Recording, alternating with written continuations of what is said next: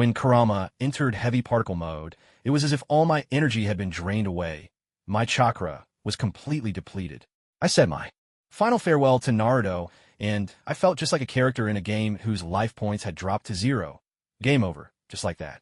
When I regained consciousness, to my astonishment, I found myself in the modern world, now a 30-year-old shut-in.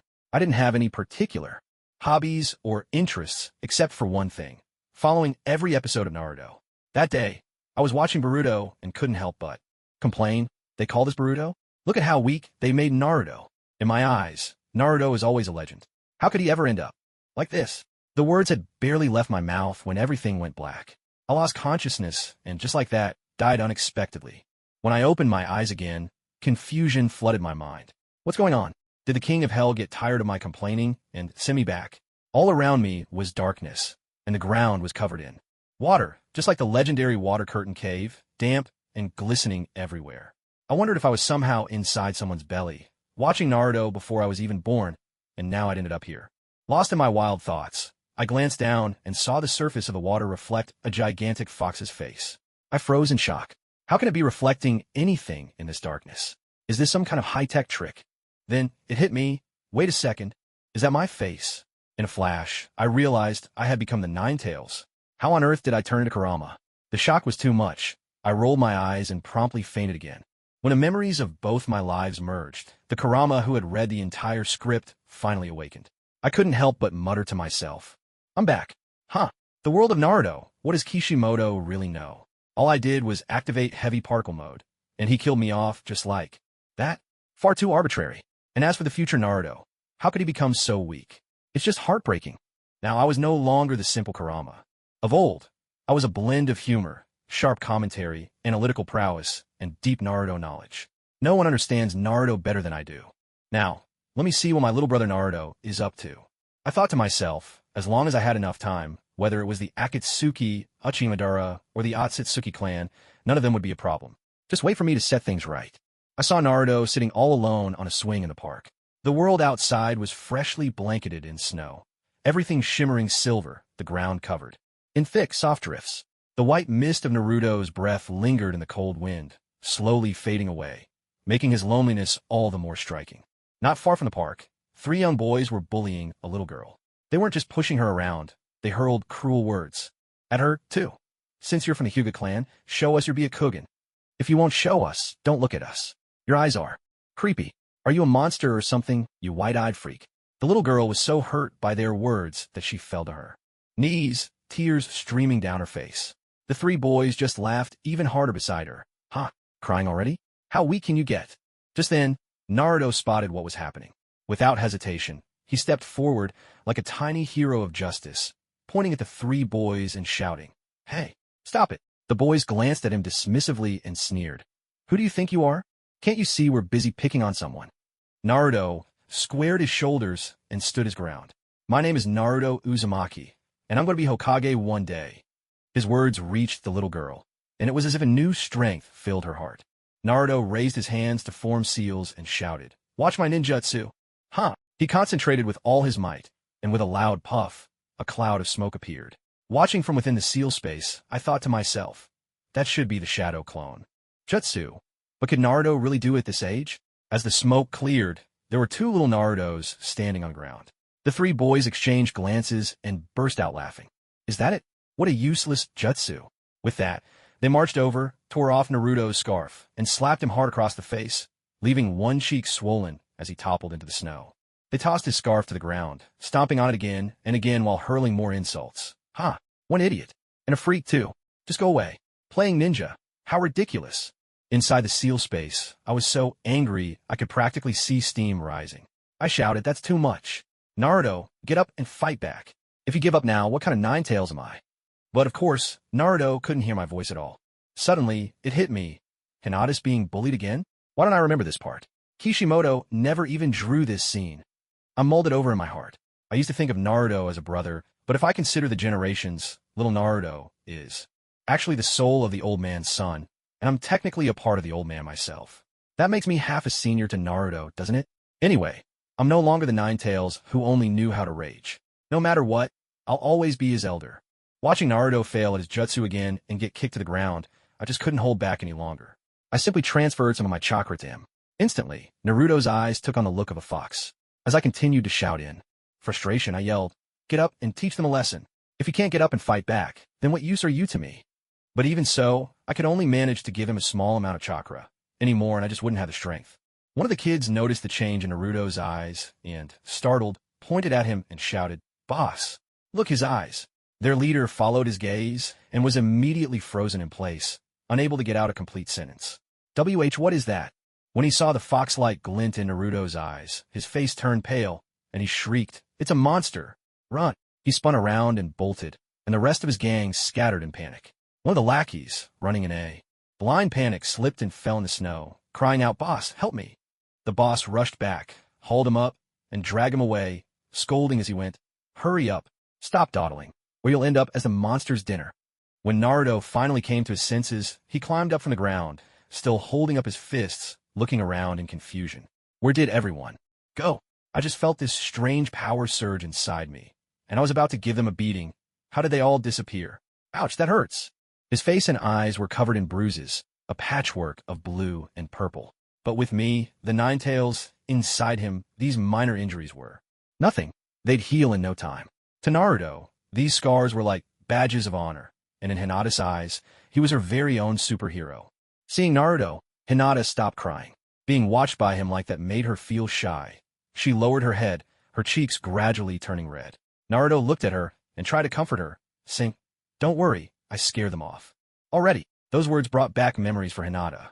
Once, because of the main family's issues, she had been framed by the Cloud Village, which led to the death of Hyuga Hisashi, Hyuga Niji's father, who sacrificed himself for his brother, Hyuga Hayashi. At Hisashi's funeral, overwhelmed with guilt, Hinata had run off alone. It was her first time running away from home.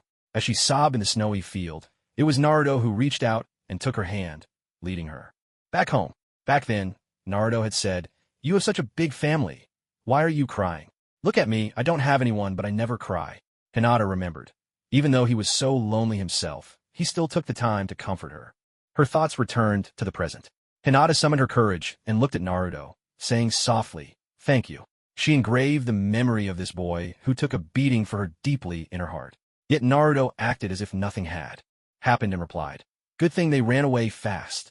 If I gotten serious, even I would have been scared of myself. You should hurry home." With those words, he turned and walked away, leaving only Hinata and her scarf lying on the ground. Inwardly, I couldn't help but sigh. How sweet. Could it be that I crossed into this world just to witness such a heartwarming moment? Even my own girlish heart is melting. From now on, Naruto, you'll never be alone. I'll be by your side to protect you. As I pondered, I wondered how I could train Naruto to help him truly grow into a real ninja. Hinata stared after Naruto as he walked away, cradling her soiled scarf in her hands. For the first time, she felt a warmth she'd never known before, and whispered to herself, "So this is what it feels like to be cared for. It's wonderful." Just then, Naruto felt an intense heat rising within him. His eyes flickered between their usual blue and the feral form of the fox. Suddenly, a powerful surge of chakra erupted inside him, and he couldn't help but cry out, "Ah!" I quickly released a thread of chakra, helping him adapt to this change, and spoke gently. "From today onward, little one, I won't let anyone bully you again." My voice echoed in Naruto's mind, leaving him stunned, unable to make sense of what was happening. Looking at the frail Naruto, I noticed the wounds on his face had already faded halfway, and couldn't resist grumbling. This kid's body is way too weak. He can't even hold his own against 3 boys his age. That won't do. With winter here, it's the perfect time to toughen up. When spring arrives, we can plant some vegetables. No more instant ramen every day. I'll stay with you all the way through this life. "Thank you," Naruto replied in his heart, brimming with gratitude. Huh. Ha ha ha. This little guy is actually thanking me. Trust me, I'll protect you always, until the day you become Hokage. The Nine Tails answered him resolutely. "When you become the 7th Hokage, my journey to this world will have been worth it. To be honest, I hope you achieve your dream even sooner. If only you could become Hokage during the 6th term." Since childhood, Naruto had been treated as a monster, considered an omen of misfortune. He had neither friends nor family. Facing the villagers, he simply couldn't understand how they could say such cold-hearted things. He was just a child. Mischievous, perhaps, but maybe he only wanted someone's attention. Even if it meant doing something wrong, at least someone would talk to him, even if just for a moment. Is it really fair for such a young child to be shunned and despised by the whole village just for a few pranks? Isn't there law and justice in this world? Anyway, none of this is my fault. The villagers of Konoha have gone too far. Sooner or later, I'll make sure each and every one of them gets what they deserve. With that thought, Kurama couldn't help but feel a surge of excitement, eager for a chance to teach those people a lesson. His tails trembled with anticipation. One day, he vowed, the people of Konoha would understand the truth of it all. I said to Naruto, get ready to wake up early tomorrow. We're going to start training that could begin at any moment. Naruto didn't dare refuse. Kurama was so fired up that he could only mumble a quiet, okay. When all was calm again, Naruto's response still echoed through his mind. Suddenly, he opened his eyes and shouted, okay. Bathed in moonlight, Naruto lifted his shirt to look at the seal on his stomach, watching as it slowly faded. He'd always known there was a secret hidden within him, but he couldn't share it with anyone in the village. He understood how much it meant and how careful he had to be in keeping it. Perhaps this was the first family he'd ever had in his life. At the same time, Kurama was muttering to himself, this kid's chakra reserves are naturally greater than anyone else's. He's the reincarnation of a sage with the Uzumaki clan's vitality, just maintaining a simple 8-trigram seal, yet he can still use the shadow clone jutsu with ease, and he's still just a child. It's unbelievable.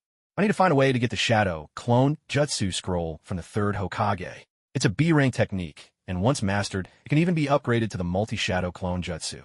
He should also learn some other ninjutsu for self-defense. But for now, it's best to focus on working the land and building up his body. And honestly, the things he eats every day are just too awful to look at.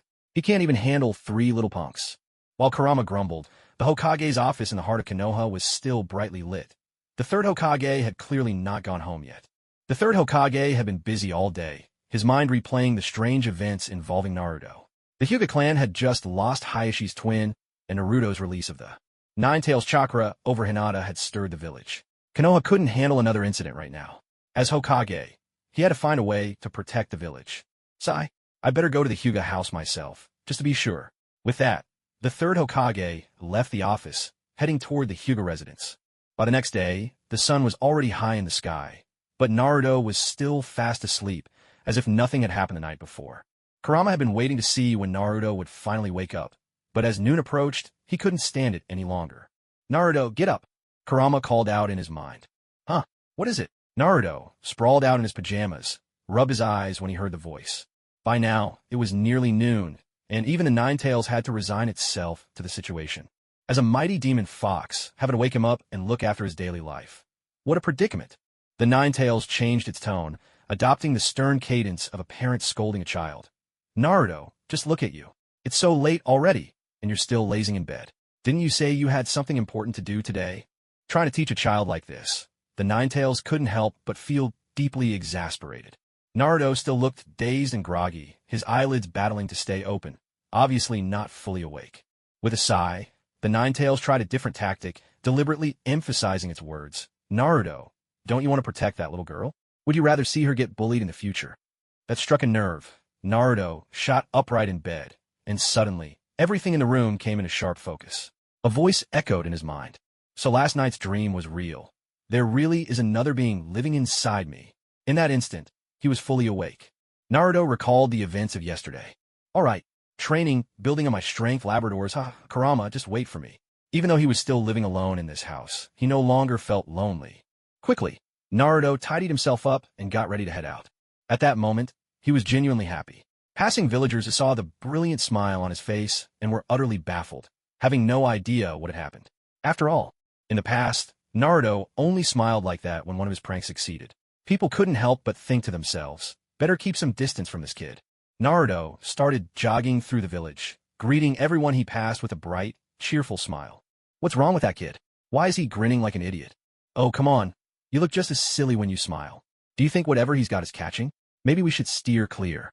But Naruto paid no mind to their whispers, happily running along the street. For a beginner, running quickly became exhausting. After a short while, Naruto was so tired he couldn't keep going. This was the moment when pushing through would bring real improvement. Can't run anymore. Naruto flopped down in the snow, gasping for breath. You, out of energy? Get up. Don't catch a cold. If you can't run, just get up and walk for a bit. Rest a while, and you'll feel much better. I'll give you a little chakra, and you'll recover soon. Keep it up. The Ninetales encouraged him in a half-joking tone, much like a parent handing their child a glass of water during study time, as if a sip could help them persevere. With the Ninetales' stern prodding, Naruto pulled himself back up and started walking slowly. As the fox's chakra flowed through him, the aching in his body eased. Run forward, even in the face of indifference and mockery. Suddenly, the Ninetales began to sing, unexpectedly giving Naruto a fresh burst of motivation. Naruto found the lyrics of the song rather interesting and remarked, "These words are pretty good." Of course, how can one truly appreciate the vastness of life without going through hardships? Naruto couldn't help but complain, "At this rate, I'll be worn down to nothing. Fate will never force us to kneel and beg for mercy." Naruto asked again, "Well, can't we just beg while standing, even if our arms are drenched in blood?" At this, Naruto was speechless. Why does it have to end with bloodshed? Are you trying to get me killed? Kurama couldn't keep singing and burst out laughing, scolding, "All right, enough with the wisecracks." At 5 years old, Naruto ran farther and farther, accompanied by Kurama's singing and company. This was the first time someone had kept him company in conversation for so long, and Naruto was more excited than ever before. With Kurama's songs, he trained his body and picked up a flair for banter and humor. Winter slipped away quietly to the sound of Kurama's singing, and spring arrived. "Ah, spring," Kurama sighed, and in his mind, the melody he'd been humming echoed over and over again. Dum, dum dum dum, dum dum, dum dum dum dum dum. Spring is here, and all things come back to life. It's that time again when it's time to start planting vegetables. Wait, how did I become an animal? Better stick to planting vegetables. As Naruto kept training, his body grew stronger and sturdier, and he could gradually hold even more of Kurama's chakra. Not far from the riverbank, Kiba and his ninja dog Akamaru were also training. Their training was really just wandering through the forest, leaving scent marks, and getting familiar with the area. As noon approached, Kiba found a spot near the river, started a fire, and got ready to grill some wild game and mushrooms he'd gathered along the way for lunch. Naruto, for his part, was working hard to fish, and finally managed to catch one. Just then, Kurama warned him, "Someone's coming." Naruto looked up just in time to see Kiba approaching. "Hey, are you here to fish too?" Naruto greeted him cheerfully.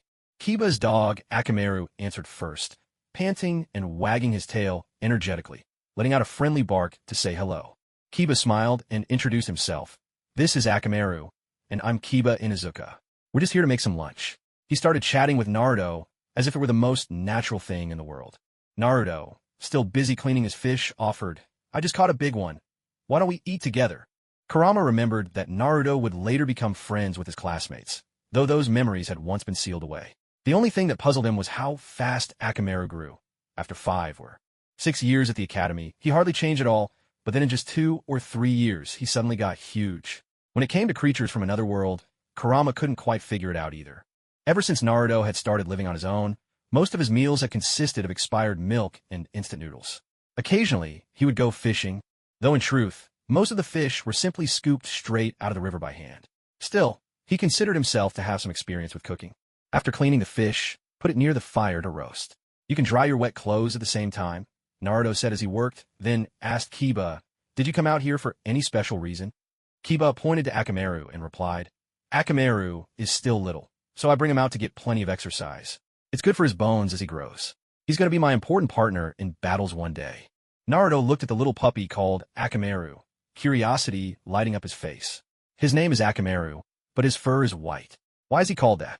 Kiba scratched his head, slightly embarrassed. Well, that's a family secret. The truth was, he didn't actually know either. Akamaru's name had been chosen by his sister, and he'd never quite figured out the reason, so this was the only answer he could give. "A family, huh? That's nice, having someone by your side," Naruto said wistfully. He thought of the Ninetales and realized that he too wasn't alone anymore. He had companions now. Kiba and Akamaru had brought plenty of mushrooms and fruit with them. Together, the two boys skewered the mushrooms and fruit on sticks, setting them to roast beside the campfire. Soon, the rich aroma of roasted mushrooms and fruit began to drift through the air. "Looks like it's almost ready. Let's have a taste," Kiba said, handing Naruto a skewer of roasted mushrooms.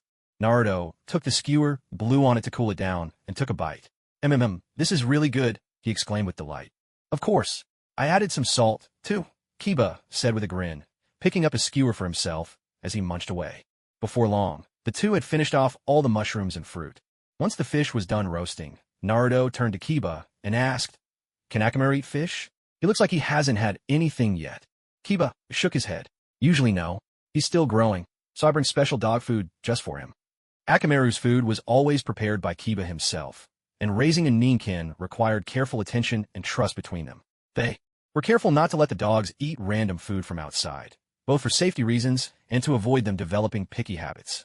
Naruto noticed Akamaru sniffing the roasted fish, drooling unconsciously.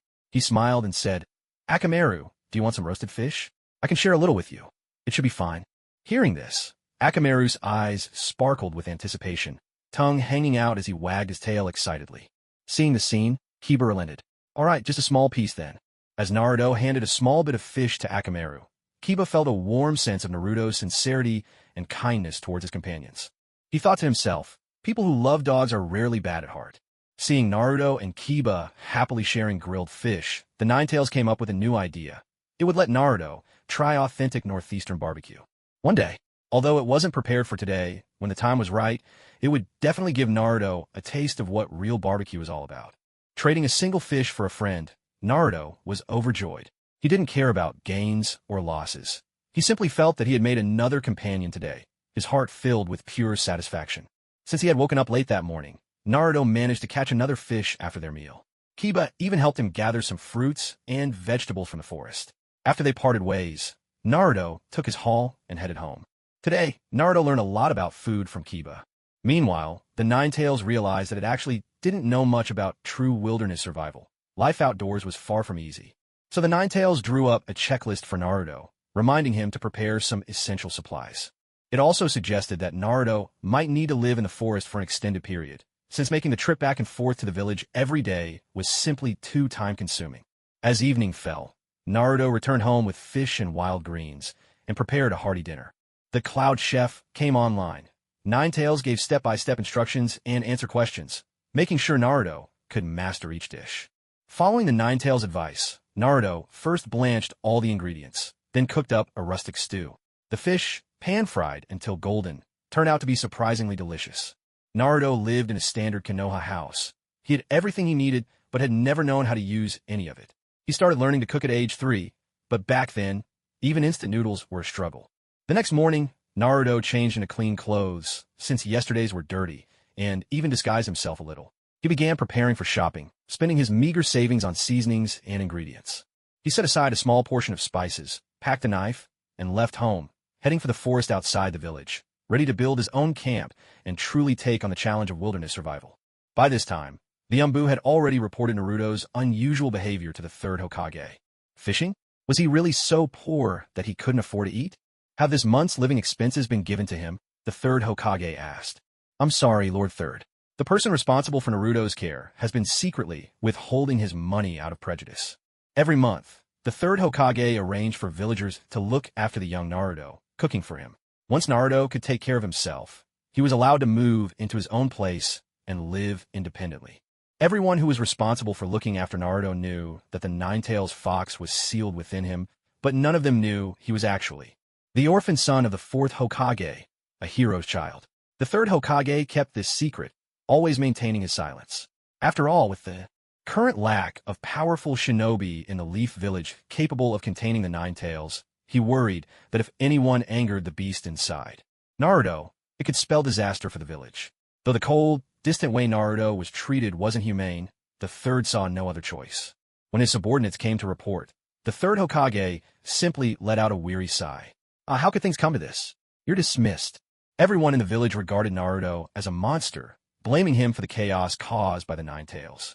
He was met with fear and loathing, so the third never allowed the same caretaker to look after Naruto for long. But who had ever truly cared about Naruto's heart? Did anyone bother to see if he was warm and fed, or if he could fend for himself? As Naruto once said on a cold winter's night, he never cried, because tears only mattered if someone cared enough to notice. But who could he shed those tears for? Even the coldest weather couldn't compare to the loneliness in his heart. Such was the fate of a hero's child. Heroes seldom met happy endings. They were simply needed for a time, and then forgotten. From this moment on, Kurama resolved to slowly change the fate of the Leaf Village and the entire shinobi world. Naruto had that potential if only he could be guided step by step along the path to growth. Cue a mischievous chuckle. Once they reached the wilderness, the Ninetales helped them choose a spot perfect for camping. The method was much like in the game Don't Starve. Find a place close to a path, open and free of trees, with flat, clean ground, and near a river for easy access to water. This is it. Looks just right, said the Ninetales. All right, let's settle here, Naruto replied, putting down the seasonings, knives, fishing line, and rods. Go gather some branches about as thick as your fist. We'll build a simple shelter for the night. Thus began the real life, Don't Starve, in the world of Naruto, with Kurama giving expert guidance, making it easy enough for even a 5-year-old to survive. This is awesome, Naruto shouted excitedly. With someone as optimistic as Naruto, the mood was always brightened whenever he got to work. Under Kurama's direction, Naruto quickly put together an A-frame shelter, then used some smaller branches to make a simple bed. Watching Naruto's slow, clumsy movements, Kurama couldn't help but remark, if only you could use shadow clones, we'd have been done ages ago. What's the fun in winning with clones? Naruto shot back. Enough with the questions. They gathered plenty of river stones and built a new campfire beside the shelter. With the stones, the fire would burn longer and the flames would stay focused. Next, Naruto went fishing, and then, following Kiba's instructions, foraged for mushrooms and fruits he could recognize. As evening fell, Naruto sat by the campfire, grilling fish. The marinated fish sizzled over the flames, releasing a mouth-watering aroma. Kurama and Naruto began to chat. You sure have a lot of stamina. You managed to do so much in just one day. Well, I'm a future Hokage. Keeping my word is my ninja way. Is that so? Who was it that overslept on the very first day? Ahaha, that was just part of my training, you know. Naruto scratched his head, trying to brush it off. Suddenly, Kurama lowered his voice and warned, keep it down. Someone's coming. Soon enough, an old man approached from the distance. In the darkness, with Naruto seated by the crackling fire, he couldn't quite make out the man's face. Hey there, old man. Who are you? Naruto called out to him. The third Hokage paused for a moment, thinking that it was fortunate Naruto was still a child. Otherwise, someone would have already taught him a lesson. I'm just an old man passing by, the third said as he walked up to the firelight, his face looking especially aged and worn in the glow. At that moment, the third Hokage's stomach suddenly rumbled. Ah, haha, Grandpa, why don't you have this fish? Naruto laughed heartily, inviting the third to eat. Kurama thought to himself that this must be the third Hokage's first formal meeting with Naruto. Otherwise, Naruto would surely remember him. Really? Thank you. It looks delicious, the third replied, accepting the fish, while Kurama began to wonder if he could learn something from this old man. After all, the third was a master of ninjutsu, skilled in nearly every technique. Naruto, here's your chance. Just do as I say in a moment, Kurama whispered quietly. Sure, it's fish I caught myself. It's bound to taste great. I'm going to be Hokage one day, so things like fishing and grilling fish are nothing to me. Naruto responded, both answering the third and playing along with Kurama's plan. Kurama and Naruto were already scheming about how to learn ninjutsu from the third. For Naruto, this was his first time meeting the third Hokage in person. Kurama didn't think the third would be on guard against a 5-year-old. Unless, of course, he was actually Danzo in disguise. Grandpa, what are you doing out here all alone at this hour? Are you a retired ninja? Naruto asked. Me? Not yet. The Hidden Leaf Village still needs me, the third replied. Then Grandpa, since I'm treating you to dinner, can you teach me a ninjutsu? Please? After all, I'm going to be Hokage someday. Naruto probed, offering food in exchange for a chance to learn ninjutsu, and again voiced his rightful ambition. What kind of ninjutsu do you want to learn? Honestly, I don't know that many, the third Hokage replied modestly. Shadow clone jutsu. I don't have any friends, so if I can learn the shadow clone jutsu, my clones can play games and sports with me. That way, I won't be so lonely. For a ninja with an abundance of chakra, shadow clone jutsu was indeed a perfect choice.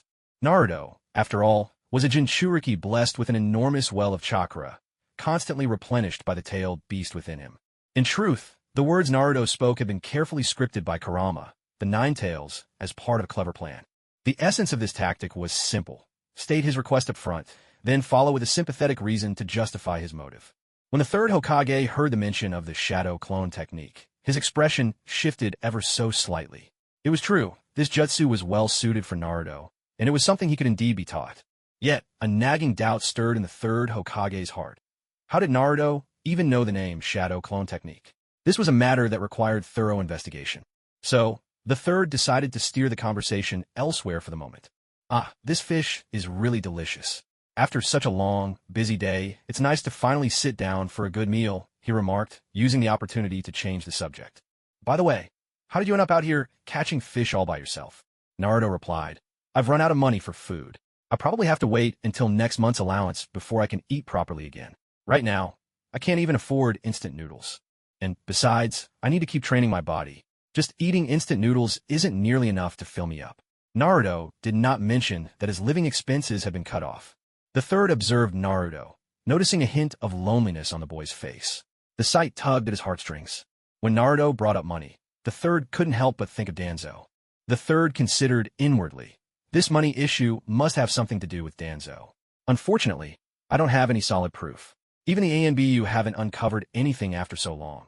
If that's the case, it has to be Danzo's doing. Returning to the moment, the third turned to Naruto and said, I see.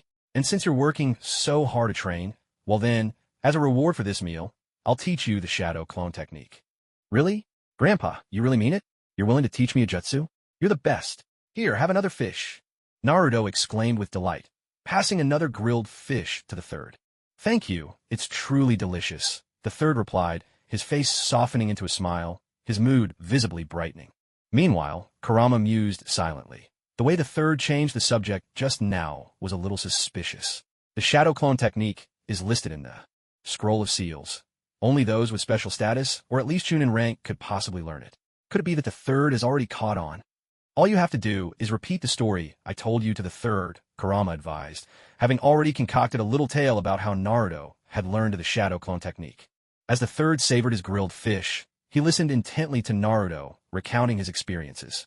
Grandpa, actually, I didn't learn this ninjutsu just to have a companion. In the village, I heard the other kids talk about how they're older. Brothers could do the shadow clone jutsu, how they could turn into two people. The way they looked at their brothers was pure admiration. I've always remembered that feeling of envy. I thought, maybe if I could learn that jutsu one day, he would finally acknowledge me, maybe even want to be my friend. And even if no one wanted to be friends with me, at least I could keep myself company. That way, I wouldn't feel so lonely anymore. After listening to Naruto's words, the third Hokage felt a weight lift from his heart. He was relieved to realize that there were no outside forces trying to get close to Naruto.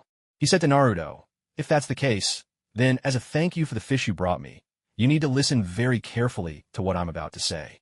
Though he sympathized deeply with Naruto, as Hokage, he had to make decisions from the village's perspective. A Hokage must always see the bigger picture, and the life of a ninja is, by its nature, shadowed by hardship. Naruto had learned to fend for himself in the wild, and, on the surface, it seemed like it was just because he didn't have enough money to afford food. But in truth, all of this was orchestrated by Danzo behind the scenes. Danzo made sure that Naruto was isolated, left without parents, relatives, or friends. Even shopkeepers scolded him when he tried to buy anything. Danzo's plan was to wait until Naruto was at his loneliest and most desperate, then step in with a helping hand. In this way, the Jinchuriki of the Nine Tails would become Danzo's loyal tool, forever grateful, willing to do anything for him. A Jinchuriki is a vessel meant to seal a tailed beast. It's essentially the village's ultimate weapon. If someone else gained control over that, it was something the third Hokage could never allow. In fact, the third had personally chosen the people responsible for looking after Naruto, and by all rights, there shouldn't have been any issues with withholding his living expenses. But Danzo deliberately manipulated these people, planting ideas like, you're raising a monster, or when he grows up, he'll bring ruin to the Leaf Village. As for the rumors about Naruto being a monster, this is actually quite common for Jinchuriki in every ninja village. Isolating them is a necessary measure to prevent enemies from exploiting the Jinchuriki. By keeping the Jinchuriki isolated, it's easy to observe who gets close to them, which makes it more convenient to maintain control. Jinchuriki serve as vessels for the tailed beast seals, and their treatment varies from country to country. Because the chakra of the tailed beast they release tends to unsettle people, they're often treated like monsters. The third Hokage sat by the campfire, patiently explaining the theory behind the shadow clone jutsu to Naruto, seemingly unconcerned about whether Naruto was truly listening. In truth, the third's mind was already occupied with thoughts of settling accounts with Danzo once he returned. He had no idea Naruto was barely paying attention. This explanation was quite elementary, covering the simplest hand signs and the basic theory. In fact, it was only a child as special as Naruto who would have trouble understanding it. In the memories of the Nine Tails, while it had never personally used the shadow clone jutsu, it had witnessed the technique inside Naruto hundreds of times. Still, the third explained everything in detail, including how to refine and distribute chakra, It was actually quite simple, requiring only a single hand sign. The Nine Tails itself was a mass of concentrated chakra. As long as one understood the hand sign and how to channel the chakra, it was easy to send it through the meridians and perform the jutsu. Naruto, meanwhile, put on a show of listening intently, looking somewhat clueless. Don't just sit there like a block of wood.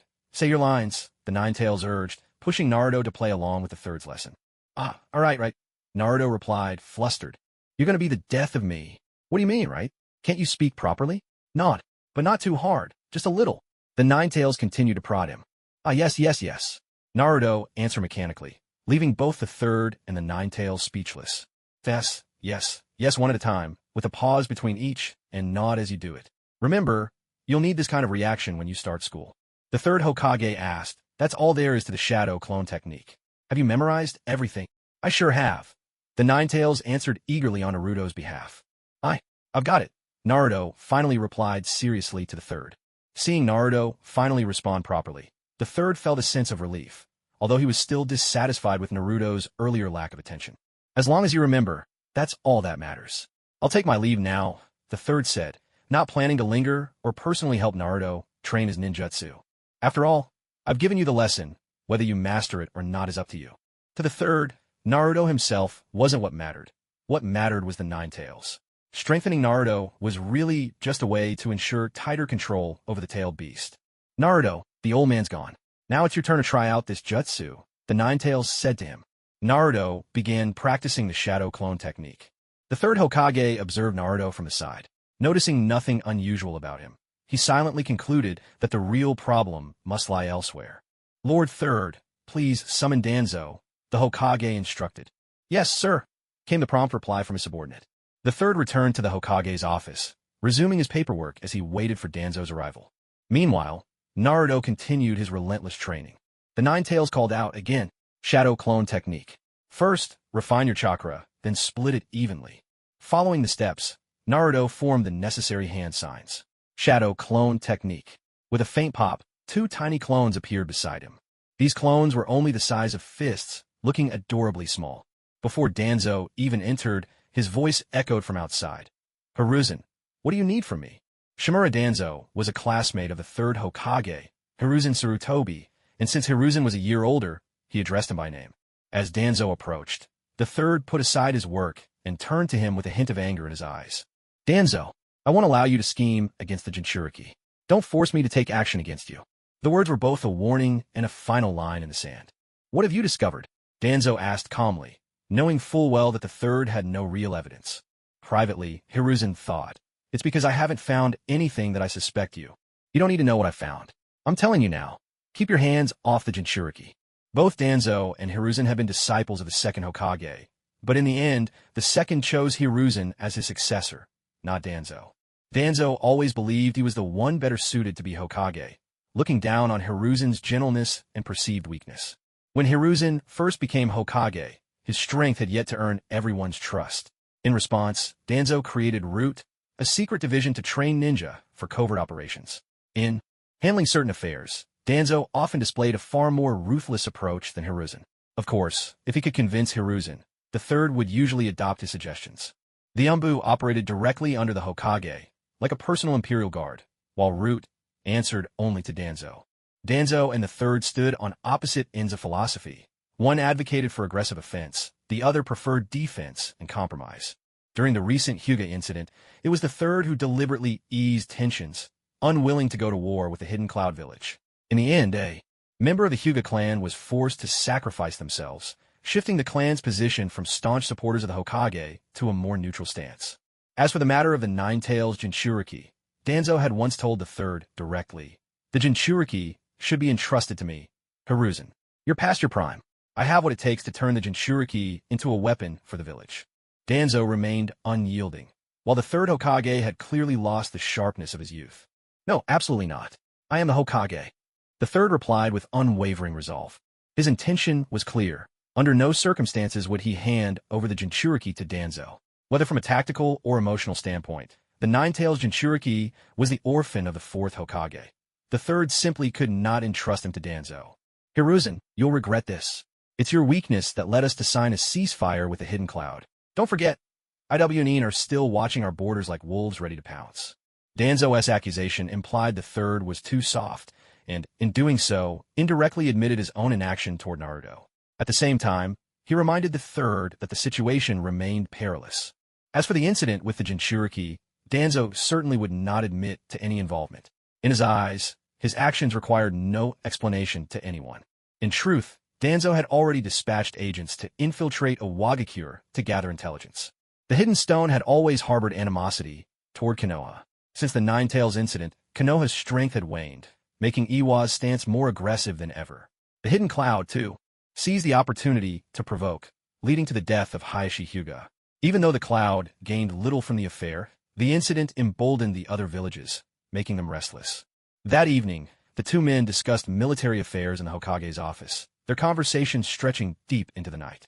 When midnight fell, Danzo returned to the root headquarters and issued his orders: cease controlling the rumors about Naruto. Instead, intensify surveillance on the Uchiha clan. I want the police force to grow even more powerful within Konoha. Yes, Lord Danzo. Several shinobi dispersed at once to carry out his commands. If we can't move against the Jinchuriki, we'll target the Uchiha instead. Isolate them through public opinion first. Once their police force overreaches in law enforcement, we'll strike them hard, forcing them to submit in the end. The Uchiha clan? What does their strength amount to? At the end of the day, they're just tools to be used.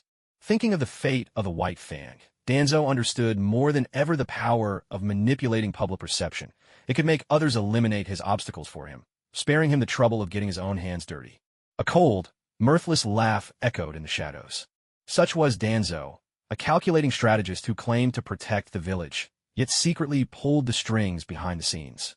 Meanwhile, the third Hokage thought to himself, it must have been Danzo, but I have no proof. In any case, this served as a warning to his rival.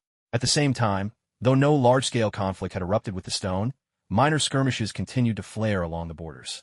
Years ago, when he was only 14, Inoki had visited Konoha, only to be thoroughly humbled by Uchiha Madara. He had nursed that grudge ever since. Now, as the third Tsuchikage, he bore an abiding hatred for Konoha. Given the chance to invade, he wouldn't hesitate for a moment. As for Konoha, Danzo had already begun preparations for war. He sent 2 spies to a Wagakure, Kabuto and Nono. Danzo's philosophy was simple. If you eliminate your enemies before they have a chance to grow, then they can never become a threat. The next day, thanks to Naruto's hard work, the watchful eyes of Kurama, and the sunshine and the ANBU members observing from a distance, the camp's basic infrastructure was finally completed. Sometimes Kiba would bring back wild mushrooms to add to everyone's meals, and occasionally he and Naruto would go fishing together, so everyone could enjoy a fresh, hearty dinner. The seeds they had were already planted, and the garden soil was still moist. In a few days, it would be time to water again. Naruto didn't have much other work to do. His main daily task was training. He pressed his hands together, forming the seals as he tried to perform the Shadow Clone Jutsu. Shadow Clone Jutsu. With a puff of smoke, 2 clones appeared, but one of them faded almost instantly. Pop! Both shadow clones vanished in the blink of an eye. People used to say that Naruto couldn't master the clone technique because of Kurama's interference. But now Kurama, lounging nearby, grumbled, I didn't interfere at all. The kid just isn't getting the theory. He's not paying any attention. Unable to stand it any longer, Kurama spoke up. You have to divide your chakra evenly. Got it. Naruto scratched his head. I'm giving them too much chakra, so it's hard to control. Kurama cursed inwardly, blaming others for what he can't control himself. Oh, so now it's my fault? Try practicing on trees. Focus your chakra in the soles of your feet. That way, you'll stick to the trunk and be able to walk and run up trees. Naruto had never heard of such a technique before. Amazed, he asked, is that really possible? That sounds incredible. He found a sturdy tree and got ready to try. Kurama chimed in at just the right moment. Aren't you going to strap something soft to your back first? Naruto looked puzzled. You can do that. Kurama was speechless. Is this kid clueless? Guess you don't know pain until you've hit the ground a few times. Kurama said to Naruto, you know a brain is a good thing. Try using it. Make up for what you lack. Naruto could hear the sarcasm in Kurama's words and protested. Don't make fun of me, you stupid fox. Grr, you're asking for trouble, kid. Naruto muttered under his breath. Look who's talking. Ignoring the banter, he dashed straight up the tree, only to slip and fall after barely 2 meters. Kurama, thoroughly entertained, couldn't help but mock him. Is that all you've got? Naruto had no choice but to gather some grass and make a cushion at the base of the tree, then started practicing climbing little by little. Meanwhile, the 8-trigram seal on Naruto continued to be a significant source of interference. The fourth Hokage had hoped to let Kurama's chakra slowly nourish Naruto's body, helping him gradually adapt to its power. For this reason, he hadn't completely sealed it off. As a result, Kurama was able to share some of his chakra with Naruto for him to use. But the incomplete nature of the seal also affected Naruto's ability to control the chakra within him. The biggest problem now was that although he had plenty of chakra, it was incredibly hard to manage. Chakra, after all, was born from a fusion of spirit and physical strength, and no matter how it was distributed, it always carried traces of its original owner's will. Because of this, the Nine-Tails chakra only brought more trouble for Naruto. As the sun gradually sank in the west, the sky turned golden, streaked with fiery red. Birds returned to their nests while the once clear blue sky began to dim, as if even the heavens had finished their work for the day. The sun was preparing to set, yet Naruto was still hard at work practicing his tree climbing. Compared to the beginning, he had only managed to climb half a meter higher than his very first mark, an improvement owed solely to his increased jumping strength. The Nine-Tails spoke up, sounding a bit concerned. Naruto, why don't you try mastering the shadow clone jutsu first before working on tree climbing? I think splitting your chakra among clones would make things go faster, and it's safer too. Naruto glared at the tall tree, as if determined to conquer it. No way. I have to climb up there myself. Seeing his stubbornness, the Nine-Tails could only sigh in resignation. You really don't have to be this headstrong. You're a bit too stubborn, you know. Then, the Nine-Tails continued. You can make a few more shadow clones and train together. That way, you'd be practicing both skills at the same time. Naruto didn't quite catch on. Patiently, the Nine-Tails explained, can't you make one normal clone and another weaker one? That normal one could train with you. You mean we could train together? Naruto asked, curiosity piqued. The shadow clone jutsu can boost your training efficiency. When a clone disappears, all the experience and fatigue it's gathered during training gets sent back to you. Didn't I tell you that before? The Nine-Tails said. When did you ever mention that? You only said shadow clones could help out with chores like farming and fishing, Naruto replied, still unable to connect the dots, his thinking a bit limited. The Nine-Tails grew a little embarrassed. Right, never mind that. Teaching kids really was no easy feat, a single missing detail, and everything could go off track. Now, Naruto got into position and called out, Shadow Clone Jutsu. Whether or not he'd master the technique, he made sure his spirit was unwavering. With a burst of energy, a normal shadow clone and a weaker one appeared. Just as the Nine-Tails had predicted, he said to Naruto, let the weaker one disappear. Keep the normal one by your side and climb the tree together. With a clone at his side, Naruto's confidence soared. He felt certain he could master this technique. Turning to his clone, he said, all right, let's climb the tree together. With that, Naruto and his shadow clone dashed toward the great tree, launching into a new round of attempts. Their feet thudded against the trunk in unison, both of them scrambling upward with all their might. Chakra clung to the soles of their feet, providing a noticeable grip, but it still wasn't strong enough.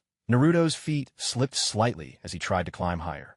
Their second foot found its place on the tree trunk as well, allowing them to climb another step higher.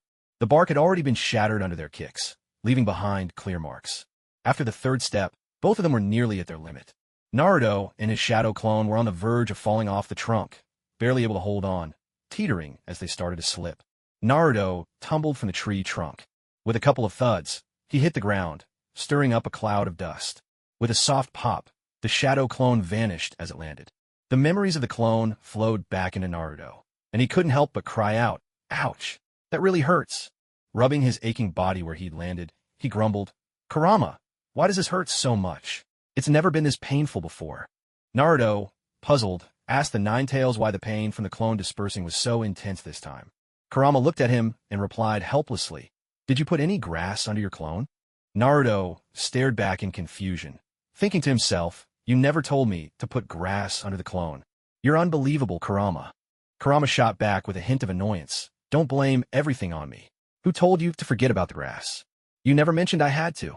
Naruto muttered, his voice tinged with grievance.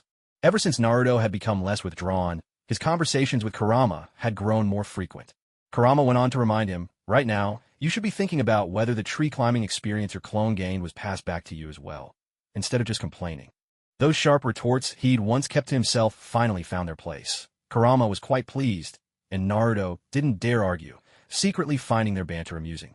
After thinking it over, Naruto said, I do kind of remember it now. Kurama asked with concern, can you keep training? Naruto replied enthusiastically, Of course. I'll practice a few more times. For him, this was as fun as playing a game. Seeing Naruto so fired up, Kurama muttered under his breath. Not the sharpest mind, but at least the body's tough. Naruto overheard, and, a bit indignant, thought to himself, "What do you mean I'm not clever?" Kurama chuckled. "You'll understand once you start school." He looked forward to the day Naruto would realize just how important brains could be. After all, Naruto had yet to meet those students who could sleep through every class, never study, and still ace every test, casually remarking, "Missed a perfect score by just a point." That kind of talent could be quite a blow to others. Thinking about school, Naruto asked with some anxiety, "Kurama, do you think I'll make more friends after I start school?" Kurama reassured him, "Of course. You're bound to meet lots of new people." Kurama had no doubts about this. With Naruto's current personality, there wasn't a soul who could resist his relentless charm. The only one who really needed his attention was Sasuke. That boy carried within him the chakra of a sage's reincarnation, completely different from Naruto's own. Naturally at odds, their personalities always clashing and never quite seeing eye to eye. Hearing the Nine Tails' words, Naruto perked up and declared to him, "I'll make them acknowledge me. You'll see. One day, I'm going to become Hokage." His voice was unwavering with determination. "I'll help them recognize your worth too, as long as they're smart enough to see it." The Nine Tails' tone softened, a trace of nostalgia flickering through as he remembered his own days as a student. "What do you mean? I have my own special ways of making friends." "That's great. Tell me, please, how do you do it?" Naruto's excitement was palpable. Above all, he longed for acceptance from everyone. "I can't share it with you just yet. When you start school, I'll tell you then." After all, there were many ways to make friends, some gentle, some more forceful. Unwilling to give up, Naruto pressed on, "Come on, Kurama, tell me. How could he just give away the secret so easily?" I said no. "Master the shadow clone jutsu first, and then we'll talk. Then I won't practice anymore." Such a little brat, trying to threaten me? Spoiled, that's what he is. Let's see how I handle this. Suit yourself. It's not like your training will do much good right now anyway. You keep saying you want to be Hokage, but if a little girl ever gets bullied in the future, you won't even be able to help her. At the mention of that little girl he'd met for the first time, Naruto fell silent. He understood. If he wanted to earn other people's recognition, he needed real strength. "You'll see. Shadow clone jutsu go." Fired up once more, Naruto threw himself into another round of ninjutsu training. "Let's go," he shouted, charging at the big tree and launching a fresh assault. That entire day, Naruto trained until he was completely exhausted. After all, he was still just a child, and every now and then, the Nine Tails would lend him a little chakra to help him recover. For Naruto, it was still a day filled with joy. With the Nine Tails looking out for him, Naruto knew when to stop. He'd end his training when his strength was spent, learning to balance work and rest. Today's practice wasn't for nothing. His shadow clone jutsu had improved enough that he could now create 2 proper clones. But was that enough? Naruto has to keep working hard and master the shadow clone jutsu even better. By now, the boy was so tired, he could barely get up. "Oh, of course. I'll keep going, Huff. I keep my word, that's Huff my ninja way." Naruto panted, catching his breath between each phrase. No sooner had he finished speaking than he nearly collapsed. The Nine Tails, concerned, chided him gently. "Get up and walk around a bit. Don't just lie there. Taking a stroll will help you recover." Dripping with sweat, Naruto pleaded, "I really can't move. I'm just too tired." "Oh, you're not really out of strength. You're just fooling yourself." The Nine Tails replied with a toothy grin, his voice carrying a teasing lilt. "Let your youth burn bright." The Nine Tails sent Naruto another burst of chakra, helping him recover. "Here you go, Naruto. More chakra coming your way," the Nine Tails said. Suddenly, the Nine Tails realized, why am I acting more and more like a concerned parent always worrying about their child? Naruto was so exhausted that he didn't even have the energy to get angry, but he knew the fox was right. Naruto forced himself to his feet again, his steps unsteady, as if he might collapse at any moment. He was completely spent, and all he could think about was rest. Like a soulless wanderer, he trudged toward home. Passers-by saw him in this state, but, not knowing the reason, no one stepped forward to ask. Naruto looked as if he'd suffered some great hurt. At last, he dragged his weary body home, collapsed onto his bed, and soon fell into a deep sleep. Watching Naruto sleep, the Nine Tails finally understood the villagers' attitude toward him. Not a single word of concern from anyone in the village. Sometimes, it's only strangers who offer a casual question. The Nine Tails couldn't help but feel disappointed. Only someone as optimistic as Naruto could keep going. Anyone else might have broken long ago. The Nine Tails' opinion of the Leaf Village plummeted. Perhaps this was the true face of a ninja world. Let Naruto rest well tonight, the Nine Tails thought. Tomorrow, he would begin his shadow clone training. Once he made progress in controlling his chakra, he could resume practicing the multiple shadow clone technique. The construction of the base needed to be prioritized too, setting up temporary shelters, ensuring a steady supply of fire, water, and food. Clearing some land for crops would also have to be arranged soon. The matter of seeds was still unresolved. Preparations were needed. Fortunately, the third Hokage had given Naruto a fair amount of money, enough to buy seeds and farming tools. Hopefully, the shopkeepers would be friendly. Early the next morning, Naruto made himself a simple breakfast, fried eggs, milk, and bread, before heading out to buy seeds and equipment. Maybe because he'd never bought these things before, it was his first direct interaction with the shopkeepers. In truth, not every owner disliked him. With no interference from Danzo, people didn't show him the obvious hostility he'd come to expect. But as he was carrying the farming tools, he unexpectedly ran into two people. "Shikamaru, hasn't that guy walked past us several times already?" Choji asked between bites of chips, the crunch echoing with each chew. "That's right, Choji. 4 times now. And he's only carrying farming stuff. He looks about our age, but what's he up to?" Shikamaru and Choji were sitting by the roadside, watching Naruto making several trips back and forth, puzzled. Munching another chip, Choji said, "Hey, Shikamaru, should we go check it out? Or is that too troublesome for you?" He knew Shikamaru always tried to avoid hassle. But this time, Shikamaru actually showed some interest. He'd been thinking for a while and still couldn't figure out what exactly Naruto was up to. Turning to Choji, he said, "Well, we're not doing anything anyway. Let's follow him and see what he's up to." Choji nodded in agreement, trailing after Shikamaru while asking in confusion, "All right, Shikamaru, but why is that guy always busy by himself?" Crunch.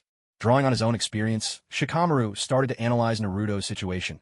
Judging by his age, he's about the same as us. But he has a family crest on his clothes, though I don't recognize it. Maybe he's the only one left in his family. He could be an orphan. "Shikamaru, you're amazing to figure that out," Choji said, munching on his chips, thoroughly impressed by Shikamaru's deduction. After finishing his last chip, Choji quietly joined Shikamaru, entailing Naruto. "Shikamaru, he's heading out of the village. Where do you think he's going? Look at all the tools and seeds he's carrying. He's probably going to plant something. I bet he's heading for the area near the river outside the village. It's not too far from here. How can you be sure it's by the river?" Shikamaru crouched down and patiently explained to Choji, "See, he's carrying a watering can, the kind you have to fill with water. If the field is too far from a water source, it's useless. There aren't any wells outside the village, so the most likely spot is by the river, where he can easily fetch water for the crops. The closest riverbank should be somewhere around here," Shikamaru said, drawing a simple map on the ground and marking out the location in detail. "Shikamaru, you're really smart," Choji exclaimed, his admiration genuine. Shikamaru and Choji Akimichi had grown up together, their families closely connected, so the two shared a deep bond. Every time he heard Shikamaru's analysis, Choji was always in awe. For a 4-year-old to have such powers of reasoning was already far beyond what others their age could manage. After finishing his analysis, Shikamaru said to Choji, "We're not carrying much, so we can walk faster than he can. Why don't we get ahead of him and see what he's really up to?" With that, Shikamaru dashed off in the direction he'd deduced. "Okay." Choji immediately caught on and hurried after him. The two decided to pick up the pace and get ahead of Naruto to see for themselves. Meanwhile, Naruto was making trip after trip, hauling tools and seeds. He could use shadow clones to help out, but when it came to physical training, he had to do it himself. The clones could share experience, but real strength only came from actual exertion. Besides, he needed to use multiple shadow clones for the next stage of training, so he figured these chores served as good endurance practice. Kurama, watching from within, noticed Shikamaru and Choji and gave Naruto a heads up. "Looks like there are 2 little brats tailing us." Naruto glanced back over his shoulder. "I don't see anyone," he muttered. The Nine Tails let out a sigh, a hint of helplessness in its voice. "Stop searching. Your sensory abilities are quite impressive, you know." Naruto hurried to agree, parroting the Nine Tails' words. Yes, that's right." He picked up on things quickly, but his answer was obviously half-hearted. Seeing this, the Nine Tails could only respond with a resigned tone. "Those 2 little troublemakers have been sneakily following you. In a moment, let's keep them around as friends." At the word friends, Naruto paused in surprise, then asked with a puzzled look, "What?" The Nine Tails, secretly pleased, said, "Good friends. Soon, I'll teach you a particularly effective way to make friends." "That's awesome." As soon as Naruto heard there was a good method, he perked up with excitement. The Nine Tails thought to itself, "This is a brand new trick you've never tried before." It spoke to Naruto with unusual seriousness, Make sure you follow my instructions exactly. Not even a little bit off. Naruto felt something odd and asked, a hint of suspicion in his voice. All right, but why does this feel a bit strange? Are you telling me the whole truth? The Ninetales, noticing Naruto wasn't quite as gullible as before, grew a little impatient. What do you know? When you get used to making friends my way, I'll stop repeating myself. Left with no other choice, Naruto asked, so what exactly should I do? The Ninetales couldn't help but flash an exaggerated grin, baring its great canine teeth in delight. All you need to do is ask them one question. What are you looking at? What do you mean? Naruto turned to the Ninetales, baffled. Just do as I say. Why so many questions? The Ninetales urged, a sense of impatience creeping in. Honestly, I was going to wait until you started school to teach you. But since the opportunity's here, let's practice with these two first. This method works wonders. The Ninetales gave Naruto a word of encouragement. Go for it, Naruto. Okay. Seeing Naruto actually follow through, the Ninetales chuckled to itself in secret. Naruto tidied up the things in his hands and shouted toward the spot where Shikamaru and Choji were hiding. Hey, you two, come on out. Having been caught, Shikamaru and Choji had no choice but to step out. We were just a little curious. That's all, Shikamaru explained. Choji chimed in from the side. We just wanted to know what you were buying all that stuff for. Nothing else. What are you looking at? Naruto asked them directly. Both Shikamaru and Choji looked confused. They just explained themselves moments earlier. Choji glanced at Shikamaru, as if asking with his eyes, didn't we already clear this up? Shikamaru's look answered him. We already said it. The Ninetales whispered to Naruto, its tone direct, asked them again. So Naruto repeated the question, his voice much firmer this time. I'm asking you. What exactly are you looking at? Choji stared at Shikamaru, his eyes practically saying, is this guy a little weird or what?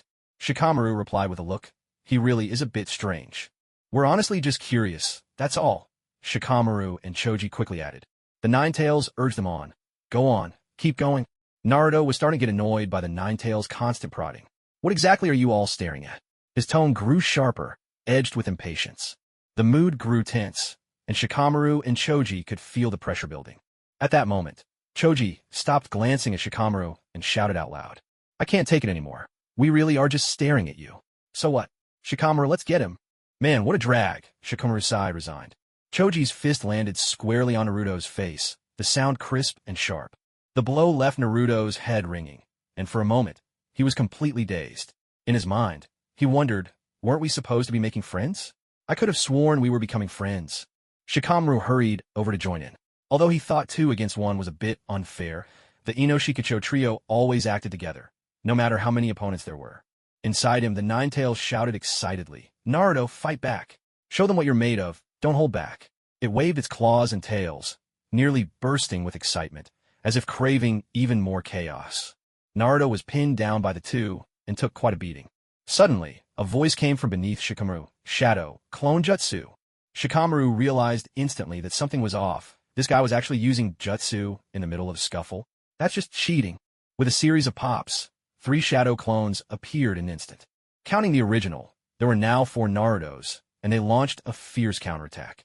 The Narutos swarmed Shikamaru and Choji, and the two quickly discovered that these clones could really pack a punch.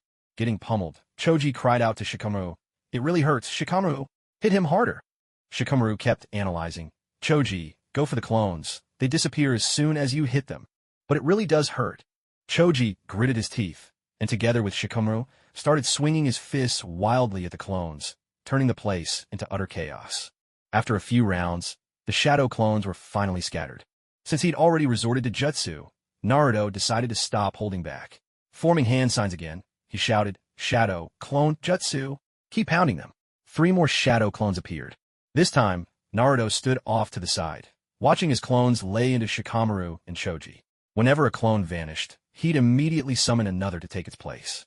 Feeling cheated, Naruto called out self-righteously. Weren't you guys the ones who wanted to fight me? Come on, keep going. Shikamaru and Choji realized they'd never run out of shadow clones to fight. Shikamaru yelled to Choji, go for the real one. Bracing themselves against the barrage from the clones, the two struggled to pin Naruto to the ground. Breaking out of the melee, Choji lunged at Naruto, tackled him, and climbed on top, unleashing a flurry of punches. Naruto quickly pressed his palms together and shouted, Multi-Shadow, Clone, Jutsu. This time, 4 shadow clones appeared. In this moment of crisis, Naruto surpassed his own limits and managed to create 1 more clone than before. The newly emerged clone tried to pull Choji off Naruto's back. But Choji was heavy. Naruto, a kid who lived on instant noodles, could never hope to budge someone who gobbled down barbecue and potato chips every day. At just 4 years old, Choji was as unmovable as a little mountain. No child their age could match his strength. Even 2 Narutos couldn't pull him off. So Choji simply stayed astride Naruto, pummeling him relentlessly. Naruto had no choice but to send 2 clones to deal with Choji and the other 2 to take on Shikamaru. Meanwhile, in Naruto's inner mindscape, the Ninetales watched the chaos with glee. Haha, Naruto, you can create 4 shadow clones now. Not bad. Go on, give them a real beating. The Ninetales' attention was obvious. He cared only for the thrill of the fight. Naruto getting beaten up didn't worry him at all. In fact, he found it endlessly amusing. Watching Naruto pinned to the ground and roughed up only made him happier. The Ninetales egged him on, fanning the flames. Naruto hit them. That's it, just like that. Go ask them what they're staring at. Naruto didn't think twice. He shouted out, "What are you looking at?" The Ninetales was delighted, suddenly realizing how much fun it was to raise a kid. It was just like being a parent. Whatever you said was right.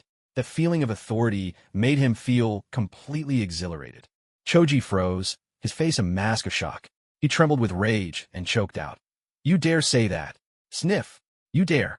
He was on the verge of breaking down, crying as he fought, his punches becoming more frantic and his eyes squeezed shut as he lashed out blindly.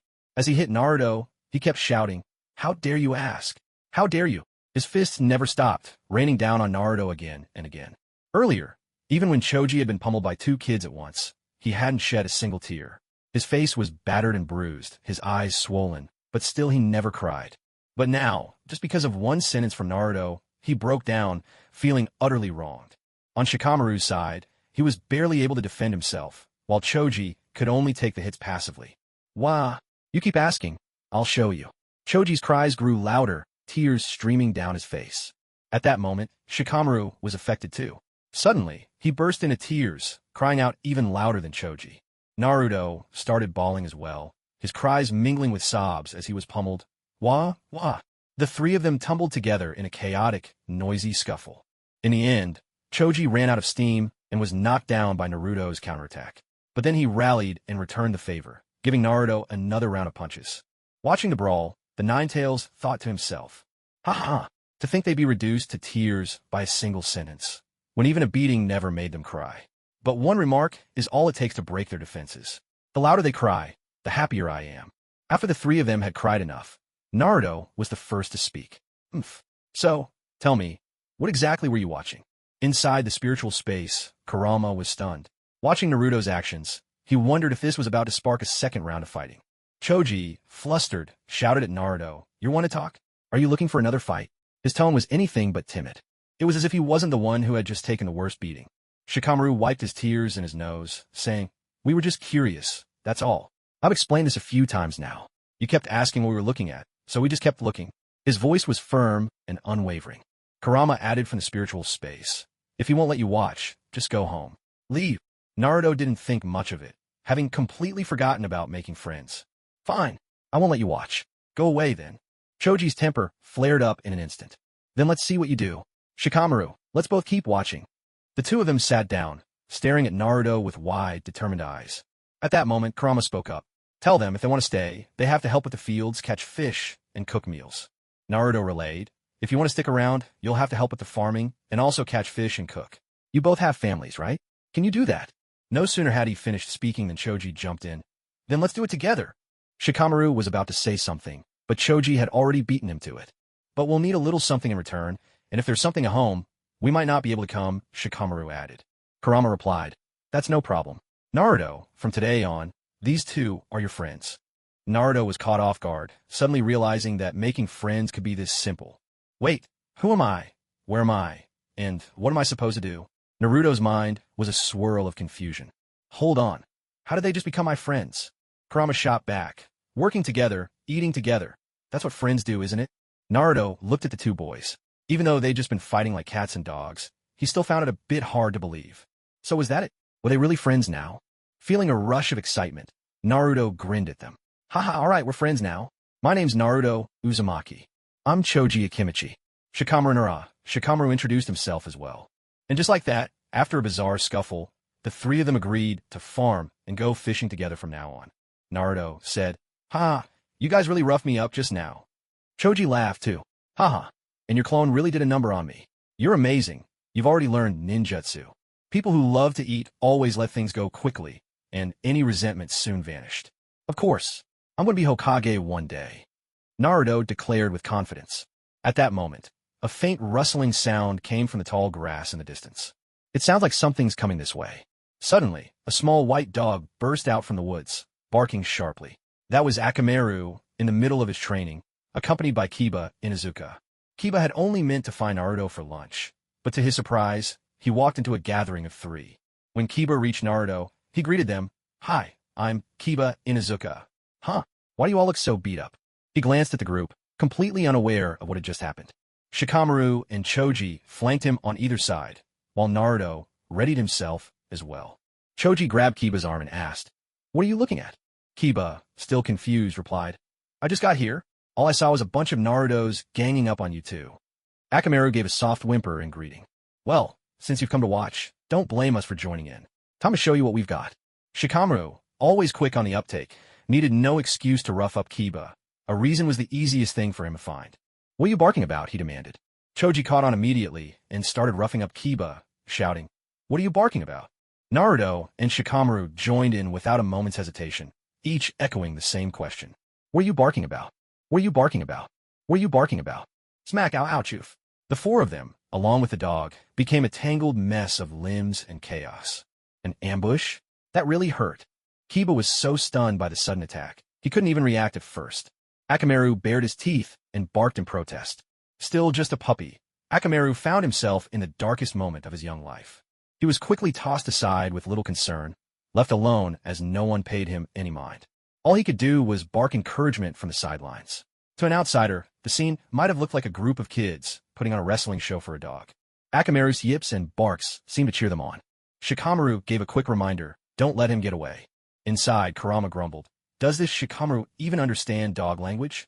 Seizing an opportunity, Kiba tried to break free from the scrum, scooping up Akamaru in his arms and making a dash for it. Shadow Clone Jutsu.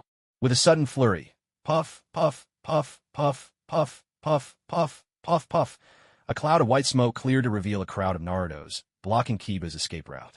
"That look in your eyes, you can't hide the urge to brawl," Kurama remarked to Naruto. The shadow clones eased off, leaving only the real Naruto to step forward. "Still thinking of running? Let's get them, everyone." At Naruto's command, the clones' eyes flashed with excitement, and they sprang into action. Even Shikamaru, Choji, and Kiba were swept up in the wild melee. "You maniac, aren't you going a bit overboard?" Akamaru let out a low bark, as if to say, "You're the real beast here." "That's not what I meant," Naruto shouted, but the scene had already descended into chaos.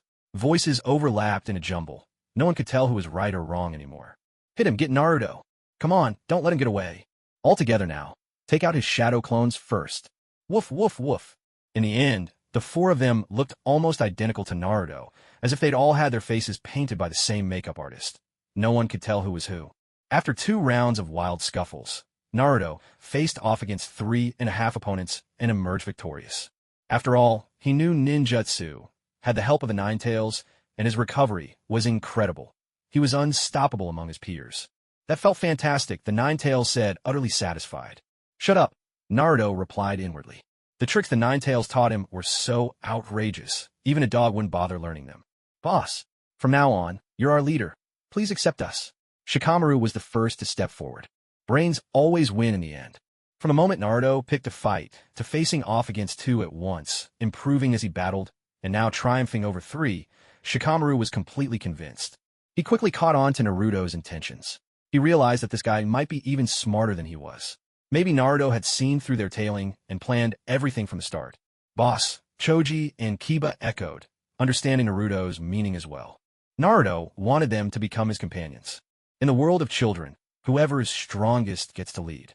It was just like when Kinomaru first met Naruto. But Naruto himself was a bit lost. Ouch. As soon as he opened his mouth, the pain shot through his wounds. The Nine Tails sensed Naruto's reluctance and cut him off. "How can you hope to become Hokage without any comrades by your side?" Naruto thought, as expected of my great mentor. "I'm going to be Hokage one day." Ha ha ha. "Yes, boss. You can do it, boss." Woof. The Nine Tails kept guiding him, Naruto bumped fists with him. Naruto was puzzled. What did bumping fists mean? Is it like this? Naruto hesitantly extended his fist toward the other three. Shikamaru was the first to catch on and bumped his fist with Naruto's. Choji and Kiba followed right after. The Ninetales even joined in with his own enormous paw. From today, the Naruto squad is officially formed. The name made Naruto feel a little awkward. Very few people named their team after themselves. So he didn't say it out loud. Instead, he blushed with embarrassment. I've always been alone. I want friends. I want everyone's approval. I want to become Hokage. I will become Hokage. 1, 2, 3, let's do it. The Ninetales cheered from the sidelines. You've got this. Soon after, Kurama shared its chakra with them.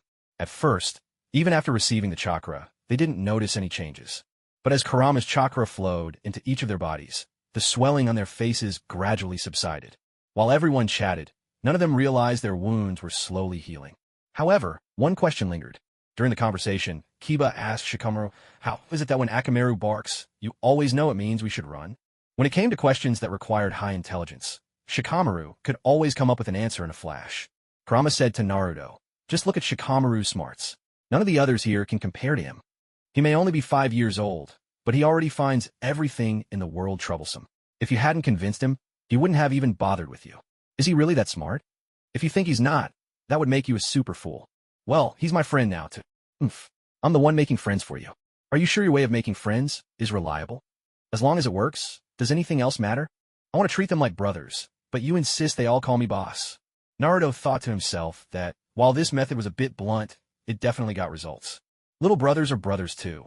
As long as it works, that's what counts, Kurama replied calmly. Your shadow clone jutsu is already pretty good. Now you can start practicing tree climbing. Let your shadow clones handle the farming, Kurama instructed. Why can't I have the clones do the tree climbing? Naruto asked. Of course not. If a shadow clone gets hurt, it disappears immediately. Imagine this. You're farming when suddenly your clone falls out of a tree and you're hit with a wave of pain. Then you have to create another clone and start over. If that happens over and over, it just makes things more complicated. Better to take the pain all at once and get it over with, Kurama explained patiently. Then Kurama carefully explained the various uses and pitfalls of the shadow clone jutsu. Letting too many clones disperse at once could also put a strain on the body. So Naruto began asking Shikamaru for help with the farming arrangements. Shikamaru, we're planning to clear a field to plant these seeds. Do you have any good ideas? Naruto asked. After looking at the seeds Naruto had bought, Shikamaru replied, these seeds all have different growing cycles and water needs. The crops that need a lot of water and grow quickly should be planted closer to the water source. I can mark out the best spots on the ground, and if we clear the field in this order, it'll be much easier to manage later on. You're amazing. You came up with that so fast. Naruto exclaimed in admiration. What a hassle. Now I'll have to take care of this plot from now on. By the way, why did you suddenly decide to start farming here? Shikamaru asked, his curiosity piqued. Naruto spoke slowly. Actually, I've never known who my parents are, and I didn't have any friends growing up. The people who looked after me never really liked me, but I never cried about it. Now, just eating instant noodles isn't enough to keep me strong, so I started fishing, picking mushrooms, and farming to train my body. Shikamaru was stunned when he heard this. He thought to himself that he could hardly imagine a childhood like that. Despite everything, Naruto was still working so hard to earn everyone's approval. If it were him, he would have given up long ago.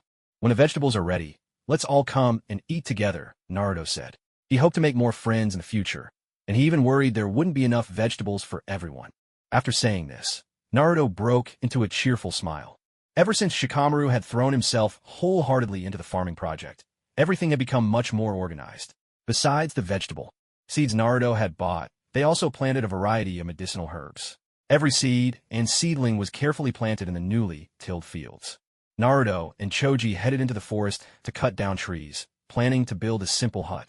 Although neither of them were skilled at construction, the Ninetales, drawing on its vast experience, constantly offered them detailed advice. Meanwhile, in the Hidden Leaf Village, Ino Yamanaka was growing increasingly bored and started searching all around the village for Choji and Shikamaru. The Yamanaka, Nara, and Akimichi families were collectively known as the Ino Shikicho Trio, the three great clans of the Leaf. Their secret ninja techniques complemented each other, creating formidable teamwork. In every generation, the children of the Ino Shikicho Trio became friends from an early age. Except in this generation, the Yamanaka's member was a girl. The Yamanaka ran a flower shop, the Nara ran a medicinal herb store, and the Akimichi managed the butcher shop. Ino searched the village for her friends, but of course she couldn't find Shikamaru and Choji, as they were busy with the groundwork outside the village. During her search, she happened to come across Sakura Haruno, who was playing alone outside. Little girls are easily drawn to new things, and at 5 years old, Sakura's round cheek struck Ino as exceptionally cute, exactly her type. And so, the two quickly became good friends and continued their search for Shikamaru and Choji together. It wasn't until Shikamaru returned home that he heard his father, Shikakanara, say, "Ino came looking for you today." Only then did Shikamaru realize he hadn't taken a break in days. He'd been roped into hard labor for no good reason, and now he had to deal with Ino's messages on top of it all. He replied to his father offhandedly, "I'm with Choji. Tomorrow, Choji and I will look for her again. Women really are troublesome." Shikamaru's answer was rather perfunctory. Meanwhile, things weren't much different on Choji's side. The next day, Shikamaru and Choji found Ino, and together they all found Sakura. The four of them set out for the plantation just outside the village. "Wow, did you grow all of these? It looks like so much fun." Ino stood to the side, marveling at the plantation. This was right up her alley. She hoped she could cultivate beautiful flowers herself one day. Sakura, on the other hand, was thinking, with so many people here, maybe no one will notice my wide forehead. Innocent and a little shy, Sakura still cared a lot about her appearance. She sneaked a few glances around, wondering if there were any good-looking boys nearby. Unfortunately, the lazy Shikamaru, the ever-eating Choji, and the short, ordinary-looking Naruto weren't her type at all. "Why is it so hard to meet a handsome guy?" she sighed inwardly. After everyone introduced themselves, Ino and Sakura dove into their own little world of flower planting. Just then, Kurama spoke to Naruto. "The basic facilities are all set up here now. There are vegetables, medicinal herbs, you can fish and train. From now on, this will be your training ground." "But what exactly are we supposed to train?" young Naruto asked, puzzled. Kurama replied with pride, "Right now, you're the only one who can use ninjutsu. The others haven't learned it yet." That meant Naruto was already far ahead of his peers. "You're only 5 years old and haven't even entered the ninja academy. Knowing a single ninjutsu already puts you ahead of many kids your age. As you improve your own skills, you must also help your friends grow together." Kurama said this to Naruto with a tone of seriousness. That way, when the challenges of the future arrive, no one will become weak just because life is comfortable. "This is your responsibility and duty as the future Hokage." Kurama inspired him with a sense of mission. "All right, I'll help them." Naruto, fired up by his dream of becoming Hokage, responded with determination. "How's your tree climbing practice going lately? Today, why don't you head outside and gather some branches for a fire? Pick some wild fruit and mushrooms, too. Let's make a pot of fish soup from the mountains, and everyone can have a meal together," Kurama suggested, encouraging Naruto to lead everyone in a shared meal. According to hometown tradition, people usually connected over food at the table. Naruto didn't say much more. Right in front of everyone, he created 10 shadow clones, sending them off in different directions to gather fruit, mushrooms, and to fish as well. Watching Naruto's ninjutsu, Shikamaru said to the others, "Right now, Naruto is the only one among us who can use ninjutsu. He could take on 3 people at once." "He's seriously strong," Choji added. "Is he really that amazing? Look over there, Naruto can actually walk up a tree." Sakura exclaimed, her eyes wide with surprise as she looked into the distance.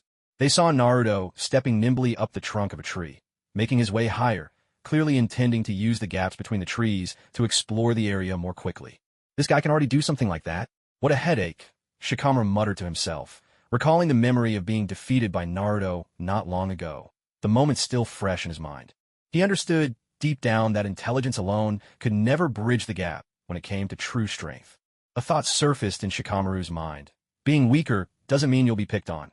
It just means I don't feel like making a move right now. This was a perspective deliberately left by the Nine Tails, a way of thinking that never revealed too much to the clever ones, always letting them believe their insights were their own discoveries. In fact, the Nine Tails had imparted a lesson to everyone who had ever crossed fists with Naruto, though when, or if, they would come to understand it was anyone's guess. "Choji, Ino, have you started practicing your family's secret techniques yet?" Shikamaru asked. "Not yet," Choji replied through a mouthful of food. The Akimichi clan's secret techniques demanded a great deal of stamina, so Choji had to eat constantly to prepare himself for future training. Ino, on the other hand, felt it was still too soon, so she replied to Shikamaru, "Aren't we supposed to wait until we start school before learning those for real? Right now, I'm just helping out at the flower shop at home and only come out to play once in a while." "Family secret techniques? My family doesn't have anything like that," Sakura thought to herself, then turned to Shikamaru and asked, Are you all going to become ninja in the future? Of course. We're all from ninja families. You can tell just from our surnames. My name's Shikamaru Nara. This is Choji Akimichi, and that's Ino Yamanaka. I see. I'm just a regular kid from an ordinary family. Actually, Naruto's a civilian too. He doesn't have any family left, but he can still use ninjutsu, Shikamaru explained. Maybe his parents were ninja and left him some techniques. There are a lot of orphans like that in the Leaf Village, Shikamaru went on, speculating about Naruto's past, and concluding that Naruto was probably just an ordinary villager. So that's how it is. I never expected Naruto's family situation to be so unusual. He always smiles so brightly. I thought he didn't have a care in the world, Sakura mused, though she still found him a bit foolish. If Shikamaru says so, then it must be true, Choji agreed, nodding as he tore open another bag of chips. But I think Naruto is really dependable, even if he's not exactly my type. Ino offered her own opinion. Yeah, Naruto really is, Sakura thought, a shy smile creeping on her face. Shikamaru addressed everyone. What I mean is, since Naruto's already so strong, if we don't want to fall too far behind at school, we'd better start training now. These are the tools Naruto uses for his workouts. They can help us too. Although he found it a bit troublesome, he didn't want to spend his entire school life getting beaten up until graduation. Seeing Shikamaru's attitude, Choji quietly strapped on the weighted belt. Ino and Sakura also seemed lost in thought. If I become stronger, will I just go up and confess if I meet a powerful and handsome guy in the future? Oh no, I'm not ready for that yet. Ino and Sakura imagined such a scenario in their minds. Still, looks are definitely more important than strength. When will I finally meet a good-looking guy? Sakura still ranked handsome men at the top in her heart. Whether or not everyone was truly paying attention, Shikamaru had already started the training. Noticing the girls' reactions, Shikamaru could more or less guess what they were thinking, and he couldn't help but sigh inwardly. Girls really were a headache.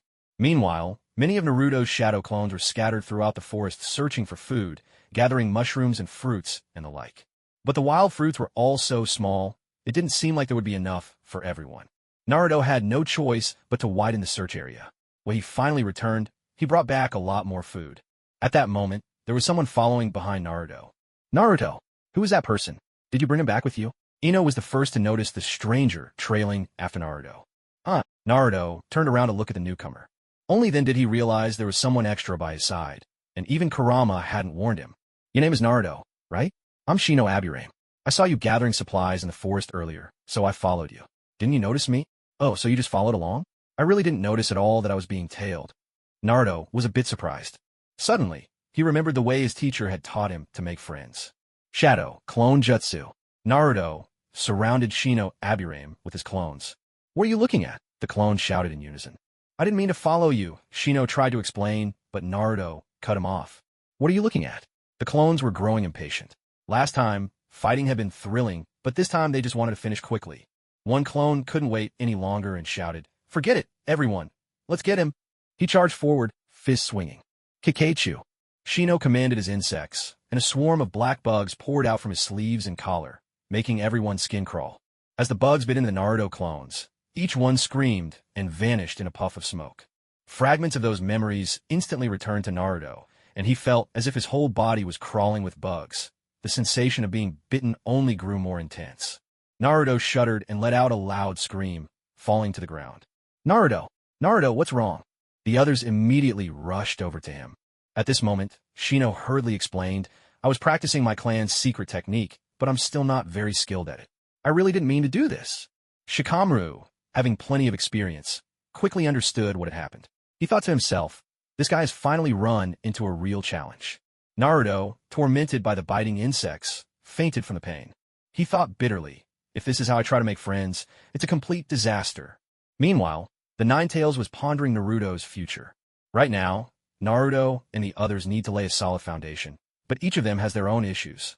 Shikamaru is famously afraid of trouble and always acts so lazily. Sakura puts her feelings above all else. She'd give up anything for the person she likes. Ino and Choji's family secret techniques won't reveal their true power until they're older. Their age is the biggest obstacle. The others all have their own problems, more or less. How can I help them grow stronger in battle? This is truly a tough problem. The base is already starting to take shape.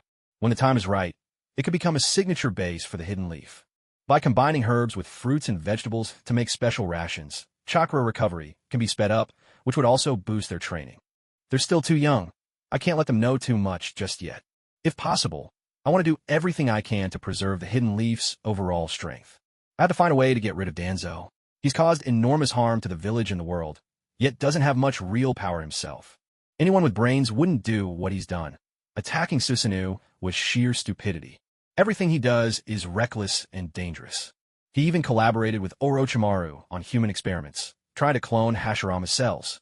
In the end, Orochimaru was forced to leave the village. The fourth Hokage, in order to resist the Nine-Tails attack, protected his own root faction. Tsukumo Hitaki was driven to his death. The Hokage was assassinated, and Kakashi was pushed onto the front lines. They sent spies, which led to Kabuto and Nono turning on each other. Yahiko was killed, and because of that, Nagato destroyed his own village. He killed countless people he thought threatened the Hidden Leaf, but all he did was weaken the strength of the village's great clans. The most crucial thing is that he twisted the second Hokage's policies. It's all Danzo's fault. The second Hokage only wanted to reduce the Uchiha's risks, to let them take on fewer missions, and avoid shaking the foundation of the village. Danzo forced them into rebellion, which ultimately led to the Uchiha clan's destruction. Right now, I have no real power. All I can do is wait for Naruto to grow up, little by little. And meanwhile, Danzo is still scheming to undermine the Hidden Leaf. Before the Otsutsuki forces appear in full strength, we must do everything we can to preserve Konoha's power. The Uchiha clan absolutely cannot be allowed to perish. If possible, I'd even want to pull Black Zetsu and Kagaya into this. Forming a ninja alliance for revenge, united against the alien invaders from another world. Still, a plan that's too radical is likely to run into trouble. It's better to first establish myself at the Konoha Ninja Academy and then influence the genin. A single spark can set the entire Konoha ablaze. There's still more than a year left before the Uchiha clan's destruction. If I could meet with Fugako Uchiha, maybe there's still hope for a turnaround. Konoha's police force is essentially the village's police department, handling internal security, patrols, and neighborhood disputes. And Danzo's scheme targets the very area where the Uchiha can least afford any weakness. People who are truly just and impartial are often schemed against by the sly and treacherous, Kurama mused. Ichem, what's going on? Just as Kurama was pondering how to save the Uchiha, a sudden wave of disgust surged from Naruto's end. Due to their chakra connection, Kurama erupted instantly, annoying little bugs. His 9 tails lashed violently, right at the moment when Naruto's shadow clone was defeated by the insects. Naruto, you idiot, is there anything you won't try? Seeing the swarming destructive bugs, Kurama cursed angrily. Shino Aburame would later become known for his composure, dependable strength, extensive surveillance skills, and formidable destructive power. He truly was an all-rounder among ninja. Kurama hadn't expected Shino to have already begun training in his clan's secret techniques at such a young age. Don't play dead, Naruto, Kurama called out once he calmed down. Ugh, Naruto groaned as he picked himself up off the ground. He'd been thoroughly grossed out by all those bugs. Big brother, I can't beat him. That trick of yours didn't help at all. Stop whining. With someone like Shino, you're better off just talking to him directly. Shino, honestly, I just wanted to test your strength earlier. I mean, you managed to track me without me noticing. You're really impressive, Naruto said, scratching his foot awkwardly. He finally realized he wasn't the strongest in Konoha after all. The gap was still huge, and he'd need to keep a low profile. Kurama offered some advice. Next time, bring some bug spray or maybe some chili pepper spray. The suggestion immediately energized Naruto. Maybe standing out a little wouldn't hurt. After all, there would always be someone stronger. He couldn't afford to get complacent. Your skills really are strong, but you don't know my special abilities yet. Next time we meet, it might be a different story, Shino analyzed coolly. After all, a sudden insect attack is hard to defend against. But next time, if the opponent comes prepared, things would be different. Naruto knew his weaknesses well. Shino was simply retreating to make progress. I was actually just in the forest for an ecological survey, observing the habits of insects. I happened to see you collecting materials and came over purely out of curiosity. So who are you all? Shino asked cautiously. Although they had just fought, there were many more people on the other side, and after the scuffle, they still didn't even know each other's names. Everyone introduced themselves, and Shino officially joined the Naruto cult. With Shino joining us, there's so much more we can do, thought Kurama to himself. After all, Kurama's information mainly came from the original storyline. If he wanted to go beyond the plot, he needed a wealth of new information. For that, one relied on the Byakugan, the other on Shino's insects. Both could conduct large-scale, long-range reconnaissance. The Byakugan's range was just a few kilometers, but the insects could cover over 10. So Kurama had Naruto suggest that Shino intensify his insect-controlling training and also ask Shino's bugs to pollinate all the crops in the vegetable garden. Precise and highly efficient. Everyone had sparred with Naruto before, and, without realizing it, felt a growing sense of pressure. What they didn't know was that this pressure came from the extraordinary power hidden inside Naruto. Motivated, everyone began to train harder, eager to become stronger. I gathered a lot of ingredients today. Let me cook something special for everyone, Naruto announced. Naruto can cook. Shino was genuinely surprised. He couldn't understand how Naruto could be so strong and also know how to cook. He could make 10 shadow clones at once, instantly recover even if knocked down, and clearly wasn't an ordinary person. Yet he was the same age as Shino. Is his cooking actually good? Ino asked Choji. After all, Choji knew food best. Choji answered with certainty, Shikamaru and I tried it last time. It was really delicious. His face was full of anticipation. No way. Naruto can really cook? Sakura looked completely incredulous. Naruto was so talented, and yet she herself didn't know how to cook at all. She wasn't good at ninjutsu, couldn't cook, not even familiar with farming. The only thing notable about her was her big forehead. Thankfully, no one here laughed at her for it. Everyone was kind and supportive. Before long, the mushroom stew with fish was ready, and the aroma was simply mouth-watering. This fish has no trace of that muddy taste. It's amazing, everyone exclaimed in delight. Added some wild ginger, Naruto explained. The mushrooms are delicious too. I found a whole bunch of mushrooms today, and I even roasted some. Everyone, eat up. Naruto said cheerfully. Aside from his strength, cooking was the only real skill Naruto could show off. Every day, Kurama would nitpick his food, and at first, everything Naruto made was met with complaints. But over time, he had truly honed his craft in the kitchen. At that moment, a voice called out from the distance. Naruto, are you cooking? It smells amazing. Akamaru and Kiba Inuzuka came running over, with Akamaru giving an enthusiastic bark. Over here, hurry up and join us. Judging from the current situation, it seems I have to step in after all. Seated beside General Ross was an exceptionally beautiful and intelligent woman, her face filled with anxious pleading. Father, you can't shoot at Bruce. He's still trying. Please give him a little more time. She was none other than General Ross's daughter, Betty Ross. She was also Bruce's girlfriend. I will give him a chance, but whether he can seize it or not is up to him, General Ross replied sternly. Even in the face of his own daughter's pleas, his resolve did not waver. This was the duty of a soldier, to defend the country and protect its people. The moment Bruce lost control and the Hulk took over completely, that would be the time to strike. You play around on your own. I'm out of here. With a yawn, Chen Feng decided he'd seen enough. There didn't seem to be much else going on, so he might as well head home for a bit of rest. After a fight with Monk Evil earlier, his back still ached, his waist was sore, and his legs were cramping. Just then, the sound of his phone abruptly rang out. Oh, not you again, you old baldy. What now? Seeing that it was Nick Fury calling, Chun Feng's attitude changed completely. That guy was just too much of a hassle. Hurry up and get OU. No, get out of the way. Now. Fury's voice, which had been calm, suddenly did a complete 180 and became sharp and urgent, almost screeching. At that exact moment, Chun Feng's spider sense went off, warning him of imminent danger. Damn! A blast of wind howled from behind, and Chun Feng darted aside with lightning speed. But the situation changed in a flash. The next instant, a massive green fist crashed down where Chun Feng had just been standing. Boom! The ground exploded into a huge crater. Shattered rocks flew, and countless cracks radiated outward, spreading in all directions. Hurry, fire! Open fire now, and take that monster down. General Ross gave the order. Every weapon on the armed helicopters locked onto the Hulk. Muzzles flashed with flames, and bullets rained down on the Hulk in a relentless storm. With an earth-shaking roar, the barrage of bullets forced the Hulk to give up on attacking Chun Feng. He turned, fury burning in his eyes, and glared at the helicopters, unleashing a furious bellow at the sky. General Ross's face remained cold as ice, unfazed by the enormity of his decision. He continued to direct his men. Don't let up. Bring up the cannons. Let's show this monster what we've got. Now that Hulk's attention was focused on General Ross, Chen Feng nonchalantly went back to his phone call. Fury, you old baldy. Of all times, you just had a call now? You nearly got me killed.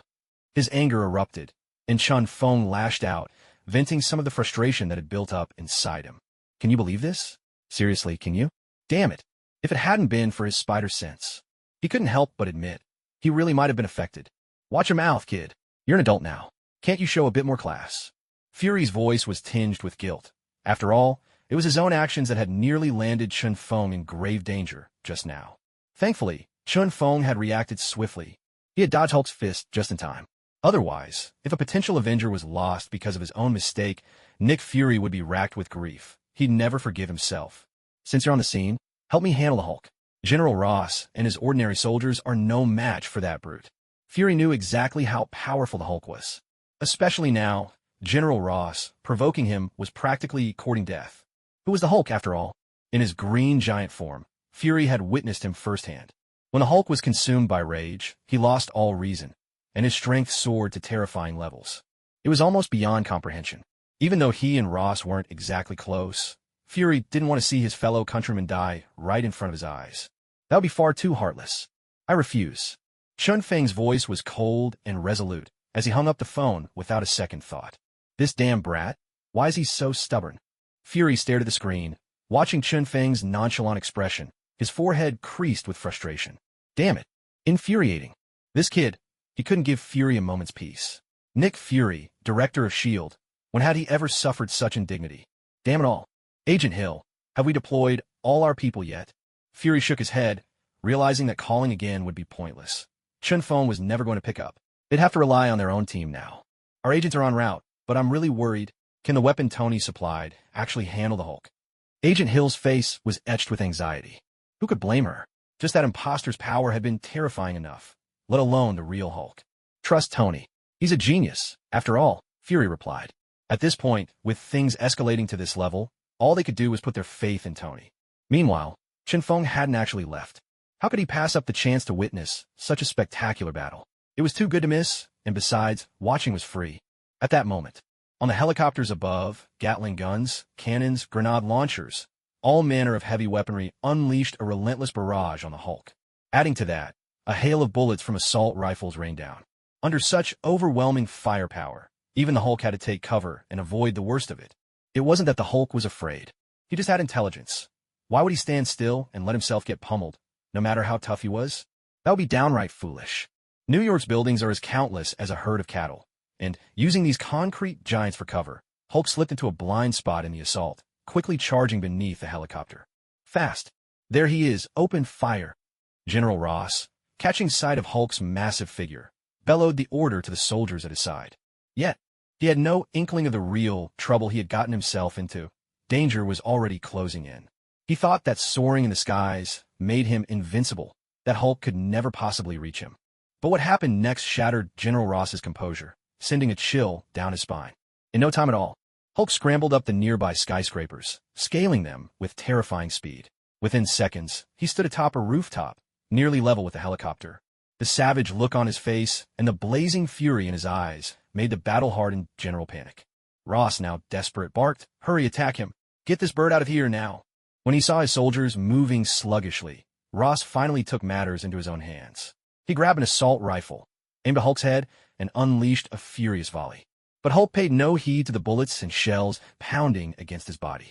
He smashed through the rooftop and charged at the helicopter like a beast gone mad. At that moment, it seemed nothing in the world could stop him. Every bullet and shell was shrugged off by his iron-hard skin. They barely left a scratch. Go! Move!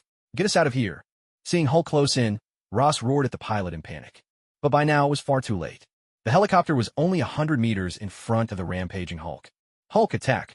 With a body weighing several tons, Hulk thundered forward, then leapt off the rooftop like a missile, grabbing the bottom of the helicopter in midair. In that instant, the helicopter, overloaded, blared out a warning as red lights flashed urgently inside. "Bruce, it's me." Betty leaned out suddenly, her eyes filled with emotion as she gazed at Hulk, hoping to awaken the banner within him. "Betty," Hulk murmured slowly. "Betty, Betty, With Betty's appearance, it was as if Dr. Banner inside Hulk began to stir once more.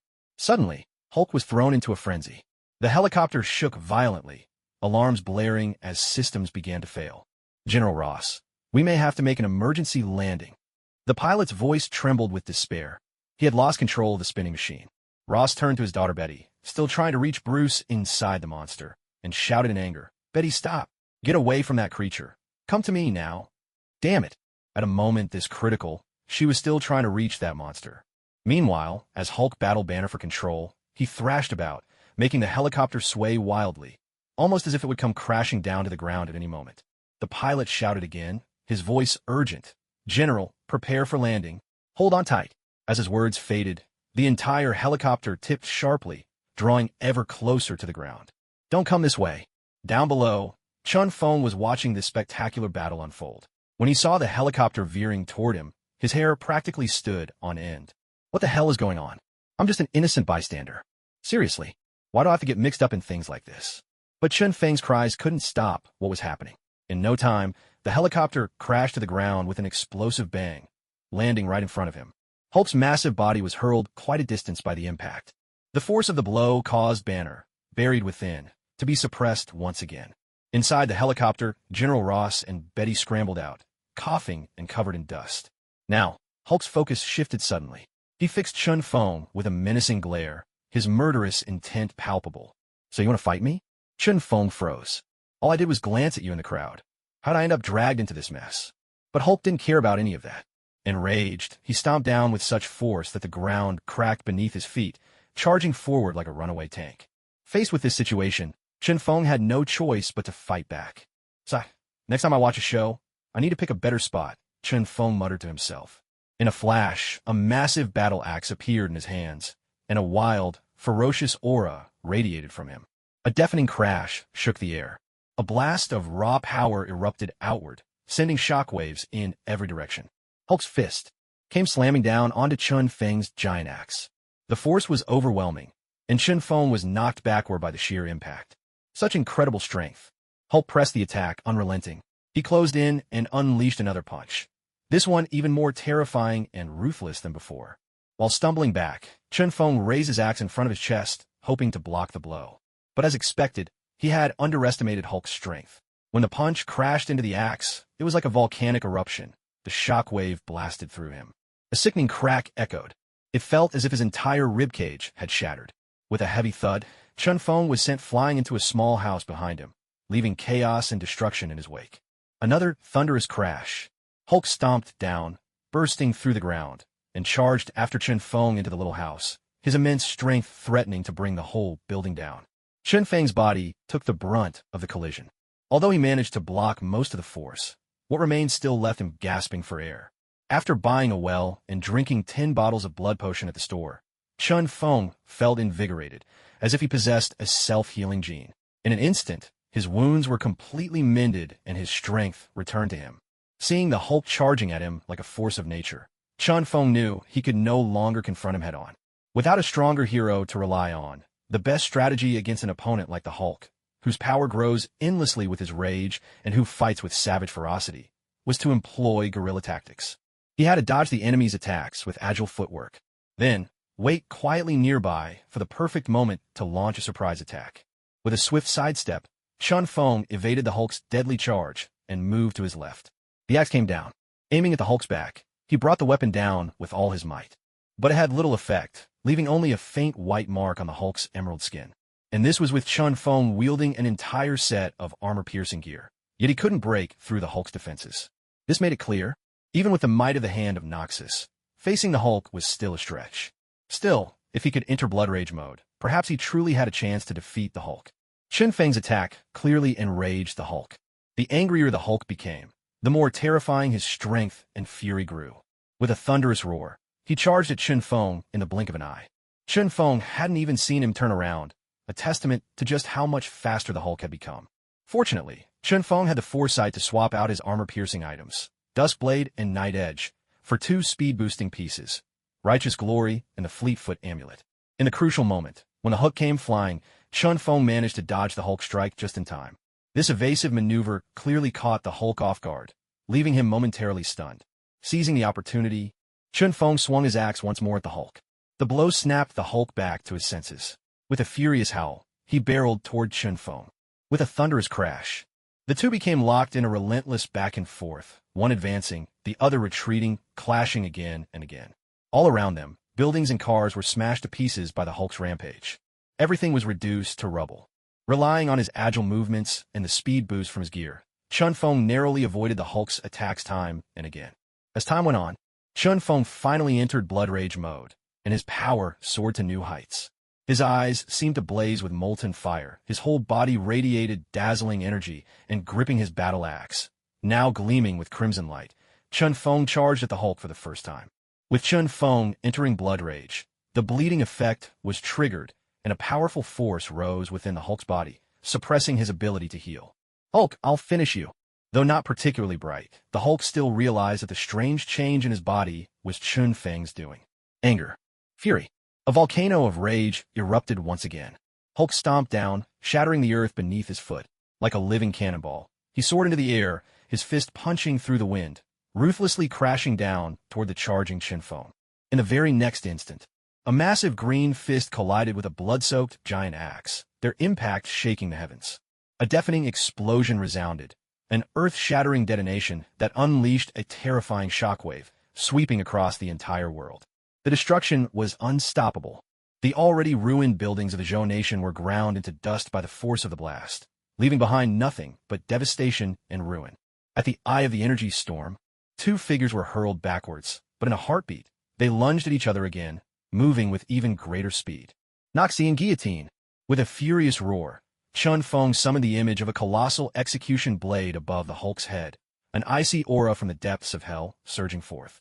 Soaring through the air, Chun Feng raised his mighty axe as if he were a god descending from the heavens, and brought it crashing down onto the Hulk. The blow landed with terrifying might. All that overwhelming power poured into Hulk's arms, forcing the seemingly unstoppable giant to one knee. After all, this was a strike of true damage, one that could ignore the Hulk's defenses entirely. But even after such a blow, Hulk was not felled. Instead, his blood boiled with newfound fury. The bleeding effect vanished in an instant, his monstrous regeneration knitting his wounds until he was whole once more.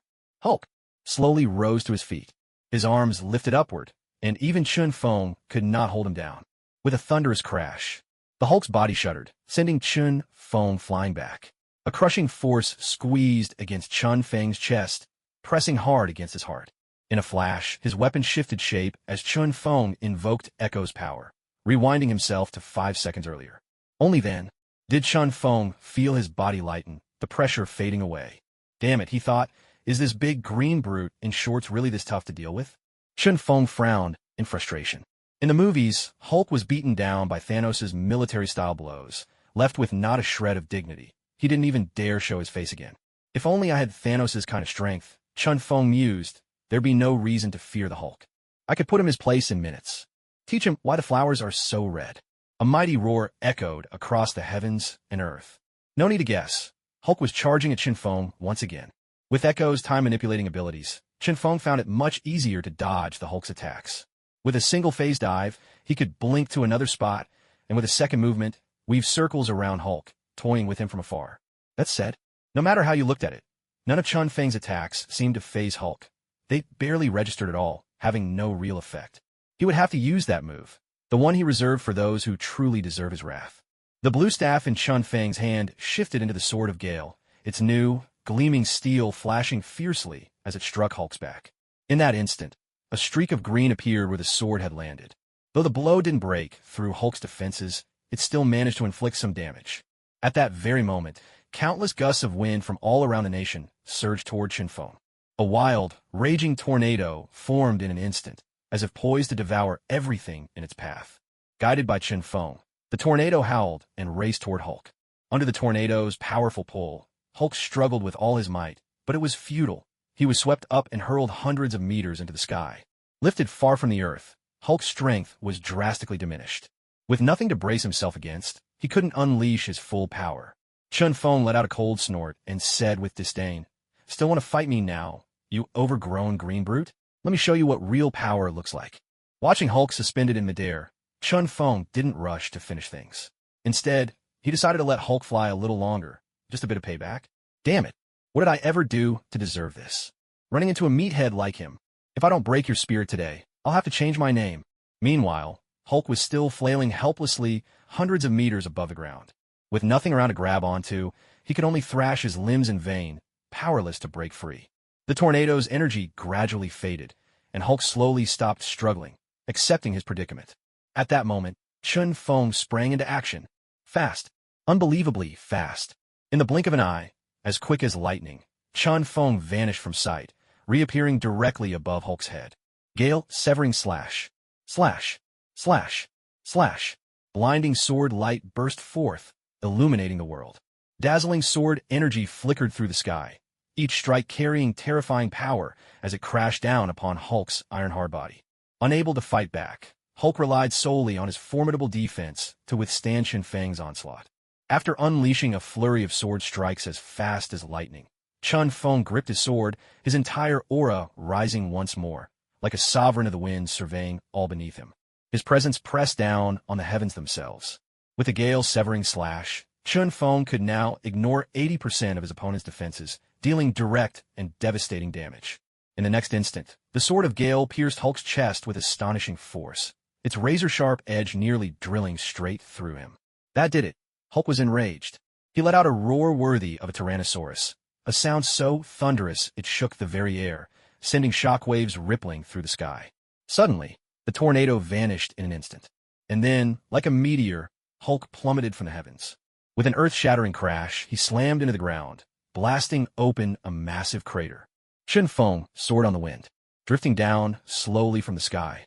His figure was relaxed and unrestrained, like a swordsman immortal descending lightly, gazing coldly at Hulk in the crater below. Chun Feng spoke calmly, "Big Green, this time you lost." With those words, in the very next instant, a thunderous roar erupted from the pit, shaking the heavens. A massive green figure suddenly leapt out, landing heavily with both feet, the ground trembling as if struck by a magnitude 5 earthquake. The entire city district shook with the impact. Astonishment swept through the crowd. Everyone was struck with terror. A chill crept into every heart. Is this guy truly unkillable? How terrifying can he get? Hulk, he's furious now. Hulk's eyes blazed with wrath as he glared at Chun Feng, clenching his fists so tightly the muscles bulged. The wounds Chun Feng had slashed into his body healed completely in just seconds, leaving no trace. Infuriated beyond measure, Hulk's gamma energy surged within, unleashing an overwhelming and savage force that seemed to shake the world itself. His strength grew even more fearsome. Suddenly, with a stomp, Hulk launched himself forward like a green streak of lightning, moving so fast he was nearly a blur. This is troublesome, Chun Feng thought. This brute is incredibly relentless. Unable to hold back a complaint, he muttered, "Seriously, how tough can one guy be?" Hulk's power far exceeded what Chun Feng had imagined. If he kept fighting, if Hulk kept getting angrier, who knew what terrifying heights his strength would reach? Damn, at this rate, he might even be able to throw down with Marvel's gods. Chun Feng decided to avoid a direct confrontation. He called upon the power of the wind step, nimbly dodging Hulk's furious blows. But being teased and led around like a puppy only made Hulk angrier, his strength climbing even higher. His speed was almost enough to catch Chun Feng. Chun Feng couldn't help but mutter, "I have half a mind to curse. What am I supposed to do now?" He realized he couldn't keep leading Hulk on like this. If this went on, he'd only keep empowering Hulk further. The wind sword in his hand vanished, replaced by a blue staff. Now transformed into Echo, Chun Feng began to wield the power of time. A field of temporal distortion formed right where he stood. As soon as Hulk entered the area, Chun Feng slipped in after him, causing the flow of time to twist. Harnessing time's power, he briefly froze Hulk in place, then unleashed devastating magical attacks, inflicting tremendous damage. Echo, after all, was a young hero who could control time magic, so Chun Feng had equipped him with every artifact to enhance his magical might. Ladin's Echo, Rabadon's Deathcap, Midgai's Soul Stealer, Lichbane, Banshee's Veil. These items not only boosted Echo's power astronomically, but also allowed Banshee's Veil to absorb a hit from Hulk's attacks. Wait a minute. Hulk specializes in close combat. He doesn't have any real magical abilities to block in the first place, right? Realizing this, Chun Feng couldn't help but laugh at himself and immediately swapped out his equipment. Zonya's Hourglass. The hourglass from Central Asia, commonly known as the Golden Body, grants its wearer 2 seconds of absolute invulnerability. During this brief span, no physical or magical assault can inflict any harm upon Chun Feng. What's more, with each of Echo's attacks, a temporal mark is left on his enemy. After landing 3 consecutive strikes, the time mark is triggered, unleashing immense damage upon the opponent while granting Chun Feng a sudden burst of incredible speed. Relying on Echo's abilities, Chun Feng perfected the art of guerrilla tactics. With his formidable magical prowess and the exceptional mobility provided by the time marks, Chin Feng was so elusive that Hulk couldn't even graze the hem of his coat. Arg! Hulk! Angry! Under Chun Feng's rogue-like assault, Hulk rampaged, smashing through the surrounding buildings without a care for anything else. At this very moment, the busiest avenue in New York was being reduced to utter ruins by Hulk's rampage. Chaos reigned everywhere. Then, something extraordinary happened. Chun Feng's power over time could no longer hold Hulk in check. Clearly, Hulk's strength had surpassed even the confines of temporal restraint. Even the nearly 100-meter displacement granted by Phase Rush was instantly closed by Hulk's relentless pursuit. The stronger Hulk became, the heavier the pressure weighing down on Chun Feng. Agent Hill, have our people arrived yet? Nick Fury watched the screen intently, his expression grave as he saw Chun Feng relentlessly pursued by Hulk. According to the timeline, they'll reach the battlefield in 3 minutes. Agent Hill's face was clouded with concern. Chun Feng was a prime candidate the S.H.I.E.L.D. wanted to recruit into the Avengers, an essential part of their plan to protect Earth. His safety was paramount. A sharp glint flashed in Fury's eyes as he suddenly asked, "By the way, where's Tony? Has he been notified?" "Tony's probably throwing a party at home. He likely hasn't heard about Hulk yet." Agent Hill could only raise her hands in exasperation. Although Tony had grown somewhat more mature since becoming Iron Man, shedding some of his playboy ways, he still had a long road ahead. For now, Tony Stark was still the wealthy playboy who enjoyed lavish parties and beautiful women. To truly mature and shoulder the responsibilities of a superhero, he would need to endure much more. Damn it, Fury cursed under his breath, his eyes glued firmly to the screen. Hulk was just too powerful, so much so that even Chun Feng dared not face him head-on. If nothing unexpected happened, and this continued, Chun Feng might not be able to hold out much longer. Now, whether it was speed or strength, Hulk outclassed Chun Feng in every respect. For Chun Feng, the situation was especially perilous. With a swift roll, Chun Feng narrowly dodged Hulk's pulverizing blow, their fists grazing past each other. Yet, in the blink of an eye, the next second, Hulk suddenly appeared behind Chun Feng once more, swinging a massive, earth-shaking punch straight at him. Bang! At that instant, Chun Feng raised his blue staff to defend himself. As expected, there was no suspense. Hulk's overwhelming force sent Chun Feng flying like a cannonball, crashing straight through the wall of the house behind him. Time seemed to freeze. Dust billowed through the air, thick and choking. The entire scene was thrown into utter chaos. An enraged Hulk had no intention of giving Chun Feng a moment's rest before continuing the fight. Hulk took a step forward. With a fierce stomp that shattered the ground, he launched himself in a powerful leap, landing right inside the house. Jack Ray's senses immediately zeroed in on Chun Feng's location, and his figure darted forward like a gust of wind, fists and fury combined, murderous intent impossible to conceal. Hulk's iron fist crashed down. A dull thud echoed from within the swirling dust. It sounded like a great bell tolling, something solid blocking Hulk's attack. A gentle breeze stirred. Slowly, the dust began to settle and fade away. At last, Chun Feng's figure was revealed inside. Whether it was the agents of S.H.I.E.L.D. watching through their screens, or General Ross and his team, everyone who saw Chun Feng was shaken to their core, rendered utterly speechless. What the? This was... Everyone froze in shock. Their eyes widened in disbelief. At this moment, Chun Feng's entire body was encased in solid stone, transformed into a living golem right before their eyes. Hulk's powerful punch had landed squarely on the stone shell that was now Chun Feng, but it had done nothing, completely blocked. He'd managed to defend himself. "Green big guy, you really think you could take me on?" A trace of relaxed confidence appeared on Chun Feng's face. For the first time, he felt a glimmer of hope. In that instant when he was smashed into the house, it was as if the blow had knocked some sense into him, a sudden flash of inspiration. Wait a minute. How could I forget?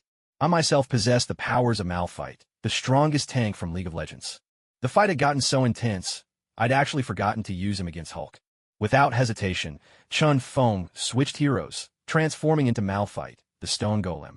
Then, in the system shop, he equipped every item that boosted physical defense. Frozen Heart, Iceborne Gauntlet, Thorn Mail, Ninja Tabi, Randuin's Omen, Sunfire Cape. With all these items, Chun Feng's defenses soared to an entirely new level. Can't withstand Hulk's punch. What a joke. It's as easy as breathing. While Hulk was still reeling in surprise, Chun Feng struck back, his stone-covered fist slamming heavily into Hulk's chest. The next moment, Hulk staggered back a step. Everyone watching nearly had their eyes pop out of their heads, stunned into silence. The S.H.I.E.L.D. agents were dumbfounded. General Ross and his people were dumbfounded. Even the bystanders who got caught up in the chaos couldn't believe what they were seeing. Holy crap! What kind of monster is Chun Feng? Is he some sort of mutant? Just a moment ago, he was at a disadvantage, but now he's suddenly gained the upper hand? Damn, this is just terrifying. Hulk, shaken back to his senses by Chun Feng's punch, was far from willing to give in. He launched a furious punch at Chun Feng, smashing it straight into that stony armor. Under that wild, brutal force, even the stone armor showed a faint crack, but the gap was instantly filled by fresh stone growing over it. With such incredible defense, Chun Feng simply stood tall before Hulk, unmoving, like an unshakable mountain. Just the shield provided by his granite-like armor made it nearly impossible for Hulk to inflict any real damage. Each of Hulk's blows was little more than a tickle to Chun Feng. As Hulk unleashed his furious barrage, Chun Feng, calm and composed, drew up a massive chunk of earth from beneath and hurled it at Hulk with all his might. The boulder, as immense as a small hill, crashed down and flattened Hulk against the ground, pinning him firmly in place. But only a second later, Hulk heaved the enormous stone off his body, his face twisted in rage, and flung it back at Chun Feng. Bang! Just as the giant rock was about to smash into Chun Feng, he smashed it to dust with a single, stone-clad punch. At the same time, taking advantage of the cloud of stone dust swirling through the air, Chun Feng surged forward in a flash. Though his stone body looked heavy, his speed was nothing short of astonishing. He closed the distance to Hulk in an instant. The boost in speed was largely thanks to the momentum gained when he crushed Hulk under that massive boulder. As he neared Hulk, Chun Feng unleashed a punch. At that moment, the stone armor around his fist shifted, morphing into sharp, deadly spikes, ready to pierce Hulk's tough hide. Unfortunately, the moment those stone spikes struck Hulk's skin, they shattered inch by inch, crumbling away to dust and scattering into the air. After all, Malphite, the Stone Man, was built for defense. It was only natural that his offensive power wouldn't quite measure up. Yet Hulk was clearly enraged by Chun Feng's attack. With a furious roar, he leapt and tackled Chun Feng to the ground. Bang! Bang! Bang! Hulk went berserk, raining down a relentless storm of blows, punches and kicks coming so fast there wasn't a moment's pause. Before long, Chun Feng activated the active effect of Randuin's Omen, instantly slowing Hulk's attack speed and making his blows less frequent. And with both Sunfire Cape and Thormail equipped, even as Hulk kept attacking, Chun Feng could counter every strike. As if saying, let's see who can hurt each other more. The S.H.I.E.L.D. agents, following Nick Fury's orders, stood aside, silently watching the fierce brawl between Hulk and Chun Feng. And, at that very moment, General Ross and the others, who had fallen from the sky, were rescued by S.H.I.E.L.D. agents.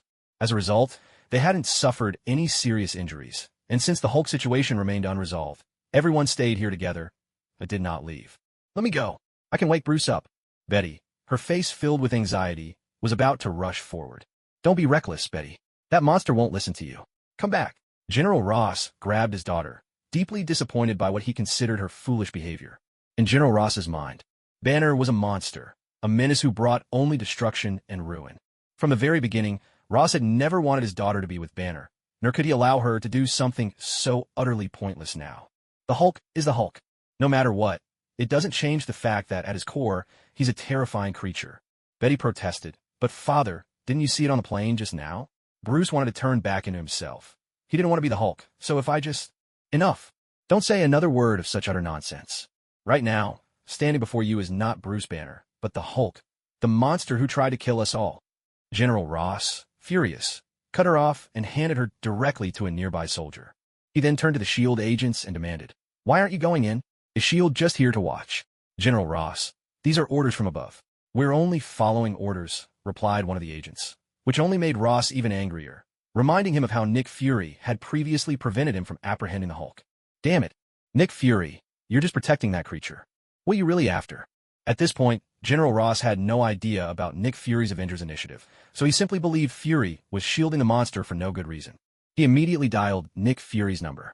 Ross needed an explanation, or he'd take this issue straight to the World Security Council. The U.S. government wouldn't let Nick Fury off the hook, either.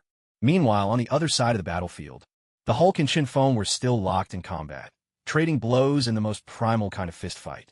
A thunderous boom. Fist crashed into fist. Muscle collided with stone. Each impact sent out a deafening shockwave, shaking the very earth all around. Everything in Zhou Nation was caught up in the force of their battle, reduced to rubble and ruin, a desolate, chilling sight. Yet in this relentless fight, the Hulk's onslaught, like a raging storm, failed to bring Chun Feng down. Chun Feng's sky-high defenses neutralized every ounce of the Hulk's power. Moreover, when Chun Feng used the Wild Strike technique, his armor's passive effect would be boosted by an extra 30%. Throughout the entire battle, Hulk's attacks were like a gentle drizzle falling on Chun Feng's stone armor, barely stirring the surface, causing only the faintest of ripples. Bang! Screech! Crash! With the relentless fighting dragging on, even the Hulk eventually lost interest in Chun Feng, no longer wanting to fight a man who felt no different from a block of stone. Seeing the hesitant Hulk wanting to walk away, Chun Feng shouted provocatively, "Hey, big guy, our fight isn't over yet. Come on, keep going." At this moment, it wasn't that Hulk was letting Chun Feng go. Rather, Chun Feng had no intention of letting Hulk off so easily. Just now, Hulk had chased him so mercilessly. Now it was time for Chun Feng to pay him back bit by bit. Roar! Hulk! Invincible! As expected, provoked by Chun Feng, Hulk pounded his chest and charged forward like an enraged bull. Unfortunately, against Chun Feng's ironclad defense, such attacks were utterly useless. In fact, Hulk only ended up hurting himself because of the reflected magic damage from Chun Feng's armor. Chun Feng was hurled away by the impact, scraping a deep groove into the ground as fragments of his stone armor broke off. But soon enough, new stones filled in the gaps, and he stood up as if nothing had happened. Hulk! Seeing Chun Feng rise once more, Hulk let out a furious roar and charged again like a raging tank. Again, another ferocious collision. But the result was the same. Chun Feng remained completely unharmed. Caught in this endless cycle, Hulk began to feel bored, his fighting spirit drained away, and a profound sense of sadness washed over him. Damn it! He couldn't kill or even hurt Chun Feng. It was infuriating. After countless futile attacks, Hulk made an unexpected decision. He simply turned and left. Everyone was stunned. Hulk ran away, and he ran fast. He wanted to get as far as possible from this maddening opponent. Just then, "Bruce, do you remember me? It's Betty," as Hulk ran off into the distance. A beautiful woman with blonde hair and blue eyes stepped in front of him, tears shimmering in her eyes. The sight of Betty awakened the deepest part of Hulk. Banner's consciousness stirred, and he stopped, gazing at her. Roar! Hulk must go! With a roar that shook the heavens, Hulk raised his foot, about to stomp down on Betty's head. No, stop! Inside, Banner desperately fought to regain control, plunging him and Hulk into another fierce internal struggle. "Bruce, you can do this. You can control yourself. I'll always be here for you." In that moment, Betty stood by his side, cheering him on, her encouragement gradually bringing Banner's consciousness back to the surface. Meanwhile, Hulk found himself in a crisis. Banner looked as though he was just about to lose control, with the other presence seizing dominion over his body. Meanwhile, General Ross, who had just finished a call with Nick Fury, was fuming with anger. What's this about S.H.I.E.L.D. classified files? That those outside the agency can't be told anything? Utter nonsense. The way he saw it, Fury was simply sheltering that monster, the Hulk, and the whole S.H.I.E.L.D. team was out of their minds. Where's Betty? Where did she go? Only now did General Ross realize his daughter was standing right in front of the Hulk. His face immediately turned ashen, and he barked orders at a nearby soldier. "What are you waiting for? Don't you see my daughter is in danger? Attack that monster, now!" He shouted furiously at the S.H.I.E.L.D. agents beside him. But without Nick Fury's command, none of them moved a muscle to obey General Ross. "You're all insane," Ross cursed, snatching an assault rifle from the hands of a nearby soldier and charging forward at a run. A rapid volley of gunfire erupted, the muzzle flashing as bullets rained down on the Hulk. With a roar of rage, the Hulk was pushed past his limit. Banner's consciousness was forced deep inside, and though the monster didn't strike back at Ross, he suddenly turned and bolted away at incredible speed. At the same time, he barely glanced at Betty at his feet, deliberately swerving to avoid her. Damn it, that Ross always has to ruin everything. Watching the Hulk's rapid escape on the screen, Nick Fury's face twisted in anger as he lashed out. It was all going according to plan. Betty was close to helping Banner regain control, to turning him back into a human. And then Ross had to open fire. He wrecked everything. Now look, Hulk had disappeared, and tracking him down again wouldn't be easy. That was what infuriated Fury the most. Ever since he'd become director of S.H.I.E.L.D., he'd come to realize just how many forces in this world defied reason. In fact, lately, Fury had grown more and more convinced that with superhuman incidents on the rise, it was only a matter of time before some earth-shattering war broke out in America. When that day came, no city would be spared. SHLD's current strength was utterly inadequate to face what was coming. That's why assembling every candidate on the Avengers initiative was the task that weighed most heavily on Fury's mind. Today had been a rare chance. He almost succeeded in recruiting Dr. Banner, but thanks to that rash brute, General Ross, everything was ruined. Who wouldn't be furious? Hulk's gone. I guess it's time I headed back too. Watching the Hulk vanish from sight, Chen Feng turned and walked back toward his food truck.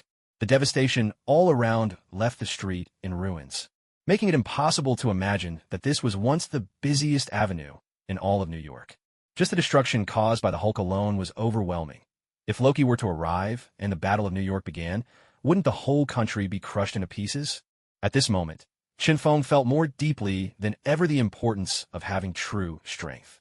In his recent fight with the Hulk, his victory was only possible thanks to his nearly supernatural defense, which allowed him to hold out long enough to win. With his current abilities, trying to beat the Hulk in a straight-up confrontation was like facing an insurmountable chasm. Now, all Chen Feng could think about was the next lottery draw, hoping to gain the power of an ascendant, or even surpass that and step into the realm of the gods, a truly superhuman hero. Just then, his phone rang with a sharp, persistent tone. It was Nick Fury calling again.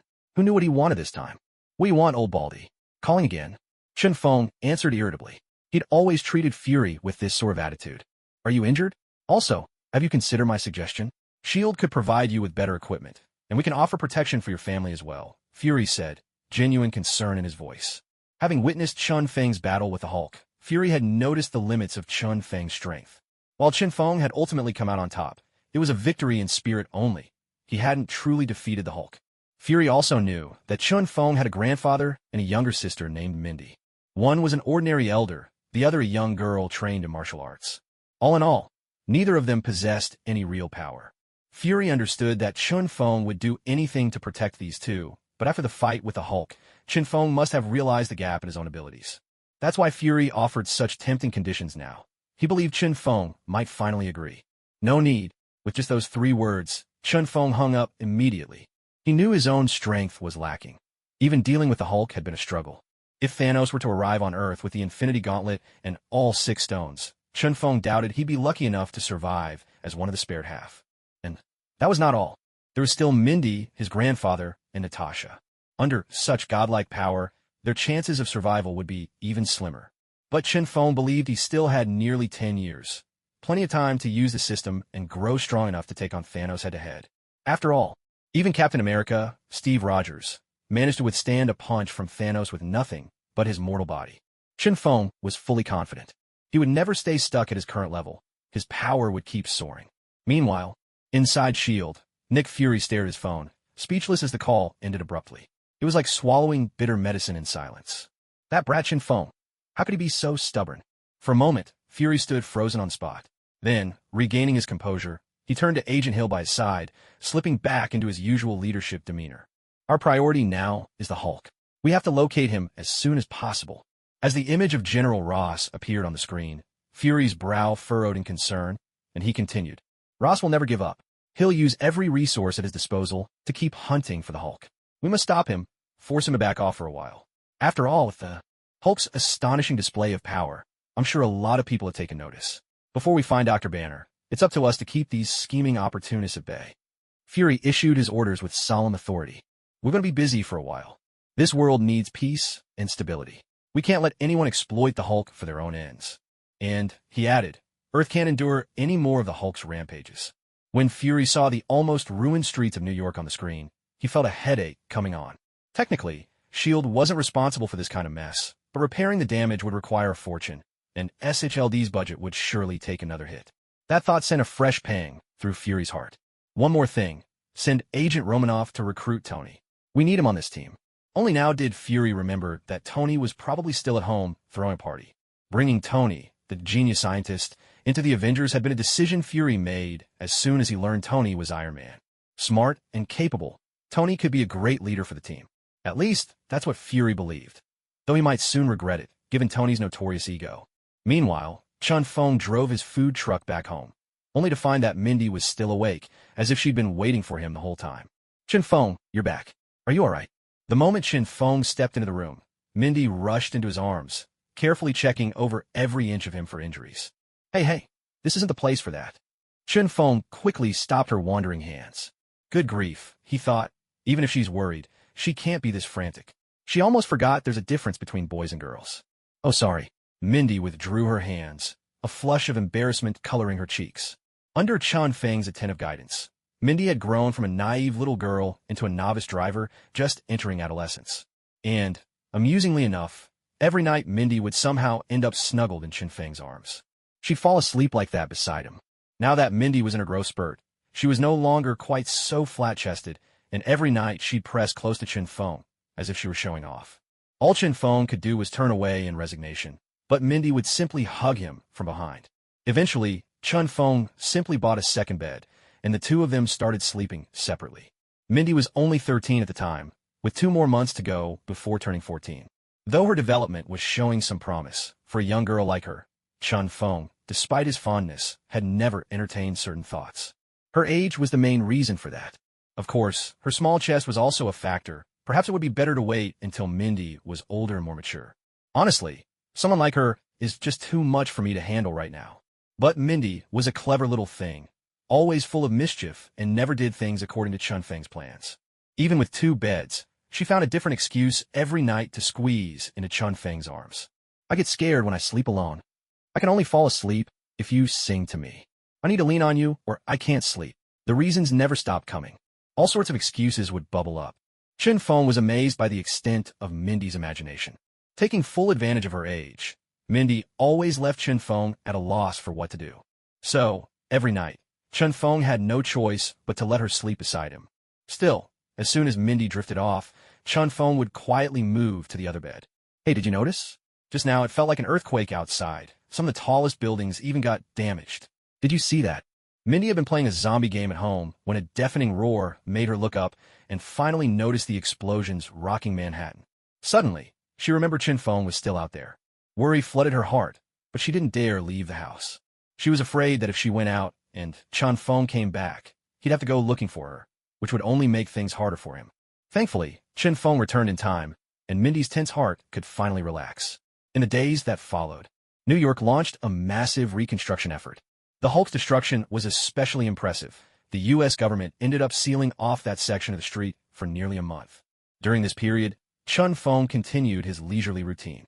With Natasha assigned by Nick Fury to keep an eye on Tony, Chun Feng simply parked his food truck near Stark Tower.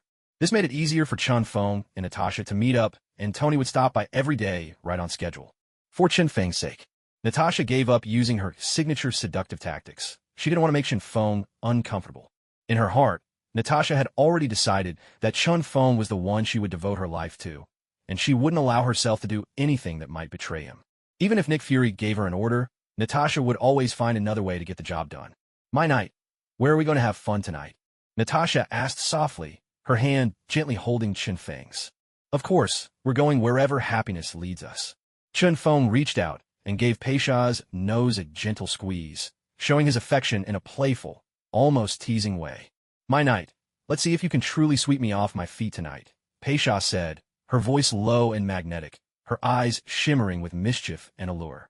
Tasha, watching this scene, couldn't help but be captivated. Chun felt his own self-control slipping. He was tempted to take her right there and then. Darling, do you not believe in my abilities? He asked, a sly, knowing smile playing at the corners of his lips. I never doubted you, my knight, Tasha replied, her mind immediately flashing back to their whirlwind night just a few days before. She thought about it further. Chun Feng would come to her nearly 4 times a week, and every time the night would stretch until dawn, leaving Tasha drained for days after. So, if she dared say she didn't believe in him, she knew for certain she wouldn't be getting any sleep tonight. Meanwhile, Tony stared at the toxin levels on his data panel, his expression grim. He had been Iron Man for some time now, but he'd found that the palladium inside the arc reactor was steadily poisoning his body. Now, the toxin had spread from his heart to other parts of his body. During this period, Tony's mood had grown increasingly sour. He'd been searching for a new element to replace the palladium, but progress was painfully slow. There were only a few elements left to try. If none of them worked, Tony muttered to himself, trailing off as a bitter smile flickered across his face. He gazed out at the ocean, lost in thought. It was as if he were savoring the last beauty this world had to offer. If nothing worked, then he would simply make the most of whatever time he had left. After a long while, Tony finally snapped out of his reverie and murmured to himself, trying to find some humor in his predicament. Pepper, get in touch with Chun Feng for me. Invite him to the Stark Expo. Tony dialed Pepper's number. The last time, because he'd been hosting a party at home, he'd missed the live showdown between Chun Feng and Hulk. But when news coverage emerged, Tony had used his tech to retrieve the entire video. Watching Chun Feng battle the Hulk on screen, Tony's curiosity about him only deepened. Chun Feng wasn't just a master chef. He possessed formidable combat skills as well. This was exactly the kind of person Tony wanted as a friend. "Tony, are you sure you want to invite Chun Feng?" Pepper double-checked, concern clear in her voice. She worried Tony would once again concoct some unpredictable scheme. The last time they'd invited Chun Feng to a party, it had left her with a lingering sense of unease. He was like a force of nature, unpredictable and astonishing. She had a feeling that inviting Chun Feng to the expo would lead to yet another unexpected turn. "Pepper, just do as I say," Tony said firmly, making his decision clear before hanging up the phone. "Tony, I've noticed that lately you've barely been involved in the company. I'm the one handling everything now. Stark Industries is in complete chaos, and I'm overwhelmed. You're the CEO. There are so many issues that require your personal attention. Right now, I have exactly 6,100 things I need to discuss with you." Pepper exaggerated a little as she spoke. She felt Tony had gone too far recently, dumping everything on her shoulders. "Come on, Pepper, as long as the Iron Man tech is in my hands, the company isn't going to have any problems. Besides, haven't you noticed? Our stock has been steadily rising. That's a sign of healthy growth." Tony quickly interjected. "But if you keep ignoring the company and don't handle these matters properly, you're definitely planting seeds for disaster. We just landed the contract for the power plant, and we need you. Don't mention anything about fire right now. I'm on the verge of losing it. I don't want to care about some university speech, and I couldn't care less about those ridiculous court rulings. All I want right now is to be left alone." Tony spoke, clearly at the end of his rope. Just then, something seemed to occur to Tony. He suddenly lit up and said, "Pepper, I made up my mind. I'm going to give you more power. You'll handle these things." "What power? Handle what things?" Pepper was struggling to keep up with Tony's train of thought, her face full of confusion. "What I mean is, you'll run the company. You'll be the CEO of Stark Industries."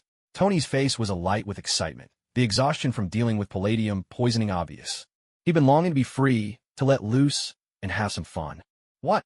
Tony, you can't be serious. Are you suffering from heat stroke? Is your brain fried?" Pepper was stunned at his words. She was completely taken aback. It felt like Tony was daydreaming. How could he say something like that? "Me? Run the company? Me? CEO of Stark Industries? Is this a joke? Hey, I'm not out of my mind. I drink green juice every day. I'll head back and call a board meeting right now, announce this decision, and appoint you as CEO of Stark Industries." After Tony said this, he felt an indescribable sense of relief. Lately, he'd just been too exhausted. The palladium problem, the chaos at Stark Industries, and the U.S. military trying to claim his Iron Man suit as their own. All of it was about to make his head explode, nearly pushing him to the brink. Now, what Tony needed most was rest, relaxation, a chance to finally let go. "Oh my God, this is all too sudden. I haven't even had time to think about it. I haven't even agreed yet." Pepper was flustered. She never imagined she'd become the CEO just like that. It was so simple. So simple, it didn't feel real at all. However, deep down, Pepper couldn't shake off a sense of unease. Perhaps it was the stack of documents worth hundreds of millions in her hands, or maybe something she picked up in Tony's words. Let's just leave it at that. While Pepper's thoughts were still a jumble, Tony had already hung up the phone. With one troublesome matter resolved, Tony's face visibly brightened. Though the palladium was poisoning his body, he found that a sense of ease could slow the spread of the toxin. Party, the sea, yacht, beautiful women, champagne, Tony muttered to himself as he lounged on the couch. At this moment, Pepper, still a bit bewildered, finally snapped back to reality. After thinking it over, she decided to call Chun Feng first. The CEO's affairs could wait.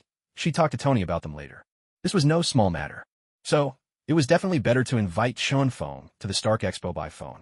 Otherwise, she'd have to face Tony's sharp tongue again. The Stark Expo. At first glance, it sounded rather high-end. But honestly, it was just a chance for companies to show off their latest tech products. For someone like Chun Feng, who had little interest in such things, his first impulse was to turn it down outright. But after a moment's thought, he suddenly remembered that Tony still owed him an Iron Man suit, didn't he? Thinking about it this way, the expo was worth attending after all. He needed to remind Tony not to forget their agreement. Even if he was the only one who'd signed off on it, Tony hadn't actually promised anything out loud. Still, Chun Feng had saved Tony's life back then. The life of America's top genius and the richest man in the country. Surely that was worth at least one Iron Man suit? After discussing it with Mindy, Chun Feng agreed to go to the expo. Time flew by. In the blink of an eye, the day of the Stark Industries Expo arrived. Chun Feng looked at Mindy, who was still curled up in bed, and gently shook her. Mindy, time to get up. The sun's almost shining on your little butt. Not a single reaction. It was as if Mindy was still lost in a dream, with no intention of waking up.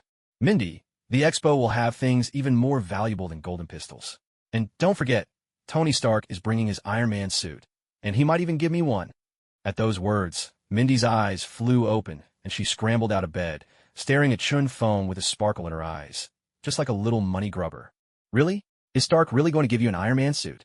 Of course. Why else would I agree to his invitation? Chun Feng replied confidently. He'd finally figured out Mindy's weak spot. Dealing with her was so much easier now. Last time, just a small golden pistol had kept Mindy delighted for a whole month. The allure of the Iron Man suit this time was hundreds of times greater than that of the golden pistol. Soon after, Mindy quickly washed up, changed her clothes, and dragged Chun Feng outside. Now, all Mindy could think about was Tony's Iron Man suit. She had seen it on TV before, and it was love at first sight. Now she finally had the chance to see it with her own eyes, and maybe, just maybe, even get one for herself. She was so excited, she could barely contain it. Mr. Chun Feng, Tony sent me to pick you up. As they stepped outside, Tony's driver, Happy, was already waiting at the door for them. Let's get going then. Chun Feng got into the car, feeling that Tony, despite his playboy reputation, was actually quite thoughtful. But in truth, Happy hadn't been sent by Tony. Tony had neither the time nor the interest to bother with such trivial matters right now. It was Pepper who had arranged everything, just to make sure Tony left a good impression on Chun Feng. You could say that for Tony's sake, Pepper had sacrificed and contributed a great deal. They drove off. Before long, they arrived at the Stark Industries Expo. By now, the place was packed, many attendees from other companies. Some were there to see the latest inventions from Stark Industries. Others hoped to strike a deal with Tony. Everyone knew the truth by now. Tony Stark was Iron Man, and he held a groundbreaking new technology. Led by Happy, Chun Feng and Mindy soon found themselves by Tony's side. At that moment, Tony was deep in conversation with a middle-aged white man. It seemed to be a business discussion, but judging by the man's expression, Tony had just given him the cold shoulder. Mr. Hammer, that will be all for now. My guests have arrived, so if you'll excuse me. The moment Tony spotted Chun Feng, he broke off the conversation with Hammer and turned to greet him. My friend, you're finally here. Come on, let's go over there. With that, Tony threw an arm around Chun Feng's shoulder and led him away. The expo was just the beginning. Tony planned to take Chun Feng to Morocco for a holiday. After all, having a chef who could make the world's most delicious burgers by your side was a true luxury. With Chun Feng's secret recipe burgers, Tony could almost forget about his palladium poisoning. Indulging in gourmet food. It was Tony's way of relaxing, of letting himself unwind. But before Tony could even speak, Chun Feng asked him with a serious look. Mr. Tony, about the Iron Man suit you promised me last time. It's been days now. Is it finished yet? What? The Iron Man suit? Tony stared at Chun Feng, utterly dumbfounded. Chun Feng's sudden question caught Tony completely off guard. He looked at Chun Feng in confusion and asked, What Iron Man suit? Did I promise you that? The Iron Man suit is the culmination of Tony's hard work and genius. There's no way he'd just hand it over to someone else. Not even a Colonel Rhodes. The only reason Rhodes got his hands on a suit at all was because he took it by force. What he ended up with was the War Machine, Tony's retired Mark II. Chun Feng's eyes narrowed as he fixed Tony with a stern look, demanding, Tell me, Tony, is this how you treat the man who saved your life? Come on, man. You can't really say you taught me anything last time. Stan was already on the verge of defeat. I'd nearly taken him down myself. All you did was land the finishing blow. If you'd just given me enough power, Stan would have lost me anyway. And most importantly, I never actually agreed to give you a suit. That was all just you twisting the story in your favor. Tony, sharp as ever and quick-witted, didn't miss a beat in his explanation. No wonder he owns Stark Industries and is hailed as a genius scientist. His mind really does work faster than most. Tony, that really doesn't sit well with me. If I hadn't arrived in time, you'd be a corpse right now, and you certainly wouldn't be basking in the glory of being Iron Man. You'd have gone straight from CEO of Stark Industries to meeting your maker, or, more likely, straight to hell.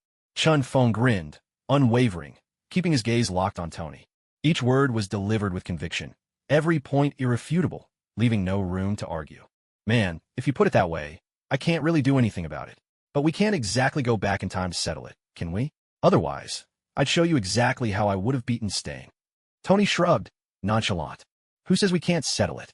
Of course we can. How about this? The two of us have a match. Whoever wins, their version stands as the truth. If I win, you owe me a suit.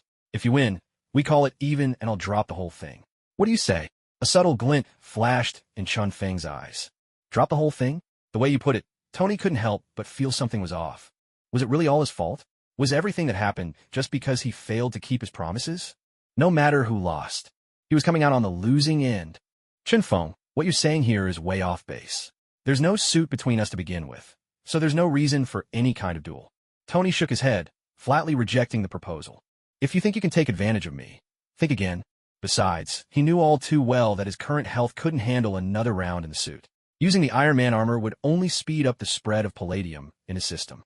Once palladium poisoning hit 90% or more, not even a miracle could save him. Tony still wanted to enjoy life, to travel, and see the world. He wasn't about to waste what time he had left fighting pointless battles. So, not a chance. He turned Chinfeng down without hesitation. Chinfeng seized on this point and, with perfect composure, threatened Tony openly. Tony, if you're backing down now, it means you've got a guilty conscience. So hurry up and hand over that set of Iron Man armor you owe me. Even Happy, standing off to the side, couldn't help but look at his boss with a hint of embarrassment in his eyes.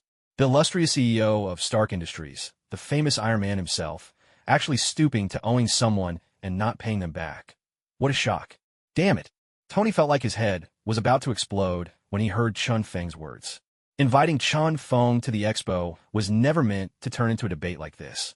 Frustrated, he grabbed Chinfeng and pulled him into a secluded corner, away from prying eyes, then tugged down his shirt. Chinfeng, I'll be honest with you. I'm already suffering from palladium poisoning. I can't find a replacement element, and I probably don't have much time left. So I don't want to waste what little life I have left fighting with you. Do you understand? Seeing the purplish-black veins under Tony's skin, Chinfeng was genuinely surprised. He'd been so caught up in other things, he'd nearly forgotten that Tony went through this ordeal in the original story. Still, the surprise only lasted a moment. Chinfeng quickly regained his composure and replied coolly, Your palladium poisoning has nothing to do with what I'm asking for. But, since you're ill, I'll spare your reputation. Though, to be fair, your reputation isn't that great to begin with. As for that set of Iron Man armor, I expect it delivered to my home in the next few days. I trust one don't need to remind you of the address. No sooner had he finished speaking than Tony nearly spat blood in exasperation. What the hell? This guy plays by no rules.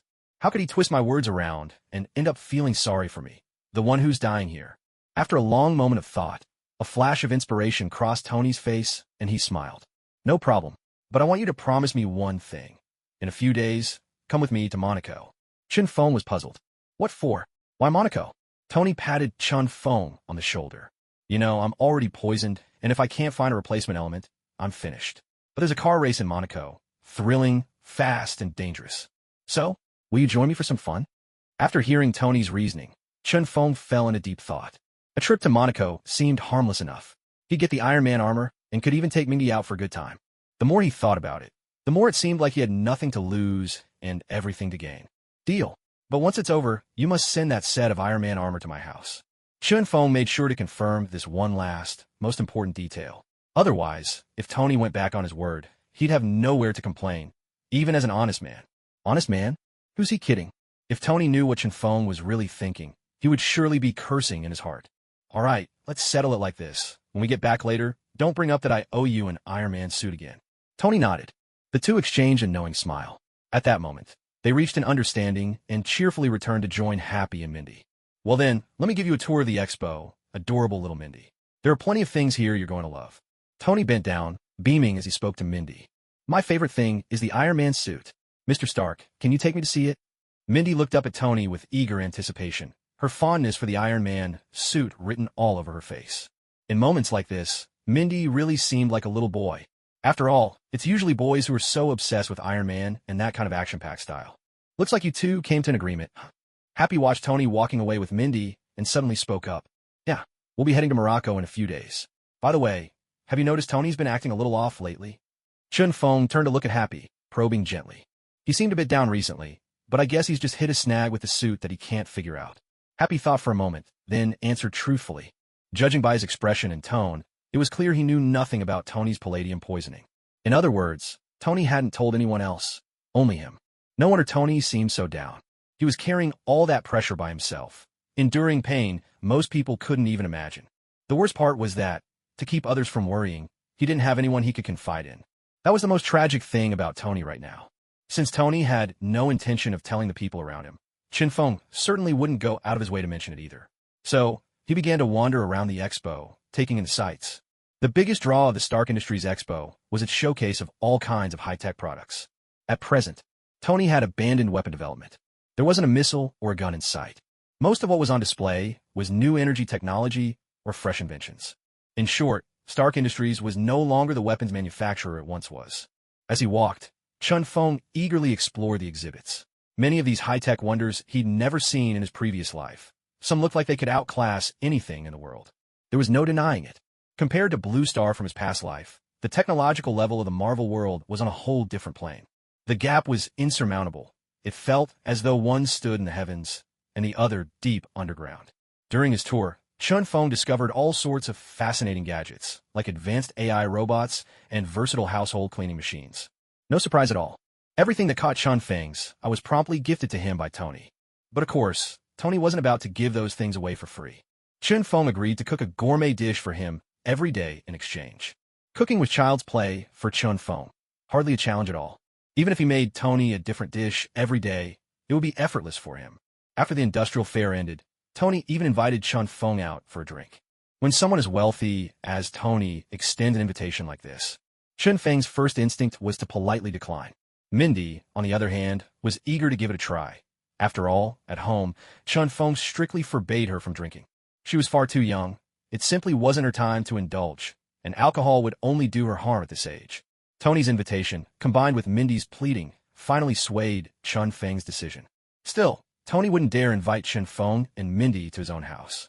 If Chun Feng ever saw the Iron Man suit, he'd no doubt insist on taking it home. That's just how Chun Feng was, and Tony knew it all too well. So, they headed to the most luxurious bar in the country and enjoyed a thoroughly delightful evening. Time flew by. More days slipped quietly past. Chun Feng continued his leisurely lifestyle, driving his food truck along the East Coast, sightseeing, and occasionally meeting up with Natasha at hotels to unwind. Meanwhile, footage of Chun Feng defeating Hulk was broadcast across news channels. The buzz swept the nation. More and more people came to know Gale's sword. His hero points skyrocketed at an astonishing rate, quickly surpassing the total he'd earned over the past 10 days. With every surge in popularity, his hero points increased. And with those points, his strength grew.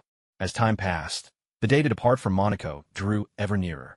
During this period, Tony successfully appointed Pepper as the new CEO of Stark Industries. At the same time, Natasha smoothly entered the company, becoming Tony's personal secretary, in effect, keeping him under close watch. Of course, Natasha had already informed Chun Feng of this. After all, there was no need to keep it a secret. It was a perfectly open act of surveillance. Natasha's heart belonged to Chun Feng alone. There was no room left for any other man. There never had been, and there never would be. Chun Feng understood her work, and understood her, so he simply smiled and kissed her gently on the forehead. Time slipped by in the blink of an eye. Today was finally the day to head to Monaco, and Chun Feng had made all the necessary preparations early. He called out to Mindy, who was still in her room. "Mindy, are you dressed yet? Happy's already waiting for us outside." "Yeah, I know." Moments later, Mindy bounced out in her stylish outfit, looking every bit the cool kid. "Chun Feng, what do you think of my outfit?" Mindy's eyes sparkled with anticipation as she looked at him. Chun Feng nodded. "Not bad at all. Very stylish. It suits you perfectly." Mindy hadn't quite blossomed into a stunning beauty yet, but there was a hint of spirited confidence about her. Dressed in more masculine attire, she exuded a unique and compelling charm. At that moment, Happy was already waiting for the two of them outside. They sped along the road, quickly arriving at the airport. This time, though, it was Tony's private jet, so there was no need to endure the long lines typical of commercial flights. "Chun Feng, you finally made it. Come on, hurry up. If we wait any longer, the race will have already started." "Tony, with your private jet, are you really worried about running out of time?" Chun Feng teased, a playful glint in his eyes. Then he noticed the grim look on Tony's face. It was obvious. The toxins in Tony's body had taken another turn for the worse. They boarded the plane. Soon after, the group was soaring toward Monaco. Monaco, nestled in the south of France, has the Mediterranean Sea to its south, while its north, west, and east are all bordered by France. It's a classic micro-state, tiny yet distinct. Despite its small size, Monaco is densely populated and boasts one of the highest per capita incomes in the world. But what Monaco is best known for is a spectacular Formula One Grand Prix held right in the heart of the city. That's exactly why Tony had chosen to come to Monaco for the Grand Prix. When they reached the racetrack, Chun Feng immediately spotted a familiar face, Justin Hammer, the owner of Hammer Industries. What was this guy doing in Monaco? That was certainly odd. Before long, Chun Feng understood why he was here. Tony, what a coincidence. I didn't expect to bump into you here. Are you here for the Formula One race as well? Hammer greeted them with a wide, ingratiating smile. Of course, to Tony's ears, this question was grating. Wasn't it obvious? Anyone could tell he was in Monaco for the Grand Prix. Tony ignored him, simply nodding before turning to leave. Wait, Tony. Actually, there's something I'd like to discuss with you. Hammer hurried to block Tony's path. Tony's expression darkened, his patience wearing thin. What is it? Just spit it out. With Tony's permission, Hammer quickly put on his most charming smile. Tony, I want to showcase Hammer Industries products at the Industrial Expo. I promise I won't let you down. But Tony clearly didn't care much, brushing him off with little enthusiasm. That's fine. Just make sure you have something new to show. With that, he moved on. Tony sidestepped Hammer's body and walked past him. Chun Feng and the others followed, heading inside without sparing Han in his second glance. The Formula Racing competition. This was what Chun Feng found most exciting right now. A longing stirred in his heart, an urge to get behind the wheel and experience the thrill of the race himself. After all, the last time he drove Tony's McLaren, the adrenaline of a true man surged through him, and he'd enjoyed every moment of that wild ride. Now, being here in person to witness the race, Chun Feng felt an itch that was hard to resist. At this moment, just as they were about to enter the racing arena, Tony's expression suddenly changed. He looked uncomfortable and quietly slipped away from the group, heading into a restroom. Standing in front of the mirror, Tony unbuttoned his shirt and revealed the palladium element spreading from his chest throughout his body, infiltrating every limb and bone. He glanced at the numbers on his detector.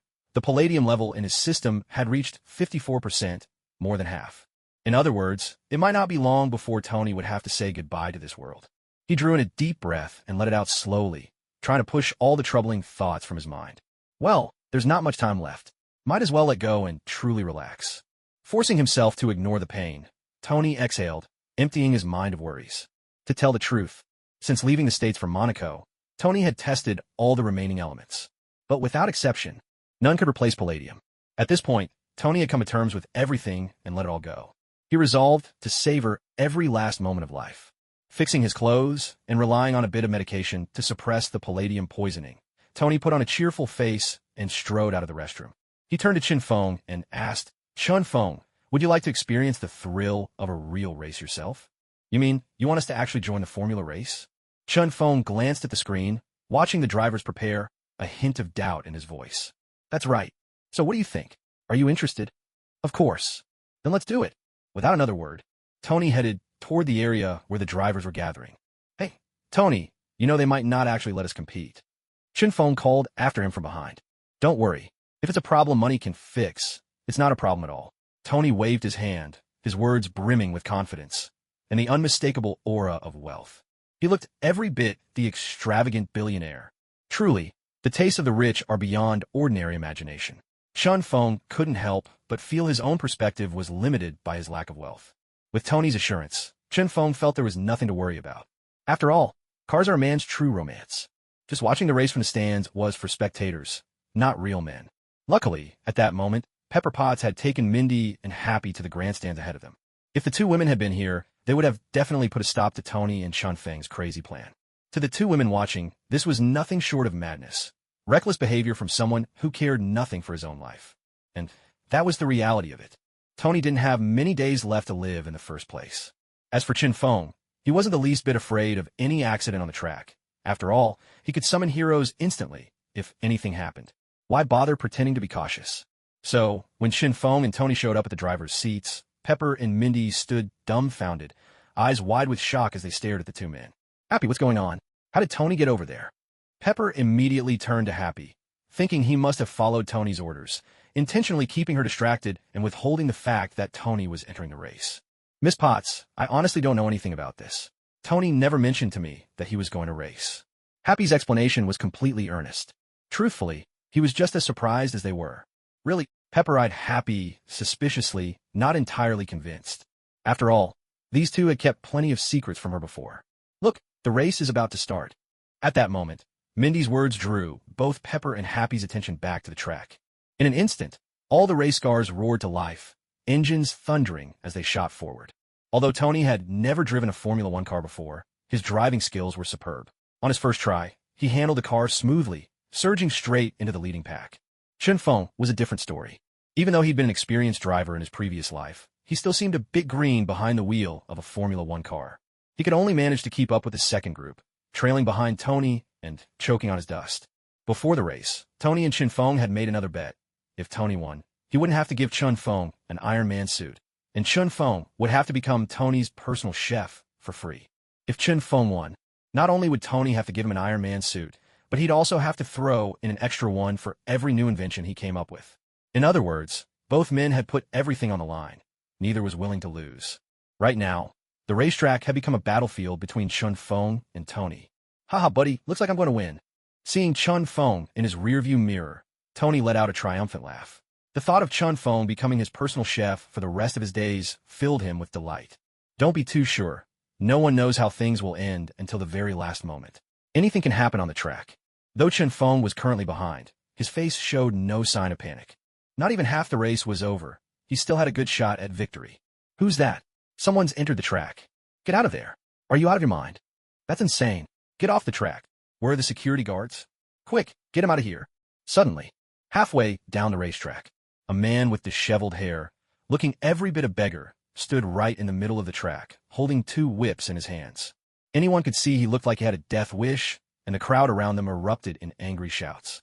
Yet the man in the middle of the track stood unmoved, even curling his lips into a strange, unsettling smile. A race car shot forward. The driver, seeing the man ahead, spun the steering wheel in a desperate, dizzying circle, barely managing to swerve out of the way. But the sharp turn, the intense centrifugal force, sent the car careening off the track, completely wrecking it. No one could tell if the driver had survived. The next car, however, didn't react in time, hurtling straight toward the man. At the very last possible instant, the man lashed out with his whip, striking the oncoming car. In a flash, the race car was split clean in two, the force sending the front half soaring over the man's head before it crashed to the ground behind him, igniting in a fierce blaze. The next few cars fared no better, save for a lucky few that managed to swerve past. The rest were all destroyed. In that moment, the entire racetrack seemed to become a sea of fire. Tony Stark, you finally arrived. At that moment, Tony pulled up in his own race car, coming to a stop before the man. What the hell? Is this another monster? Tony stared at the man before him, his expression grave, foot poised on the brake. With expert precision, Tony slowed his car, drifting sideways just as he reached the man. You thief, go to hell. The man muttered under his breath, then cracked his whip down hard on Tony's race car. Bang! The car split in two, but Tony emerged unharmed. He tumbled out just in time, landing awkwardly, looking more than a little worse for wear. Staring at the shirtless man before him, whip in hand, Tony's face grew even more serious. Damn it! Who the hell is this guy? He actually tried to kill me. Tony racked his brain, but he couldn't recall ever seeing this man before. Hey, buddy, I don't know why you want to kill me, but if you put down your weapons and surrender right now, I could put in a good word for you with the police, maybe get you a shorter sentence. Tony stretched out his right hand, trying to negotiate. Think carefully. There's so many people here. The police are already watching you. Surrendering is your smartest move. Right now, Tony didn't have his Iron Man suit. He was, for all intents and purposes, just an ordinary civilian. No match at all for a man armed like this. There was only one thing he could do. Stall for time with words. Tony trusted that Happy and Pepper would understand exactly what he was trying to do. The moment Pepper saw Tony struck down by the man, she anxiously urged Happy, Happy, let's hurry over and get the suit to Tony. The suitcase in her hand was, at that moment, Tony's only hope. Understood, Miss Potts. Follow me, Happy replied, leading Pepper in a sprint toward a sedan, heading directly for the arena. Tony Stark, the illustrious billionaire, the Iron Man who protects the people? Huh, what a respected title. All of this, nothing but what you've stolen. The Stark family is nothing but a family of thieves, a family of liars. Even your Iron Man suit is stolen. The man grew more agitated as he spoke, brandishing his whip at Tony and shouting in fury. Anyone can make accusations and tell lies, but if you slander me without proof, I'll have my lawyers on you in a heartbeat, Tony retorted, his expression righteous as he tried to buy some time. Proof? The man let out a harsh laugh. See this? Does it look familiar? He pointed to the glowing device on his chest, sneering as he awaited Tony's reaction. The arc reactor? No, that's impossible. How could you have one? Tony's eyes widened in disbelief at the sight of the device on the man's chest. A surge of shock, profound and overwhelming, froze him in place. It looked so much like the arc reactor he had invented, almost identical, in fact. One was rougher, the other more refined, but the underlying principle was essentially the same. Huh, now you understand, you filthy thief. With that, the man lashed out with his whip, the air slicing with a sharp crack as it shot toward Tony like a venomous snake. Tony dodged in the nick of time, barely escaping the attack in a heart-pounding moment of danger. But it was clear that the pressure on Tony was mounting. His expression grew even graver. In the next instant, the man gave Tony no chance to recover. Without a word, he struck again, his whip lashing out with lightning speed. Tony did his best to evade, but unarmed as he was, he stood little chance against his opponent. If Pepper and Happy didn't arrive soon, he knew he wouldn't be able to hold on much longer. Even if palladium poisoning was eating away at him, Tony had no intention of dying here. Not like this. One undignified way to go. Tony, need a hand?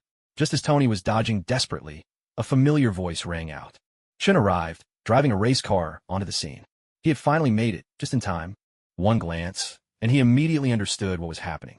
No doubt about it, the man was Ivan. In the original story, he was the only one who could build an arc reactor. But unlike the other drivers, Chun felt no sympathy for Ivan, nor did he have any intention of helping him.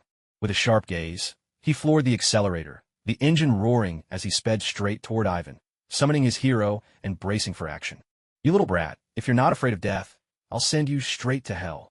Ivan watched as the car hurtled toward him. With a vicious snap, he lashed his whip hard against the vehicle.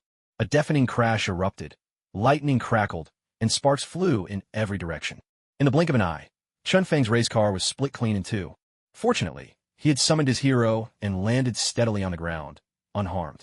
Without giving Ivan another glance, Chun Feng turned to see Tony, who was struggling to his feet nearby. He couldn't help but chuckle. Tony, you look like you've had quite the beating. Honestly, you're a bit of a sorry sight. Tony, refusing to admit defeat, grumbled, I was just testing my reflexes, that's all. Watch out. Seeing Ivan's whip lash out at Chun Feng, Tony shrieked and yelled a warning at the top of his lungs. Trying to sneak up on me? With his top-tier spider sense, Chun Feng had already sensed Ivan's move. Yasuo's spirit possessed him. Chun Feng reacted with lightning speed, his body flickering out of harm's way with ease. Instantly, Chun Feng closed the distance to Ivan's side. Forward slash. A dazzling arc of sword light flashed. A single stroke, and both of Ivan's long whips were severed in an instant. Before Ivan could even process what happened, Chun Feng's sword pierced straight through the reactor on Ivan's chest. A harsh, metallic grinding sounded as the reactor sputtered and fell silent. With its core power lost, Ivan was stripped of his might. He was reduced to nothing but an ordinary man. Chun Feng landed a swift kick to Ivan's chest, sending his entire body crashing backward into the steel mesh fence. Coughing violently, Ivan struggled to speak. Who are you? Everything had gone according to his plan. If not for Chun Feng's sudden appearance, he'd have easily killed Tony Stark. You're not worthy to know. Without a backward glance, Chun Feng strode away, exuding an air of unyielding authority. He hadn't bothered to finish Ivan off. There was no need. He'd leave that to Tony. Just then, Pepper and Happy crashed through the barrier in their car, racing over to Tony's side. Pepper called out loudly, Tony, we're here. Here's your suit, take it. Tony thought to himself, damn it. At the speed you two showed up, I'd have been dead already. Counting on you guys? I'd rather rely on Chun Feng. Tony looked at them, resigned, not even bothering to reach for the suitcase. Chun Feng, you're here too? Are you all right? That guy. Pepper started, but then spotted Ivan sprawled on the ground across from them. With a cool smile, Chun Feng spoke, Tony, I've saved your life again this time. You better remember that you owe me. Don't forget to repay the favor. Of course, if you forget, it's no big deal. There are plenty of witnesses here, and I'm sure the whole thing will be online in no time. Chun Feng spoke with a cheerful smile. Damn it. Are you a debt collector or something? Every time you open your mouth, it's always about wanting to be repaid. Hearing Chun Feng's words, Tony's face twisted into a bitter expression. He wanted to argue, but found himself at a loss for words. Tony, was it Chun Feng who saved you? Pepper asked, her tone tinged with suspicion. After all, she had rushed over so quickly just now that she hadn't witnessed Chun Feng's moment of heroism. Inside the car, Mindy poked her head out, her voice brimming with pride as she declared, I knew it. Chun Feng would definitely beat that filthy beggar. This race was so boring. Let's just go home, Tony muttered as he left the track, grumbling all the while about how useless. The Monaco police were complaining about the terrible security and cursing his rotten luck for letting that man slip through. Watching Tony grumble nonstop, a faint smile played on Chun Feng's lips. Today, I put on quite a show in front of the masses again. Looks like my hero score is going to soar once more. What can I say? My strength is just too overwhelming. The only thing that leaves me a bit dissatisfied is not being able to settle the bet with Tony. Ivan's appearance brought both advantages and disadvantages. What happened next was straightforward. With the arrival of the authorities, Ivan was promptly thrown into jail, drawing a close to the whole Monaco affair. On the way back, Tony didn't look too well. It was hard to tell whether it was because of the palladium or because Chun Feng had stolen his thunder, or maybe a bit of both. Tony's look of utter dejection didn't escape Pepper's notice. She sat across from him, her concern evident as she asked, "Tony, is there something you want to tell me?" Hearing her question, Tony seemed momentarily lost, as if hiding from something, his gaze drifting to the window. After a while, Tony finally turned his head to look at Pepper, his voice low and heavy. "I really don't want to go home. Let's just cancel my birthday party, okay? Do you remember when we were in Europe, staying at the Cipriani Hotel in Nice?" A gentle smile appeared on Pepper's face. "Of course I remember." Tony went on, "Let's stay there again. It would do wonders for my health." At that moment, Pepper gently stopped him. "I know, but now's not the right time. There's a mountain of messes at the company that I have to clean up." Pepper and Tony clearly weren't on the same page. But Tony saw it differently and insisted, "That's exactly why it's the perfect time, because then we—" Pepper shook her head, disagreeing with Tony's view. "As the CEO, I have to stay at the company to safeguard the group's interests. As CEO, you also have the right to just walk out." "Walk out? Just treat it like taking some time off." "Time off? In a crisis like this? It's just a drive. Once we recharge, we'll figure things out." The conversation between the two was so intense that it drove Chun Feng, Mindy, and Happy to quietly excuse themselves. On the other end of the plane, away from Tony and Pepper's bickering, someone was savoring delicious food in peace. Without the two of them squabbling by his side, it was blissfully quiet. And in the end, Pepper still turned Tony down, leaving him deeply disappointed. The main reason was that Tony himself had steered the conversation off course. Pepper had originally come to check on him, but somehow things had shifted to a dilemma between the company and his personal struggles. The plane soon landed in New York. Returning home, Tony seemed more dejected than ever, his mood visibly bleak. Chun Feng, for his part, had no energy to worry about Tony. After all, it's not like he's going to die in the end, right? And really, why should a straight guy like me care about another grown man's problems? What nonsense! Even though Chun Feng was usually at leisure, spending time with Natasha, goofing around with Mindy, or venting his overwhelming power in the dark corners of the night, he had his own reasons for not helping Tony. Chief among them was to teach Tony a lesson, to humble his arrogance, and to remind him not to forget their agreement about the armor.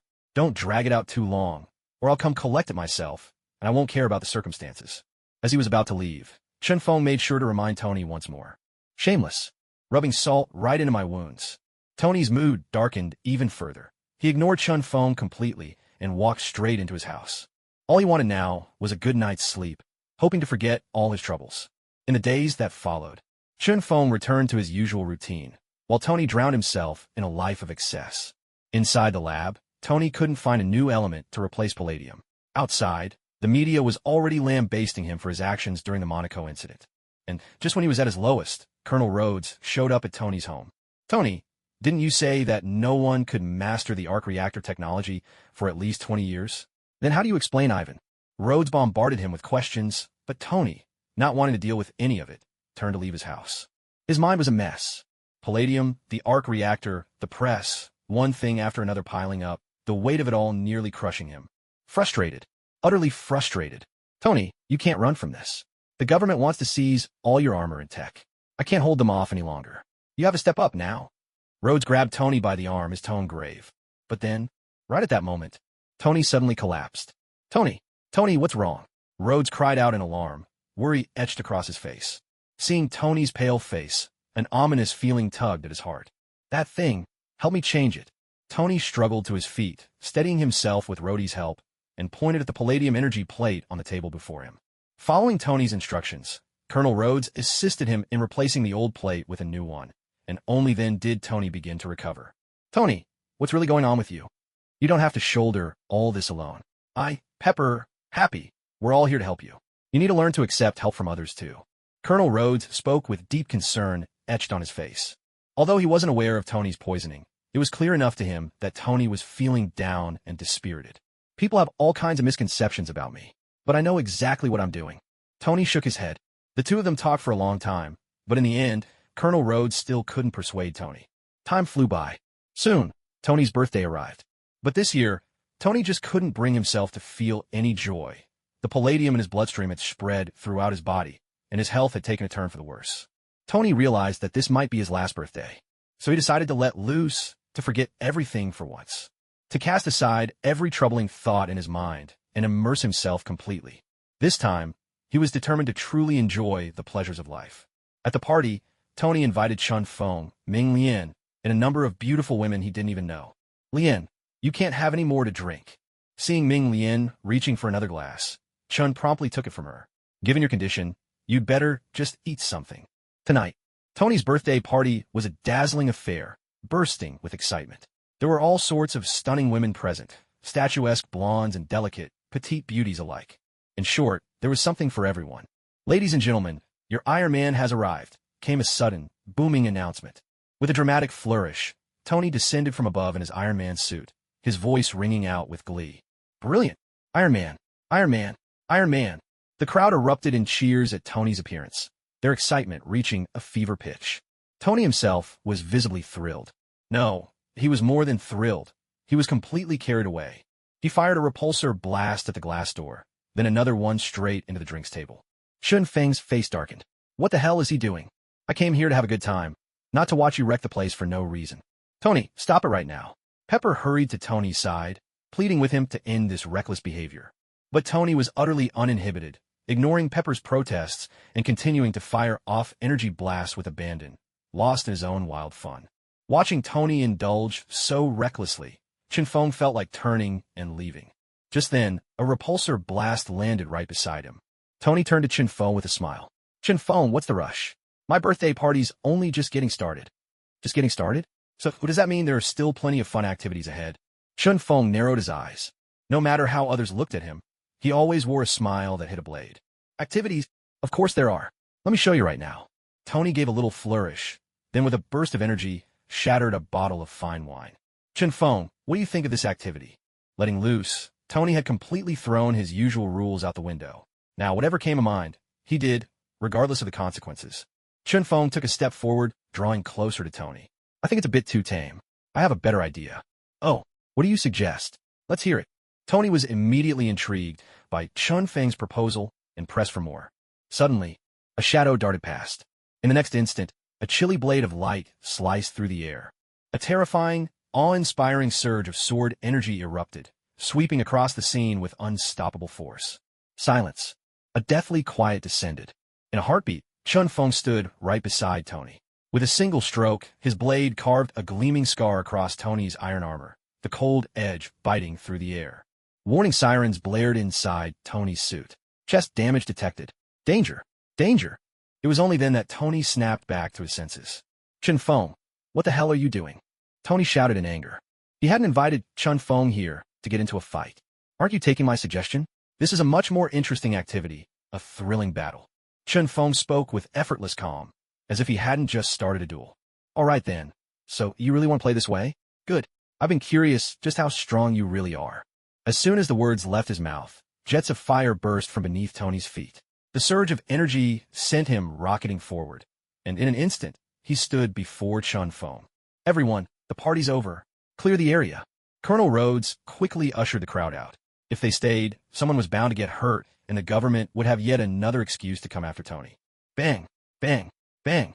Tony charged at Chun Feng, unleashing beams of energy from his palms like devastating rays, each one tearing through the air. Chun Feng, however, remained completely unruffled. With a sharp metallic ring, he swept the sword of the gale before him. Instantly, a barrier of wind formed, blocking two of Tony's energy blasts. At that moment, Tony seized the opportunity, closing the distance. His armored fist swung with tremendous force. A roaring sound tore through the air as Tony's punch compressed and distorted the very atmosphere in front of Chun Feng. Pain! A dull thud echoed out. Chun Feng braced himself, using his own fist to meet Tony's iron blow head-on. You have to understand, Tony's Iron Man suit is crafted from titanium alloy. Whether it's defense or offense, its power is downright terrifying. His punch packs at least 2 tons of force. In other words, even if a heavy-duty truck were parked right in front of Tony, he could smash it to pieces with a single blow. However, all this seemed to pale in comparison to Chun Feng's effortless composure, as if Tony's might had suddenly become feeble and lost all its destructive force. After all, when Chun Feng used the wind swordsman Yasuo, he could even take a punch from the Hulk head-on. And Tony's strength, compared to the Hulk's, was still a far cry. As he blocked Tony's iron fist, Chun Feng's left hand thrust forward with a wind sword, the blade piercing directly into the Iron Man armor. A shrill alert blared in Tony's ears once again, forcing him to retreat and temporarily distance himself from Chun Feng. "Oh, Tony, why are you running away? The fun's just getting started." Even now, Chun Feng couldn't resist taunting Tony.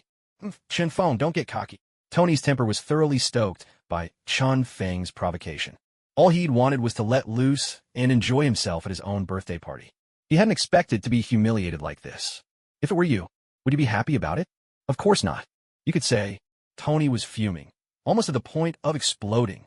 This was his house. Everything inside belonged to him, and he could do whatever he wanted. Nobody could tell him otherwise, not even Chun Feng.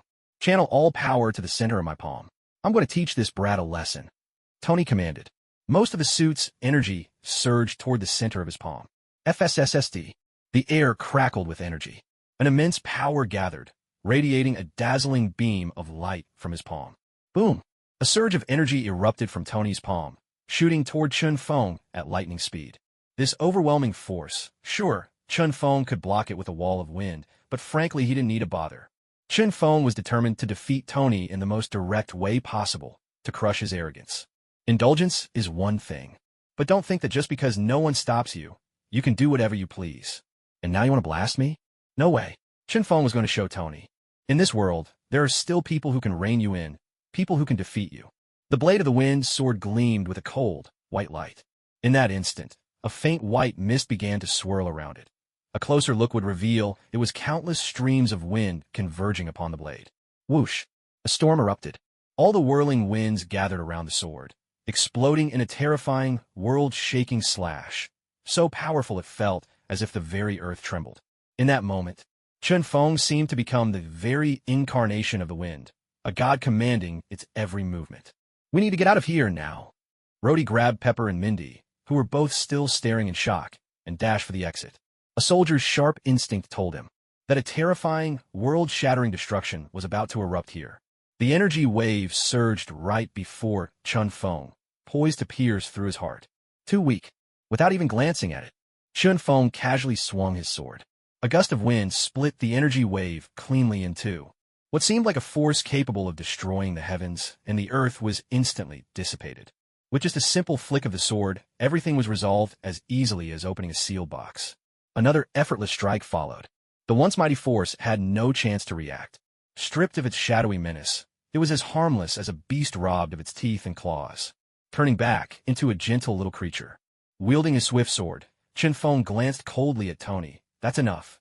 I've grown even stronger." Tony lowered his gaze, quietly withdrawing from the arena and merging into the crowd. After some time, Colonel Rhodes, Little Board, and Mindy walked over together. "Where's Tony?" The moment he saw Chun Feng, Little Board hurriedly asked, his face etched with worry. He had witnessed Chun Feng's battle with the Hulk, and knew just how formidable Chun Feng truly was, which left him deeply concerned that Chun Feng might have seriously injured Tony, or worse. "Don't worry, I just wanted him to reflect on himself," Chun Feng replied calmly, casting a brief, inscrutable look toward a certain spot before turning to leave with Mindy. Just then, a streak of red shot out from the house and soared into the distance. So he's already swapped in a new arc reactor? Watching the receding figure, Chun Feng silently mused to himself. Colonel Rhodes said, "I'll go after him." With that, Colonel Rhodes hurried into the room and suited up in his armor. He flashed Chun Feng a thumbs up. Having received the signal, Chun Feng took Mindy and left Tony's house, heading back home. "Chun Feng, I'm starving. Let's get something to eat." As they strolled down the street, Mindy's stomach suddenly rumbled, and she looked up at Chun Feng with big, pleading eyes. Utterly adorable and impossible to refuse. She had originally planned to feast at Tony's party, but the unexpected turn of events had dashed those hopes completely. This is the second time something like this has happened. The last time was that guy Stain's fault. So unlucky. Just my luck. Honestly, what rotten luck. Chun Feng could easily understand how Mindy felt. When you're hungry, all that matters is eating. Taking her by the hand, he led her straight into a nearby restaurant. Only after they had eaten their fill did the two return home. Mindy, after yet another thrilling night, soon drifted off to sleep. Chun Feng, however, was lost in thought. Tony's reckless behavior tonight inevitably made him think of the events that were yet to come. The Battle of New York. The evil god Loki, leading the Chitauri, would invade New York. When that day comes, there will be carnage and chaos. By then, with his strength even greater than before, Chun Feng was confident he would have no trouble protecting himself. But at that moment, the face of his grandfather appeared before Chun Feng's eyes.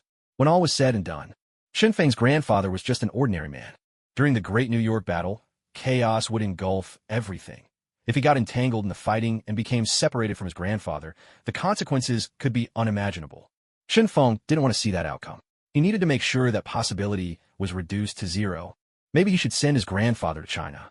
This sudden idea flashed through Chun Feng's mind.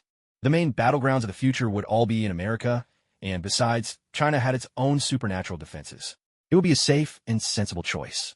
Back when Nick Fury first made the offer, Chun Feng had refused to leave his grandfather with S.H.I.E.L.D. He was familiar with the story. Of course he knew. Leaving his grandfather with S.H.I.E.L.D. was practically a trap like no other before. His grandfather was Chinese, after all. Living in China for a while would be no problem at all. Chun Feng could earn money himself. It would be perfect to let his grandfather go to China to enjoy his golden years and settle into retirement. Once this idea took hold, Chun Feng hurried into his grandfather's room to share his thoughts. To convince him, Chun Feng even showed a portion of his own powers on purpose. After all that, his grandfather finally agreed. He promised to return to China. A weight lifted from Chun Feng's heart. Gazing out the window at the busy streets of New York, his eyes shone with a resolute determination. Thanos, I won't let you collect all 6 Infinity Stones. Chun Feng would take hold of his own destiny, and not be someone else's puppet, dancing on their strings. The next morning, Chun Feng took Mindy to school. With a major worry resolved last night, Chun Feng was in a great mood. At that moment, Tony sat at his desk, dressed in his Iron Man armor, savoring a delicious pastry. Just then, a bald, one-eyed black man walked over. It was none other than the director of S.H.I.E.L.D., Nick Fury. At Fury's invitation, the two of them went into a restaurant to discuss Tony's situation. Since Natasha had been placed at Tony's side, Fury had long known about Tony's palladium poisoning. At first glance, he noticed the veins in Tony's neck, darkened by the palladium toxin, and asked with concern, "You still haven't found a solution yet?" Tony, hearing this, was immediately suspicious. He had never told anyone about his palladium poisoning, except Chun Feng. Could it be Chun Feng had told Fury about it? No need to guess. It was Romanoff who told me. As he spoke, Natasha walked in, stunning in a black, form-fitting tactical suit.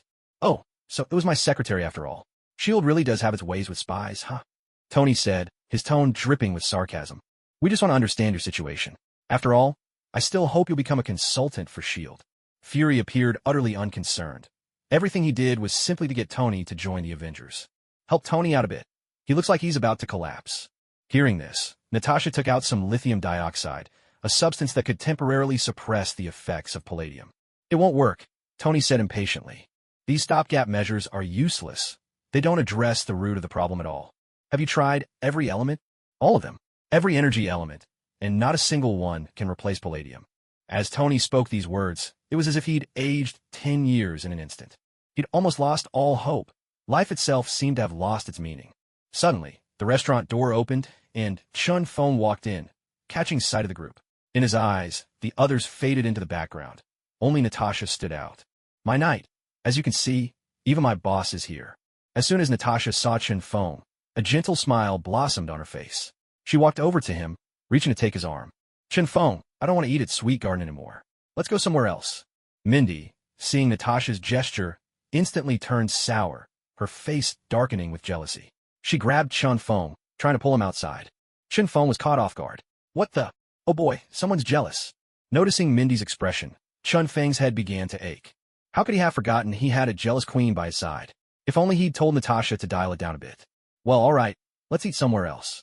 But I'm curious, what were you two discussing?" Chun Feng first soothed Mindy, shot Natasha a meaningful glance, then turned his gaze to Tony and Fury. "It's about the palladium, isn't it? Didn't I already tell you?" Tony replied, dejected. Fury looked at Chun Feng and asked, "Do you have any solutions?" "Solutions?" Chun Feng chuckled, as if it were obvious. "Of course I don't. I'm not a genius scientist." The implication struck Tony hard. His face darkened like storm clouds. "Seriously? That was a jab at me, wasn't it? Calling me useless?" Fury's hopeful expression quickly faded into disappointment. Chun Feng simply smiled and went on. "True, I'm not a genius scientist, but someone else is. I believe he can solve this problem. Who? Fury shot to his feet, more excited than Tony himself. Tony's father, Mr. Howard Stark. Fury cut Shinfeng off before he could finish. With that, the conversation paused. The moment Fury uttered that name, Tony, who had been hanging his head in despair, finally saw a flicker of light in those dull, snow-shadowed eyes of his. Hope. It was as if he'd been trapped in a pitch-dark cave and suddenly glimpsed daylight through a crack. Boom! After freezing for a moment, Tony sprang to his feet.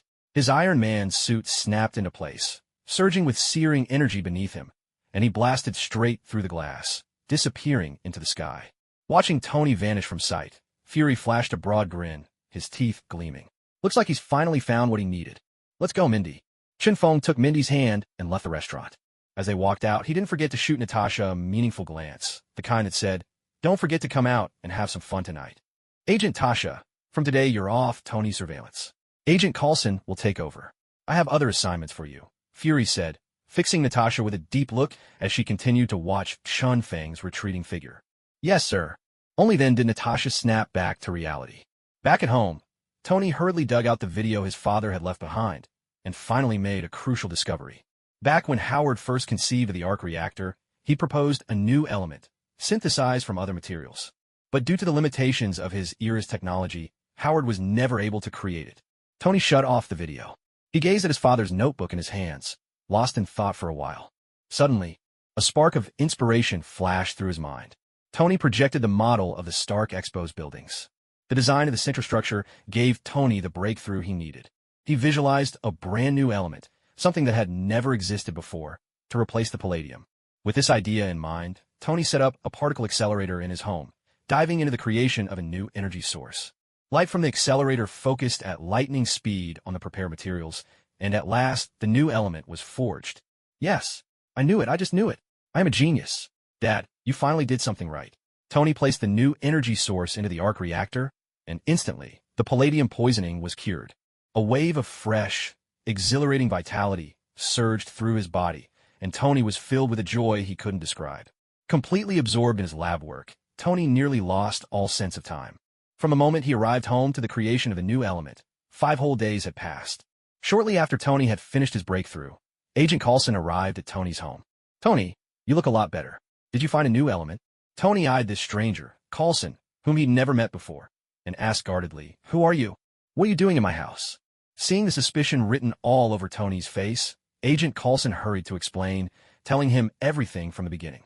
"I'm here to let you know that I'm heading to New Mexico. There's a mission waiting for me there." But Tony didn't really care where Coulson was going, nor was he bothered that Coulson had assigned someone to keep an eye on him. A new element had been created.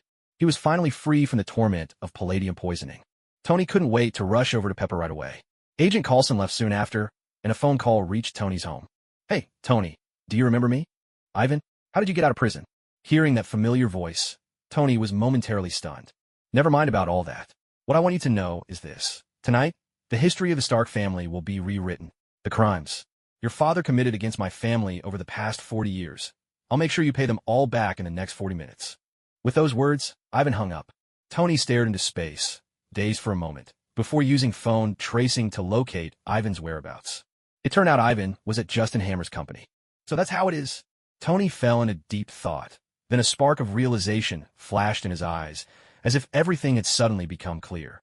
He suited up in his Iron Man armor and raced toward the Stark Expo as fast as he could. "Pepper, please be safe." Meanwhile, Chun Feng was bursting with excitement, sitting upright as he watched the spinning lottery wheel before him.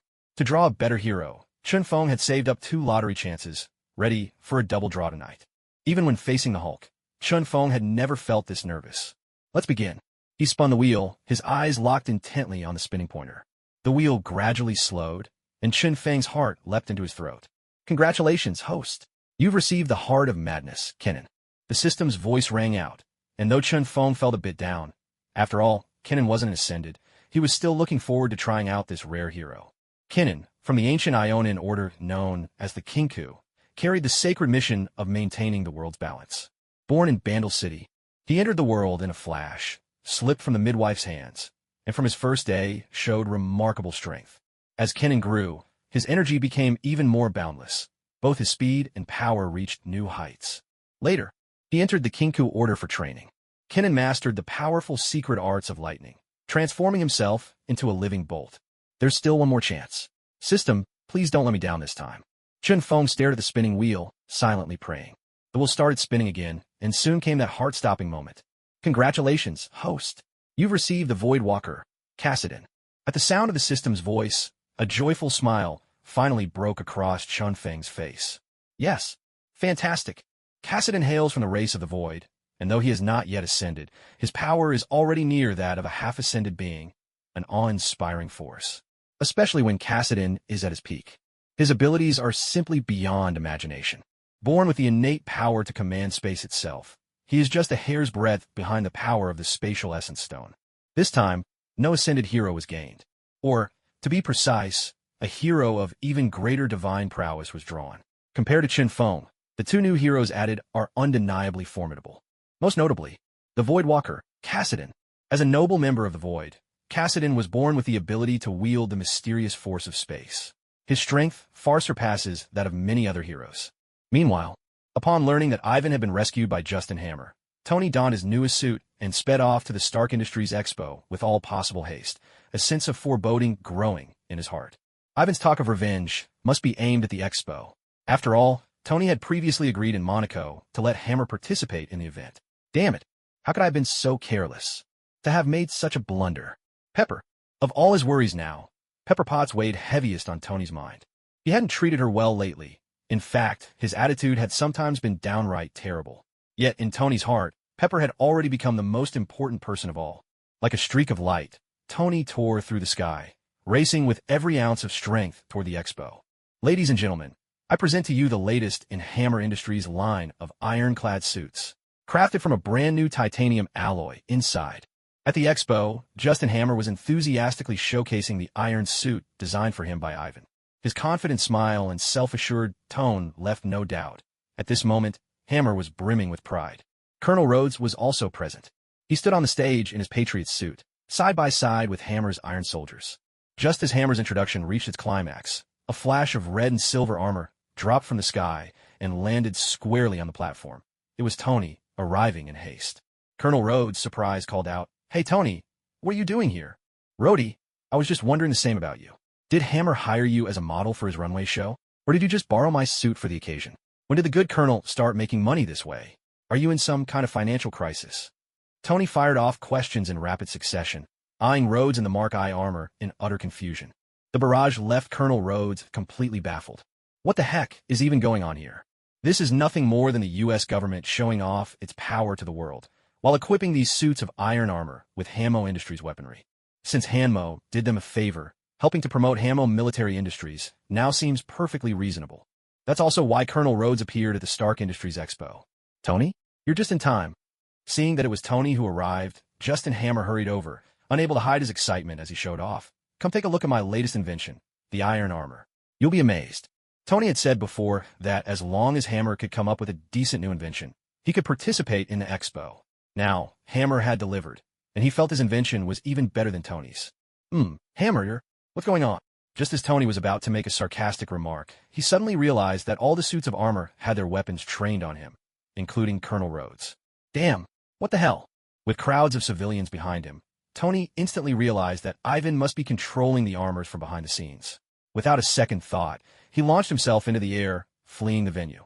"Tony, my suit's out of control. What's happening?" Rhodes called out just as Tony left. All the armored suits immediately followed, soaring into the sky after Tony. Of course, that included Colonel Rhodes. This was why Rhodes was so shocked. None of this was under his control. The Iron Soldiers chased after Tony relentlessly, unleashing a barrage of missiles and weapons. Fortunately, Tony's suit was the newest model. Relying on the superior performance of his new armor, Tony managed to dodge the hail of bullets and explosions. Damn you, Hammer. Watching the swarm of armored suits closing in behind him, Tony couldn't help but curse. Hell, son of a... If it weren't for Hammer springing Ivan from prison, none of this would have happened.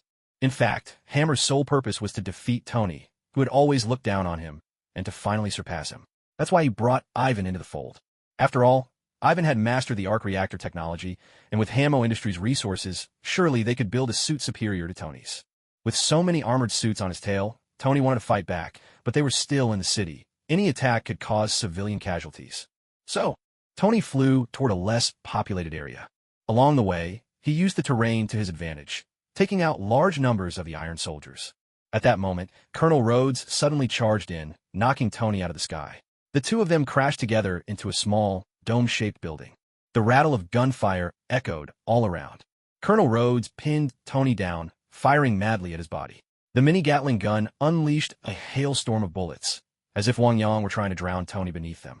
Fortunately, the new suit's performance had been upgraded across the board. Ordinary bullets were now completely ineffective, unable to inflict any harm at all. Taking advantage of the moment, Tony grabbed hold of the mini Gatling gun mounted on Rhodes' armor, twisting the barrel aside to redirect its aim. The two of them remained locked together, relentlessly attacking each other. They unleashed every weapon at their disposal, even resorting to fists and kicks, battling with furious intensity. At that very moment, Natasha, whom Nick Fury had assigned to another mission, had uncovered through some investigation and clues that Ivan was hiding out inside Hammer Industries. Without delay, Natasha rushed to the building. With her agile skills, she easily dispatched the security guards at the entrance. In no time, she located the control room for the Iron Soldiers, but Ivan himself was nowhere to be found. Without any hesitation, Natasha strode up to the computer that controlled the Iron Man's suits and, using her technical prowess, disabled Colonel Rhodes' automatic attack program. Thanks to Natasha's help from afar, Colonel Rhodes, who had been grappling with Tony, finally regained control of himself. "Tony, I think I'm okay now." Colonel Rhodes laughed in relief, flipping up his faceplate. "I'm glad you're all right, brother." Tony also lifted his faceplate, then turned serious as he looked at Rhodes. "But next, we need to figure out how to catch that damn Ivan. Watch out." Just as they were discussing their plan, a horde of Iron Soldiers rained down from above, surrounding them in the center. Tony shouted a warning. With Rhodes' cooperation, Tony used the laser weapons on his wrist to swiftly eliminate all the enemies. At the moment, this was a feature unique to the new suit. It was a special weapon powered by the new energy source, with tremendous destructive power that was absolutely terrifying. "Ivan, you're finished." Seeing this scene, both Tony and Rhodes were left speechless, their mouths agape in shock. They couldn't believe it. To witness Ivan, who had been pressing down on them just moments before, being taken out so easily left them stunned and at a loss for words. Throughout the whole process, judging by Chun Feng's demeanor, it seemed he hadn't even used much of his strength. Was he really that powerful? Still, "Tony, I've saved your life yet again. I won't ask for much. Just give me another Iron Man suit. That'll do. But make sure to size it for Mindy. That little rascal has been bugging me about it for ages." Chun Feng turned his head, his gaze landing on Colonel Rhodes, and continued. "Colonel Rhodes, right? If I remember correctly, you're the head of weapons development for the U.S. Army. How about this? Give me a set of your latest weapons as my reward. I'm a generous person, after all." Generous? Shameless. Utterly despicable, abusing power like a dog. Tony and Colonel Rhodes cursed inwardly. What the? Of course, Chun Feng had no idea what was running through their minds. If he did, he would definitely have argued back. "So what if I saved you? Even heroes are human. Heroes need to eat, too. How can you do a good deed and not get paid for it?" With a character like Chun Feng's, he'd never do thankless work for nothing. That's why, after demanding his reward, he turned to leave straight away. He hadn't gone more than a few steps when he suddenly stopped and, with a threatening tone, warned, "Remember what I said. Don't keep me waiting too long. I'm not a patient man, especially you, Tony. I still haven't heard a word about that armor from last time." Only after Chun Feng's figure disappeared did Tony and Colonel Rhodes snap out of it. The two stared at each other, speechless. Damn, this is extortion. No doubt about it. Colonel Rhodes stood there in a daze for a long while before finally speaking, his voice slow. "Did we just get robbed at gunpoint?" Tony, who usually kept up a bold front, now hung his head and replied softly, "Maybe, you could say that." The truth was, before Chun Feng had even shown up, Tony had already come up with a way to defeat Ivan. But Chun Feng was simply too powerful. He had killed Ivan in a few heartbeats, not leaving Tony any chance to act on his plan. Tony was left feeling absolutely helpless. Again, how many times has this happened? What did I, Tony Stark, ever do to deserve this? How did things come to this point? Does fate never give me a break? Suddenly, Colonel Rhodes shouted anxiously, "Hey Tony, look at Ivan's suit." Sure enough, the arc reactor on Ivan's armor was flickering red, as if something was about to happen. "Move, it's going to blow." Tony's expression changed drastically. With a shout, jets of searing energy blasted from his boots, sending him flying at top speed. Colonel Rhodes was right behind him. Together, they dashed for the exit. The very instant they escaped, Ivan's suit exploded below with a thunderous roar. A terrifying shockwave swept through the area, sending clouds of dust billowing skyward. In a heartbeat, the entire building was reduced to rubble. Oh no, Pepper's in danger! On Tony's screen, the locations of all Hammer Industries suits appeared, and one of them was right near Pepper Potts. Pouring every last drop of power from his suit, Tony pushed himself to the absolute limit, racing toward Pepper's location at breakneck speed. Whoosh! He traced a dazzling arc across the sky, and in that moment, the dark night was made even more breathtaking. Meanwhile, Chun Feng stood with his hands behind his back on a skyscraper hundreds of meters tall, gazing after the rapidly disappearing Tony. He sighed and murmured, "Ah, the power of love." With the powers of the Voidwalker cast in, Chun Feng could now slip freely through the void, akin to the fabled gods who could traverse vast distances in an instant, like the legends of those who could travel 1,000 miles in a single step. The night was still beautiful as ever. He stood atop a tall building, gazing quietly up at the starry sky. The future. He yearned to explore the expanse of those stars, for that was the adventure every man ought to seek. At that moment, all across the city, the steel soldiers that had landed began to detonate, erupting like a grand fireworks display, spectacular and breathtaking. Just in time, Tony managed to lead Little Pepper away from the steel soldiers before they exploded, escaping the danger by a hair's breadth. Holding Little Pepper close, Tony soared to the top floor of a nearby high-rise and finally set her down safely. However, despite their escape, Little Pepper's expression remained grave. She showed not a hint of relief or joy at Tony's timely rescue. "Tony, do you have any idea how worried I get every time you pull these reckless stunts? I'm always on edge, always anxious. I just can't take it anymore." Seeing the anger on her face, Tony gently took her trembling hands in his and met her gaze with deep affection. "I know you've always been there for me, always rushing to help me whenever I'm in danger. You deserve so much better." "That's right, Tony. You should really treat Miss Potts better." Just then, Colonel Rhodes appeared beside them, flashing a knowing smile. At the same time, no one knew when, but he had arrived as well. He looked at Tony and Little Pepper with a stern expression and remarked, "Hey, public displays of affection can be dangerous." He wasn't wrong. There's truth in the old saying, flaunting your love is a shortcut to trouble. But really, I'm here to remind you, don't forget about what you owe me. As he was about to leave, Chun Feng added mysteriously, winking with a sly, meaningful smile. "Tony, looks like we need to deal with Chun Feng's issue first," Rhodes said with a helpless shrug.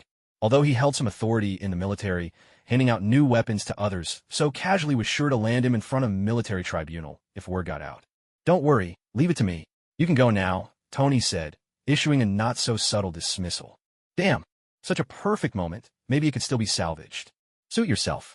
I'll leave that matter in your hands," Rhodes replied, tactfully taking the hint and flying away soon after.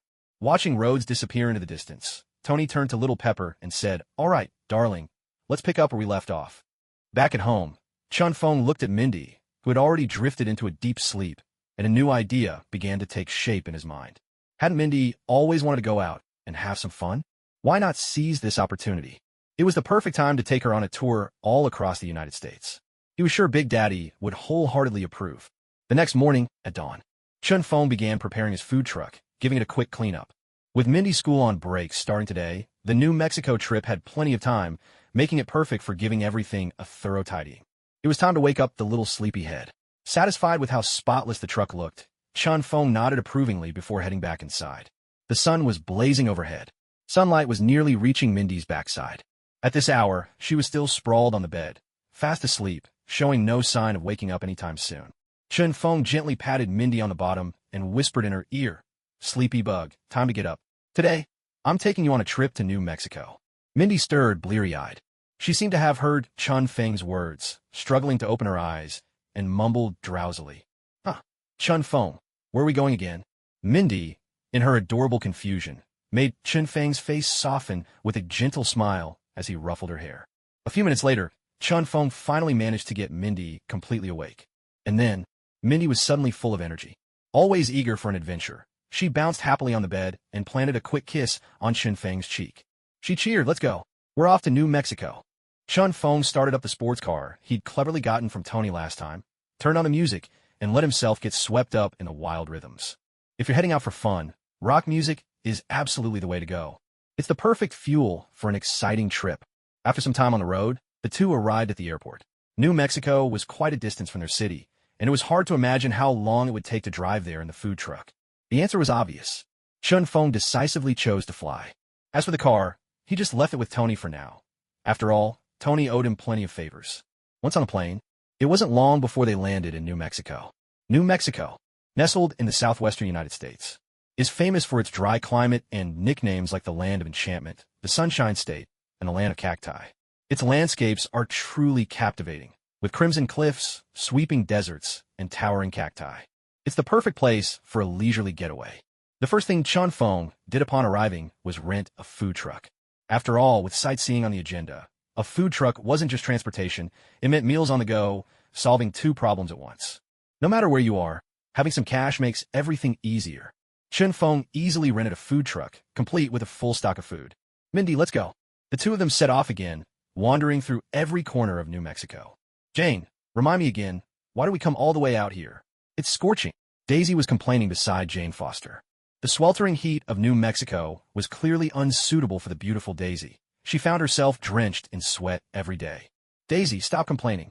Jane smiled and tried to comfort her. This time, I made a huge discovery, right here in New Mexico. I can feel it coming any minute now, so let's grab something to eat and then get back to our research.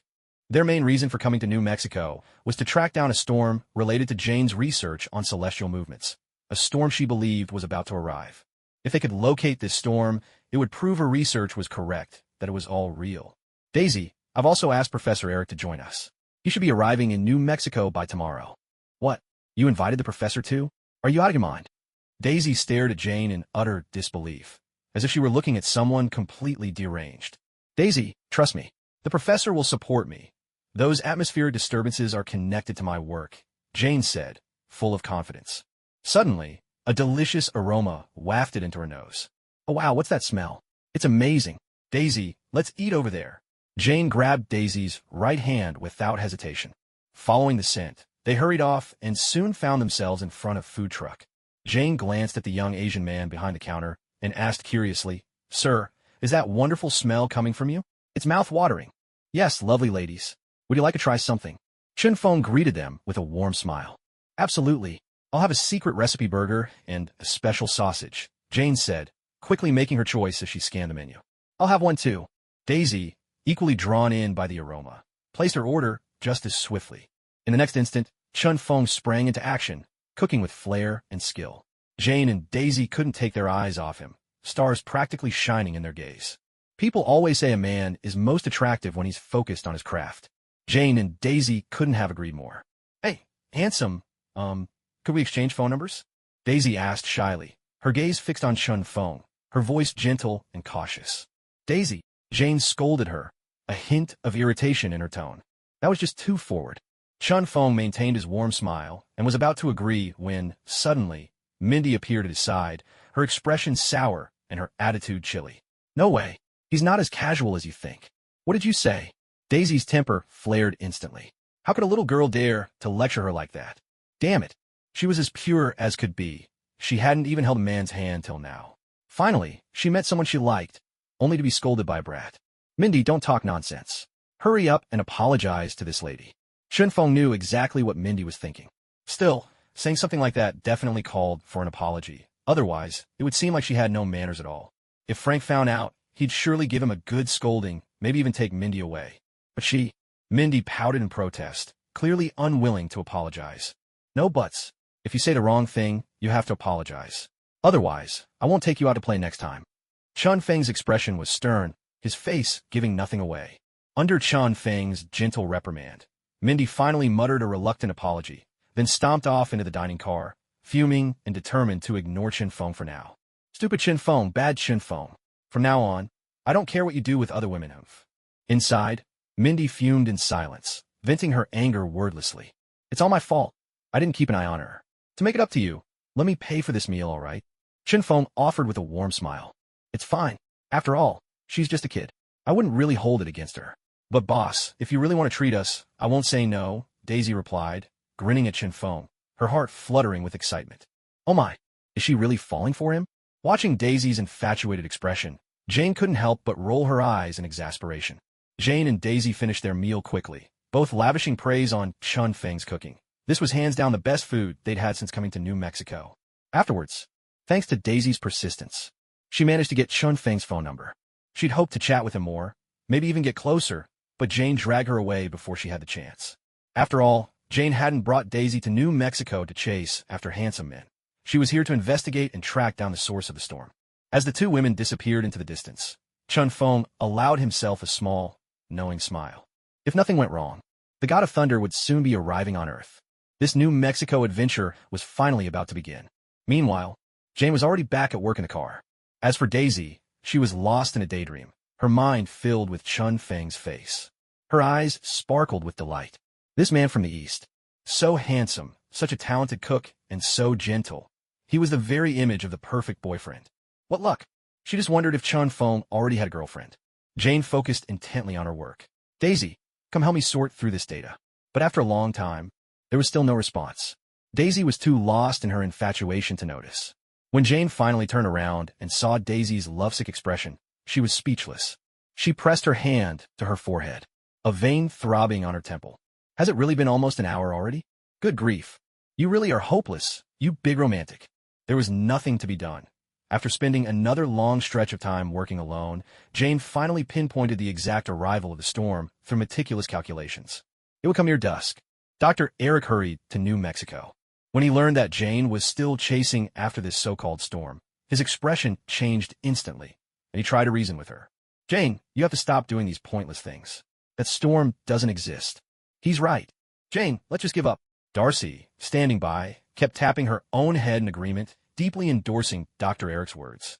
The dynamics of the atmosphere are closely related to my research, and after 17 rounds of precise calculations, each time I was off by only a few microseconds. I'm certain I can measure the energy. There's no way I'm wrong. Just trust me this once, Doctor. After much debate, and with Jane's relentless insistence, Dr. Eric finally gave in and agreed to continue the research with her. Night fell. Darcy drove, following Jane's directions, until they reached a desolate stretch of land. Jane, are you sure it's this godforsaken place? It looks so creepy, it's really scary. The headlights revealed nothing but barrenness and silence, making Darcy deeply uneasy. Just trust me. Keep going. Jane nodded resolutely, her eyes never leaving the computer screen in front of her. Jane, I think you should stop. This is leading nowhere, Dr. Eric said in a gentle but firm tone from the passenger seat. Just as Jane was about to reply, Darcy turned from the driver's seat, her voice tight with urgency. Jane, you'd better come take a look at this. What is that? Oh my God. At that moment, Jane looked out and saw, to her astonishment, a radiant, rainbow-hued light shimmering across the sky. She was utterly speechless, her eyes wide in shock. Stunned, Jane was completely taken aback. She scrambled out of the car, gazing at the spectacle before her, words failing her in the face of the dazzling display. I thought you were just talking about some faint aurora, Dr. Eric admitted, taking a deep breath, his face filled with disbelief at the sight. A moment passed. Then Jane shouted, her voice ringing out, Quick, quick, drive! In the next instant, Darcy, receiving the command, started the engine at once and sped toward the glowing lights. Although every instinct screamed to get as far from this haunted place as possible, Darcy knew how much this meant to Jane. Months of effort and research were on the line, and she had no choice but to press on. The car raced across the desert, quickly reaching the area beneath the aurora. Then, out of nowhere, the once glimmering sky twisted itself into a massive storm. A fierce, howling wind and an overwhelming pull battered the car, as if nature itself was trying to drag them in. It was the raw power of the natural world. Darcy, what are you doing? Just as Jane was preparing to take some pictures with her camera, she realized she was getting farther and farther from the center of the storm. Wes shouted, I'm not about to risk my life for a measly 6 credits. With that, she floored the gas pedal, steering the car rapidly toward the edge of the storm. And at that very moment, crack, the sky split open. Lightning and thunder raged within the heart of the storm, as if some god were about to descend. In an instant, the wind howled with furious intensity. Even the car's headlights couldn't pierce the suffocating darkness to bring any real light. Wes could only make out the stretch of road just ahead, racing through the chaos at breakneck speed. Damn it, is that a person? In the faint, flickering light, the blurry outline of a figure emerged. Daisy quickly spun the steering wheel, swerving hard to avoid it. Thud! A muffled impact. Even with the storm raging around them, the sound was unmistakable. They must have hit that person. Daisy slammed on the brakes. At that same moment, Jane and Daisy sat frozen in their seats, staring wide-eyed at each other for a long moment. It was as if they just snapped back to reality.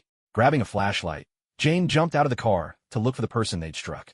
I think, legally, this one's on you, Daisy stammered, hurrying after Jane, panic written all over her face. Go get the first aid kit, Jane called back over her shoulder, her voice tight with worry as she knelt beside the young man with golden hair, lying motionless on the ground. She murmured under her breath, Please, please, don't die. Please. Daisy fetched the first aid kit, peering anxiously at the man sprawled before them. Where on earth did he come from? She asked, puzzled. Before Jane could reply, the man on the ground suddenly stirred. He opened his eyes, glancing around at the unfamiliar surroundings and the strange women before him. But then, in just a heartbeat, he collapsed again. Jane watched the golden-haired stranger with growing curiosity, murmuring, Where did he come from? Jane, doctor, get over here, quick. Daisy called out urgently, because the man had woken up once more. And this time, he seemed completely recovered. Thor spun around where he stood, surveying his surroundings and shouting loudly. My hammer. Father. Heimdall, I know you can hear me. Open the bifrost and send me home. But Thor's cries fell on deaf ears. Only silence answered him. The air was still, heavy with an ominous hush. No one paid him the slightest attention. Thor turned to face Jane and the others, confusion etched on his face. What realm is this? Alfheim. Nornheim. Daisy, pulling out her stun gun and aiming it directly at Thor, replied, New Mexico. Thor frowned at the little red dot hovering over his chest. Insolence. You dare threaten Thor with such a tiny weapon. Zap. Sparks flew as West fired the stun gun. At this moment, Thor had already lost his godly form and become an ordinary man. Unfortunately, he was knocked out cold by a human weapon, a stun gun. Jane and Dr. Eric stood there, utterly bewildered, mouths agape, as they stared at Darcy. Dumbfounded. Stunned. Whoa, she just pulled out a gun without warning. To treat a patient who had just regained consciousness like this. Come on, that's a bit much, isn't it? What? He scared me. Darcy protested, her face showing not a hint of remorse. She was simply trying to defend herself. Dr. Eric sighed. All right, you win. The two of them were left speechless. Dragging Thor's burly frame, Dr. Eric struggled to haul him into the car. Before long, the three of them drove away from the barren desert. The aurora and tornado that had appeared when Thor descended vanished as soon as he arrived. After dropping Thor off at the hospital, the three went straight to the nurse's station. Soon enough, after taking care of the admission paperwork, Jane was about to leave when Darcy, still looking uneasy, asked, Jane, are we really just going to leave him alone in the hospital? No one knew where Thor had come from. Leaving him alone might not be a good idea. He could even pose a threat to the hospital staff.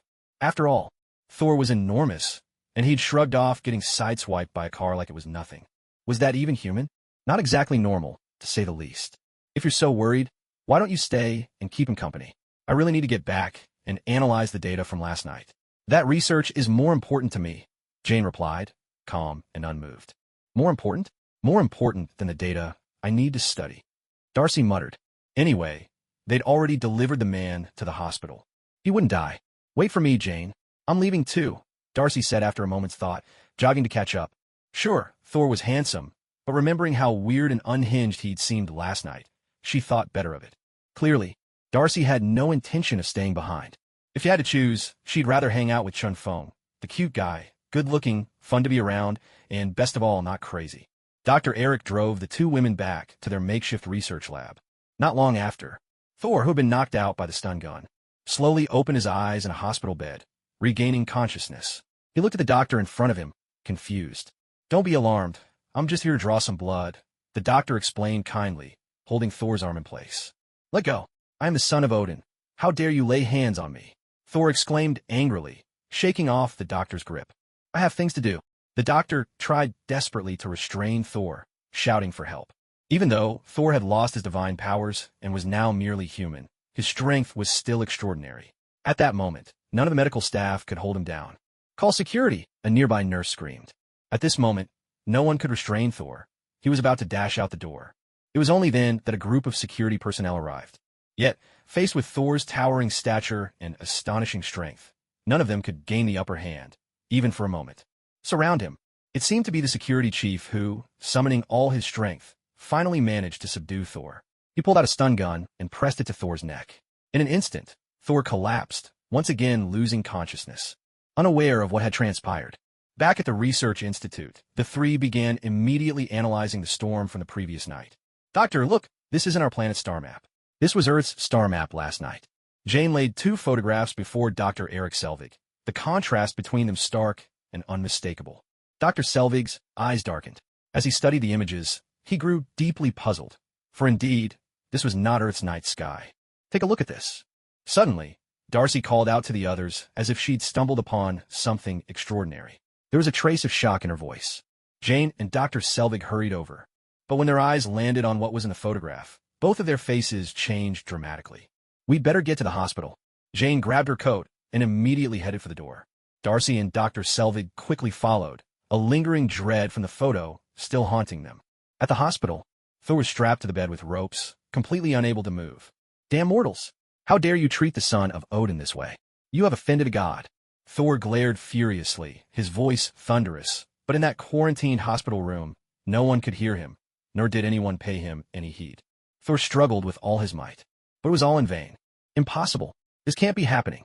Thor's heart refused to accept the truth. I, the mighty son of Odin, Thor, god of thunder, now stripped of all his divine powers. He was nothing more than an unusually strong, ordinary man.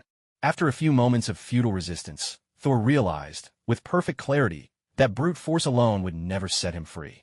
He stared blankly up at the ceiling. His hands kept working, wriggling, and twisting until at last, after considerable effort, he managed to slip free from the ropes. The three finally arrived at the hospital. They rushed into Thor's room, only to find it empty. Thor had vanished. We have to find him, Jane said resolutely from the car. Did you see what he did? I'm not sure looking for him is a good idea, Dr. Selvig protested, recalling the image of Thor standing unharmed in the heart of the storm. It's dangerous. Far too dangerous. They still didn't know who or what Thor truly was. If his temperament was bad, the three of them could be in real trouble. This guy knows everything. He'll tell us what we want to know, so we have to find him. Jane's eyes lit up with hope, as if she saw the answer right in front of her. All right, she had already prepared all the equipment. Dr. Eric asked, a little incredulous. Are you saying we need to search the entire state of New Mexico? That's right, not even a little bit less. Jane spoke bluntly, then started the car. Suddenly, a rattling noise came from the trunk. They looked back just in time to see Thor crash into the side of the trunk and pass out once again. Ahem, I think he must have just gotten out of the hospital, right? She, hearing the commotion, turned to Jane, fighting the urge to laugh. Talk about searching high and low, only to have what you're looking for fall right into your lap.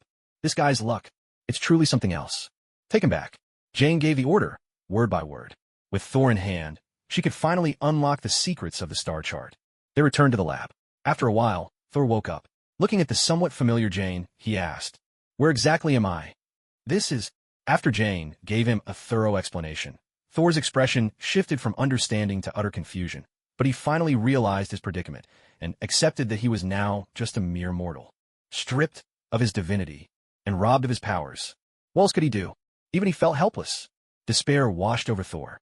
Was he supposed to just muddle through life as an ordinary person now? The very thought made him shudder. But at this point, Thor had run out of options. First things first, he had to fill his stomach. I'm a bit hungry. Do you have any food here? Thor asked. The only person here who made him feel at ease was Jane. Dr. Eric, on the other hand, kept shooting him unfriendly looks, and that was the guy who'd zapped him with a stun baton. Just thinking about that jolt made Thor scowl. Damn it, I'm the god of thunder. How'd I end up being taken down by my own specialty? Infuriating. Of course, we'll get you something right away. Let's go. She immediately thought of Chun Fong, pulled out his phone, and made a call. After a brief exchange, she returned, beaming, and led Thor away. Jane let out a helpless sigh, while Dr. Eric looked bewildered. Secretly, Eric shot Jane a look. What is this, a bottomless pit? How can he eat so much? When they arrived at Chun Feng's place, she watched, stunned, as Thor wolfed down food without the slightest sign of slowing, his expression turning to disbelief. That appetite. Unbelievable. Jane and Dr. Eric were both speechless, staring at Thor as if he were an alien. There was no doubt they were shocked. Chun Feng gave Thor a casual glance and continued preparing food. After all, Thor wasn't human in the first place. Now, stripped of his powers, it was only natural for him to eat so much. Thor finished his juice, set down his cup, and said to Chun Feng, "Hey kid, this drink's not bad. Another drink." Thor, in high spirits, swung his arm, ready to smash his cup onto the ground. Chun Feng quickly caught Thor's hand, speaking calmly. "Hey, you can't just throw cups around like that. That's an old Asgardian tradition." Thor frowned, tightening his grip, still intent on shattering the cup. "This isn't Asgard, you know." Chun Feng's eyes narrowed, his voice dropping to a chilling tone. Damn it, Thor bristled. Are you challenging me? Thor, son of Odin, prince of Asgard. He suddenly stood up, his eyes blazing as he glared at Chun-Feng. You're just a mortal now, Chun-Feng replied coldly, placing a firm hand on Thor's shoulder. With overwhelming strength, he pressed Thor straight back into his seat, leaving him completely powerless to resist. All right, we're all friends here. No need for this, Jane quickly interjected, trying to smooth things over. For Jane's sake, I'll let go this time. After all, you're nothing but a mortal now, Chun-Feng added, his tone thick with disdain for Thor. What did you say? Thor roared. I am Thor, son of Odin, the god of thunder. I defeated the frost giants myself. His eyes burned with anger, the fire of his pride flaring up. Seeing Chun-Feng's dismissive attitude, Thor was furious, his voice rising in outrage. You said it yourself. That was in the past. Right now, you should recognize who you really are, Chun-Feng replied, utterly unfazed. Thor froze. That simple truth struck him deep inside. He was at a loss for words. Stunned, he sat there, silent. He was right. No matter how glorious the past, it was only the past. But what about now? He had been cast out by his father, stripped of his divine powers, even his mighty hammer lost somewhere unknown. How could he still call himself the god of thunder? It was humiliating. Cece leaned in, whispering quietly in Chun-Feng's ear, Hey, go easy on him, don't crush his self-esteem like that. All right, Chun-Feng replied. Thor was already a bit unbalanced. If they kept pushing him, who knew what he might do? Things could get out of hand. In Cece and Dr. Eric Selvig's eyes, talk of rainbow bridges, Asgard, and the hammer of Thor sounded like pure fiction. They didn't believe a word of it. It was just too far-fetched. This wasn't some kind of myth. Son of Odin, god of thunder, Thor? Please. Only Jane, deep down, wanted to believe Thor's words, hoping to find the real answers from him. Just then, Chun-Feng called out, Boss, 2 cheeseburgers and another couple of beers, please. At that moment, 2 burly white men approached the truck. Having spent a few days in New Mexico, Chun-Feng's food truck had made a bit of name for itself, and his dishes were quite popular. There were always regulars coming by. Just then, an older man with white hair asked, Hey, did you hear about that satellite that crashed from the sky over there? Of course I've heard about it, but I don't think it's a satellite. Some people say it's a hammer, and it's incredibly heavy. Apparently, no one has been able to move it. The brown-haired man seemed to know even more details. Hearing their conversation, Soul's disappointment instantly dissipated like mist in the morning sun. In the next moment, a confident smile quickly appeared on his face. He stood up and walked over to the 2 strong men, clapping the brown-haired man on the shoulder as he asked seriously, Tell me, where exactly did that thing fall? The brown-haired man glanced at Soul, who towered powerfully behind him, and hesitated for a moment before replying. If you head 80 kilometers west, you'll find it. With this information in hand, Soul strode purposefully toward the west, a look of certainty on his face. Loki, just wait. Once I reclaim what's rightfully mine, I hope you'll dare to face me in a real challenge. Halfway there, Soul seemed to recall something. He turned back to look at Chun-Feng, his tone playful. No problem. But let me give you a piece of advice. Remember the smile you're wearing right now. Chun-Feng replied with a faint, enigmatic grin. Me? You'll understand soon enough. Soul lifted his chin a little, not quite understanding the meaning behind those words. Oh well, why bother overthinking? Once I retrieve Mjolnir, why would I be concerned about a mere mortal? He definitely needs to be taught a lesson. Chun-Feng, we're heading out now, Soul called out. Watching Soul leave, Jane quickly packed her things and hurried after him. Eric followed in haste as well, unwilling to let Jane be alone with Soul. Darcy, aren't you coming? Chun-Feng asked, noticing that she was still sitting quietly by the car, sipping her drink. With Dr. Eric around, I'm not worried. Besides, who could resist the drinks you make? Darcy answered shyly. Compared to Soul's wild adventures, Chun-Feng seemed much more appealing. Little vixen, Mindy muttered under her breath, sitting beside Chun-Feng and glaring daggers at Darcy. Treon could only smile helplessly. Whoever said 2 women could make a drama wasn't wrong at all.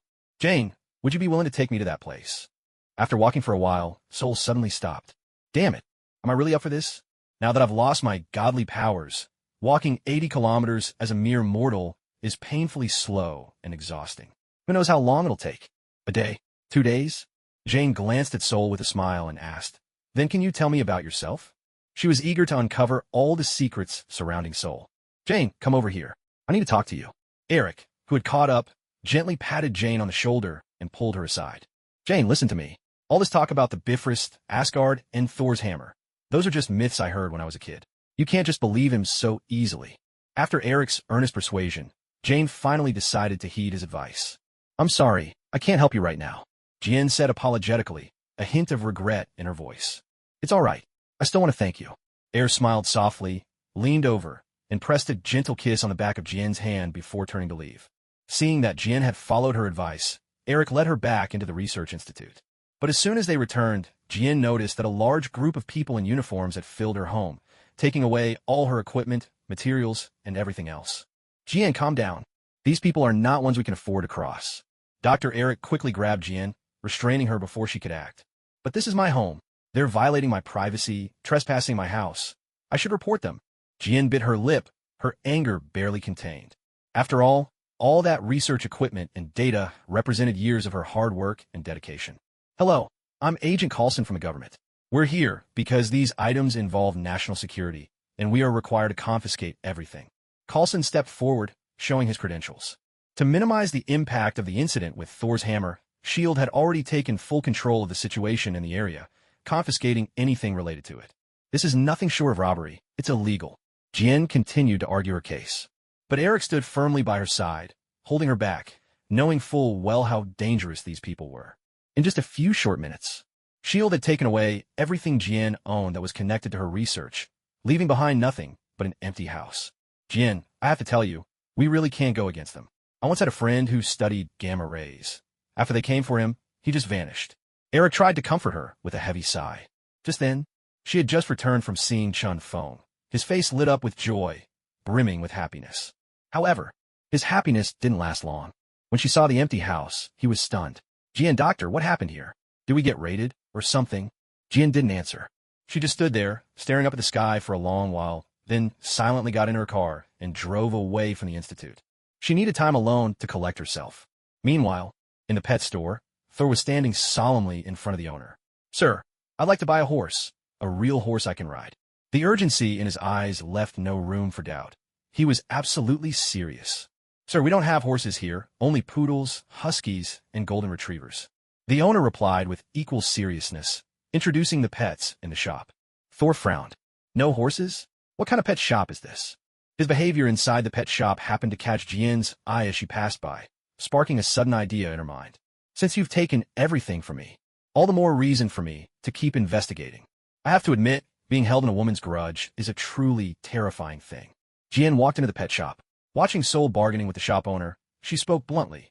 Sol, I'll drive you to that place. What? You're willing to take me there? Sol was stunned for a moment. If she remembered correctly, Jian had just refused her not long ago. WTF? What happened? Had Jian actually changed her mind? Yes, let's go quickly. That place is a full 80 kilometers away. Even by car, it'll take us several hours to get there. Jian hurried her along without directly answering Sol's question, taking Sol's hand and leading her outside. Damn, she's even more anxious than I am. Completely caught off guard, Sol was dragged away, looking at Jian in a flustered confusion. It wasn't until they got in the car that Sol finally came back to herself. She met Jian's eyes. For a moment, the two of them just stared at each other, frozen in place. It was deathly silent. After a while, Sol hesitantly asked, Miss Jian, do you really want to help me? Jian brushed a lock of hair behind her ear, ready to start the car. If not, why else would I have come to find you? Something so obvious still needs to be asked again and again. Honestly, Jian really wanted to open her head and see if it was rusted out or waterlogged. The car's engine rumbled to life, and the conversation between the two continued to heat up. By then, they were finally nearing the place where Thor's hammer had fallen. However, the site was already under S.H.I.E.L.D.'s control. A net fence had been erected all around, and security was tight to keep outsiders away. So, what are you doing? While Jian was using binoculars to observe the area, she heard a commotion next to her. She turned and saw Sol standing up, draping her coat around herself. Sol shook her head with a playful smile. You stay here. I'm going to retrieve what belongs to me. With that, Sol's figure gradually disappeared into the darkness. Jian stared at Sol's vanishing silhouette, worry clouding her face. At the same time, her heart fluttered with a strange excitement, stirred by Sol's bold move. Sir, this place has been taken over by the government. No unauthorized entry is allowed. Please take your sister and leave. A guard in black tactical gear regarded the man and woman before him with clear hostility. Before Chen Feng could reply, Mindy burst out angrily. Sister? I'm his girlfriend. You hear me? What's wrong with being young? It's not like I'm eating your food. Does being younger automatically make me his sister? Why can't I be his girlfriend? Or even a childhood betrothal? TSK. Mindy thoroughly despised those people who always called her Chun Feng's sister. What a bunch of clueless idiots, wasting a perfectly good pair of eyes. Chun Feng. Chun Feng cleared his throat, feeling completely at a loss for how to handle Mindy's outburst. Especially when Wei Guo's expression turned strange, the awkwardness in the air became almost unbearable. Chun Feng shot Wei a knowing glance, then continued. Just call your supervisor out. I'll speak to him personally. Unexpectedly, Wei paid him no mind at all, and even seemed a little irritated as he said, Our supervisor isn't someone you can just meet. Head home now, visitors aren't allowed here. He hurriedly tried to usher Chun Feng away, his patience clearly wearing thin. You want to see our boss? Who do you think you are? Just a young upstart, that's all. At that moment, a man in a suit walked over. What's going on here? Chun Feng, why are you here? The moment he recognized Chun Feng, Carlson was taken aback. He couldn't help it. This was the last person he expected to see here. Carlson's face was full of confusion, questions written all over it. I came to New Mexico for a little sightseeing and brought Mindy along to check out that thing that fell from the sky. But it seems your people don't want to let me in, Chun Feng said with a shrug. After hearing Chun Feng's explanation, Carlson could only respond with a wry smile. Restricting outsiders from entering was the rule here, so Wei hadn't done anything wrong. After all, he didn't know who Chun Feng was and was simply doing his job. But for Carlson, it was a different matter entirely. Chun Feng was someone even Director Fury wanted to recruit.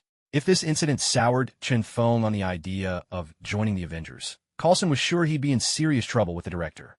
And that would be a real headache. So, Carlson forced a smile, quickly made amends, and invited Chun Feng inside. Off to the side, Wei was left dumbfounded. When he saw his superior treating Chun Feng with such deference, he suddenly realized who Chun Feng really was, and his mind was thrown into turmoil. No way. Could his luck really be this bad?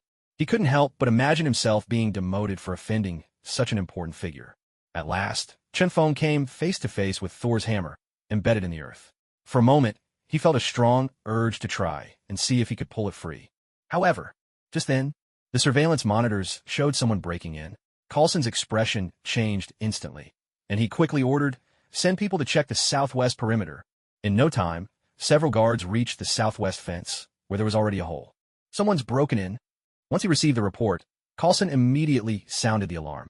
Every agent and guard sprang into action, bracing themselves for whatever might happen. But Chun Feng remained calm. No need to rush. Let's just wait here for him. Carlson nodded in agreement.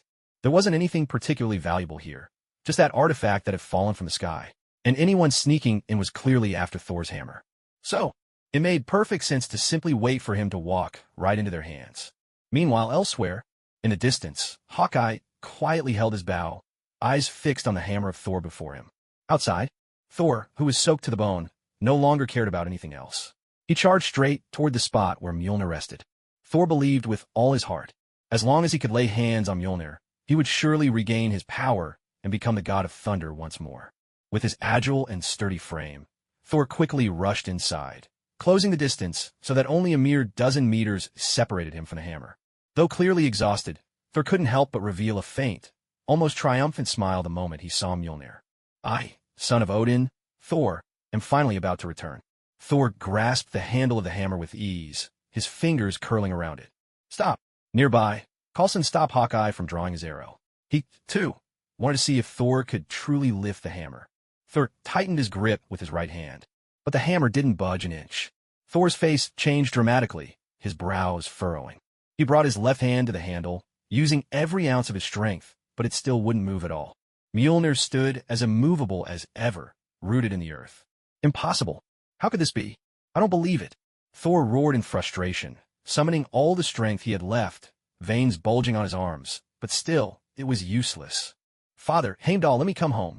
Thor cried to the heavens. Only his own echo answered, ringing in the empty air. Carlson, a little disappointed, ordered the guards to restrain Thor, who had forced his way inside. Thor had failed. He was taken away by agents of S.H.I.E.L.D. and locked up. Carlson watched as Thor was led away, suspicion in his eyes. Who is this man, really? At first, he thought perhaps Thor was the rightful master of the hammer. But now, seeing this, it seemed that was nothing but wishful thinking. Carlson never imagined Thor's true identity. Let me give it a try. A sudden spark lit up Chun Feng's eyes. He strode confidently toward Mjolnir. He was eager to find out. Could he really pull the hammer free? Chun Feng, no. That hammer seems to be radiating some kind of energy. We have no idea what danger it might pose. Carlson hurriedly called after Chun Feng, trying to stop him. I know what I'm doing. Don't worry. Chun Feng waved him off, his voice firm and resolute. A joke?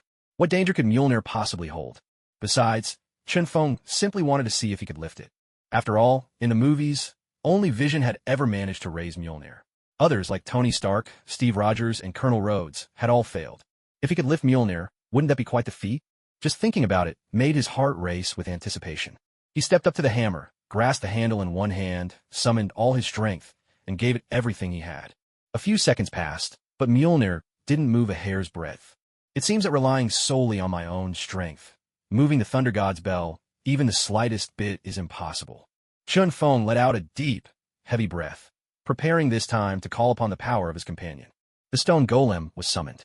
Tiny fragments of rock gathered around Chun Feng's hands, and a surge of pure, ancient strength filled him, making his whole body feel taut and tingling with anticipation. With a low, focused command, Chun Feng called out. The stone golem unleashed all of its might in an instant, yet there was still not the slightest movement. Chun Feng couldn't help but curse inwardly. He hadn't expected that even the stone golem would be unable to budge the Thunder God's relic. This time, I need to get serious. Chun Feng made up his mind. He summoned the strongest hero he could currently wield, Kassadin, the Voidwalker, right hand gripping the hammer's handle. In that moment, it felt as if the very space around him began to twist and warp, the air growing tense. Kassadin's ability to manipulate the void meant that even a slight release of his power could alter the fabric of reality itself. Taking a deep breath, Chun Feng placed his left hand on the handle as well, bracing himself and exerting all his might. In the next instant, the space around him trembled violently.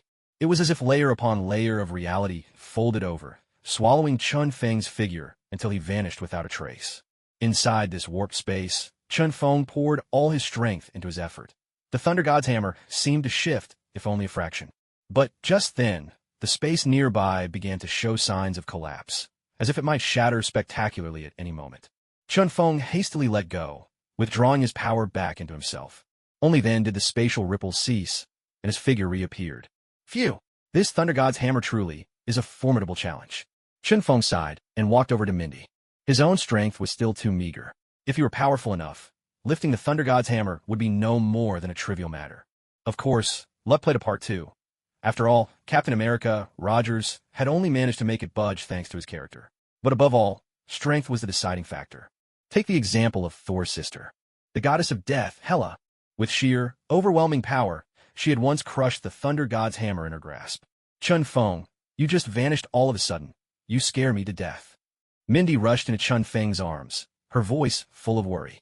Chun Feng gave her a gentle smile, softly stroking her hair to comfort her.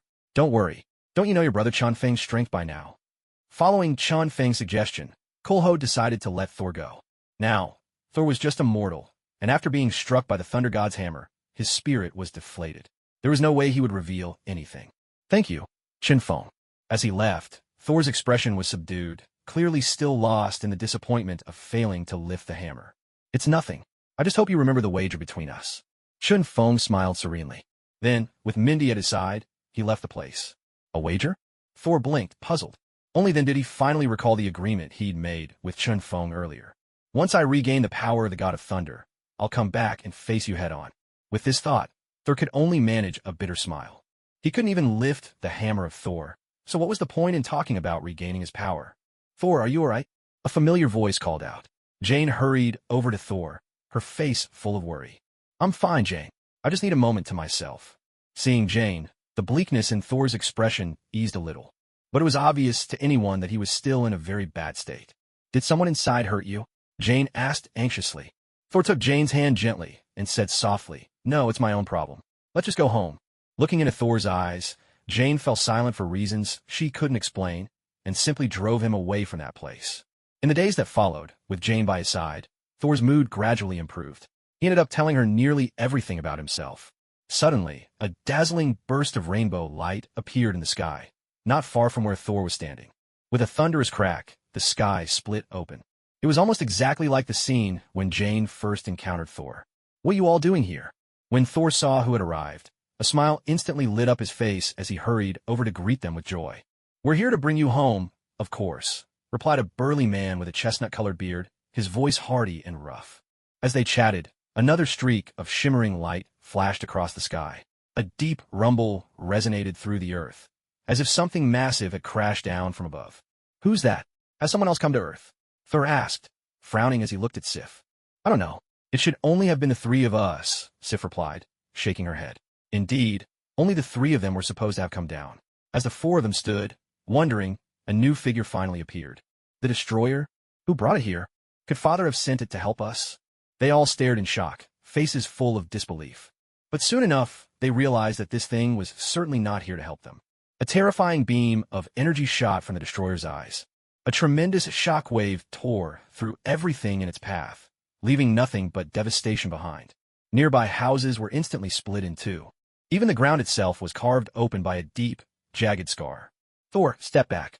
I'll protect you," Sif called out, gripping her long spear tightly. Though Asgard's technology was advanced, their weaponry remained as primitive as ever. The burly, bearded man and another companion stood shoulder to shoulder with Sif, facing down the advancing destroyer. "Let me."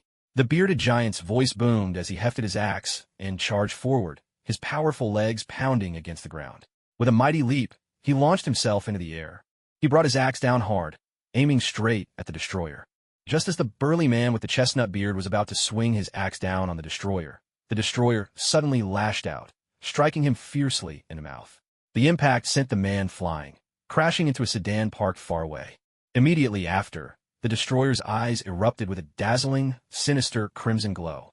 A terrifying wave of energy began to gather, aimed directly at the bearded man. If that energy wave were to hit him, even if the chestnut-bearded man survived, he would be gravely wounded. An angry shout rang out from behind the destroyer. Suddenly, Sif leaped out from the rear, thrusting a spear straight into the destroyer's body. In that instant, the light in the destroyer's eyes vanished, and its entire body slumped forward. But before Sif and the others could even begin to celebrate, the destroyer revived once more. Its steel-forged body twisted with a metallic screech, its eyes blazing again as it turned to lock onto Sif. "Get out of the way!" Sif froze for a split second. Luckily, the two men beside her shouted a timely warning. In a flash, Sif darted aside, narrowly dodging the destroyer's energy beam. Glancing at the distant building that had just been pierced straight through, Sif felt a lingering chill in her heart. "We have to attack together," she called out. Relying on the strength of one person alone, it was impossible to defeat the destroyer. Only by working as a team, at least 3 people coordinating their efforts, did they stand a chance. The 3 exchanged glances. With a battle-hardened instinct forged from years of fighting, they immediately split up, attacking from 3 different directions. They formed a loose pincer, quickly trapping the destroyer in the center, and struck in unison. Sif gripped her spear tightly. She moved like a live panther, swiftly charging at the destroyer. The other 2 closed in as well, axes and swords glinting with cold light. Back in Jotunheim, the 3 of them had often battled frost giants many times their own size, gaining hard-earned experience in fighting such massive foes. They knew exactly how to take one down. At this moment, faced with their coordinated assault, the destroyer hesitated, unsure which of them to target first, a rare moment's opening that allowed all 3 to close in. "Now, Doc," Sif shouted, darting beneath the destroyer and driving her spear upward toward its eye. The chestnut-bearded man swung his axe at the destroyer's neck. The third man slashed at its back. A tremendous clash of metal rang out as their combined strike landed. For a brief moment, the glow in the destroyer's eyes dimmed, as if its energy had been severed. But only for a heartbeat. Suddenly, the destroyer's eyes blazed brighter than ever. Its body jerked violently, unleashing a furious shockwave that hurled the 3 of them away. They crashed to the ground, each landing with a heavy thud. After all, the destroyer was Asgard's ultimate weapon. This weapon was always reserved for dealing with high-level threats. Its power was truly terrifying. Its strength even rivaled, if not surpassed, that of the Hulk, and its sheer might struck fear into countless hearts. Most of all, there was the final energy beam. Its destructive force could almost compete with the lightning summoned by Thor himself. At this moment, a flash of light ignited in the destroyer's eyes. Obliteration was imminent.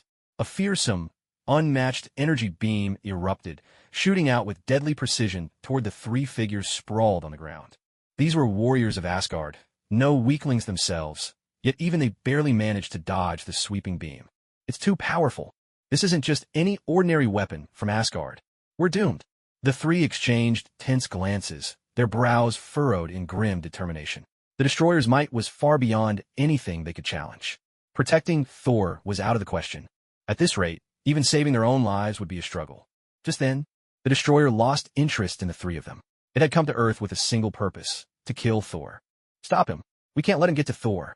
Sif cried out anxiously, disregarding her own safety as she charged forward ahead of the others. Sif, wait. Don't rush in. The burly, brown-bearded man tried to stop her, but it was too late. He could only grit his teeth and follow in desperation. The three attacked once more. Yet against the destroyer's overwhelming strength, they could only fall back, defeated at every turn. With a single punch for each, the destroyer sent both men flying, leaving them sprawled on the ground, unable to rise. Sif, too, was struck by the destroyer's energy beam, suffering a grievous wound. Having dealt with them, the destroyer strode step by step toward Thor, the light in its eyes blazing even brighter. Thor hesitated, stepping back a few paces before stopping, making no move forward. He knew. Not only did he know, he understood all too well. With his powers stripped, and now mortal, he had no chance of defeating the destroyer. Running wasn't really an option either. Asgard. As the destroyer drew ever closer, Thor seemed to steal his resolve and finally rushed out to face it. The result was all too clear. The destroyer showed no mercy for Thor's mortal state. With a single blow, it struck Thor square in the face. Thor was hurled backward like a cannonball, crashing violently into the ground. His face was a bloody mess, his body motionless, as if all life had left him. Thor. Watching from behind, Jane raced over at top speed, throwing herself over Thor's body, her eyes brimming with tears, her face streaked with sorrow. At that moment, agents of S.H.I.E.L.D. finally arrived. Confronted by the towering destroyer before them, they were all stunned. Hurry! Deploy every weapon we have. Don't let it get near anyone else. Coulson commanded the agents at his side. This thing was far too dangerous. If it wasn't stopped, the entire area could be reduced to ashes. Chin-Fong, what are you doing? Get back here.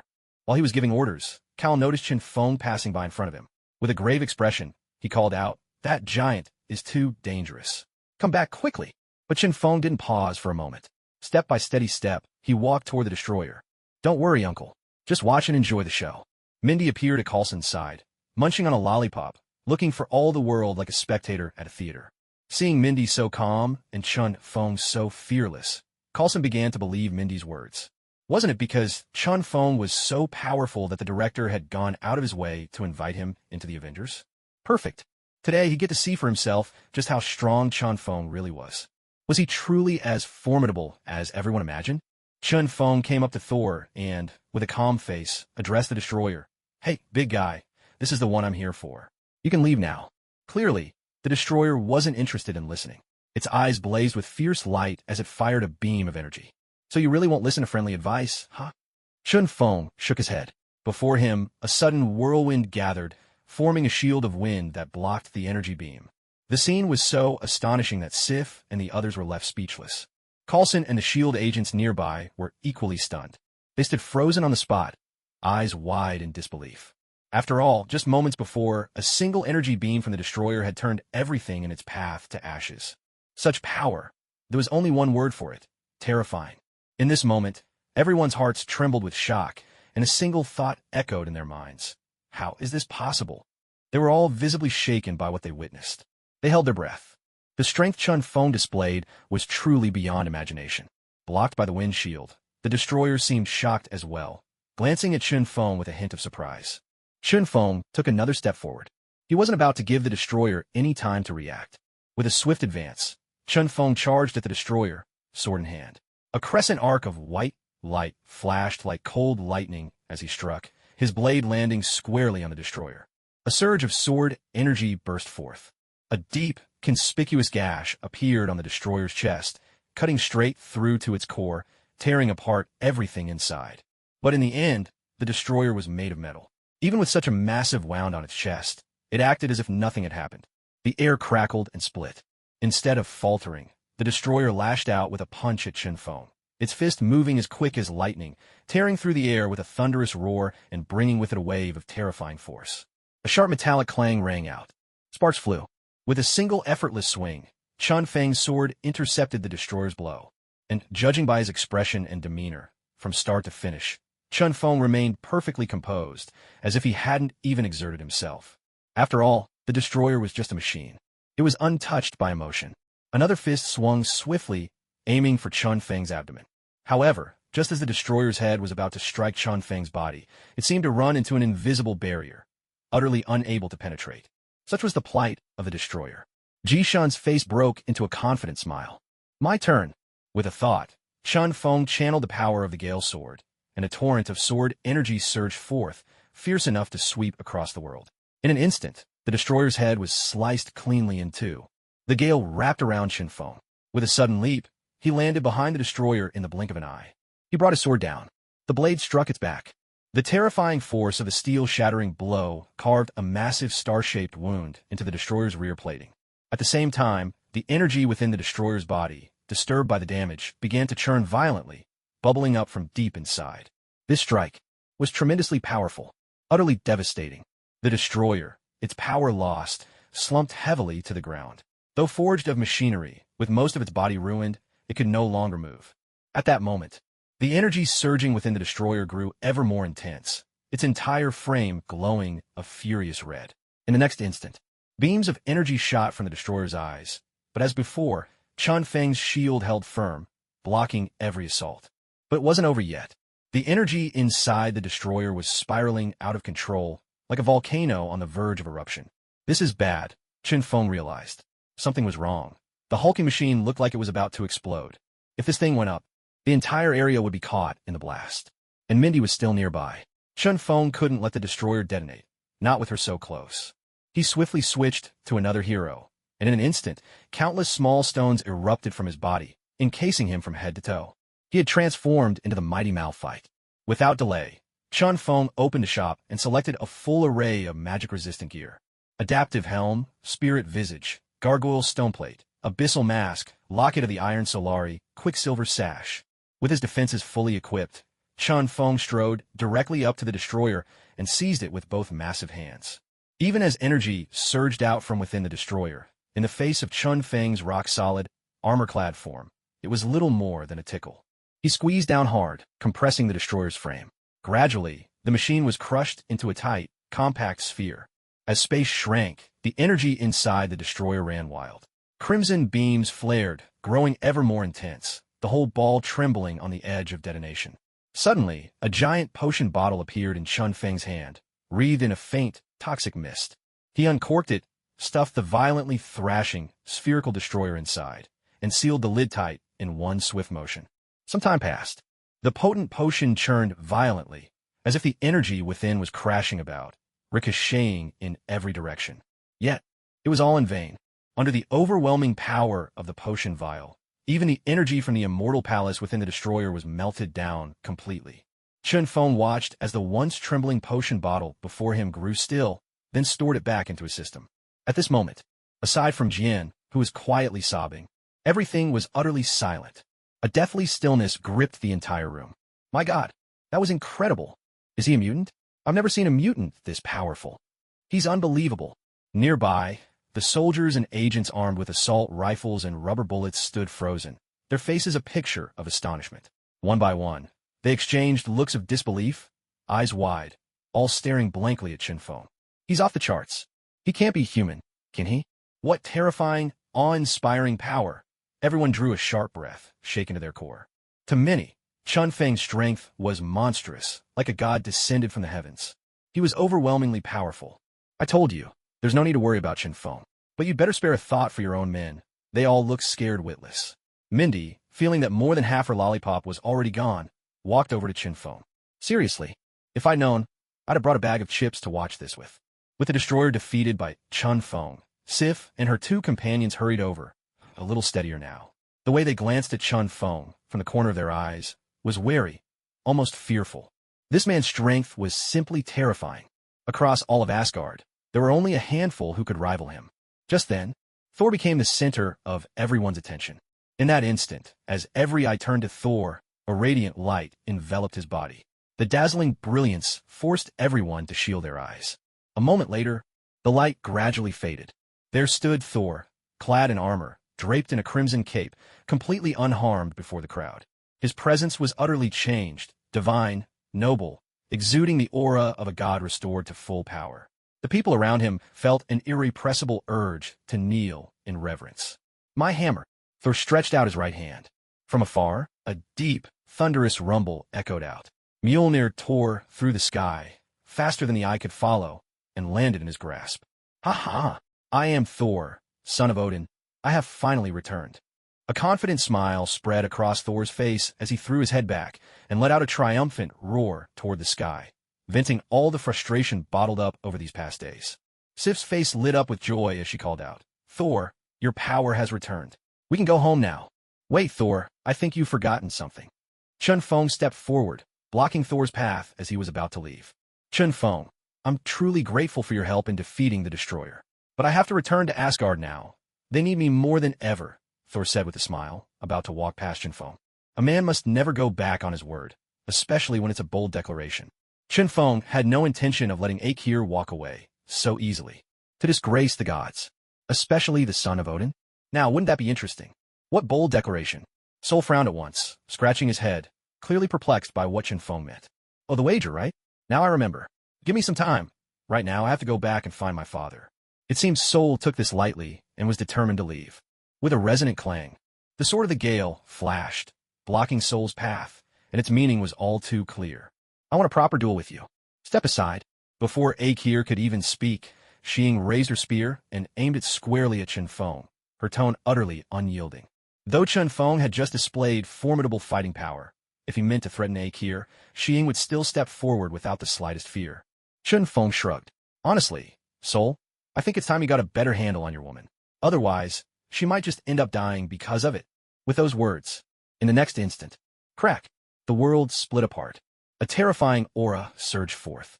Sword energy erupted from Chun Feng's entire being, radiating a force that seemed capable of sundering the very heavens and earth. The mighty palace itself trembled as if the sky was about to be pierced through. Sword energy swept out. In a flash, it reached Xing. She was instantly seized by a boundless terror. Her arm holding the spear trembled uncontrollably, and she nearly collapsed to the ground, ready to submit beneath the weight of that sword energy.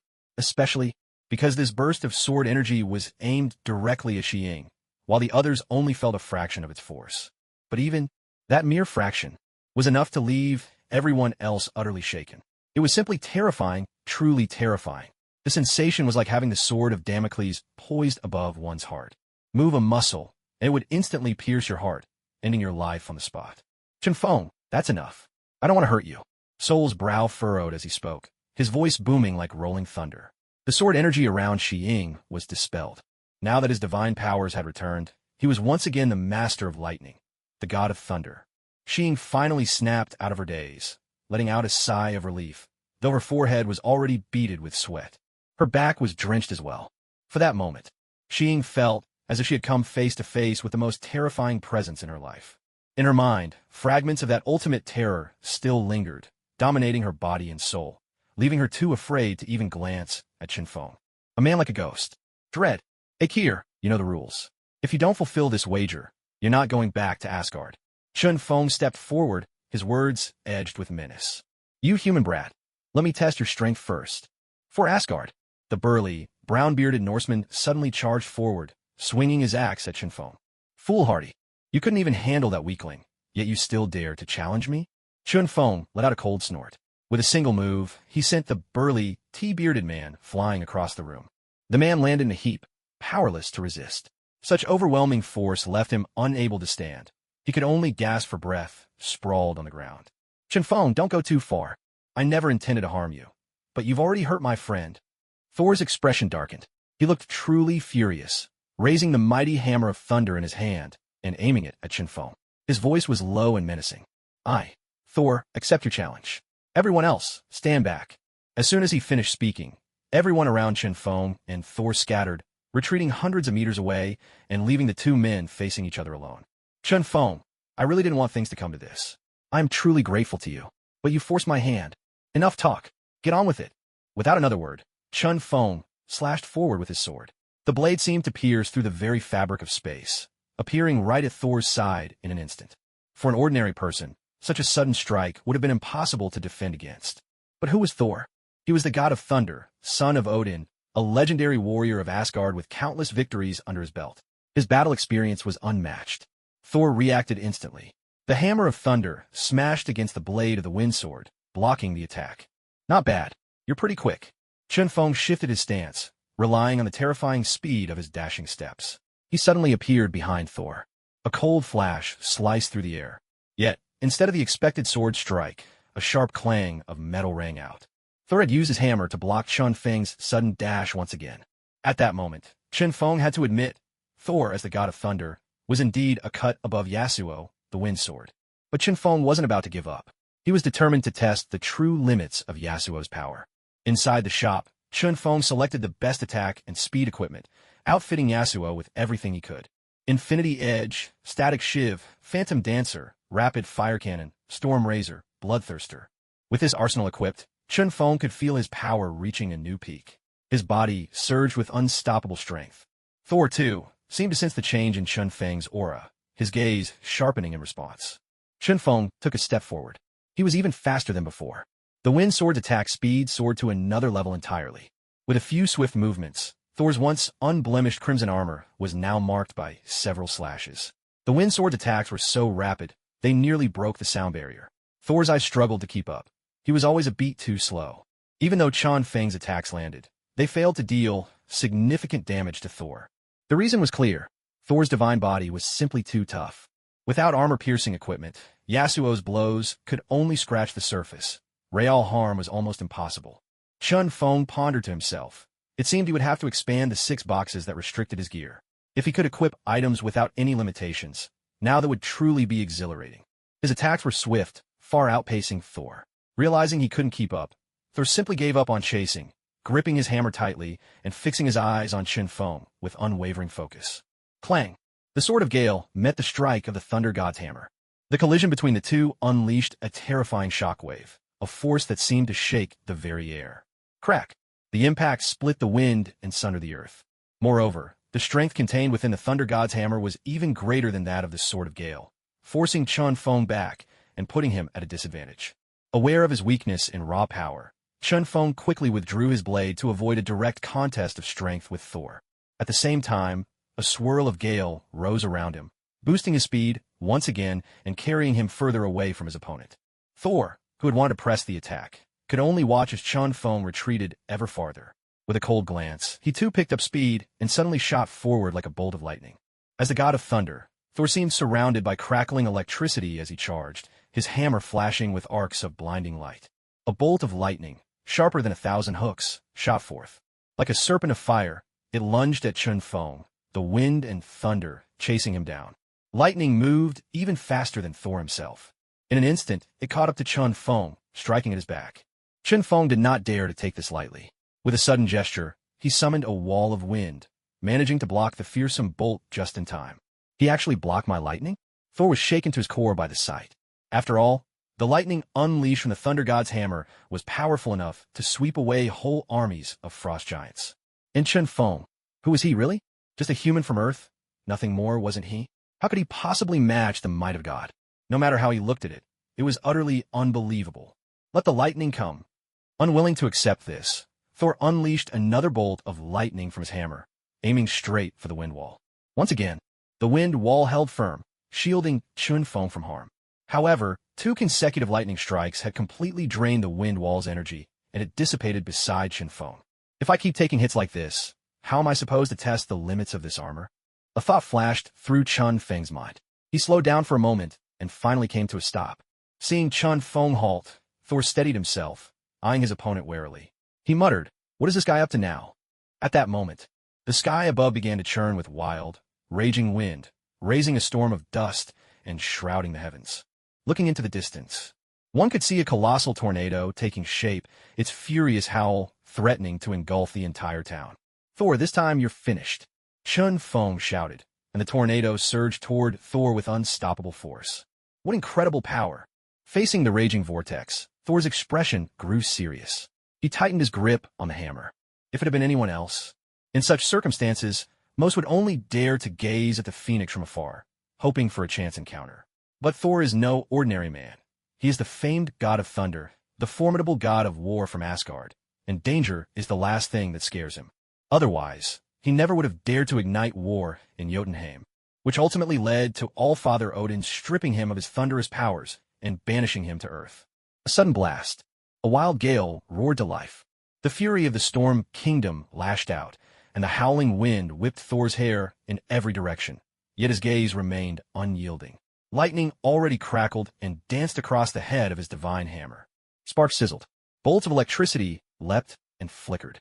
And in the very next instant, a terrifying suction erupted from within the raging tornado, a force powerful enough to destroy all in its path. Every object around Thor was torn away and swallowed by the storm. Only Thor himself remained standing, unmoved. With steadfast eyes, he stared directly into the heart of the tornado. Then, Thor made his move. He swung the hammer of the gods with a mighty thrust. A bolt of lightning, earth-shattering and awe-inspiring, tore through the clouds and split the sky as it blasted straight into the center of the storm. The impact was beyond compare. In that instant, a dazzling light flashed within the fearsome tornado. Lightning rampaged inside, snaking wildly like celestial dragons, winding around the outer edge of the raging vortex. The scene before him looked like a battle between gods, a clash of heaven and earth that would leave mortals trembling in awe. It was terrifying beyond words. A god among gods. Suddenly, a deafening explosion erupted from within the tornado. Everything that had been sucked into its depths was obliterated by the lightning's wrath, bursting into brilliant flames that shot skyward. Thunder and lightning continued to rage both inside and outside the tornado, yet nothing could halt its advance, and soon enough, it bore down upon Thor. To say Thor was reckless would hardly be an exaggeration. Without hesitation, he charged straight into the heart of the storm. A thunderous roar, bolts of lightning, soared to the heavens, the god of thunder ablaze with radiant light, his power erupting outward like an unstoppable force. In that moment, the entire tornado was wreathed in lightning. From the outside, the impact was overwhelming. The storm had become a dragon of thunder, twisting and writhing with unstoppable might. Witnessing these terrifying wonders from afar, every onlooker was struck with fear. Their hearts pounded, eyes wide in shock, unable to regain their composure for a long time. To all who watched, they were but humble mortals, forced to bow before the divine wrath of the gods. Such overwhelming power. Director, it seems there's one more person you want to recruit. Agent Coulson's eyes were fixed on the spectacle before him, silently noting it to himself. Once the tornado was fully enveloped by lightning, it gradually began to die down. Soon, the fearsome suction and furious winds faded away. When the tornado finally came to a stop, the lightning that had shrouded it dissolved into the sky, and the dark, stormy clouds parted. At that very moment, at last, brilliant sunlight returned and bathed the earth. A figure flashed by at incredible speed. So fast, unbelievably fast, so fast that no one could see who it was. A sky-shattering surge of sword energy swept through the entire blood-red sky. At the very same moment, countless cold flashes burst in the air, deadly, peerless. The sword aura slashed and soared, carving through the heavens and commanding the whole space to tremble in its wake. Thor reacted instantly, spinning around on the spot. Crackling arcs of electricity danced endlessly across Mjolnir, his hammer, as he forced back the oncoming assault with sheer force. But before Thor could regain his composure, a blade pierced straight through his lightning defense from the outside, stabbing deep into his shoulder. Cracks spiderwebbed across Thor's armor, racing outward in every direction at breathtaking speed. This was Chun Fang's most powerful strike, his strength and ingenuity concentrated into a single sword. With a shattering blow, the blade broke through Thor's armor. Its tip pierced Thor's skin, and bright red blood began to flow, coloring his armor crimson. The impact dispersed the thunder that had cloaked Thor's body. Even Mjolnir lost its luster and fell silent in his hand, as if it had become nothing more than an ordinary seed. However, in the very next instant, a thunderous roar burst forth, overwhelming and terrifying, like a mountain flood or a surging sea unleashed from within Thor. The shock waves swept everything aside, sending Chun Fang flying. Even the blade lodged in Thor's shoulder was violently shaken loose, flung into the distance by the force. That terrifying, peerless power swept out across the sky. Suddenly, wild winds howled, dark clouds gathered, thunder rolled endlessly. It was as if the heavens and earth themselves were about to split apart. This is what it means to be a god. This is the true power of the god of thunder. This is Thor's real strength. So close, yet still not enough. Chun Fang staggered back a full 100 meters before he finally steadied himself. To be able to force the mighty Thor to this point with just Yasuo's strength was already an incredible feat. Thor, if you think this is the end, you're far too naive. A shadow flickered across Chun Feng's eyes. A confident smile curled at his lips. The rushing wind that had swirled around him vanished, replaced by a fierce, surging power erupting from deep within. Void Walker, Cassidon. Chun Feng unleashed his signature move. In that instant, his entire being seemed to ascend to a higher plane. In this moment, Chun Feng was no longer a mere mortal. He had become a true god, a rival to Thor himself, the god of the void. Though Cassidon was not the most powerful among the Voidborn, his strength still ranked among the top 3. If it were Cho'Gath, the terror of the void, things would be far worse. He could devour the entire earth in a single gulp. Rumble. Thor, now wielding all his power, was wreathed in limitless thunder, as if he had become a massive ocean of lightning incarnate. With a movement of his divine hand, the very space around Thor began to ripple and distort. The sea of lightning seemed to be drawn away, swallowed by the void itself. What's happening? Thor's face was a mask of confusion. He stared in bewilderment at the lightning that no longer surged outward. For a moment, his expression froze, unable to comprehend this sudden turn of events.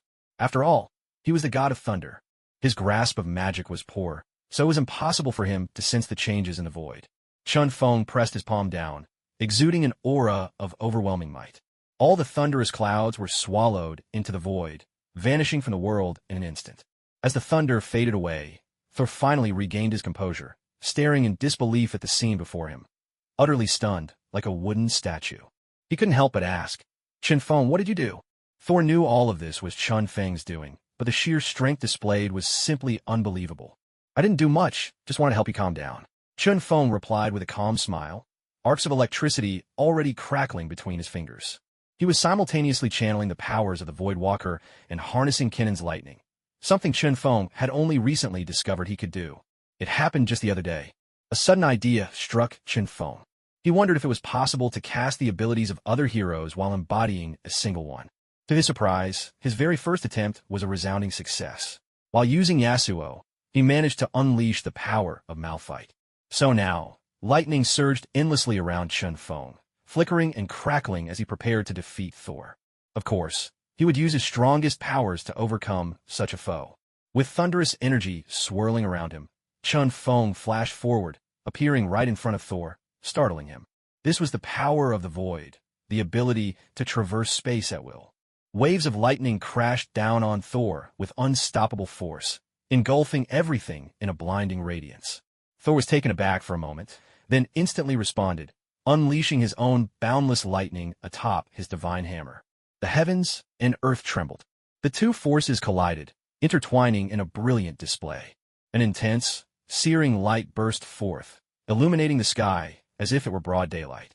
Sif and the others were left speechless with shock. The agents and soldiers of S.H.I.E.L.D. were equally stunned. Everyone's hearts surged like rivers and seas, forced to shut their eyes against the blinding light. The world was filled with nothing but the sharp, resonant clash of thunder. Beneath the web of lightning, heaven and earth fell into utter silence. A long moment passed before the chaos slowly faded and peace was restored. The blazing light was gone. Everyone opened their eyes at once, quickly looking to the sky. At the center, where Chun Feng and Thor had stood, a terrifying mass of lightning still enveloped the void, making it impossible to see the two figures within. Deathly silence. All held their breath, awaiting the final outcome, expectation shining in every eye. Suddenly, the previously calm lightning surged violently outward, expanding rapidly. From within came a deep, muffled boom. With a heavy thud, a figure was hurled out, flying at incredible speed. Before anyone could see who it was, he crashed to the ground, gouging a massive pit. The impact sent sand and stones flying, filling the air with dust. Jagged, terrifying fissures snaked out in all directions, as if the earth itself had been torn apart, unable to withstand such power, and split asunder. Look, up in the sky. It's Chun Feng, he's won. He actually fought Thor, the god of thunder from mythology. Am I dreaming? Oh my god! I can hardly believe my own eyes. A mortal has defeated a god. When everyone below, including the guards and Sif, saw Chun Feng standing in the sky with his hands behind his back, their eyes widened in disbelief as they looked up at him, their faces brimming with excitement and awe. He actually defeated Thor. Even Coulson couldn't help but gasp, a chill running down his spine as he struggled to process what had just happened. Although he still wasn't clear about Thor's true identity, based on the power Thor had just displayed, there was no way he was an ordinary human. He might even be an alien from another world. Yet now, just like that, Thor had been taken down by Chun Feng, and it seemed he had been thoroughly overpowered. Astonishment. Absolute, overwhelming shock.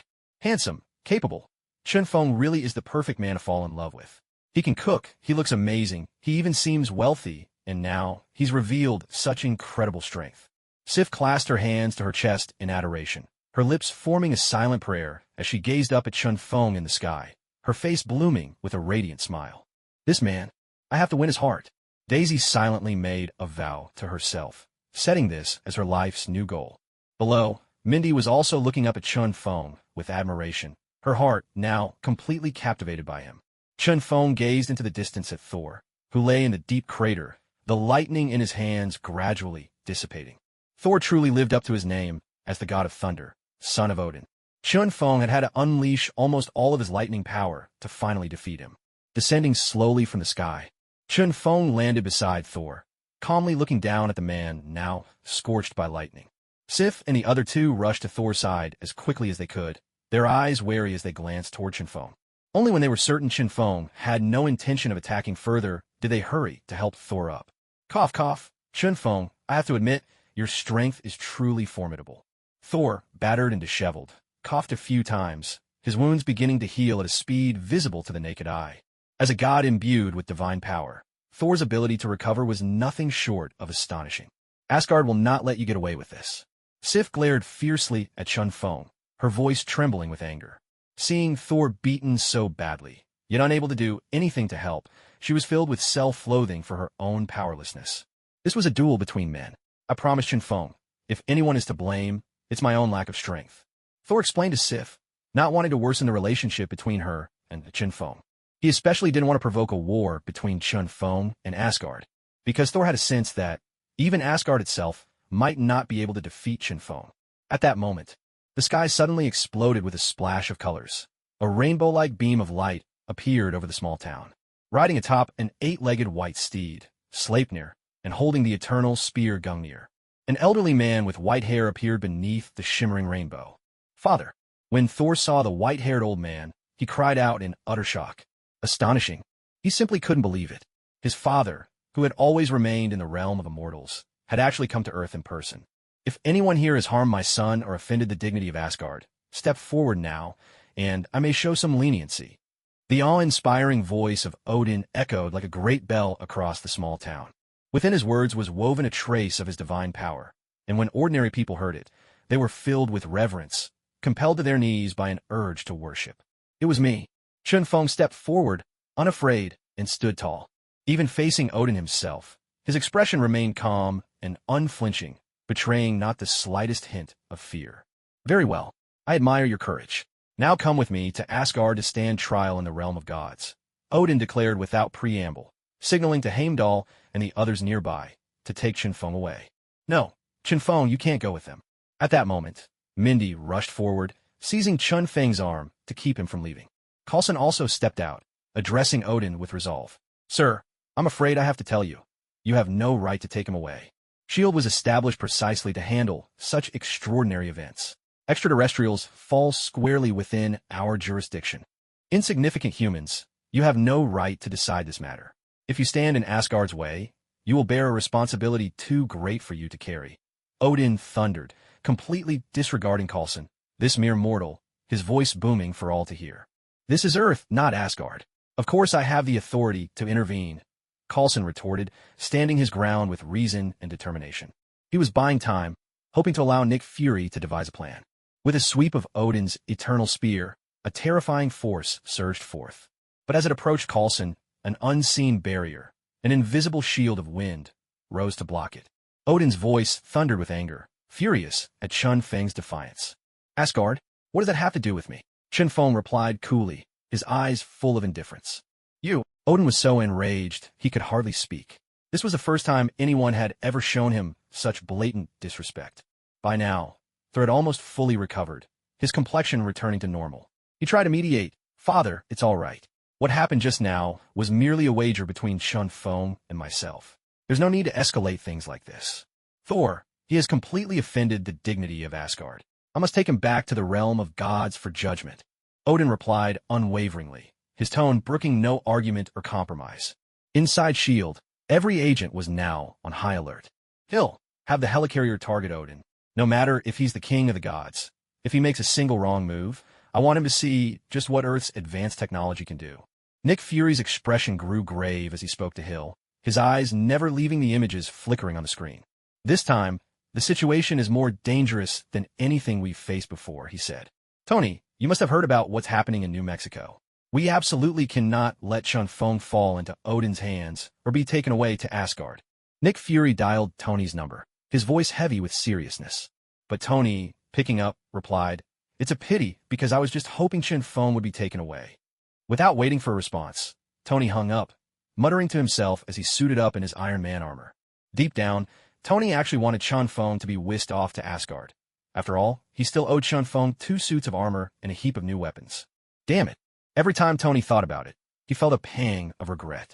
How'd I let him swindle so much out of me? You tell me, wouldn't you be mad? Of course, he was furious. Even for a genius like Tony, designing a suit of armor took time and effort, especially when it had to be custom-fitted for Chun Feng and Mindy. The whole process was a hassle. There were some choice words Tony wanted to say, but he wasn't sure if it was the right moment.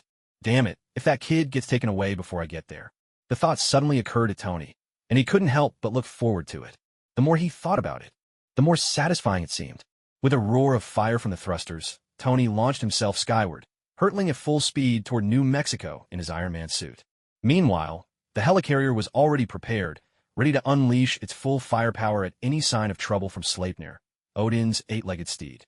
At the first indication of aggression, the helicarrier would open fire, delivering a devastating barrage to show this Asgardian that Earth is not to be trifled with. Odin, you don't need to defend him. This concerns the honor and dignity of Asgard. No one is allowed to violate that. With a sharp, commanding gaze, Odin leveled the eternal spear at Chun Feng, its tip blazing with fierce light. It seems that too much time has passed. Earth's people have forgotten who brought them faith. Back when Odin was still young, the Frost Giants tried to conquer other worlds, clashing with Asgard's warriors in a decisive battle on Earth. Wielding the ancient casket of winters, the Frost Giants plunged the world into an ice age, but Odin led Asgard's warriors in a desperate struggle for survival. During the war, Odin fought valiantly, personally slaying the great Frost Giant. But in a moment of carelessness, the Frost Giant King Laufey struck a fierce blow, leaving Odin blind in one eye. Asgard paid a terrible price, but in the end, they triumphed. The source of the Frost Giant's power, the ancient casket, was taken from them. That's why, when Odin saw Chun Feng and the humans resisting him now, his anger exploded. He had once been their savior. Now, they treated him as a foreign invader. Bring the warriors of Asgard to Earth. Let them see the might of Asgard restored. Odin raised his head and shouted to the heavens. In the next instant, a brilliant arc of rainbow light stretched across most of the void, and several hundred soldiers clad in golden armor landed firmly beside Odin. Humans, I'll give you one last chance, Odin declared in a deep voice, his demeanor radiating an air of righteous authority. Hand over Chun Feng, and I will forgive your ignorant offense this time. I'm sorry, sir, but I'm afraid I can't agree to your request, Coulson replied firmly, shaking his head. Meanwhile, the soldiers and agents behind him stood at the ready, fully armed, their armor shining.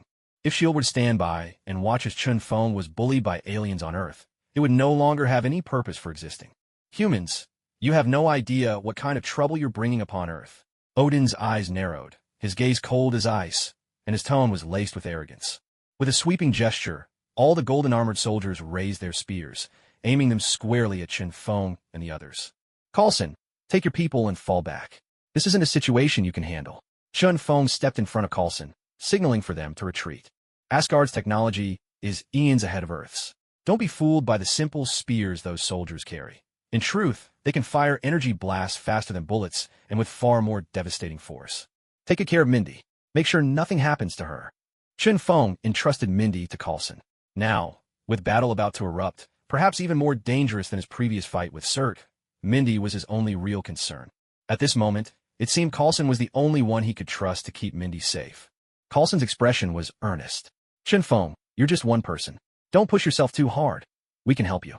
Though Chun Feng had just demonstrated incredible power, Now he faced hundreds of opponents, especially Odin, astride his divine steed, whose strength was unfathomable. For Chun Feng to face them alone. Worry gnawed at Coulson's heart. If you don't want your people reduced to ashes, fall back now, came another voice. Tony had landed beside Chun Feng and turned to address Coulson. Tony, Chun Feng looked over, slightly surprised. Didn't expect you to show up. Shouldn't you be at home making me another suit of armor? Damn it, this kid really knows how to hit a nerve. Tony's face twitched in annoyance as he cursed silently. After all the trouble he went through to get here, this was the greeting he received. Come on, do I look like the kind of guy who breaks his promises? Tony shot back, just as another figure landed beside him, a sleek red suit of armor. This is a special mark micro armor, designed just for Mindy. Let her try it on. As soon as the words left his mouth, Mindy leapt up in excitement and exclaimed, Yes, that's great. The armored wings spread open, moving to Mindy's side and wrapping her completely inside the suit. Chun Feng, I can fly now. I can help you too. This is amazing. Inside the suit, Mindy gazed at the screen before her, so happy she couldn't help but shout with delight. Jarvis, take Mindy somewhere safe. Tony called out to Jarvis, and Mindy's Iron Man suit, no longer under her own control, began to fly backward. Tony Stark would never let Mindy join the fight, and he knew full well Chun Feng wouldn't allow it either. That was the way things had to be. From the very beginning, Mindy's Mark micro armor had been set up to be controlled by Jarvis, with its main purpose being to protect Mindy at all costs. Tony, let me go back.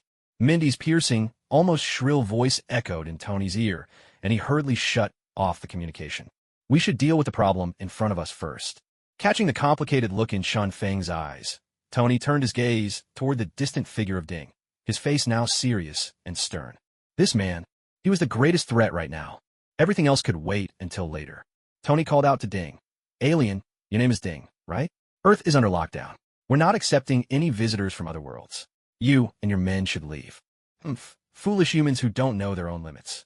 You should remember, if it weren't for me, you wouldn't even exist in this world.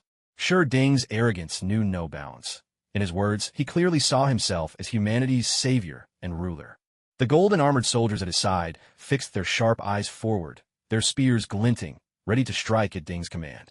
And as for those of you in the sky, don't think I don't know you're there. If you make a move, prepare to be destroyed. Sure, Ding cast his gaze toward the distant sky, his voice domineering as he let out a cold, scornful laugh. His eyes burned like torches, sweeping across the horizon. Through the surveillance of the helicarrier, it was as if he were staring directly at every soul aboard. Warning, a dire threat. How did he discover the helicarrier's location? Nick Fury stared at the eyes on the screen, his pupils contracting in shock and fear. Get the helicarrier out of there, now. Nick Fury immediately issued a new order. The helicarrier cost a fortune to build and was one of SHLD's most important assets. If Odin destroyed it, damn it, the pain would be unbearable. Such a massive loss would be more than S.H.I.E.L.D. could handle. As director of S.H.I.E.L.D., Nick Fury had witnessed countless supernatural and superhuman events, but standing face-to-face with Odin, king of the gods, he couldn't help but feel a chill of dread. This was a god from legend, and not just any god. The shot cut straight to his soul, a terror so profound that even someone like Fury, a mere mortal, could barely withstand it. At that moment, confronted by Odin's overwhelming and terrifying power, Fury once again thought of the still-missing Dr. Banner and Chun Feng, who had yet to agree to join them. The Avengers had to be assembled as quickly as possible. If even beings from myth and legend like Odin could descend upon Earth, who knew what even more fearsome entities might appear next? In short, every plan needed to be accelerated. Fury had a strong premonition that an even more dreadful battle would soon engulf the Earth. Warriors of Asgard, prepare yourselves. Let these mortals understand that Asgard is inviolable. Odin's voice boomed out, deep and resonant, echoing across heaven and earth. For Asgard, Asgard is inviolable. Asgard is inviolable. All 29 soldiers shouted in unison, their voices merging into a powerful chorus that seemed to shake the very world. Father, haven't you always advocated for peace? Thor pleaded, his voice wavering. Why are you now the one inciting war? Please stop. Glancing at Jane, who stood beside him with terror etched on her face, Thor was racked with guilt. If not for him, this war would never have come to Earth, and Jane would not have been drawn into such danger. Thor, I do desire peace. But when they refuse to hand over Chun Feng, and even insult Asgard with their defiance, then forgiveness is out of the question, Odin replied solemnly. This war can no longer be avoided. The people of Earth must learn a harsh lesson to understand their place in the cosmos. Ready. Energy converged. The soldiers leveled their spears at Chun Feng and Tony, the tips glowing ever brighter as an invisible and terrifying force began to radiate outward. Odin, seated atop his mighty steed Sleipnir, raised the eternal spear high and called out, "Warriors of Asgard, attack!" In the next instant, a storm of energy beams burst forth with deafening speed, blanketing the sky as they surged toward Chun Feng and Tony. A brilliant light flared from the centers of Tony's palms. Two even more powerful energy blasts shot out, meeting the oncoming attacks head-on. A thunderous roar erupted as the forces collided. In that instant, the world seemed to tremble. A blinding flash lit up the battlefield, and a terrifying shockwave rippled outward from the point of impact, sweeping across the land. The ground shook violently. Tony's energy blasts were clearly the stronger force. In just an instant, it was enough to completely overwhelm the enemy, smashing through the golden-armored soldiers as if they were nothing. A series of explosions followed, unstoppable, sending up clouds of dust and debris. Yet Chun Feng was even more formidable. With a flicker, he darted straight into the heart of the energy storm, letting the attacks rain down upon him. But without exception, every energy blast that reached Chun Feng was stopped by an invisible wall of wind, unable to touch him at all. In the blink of an eye, Chun Feng charged into the midst of the Asgardian soldiers, his gale blade sweeping through them like a storm. The next moment, a sword aura, fierce enough to shake the 8 directions, burst forth with unstoppable force. Sword intent soared to the heavens. Every soldier nearby was struck down by that sword aura, their armor suddenly splitting cleanly in two and slipping from their bodies. But that was not all. The sword aura didn't just shatter their armor. It also carved a deep gash across their chests, and crimson blood welled out in a rush. One sword, just a single sword. Under that terrifying sword aura, nearly half of the Asgardian soldiers fell in an instant. Summoning Kassadin and then using Yasuo's abilities really did raise the bar to an entirely new level. Seeing the soldiers lying breathless around him, Chun Feng couldn't help but marvel inwardly. In the League of Legends universe, Yasuo is merely a master swordsman, but Kassadin, he's someone who has survived the devouring void itself. Their strengths, the difference is clear as day. This kid is just too powerful. Tony stared in disbelief at the group of soldiers who had fallen at Chun Feng's side. Damn, he had just managed to take down 3 Asgardian warriors himself, and even that had taken a huge effort. After all, Asgardian soldiers, whether in weaponry or in hand-to-hand combat, they held the upper hand in almost every way. And another key point, Tony had only recently become Iron Man, so he definitely hadn't reached his peak yet. Plus, his suit was only upgraded to the Mark 6, still not strong enough. At this stage, being able to take down 3 Asgardian warriors was already quite a feat for Tony. You aliens are in ambushes too, huh? Just as Tony was momentarily stunned by Chun Feng's display, an Asgardian soldier rushed up from behind, thrusting his spear straight into Tony's armor. Tony spun and grabbed the spear, activating his boosters in the same instant. He shot up into the sky, then hurtled backward, crashing hard into a distant mountain. The Asgardian soldier, still clinging to Tony's armor, was finally shaken off. Freed from this trouble, Tony was about to fly back into battle, only to discover that all the soldiers had already fallen. Looking again, he saw Chun Feng standing tall and calm amid the heap of fallen foes, the gale blade in his hand still shimmering with a fierce aura. He looked like a true god of war, commanding the entire battlefield. What the? Tony glanced down at the Asgardian warrior at his own feet, utterly stunned, at a loss for words. Seriously? Is this even possible? Does your family know how overpowered you are? With someone this strong, was I here to help? Or just to play cheerleader? An uncomfortable thought flashed through Tony's mind. Human, I must admit, you are truly strong. Ding stared at Chun Feng before him, his face grave and somber, uttering each word with deliberate weight. My strength does not need your approval. Chun Feng's eyes were cold and determined. He gripped the swift wind sword tightly, its blade raised high, pointing directly at Odin. Ha ha! After all this time, this is the most amusing thing I've ever heard. Odin burst into laughter, but a sudden glint of icy menace flashed in his eyes. Upon the eternal spear, boundless divine power gathered and pulsed. In its midst, a new, dazzling star seemed to appear. Odin was angry now, truly furious. He had decided to unleash his full strength.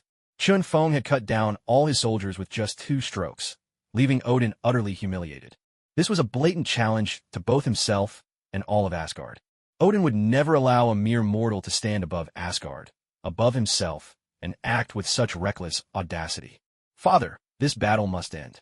You don't want more unnecessary deaths, do you?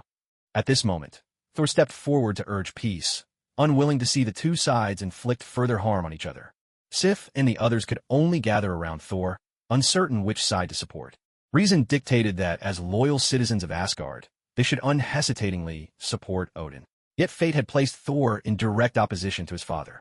Now, in this tense moment, they truly found it hard to choose sides, and could only remain neutral for the time being. What's more, the power Chinfeng had displayed shook them to their core, stirring awe and fear far beyond their understanding.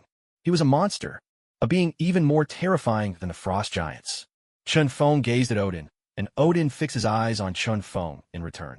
In that instant, the two faced off from a distance, each measuring the other, neither making a move. Odin, as the king of Asgard, possessed immense divine might, yet age had worn him down, leaving him with only a fraction of his full strength. Moreover, at regular intervals, Odin would enter the Odin sleep, a state needed to restore and balance his power. At this moment, the aged Odin was not far from his next Odin sleep. His divine energy was anything but steady, even bordering on chaotic. More importantly, Hela, Thor's elder sister, the goddess of death, still lived. Odin had to reserve most of his remaining strength to confront her. Odin knew well that his days were numbered. He must eliminate any potential threats surrounding Thor before his son could truly fulfill his destiny. The goddess of death, Hela, was the gravest among them. A faint wind stirred. Like a silent trumpet, it signaled the onset of battle. Chinfeng stepped forward. His figure vanished in a heartbeat, and in the next instant, he reappeared behind Odin as if by magic. With a sudden shout, the swift wind sword surged with whirling gales, its blade unleashing a fierce, snow-cleaving energy that swept forth with unstoppable force, carrying the might of a storm as it struck toward Odin. Yet just as the sword's energy was about to brush the hem of Odin's robe, time itself, Odin's body suddenly blurred, allowing the sword energy to pass straight through him and crash into the ground. The earth split open, a massive chasm appearing and stretching for hundreds of meters. A clean cut, severing the land. Everyone was shaken to the core. Young human, your assault is impressive, but before God, you are still far too weak. A deep voice echoed. Odin suddenly appeared behind Chinfeng, the eternal spear in his hand blazing with an intense radiance. A terrifying beam of energy shot forth, hurtling towards Chinfeng's barrier with the force of a thunderclap. Fierce winds howled before Chinfeng. In an instant, a wall of wind solidified, fully absorbing the energy beam. But as it blocked the attack, the wind wall's power was entirely spent, vanishing right before Chinfeng. As expected of the king of gods, his speed and might far surpassed mine. As he finished speaking, Chinfeng took a step forward, his whole body lifting into the air. Like a fleeting shadow, he slipped into the void and disappeared from Odin's sight. This was the power of the Void Walker, Cassidon's ability. He could traverse the void at will, even linger in it for a time. Spatial magic, is it? Quite intriguing, Odin remarked, a keen light flickering in his soul-remaining eye. Calm, yet alert. Moments later, a rift tore open above Odin's head. Chinfeng shot out from it, sword slashing down at Odin's skull. The intent of the blade surged forth. A ferocious, overwhelming surge of sword energy erupted, rippling out into the air, swift as lightning. The Gale sword followed hot on its heels. Impressive move. Odin's eyes narrowed, his reaction lightning fast. With a slight tilt of his head, Odin dodged the sharp sword energy, though a lock of his silvery hair was sliced clean off, fluttering gently to the ground. At that very moment, Chinfeng's Gale sword was also intercepted by Odin's eternal spear, stopping just centimeters from Odin's eyes. Beneath Odin, his eight-legged divine steed Sleipnir suddenly lashed out, its hoof driving towards Chinfeng's chest. This was no ordinary horse. This was the legendary steed of Asgard. A single kick from it carried the weight of a small mountain. Yet Chinfeng did not flinch, allowing Sleipnir's blow to come right at him. A muffled thud echoed out. Sleipnir's hoof was stopped by an invisible barrier, never truly making contact with Chinfeng's body. Odin looked momentarily stunned as a faint smile appeared at the corner of Chinfeng's lips. The Gale sword was swiftly withdrawn. High above, a chilling flash of cold light swept through the air. The sword's gleam was as clear as water. In an instant, Sleipnir's pair of legs were severed, crimson blood gushing forth and staining the earth below. Then, a rift split open behind Chinfeng once more. He slipped into it and vanished before Odin could react. Sleipnir released a pained, anguished cry. Its wail resounded across the entire town, its body racked with agony. Sleipnir, I will avenge you. Ding dismounted from Sleipnir and gently stroked its head, comforting it. Sleipnir had accompanied Odin for a lifetime, not just as a mount or a divine steed, but as a true friend, almost like family to him. Chun Feng, you will pay the price for what you've done. Sting shouted furiously into the empty air, his gaze sharpening, becoming even more intimidating. Old man, you better take care of yourself first. With that, Chun Feng suddenly stepped out from the space behind Ding, his weapon transforming in an instant into a giant axe, which he swung with savage force at Odin's back. In a flash, Sting's figure blurred and shifted. He dodged Chun Feng's attack at an even greater speed, divine power surging through him and radiating outward. Instantly, all the little stones and grains of sand around Chun Feng were swept up by the divine force, growing to colossal proportions and merging into an enormous sphere, which hurtled toward Chun Feng. Chun Feng let out a cold, dismissive snort. With a flick of his fingers, he tore through the air, tracing a rift before him. In the next moment, whether it was the agents of S.H.I.E.L.D. or Thor and his companions, everyone witnessed this awe-inspiring spectacle. It was terrifying. Such overwhelming power. A vast, oceanic force of the void burst forth, instantly swallowing the massive stone sphere, pulling it into the endless depths of the void. Your command of spatial magic surpasses my expectations, but this is where it ends. Odin's expression remained calm, his eyes revealing a deeper meaning. A chill ran down Chun Feng's spine. A sense of impending doom surged in his heart. At that instant, the divine energy sealed inside the stone sphere exploded, unleashing a terrifying power that shattered the spatial barrier and detonated right beside Chun Feng. The void trembled. A furious shockwave erupted, sweeping in all directions like a cataclysmic sandstorm, blotting out the sun and plunging the small town into darkness. Even Tony, clad in his Iron Man suit, was forced to duck behind a massive boulder. Otherwise, no matter how tough the armor, it couldn't withstand the relentless, high-speed barrage of stones. It took quite some time before the raging winds finally subsided. Only then did the world return to a semblance of calm, though everything still lay shrouded in murky dust. Chun Feng, are you all right? Tony's Iron Man suit was caked in dust. He looked up at the sky, searching for Chun Feng, but found no trace. Nick Fury connected to Tony's communicator, his voice anxious. Tony, did you find Chun Feng? The moment the sandstorm wiped out the surveillance feed, Fury's heart clenched with worry. The last image on the screen had been Odin's divine power, exploding beside Chun Feng. Still no sign, but I think he should be okay. Tony replied, though his voice betrayed his uncertainty. With such a terrifying explosion, right at the epicenter, it was almost impossible for anyone to emerge unscathed. But then again, this person was Chun Feng.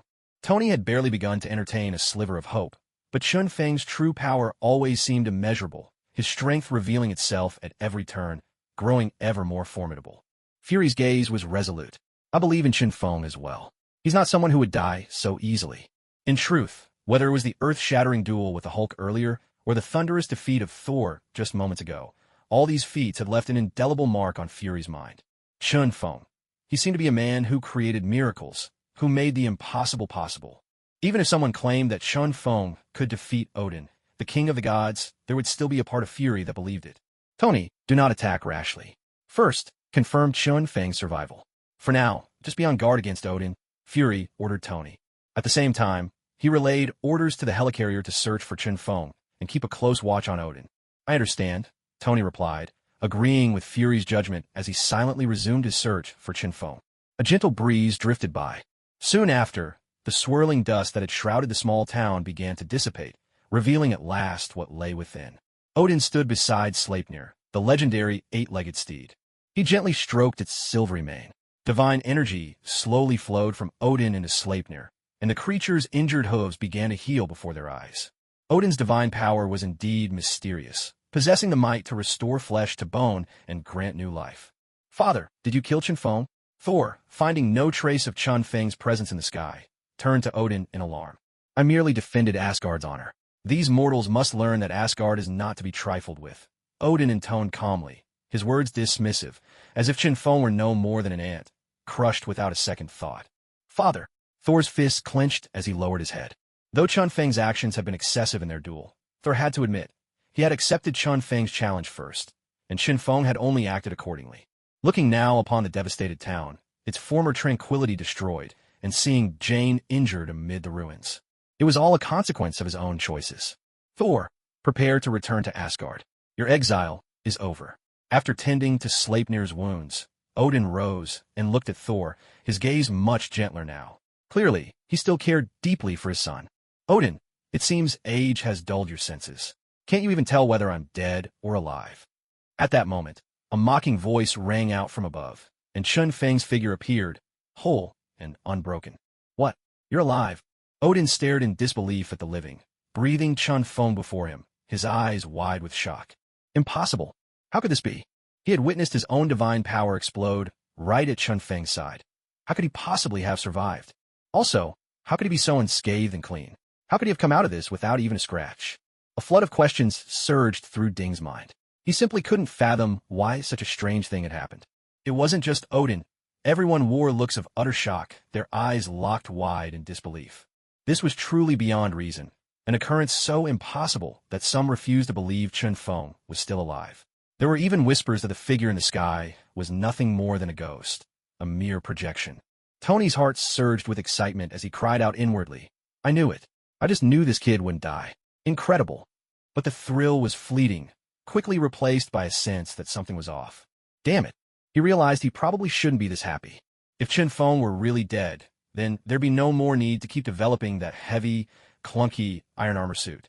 Tony was suddenly beset by a familiar, sinking feeling of frustration. Director, Chun Feng's been spotted. Not only is he alive, but he seems completely unharmed. Perfectly fine, in fact. A message came through from the helicarrier, and even the tone alone conjured the image of the messenger, wide-eyed, mouth hanging open in sheer disbelief. Utterly stunned, there was a long moment of dazed silence. Should we engage? No need. Let's just observe for now. Fury flatly refused, though inside, he was overjoyed. Not only was Chun Feng alive, he was totally unscathed, thoroughly confirming Fury's faith in his own judgment of people.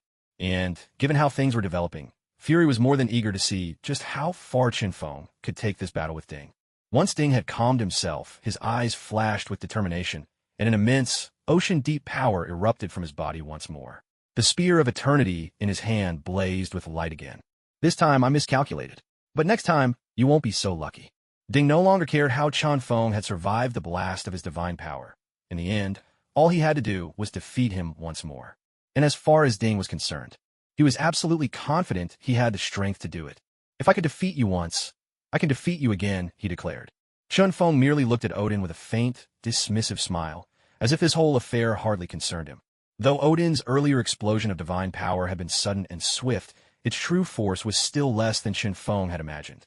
As the divine power was about to crash down on him, Chun Feng simply slipped into the void. He pulled a fast one, vanishing in a flash. Even though the power surged through the empty space, by the time it would have struck Chun Feng, it did no harm at all. A major reason for this was likely that Odin was reluctant to spend most of his divine strength on Chun Feng, choosing instead to conserve his power for a greater adversary, Hela. Yet, it was precisely this decision of Odin's that allowed Chun Feng to emerge completely unscathed, striding from the void as if nothing had happened at all. Father, Asgard's might has already been demonstrated just now. I believe these people from Earth understand perfectly well. There's no need to go after Chun Feng any further. We can return to Asgard now. Er interjected quickly, trying to dissuade him. Just one battle nearly destroyed this small town. If it happens again, I fear all of New Mexico would be laid to waste. Jane and her friends are still here. The ones who would suffer, in the end, would be these innocent humans. Thor, you don't need to get involved in this. I will make the decision myself. Odin spoke stubbornly, then suddenly shouted towards the sky. Heimdall, bring Thor and Sif and the others back to Asgard, then send down a fully assembled squad.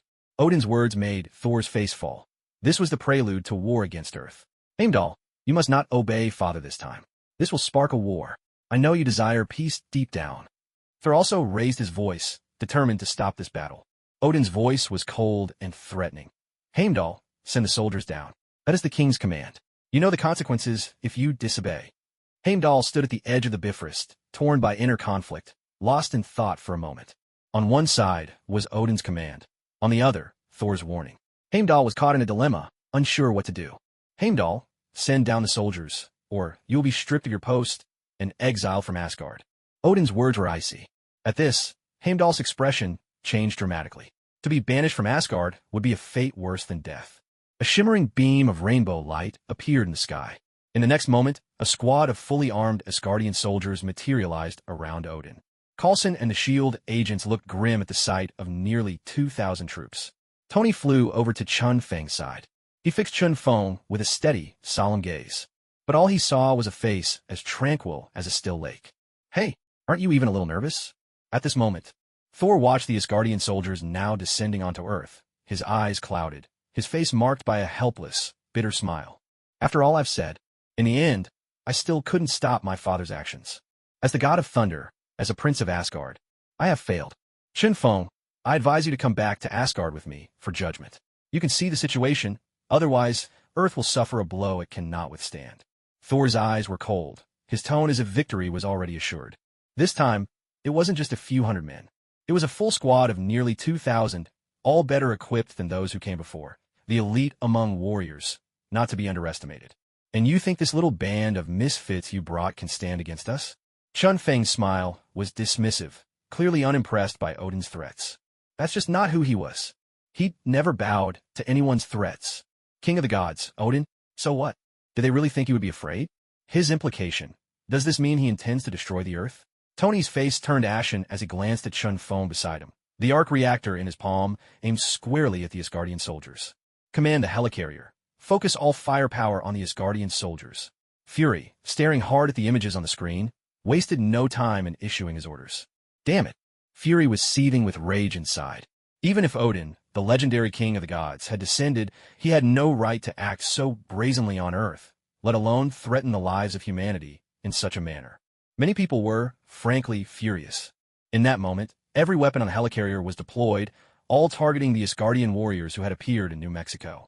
If those weapons in the warriors' hands so much as twitched, armor-piercing rounds, heavy missiles, energy beams, and all manner of cutting-edge weaponry would be unleashed without mercy in a barrage of overwhelming force. Mere mortals, do they really believe that the weapons of Earth could ever defeat the soldiers of mighty Asgard? How naive. Sterling lifted his head and glared at the distant helicarrier hovering among the clouds, a sneer of disdain curling his lips. "Attack," he roared. "Warriors of Asgard." With a single downward sweep of his hand, every spear in the soldier's grasp flared with blinding light, and beams of energy shot out like waves surging from a lake. It was a sight so apocalyptic, so catastrophic, it seemed as if doomsday itself had arrived. And yet it was all too real. "Fire!" Fury commanded. At that instant, the helicarrier unleashed its own fierce assault. Missiles poured forth in a relentless hail, arcing through the sky in perfect trajectories.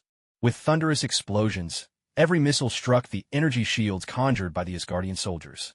Yet, despite their terrifying destructive power, the shields remained utterly unscathed. Earth's conventional technology was, once again, laid bare against Asgard's might. It was like a grade schooler trying to attack an adult. No matter how hard they tried, they simply couldn't reach.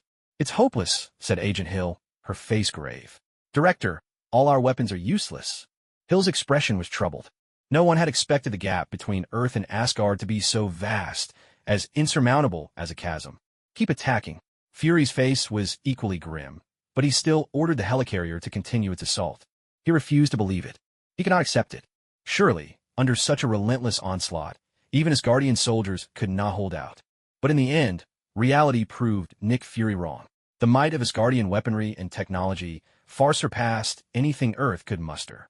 After all, the Asgardians had existed for eons, and with lifespans nearing 5,000 years, it was only natural that Asgard's technological advancements had soared to heights Earth could scarcely imagine. When the helicarrier's salvo finally ceased, at that moment, Asgard hadn't lost a single soldier. Not even their energy shields were breached. What a mess. It was all just for show, and completely useless. Don't tell me those shield guys are still using weapons made by Hammer Industries. That's just pathetic. Tony looked at the soldiers, their armor bright and untouched, and couldn't help but question and complain out loud. He had been hoping to see S.H.I.E.L.D. put on a grand display, to show off their strength, but the result was nothing short of disappointing. Utterly disappointing. "Our weapons need an upgrade," Agent Hill offered quietly from the side, voicing her opinion. Nick Fury nodded. This unexpected battle had made it painfully clear to him that the process of replacing the old with the new had to be accelerated. If not, damn it, if aliens really do invade one day, S.H.I.E.L.D. won't even have the right tools to fight back. They'll be nothing but lambs waiting for slaughter, completely unable to defend themselves. It would be a total joke. "Hey, Chun Feng, why are you rushing in so fast? Leave some for me this time." I'm here to help, not to stand on the sidelines like those shield folks, just watching the show. Watching Chun Feng suddenly charge ahead, Tony shouted loudly from behind and hurried to catch up. This time, Tony was determined not to just be a bystander. That would be worse than staying at home and watching the live broadcast from his bed. Damn it. Let me show off for once, will you? Do you really think you can handle an entire Asgardian squad by yourself? That's just arrogance. Watching Chun Feng rush forward, Tony's face was full of doubt.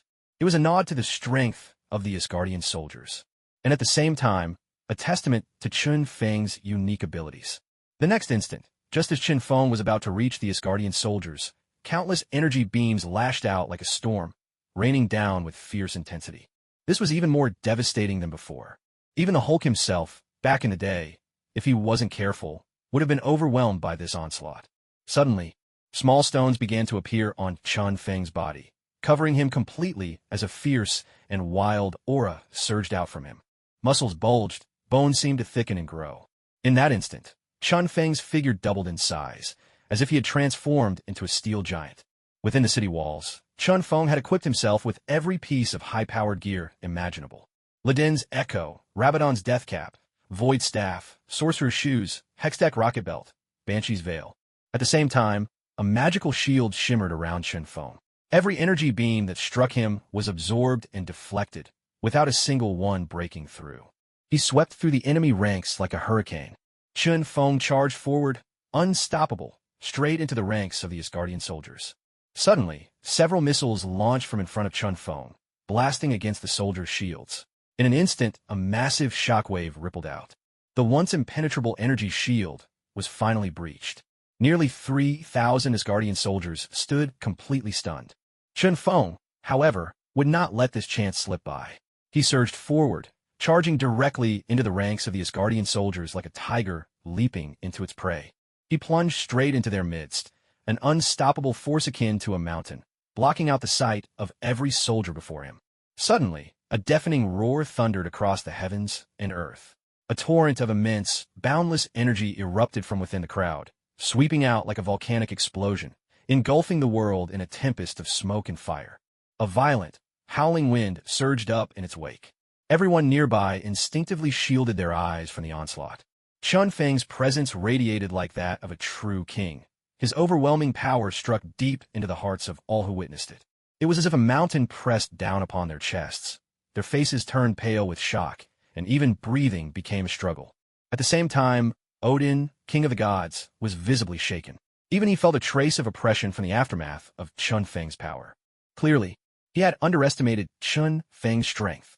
For the first time, a hint of anxiety flickered in his eyes as he glanced at the Asgardian soldiers. He was no longer certain which side would win this battle. Moments later, Chun Feng and the Asgardian warriors came back into view for all to see. At this instant, everyone present was dumbfounded. They stared wide-eyed, jaws hanging open in utter disbelief, as if witnessing a scene beyond their wildest imagination. They were completely stunned. A deathly silence fell over the crowd. Nearly 2,000 soldiers lay sprawled on the ground, their armor shattered, each and every one of them lifeless. They were dead, all of them dead. For a moment, the thick, metallic stench of blood filled the entire town. Some onlookers, unable to bear the nauseating odor, doubled over in violent retching. The horror was overwhelming. No one could have imagined that nearly 2,000 of Asgard's elite soldiers would fall to Chun Feng's hand in so little time. Everyone was utterly speechless. Even Stein, who was always calm and indifferent, could not help but twitch at the corners of his mouth at this sight. His heart ached as if it were bleeding. Damn it! This was truly unforgivable. 2,000 elite soldiers, an entire regiment, gone just like that? This was absurdly fast. After all, the population of all Asgardians was not large, estimated at just over 100,000. Those able to become elite soldiers were but a tiny handful. The scarcity of Asgard's people was not mere exaggeration, but a hard fact. After the goddess of death, Hela, escaped her imprisonment and returned to the palace, she had single-handedly slaughtered nearly all Asgardian soldiers who dared to resist her. While Hela's formidable strength played a part, the greater reason was simply the shortage of Asgardian warriors. Similarly, when Thor led the people of Asgard to escape, a single spaceship was enough to carry them all away. This alone demonstrated how few their numbers truly were. For this reason, the loss of these 2,000 soldiers made Odin's face darken so drastically. He was furious beyond measure. Chun Feng, I will make you taste the agony of pain. Odin growled, his eyes blazing with an intense fury. Alda, send down 2 more squads. I want them to know the true meaning of despair. Odin shouted up at the sky, the eternal spear in his hand already leveled at Chunfeng. Heimdall, do you really wish to see the warriors of Asgard die in vain? Listen to me, do not open the Bifrost. Tyr strained to stop his father, his voice desperate. Odin's actions were even more reckless than Thor had imagined. The warriors of Asgard should not be sacrificed out of his rage. Sending more men to deal with Chunfeng would only lead to needless loss. But in truth, Odin's intentions were not the same as Tyr's assumptions. Summoning more Asgardian soldiers wasn't to face Chunfeng, but to deal with the agents of S.H.I.E.L.D. Though Odin was furious, he had not lost his reason. He knew full well that sending Asgard's warriors against Chunfeng would be a death sentence. So then, Chunfeng will be dealt with by Odin himself. Just as Odin was about to speak again, Chunfeng's figure flickered, and in an instant, he appeared at Odin's side, his stone-clad fist swinging fiercely. The sudden assault caught Odin off guard. Fortunately, he managed to react in time, raising his hand to block. A rush of air exploded between them. Chunfeng's fist struck Odin's hand with a muffled, thunderous thud. A powerful, numbing shock surged through Odin's arm. Odin's brow furrowed slightly. He had to admit, Chunfeng's strength was astonishing, a force that truly surprised him. A mere mortal, how could he wield power to rival that of God? In the next instant, another punch lashed out. Even faster, even more forceful than before. It seemed as if the very space before Odin was shattered and twisted by the blow. A thunderous crash. The eternal spear intercepted Chunfeng's fist, its tip flaring with a brilliant, blinding light. Majestic and sacred, its awe-inspiring presence rippling outward. Like lightning, the spear struck Chunfeng's stone-covered arm. But this divine force only managed to shatter a single layer of stone, causing no real harm beneath. At that moment, Chunfeng summoned all his strength, a fearsome aura erupting from his entire body. With a shudder, the power in both his fists surged dramatically. He roared. With a burst of force, Chunfeng's fists drove Odin back several steps before he could steady himself. A cough escaped Odin's lips. The terrifying shockwave still lingered inside his body. Even for a god, it was an uncomfortable sensation, as if his organs had been shaken loose. Remarkable indeed. Chunfeng's eyes followed Odin as he was sent flying, and he couldn't help but sigh in admiration. By using the power of the Voidwalker, Kassadin, and then layering the abilities of other heroes, the combination had elevated Chunfeng's strength by several tiers. If he were to use Yasuo or Malphite directly, Chunfeng would certainly be unable to pose much of a threat to Liangding, the king of the gods. After all, Yasuo is merely a visitor. Even at his peak, the best he could become would be a master swordsman. Malphite is the same. After all, he is just a being made from molten rock, and even at his highest level, he is only as strong as a mighty warrior. Compared to a god, there is an unbridgeable gulf between them. But Kassadin is a completely different story. After surviving being devoured by void creatures, once he reaches his peak, he can stand toe-to-toe with the likes of you. More importantly, right now Odin's power is not even a tenth of what it once was. He no longer possesses the terrifying might of his prime. To make matters worse, he has been hesitant and didn't use most of his divine power against Chunfeng, which has led to his current predicament. Human, Chunfeng, don't get carried away. The eternal spear in Liangding's hand was aimed directly at Chunfeng as he hurled it to the ground. Gungnir, defeat him. With those words, a divine radiance burst forth. The eternal spear streaked across the sky like a beam of light, and in the blink of an eye, it was right in front of Chunfeng. However, Chunfeng showed no sign of panic. With a wave of his hand, a rift suddenly opened before him. Before the spear could react, it was swept right into the void. But in the next instant, Chunfeng sensed a dangerous presence in the air and quickly dodged to the side. The eternal spear swept past Chunfeng's ear and immediately spun around, coming after him once more. Gungnir, the eternal spear. Its power is simple, yet overwhelming. Once thrown, it never misses its target. A divine weapon with unfailing aim, capable of piercing anything it strikes, and then automatically returning to its master's hand. But the idea that it can pierce anything is clearly not absolute. If an opponent's strength far surpasses Odin's, they can easily withstand the spear's attack. That the spear could break through after entering the void was only because Chunfeng's current strength was on par with this weakened version of Odin. Neither side held a decisive advantage. The void he could tear open was only the most superficial layer, which allowed the eternal spear to burst through. At that moment, Odin also charged forward, radiating a terrifying divine power that swirled around him, its sacred and mighty aura filling the heavens and making one want to bow in awe. You'll always return to your master, right? Then let me send you home myself. A thought flashed through Chun Feng's mind, and an idea formed instantly. A rift appeared before him, and he stepped into the void. The eternal spear followed close behind. The next moment, Chun Feng appeared behind Odin. Before the spear or Odin could react, he immediately used Echo's power to manipulate time. Time itself. Time around Odin and the eternal spear froze, flowing at a snail's pace, while Chun Feng remained in normal time. In a flash, he was at Odin's back. Then, Odin erupted with an even more powerful surge of divine energy. In that instant, the power of time that had bound him was completely dispelled. At the same time, Gungnir, the eternal spear, shot forth from the void, hurtling toward Odin's back, ready to strike. Not good. Odin's pupils shrank in alarm. Without the slightest hesitation, he instantly recalled Gungnir to prevent himself from being caught off guard. This was no joke. Even with Odin's divine body, a direct hit from Gungnir would inflict severe damage. He certainly wasn't about to risk his own life to test it. Just as Odin recalled the eternal spear, before he could even relax, a tremendous and blinding wave of sword energy slashed down from behind him, not far away, arcing like a crescent moon in the sky. The void itself split and trembled. At this moment, Odin had no time for any other response. In a split second, he channeled as much divine power as possible to his back, desperately trying to block the terrifying force of that sword strike. A flash of cold light swept past. As expected, the armor on Odin's back was cleaved clean through. Fragments of shattered metal slowly slid from his body, exposing his bare back.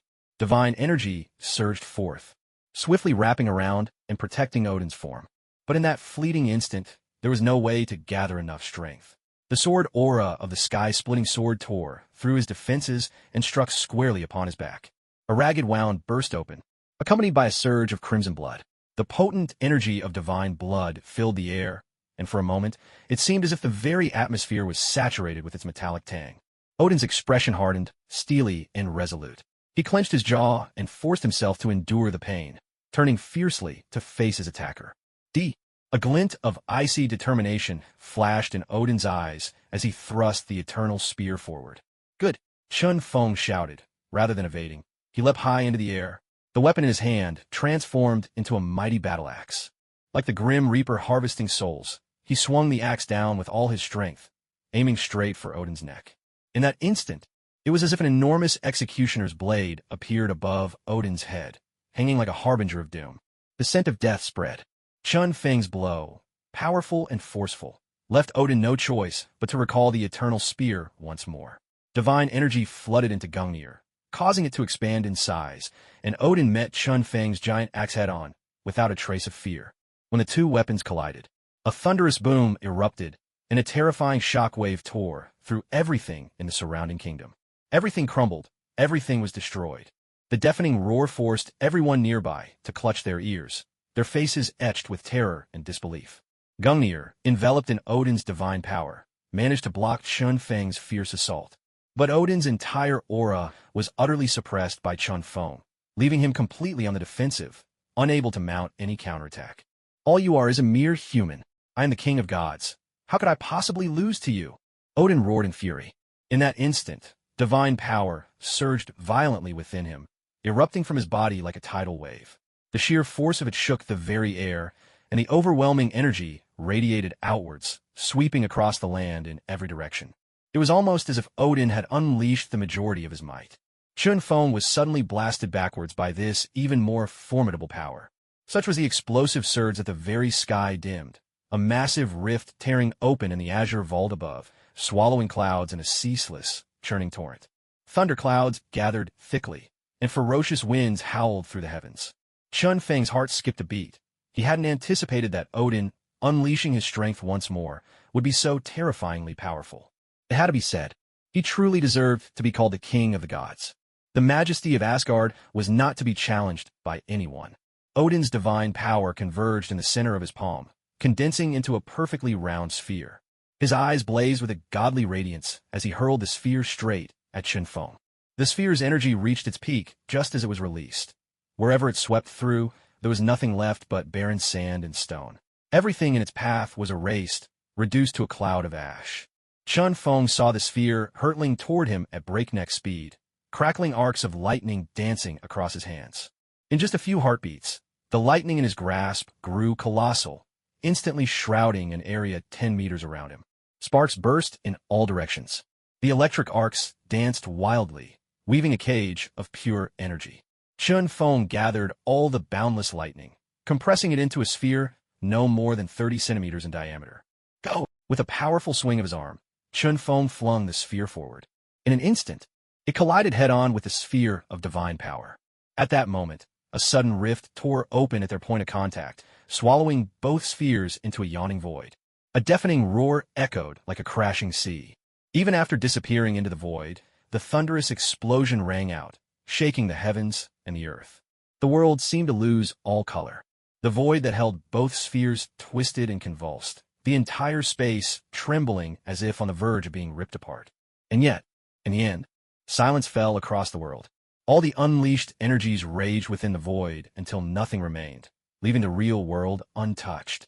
It's not over yet. Chun Feng, Odin, having expended most of his divine power, had no intention of letting the battle end so easily.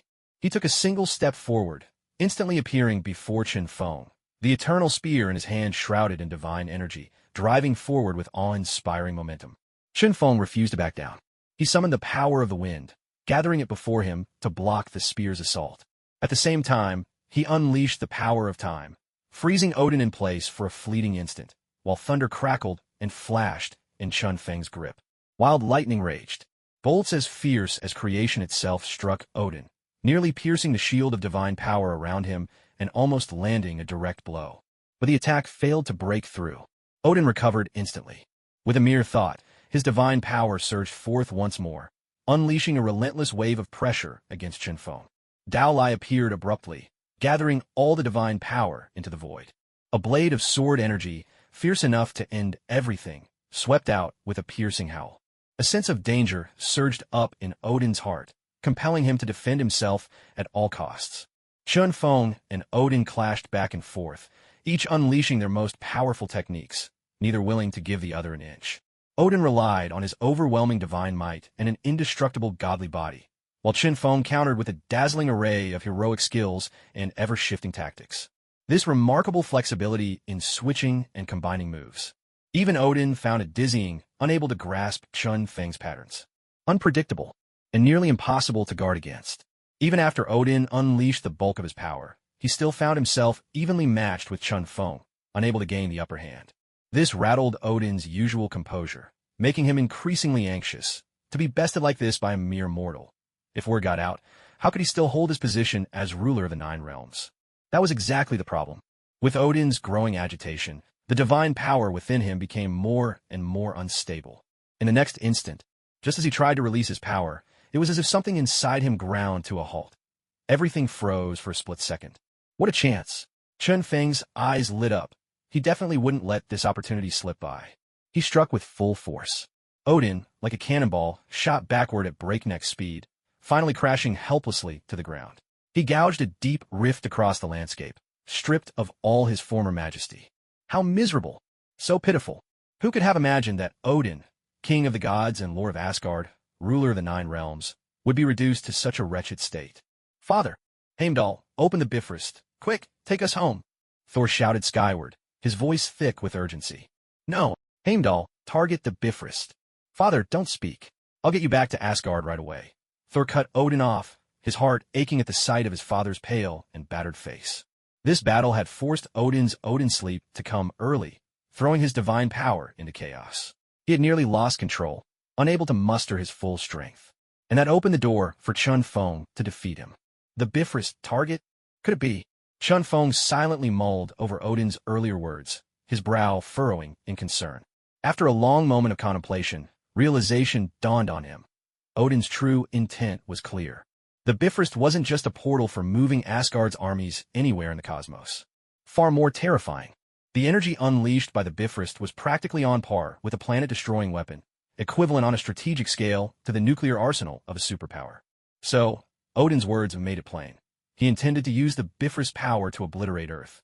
Chun Feng's face changed dramatically, a surge of fury rising in his chest. His own loved ones were still on Earth. Damn it. Are you insane? Just for the sake of Scotty's hollowed pride and the pitiful self-esteem wounded by defeat, does that justify wiping out an entire planet's population? What kind of logic is that? Is this just Odin's anger and humiliation flaring up? Such a shameful act. Shinfeng would not allow it to happen. As long as Odin kept speaking, what did it matter if he was the king of gods? Try me. Even a god, I'll show you I can kill. Shinfeng swore to let Odin meet his end, to leave him on earth forever. Far away, beneath the towering peaks of the Himalayas. Inside Kamartaj, the Ancient One and Mordo were watching the events unfolding in New Mexico, paying close attention especially to Odin's final words, their faces growing ever more grave. Supreme Sorcerer, did you hear that? Odin is going to activate the Bifrost. That's a planet-destroying weapon. If he turns it on Earth, the consequences will be unthinkable. Wong, standing beside them, urged anxiously. So what then? The Ancient One, ever composed, replied with calm eyes and a steady voice. We should move now, lead every sorcerer to New Mexico, and drive Odin off the planet. Mordo's gaze was earnest as he looked at the Ancient One, whose expression betrayed not the slightest ripple of emotion. He spoke out, protecting Earth is our sacred duty. Supreme Sorcerer, let me lead our people there. Mordo's determined tone moved the other sorcerers nearby. One by one, their eyes turned to the Ancient One in unison. They had come to Kamartaj to study the mystic arts, not just to grow stronger, but to fulfill their most important mission, to safeguard Earth. I need to think. The Ancient One shook her head, not rushing to give orders. Instead, her gaze lingered on Shinfeng, as if pondering something deeper. In Shinfeng, the Ancient One seemed to glimpse a radiant future, a hope for Earth that would not be extinguished. Judging from the recent battle, the power Shinfeng demonstrated was truly formidable. He could stand against the God King Odin without faltering. By the end, he even managed to take on Odin directly, though a key reason was Odin's destabilized divine energy, which sharply reduced his strength. Still, Shinfeng's talent and ability ranked among the very best on Earth, especially his control over time and space, which even the Ancient One herself regarded with respect. If only Shinfeng could join Kamartaj and study the mystic arts, his future would be limitless. The thought arose suddenly in the Ancient One's mind. Supreme Sorcerer, please decide quickly. We may not have much time. Wong was beside himself with anxiety.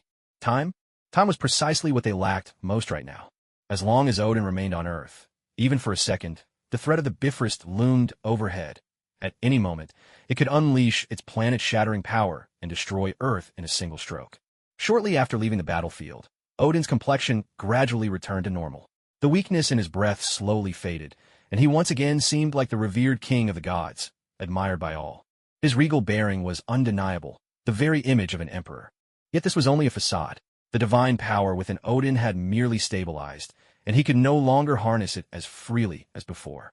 To put it bluntly, Odin was now nothing more than a paper tiger, all appearance but lacking substance. Heimdall, obey my command. Activate the Bifrost at full power. Odin's voice burned with fury. His tone was commanding and resolute, brooking no argument. He wanted Shinfeng and all of humanity to understand why Asgard ruled the Nine Realms, why he, Odin, was the king of the gods, the All-Father. But the Ancient One interjected, advising, Heimdall, don't make another mistake. You've already erred once. See those thousands of dead soldiers? Don't let it happen again. Shinfeng let out a cold snort. Lightning danced in his palm, crackling and arcing onto the sword of Gale in his hand.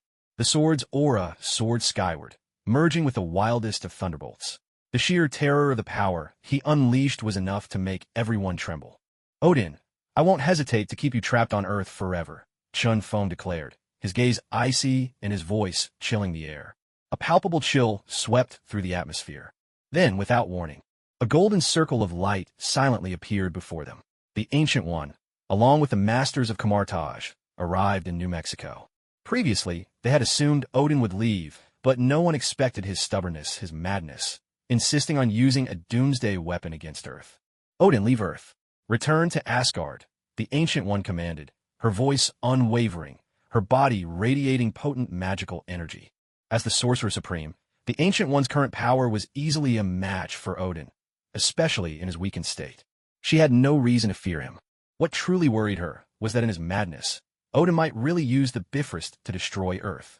Billions of lives were at stake, not to mention countless other creatures. How could the Ancient One not be furious? The sorcerers at her side murmured incantations under their breath, conjuring magical weapons that materialized in their hands, all eyes fixed intently on Odin. O supreme sorcerer of Earth, the Ancient One, I never imagined your magic would reach such heights. Odin sneered, forcing a smile. But compared to a weapon that can destroy stars, which do you think is stronger? Even at this critical moment, he refused to let go of his pride as king of the gods. To slink away now would be too great a humiliation. What would the Nine Realms say if he retreated in disgrace? Thor, your father's rage has blinded him. He looks close to falling into the Odin sleep. I hope you'll make the right choice, the Ancient One said calmly, her gaze unwavering. He suspected that Odin was only saying this to save face, but he still felt a certain wariness toward the power of the Asgardian weapons. There was no way around it. Those things were just too powerful. Thor looked up the sky and called out, Heimdall, open the Bifrost and send us back to Asgard. This time, he was sure Heimdall would understand the gravity of the situation, just as he did. At that very moment, Heimdall, standing on the Rainbow Bridge, gave a slight nod. He thrust his great sword into the mechanism, and as it turned, the power of the Bifrost instantly enveloped Odin, Thor, and the others. In the span of a few heartbeats, their figures began to blur, and in the blink of an eye, they were about to leave Earth behind. The Ancient One watched this unfold, and finally felt a sense of relief settle in her heart. But that relief lasted only for the briefest moment. In the next instant, the Ancient One's face changed drastically, her eyes widening in disbelief as she saw Chen Feng leap into the beam of light. The Sorcerer Supreme was utterly dumbfounded. What in the world? What was Chen Feng doing? Was he planning to go to Asgard with them? Chen Feng, come back. That's an alien world. Tony immediately noticed what was happening, shouting in alarm. Damn it. If Chen Feng really went to Asgard, wouldn't he be walking right into the lion's den? And even if he made it back, it would be a huge ordeal. Tony, can you bring Chen Feng back? Nick Fury's voice came anxiously through the communicator, tense and full of worry. It made sense. Chen Feng was one of Fury's hand-picked candidates for the Avengers. There was no way they could let something happen to him now. But it was already too late. Tony rocketed forward at full speed, but before he could reach them, the beam vanished, leaving him behind with a helpless, bitter smile. With the light gone, Odin, Thor, and the others had completely left Earth. Of course, so had Chen Feng, who had dashed into the portal at the very last moment. Chen Feng, what are you really trying to do? The Ancient One gazed at the sky, unable to understand or even guess at Chen Feng's intentions. Supreme Sorcerer, we should head back.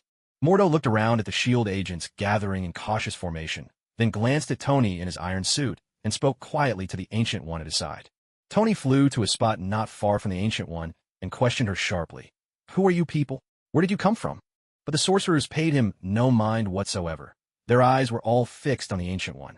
Judging by your clothes, are you from India, maybe Brahmins, or followers of some other tradition?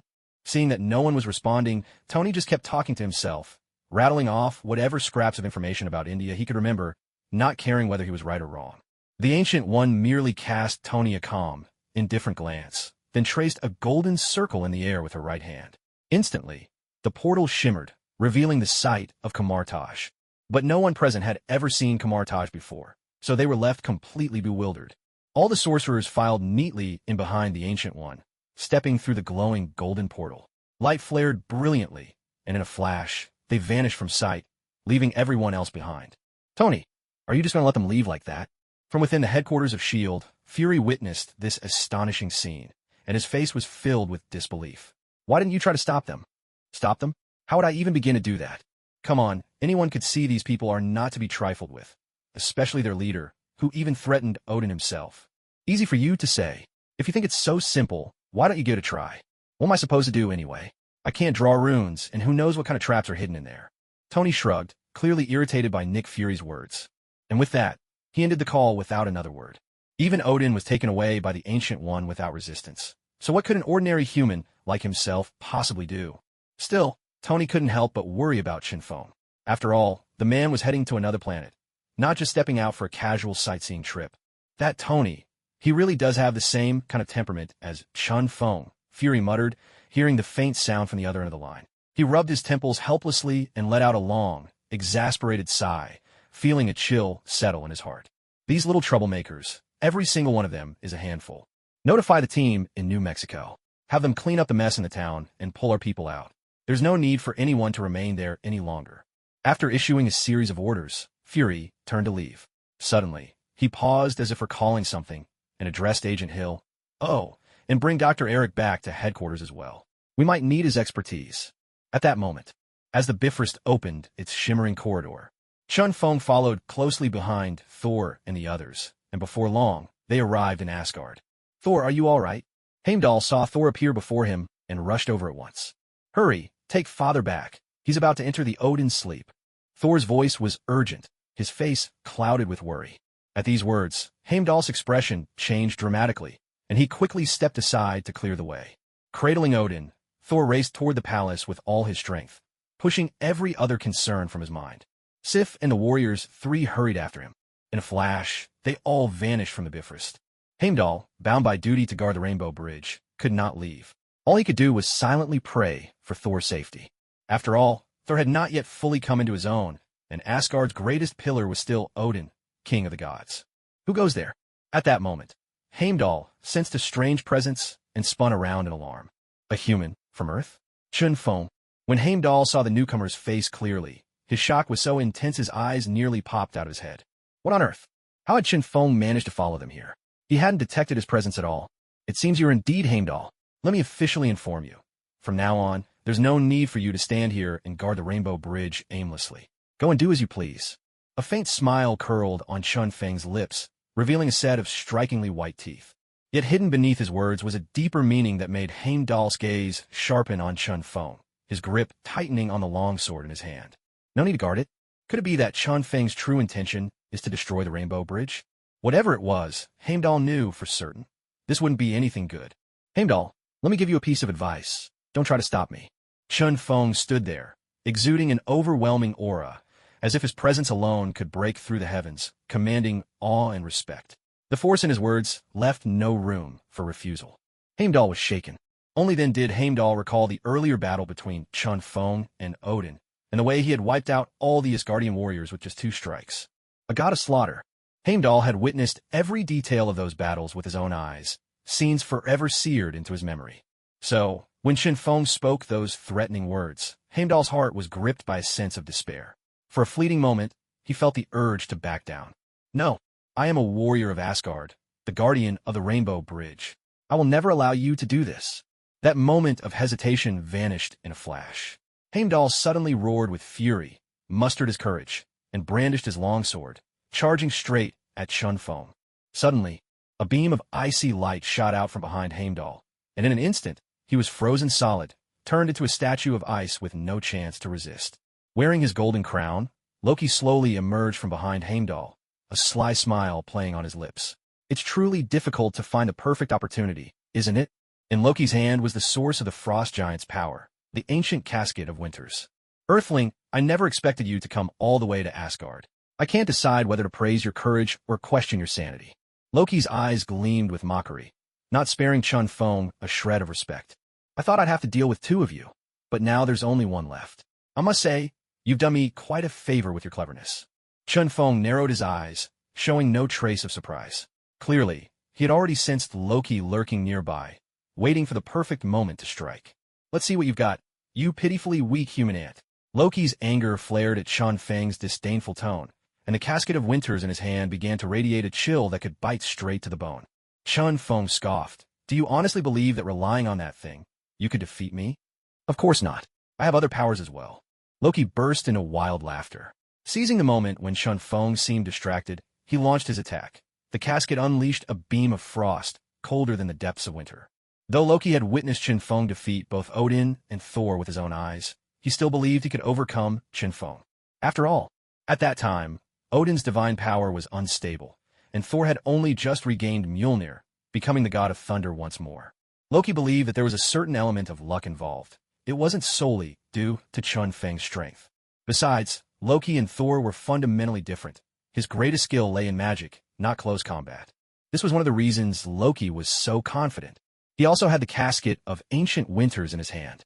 This was the very source of the Frost Giant's power. Its strength was not to be underestimated. How laughable! A cold glint flashed across Chun Feng's eyes. A surge of awe-inspiring energy erupted, soaring skyward. In the next instant, a sword aura charged with world-shattering force burst forth, slicing through the air where it landed, colliding head-on with the icy beam from the casket. Boom! Waves of energy rippled outward in layers.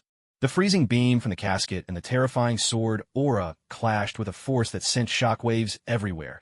The explosion of energy so intense that for a moment, the world seemed to fall silent. Then, a thunderous roar erupted from the Rainbow Bridge. The void trembled. Gale winds whipped in all directions, sweeping past Shinfeng and Loki, tossing their hair about. How? How can you possibly be this strong? Loki's eyes were filled with shock. Of course he was stunned. Who wouldn't be? The casket of ancient winters, the very source of the frost giant's power, was strong enough to freeze Earth into a new ice age. Even Odin, at his peak, found it a challenge to face. Yet now, with what seemed like effortless ease, Chun Feng had shattered the freezing beam with a single stroke. Unbelievable. Did he have to be this overwhelming? Loki's expression froze. This terrifying display of power made him wary. He no longer felt as confident as before. In truth, it wasn't that the casket was lacking, but that Loki himself wasn't strong enough. He hadn't reached the level of Lao Fei, the king of the frost giants, so he couldn't unleash the casket's true might. The two faced each other. In the next moment, Loki suddenly vanished from Chun Feng's sight. He reappeared behind Chun Feng. The casket in his hand blazed with a chilling light, releasing a surge of terrifying, world-shaking energy. A much more formidable icy beam shot forth. With a frost past, the very air froze, and even the void itself was not spared. A wave of biting cold swept over everything, seemingly freezing the entire Rainbow Bridge in an instant. Isn't it obvious? Even your father couldn't defeat me. What chance do you have? All your efforts are in vain. Chun Feng's face was calm and unruffled, as if nothing could disturb him. In his hand, arcs of dazzling lightning suddenly blossomed like a lotus in bloom, shooting skyward. Within a 5-meter radius, flashes of lightning danced everywhere. As the freezing beam approached the lightning, it was instantly struck by the furious power of the storm, utterly shattered. Together with the entire icy beam, it was reduced to nothingness. Crack, boom! The air shook with thunder and lightning. Thunder and lightning blotted out the sky, surging forward like a ferocious beast toward Loki's stronghold, their terrifying power crashing directly into his body. At that moment, Loki's form was charred on the outside and raw within by the electric surge, and a strange aroma of roasted flesh drifted in the air. Damn it! Suddenly, Loki appeared at the end of the Bifrost, gazing at his scorched duplicate with lingering fear. He muttered, "That damn monster." Luckily, I was clever enough not to face him with my true self. As the god of schemes, Asgard's most cunning deity, Loki would never confront Chun Feng directly. Naturally, he sent a double to probe Chun Feng's strength. The outcome of this test left his heart pounding, cold sweat beading on his brow. He racked his brain, trying to devise a way to defeat Chun Feng, but only one answer echoed in his mind: impossible. Yes, utterly impossible. With his current power, there was simply no way he could overcome Chun Feng. No matter how many tricks he had up his sleeve, in the face of overwhelming strength, such schemes were nothing but a bad joke. With no better options, he could only try to lead Chun Feng away and quietly approach his goal. In the end, this was the only plan Loki could come up with, and it seemed the most reliable. He recalled every word Odin had spoken on Earth, memorizing them without missing a syllable. So, for the sake of his throne, Loki resolved to harness the Bifrost energy to destroy Earth. After all, it was just a tiny planet with nothing to do with him, and obliterating it would be the perfect way to fulfill Odin's wish for vengeance. Who knows? Perhaps when Odin woke from his slumber, he would finally see Loki in a new light. The struggle for the throne would swing in Loki's favor. If he could secretly frame Thor one more time, the crown would soon be within his grasp. Just thinking about it made Loki a little giddy with excitement. Moreover, Loki even considered using the Bifrost to annihilate Jotunheim, erasing his own disgraceful past once and for all. His future would be as the king of Asgard, not the descendant of those accursed frost giants. Chun Feng, did you really think you defeated me? Loki reappeared before Chun Feng, a gleaming dagger in hand, and licked his lips as he declared, "I'll show you what real gods are truly capable of. Are you still playing these childish games?" Chun Feng replied coolly, his gaze icy as the edge of the wind blade sword shimmered with a faint, swirling breeze. Before Loki could react, a sword energy as swift as lightning burst forth, sweeping across in an instant and slicing cleanly through Loki's waist. Loki's eyes widened in shock. He stared at his body, now split in two, his pupils contracting as disbelief twisted his face. Damn it, what the hell is this? Killed so quickly, I barely took 2 steps. At the far end of the Bifrost, the real Loki watched as his double lasted less than 3 seconds and couldn't help but curse under his breath. Now he was still nearly 400 meters away from the control center of the Bifrost. At this rate of cutting down enemies, he'd probably have to summon tens of thousands of clones just to reach it. With a flicker, Chun Feng appeared before Loki, his expression cold as he said, "Loki, should I call you clever? Or just a fool caught in your own trap? What? How did he figure it out?" Chun Feng's sudden appearance left Loki utterly stunned. He even instinctively took a step back. As a sorcerer, Loki knew all too well that once Chun Feng got close, it would spell certain death. Keeping a safe distance. This was an eternal truth that every mage had to remember. Chun Feng reached out to grab Loki. "No need to struggle. I don't intend to kill you. I want you to witness, with your own eyes, the greatest event in Asgard's history. Catch me? In your dreams." Loki wasn't about to give in so easily. His divine power surged within him, and, moving at lightning speed, he bolted away as fast as he could. But Chun Feng was even faster. In a flash, he caught Loki by the neck and lifted him up effortlessly. Loki was so terrified, he was on the verge of tears. "Loki, as the first to bear witness, you should feel deeply honored, not wear such a miserable face," Chun Feng said with disdain, then dragged Loki straight to the control center of the Bifrost. With a wave of his hand, Chun Feng bound Loki in place with the power of time. He stepped onto the rainbow bridge, and in his hand, a massive axe materialized. Chun Feng steadied his mind, gathering every ounce of strength within him and channeling it into the giant axe. A terrifying aura surged forth, overwhelming and absolute. The force he unleashed was enough to shake the heavens and the earth. This swing of the axe carried a power, as if it could split the sky and earth itself. Unstoppable, unimaginable. With all his might, Chun Feng brought the axe down. The impact echoed like thunder, reverberating across the world. Loki, caught in the shockwave, grimaced in agony, his face twisted with pain. Even the power of time, binding Loki, was loosened by the sheer force of the blow. Gradually, Loki found he could move his hands again, and his divine power started to flow back. But Chun Feng paid no heed to any of this. His axe, heavy as a mountain, crashed again and again upon the Bifrost. After several mighty swings, countless cracks appeared, rapidly spreading in every direction across the bridge. Another strike. The surface of the Bifrost began to shatter, the fissures growing deeper and wider. It seemed that with just one more blow, the rainbow bridge would be completely severed. At that moment, the relentless shockwaves finally shattered the temporal bind holding Loki, and he regained his freedom. Seeing Chun Feng poised to destroy the Bifrost, Loki cried out in desperation. "No! Stop! Please stop!" Loki was furious, charging forward with a sharp dagger clenched tightly in his hand. "Damn it! That wretched human!" Loki's eyes blazed with anger. He could not allow Chun Feng to destroy the Bifrost. If that happened, all of his plans would be for nothing, and the throne would be forever out of reach. For the throne, for the chance to one day rule Asgard. Was he supposed to fear Chun Feng's strength? But so what? Now, Loki, driven mad with desperation like a gambler who had lost everything, would stop at nothing. No matter the cost, he had to stop Chun Feng. His eyes were bloodshot. His greed for power had all but robbed Loki of his reason. But Chun Feng paid him no mind at all. He didn't even spare Loki a glance. The giant axe in his hand came crashing down in a powerful arc. And then, before Loki could reach him, the Bifrost shattered with a resounding crash. All that remained was the endless abyss ahead. No! Loki's eyes nearly burst from their sockets as he witnessed this. His whole body shook with rage. It's over. Everything is over. My throne, Asgard's ruler. A murderous glint flashed in Loki's eyes as he turned to glare at Chun Feng, his intent to kill laid bare. This human deserves to die. Consumed by fury, Loki thrust his dagger straight at Chun Feng's chest. A pest like you. Chun Feng regarded Loki coldly, his eyes filled with disdain. Let me send you on your way. Just as the dagger was about to reach him. Suddenly, Chun Feng leaned back, dodging Loki's attack. His right fist shot out, landing a heavy blow on Loki's back. It was like being struck by a speeding train. An immense force surged into Loki's body. Under the crushing power, Loki screamed, unable to control himself, and finally tumbled into the abyss. Loki! From behind, Thor, clad in a crimson cloak, rushed to the scene, desperate to save Loki. In truth, the mighty crash of Chun Feng's axe splitting the Bifrost had shaken all of Asgard. Everyone sensed something had happened, and Thor was no exception.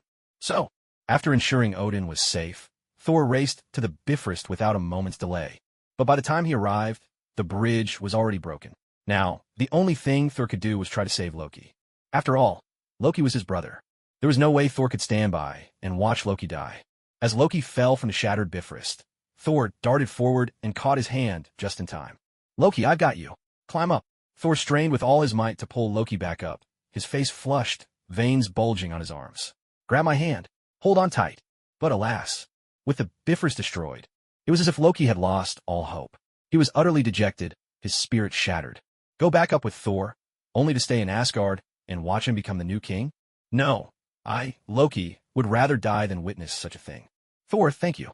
Loki walked on stage holding a drinking horn, his face carrying a complex expression. Then, under Thor's stunned gaze, he let go of Thor's right hand.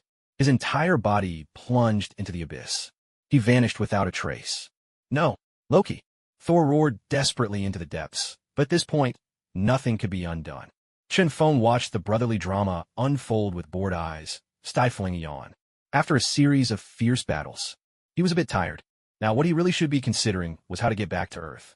Chen Feng, why did you let Loki fall? After a moment, Thor turned to Chen Feng with a somber face and demanded an answer. Thor, you saw it yourself. He attacked me first.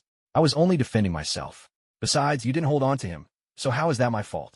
Chen Feng shrugged indifferently, not taking Loki's fate to heart at all. Thor was left speechless. You make a good point, but why does something still feel off to me? Speaking of which, I wonder if I can use Kassadin's spatial abilities to teleport myself back to Earth. Maybe I should give it a try. Muttering to himself, Chen Feng waved his hand, and the space around him began to distort. In the next instant, a rift in space appeared beside Chen Feng. This startled Thor, who thought Chen Feng was about to start a fight. But instead, Chen Feng simply stepped into the rift and disappeared in the blink of an eye.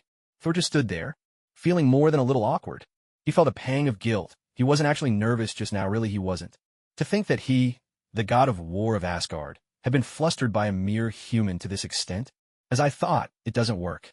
Chen Feng found himself back on the Bifrost, disappointment written all over his face. Though Kassadin possessed some control over space, the rifts he could open were shallow and short-ranged. Returning to Earth from Asgard was simply beyond his current abilities. If only I had the Space Stone.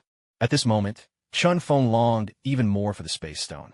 With that in hand, he would be unstoppable, able to travel freely across the universe without any restrictions.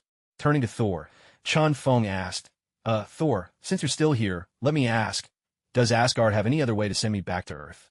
The sudden question left Thor completely exasperated, and a surge of anger welled up in his chest. Damn it! When you smashed the Bifrost, didn't you think about whether you could get home? And now you're bringing this up? What's the point? None at all. There isn't, Thor replied firmly. Well, in that case, I'll just have to stay in Asgard for a while. If I get bored, you'd better find a few people to keep me company, or I'll have to use Asgard as a little practice ground, Chen Feng said, strolling off toward the city as if he truly considered himself a guest. Thor almost wanted to curse out loud when he heard this. Damn, could he be any more blatant with his threats? Only now did Thor realize how wrong his earlier words had been. He'd practically brought an ancestor home to Asgard. Thor hurried to catch up. He completely forgot about Heimdall. Heimdall, still frozen in place. Heimdall looked longingly and helplessly at the retreating figures of Thor and Chen Feng. Not long after Chen Feng set off, a golden circle of light appeared before him, opening up onto a snow-white mountain range that filled his vision. Chen Feng gazed at it with curiosity, genuinely intrigued. Chen Feng, come back. A gentle female voice sounded from within, stopping him in his tracks. Who are you? And where is this, exactly? Chen Feng fired off a series of questions. He wasn't about to step in before he understood what was going on. What if it was a trap? He'd have to be careful. I am the guardian of Earth, the sorcerer supreme, Ancient One. This is Kamartaj beneath the Himalayas. The Ancient One explained calmly. At last, Chen Feng felt reassured and prepared to enter. Thor, looks like I won't be able to play around in Asgard this time. Next time, you'd better give me a proper welcome, he called out. With that, Chen Feng stepped into the golden circle of light, which vanished instantly, taking his presence with it from Asgard. Chen Feng's parting words left Thor with a pounding headache, a black line of frustration running across his face. The very first time he came here, he cut the Bifrost in half. Next time, would he just tear down the entire realm? A proper welcome, indeed. If he could help it, Thor would be happy never to see this troublesome god again.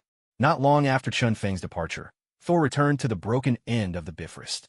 He gazed down into the pitch-black abyss below, his eyes shimmering with emotion. He thought of Jane, far away on Earth.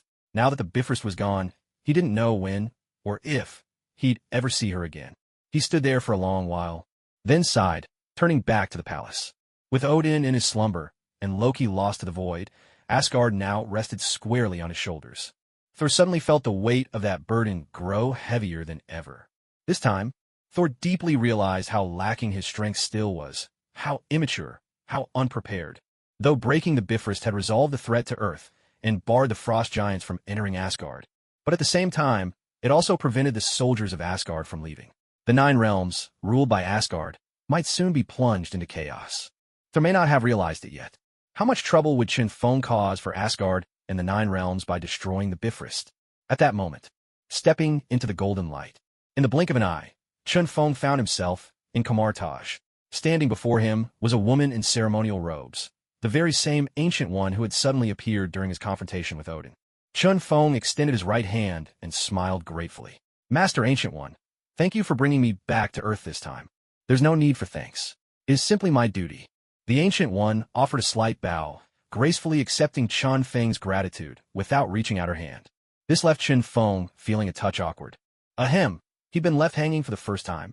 Just as Chen Feng was about to withdraw his hand, Mordo suddenly stepped forward, gripping his right hand tightly and asking excitedly, "Did you really destroy Asgard's Bifrost?" Chen Feng turned to look at Mordo, puzzled at why he was so agitated. "It's true. Asgard's Bifrost has been severed by my hand. Their so-called planetary weapon is no more." Hearing Chen Feng's explanation, the Ancient One nodded slightly. Ever since Odin had been banished back to Asgard, her greatest worry was that they would use the Bifrost to annihilate Earth. Had it come to that, they would have all had to fight tooth and nail to stop the Bifrost attack. But now, Chen Feng had resolved the entire issue on his own. How could anyone remain unmoved? "Master Ancient One, if there's nothing else, I'd like to take my leave. There are many people anxiously awaiting news of me." Chen Feng bowed respectfully to the Ancient One. Back on Earth, the first people Chen Feng thought of were Mindy and Tasha. He knew they must be terribly worried after his disappearance. He longed to see them both. However, since the Ancient One had brought him to Kamartaj instead of somewhere else, there must be a reason for it. "I brought you to Kamartaj for one purpose. Magic." The Ancient One wasted no words, stating her intention plainly. "Magic? You mean you want to teach me magic?" Chen Feng pointed at himself, his face a picture of surprise and disbelief, astonishment, and a touch of skepticism. The Ancient One nodded. "Yes, I hope you can learn the magic of Kamartaj." Chen Feng's strength and talent had made the Ancient One look at him with new eyes.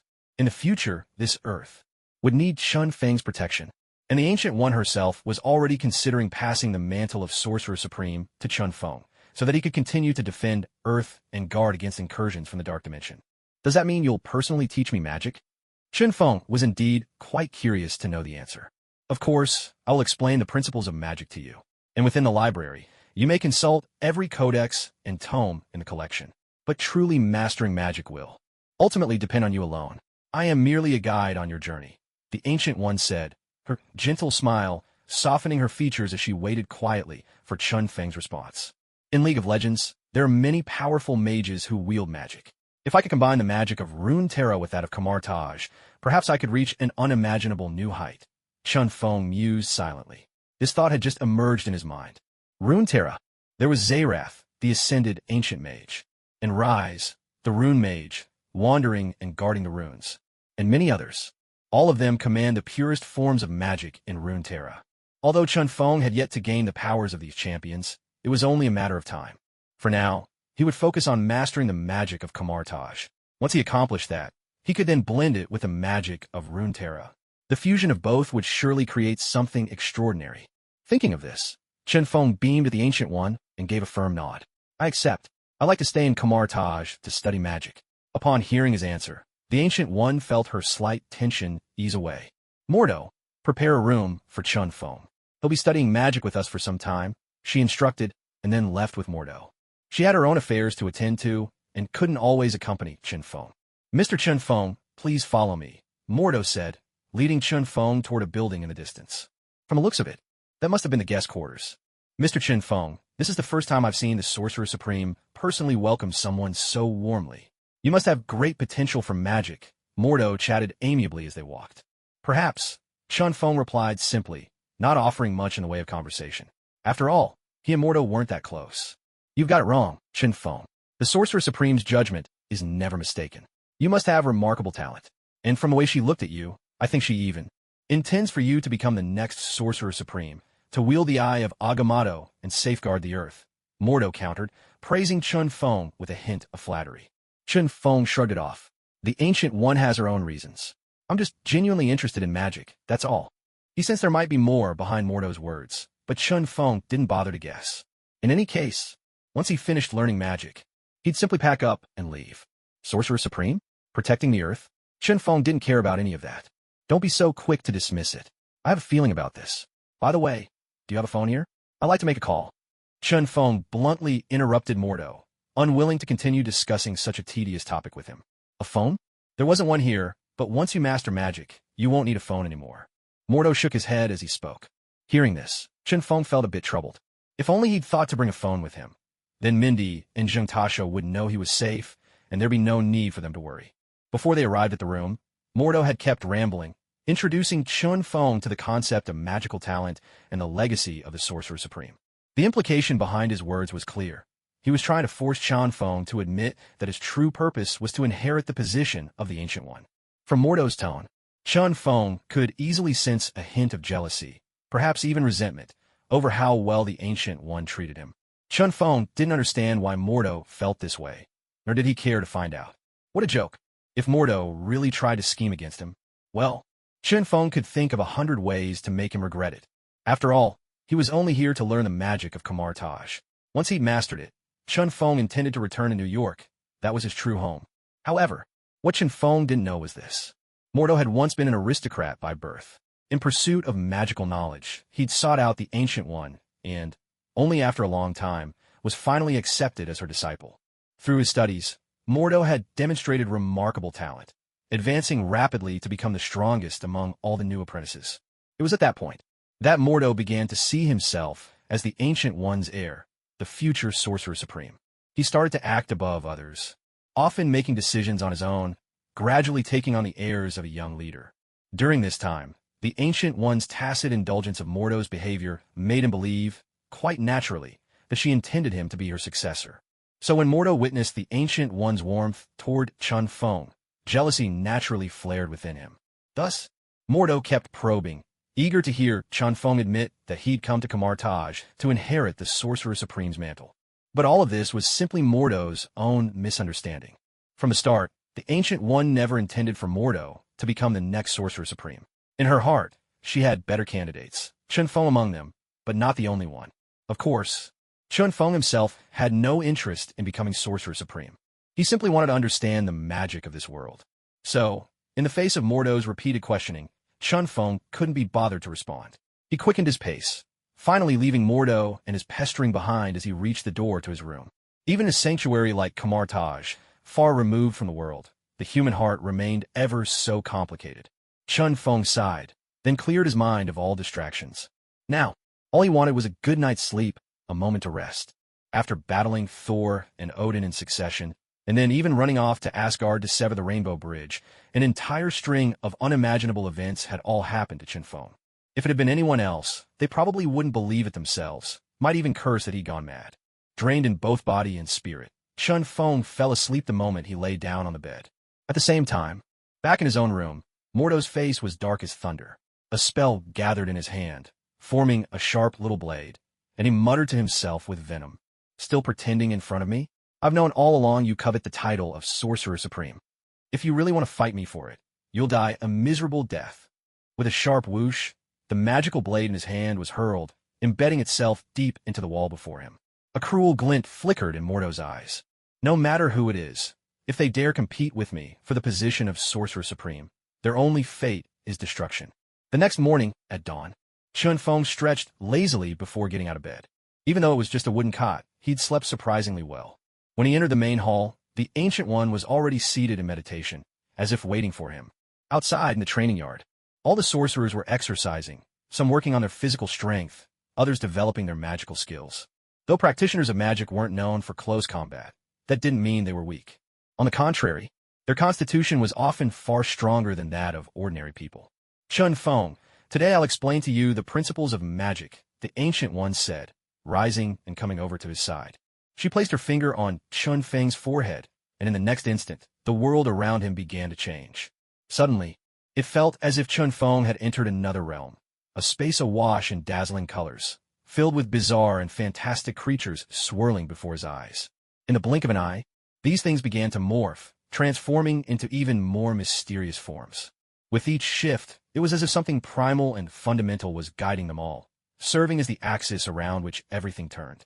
Suddenly, the space around them shifted again, and Chun Feng and the Ancient One found themselves in a realm of endlessly overlapping dimensions. Here, everything seemed so small and insignificant. Space expanded and twisted upward, passing effortlessly through both of them, infinitely wondrous. Awestruck, Chun Feng stared at the spectacle before him. The profound mysteries of magic seemed to open a whole new world to him. Observing his reaction, the Ancient One smiled and waved her hand. The overlapping dimensions vanished, replaced by the most familiar sight to Chun Feng, New York. She waved her hand again, and New York became Brooklyn, with another wave. Suddenly, it was Washington, D.C. After showing him a whole array of fascinating places, the Ancient One finally released him from this extraordinary state.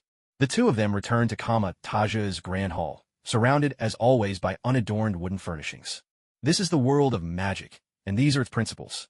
I've given you the essence. Now, it's up to you to master and explore it on your own. With those words, the Ancient One resumed her seat, saying nothing more.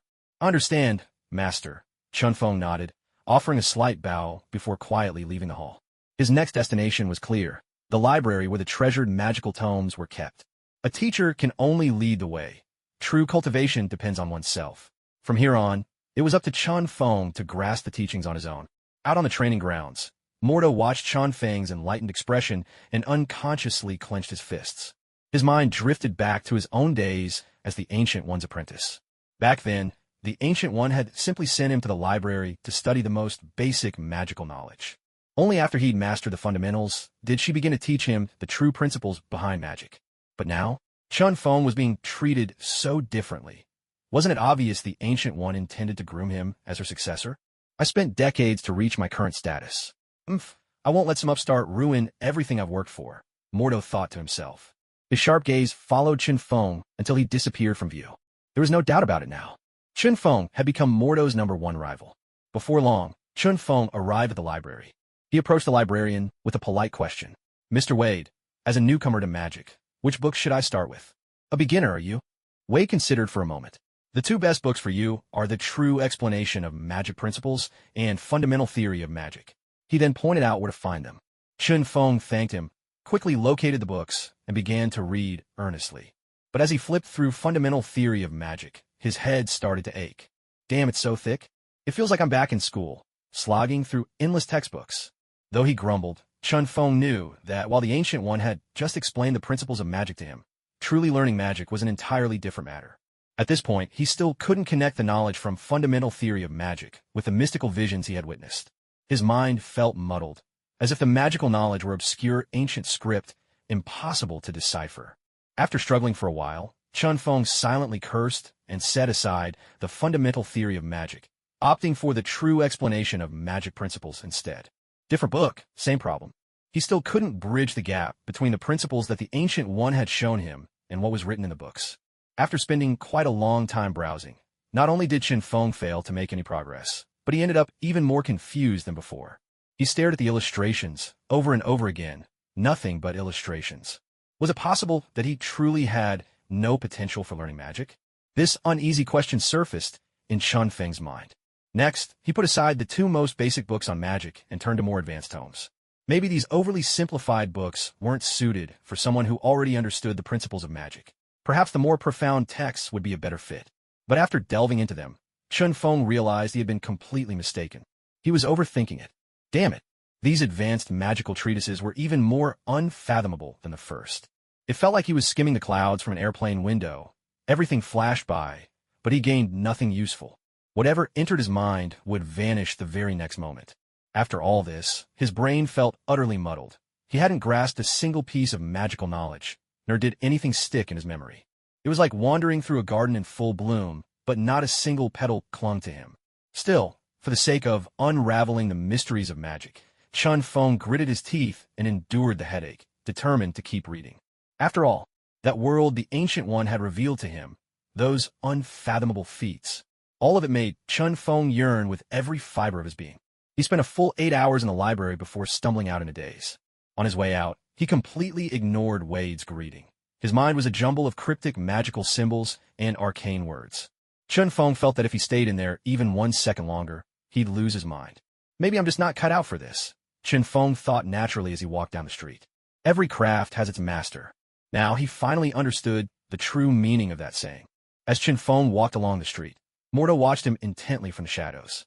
Seeing the look of disappointment on Chun Feng's face, Mordo's own expression shifted from suspicion to uncertainty. He couldn't quite read Chun Feng's state. Was this kid really troubled by his studies, or had he actually made some progress? Mordo frowned, caught in this dilemma.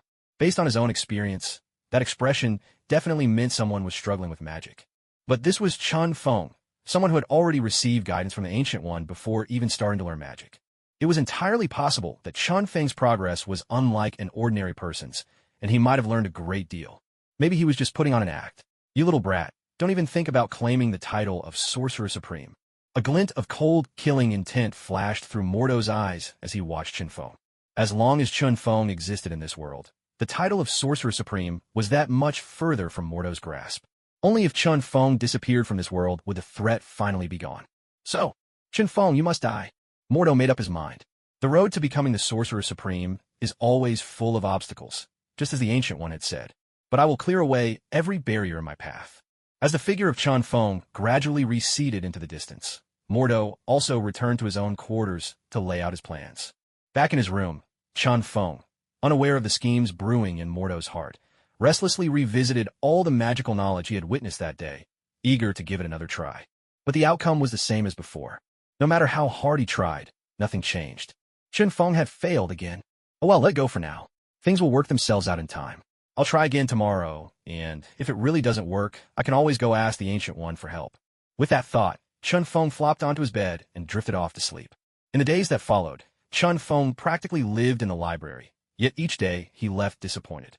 Still, it wasn't a complete loss. At the very least, he had mastered the most basic magical theories. He just couldn't cast any spells yet. As time wore on, word of Chun Feng's inability to use magic quietly spread, until nearly every mage in Camartage knew about it. Naturally, there were quite a few mages who envied Chun Feng. Look at him, they'd say, personally mentored by the Ancient One, yet he can't even perform the simplest spell. Just look at the size of that guy. You can tell at a glance he's not cut out for magic. So, what exactly did the Ancient One see in him? Is it just his strength? That he's good in a fight? I say, someone like him has no business staying in Camartage, let alone dreaming of one day becoming Sorcerer Supreme. What a joke. More and more mages began to mock and resent Chun Feng in secret, convinced he didn't deserve to remain at Camartage. But the Ancient One paid no heed to such opinions. She still believed, deep down, that Chun Feng could one day unlock the secrets of magic. For in her heart, she had placed her hopes for the future on him. As for all the slander whispered behind his back, Chun Feng simply shrugged it off. The more criticism there was, the less it bothered him. He didn't care and saw no reason to pay these people any attention. You think I can't do it? I'll prove you all wrong. And when I do, it'll be your turn to feel embarrassed. With that thought spurring him on, Chun Feng threw himself into his studies with renewed determination. Though he made some progress, the results still fell far short of his expectations. Another night came. Chun Feng returned from the library, his mind stuffed full of magical knowledge, his spirit worn thin. On the way back, he could feel the unfriendly stares of others, their whole demeanor silently ordering him to get lost. Chun Feng just brushed them off as if they were nothing but hot air, utterly unbothered. If even the Ancient One had nothing to say, who were these grasshoppers to jump around and make a fuss? He let out a deep breath and was about to head to bed when he suddenly realized it was time to draw for a new hero again. In that instant, all his fatigue vanished, and his spirit surged with energy as he connected with the system. System, today you absolutely have to grant me a hero who is a master of magic, ideally the ancient sorcerer Zareth. Chun Feng silently prayed in his heart. Even if he tried to ignore those people, their behavior still left him thoroughly annoyed. To have the chance to teach them a lesson would certainly be the best outcome. Activate! Chun Feng shouted inwardly, his eyes unwaveringly fixed on the spinning wheel before him. All he hoped for was that this time, the system would truly heed his desire. Slowly, the wheel speed began to drop, and finally, the pointer came to a halt. Congratulations, host. You have obtained a rune mage. Rise. Please check your hero interface. In the next moment, the system's voice suddenly echoed in Chun Feng's mind. Ah, it turned out to be Rise? That famed rune mage. The tension on Chun Feng's face finally gave way to a bright, delighted smile. Yes, wonderful. At last, his hopes had not been in vain. Immediately, Chun Feng saw the new hero shining brilliantly within the hero interface. Rize, on the continent of runes. Rise is among the greatest sorcerers, and his understanding and mastery of magic are second to none. In his youth, Rise witnessed his homeland destroyed by the Red Rune with his own eyes. Since then, he's walked the path of gathering and sealing the runes, never once looking back. Almost all magic across the rune continent originates from the world runes. They're the very source of magic. And throughout his quest to collect the world runes, Rise delved ever deeper into the secrets of these runes, gaining a profound understanding of their magical principles. So, in the end, Rise had become a grand mage, a true master of magic whose power had reached its peak. Gazing at Rise before him, a glint of excitement flashed in Chun Feng's eyes. He was thrilled, he was moved, and he was filled with anticipation. A grand mage who had mastered the deepest magics of the rune continent. What kind of sparks would fly when his power collided with the magic of the Marvel Universe? The prospect was nothing short of fascinating. Chun Feng now wanted nothing more than to rush into the library and experiment to his heart's content. But alas, with midnight approaching, the library had long since closed its doors. Everything would have to wait until tomorrow. That night, he was so exhilarated that he could barely sleep. He spent the entire time familiarizing himself with the runic magic Rise wielded. As long as Chun Feng used this hero, he could become a master of rune magic himself, able to cast all manner of spells at will. This, no doubt, gave Chun Feng tremendous confidence. He was sure tomorrow would bring great rewards. That night was the longest Chun Feng had ever spent in Kamar Taj. He lay awake, yearning for the first rays of sunlight to break over the horizon. At daybreak, Chun Feng headed straight for the library. It was only then that Wade, still tidying up, unlocked the library doors. Huh, was someone just greeting me? As Chun Feng's figure vanished behind the bookshelves, Wade finally snapped out of his daze, glancing around suspiciously. There wasn't a soul in sight. Only the gentle breeze from outside drifted through. Am I starting to hear things now? Wade muttered to himself, then gave a helpless, wry smile. Looks like I'm really getting old. At this moment, deep within the shelves, Chun Feng was completely absorbed in the world of magical knowledge. Nothing from the outside world could distract him now. Right now, all he wanted was to immerse himself in magic, to focus entirely on learning. The arcane laws of Runeterra and the magic of the Marvel Universe. While they belonged to different worlds, there was a certain resonance between them, a subtle harmony that crossed boundaries. Such is the wonder of magic. Master one form, and soon you'll find your way into others. The skills connect, each opening a door to the next. He pushed all trivial worries aside. As time slipped by, Chun Feng, already skilled in rune magic, began to gain insight into the magic of the Marvel Universe as well. With the theoretical knowledge Gu he had shown him earlier, everything suddenly clicked. In a flash, understanding dawned on him, illuminating his mind. When someone truly understands something, it's easy to lose themselves in it. That was exactly Chun Feng's state at this moment. The vast, oceanic knowledge of the library drew him in. He read with insatiable curiosity, studying page after page. Meals, sleep, he cast those needs aside entirely. Except for the most basic necessities, every waking moment was devoted to the study of magic.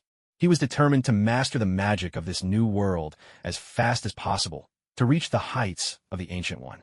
It might seem like a fantasy to others, but Chun Feng was filled with confidence. Supreme Sorcerer, where has Chun Feng gone? I haven't seen him in the main hall for days, Mordo asked Gu Yi with a look of confusion. He has now grasped the true essence of magic, Gu Yi replied calmly, offering no further explanation. Mordo, you needn't worry about Chun Feng. I'll handle his affairs myself. For now, focus on helping the other disciples, she added, glancing at him.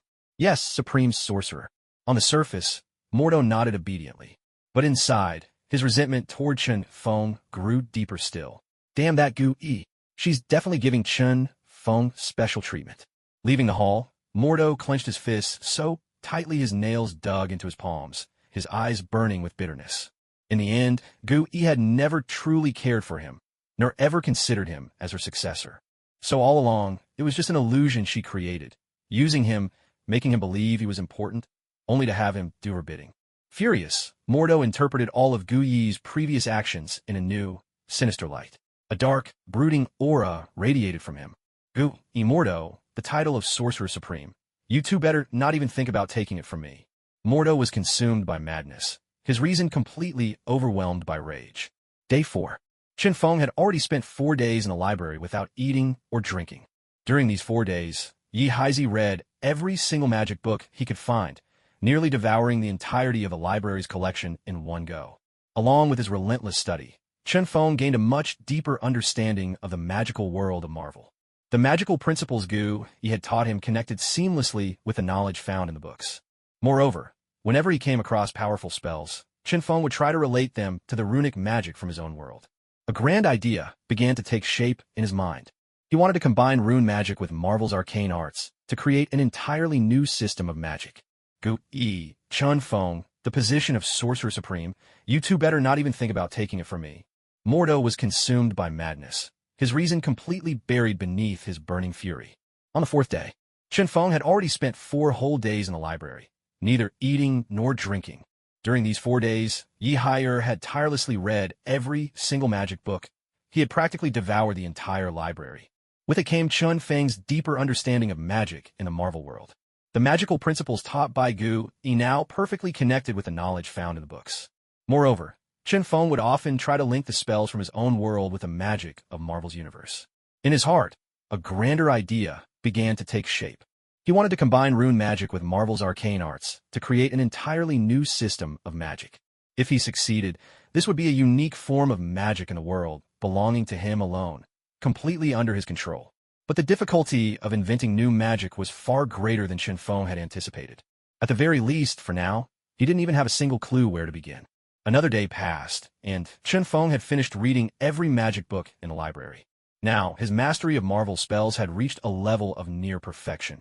Even when compared to Mordo, who had spent years learning magic and achieved considerable results, Chen Feng wouldn't fall behind. However, when it came to confronting Gu Yi, Chen Feng could only rely on the magic from his own world. That was where his deepest strength lay. As for Marvel's magic, he was still a step away from being able to use it to challenge Gu Yi. Logically speaking, Chen Feng had only studied Marvel's magic for 5 days, just barely making his way through the library's collection. He hadn't even tried casting most spells yet. And now he wanted to compete in Marvel's magic with the current Sorcerer Supreme? Are you sure you haven't lost your mind? It's about time to go back. Chen Feng glanced around at the stacks of books. All at once, he felt as if a heavy burden had been lifted from his shoulders. Now, the only thing left for him to do was to master Marvel's magic, bringing it up to par with his rune-based spells. But this process would no longer rely on books. It would require constant, hands-on practice. Ugh. After these days of not showering, I reek, Chen Feng muttered, scratching his head as a foul stench wafted up, so bad that he could hardly stand it himself. Damn it, this is disgusting. He had to hurry back for a hot shower, or he was sure he'd end up making himself sick. Mr. Wade, goodbye. Like a gust of wind, Chen Feng swept past Wade, disappearing in the blink of an eye. Wade blinked in confusion. What just happened? Did I imagine that? This time, Wade looked genuinely at a loss, seriously beginning to wonder if he was coming down with dementia. He chuckled bitterly to himself. Maybe I should find a spell to cure my hallucinations. Muttering under his breath, Wade shook his head and went back to reading his magic manuals. After nearly 5 days in the library, more and more of the mages at Kamartage began to voice their doubts about Chen Feng. Has that kid gone to the city? No one's seen him for days. Could it be that he's too ashamed to show his face and fled Kamartage in disgrace? That's actually quite possible. He spent all these days learning magic, yet can't even master the most basic spells. Wouldn't he just die of embarrassment? I thought he was something special, but it turns out he's just a magical dunce. Good thing he left early, or I would have given him a proper lesson myself. Meanwhile, Chen Feng buried himself in the library, diligently studying magic. In the eyes of these people, he seemed to have vanished from reality. Of course, only the Ancient One knew the truth. Chen Feng hadn't gone anywhere. He'd been in the library the entire time, immersed in his studies. Judging by his current progress, the Ancient One was full of confidence in Chen Feng. Though she didn't allow Mordo to interfere with Chen Feng, he kept a close eye on him all the same. He too discovered that Chen Feng hadn't left. He was in the library, reading day after day. When Mordo realized how relentlessly Chen Feng was poring over books, he couldn't help but sneer, thinking, a slow bird starts flying early. Maybe he'll make up for it. What a joke. And when he saw Chen Feng stride confidently out of the library after just 5 short days, Mordo was even more incensed. After all, the library at Kamatage held nearly all the magical knowledge of the world. Even Mordo himself had only mastered a fraction of it. Only someone at the level of the Sorcerer Supreme could claim to have learned everything within those walls. But Chen Feng? He'd barely skimmed through it all, yet acted as if he'd already mastered everything. Who'd he think he was? The new Sorcerer Supreme? How laughable. Mordo's dislike for Chen Feng only deepened. This kind of person wasn't just arrogant. He was vain and reckless. He simply couldn't understand why the Ancient One would choose someone like Chen Feng, let alone make him the Sorcerer Supreme. Was Chen Feng better than him in any way? Well, since you've come out, I'll show you that magic is nothing as simple as you think it is. With a cold, fierce glint in his eyes, Mordo strode out of his room. Back in his chambers, Chen Feng enjoyed a long, hot bath, scrubbing away every trace of fatigue and odor. Once he was refreshed, he prepared to leave Kamatage. He had learned all the magic he needed. There was nothing left here to hold him back. After packing his things, Chen Feng made his way to the main hall, where he saw the Ancient One seated calmly on the floor. He bowed respectfully. Master Ancient One, I've mastered the magic. I've come to bid you farewell. I'm leaving Kamatage. After all, the Ancient One had brought him from Asgard and taught him magic. No matter what, he couldn't just vanish without a word. At the very least, he owed her a proper goodbye. The Ancient One looked somewhat surprised at his words, but her face remained serene as she asked, "Don't you wish to stay in Kamatage a while longer?" "No," Chen Feng replied at once, shaking his head. In a place as remote and barren as this, with no music, no books, and not even a phone, he would die of boredom for sure. Besides, Mindy and Yusha were still waiting for him back in New York. Seeing the resolute and serene look in Chen Feng's eyes, the Ancient One knew there was no way to persuade him to stay. Still, she made one last attempt. "I'm getting old. The position of Sorcerer Supreme must eventually be passed on. If you're not interested, perhaps you can help us find someone better suited." Before the Ancient One could finish, Chen Feng refused without hesitation. What a joke. To inherit the mantle of Sorcerer Supreme? This was a position countless people dreamed of, yet Chen Feng had absolutely no interest in it. He had come here only to learn magic. He never intended to inherit the title of Sorcerer Supreme or shoulder the responsibility of protecting the Earth. Sorcerer Supreme. Just then, Mordo burst into the hall, leading a group of people behind him. Both the Ancient One and Chen Feng turned in surprise, as did nearly all the sorcerers of Kamatage, their faces full of confusion. What was this about? A farewell? A confrontation? Mordo, why did you bring them here? Even the normally composed Ancient One couldn't help but show a hint of anger at this scene. Sorcerer Supreme, it's been a few days since we last saw Chen Feng. We all missed our junior brother, and, hearing he was here, we rushed over to see him. Mordo replied with a calm smile. The other sorcerers nodded in agreement. Miss me? Really? Chen Feng couldn't help but chuckle at Mordo's words. He'd seen their barely concealed disdain and sarcasm. Did they really think he was that naive? Sorcerer Supreme is Chen Feng. Catching sight of Chen Feng with his belongings all packed, Mordo spoke up. When he arrived, Mordo had overheard the Ancient One suggesting that Chen Feng inherit the title of Sorcerer Supreme. Rage instantly flared within him, so he stormed right in, not even catching the rest of their conversation. Especially seeing Chen Feng so meticulously packed only reinforced Mordo's belief that he was here to snatch the title of Sorcerer Supreme away. But in front of the Ancient One, Mordo forced himself to swallow his anger and maintain composure. "I'm leaving Kamatage," Chen Feng said, shrugging his shoulders. "I just came to bid farewell to the Ancient One." "What? Leaving Kamatage?" Mordo's eyes widened in disbelief, pressing further.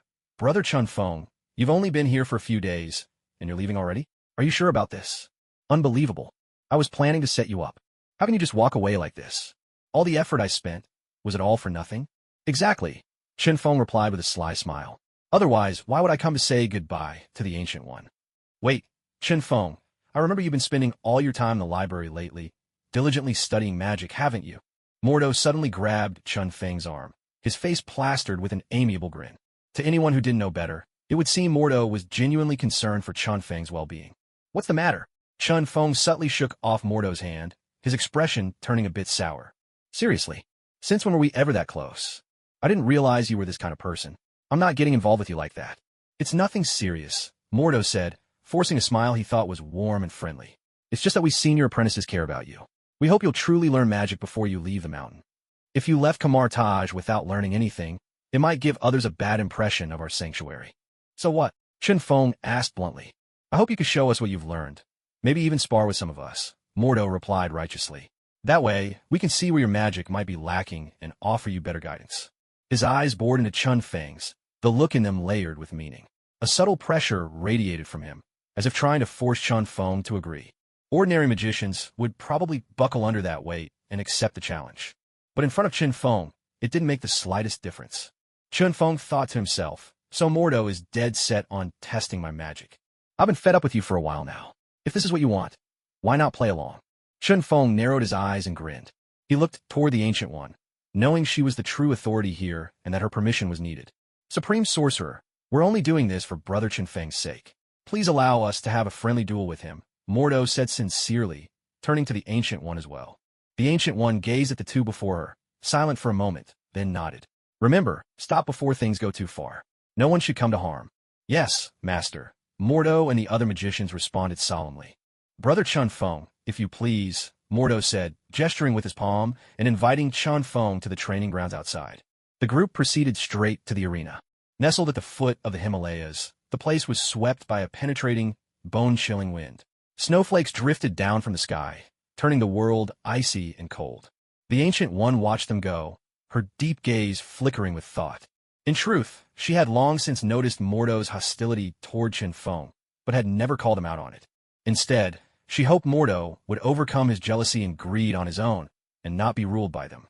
After all, the Ancient One didn't intend to pass the mantle of Supreme Sorcerer to someone from England, but she still hoped Mordo could become a worthy assistant to the next Supreme Sorcerer. At the very least, he ought to be able to lend a hand in times of crisis. She hoped that this duel would help Mordo calm his restless heart and focus his mind on cultivating magic. Letting out a long breath, the Ancient One followed them outside. On the training ground, Chun Feng and Mordo stood facing each other, their gazes locked in mutual scrutiny. Junior Brother Chun Feng, you are new here and only have a basic grasp of magic. This time, I'll have Master Hanxia spar with you. The two of you are evenly matched, so you can learn from each other and discover your own shortcomings. Mordo gestured to a slightly overweight middle-aged man standing behind him. No need. I'd actually prefer to spar with you, Senior Brother Mordo. Although my skills may not be on par with yours, fighting a stronger opponent will help me find my weaknesses more easily and will inspire me even more. So, I hope you'll grant my request, Senior Brother Mordo. Chun Feng spoke with a solemn expression, his tone brimming with sincerity. Kid, are you looking down on me? Hanwei, standing behind, was immediately offended and glared at Chun Feng with a stern look. It's not that I look down on you. To be frank, aside from the Ancient One, everyone else here is hardly worth mentioning. With such mediocre skills, there's no point in sparring. It would only be a waste of my time. Besides, Chun Feng could see that these people were all under Mordo's command. Even if he fought one of them, he'd still have to face Mordo in the end. He might as well be straightforward and challenge Mordo directly. The Ancient One suddenly stepped forward and said in a deep voice, Hanwei, do as Chun Feng says. Seeing the Ancient One's decision, Hanwei silently retreated to the back, though he shot Chun Feng a hostile glare on his way. His look seemed to say, just wait, you'll see if Senior Brother Mordo lets you off easy. Mordo hesitated. Supreme Sorcerer, are you sure about this? The Ancient One replied, no problem. Chun Feng, then I'll spar with you. But rest assured I won't go all out. Mordo looked at Chun Feng with a courteous smile. With a muttered incantation, a golden spear materialized in his hand. But I, on the other hand, will be giving it everything I've got, Chun Feng replied, completely breaking the usual conventions.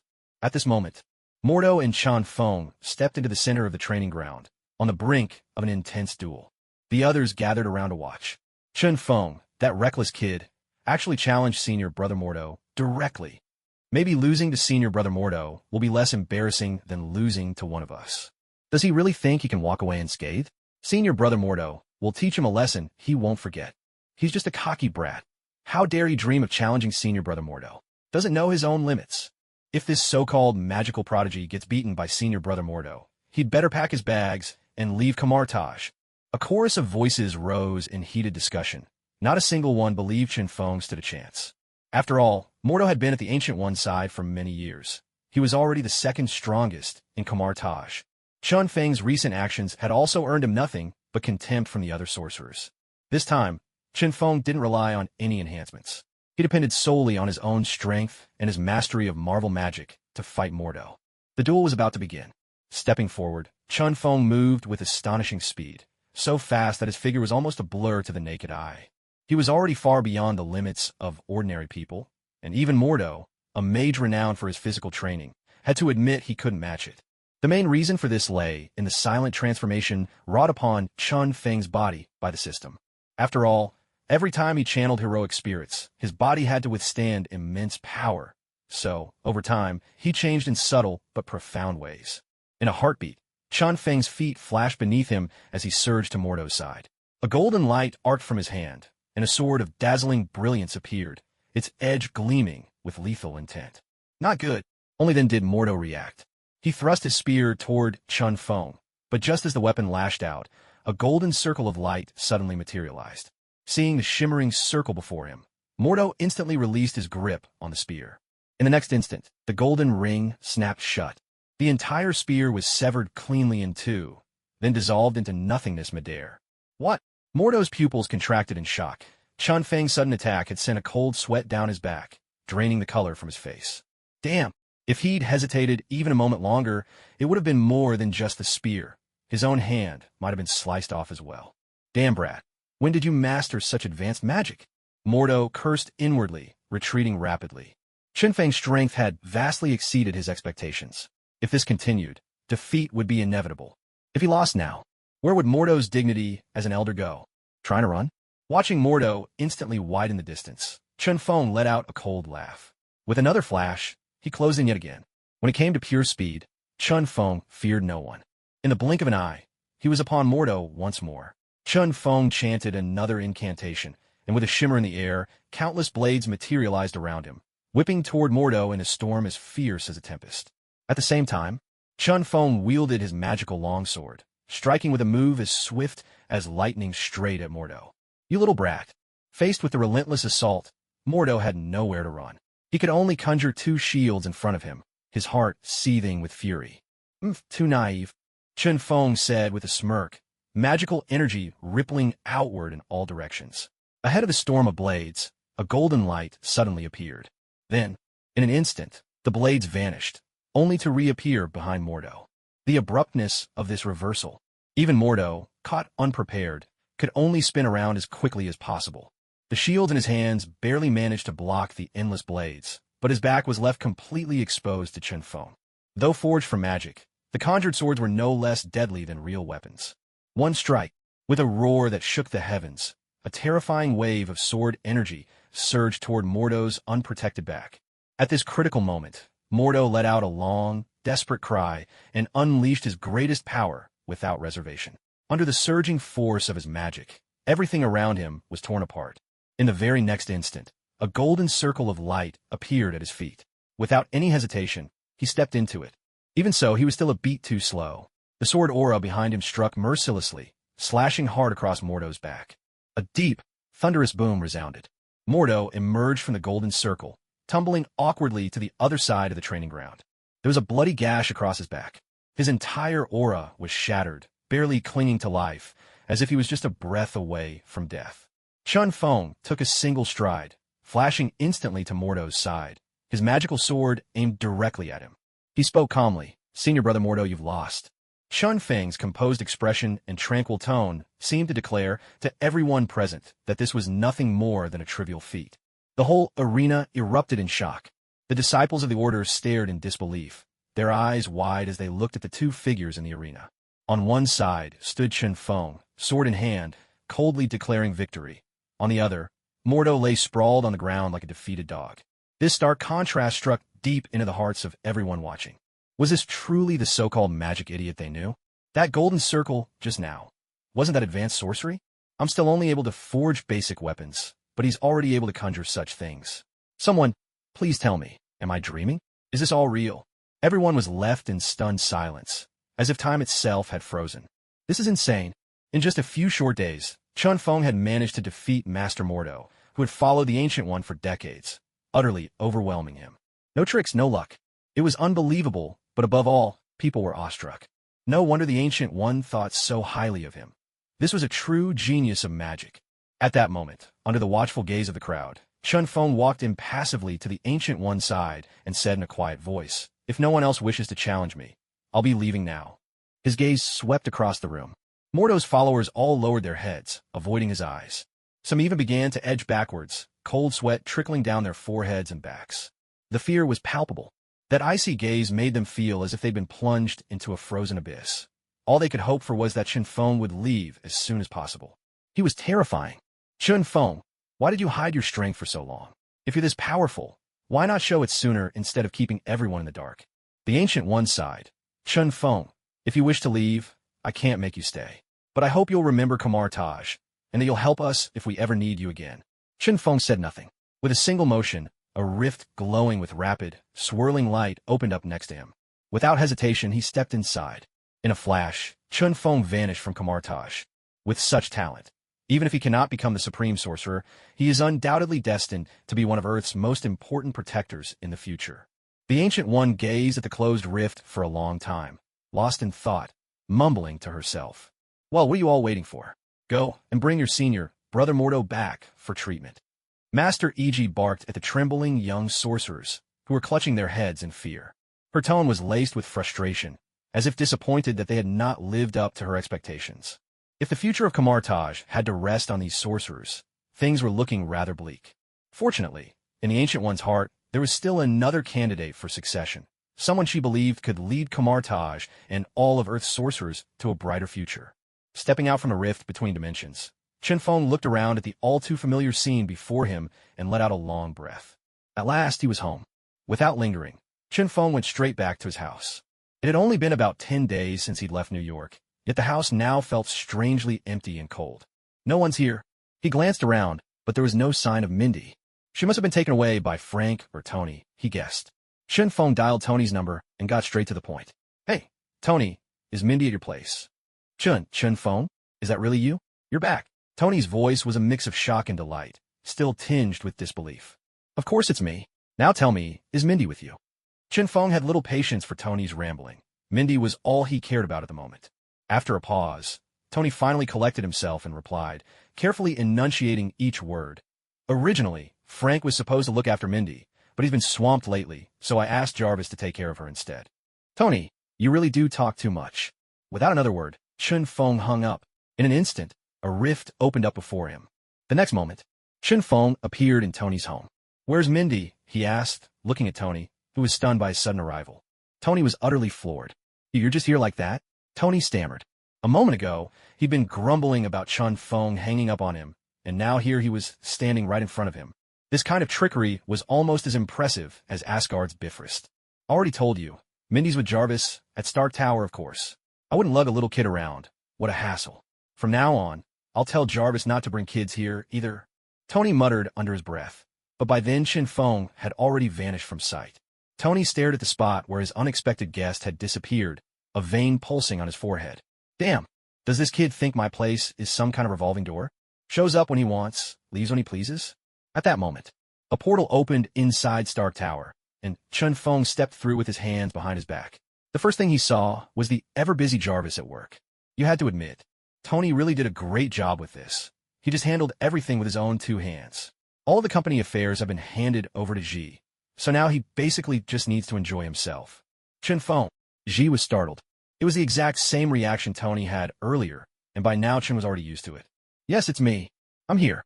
So, where's Ming? He cut right to the chase, since Ming was nowhere to be seen in the office. She's just in the bedroom next door.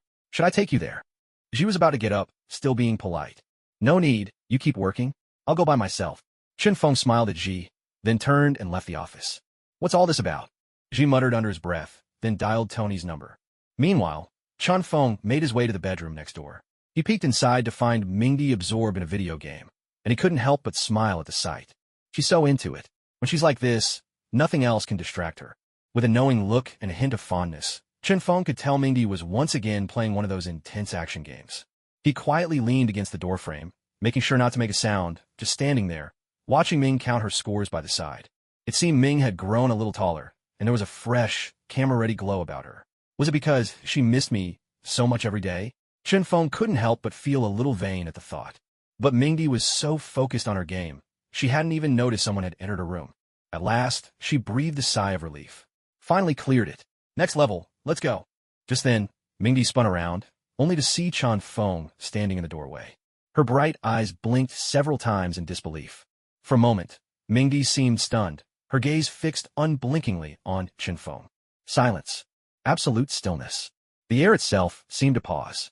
Chunfeng said nothing, only smiled at Mingdi, his presence as gentle and warm as a spring breeze. Chunfeng, is that really you? Mingdi seemed unable to believe her eyes, her voice trembling, as if she feared this was just another dream, and that Chunfeng would vanish the moment she reached out. Silly girl, of course it's me. Chunfeng walked toward her softly, his tone gentle. Don't come any closer. Stay right there. Suddenly, Mingdi shouted, stopping Chunfeng in his tracks. Chunfeng was completely baffled. What was Mingdi thinking now? I need to check if this is a dream. Mingdi muttered to herself and slapped her own cheek hard. Ow, that hurts. She clutched her face. You're still here, Chunfeng. You didn't disappear. This isn't a dream. It's real. In that instant, Mingdi, overwhelmed by realization, threw herself into Chunfeng's arms. Her eyes were red with tears that flowed uncontrollably. Chunfeng, you went away for so long without coming back. I thought you died. I was so scared. You owe me. You have to make it up to me. She clung to Chunfeng, unwilling to let go, as if afraid he'd vanish again. Her sobs were so heartfelt and sorrowful that anyone watching would feel their own eyes sting with tears. All right, Chunfeng couldn't help but feel both amused and exasperated. He gently patted Mindy's little head, trying to soothe her as best he could. All right then, from today on, you're not allowed to drag me around without my permission, he said, nor can you just disappear on a whim. You also have to take me out on a fun date every day. And as soon as Mindy opened her mouth, she started chattering away, her words tumbling out in a lively, unstoppable stream. Chunfeng's head began to throb. He could only smile wryly and say, Okay, I promise. Everything you said, I agree to it all. Only after Chunfeng offered her endless reassurances did Mindy finally fall silent, snuggling tightly into his arms. His shirt was already damp with Mindy's tears, a clear sign of just how much she had missed him. The two of them held each other for a long while. At last, they reluctantly let go, but Mindy made sure to keep a firm grip on Chunfeng's hand. Let's go say goodbye to Sister Pepper. Then we'll go home, Chunfeng suggested. Holding Mindy's hand, he led her out of the bedroom. They walked into the office. By this time, Pepper had composed herself. Seeing Chunfeng emerge, she smiled and asked, Heading home now? Thank you for looking after Mindy these past few days, Chunfeng replied. I'll take her home now, so we won't trouble you any further. I wasn't any trouble at all, Pepper. We had a wonderful time together. Mindy immediately retorted, like a little lioness defending her pride. She's right, Pepper said with a smile. We really did have fun. Whenever you have a chance, you two should come visit again. It was clear from her expression that she genuinely liked Mindy, especially after that phone call with Tony just now. When she heard Tony coldly say he didn't want children, Pepper had given him an earful and hung up in a huff. Chunfeng hadn't expected Mindy and Pepper to get along so well. He could only chuckle awkwardly. All right, I'll bring Mindy over to play again next time. Goodbye, Miss Pepper, and thank you, he added. Bye, Pepper. Mindy chimed in. After a brief exchange, Chunfeng left Stark Tower with Mindy. Along the way, Mindy was in high spirits. She eagerly dragged Chunfeng all around New York, wanting to visit every fun place she could think of. To make up for lost time, Chunfeng joined in her wild adventures, sharing her joy. Meanwhile, at S.H.I.E.L.D., the moment Nick Fury received Tony's call, the heavy weight in his heart finally lifted. But almost immediately, he fixed the agents in the tech department with a stern look, his voice low and commanding. Why was it Tony who told me about Chunfeng's return? Can any of you answer that? Yes, sir. Of course, it was good news that Chunfeng had returned safe and sound. But it also exposed S.H.I.E.L.D.'s technological shortcomings. They hadn't detected his return in time. Silence. Everyone fell quiet. They truly hadn't picked up any trace of Chunfeng. After all, Chunfeng made repeated use of void traversal, and with S.H.I.E.L.D.'s current technology, there was simply no way to monitor the void. It was only natural, then, that no one immediately noticed Chunfeng's actions. Director, we can't really blame them. Hill interjected on behalf of the agents. Chunfeng's abilities are far beyond anything we could have imagined. We should give them a little more time. In truth, Hill understood the challenges of developing new technology better than most, so she also knew just how difficult their task was. Hill, I only have one thing to tell you, Fury said, his tone grave. Time is running out. Even the Asgardians have descended upon Earth. Who will come next? What kind of power will they wield? We can't predict it, but we can be sure they'll be no less formidable than the Asgardians. Fury looked at Agent Hill with earnestness, then turned to the research staff and called out loudly. I want all of you to upgrade every piece of advanced technology in the shortest possible time. Bring it all up to a level where we can stand against alien tech. This time, the Asgardian invasion had sounded a dire warning for Nick Fury. He understood how heavy the burden was on his shoulders. More importantly, there was precious little time left for Earth. "I'll go check on Captain Rogers," Fury said, and with that, he hurried away.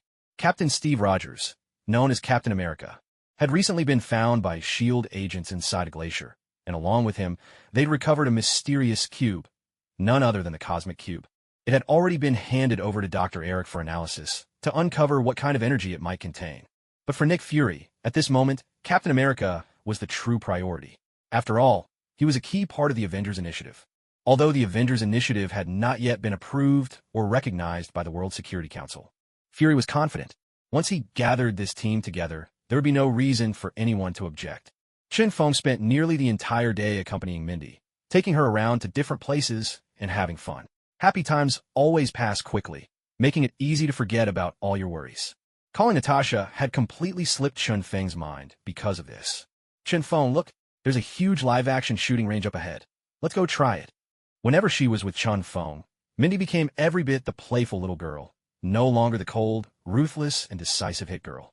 Even though she had plenty of much more powerful weapons at home, Mindy still preferred playing real-life CS games with Chen Feng. "Well, I did promise you, didn't I?"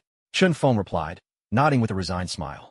After all, he had said he would make it up to Mindy, though he was starting to feel a little tired now. Suddenly, for reasons he couldn't quite explain, Chen Feng felt a chill run down his back. A vague sense of unease settling in his heart. A vague sense of unease crept up on him, as if something unpleasant was about to happen. Still, since he was keeping Mindy company, Chen Feng decided not to dwell on it. If something bad truly was destined to happen, there was nothing he could do to stop it anyway. He'd deal with it when it came. After all, with his current level of strength, Chen Feng wasn't afraid of anything misfortunate that might come his way. Little did he know, the event awaiting him was nothing like what he'd imagined. "That was so much fun, Chen Feng. Can we come here every day from now on?" Mindy's voice brimmed with excitement as she walked out of the venue, her face glowing with happiness. Chen Feng smiled. Sure, why not? Seeing Mindy so delighted filled Chen Feng's heart with joy as well. "It's gotten pretty late. Let's head home. Tonight, I'll cook you dinner myself." Hand in hand, Chen Feng led Mindy on the way back home. "Yay, that's great. I haven't had your cooking in days." The moment she heard Chen Feng would cook, Mindy's eyes lit up in delight. Anyone who had ever tasted Chen Feng's food would react just like Mindy upon hearing those words, overflowing with anticipation. Truth be told, Chen Feng's culinary skills were among the very best in all of America. Otherwise, why would people in Manhattan line up every day just for the chance to see Chen Feng racing over in his car? He'd even been featured in the New York Times, enjoying a brief moment of fame. Back at home, Chen Feng began preparing dinner with meticulous care, while Mindy stayed by his side the whole time, watching him with bright, admiring eyes. After a delicious meal, having played to their heart's content and eaten their fill, Mindy, wrapped in Chen Feng's comforting presence, drifted into a blissful sleep. "This little rascal, she wears me out more than a fight with Odin," Chen Feng thought with a wry smile, gently stroking Mindy's hair as his mind wandered through 100 different thoughts. Just then, the phone suddenly rang. Who could it be, calling this late at night? Chen Feng glanced at the unfamiliar number, feeling a bit wary, but answered anyway. "Chen Feng, you're home." A magnetic female voice came through the line, and Chen Feng instantly recognized it. "Tasha, is it you? Why are you calling from an unfamiliar number?" Hearing Tasha's voice, Chen Feng couldn't help but break into a smile, his mood instantly lifting. After all, when a woman takes the initiative to call you and cares about you this much, it speaks volumes about how deeply she loves you. "I just finished a mission and finally got word about you," Tasha replied, her words filled with warmth. Chen Feng answered tenderly, "I've missed you too, darling." But unexpectedly, Tasha's tone shifted, now stern and a little disgruntled. "Missed me, huh? According to my information, you were back this morning. Now it's almost midnight, and I'm the one calling you." Chen Feng. Tasha's barrage of questions made Chen Feng almost picture her furious, stormy face in his mind. Damn it. No wonder, when he was out with Mindy that afternoon, Chen Feng kept feeling a chill down his spine, a nagging sense of unease. Damn. Now at last, he understood the reason. After pondering for a moment, a glint of cunning flashed in Chen Feng's eyes. He put on a serious face and explained, "Weren't you on a mission? I didn't want to distract you, so I didn't call. I just found out you finished, and I was about to pick up the phone myself." His words were so flawless, even he had to give himself some credit. "I'm brilliant. Finding a solution that quickly. Still, Tasha remained suspicious. You knew I was on a mission? Of course, Chen Feng replied without missing a beat. I went to the S.H.I.E.L.D. office myself to ask Nick Fury about your whereabouts. He lied with the calm of a seasoned professional. All right, then I'll go ask Nick Fury myself, Tasha said. What the hell? Does she have to be this thorough? Chen Feng hadn't expected her to be so meticulous. His heart skipped a beat, but he quickly regained his composure. I just miss you so much. I want to hear your voice all the time. Besides, Nick Fury's probably resting right now.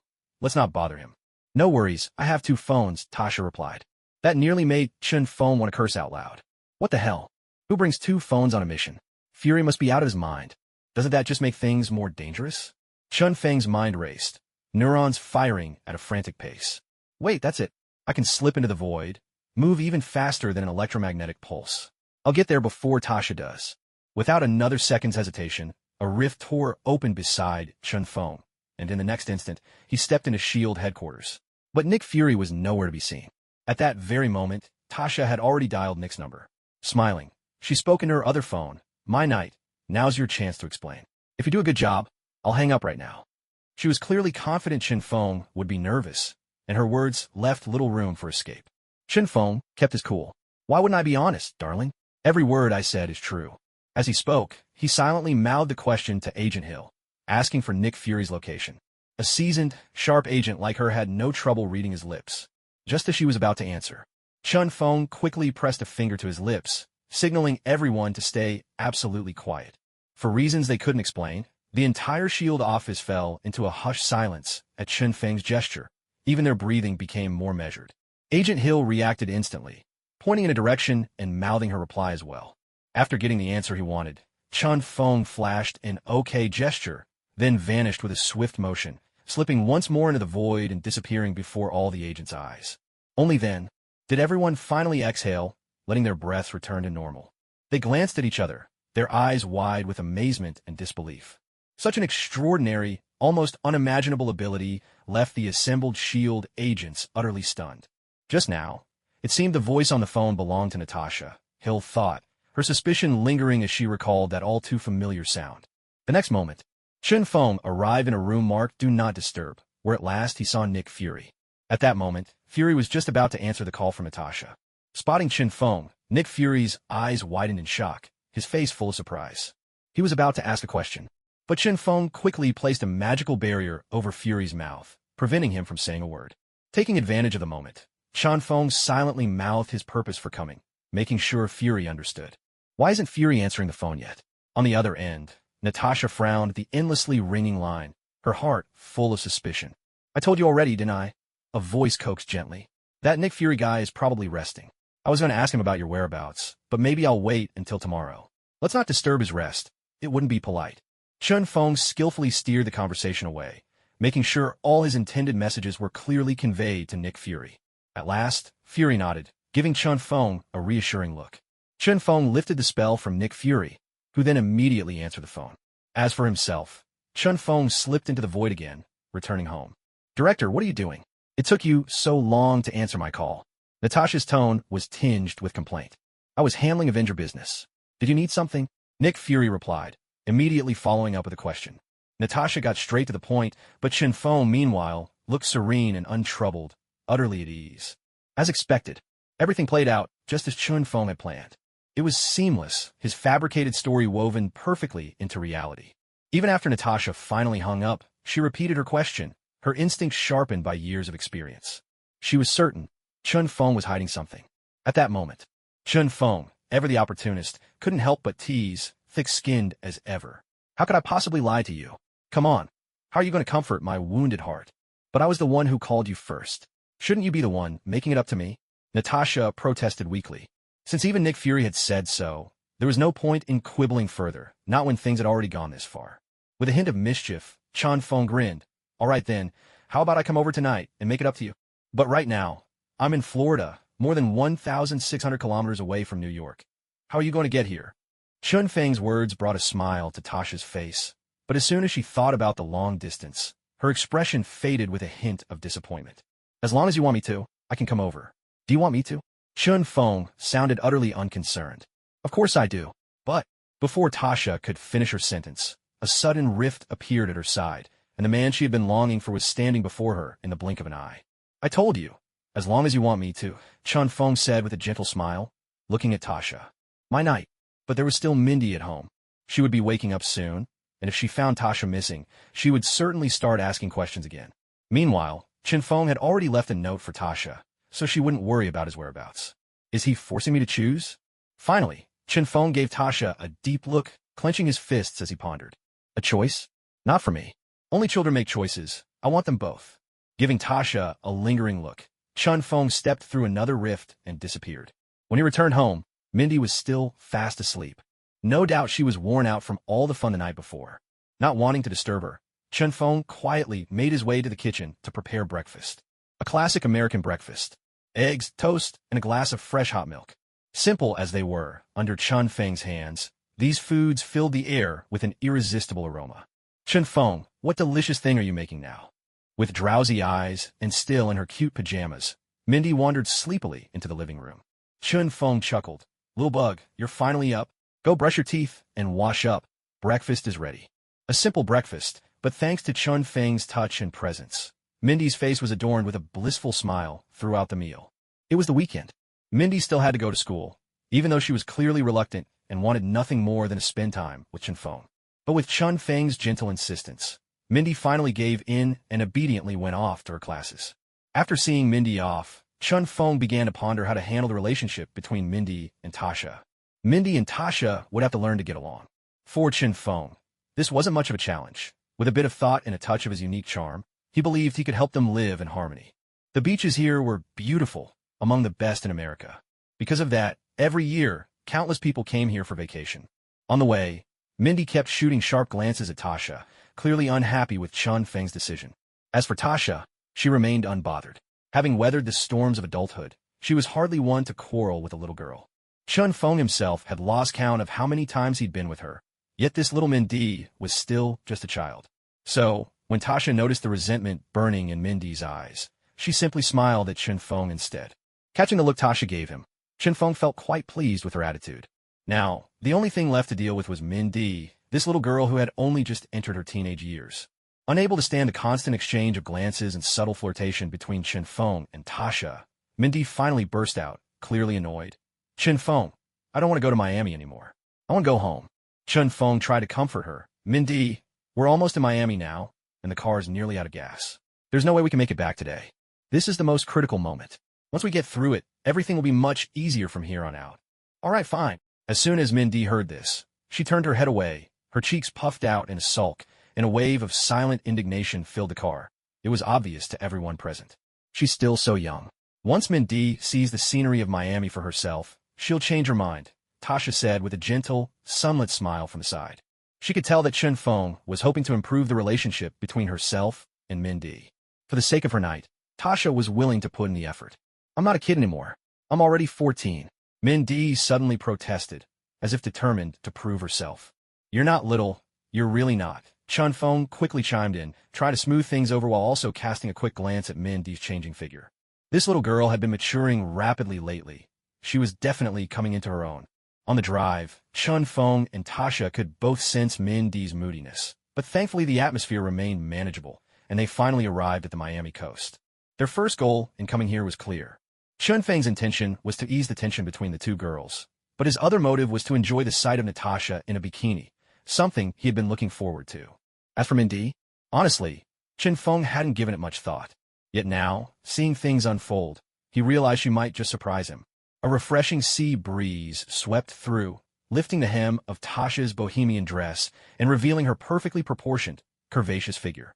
Even though he had seen Tasha's body countless times before, every glimpse still stunned Chun Feng, as if it were the first time. There's always something new, something astonishing. Tasha had a way of revealing fresh sides of herself unexpectedly. That was one of the reasons Chun Feng found her so captivating. "Oomph." Mindy grunted coldly, catching the look in Chun Feng's eyes. "I could do it too. I have a figure like that. I can catch your eye as well." With this thought burning in her heart, Mindy slipped away from Chun Feng's side. When she returned, she was dressed in an outfit that drew every gaze in the area. Chun Feng was left utterly astonished. What on earth is going on in this little girl's head? Tasha walked over to Chun Feng, took his hand, and said, "Chun Feng, let's go to the beach." Mindy, of course, refused to be outdone. She grabbed Chun Feng's other hand, her eyes showing a determination that matched Tasha's. Pain mixed with a hint of joy.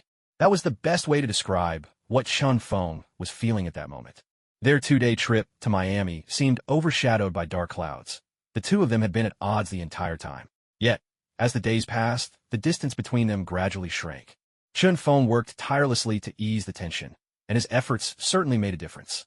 With this journey now behind them, Chun Feng had already begun planning their next adventure. In the days that followed, Chun Feng would, either intentionally or unintentionally, invite both of them out together. As their outings became more frequent, and as Chun Feng confessed his feelings with increasing sincerity, he felt as if a weight had finally lifted from his heart. All at once, his body and mind felt light, and even his breathing came easier. SHIELD headquarters. Nick Fury stared anxiously at the cryogenic chamber before him, his expression grave. Begin. Nick Fury gave the command. Immediately, the SHIELD technicians beside him activated the machinery. Rogers, you have to wake up. Nick Fury clenched his fists. He trusted modern technology, but deep down, he was still incredibly tense. Time seemed to fly by.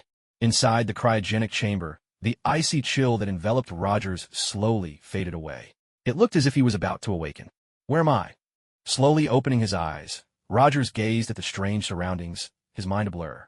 He had been frozen for far too long. Most of his memories were now a hazy jumble.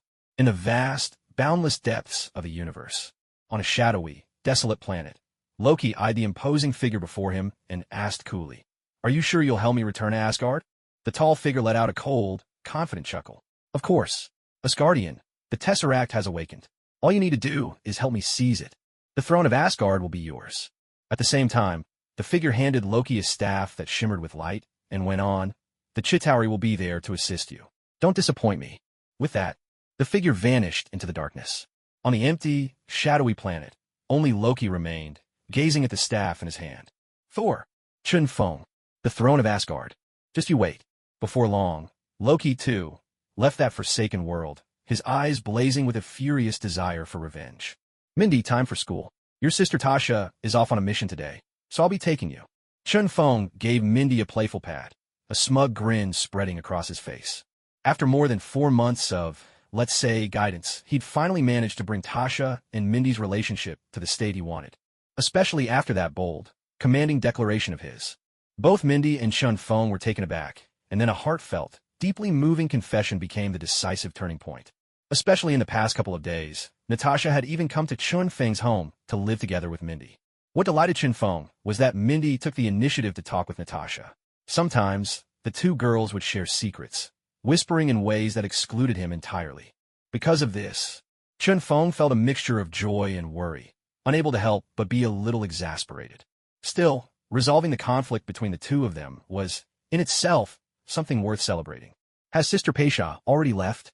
Mindy's eyes were wide with longing for home, and her tone carried a hint of disappointment. Chun Feng smiled and said, "Yes, she has a mission she needs to complete." Mindy sighed, then slowly curled back up under the covers. Without Super Sister Peisha around, she didn't even feel like going to school. Watching this scene, Chun Feng could only smile helplessly. Their bond was so close. But perhaps there were downsides to that intimacy as well. Elsewhere, inside a secret SHIELD facility, Dr. Eric was conducting tests on the energy of the cosmic cube. Suddenly, the cube's energy surged and shifted violently, sending a wave of invisible yet tangible terror bursting skyward, rippling through the entire base and leaving everyone shaken. Hearts pounded wildly as, with grave expressions, they all turned to stare at the cosmic cube. Director, the cube suddenly emitted a surge of energy on its own. The energy is still climbing, and it could erupt at any moment. It seems to have been triggered by something. Coulson immediately reported the situation to Nick Fury, awaiting his decision. The moment Nick Fury heard the news, his expression changed dramatically. He barked out orders. "Evacuate all personnel from the base as fast as possible, and transfer the prototype of Phase 2 that's still in development. Move it now. I'm heading there immediately." Giving his hurried instructions, Nick Fury rushed toward the secret base. Once he arrived and got out of the car, he was greeted by Coulson. Nick Fury nodded in acknowledgement.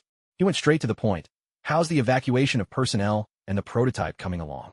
"Most of the staff have been evacuated, and the prototype is still being transported," Coulson reported truthfully. "What?"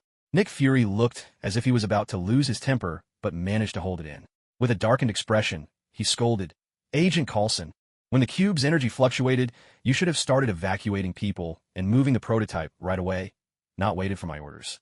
Sometimes you have to learn to read the situation and adapt quickly. The reprimand, sharp and uncompromising, made Coulson's face darken with displeasure. Inside, he felt a twinge of resentment. Even if I'd given the order immediately, the result wouldn't have been much different. But Coulson kept these thoughts to himself, swallowing them down. After all, Nick Fury was his direct superior, and given how urgent the situation was, it was understandable for him to speak that way. Dr. Eric, do you know what the problem is? As soon as Nick Fury caught sight of Dr. Eric, he hurried after him. The doctor replied with a grave expression. The Tesseract itself is an energy source. At the moment, we can only detect the small amount of gamma radiation it emits, but we don't yet have the technology or means to control it. Hearing this, Nick Fury couldn't help feeling a bit disappointed. He turned to Hawkeye at his side and asked, "Has anything unusual happened?" "No one's had any issues," Hawkeye responded. "I suspect, since the Tesseract is a gateway to the other side of the universe, whoever's behind this may not be on our side of the door, but waiting behind it." The moment Hawkeye spoke, Nick Fury's eyes lit up with sudden understanding. He quickly approached the Tesseract. It was at that very instant. A surge of energy from the Tesseract began to spike. A massive wave of power pulsed forth, and a flash of blue light burst out, opening a gateway to the cosmos. Loki stepped through the portal, scepter in hand, a wicked smile on his lips that sent a chill down everyone's spine. "Everyone, get out of here now!" Nick Fury barked, drawing his sidearm and leveling it at Loki. "Drop your weapon," he ordered, his voice ringing with authority. Loki merely sneered at Nick Fury, utterly unfazed. "In that case, don't blame me for what happens next, alien." Fury's gaze hardened with resolve as he squeezed the trigger. But before he could act, a beam of energy, faster than his reflexes, shot out. In a split second, it struck Fury, hurling him across the room and into the shadows of a distant corner, his fate uncertain. "Director!" Hawkeye shouted, snapping to attention. He knocked an arrow to his bow, ready to fire, but another burst of energy blasted the bow from his hands before he could release. Hawkeye looked at Loki with a mix of confusion and apprehension, unable to fathom why Loki had spared him. Around them, S.H.I.E.L.D. agents drew their pistols, aiming at Loki and preparing to open fire. But the next moment, a tremendous surge of energy erupted from the scepter. Everyone was overwhelmed by the terrifying force and collapsed to the ground. Loki strolled over to Hawkeye and Dr. Eric with a satisfied smile. "I need 2 assistants," he declared. In an instant, a ghostly red energy flowed from the scepter, instantly seizing control of Dr. Eric and Hawkeye. With his new thralls under his sway, Loki strode to the Tesseract, scooped it into a case, and vanished from the base without a trace. Sometime later, cough cough, Nick Fury slowly dragged himself up from the ground. Years of military discipline had left him with the habit of always wearing a bulletproof vest. Luckily, it had saved his life this time. Watching as the Tesseract was taken away, Nick Fury gripped his communicator and called Coulson. "The Tesseract has been stolen by the enemy. From this moment on, the war has begun." On the other end of the line, Fury's grave words sent Coulson into a sudden, thoughtful silence. There was no need to say more. The power Loki had just displayed far exceeded anything any agent in S.H.I.E.L.D. could handle. "Coulson, I need you to act quickly. The Avengers initiative must be completed in the shortest possible time." From the other end of the communicator, Fury's stern voice echoed again, urgency lacing every word. "Yes, sir. What do you need me to do?" "Everyone, we have lost the Tesseract. And worse, it's in the hands of an Asgardian. I am certain even greater threats are coming, perhaps even more terrifying than Odin's invasion." Nick Fury stared at the holographic images before him, his expression solemn and resolute. "The Avengers must be formed, no matter what." "Fury, you're really going to rely on those monsters? That's a force you can't control. Even if they can deal with the Asgardians, what happens after? Don't forget the destruction Hulk caused last time in New York." A senator, eyes narrowed with skepticism, immediately rejected Nick's plan. But Nick Fury remained unfazed, calmly persuading them. "The most urgent matter is this. An Asgardian god has declared war on us. We cannot expect his kin to help. Phase 2 is still under development and is completely inadequate for the crisis at hand. Our only choice is to restart the Avengers Initiative. We need to gather those extraordinary individuals to face this threat. Otherwise, we'll be watching as America, and even the entire human world, is destroyed by the Asgardians." Fury's resolute and righteous declaration left the senators in heavy silence. A deathly quiet filled the room. Everyone exchanged glances, and it seemed clear, apart from assembling those superpower monsters, no other agents could handle what was coming. After further discussion, most of the senators ended up supporting Nick Fury's plan, granting him permission to proceed with the Avengers Initiative. In a dimly lit basement, Captain America, Steve Rogers, was busy practicing his punches. Having only recently awakened from the ice, he still struggled to adapt to modern life, often spending his time alone, working out in the basement. Every now and then, he would visit his former love, Peggy Carter. But time had left too many marks on her face. Between them now remained only memories of what once was. Time had changed everything. "Director, is there something you need from me?" Nick Fury appeared, walked over to Rogers, and handed him a file. With an earnest tone, he said, "Captain, it's your turn now." Rogers took the file with a hint of suspicion and began to leaf through it. Inside were the names of those selected for the Avengers Initiative. For example, there was the epic clash with the Hulk, or Tony Stark, clad in his signature Iron Man armor. Then there was Thor, wielding the mighty hammer Mjolnir. And, of course, SHLD's elite agents, Hawkeye and Natasha. Naturally, there was also a photo of Captain America, Rogers himself. "So, I was part of your plan from the very beginning?" Rogers closed the file, raising an eyebrow as he looked at Fury. "That's right, Captain. We've been searching for you all along." From the look in Rogers' eyes, Nick Fury knew he wouldn't refuse.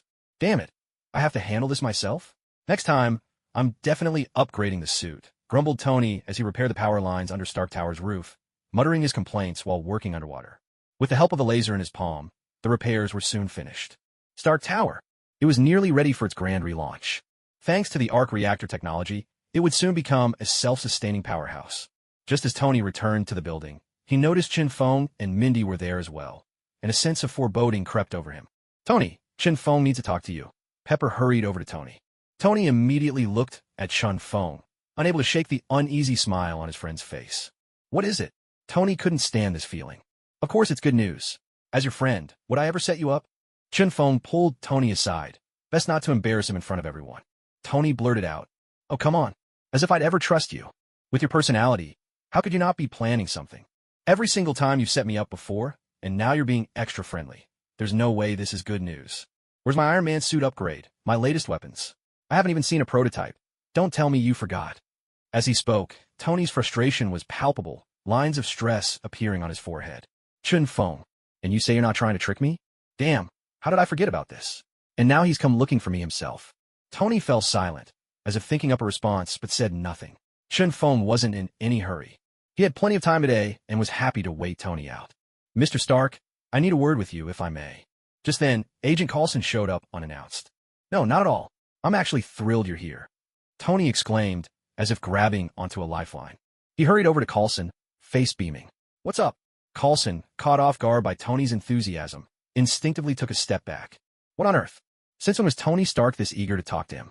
Coulson quickly brought out the Avengers Initiative file for Tony. Inside were the dossiers of all the superheroes.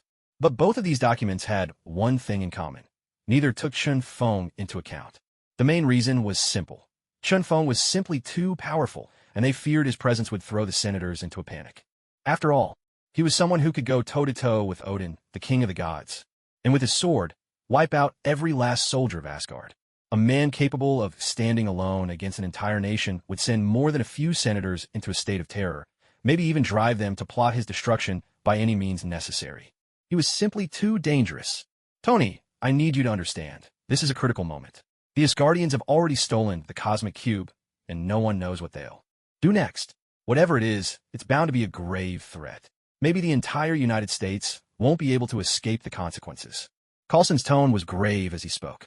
Tony's attitude shifted as he listened. Originally, he'd only wanted to use Coulson as a way to get rid of Chin Feng, but now, his thoughts were changing. "Coulson, Natasha should be out on a mission too, right?" Chin Feng suddenly asked from his side. Coulson was caught off guard. He hadn't expected this usually cold and aloof man to take the initiative to ask him anything. "That's right. Agent Natasha has her own assignment." Coulson didn't go into details. In S.H.I.E.L.D., every agent's mission was strictly confidential. Such was the organization's rule. Seeing that Coulson wasn't about to explain further, Chin Feng didn't seem to mind. All he really wanted to know was whether Natasha was involved. "Chin Feng, about Natasha. I hope you won't interfere with her." Before he could finish, Chin Feng answered a call, gesturing for Coulson to be quiet. "Darling, I'm heading to a poor area in India to bring Dr. Banner back. I know you fought the Hulk last time in New York, so would you come with me?" Natasha's voice was gentle, tinged with a hint of hope. Chen Feng agreed without hesitation. Looking for Dr. Banner? Of course, no problem. Agent Coulson, standing off to the side, felt a little awkward. He'd just been about to warn Chen Feng not to disturb Natasha, and here Natasha was calling Chen Feng herself. Ahem. Wasn't this a classic case of meddling in other people's business? Chen Feng slipped his phone away and smiled. Well, as you all heard, I'm off to find Dr. Banner, so if you'll excuse me for now. Mindy, you stay here today with Miss Pepper, all right? I'm heading out with Natasha to complete our mission together. Chen Feng instructed Mindy. Having already taken Natasha's side, Mindy nodded obediently, looking every bit the well-behaved child. Miss Pepper, I'll leave Mindy in your care. And Tony, don't forget what I just told you. With a snap of his fingers, a rift opened in the air behind Chen Feng. Having said his piece, he stepped through and vanished from Stark Tower. Tony, Coulson and his companion were momentarily at a loss for words. They stared at each other, wide-eyed, both seeing nothing but emptiness reflected in the other's gaze. They felt utterly drained. It seemed as if Chen Feng was born to deal with the two of them. Before long, Chen Feng arrived at Tasha's side. At that moment, she was inside a dilapidated warehouse, surrounded by a group of reckless men in black uniforms. Had she just finished dealing with them?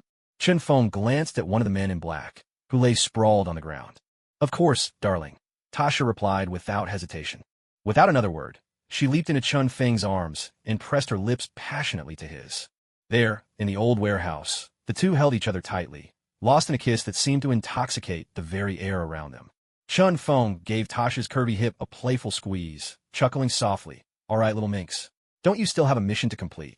That's true, but Dr. Banner is an Indian now. That's quite a distance from New York, Tasha replied with a wry smile. India? Far from New York? Would something like that ever bother Chen Feng?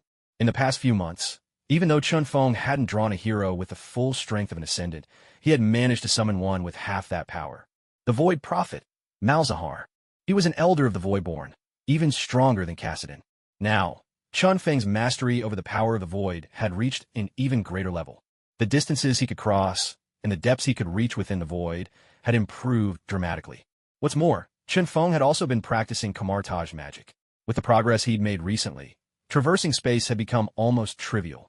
With a gesture, a rift tore open before them. Chen Feng took Tasha's hand and led her into the void. In the next instant, the two of them emerged in a shanty town somewhere in India. All around them lay reeking piles of garbage and makeshift shelters patched together from scraps of cloth. Worse even than New York's 6th District. Chen Feng couldn't imagine how Dr. Banner managed to survive in a place like this. This way, Dr. Banner is here, Tasha said, checking her watch for directions as she led Chen Feng in another direction. Soon, the two arrived at a ramshackle room and walked right in. Who are you? Seeing Tasha and Chen Feng enter, Dr. Banner looked very anxious. He shrank back, even raising his hands defensively. Don't be alarmed, Dr. Banner. We're here to invite you back to New York, Tasha quickly explained, afraid he might flee, or worse, lose his temper and turn into the Hulk. New York? No, I'm not going back now. Please, just leave, Dr. Banner replied immediately, waving his hands to refuse them outright. Natasha approached Dr. Banner slowly, her tone earnest as she said, but we need your help right now. The Tesseract has been taken by the Asgardians, and we have no idea what they plan to do with it. The gamma radiation it emits. Only you can help us find it. I'm not going back. You should leave now. Dr. Banner turned his head, making it clear that he wanted them gone. Why? Earth needs your help now, or it will be destroyed by the Asgardians. Natasha's voice rose, her emotions getting the better of her. I said I'm not going back. Dr. Banner suddenly spun around, shouting in anger. A faint green glow flickered at his neck, and his entire demeanor shifted in an instant, a surge of raw power and tension filling the air. Chen Feng quickly pulled Natasha behind him, shielding her with his own body. Meeting Chen Feng's gaze, Dr. Banner seemed to snap back to himself. He took a deep breath, working hard to calm his turbulent emotions. Just go, he said, his voice tinged with exhaustion, perhaps even defeat. He struggled to control his anger, but it was clear that, despite his efforts, his emotions could still slip beyond his control at any moment. Banner didn't want to become that monster. That creature he loathed, the one he couldn't stand to face. I can't go back to New York, he muttered to himself as he walked back into the room. Even here, I can barely control myself. If I set foot in New York, I'll become a monster for sure. It was clear how much he despised the idea of transforming into the Hulk. In truth, whenever Banner became the Hulk, he would lose all memory of what happened during that time. But every time he saw news reports of the Hulk rampaging through city after city, leaving countless innocent people in tears, fleeing from the destruction of their homes. It tore at Banner's heart. That was why he had chosen to run away from New York, to escape the place he had once brought so much harm. From beginning to end, Banner had always seen himself as a monster, a creature that brought nothing but danger and destruction to others. Even when Natasha invited him to become a hero and save the world, deep down, Banner still believed he was nothing more than a monster. Someone who only brought ruin could never be a hero. Chun Feng spoke up. What if I could teach you a way to control your anger? A way to control my anger? Banner was stunned, taken aback by Chun Feng's words as if struck by a bolt of lightning. What if you could control the Hulk? Chun Feng continued. Those words shook Dr. Banner to his core. He slowly turned to face Chun Feng, a flash of hope lighting up his eyes as he asked, Really? Can you truly teach me how to control my anger? It was obvious how desperately Dr. Banner wanted to escape the constant turmoil within himself. He longed to be in command of his own body, not at the mercy of the Hulk. When it comes to controlling anger, Chun Feng declared with confidence, I dare say I'm the best. No one else even comes close. Chun Feng spoke with absolute conviction, even without relying on the motivational wisdom or various anger management techniques from his previous life. The methods and spells he had mastered, both in the world of legalistic writing and arcane magic, offered plenty of ways to control one's rage. With just a bit of effort, if he applied these techniques to Dr. Banner, he could immediately calm his emotions and help him take control of his inner self. Chun Feng. Natasha couldn't help but worry. After all, she had witnessed Dr. Banner's transformation into the Hulk before, the kind of power that could flatten a city with ease. If Chun Feng was deceiving him, Banner might lose control and become the Hulk right here, and then things would spiral out of control. Chun Feng reassured her with certainty. Trust me, it'll be fine. Seeing Chun Feng's confident smile put Natasha a little more at ease. Having witnessed his mysterious abilities, she found herself trusting him deep down. As long as you can teach me an effective method to control my anger, I'll help you find the Celestial Court's path. Dr. Banner stated his condition. Deal. Chun Feng smiled and extended his right hand, though Banner hesitated, his hand wavering. It's all right. Since you've chosen to trust me, let's give it a try. With those words, Dr. Banner finally reached out his left hand, pressing his palm against Chun Feng's. Determined to free himself from the Hulk's influence, Banner decided to give it his all. Very good. Chun Feng didn't withdraw his hand. Instead, he began murmuring incantations under his breath. A ripple of magical energy spread through the air. Strange energies filled the room. The next moment, Banner felt a wave of clarity wash over his mind, as if a cool breeze had swept away all his troubles, leaving him in utter peace and tranquility. It was as though his soul had been placed on a deserted island. The sea wind swept in from the ocean, finally enveloping his entire being.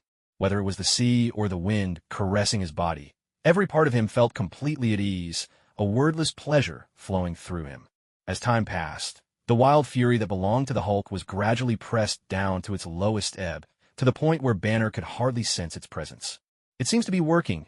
Combining legalistic spells with arcane magic really does make them more powerful. Chun Feng withdrew his right hand, observing Banner's peaceful expression with a satisfied nod. Excellent. Ever since mastering arcane magic, Chun Feng had been working to merge the two magical systems, and at last he had created something new. Although for now, it was only a basic fusion of rune magic and the shallowest level of arcane might, it laid a solid foundation for deeper integration in the future. Especially seeing the remarkable effect today, Chun Feng was even more excited and confident about the path ahead. Thank you. You didn't let me down.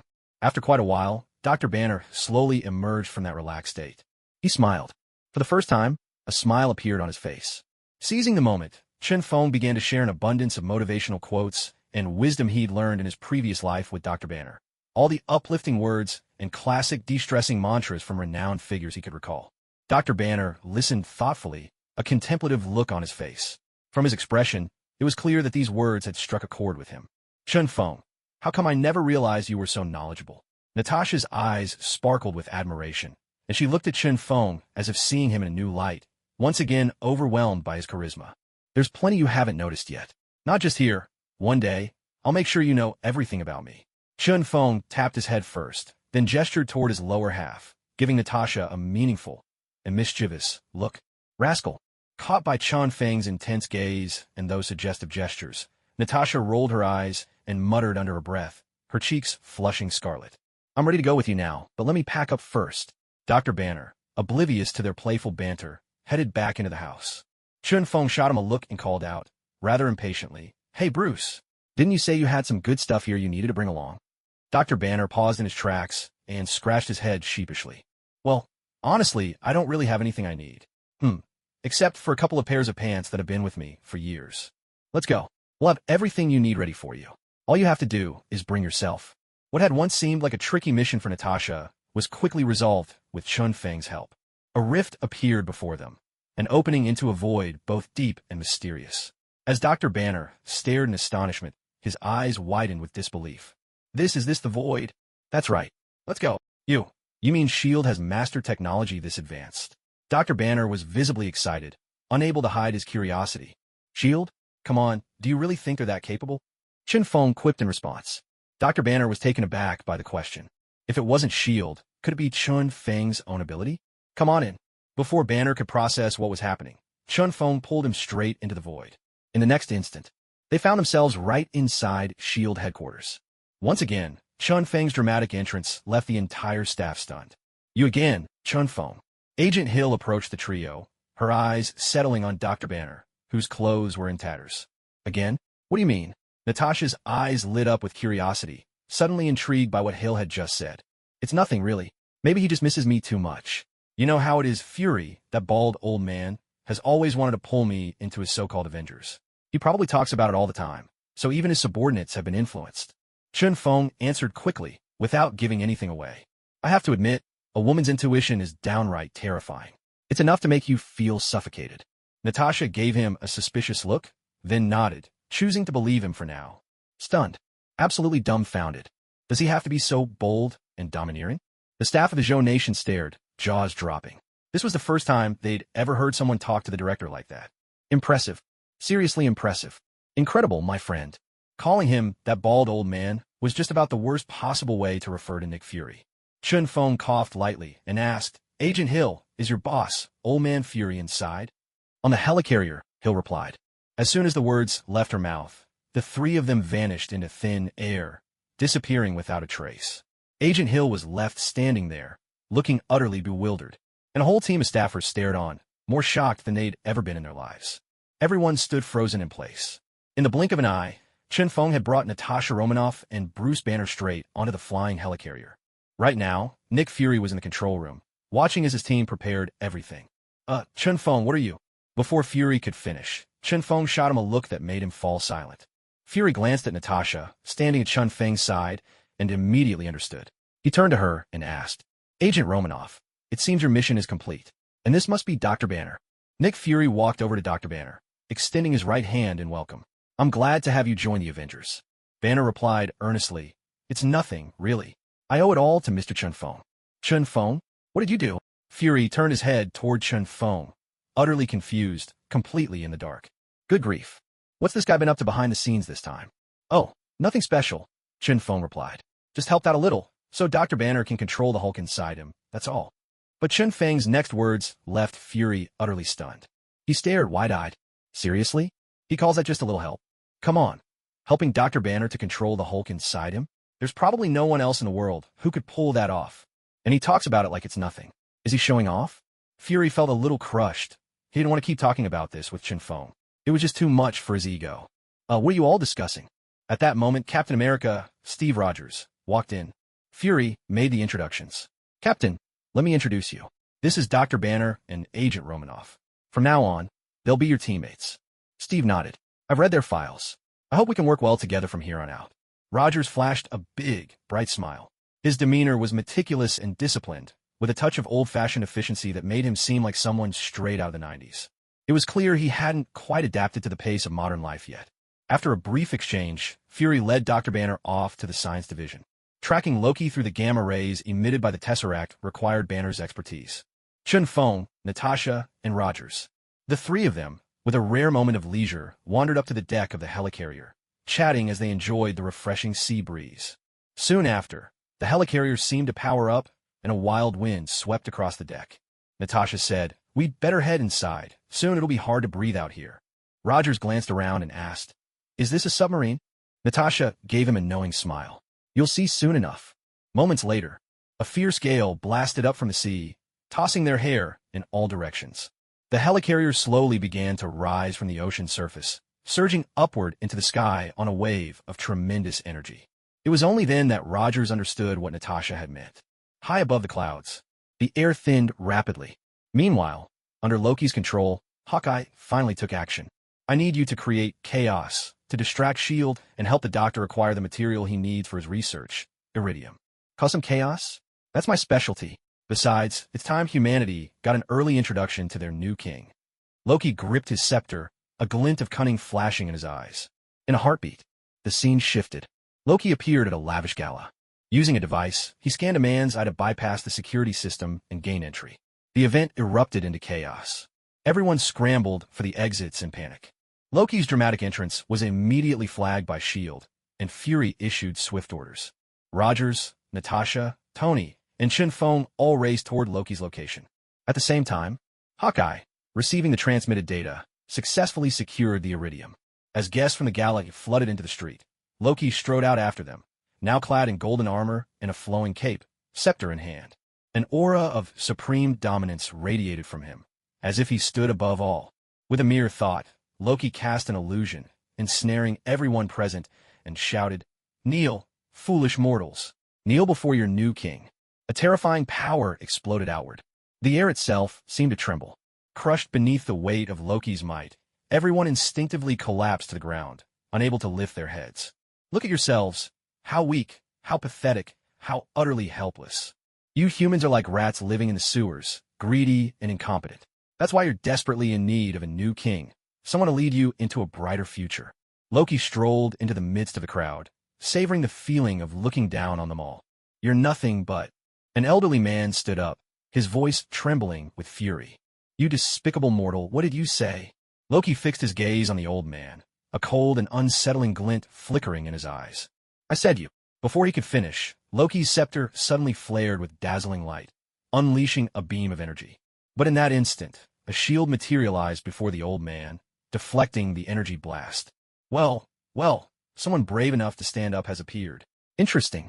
I thought all Earth had left were cowards. Loki smirked, the corners of his mouth twisting into a mocking grin. Decades ago, I taught a lesson to another dictator. Back then, I knocked him flat on the ground. Rogers said as he strode toward Loki, raising his shield in defense. Loki flicked his scepter with ease, effortlessly blocking Rogers' attack. With a hint of sarcasm, he added, "It seems the dictator you dealt with before wasn't much of a challenge. I'm more than enough for you." Rogers replied, spinning around to get behind Loki and launching a powerful punch. But for Rogers, who had only recently awoken from his frozen slumber, his strength was still far from its peak, and he was no match for Loki. Loki's form blurred and vanished from in front of Rogers, only to reappear behind him in a flash, landing a heavy blow on his back. In a straightforward fight, Rogers was completely outclassed, constantly on the defensive. It looks like Captain America still has a long way to go before he can stand toe-to-toe with any opponent. Chen Feng stood to the side, silently watching the battle unfold. Right now, Rogers was being thoroughly beaten. It was hard to watch. In the future, Rogers would be the man who could go head-to-head with Thanos wielding all 6 Infinity Stones. But right now, the gap was simply too great. Is it time to step in?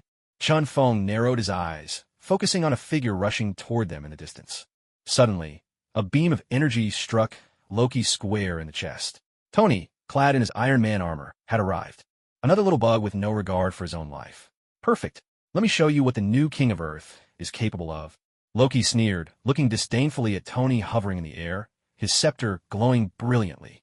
A dense and powerful energy beam coalesced, then blasted forth with tremendous force. Even with the Iron Man suit, Tony couldn't withstand the attack. Sparks and fire burst from his chest plate. He was sent plummeting from the sky, crashing hard onto a distant street. Pitiful ants, do you really think you can defeat the great and mighty Loki, god of mischief? Loki cast a mocking glance at Rogers and Tony. Both collapsed on the ground. Damn it, I was just starting to get serious. Suddenly, Tony soared up from the ground, the energy repulsor on his chest blazing with dazzling light. A tremendous explosion echoed through the air. In an instant, a terrifying beam of energy burst forth, sucking the air dry wherever it passed. A monstrous shockwave swept outward, shaking everything in its path. Oof, how arrogant! Loki let out a cold, disdainful snort. From his scepter surged a surge of savage energy, forming a shimmering barrier before him. When Tony's repulsor blast struck the shield, The energy was completely absorbed, vanishing without a trace. In the blink of an eye, just a heartbeat, the energy barrier shot back, a powerful beam, slamming directly into Tony. He barely had time to react before the force overwhelmed him, sending him crashing down. White smoke curled from his armor as sparks danced and electricity crackled and fizzled. Loki laughed. Getting hit by your own repulsor. How's that feel? Quite the thrill, isn't it? Against Loki, the god of mischief, Tony's unupgraded Iron Man armor was no match at all. Just like Captain America, he was utterly outmatched, completely overpowered. Frontal armor 60% damaged, propulsion system offline, energy system compromised. Jarvis immediately reported the damage from inside the suit. Damn it, Tony cursed under his breath. He wanted to take flight again, but it was already impossible. All he could do was force himself to his feet, sparks leaping from every joint of the battered suit. If only the Mark 7 wasn't still in testing, he would have shown this arrogant Asgardian a thing or two. So, you pathetic ants, don't think anyone's coming to save you. To me, all humans are nothing but lowly, insignificant creatures. Loki strode among the fallen, towering above them with chilling indifference. His gaze swept across each face, brimming with mockery and contempt. From this day on, I, Loki, the great god of mischief, will be your one and only king. I will lead you toward a brighter future.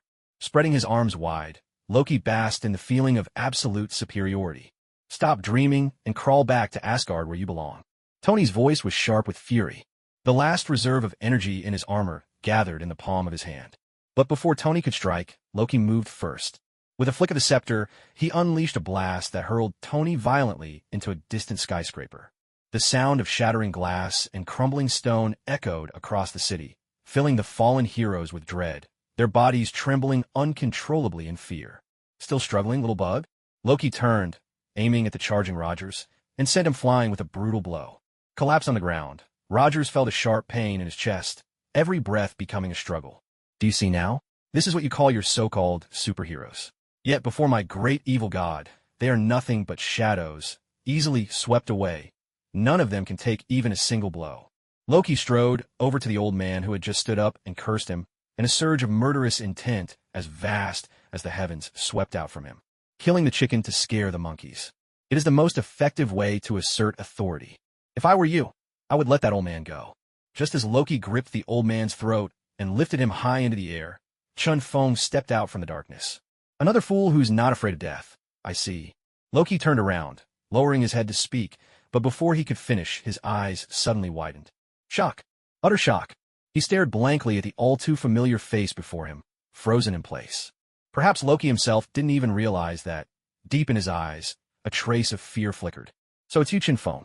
Loki's face darkened, his expression turning ugly, and in a flash, he recalled their battle on the Bifrost Bridge. Back then, Chun Feng had done the very same thing, lifting him high by the throat. It was as if time had rewound itself, yesterday's scene repeating before his eyes.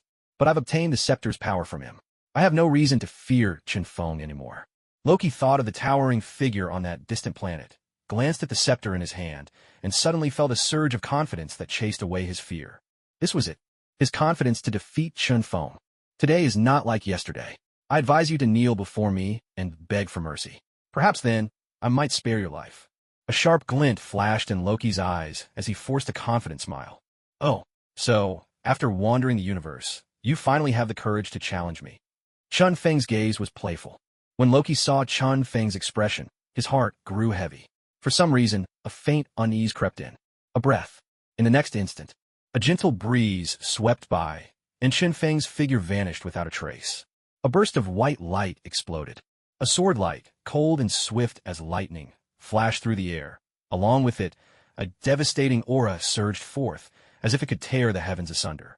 Loki had felt this aura before, but now, experiencing it again, he realized it had become even more terrifying.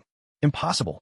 Loki roared in fury, channeling the surging energy within the scepter to form a barrier. At the same time, a tremendous energy beam blasted forth. Overpowering, crushing, domineering, an unstoppable force.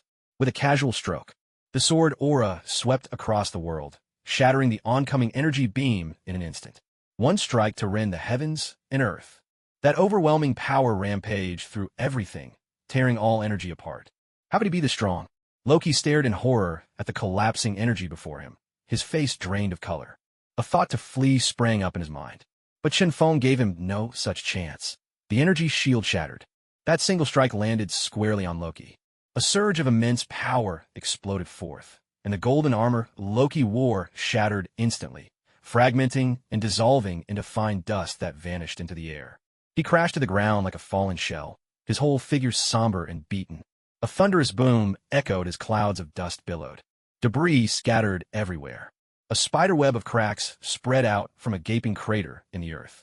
Countless fissures radiated in all directions, as if the entire land were about to break apart. I told you, you're nothing but a weakling. Chen Feng looked down at Loki with contempt in his eyes. He stood like a king, his presence pressed down on the world itself. In his calm gaze, a chilling aura emanated, as though he regarded everything beneath him. Listen. The man sprawled on the ground finally managed to lift his head, staring blankly at Chen Feng before him, utterly stunned and unable to speak. Lost for words. The entire scene was left speechless. An alien, an Asgardian god, utterly defeated, unable even to fight back. Everyone was stunned. Roger stared at Chen Feng in shock, sinking into deep thought. Chen Feng. There had been no mention of him in the files. And Nick Fury had never really spoken to Rogers about Chen Feng's true power. He was too strong. With strength like this, there was hardly anyone who could compare. Silence. The scene fell completely quiet. Everything had ended with a single blow from Chen Feng. Everyone stared at him in awe and disbelief, shaken to their core, unable to find words. And what about that little deer, Bambi? Did it run off again? At that moment, Tony finally flew out from the building, arriving a bit late. He looked around for the now missing Loki, then glanced suspiciously at Chen Feng and Rogers. Neither of them paid Tony any attention, which made him a little annoyed. Damn it. He could accept it from Chen Feng. But Rogers? Weren't they supposed to be a team? Wasn't mutual support the whole point? Just then, a figure struggled up from the rubble and slowly made his way over to the group. And who could it be but our great god of mischief, now looking utterly pathetic? Tony approached Loki, the energy cannon in his palm aimed directly at him. Loki flashed a strange, almost mocking smile, and said calmly, I surrender. Finally realized you couldn't beat us, huh? You should have done this from the start and saved yourself the beating. Hearing Loki surrender, Tony put on a smug face, as if he'd forgotten he'd been battered by Loki just moments before. Once Loki had been restrained, the three of them left the scene and returned to the jet piloted by Natasha. Looks like you've completed your mission, Natasha said, casting a glance at the shackled Loki. But something was off. The calm, composed look on Loki's face was nothing like how a capture man should appear. Years of experience as a spy gave Natasha an immediate sense of foreboding. After locking Loki up, Chen Feng went off to flirt with Natasha, leaving Rogers and Tony, who still weren't getting along, behind. Wait a minute, I think there's something seriously wrong with Loki getting captured. None of this adds up. His expression told me for sure there was definitely something fishy going on. After all, Rogers was a soldier who had lived through World War II. He was especially sharp when it came to reading people and situations. He immediately sensed that something was off. Tony wasn't convinced. What's so suspicious about it? He just lost to me, couldn't beat me, and got captured. That's all there is to it. Nothing strange. A conspiracy? Trouble? Impossible. No way. What I saw was simply Loki, battered and defeated, surrendering on the ground. Tony couldn't care less. As a veteran of World War II, I'm telling you seriously, there's definitely something wrong with Loki, Rogers insisted, pressing Tony for an answer. I think you spent too much time lifting weights, and it scrambled your brain. Tony shot back, unwilling to waste his time on what he saw as a pointless debate. Natasha glanced at Chen Feng. Do you think those two can ever get along? They're going to be on the same team in the future. If they can't even get along, how can we expect them to fight side by side? What does it matter to us? As long as I can protect you, that's enough for me, Chen Feng said, moving closer to Natasha and giving her a playful squeeze. She felt wonderful in his arms. Just then, the jet suddenly lurched, as if something heavy had landed on it from above. Did someone just land on us? Natasha said in surprise, glancing at the ceiling, her face tense. Chen Feng smiled and reassured her, Don't worry. I'm right here, aren't I? He gently stroked Natasha's cheek, and she gradually relaxed. Yes, with him around, there was nothing to be afraid of. Even if the jet exploded, it wouldn't be a problem. A thunderous crash rang out, and a flash of red shot through the jet's cargo hatch. The figure moved so fast that, apart from Chen Feng, no one could see who it was. This is private property. No unauthorized entry, Tony shouted, aiming the energy cannon in his palm at the red figure, his voice stern. Clang! A hammer slammed hard into Tony's armor, sending him flying aside. Then the newcomer grabbed the captive Loki and immediately soared out of the jet. In the blink of an eye, the man in red and Loki both vanished from sight. Damn hammer! Tony, knocked aside, was fuming. Furious, he quickly suited up in his latest Iron Man armor and chased after the red-clad man and Loki. Cap, I really think you should stay out of this. Their power is way beyond what you can handle, Natasha cautioned, watching Rogers fasten his parachute. I'll be fine. I know what I'm doing, Rogers replied politely, stepping to the hatch and leaping out without hesitation. These people, none of them follow orders, Tasha sighed. Chun Fong chuckled. Maybe letting them have a fight will sort things out. You know how it is. Men's friendships are often forged with their fists. Indeed, many deep bonds are born on the battlefield. Natasha pleaded. Chun Fong, let's go take a look. I just can't shake this feeling of unease. Chun Fong relented. All right then. After landing their aircraft at a certain spot, Chun Fong opened a portal and stepped through it with Natasha close behind. On the shadowy mountainside, Thor had stopped here with Loki. Thor, how did you get to Earth? Wasn't the Bifrost destroyed? Loki looked at Thor, his eyes filled with suspicion. By all accounts, with the Bifrost gone, no one should be able to leave Asgard. Father used all his strength to send me to Earth, Thor explained, then continued. Loki, the Tesseract is here. I need to take you and it back to Asgard. You must miss Mother and Asgard too, don't you? At Thor's words, Loki shrugged indifferently, his voice cold. Asgard? That place means nothing to me now. I've seen a world beyond anything I knew. I've found a greater power. I've uncovered the secrets of the Tesseract. With it, I will rule the Earth. At that moment, Thor grew thoughtful. He now realized someone mysterious was helping Loki from the shadows. Loki, come back to Asgard with me. The power of the Tesseract is beyond your control. Thor tried to persuade him, but Loki, consumed by madness, wouldn't listen. His plan was already halfway to completion. All he needed was a little more time to fully harness the Tesseract's energy and open countless portals. Then, his reign over Earth would truly begin. Listen to me, brother. Before Thor could finish, Tony Stark shot through the air and slammed into him, sending Thor flying. I'm listening, Loki sneered, watching Thor vanish from sight, his words dripping with mockery. Having been knocked down the mountain into a dense forest, Thor's eyes flashed with anger as he shouted, Mortal, stay out of this. This is an Asgardian affair. It has nothing to do with you, and you have no right to interfere. Tony, unfazed, grinned. Hey kid, just because you're wearing your mom's cape doesn't mean you can play Shakespeare. I suggest you hand over the Tesseract and drag Loki back to your Asgard. Do that, and maybe I'll go easy on you. Tony's blunt words completely ignited Thor's fury. Arrogant. Absolutely arrogant. A mere mortal, daring to unleash his fury before him. The mighty Thor, son of Odin. Rage soared to the heavens. Thor let out a booming shout, and with all his might, hurled Mjolnir. Before Tony could even react, a metallic crash rang out as the hammer struck the Iron Man suit. Crash! Tony was sent flying by a terrifying, overwhelming force. He smashed into the ground, the screech of tearing metal echoing through the air, carving a long, narrow trench nearly 100 meters in length. Warning, suit integrity compromised. Immediate repairs required. Jarvis's voice sounded in Tony's ears. Tony frowned. He had clearly underestimated the strength of this giant. Mortal, that was but the slightest warning. Next time, it won't be so simple. Without so much as a glance at Tony, Thor retrieved his hammer and prepared to leave in search of Loki. An earth-shaking explosion erupted. A wave of scorching heat washed over the battlefield. Suddenly, an energy blast shot out from behind Thor, striking him squarely and sending him tumbling through the air. Asgardian, consider this your warning. Hand over the Tesseract and take Loki off this planet. Tony soared upward, launching himself after Thor. The clash of metal rang out. A sharp, ringing clang filled the air as Thor swung Mjolnir, colliding with Tony's armored arm. Sparks flared, igniting the very air around them. A piercing shockwave rippled outward. The entire forest trembled, shuddering beneath the force of their battle. Mortal, don't push me, or will be your death. Thor roared in anger, raining blow after blow onto Tony's Iron Man suit with his hammer. He had come to Earth only to reclaim Loki and the Tesseract, not to waste time with these meddlesome humans. Hand over the Tesseract, and I'll let you walk away.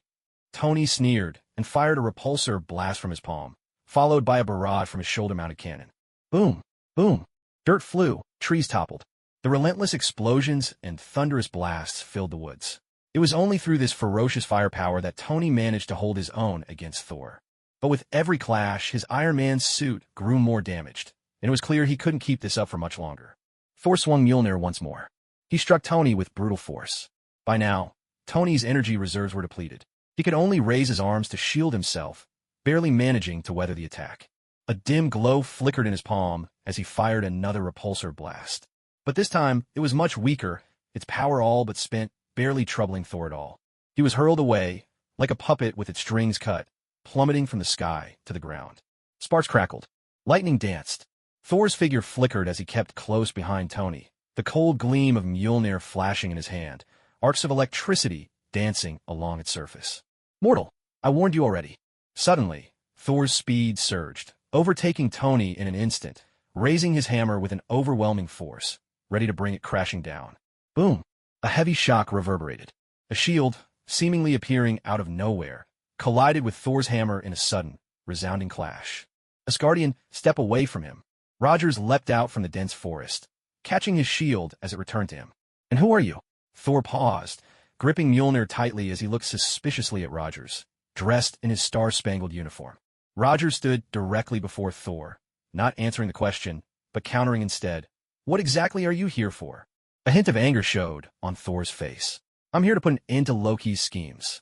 Though Thor had come to retrieve the Tesseract and capture Loki, at heart, his mission was also to aid humanity. He hadn't expected Tony to be so difficult, determined to turn a simple matter into such a mess.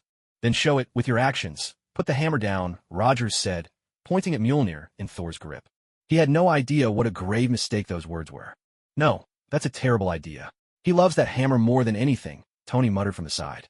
From the file Shield had shown him after the Battle of Stuttgart, Tony already understood the significance and importance of Mjolnir to Thor. But now it was too late. Several towering trees stood nearby. You want me to put down my hammer? Thor's voice thundered, filled with displeasure. It was clear Thor was angry now, muscles taut and bristling with energy. No one tells him to put down his hammer. No one. Thor stomped the ground and leapt high, raising Mjolnir overhead as arcs of lightning crackled and flashed. With unstoppable force, he brought it down toward Rogers. A tremendous crash. Energy exploded with a deafening roar. For a moment, the mountains shuddered, the earth trembled, and the tall trees all toppled. A blinding light, bright as day, burst forth, illuminating the entire mountain range. A terrifying wave of energy swept out, flattening everything within 1,000 meters, leaving nothing but scorched earth. Yet Rogers' shield, impossibly, held firm against Thor's attack. It even sent Thor flying backward. Chun Feng, shielding Natasha nearby, glanced at the shield with a flicker of awe in his eyes. Soon after, Thor climbed to his feet, staring at the unscathed Rogers in disbelief, his face a mixture of shock and astonishment. How is this possible? How are you, a mere mortal, completely unharmed? The words tumbled from his lips in utter disbelief. Even the frost giants of Jotunheim could not have withstood such a blow. Yet here was a mortal, effortlessly blocking it with just a shield. Are you kidding me? I'm not that guy, Chun Feng. I don't believe it. A shadow clouded Thor's heart. He refused to accept the truth. Gripping Mjolnir, he prepared to strike again. Hey kid, how about we talk this out? Tony now stood shoulder to shoulder with Rogers, palm raised, repulsor beam aimed squarely at Thor. And you, a mere mortal, what gives you the right to stand in my way? Thor's gaze was cold, lightning crackling menacingly along his hammer once more. Then what if I tell you to stop, will you? At last, Chun Feng stepped forward. His calm eyes and tranquil tone seemed to place him above all others, radiating an aura of unshakable authority. He exuded a kingly dominance that overshadowed everyone. Chun Feng, Thor, recognizing the newcomer, froze for a moment. His face twitched, and without a second thought, he lowered Mjolnir. Rogers and Tony, too, relaxed, letting their weapons fall to their sides. Under the weight of Chun Feng's imposing gaze, the three men all quieted down, one after another. Natasha, who had followed Chun Feng, now stepped forward to address the trio. Gentlemen, we're all on the same side now. Dealing with Loki and the Tesseract together is what truly matters. As expected, Natasha's words gave Thor pause. After a brief moment of reflection, he nodded his agreement. He put Mjolnir away. Let's find Loki, return to the helicarrier, and discuss our next steps, Natasha said, glancing subtly at Thor's movements. Fine. I have no wish to stir up more trouble. I just want to bring Loki and the Tesseract back to Asgard. If we can work together, I have no objection. Thor agreed, his voice steady. Watching Natasha resolve the standoff with just a few words, Chun Feng couldn't help but marvel. It's true. When a beautiful woman steps in, even the toughest conflicts are quickly settled. If it were just Thor, Rogers, and Tony here, they'd probably fight until the sky turned dark. Yet even Chun Feng himself failed to realize that he was the real reason this battle had been halted. With a snap of his fingers, a crack of shadow split the air before Chun Feng.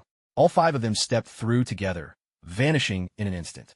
They reappeared midway up the mountain. Loki was still there, surprisingly enough. He hadn't even tried to run. Thor, you're back. You hadn't finished what you were saying earlier, Loki said, eyeing Thor with a sly, knowing look. The tension was unmistakable. Loki, hand over the Tesseract. You have no chance of winning. Thor's expression was grave, eyes locked on Loki. You're asking me about the Tesseract? Who knows where it is, Thor? Loki replied with a sly smile, his intentions unreadable. It was clear he had something else in mind. Tasha fixed her gaze, completely unfazed by Loki's words, and said bluntly, take him back first. Shield will make him talk.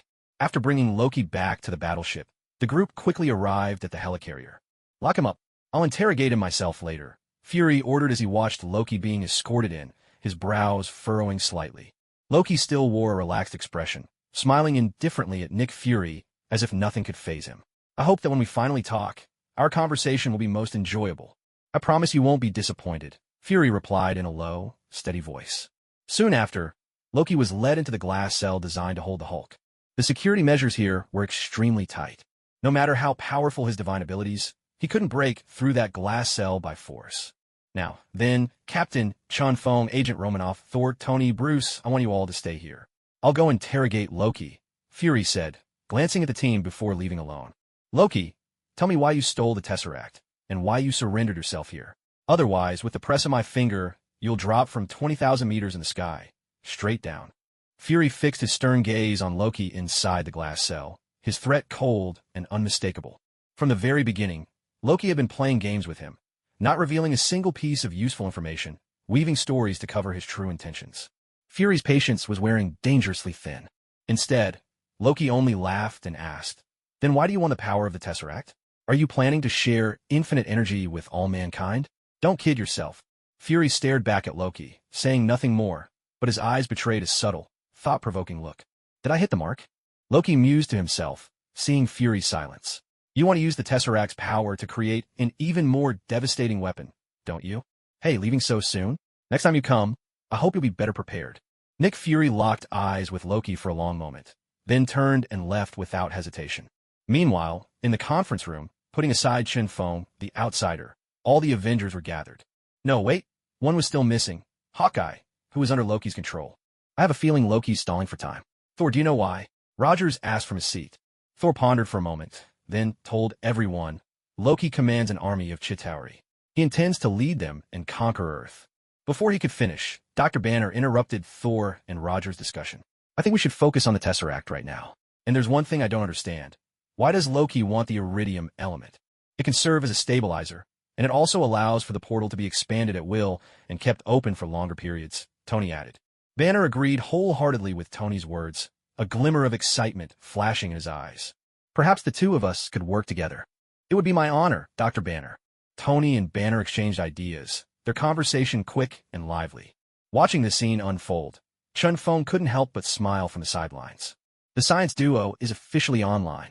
I think we need to start with Loki's scepter and investigate the whereabouts of the Tesseract. Tony moved over to the lab bench and glanced at the data Dr. Banner had calculated. I agree, this is the right place to start. Tracking the gamma rays will take some time, but perhaps the scepter can help us speed things up. Banner nodded eagerly, his enthusiasm clear. He'd been on the helicarrier for so long, and finally, he'd found a kindred spirit. Tony entered the lab, glanced at Dr. Banner who was studying the scepter, and asked curiously, Banner, I'm really curious. How do you control your anger? Is it deep breathing, smacking yourself on the head, or do you just keep a bucket of cold water handy? Tony's question was a bit offbeat, leaving Dr. Banner with nothing but a helpless smile. Suddenly, Roger strode into the lab. Seeing Tony's antics, he reprimanded him. Do you realize your behavior could threaten the safety of everyone here? Rogers had read the files and knew all too well how terrifying Banner could be once he turned into the Hulk. If that happened, the entire helicarrier could be torn apart. But Tony didn't seem concerned. He changed the subject and said, Don't get so worked up, big guy. What you really ought to be watching out for is Director Fury. That guy is the king of secrets. With that, Tony popped a blueberry into his mouth and glanced at Dr. Banner, who was now smiling awkwardly. Rogers paused, Tony's words making him thoughtful. He seemed to realize something and asked Banner, "Is the director really hiding something?" Banner hesitated for a moment before finally speaking. The director tried to use the energy of the Tesseract to develop the energy sector. But the only person in the world who could truly achieve energy self-sufficiency is standing right here. Banner looked at Tony, then continued, "So why wasn't he brought into the project?" Tony offered his blueberries to Banner in agreement. "Big guy, just for that alone, I'd say it's worth taking a closer look at S.H.I.E.L.D., Tony said, as he walked over to Rogers and handed him the container of dried blueberries. "In fact, a few hours ago, I already had Jarvis start running a decryption program." Rogers turned down Tony's offer of snacks, scoffing at his behavior. "I suggest you give it up. None of us should be second-guessing one another. We all need to follow orders. That's what a real team does. Stirring up dissent behind each other's backs only creates division and undermines us." With those words, Rogers left the lab without looking back, his mind set on his own convictions. What Rogers obeyed was not some so-called higher command, but the sense of justice in his heart. He was never just a soldier for America. He was a spiritual leader, the embodiment of freedom and justice. After all, he had forged documents just to join the army, and had disobeyed orders to save Bucky. Well, what did I expect from a muscle-bound jock with more brawn than brains? "Dr. Banner, let's carry on." Tony shrugged, unfazed by Rogers' departure. After all, to him, Rogers was just another guy who spent too much time at the gym. Nothing to talk about there. Forget it. He'd much rather keep company with someone who actually used their brains. It was simply more comfortable that way. Tony made his way over to Dr. Banner, picking up the conversation where they'd left off. "Ever since Dr. Eric was taken over by Loki, we secretly moved Jane to a safe location. So you don't have to worry about her safety," Coulson said, sitting in his chair and pulling up a photo of Jane to show Thor. Seeing Jane safe and sound at last, Thor felt as if a great weight had finally been lifted from his heart. "I don't think Loki took control of Dr. Eric by chance," Thor mused. "He must be working with that mysterious figure as a way to get back at me." Coulson paused, skepticism flickering in his eyes. "Mysterious figure? So you're saying Loki's invasion of Earth isn't just his doing? He's got someone backing him?" Thor nodded gravely, then let out a heavy sigh. "As for who this mysterious person is, I honestly have no idea yet." At that, both Coulson and Thor fell silent, lost in thought. An enemy out in the open can at least be seen. But it's the ones who hide in the shadows, the threats you can't see. They're truly terrifying. You never know when they might strike. Chun Fong watched as Natasha insisted on heading to the glass chamber alone. He gently took her hand and asked, "Are you sure you want to face Loki by yourself?" "Trust me, sweetheart," Natasha replied with utter confidence. "I'm a level 9 agent of S.H.I.E.L.D. I may not have your superpowers, but in every other respect, I'm second to none, maybe even better." As a member of the Avengers without any superhuman abilities, it was precisely Natasha's unique skills that set her apart and earned her a special place among them. "All right, I'll be right beside you. If anything goes wrong, I'll step in immediately." Chun Fong could see the determination in Tasha's eyes and decided not to stop her, but he still chose to stay close. Just in case Loki tries to pull something. Tasha chuckled, then gently pecked Chun Fong on the cheek like a bird sipping water. It felt wonderful to be cared for and protected all the time. Once inside the glass chamber, Tasha began interrogating Loki, while Chun Fong waited silently outside, keeping a watchful eye on Loki's every move. "Loki, what did you do to Hawkeye? And where is he now?" Tasha demanded. Back in the day, Natasha was infamous as a deadly assassin, her life steeped in blood and shadows. The one who saved her from that path was none other than Hawkeye. So, in her heart, Tasha felt forever indebted to him. Now that Hawkeye was in danger, Tasha was determined to rescue him, no matter what. Loki's eyes were filled with mockery as he replied, "Do you really think that saving Hawkeye will repay all your debts? Have you forgotten the blood you once had on your hands? I'll make Hawkeye kill you with his own hands, and then I'll bring him back, just so you two can experience that heartbreak together." Loki's words shook Tasha, her emotions unraveling as she turned away and wept. "You're a monster." Loki sneered. "I'm not the monster here. That green fellow is." Suddenly, Tasha spun around, her expression snapping back to normal. "So, Banner is your target." She shot Loki a taunting glance, then strode out of the glass chamber without another word.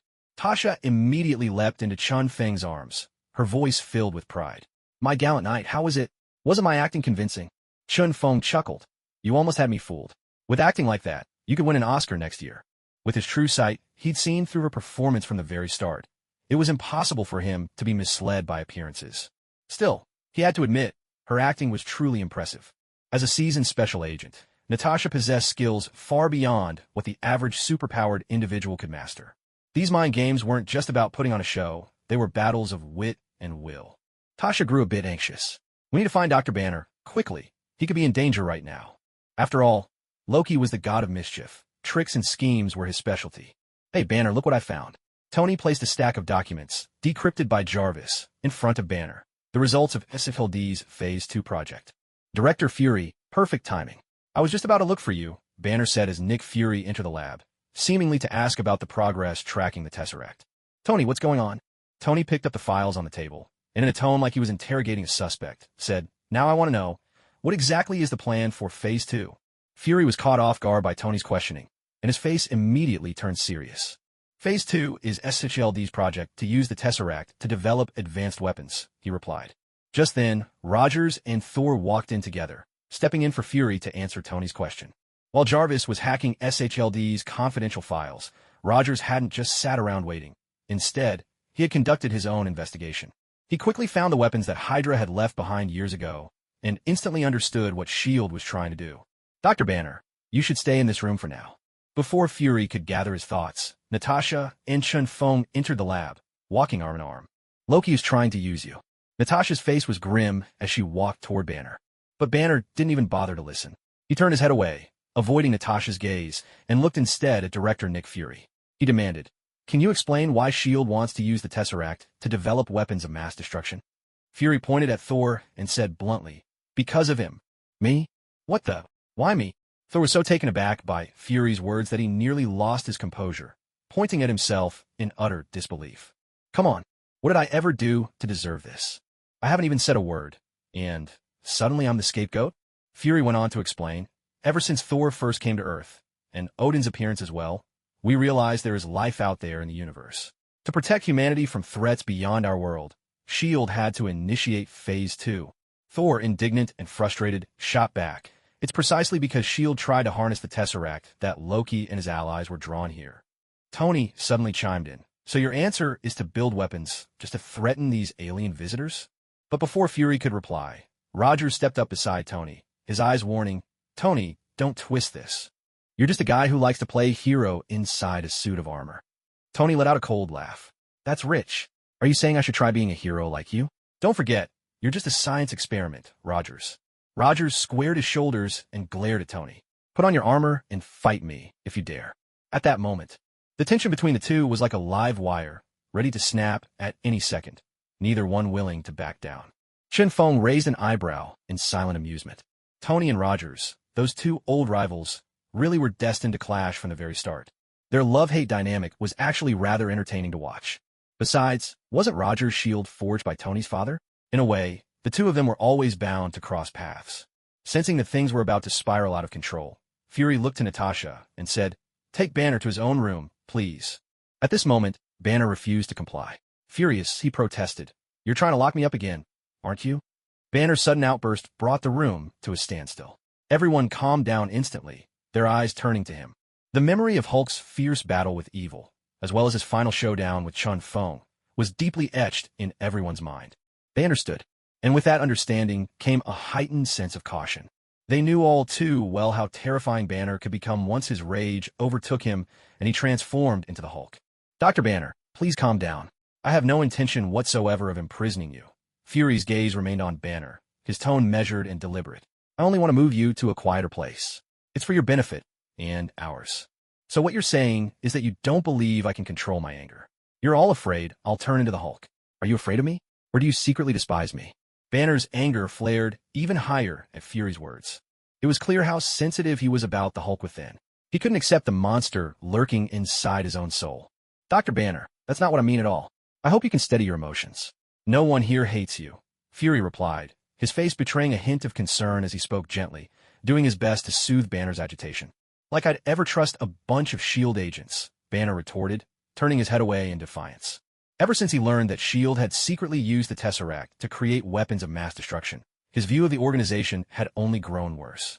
Hearing such words now, it was hardly surprising that his emotions were out of control. The others fell into a brief, awkward silence, casting wary glances at Banner. Yet no one dared to speak up. They were all afraid that a single wrong word might push Banner further toward rage. Most of them had only met him a handful of times. They didn't really know each other, let alone understand his temperament. Banner, that's enough. It's time to calm down and put down the scepter. At this moment, Chun Feng stepped forward. Only then did Banner realize he was gripping the scepter tightly, its blue light pulsing in his hand. Without even noticing, he might have already begun to influence the minds of those around him. Everyone except Chun Feng, of course. Suddenly, the computer blared to life, startling everyone in the room. Dr. Banner immediately rushed to the monitoring station, his eyes scanning the screen as he turned to the others. We found Loki's location. At this, a trace of relief flickered across everyone's faces. Meanwhile, Hawkeye and his team used the scepter's signal to locate the helicarrier. Piloting an F-35 fighter jet, they soon arrived above the massive ship. Without any warning, a hail of bombs thundered down, striking the helicarrier's engines and, in moments, crippling the vessel. A deafening explosion ripped through the air. A deafening explosion suddenly erupted on the deck of the helicarrier, and a powerful shockwave swept through the test chamber, knocking everyone inside to the ground. Yet, under Chun Feng's protection, Super Peisha remained completely unaffected. In contrast, Banner was sent flying and hurled straight out of the room. Chun Feng, go check on Dr. Banner immediately. Whatever happens, don't let him turn into the Hulk. Fury's gaze darted to the gaping hole where Banner had vanished, his voice urgent as he looked to Chun Feng. We'd better hurry and see what's happened. Peisha's heart pounded with anxiety as well. She understood all too well the terrifying consequences if Banner transformed. On a ship as massive as the helicarrier, he could easily punch holes straight through it with just a few blows. If that happened, everyone aboard would be in grave danger. In the blink of an eye, Chun Feng disappeared with Peisha, as if guided by fate. Fury turned to the others and barked, "Captain, Tony, get to the engine room and stabilize the core, or the carrier will go down." What am I supposed to do with that big guy? What help can he be with those clumsy hands of his? Tony shot Fury a disdainful glance, clearly dissatisfied with his orders. "If you don't want to work with me, then leave. I'll handle it myself." Roger snapped, ready to charge out on his own. Fury's expression darkened as he rebuked them sternly. "Enough. At a time like this, I expect you to support each other, not squabble. That accomplishes nothing." His words forced Tony, albeit begrudgingly, to set aside his differences. He soared out of the helicarrier to carry out his task. Just this once. When Chun Feng and Natasha reached Banner's side, the situation had already taken a drastic turn. The moment had come.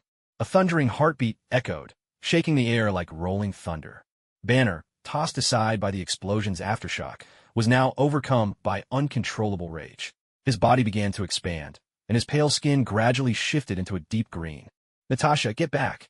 Chun Feng swiftly drew a rift in space and pushed Natasha into it for her safety.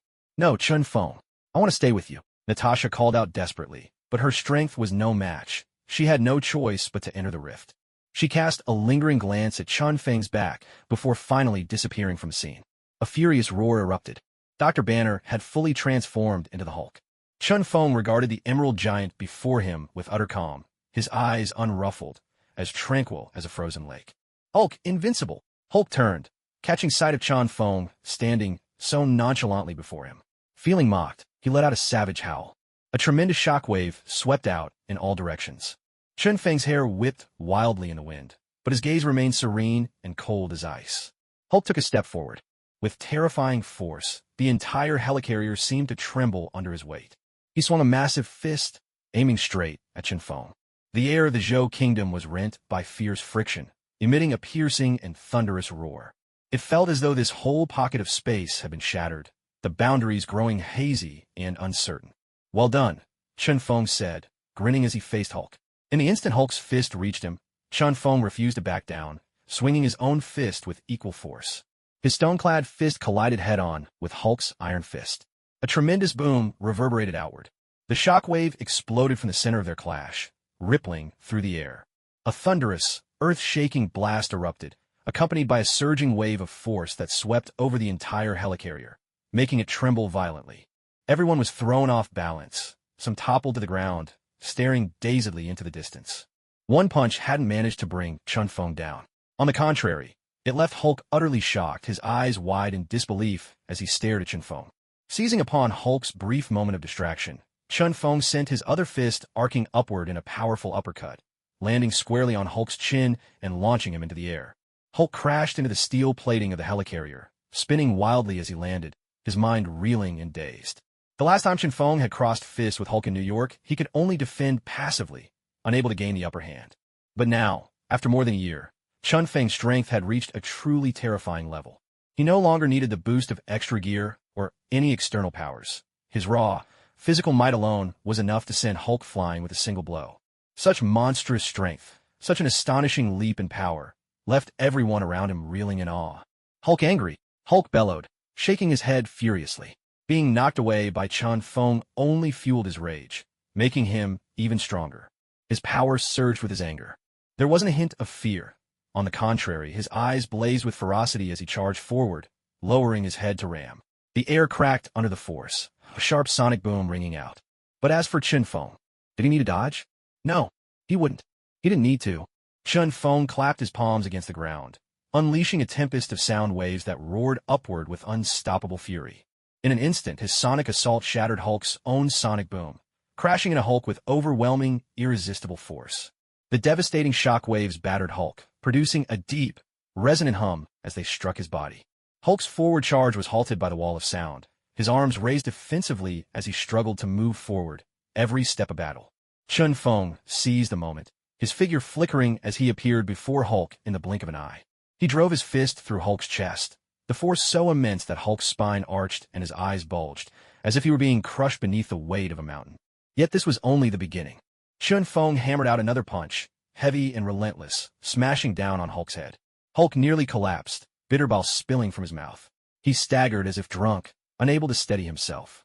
Countless punches flew, and under Chun Feng's flurry of military moves, the Hulk was left utterly disoriented, unable to tell east from west. The final heavy blow landed squarely on his face, sending the Hulk stumbling back. He crashed to the ground, his breath ragged and labored. Gradually, his massive form began to shrink, the green hue fading from his skin, until he reverted to the appearance of Dr. Banner. Yet, there were no obvious bruises on Dr. Banner's face. After all, Chun Feng had fought the Hulk, not Dr. Banner himself. At most, Banner seemed slightly battered, his mind dazed and confused.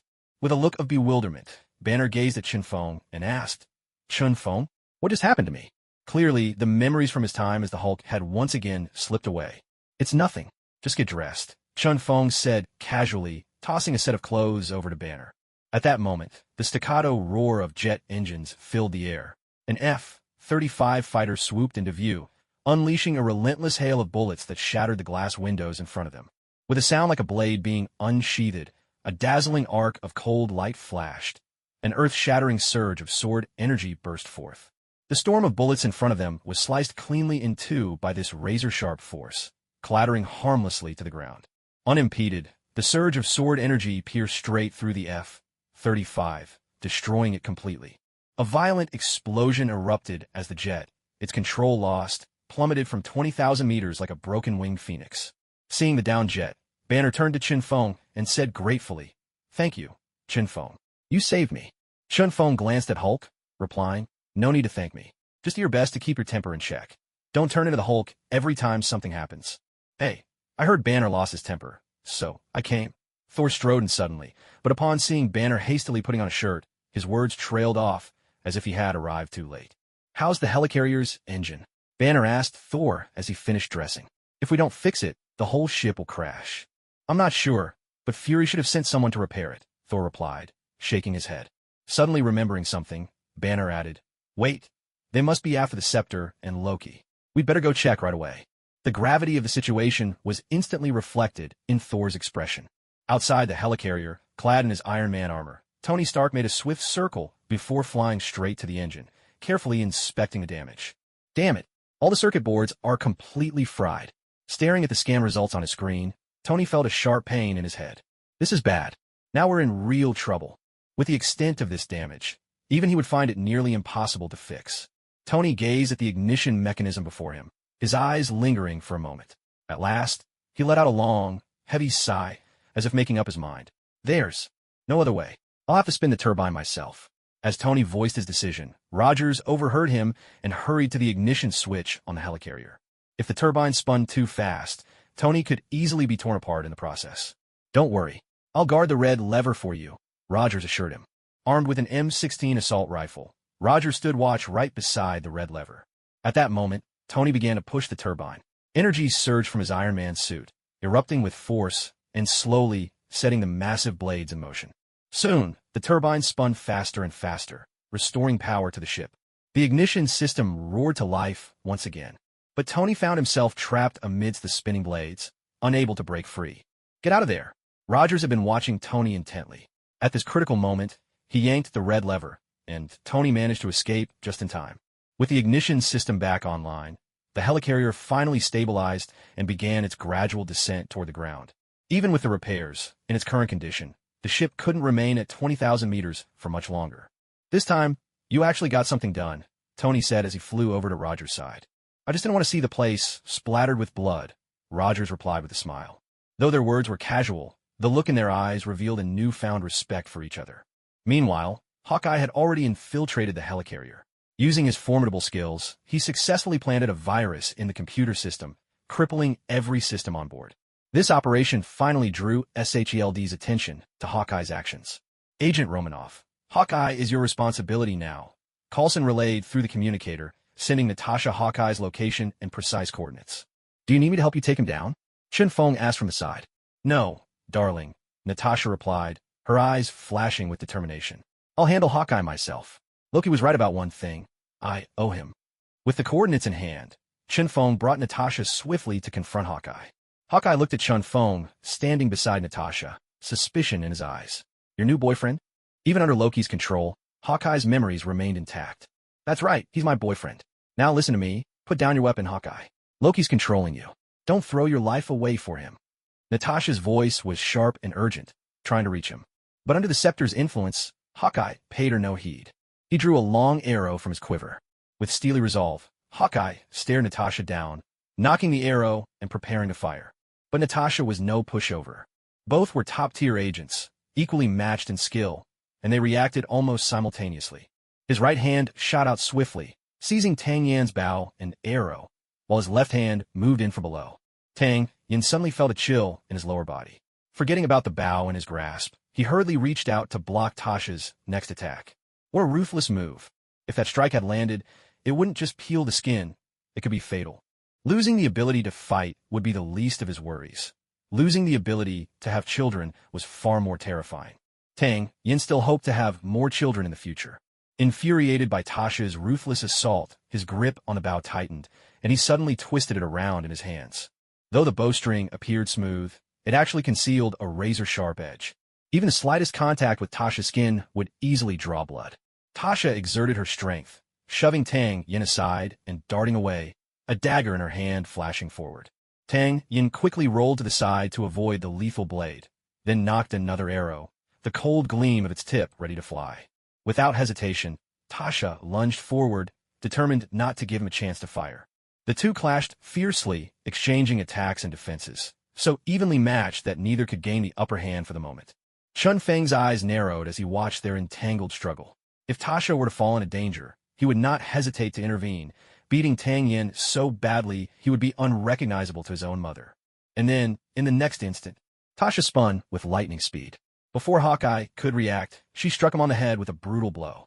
Even with his remarkable physique, Hawkeye couldn't withstand such a heavy hit. His head spun, and he collapsed to the ground, losing consciousness on the spot. Brilliant! Chen Feng gave a heartfelt thumbs up and hurried to Tasha's side. He gently wiped the sweat from her brow, a flicker of amazement in his heart. Especially that first kick, Chen Feng felt a sympathetic chill run down his own spine just watching it. My dear, I told you, just trust me, and everything will be fine. Tasha lifted her chin with pride, basking in Chun Feng's admiration. Yes, I underestimated you, he conceded.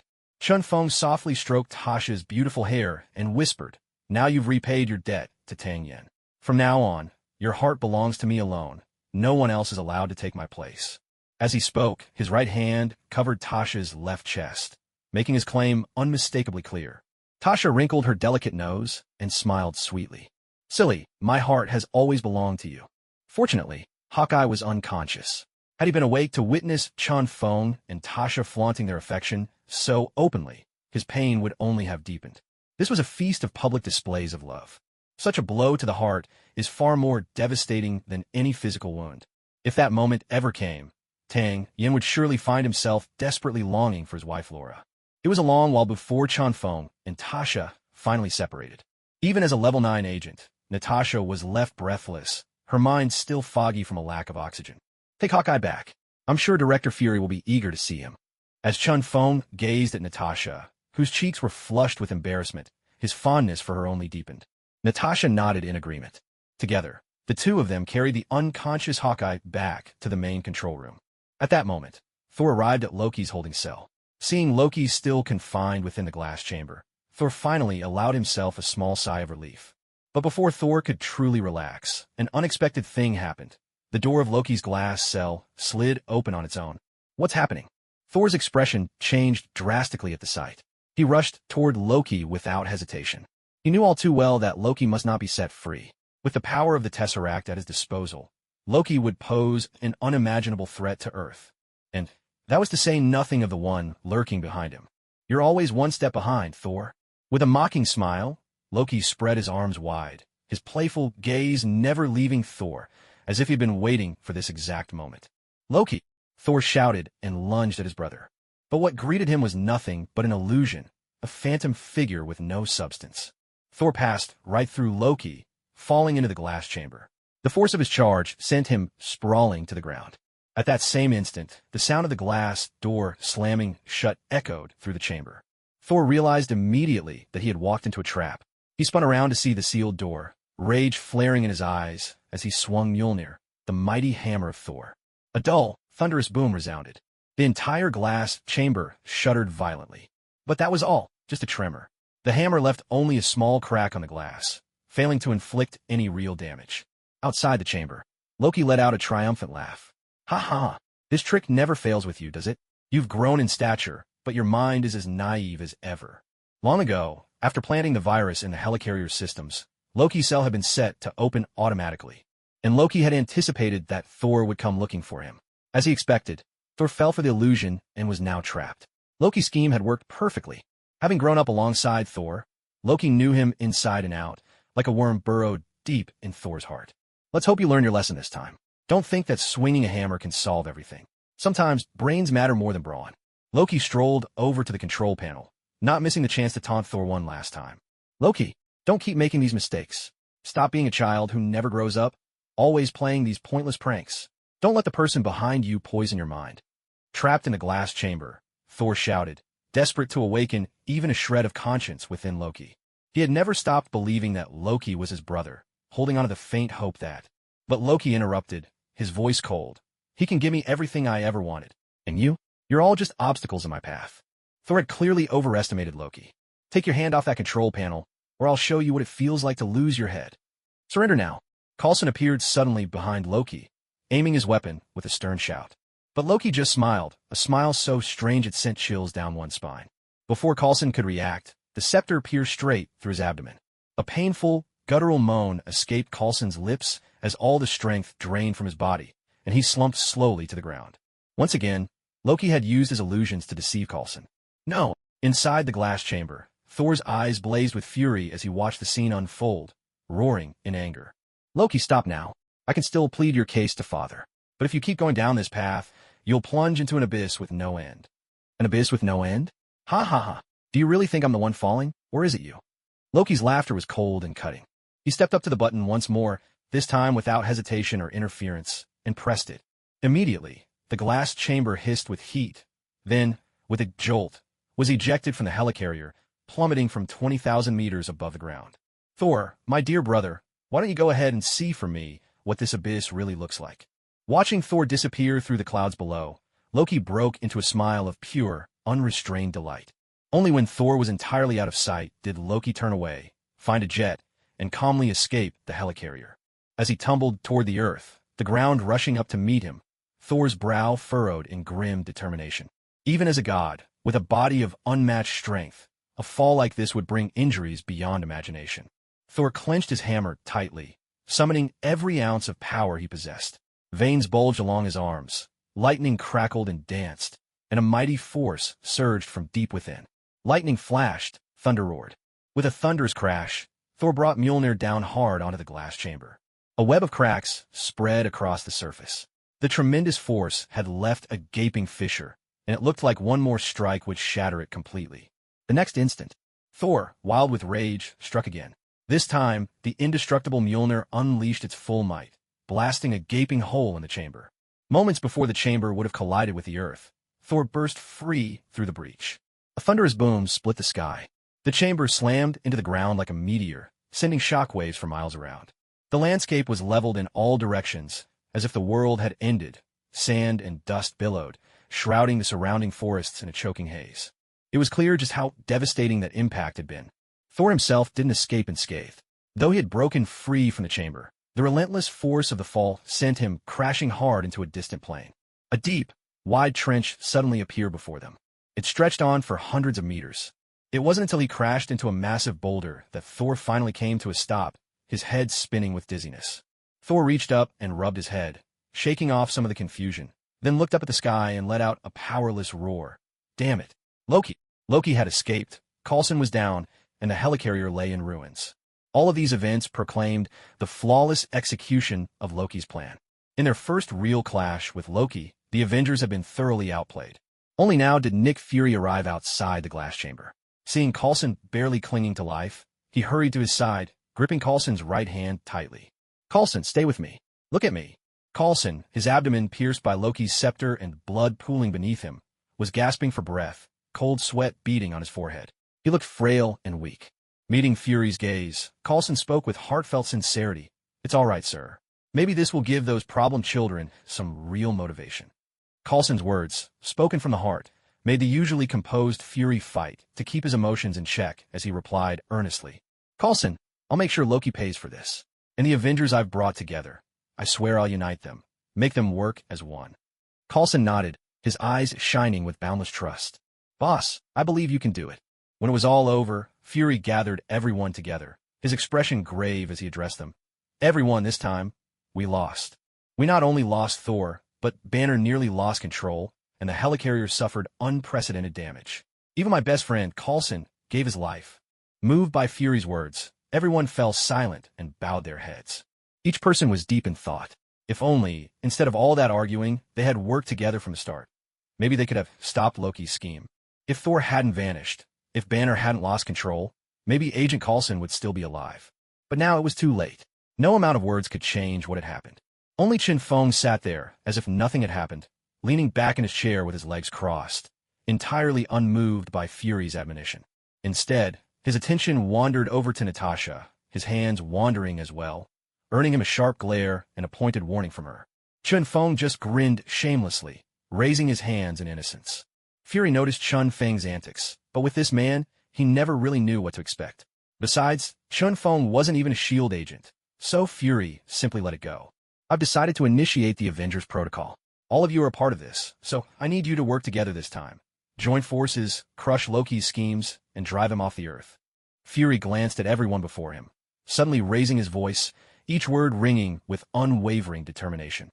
Yet not a single person responded. Everyone simply sat in their chairs, silent and unmoving. "Captain, give me an answer." Fury abruptly turned to Rogers. Right now, the only one here who might actually respond was Captain America, Steve Rogers, whose heart brimmed with justice. Rogers replied with a firm voice, "Yes, sir." But his demeanor fell short of Fury's expectations. He sounded as if he lacked confidence. "Coulson's death is something none of us wanted to see. That's why, from now on, I don't want to lose another member. What I want to see is all of you working together, fighting as one against our enemies." Fury's final words came from the depths of his heart as he looked around at everyone present. This heartfelt plea finally seemed to stir the group. At last, they began to respond. Yet, each went off to take care of their own tasks. "Chun Feng, let's go check on Hawkeye," Natasha said. The moment she spoke, Chun Feng's expression soured. Damn it! Weren't they supposed to keep their distance from him from now on? Why drag him into this again? Natasha quickly flashed a smile and explained, "Hawkeye spent some time at Loki's side. He might have picked up clues about Loki's plans, maybe even secrets about the Tesseract." "All right," Chun Feng replied, shrugging without much enthusiasm. "Fury, we'll go see if we can bring Hawkeye back," Chun Feng called out, waving to Fury, then took Natasha by the hand and headed out. When they reached Hawkeye, he was already awake, but the deep red in his eyes showed Loki still had him under his spell. With Chun Feng's help, it took a while, but finally Hawkeye returned to himself. "Okay, Hawkeye, now that you're back, can you tell us what Loki wants with the Tesseract? What's his plan? And what's the secret of his scepter?" Natasha seized the moment, firing off a barrage of questions, her interrogation skills on full display. But Just regaining consciousness, Hawkeye found his mind thrown into turmoil by Natasha's words. It felt like 1,000 thoughts were racing wildly in his head, sending sharp pain through his skull. Natasha, I think you need to give him a break. He's only just recovered, Chun Feng interjected, stopping her with a shake of his head. If this continued, Hawkeye would be reduced to a complete wreck. All right, I admit I was too hasty, Natasha said with a rueful smile, reflecting on her impatience. The two of them stood nearby, waiting for Hawkeye to fully recover before continuing their questioning. On the other side, Tony and Rogers, two men who had never truly gotten along, ended up in the same room together. Tony's face was clouded with gloom, weighed down by guilt over Coulson's death. Rogers let out a sigh and told Tony, "You're not to blame. It's all on Loki. He must pay for what happened to Coulson. We should join forces to fend off our real enemies. Set aside all dissatisfaction and guilt. Once we defeat Loki, the true culprit, we can settle everything else." Rogers' words struck a chord in Tony's heart, reminding him of how Rogers had helped him escape the turbine outside the helicarrier not long ago. Perhaps it really was time to let the past go and focus on the present. Coulson's revenge. I'll handle it myself. None of you are to interfere. Tony added this as his own condition, signaling a tentative compromise. It was also the first sign that the two of them were ready to reconcile. Just then, Tony seemed to realize something. His expression grew grave as he turned to Rogers, saying, "Cap, Loki's a man driven by pride. He's been picking us off one by one with his schemes, not just to win, but to show off his own brilliance." Rogers, catching on to Tony's point, responded immediately. So, everything Loki does is to put himself on display. He wants to be king of Earth and have everyone kneel before him, completely and sincerely. A glimmer flashed in Tony's eyes. He took a deep breath. Just like at that party, he could have caused chaos anywhere to draw our attention, but he chose the party, where the city's elite and all the cameras were. In other words, what Loki really wants is an audience. He wants the whole world to see him, to acknowledge him, to accept him as Earth's ruler. At this, both Rogers and Tony saw the truth clearly. Their faces grew animated, a new sense of purpose shining in their eyes. With this direction, finding Loki would be much easier. Tony moved quickly to the computer, searching for information. "I know where he'll go. Stark Tower."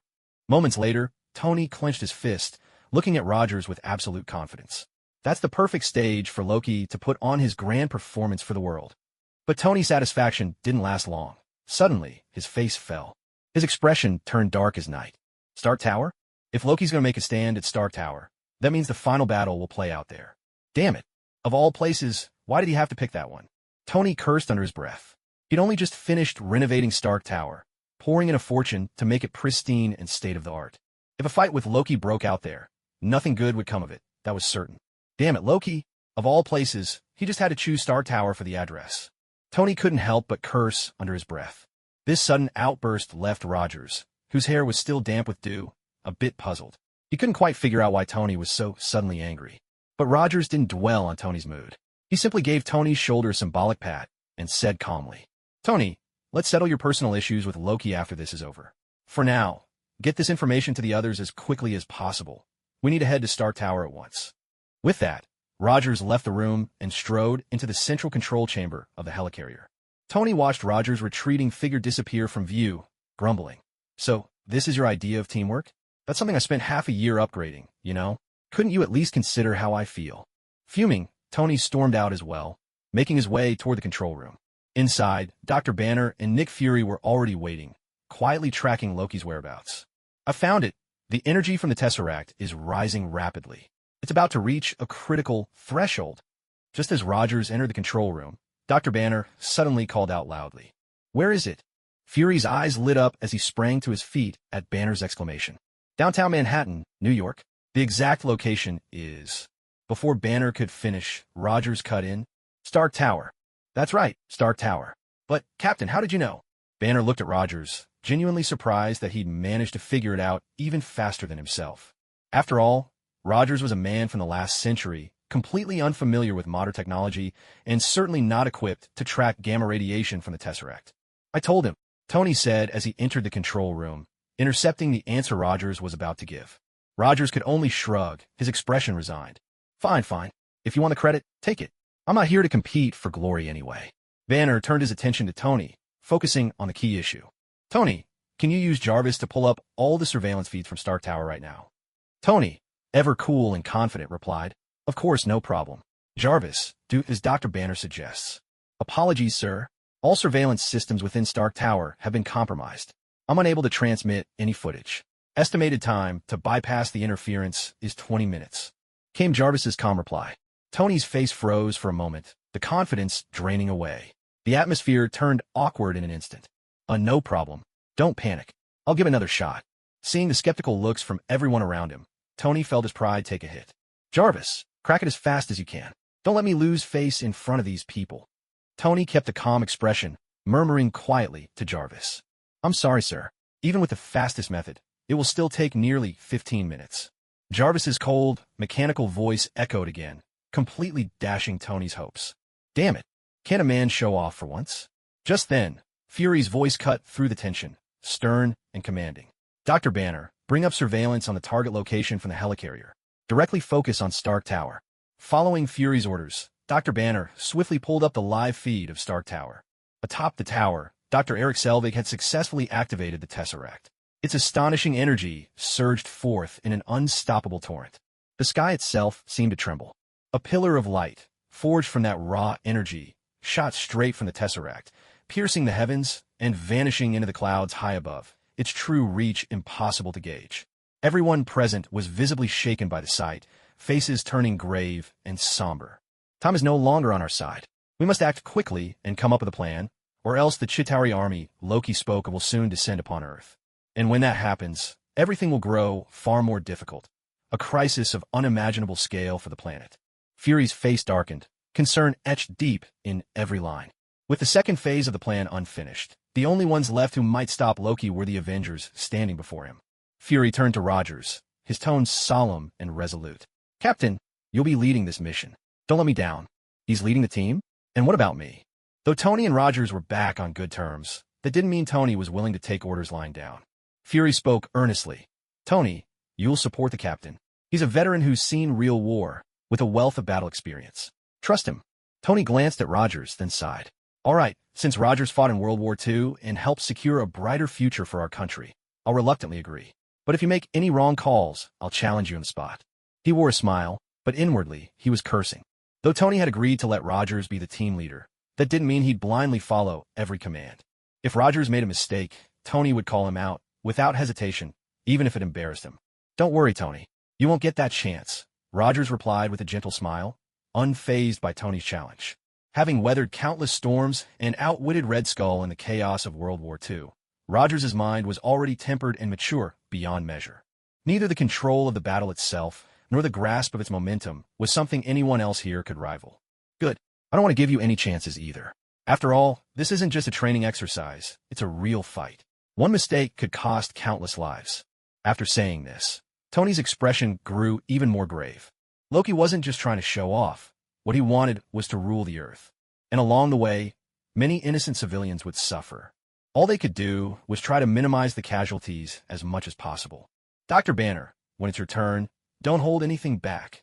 Tony walked over, looked at Banner, and gave his shoulder an encouraging pat, silently marveling at how terrifying Chun Feng's strength was. Impressive, truly formidable. Not just strong, overwhelmingly so. Even the Hulk, as powerful as he was, had been beaten until he didn't know which way was up, eventually turning back into his normal self. Feeling somewhat embarrassed, Dr. Banner held his head and, with a determined look, said, I can control my anger much better now. I won't lose control at a critical moment. He remembered losing control and becoming the Hulk on the helicarrier before. That had been his mistake. If Chen Feng hadn't been there, who knows how much destruction he might have caused. That guilt had been weighing on Banner's heart ever since, and now he wanted to do everything he could to help in this fight. Fury said, Dr. Banner, that's exactly the attitude we need. Go with Captain Rogers. He'll take you to Stark Tower. What about Tony? Isn't he coming with us? Banner looked at Tony, who seemed completely at ease, with a hint of doubt in his eyes. Dr. Banner, don't forget, I'm the man in the iron suit, Tony said proudly. At that moment, the newly repaired Mark VI armor assembled around him in seconds. With a blast of energy and fire erupting beneath him, Tony shot out from the helicarrier and soared into the thick clouds, vanishing from sight. I'll go greet our antlered friend Loki first. Don't keep me waiting too long, or you'll only see me pinning him to the ground. Tony's confident voice crackled through the comms, as if victory was already in his grasp. Dr. Banner, Captain, let's move out. The helicarrier will provide fire support whenever you need it, Fury said, the weight of responsibility heavy in his tone. In truth, the helicarrier could only offer limited assistance. Whether they could defeat Loki would ultimately depend on the Avengers themselves. Let's go. Rogers nodded and led Banner toward the Quinjet. But just as they reached the exit, he turned back and asked, by the way, what about Natasha and Hawkeye? What's the plan for them? Don't worry, Captain. With Chin Feng involved, they'll reach Stark Tower in no time. Fury replied with certainty, and the two said nothing more. Rogers turned and left right away. Everyone in the Avengers had witnessed Chun Feng's strength firsthand. There was truly nothing to worry about. Once Rogers and Banner had both disappeared from view, Fury finally let out a long breath. His one remaining eye gleamed with a sharp light. After this joint battle, he believed these people, who had always been at odds, would become more familiar with one another and develop a true sense of unity. Natasha fixed her gaze on Hawkeye and asked once more for confirmation. Clint, are you sure Loki plans to activate the Tesseract at Stark Tower? I'm certain, Hawkeye replied, pressing a hand to his forehead, his brows knitted tightly, and his voice ringing with conviction. I might be a bit fuzzy on some details, but I do remember Loki saying he'd show his power to humanity on the grandest stage New York has to offer. Chun Feng suddenly muttered under his breath, his tone low. Well, it looks like our so-called God of Mischief is desperate for the whole world's recognition. Maybe it all stems from a childhood full of neglect and a constant craving for attention. Hawkeye. Natasha. What? Lack of love, a painful childhood. Both Natasha and Hawkeye stared at him, eyes wide in surprise. Their expressions seemed to say, how would you know about Loki's childhood? And why does it sound so convincing? Did you live in Asgard or something? Or are you getting your gossip from somewhere else? Chun Feng shrugged casually. Hey, don't look at me like that. I'm just making an educated guess. After all, people who act this way usually have a less than perfect, or even a painful, childhood. It's not that hard to figure out. The way the two looked at him was honestly a bit intimidating, as if they could see right through him. Natasha was still okay. But as for Hawkeye, he thought, no way, I'm not interested in men. Let's get moving, Natasha said after a moment, snapping out of her thoughts, her voice tight with emotion. We need to let Fury and the others know, then head for Stark Tower right away. They probably already know, Chun Feng replied, drawing their attention once more. For all we know, they're already on their way to Stark Tower. You know that too? Natasha thought, but she decided it was better to check with Fury first. She wasn't entirely sure about Chun Feng's so-called predictive abilities, and if he turned out to be wrong, they couldn't afford to waste any time. But in the end, it was Natasha herself who missed the best window of opportunity. Sure enough, when they finally saw Nick Fury, the three of them learned that Captain, Tony, and Banner had all already left for Stark Tower. Chun Feng grinned. Don't worry. With me here, who knows, maybe we'll get to Stark Tower before anyone else. Natasha, whose face was tinged with worry, looked a shade paler. His eyes quietly turned away, and he couldn't help but think that sticking around these two was pure torment. He was constantly bombarded by the spectacle of their affection. Hearing what Chun Feng said, Tasha finally managed to calm herself. Indeed, as long as Chun Feng was there, reaching the top of Stark Tower would be as easy as snapping one's fingers. Compared to Rogers and Banner, who were piloting their fighters, they would undoubtedly get there even faster. Let's go. Beautiful, Chun Feng said with a playful snap of his fingers. The air in front of them shattered like a mirror, revealing a rift that led straight to Stark Tower. Growing impatient, Chun Feng called out, Hey, why are you turning away? Are you coming or not? If you keep dawdling, we'll leave you behind. We don't have time to wait on you. WTF? I was left speechless and a little hurt, unable to grasp the meaning behind it all. All he wanted was to avoid witnessing their shameless flirting and maybe give them a little space to themselves. Was that so wrong? Did they really need to treat him like this? No time to wait for him. Damn, I was left at a loss for words. But reality is often harsh. I had no retort, so he simply walked silently into the rift. In the blink of an eye, the three of them vanished from the helicarrier. It's all up to you now, young ones. Fury gazed into the distant sky, murmuring to himself. He had gone through so many trials and tribulations to assemble this team, all for one purpose, to protect Earth. At this moment, Tony had already arrived at Stark Tower ahead of the others. He fixed his eyes on the cosmic cube activation device placed atop Stark Tower summit. Without a word, he raised his palm. A terrifying burst of energy exploded forth, slamming violently into the activation device. The result was a thunderous explosion, but it failed to truly damage the cosmic cube. At this point, the cube had already been activated, its boundless energy surging out in a torrent. Perhaps it couldn't be used to attack, but the protective energy shield it provided was extremely effective. Tony, Don't even think about breaking the cosmic cube, shouted Dr. Eric Selvig, standing beside the cube, his voice quivering with excitement. You can't even begin to fathom its power. It's going to transform Earth, usher in a new era for humanity. This is our first step toward the cosmos. Just as Armstrong once set foot on the moon, you can't stop this. History is pushing us forward. No one can hold it back. Tony paid no attention to Dr. Selvig, not even sparing him a glance. To him, Selvig was just a mind-controlled puppet under Loki's influence. He didn't even realize it himself. Maybe in the next moment, he'd be obliterated by the cube's energy. Right now, there was no time to waste. The Mark VI armor, whether in terms of power or endurance, could no longer meet the demands of the situation.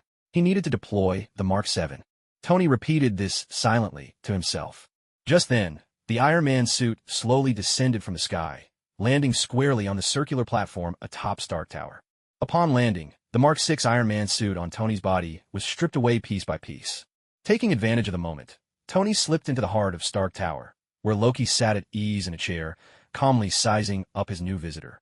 Oh, the lowly insect has arrived as well? Seems your mind is still sharp enough. You actually guessed I'd be here so quickly. Tony strode towards Loki, cool and collected, inching closer to a table. As Loki's attention wandered, Tony deftly clipped a wristband from the tabletop onto his own wrist. This was the key to activating the Mark VII, a trump card that gave Tony a deep well of confidence. Loki, trust me, you're not going to win. Last time your father and grandfather came to Earth, they left with their tails between their legs, humiliated, back to Asgard. You know exactly how that turned out, so take my advice, be smart about this. Unless you want to end up like a beaten dog, slinking away in disgrace, surrender, now. Tony's words were cutting, and they struck a nerve with Loki. Fury flared within him. Loki was practically seething with rage. A mere mortal dares talk down to him? Who does this fool think he is? Chun Foam. Loki snapped. Pitiful mortal, do you really believe you can stand against a god? You're nothing but an insignificant ant. I'll show you what happens when you incur my wrath. He raised his scepter, its tip blazing with an electric blue glow, as if a beam of pure energy was about to be unleashed. Tony's expression shifted, but he fought to keep his composure, pointing at Loki and retorting, "You've underestimated all of us, and we'll show you just how formidable Earth's people can be. The blood debt you owe won't be forgotten. There's no escape. You will pay for it." Both men advanced toward each other, their eyes locked in a battle of wills, neither willing to cede an inch of ground. Loki smirked, his voice dripping with menace. "Oh really? Should I be shaking in my boots? Huh, how terrifying. Let me help you on your way." With those words, Loki suddenly lashed out, his scepter crackling with blue energy as he drove it straight at Tony's chest. A sharp metallic clang rang out, and sparks flew. The outcome Loki expected didn't come to pass. The move that had never failed him before left him momentarily stunned, a flicker of confusion and disbelief crossing his eyes. How could this be? Tony, too, was taken aback, his chest heaving as he let out a deep breath. He knew all too well, without the Iron Man suit, a blow from that razor-sharp scepter could have ended him right there, just like what happened to Coulson. What was going on? Loki drew back the scepter and struck again at the same spot, but once more, only that clear metallic note rang out.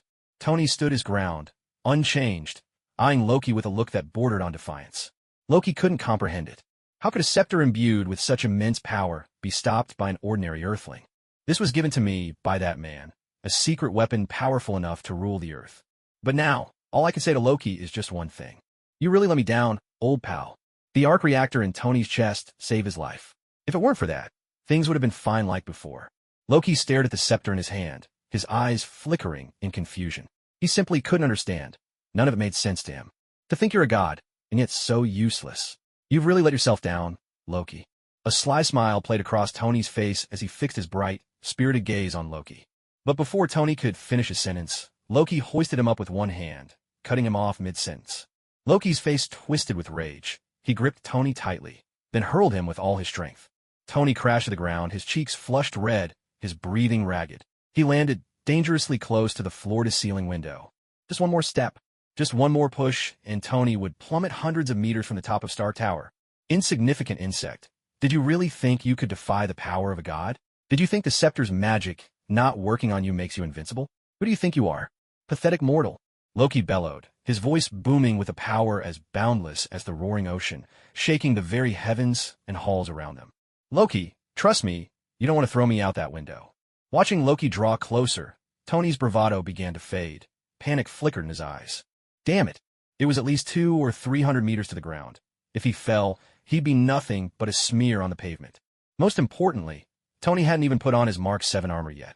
Right now, he was just an ordinary man, completely vulnerable. And the Mark 7 was still in experimental mode. If the sensors failed and the suit didn't reach him in time, he'd be done for. Don't want to? Why would I spare a worm like you? Loki sneered. Then, without hesitation, with a swift, vicious kick, he sent Tony crashing into the glass behind him. With a sharp crack, the window shattered, and Tony was thrown out of the tower. As he plummeted through the air, Tony shouted anxiously, "Jarvis, initiate the Mark 7 armor." Now, in the next instant, a gleaming suit of Iron Man armor burst out of Stark Tower, racing toward Tony at breakneck speed. In the blink of an eye, just as Tony was about to hit the ground, the Mark 7 snapped onto him, piece by piece. A thunderous burst of energy erupted. Fiery jets blazed from the repulsors in his palms, and the counter-thrust launched Tony back up toward the summit of Stark Tower. Donning his brand-new armor, Tony soared back to face Loki once more.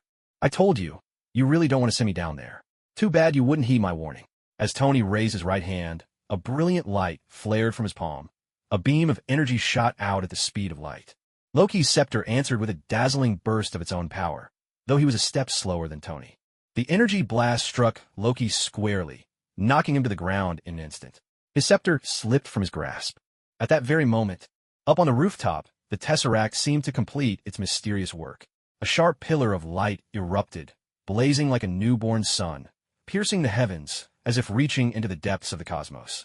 Above New York City, a gaping rift, several kilometers wide, tore open in the sky, forcing its way into existence. The gateway. At last it was open. Humanity's future had finally arrived. We were about to enter a new era, to welcome a new dawn. Beside the Tesseract, Dr. Eric Selvig was shouting and gesticulating wildly, swept up in manic excitement. "Just go back to sleep, why don't you?" From the armor of Iron Man, a tranquilizer dart shot out and struck Dr. Selvig in the neck. Within moments, he slumped to the ground, unconscious. Finally, some peace and quiet. Tony sighed in relief, his ears grateful for the sudden silence. Loki scrambled to his feet, eyes blazing with malice. "Peace and quiet? You pathetic little insect. Are you dreaming? My army is coming. You're all doomed." His scepter found its way back to his hand. Suddenly, another energy beam blasted forth without warning. But Tony paid Loki no mind at all. The thrusters on his boots ignited, launching him at breakneck speed toward the portal. From the gaping gateway, opened by the Tesseract, an overwhelming horde of Chitauri warriors poured into Earth. The Chitauri, in their endless pursuit of strength, had transformed more than 80% of their bodies into mechanical parts. They were nearly all machine, and so their power was formidable, far beyond the reach of any ordinary human. It was like the unbridgeable gulf between an average person and a fully enhanced cyborg. Boom! The repulsor blast from Tony's palms kept sweeping outward. Each shot triggered a massive explosion, and a storm of micro-missiles rained down from his suit like a tempest.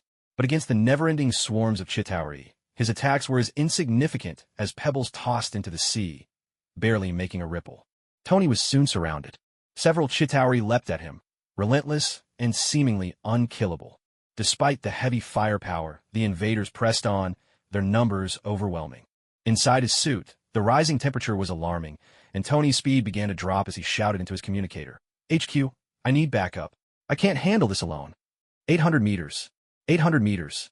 With every surge of his repulsors, he blasted apart dozens of Chitauri, carving a path through the oncoming tide.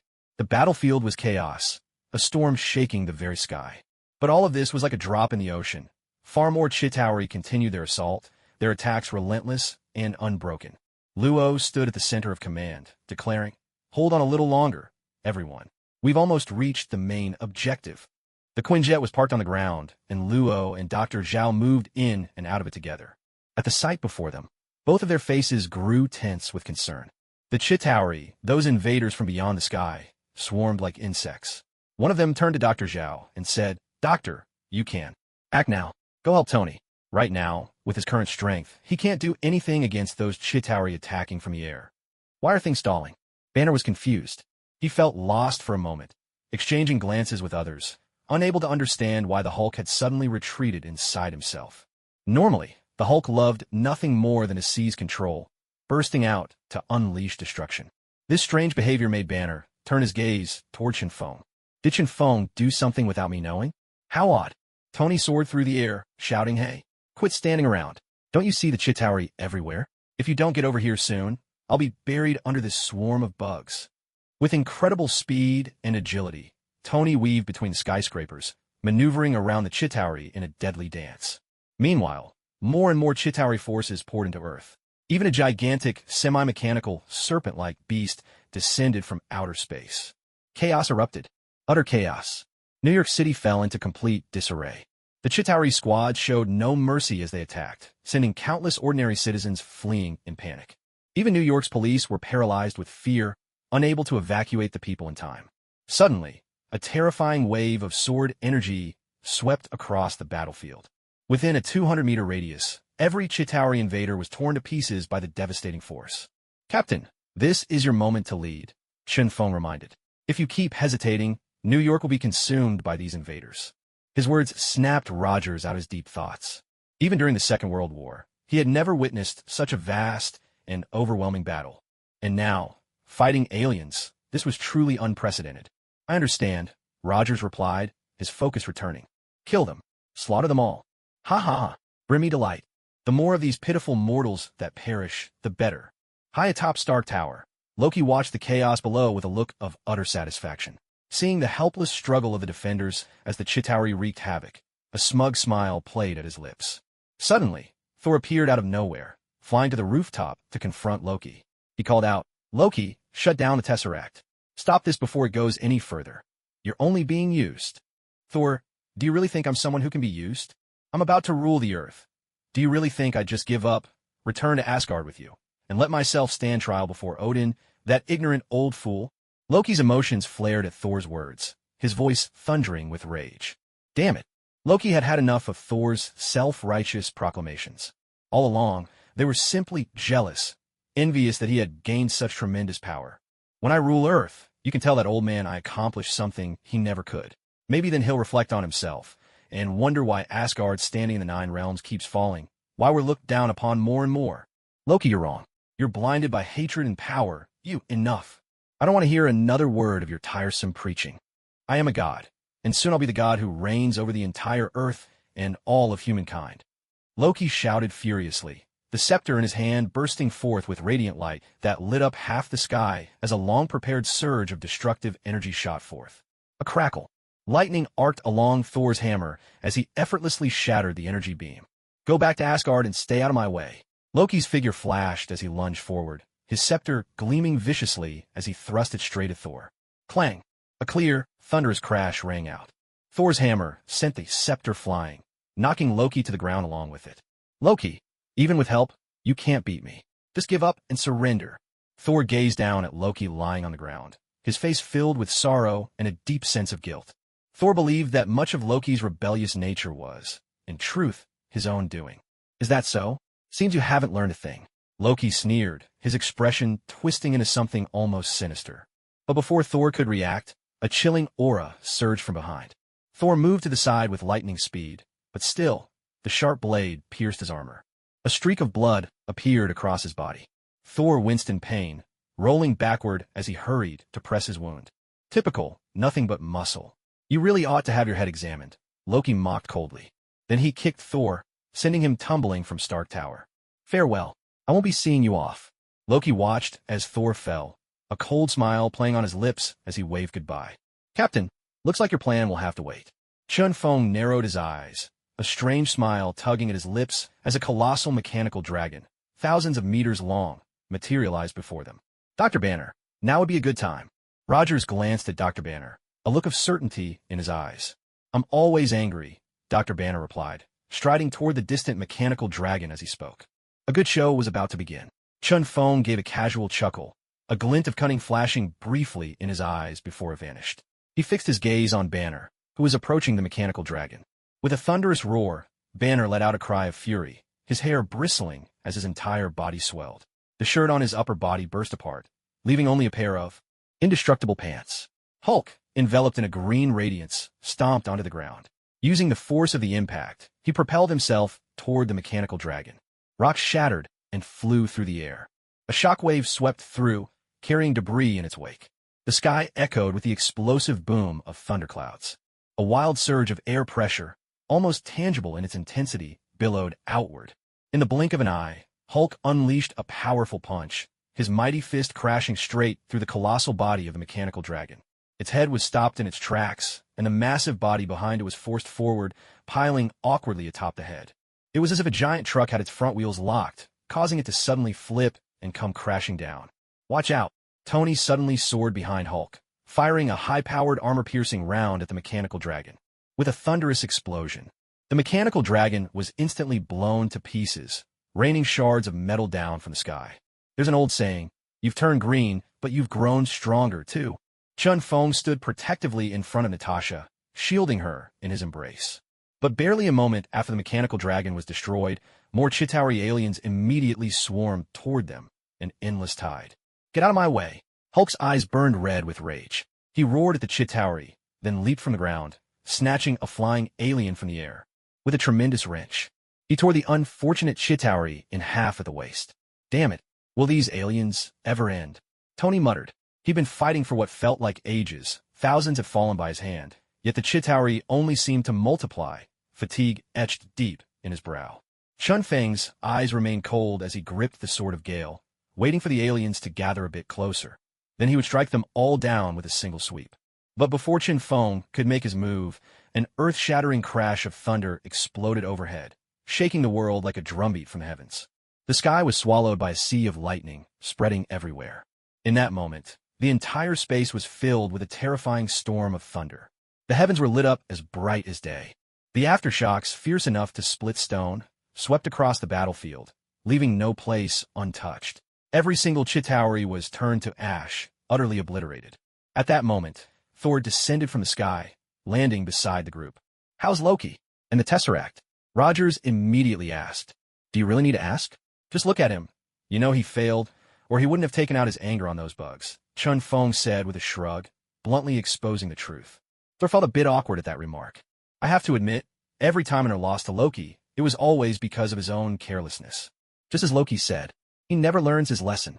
Looks like Shirley and Chun Feng were right." At this moment, Tony chimed in as well. "Let's stop talking about this for now. The enemy has already surrounded us. Captain, tell us your plan." Natasha quickly cut off Tony and Chun Feng's idle conversation. "The most important thing right now is to defeat Loki and stop the Tesseract from spreading any more of its energy." "I have a plan," Rogers said. "I'll focus on evacuating the civilians and fighting on the ground, while the rest of you will handle some of the more dangerous assignments." After he finished, he looked around at everyone. He saw that each of them had resolute eyes, unwavering and determined, except for Chun Feng, who remained as relaxed and nonchalant as ever. When Loki saw the Avengers showing not the slightest sign of fear, a cold light flickered in his eyes. He increased the output of the Tesseract's energy once more. With this surge of power, the portal grew even larger, both wider and taller, and even more of the Chitauri poured through. In an instant, the entire sky over New York was swarmed by Chitauri, encircling the city like a flood about to burst its banks, striking terror into everyone's hearts. Fear. Everyone was afraid. No matter who you were, seeing such a terrifying and overwhelming scene would leave you feeling utterly powerless. If all of those aliens descended at once, the entire city would probably be overrun by the Chitauri. Rogers began directing everyone into action, assigning tasks to each Avenger. "Hawkeye, take the high ground. Keep a close eye on the battle and send us updates. But you also need to be extra careful. We might not be able to help you in time, so you must stay alert to enemies around you at all times." After giving Hawkeye his orders, Rogers added another reminder. After all, Hawkeye was just a regular agent. Even as skilled as he was, he couldn't match the others. Holding a high position and facing the Chitauri was still incredibly dangerous. I can solve this problem." Chun Feng stepped forward. "What do you have in mind?"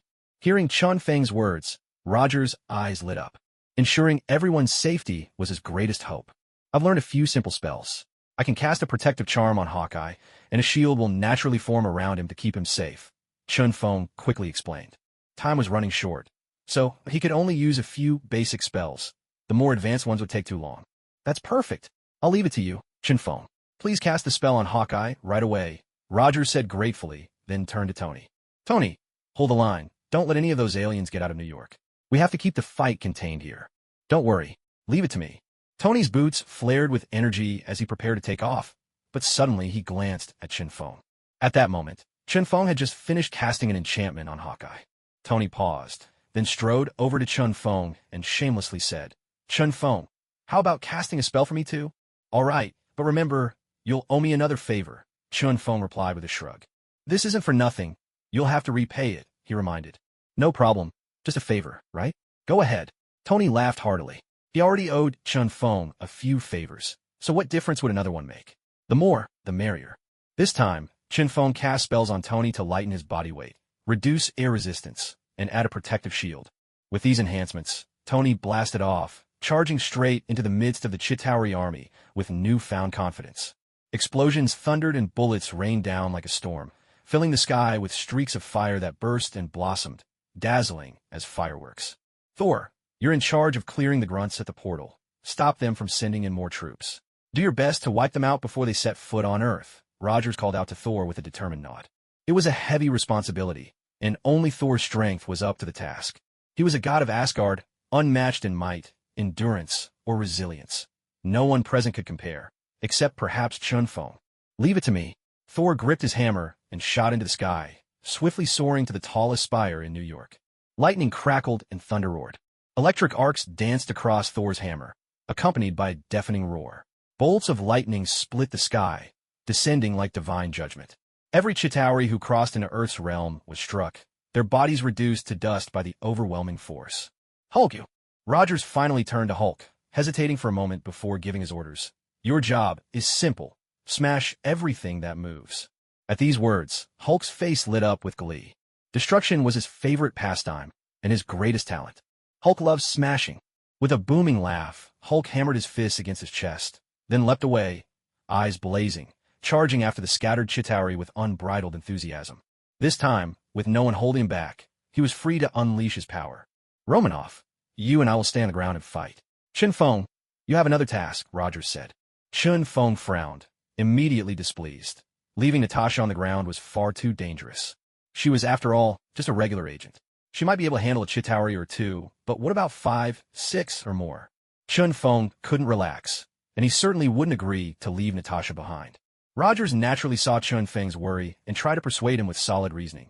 "Chun Feng, you're the only one here who I believe can lock the Cosmic Cube. That's why I need you to go to the top of Star Tower and take care of this. Don't worry, I won't let a single hair on Peisha's head be harmed. I'll do everything in my power to protect her. Nothing will happen to her." These heartfelt and moving words might have convinced someone else to agree for the sake of humanity. But Chun Feng was different. As long as the people he cared about were safe, the rest of the world could come crumbling down, and it wouldn't bother him in the slightest.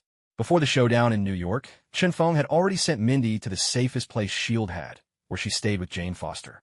"My dear, can't you slip into the void at any time? If things really get out of hand here, I'll call for your help right away." "Don't underestimate me," Natasha replied, a confident smile lighting up her face.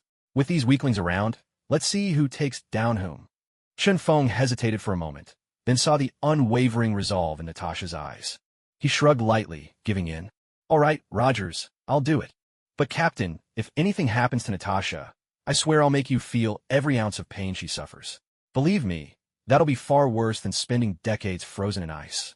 With those words, Chun Feng's figure flickered and vanished before their eyes. Rogers, meanwhile, couldn't help but feel a chill run down his spine, every hair on his body standing on end. A cold dread seeped deep into his bones. It was as if he'd been plunged into a world of ice. In the blink of an eye, Chun Feng arrived at the top floor of Stark Tower. Loki was still there, quietly enjoying the chaos unfolding below, clearly entertained. But the moment he saw Chun Feng, his expression darkened instantly. "Chun Feng, damn it!" Loki cursed under his breath. The memory of being pummeled on the Bifrost and the humiliating defeat at the party, cut down with a single stroke, still burned in his mind. Even after receiving help from that mysterious figure and wielding the mighty scepter, Loki still felt utterly powerless in front of Chun Feng, as if he were nothing. It was as if Chun Feng was his natural nemesis. "You can step down from your throne now," Chun Feng said, his tone calm, but carrying an undeniable dominance. There was an air to him, a ruler overlooking the world, a presence that demanded submission. "Chun Feng, I can make a deal with you," Loki said ingratiatingly. "Once I conquer the Earth, you and I can share this planet. You won't have to manage anything. I'll handle it all. All you need to do is enjoy the supreme privilege. What do you say?" If brute force couldn't beat Chun Feng, Loki would have to rely on his wits to win him over. After all, he wasn't like Thor, who only knew how to swing a hammer. "Well, I have to say, I'm really not interested in that. Chen Feng replied coldly. Power and wealth were trivial things. If Chen Feng desired them, he could claim them at any moment. But unfortunately, he simply didn't care. Chen Feng advanced toward Loki step by step, his expression inscrutable, making it impossible to guess what he was thinking. Surely we can talk this out, can't we? Whatever you want, I can give it to you. Loki spread his arms wide, trying desperately to appease him, while his body involuntarily retreated, inch by inch. A flicker of dread, real, unmistakable fear, flashed in his eyes. To be bested by Chen Feng again was the last thing Loki wanted. Perhaps if you tell me how to shut down the cosmic cube, I might just let you go. Chen Feng halted, pronouncing his words slowly and deliberately. Shut down the cube? It can only be activated. It can't be turned off, you know? Loki's gaze shifted restlessly, but he quickly composed himself and forced a smile. There's always a solution to any problem. Maybe you're just unwilling to tell me, because you know that once the cosmic cube is deactivated, you won't stand a chance, and your defeat will be absolute. Chen Feng's tone was light, almost careless, but his words made Loki's pupils constrict sharply. No, impossible. How could he know what I'm thinking? He must be bluffing. Yes, that's it, he's guessing. Loki quickly averted his eyes, gazing off into the distance, determined not to betray even the slightest hint of unease to Chen Feng. For a moment, tension hung in the air. Chen Feng waited for Loki's answer, while Loki lapsed into silence, as if waiting for something himself. Attack him. Suddenly, Loki sprang into action, leaping onto a small Chitauri flyer. Behind Chen Feng, a large group of Chitauri warriors had gathered, their weapons trained on him, ready to unleash devastation at a moment's notice.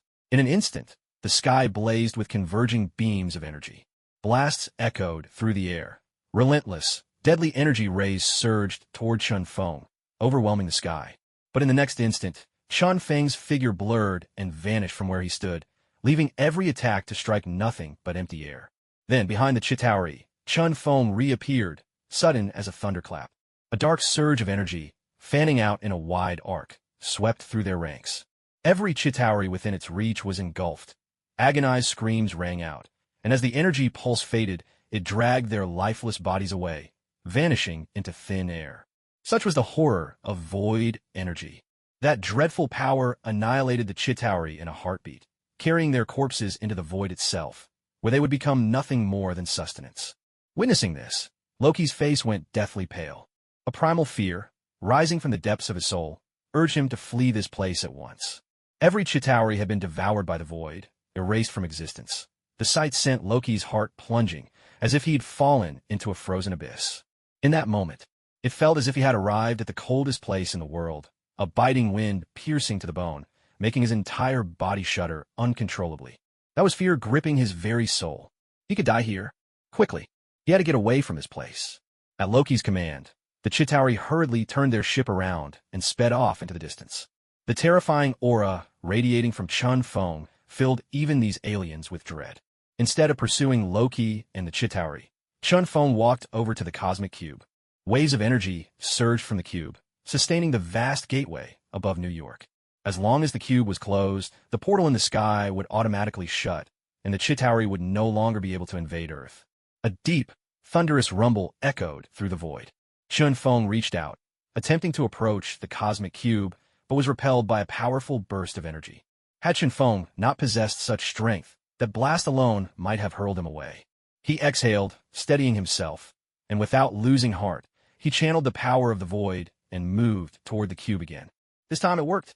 The cosmic cube was in essence a space stone, and the power it wielded was the might of space itself, so closely aligned with the energy of the void that the two did not repel each other. Chen Feng's right hand moved ever so slowly toward the cube. Just as he was about to grasp it, an even stronger force suddenly surged from within, fiercely resisting his hand. At this critical moment, Chen Feng gritted his teeth and pushed his void energy to the limit, locking into a fierce contest with the power of the cube. In just 3 seconds, beads of cold sweat the size of peas broke out on his forehead. With a thunderous crash, the energy of the cube flung Chen Feng back once again.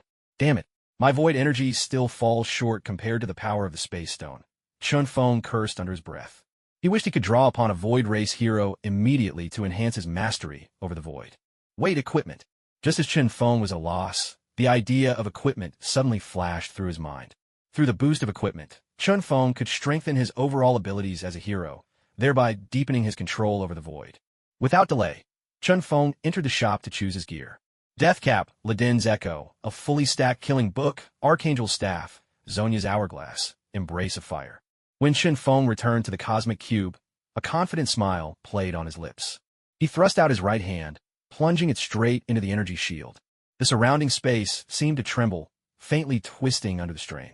His hand, visible to the naked eye, inched closer and closer to the cube. But just then, the cube erupted with its greatest burst of resistance. A deep rumble shook the heavens. The world itself seemed to reel in awe. Endless power of space exploded outward, and for an instant, the entire sky was in chaos. The massive gate above began to shrink. Chun Feng clenched his teeth tightly as the boundless power of the void within him surged forth. The two forces collided and intertwined, twisting around each other like giant serpents, each laying claim to half the sky. Waves of unimaginable power swept through the air. The void trembled. Two immense, nearly equal energies clashed at this moment, like dragons and tigers locked in battle, neither willing to yield, each tugging at the other. For a brief instant, everything was caught in a stalemate. The collision of energies showed no sign of either side giving in. Both sought to overpower the other, and even with the 6 artifacts in his possession, Chun Feng found himself unable to subdue the cosmic cube just yet.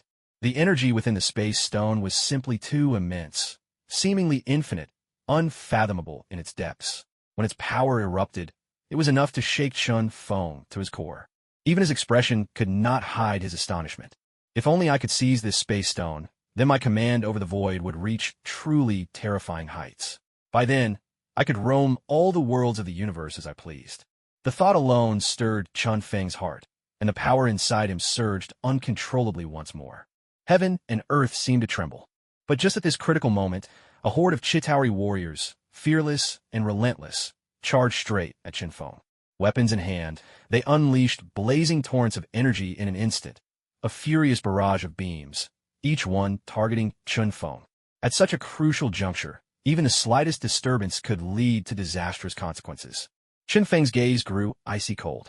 He stabilized his energy and quickly withdrew his right hand from the cosmic cube's barrier. In a single motion, he unleashed a jet of pitch-black void energy, an unfathomable force that swept all before it, swallowing everything in its path and striking terror into all who beheld it. A thunderous detonation, like a star-going supernova. Every energy blast was absorbed and devoured, and even the Chitauri warriors themselves were swept up and consumed by the torrent of void energy unleashed by Lord Chun. In seconds, the ribbon of darkness swelled even larger, and then vanished without a trace from the world. Thank goodness. He stopped him from taking the cosmic cube. From afar, Loki watched as Chun Feng withdrew from the cube and exhaled a long, deep sigh of relief. Astonishment. His heart was gripped by awe. Loki knew all too well how terrifying the energy contained in the cosmic cube was. Even as a god, he could not hope to break through the cube's energy barrier at this moment, let alone withstand the power it could unleash. If he had tried, he might have died 100 times over by now. Even someone as formidable as Loki could only borrow the cube's energy, not command it. Where am I? Just then, near the cosmic cube, Dr. Eric, who had been sedated by Tony's tranquilizer, began to slowly regain consciousness and rise unsteadily from the floor. He stared wide-eyed at the cosmic cube before him, as if in utter astonishment. Dr. Eric Selvig, hurry and get out of here. Chun Feng strode over. An ordinary man, especially an elderly one, was a heartbeat away from death with every second he lingered in this place. Yet Dr. Selvig made no move to leave. Instead, he stood transfixed before the cosmic cube, gazing at it in a daze, and asked in confusion, "The cube, has it been activated?" "Yes," Chun Feng replied with a nod. Right now, getting him out of here was the top priority. It must be shut down, or else the gateway to Earth will remain open, and aliens will swarm through. Dr. Selvig's face had drained of color. He clutched at Chun Feng in desperation, refusing to go. "I know that, of course. Just look at Zhou Tian. The Chitauri are already invading. Do you have any way to close it?" Chun Feng asked impatiently. He was growing tired of this old man. Say that he was under Loki's control and opened the cube, but in the end, wasn't he still responsible for this disaster? A way. Of course there's a way. All you need is the scepter's authority, and you can shut it down immediately. To Chun Feng's utter surprise, Dr. Selvig really did know how to close the cosmic cube. "Well, your mission is complete now. consider it making amends," Chun Feng said quickly, opening a portal and pushing Dr. Selvig through, sending him somewhere safe. Chun Feng spoke into his communicator. "Clint, give me an update on Loki. Get him out of the sky." "Just my luck," came Hawkeye's dry reply. "Loki's right in front of me." Hawkeye drew an explosive arrow from his quiver and knocked it to his bowstring. With a sharp twang, the arrow shot toward Loki at blistering speed, aiming straight for his face. Seated atop a Chitauri's ship, Loki snatched the arrow from the air with a casual hand, a sly smile flickering across his lips. But in the very next instant, the arrow's tip pulsed with a red light. It exploded with a thunderous force, blasting Loki clean off the ship and sending him crashing into a nearby skyscraper. His horned helmet tumbled away, clattering to the ground. "I did it," Hawkeye announced. With that, he cut the comms and drew another arrow, taking down an oncoming Chitauri soldier with practiced precision. Perched atop a high vantage point, Hawkeye faced wave after wave of enemies. Fortunately, Chun Feng's magical shield was holding, easing some of the pressure. As soon as he got Hawkeye's message, Chun Feng raced toward where Loki had fallen. Meanwhile, Thor was astride the back of a mechanical dragon, leaping and charging as he unleashed a relentless barrage of attacks on the Chitauri. He was simply too powerful. No matter what the Chitauri threw at him, he swept them aside as easily as a child scattering toys, unstoppable with every strike. Soon, Chun Feng landed atop the dragon as well, knocking aside another Chitauri soldier. But their real target was the mechanical dragon itself. This creature's head was simply too large. Every second it remained in New York spelled more devastation for the city. After Hulk dealt with all the intruders, he suddenly picked up a massive metal plate and, lifting it high, slammed it straight into the core of the mechanical dragon. Thor's divine arcs of lightning danced across the iron plate, the thunder roaring as it raced through the metal, surging together with the plate into the heart of the mechanical beast. Everything happened in an instant. This wild surge of power clearly damaged the energy system inside the mecha-dragon. Deprived of its power, the dragon immediately plummeted from the sky, landing with a crash. Hulk and Thor stood side by side, looking down at the mechanical monster as it crashed to the ground. Thor grinned. "Nice job, big guy. We really make a good team, don't we?" But Hulk didn't reply. His face was still clouded with a lingering anger. "Hey, big guy, am I right?" Before Thor could finish, a huge green fist slammed into him, knocking him clean off his feet and sending him flying straight into a nearby wall. What's wrong with you? We're supposed to be partners." Thor pulled himself out of the rubble, shaking dust from his hair. He glanced at Hulk, but the green giant paid him no mind. He just turned and stomped away. "Hey, big guy, wait up." Thor scrambled to his feet, calling after him. With his divine body, he wasn't hurt in the slightest. A heavy thud echoed through the room. Suddenly, Hulk appeared in front of Loki. Before Loki could even get up, Hulk crashed down like a runaway tank, flattening him with a single blow that blasted the air apart and sent Loki flying, smashing through the walls. Loki barely had time to react before Hulk gave him no chance to recover. With a leap, Hulk's massive fist slammed down where Loki lay, roaring after him relentlessly.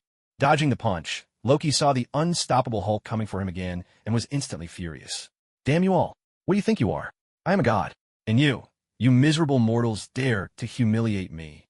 As he spoke, Loki's expression grew even more severe, radiating a kingly, godlike arrogance. His entire presence exuded the aura of a supreme deity.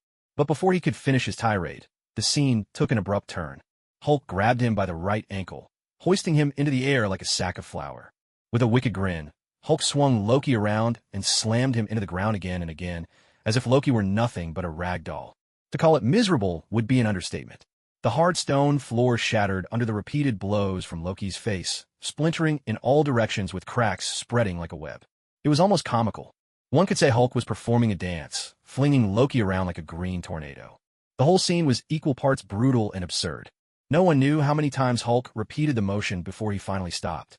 Loki was left lying in a crater, arms wrapped tightly around himself, his eyes filled with pure terror. Terrified. No, stunned would be more accurate. He looked utterly dazed, as if he'd been struck senseless. He sat there, stiff as a mummy, his eyes vacant and unblinking, unable to move.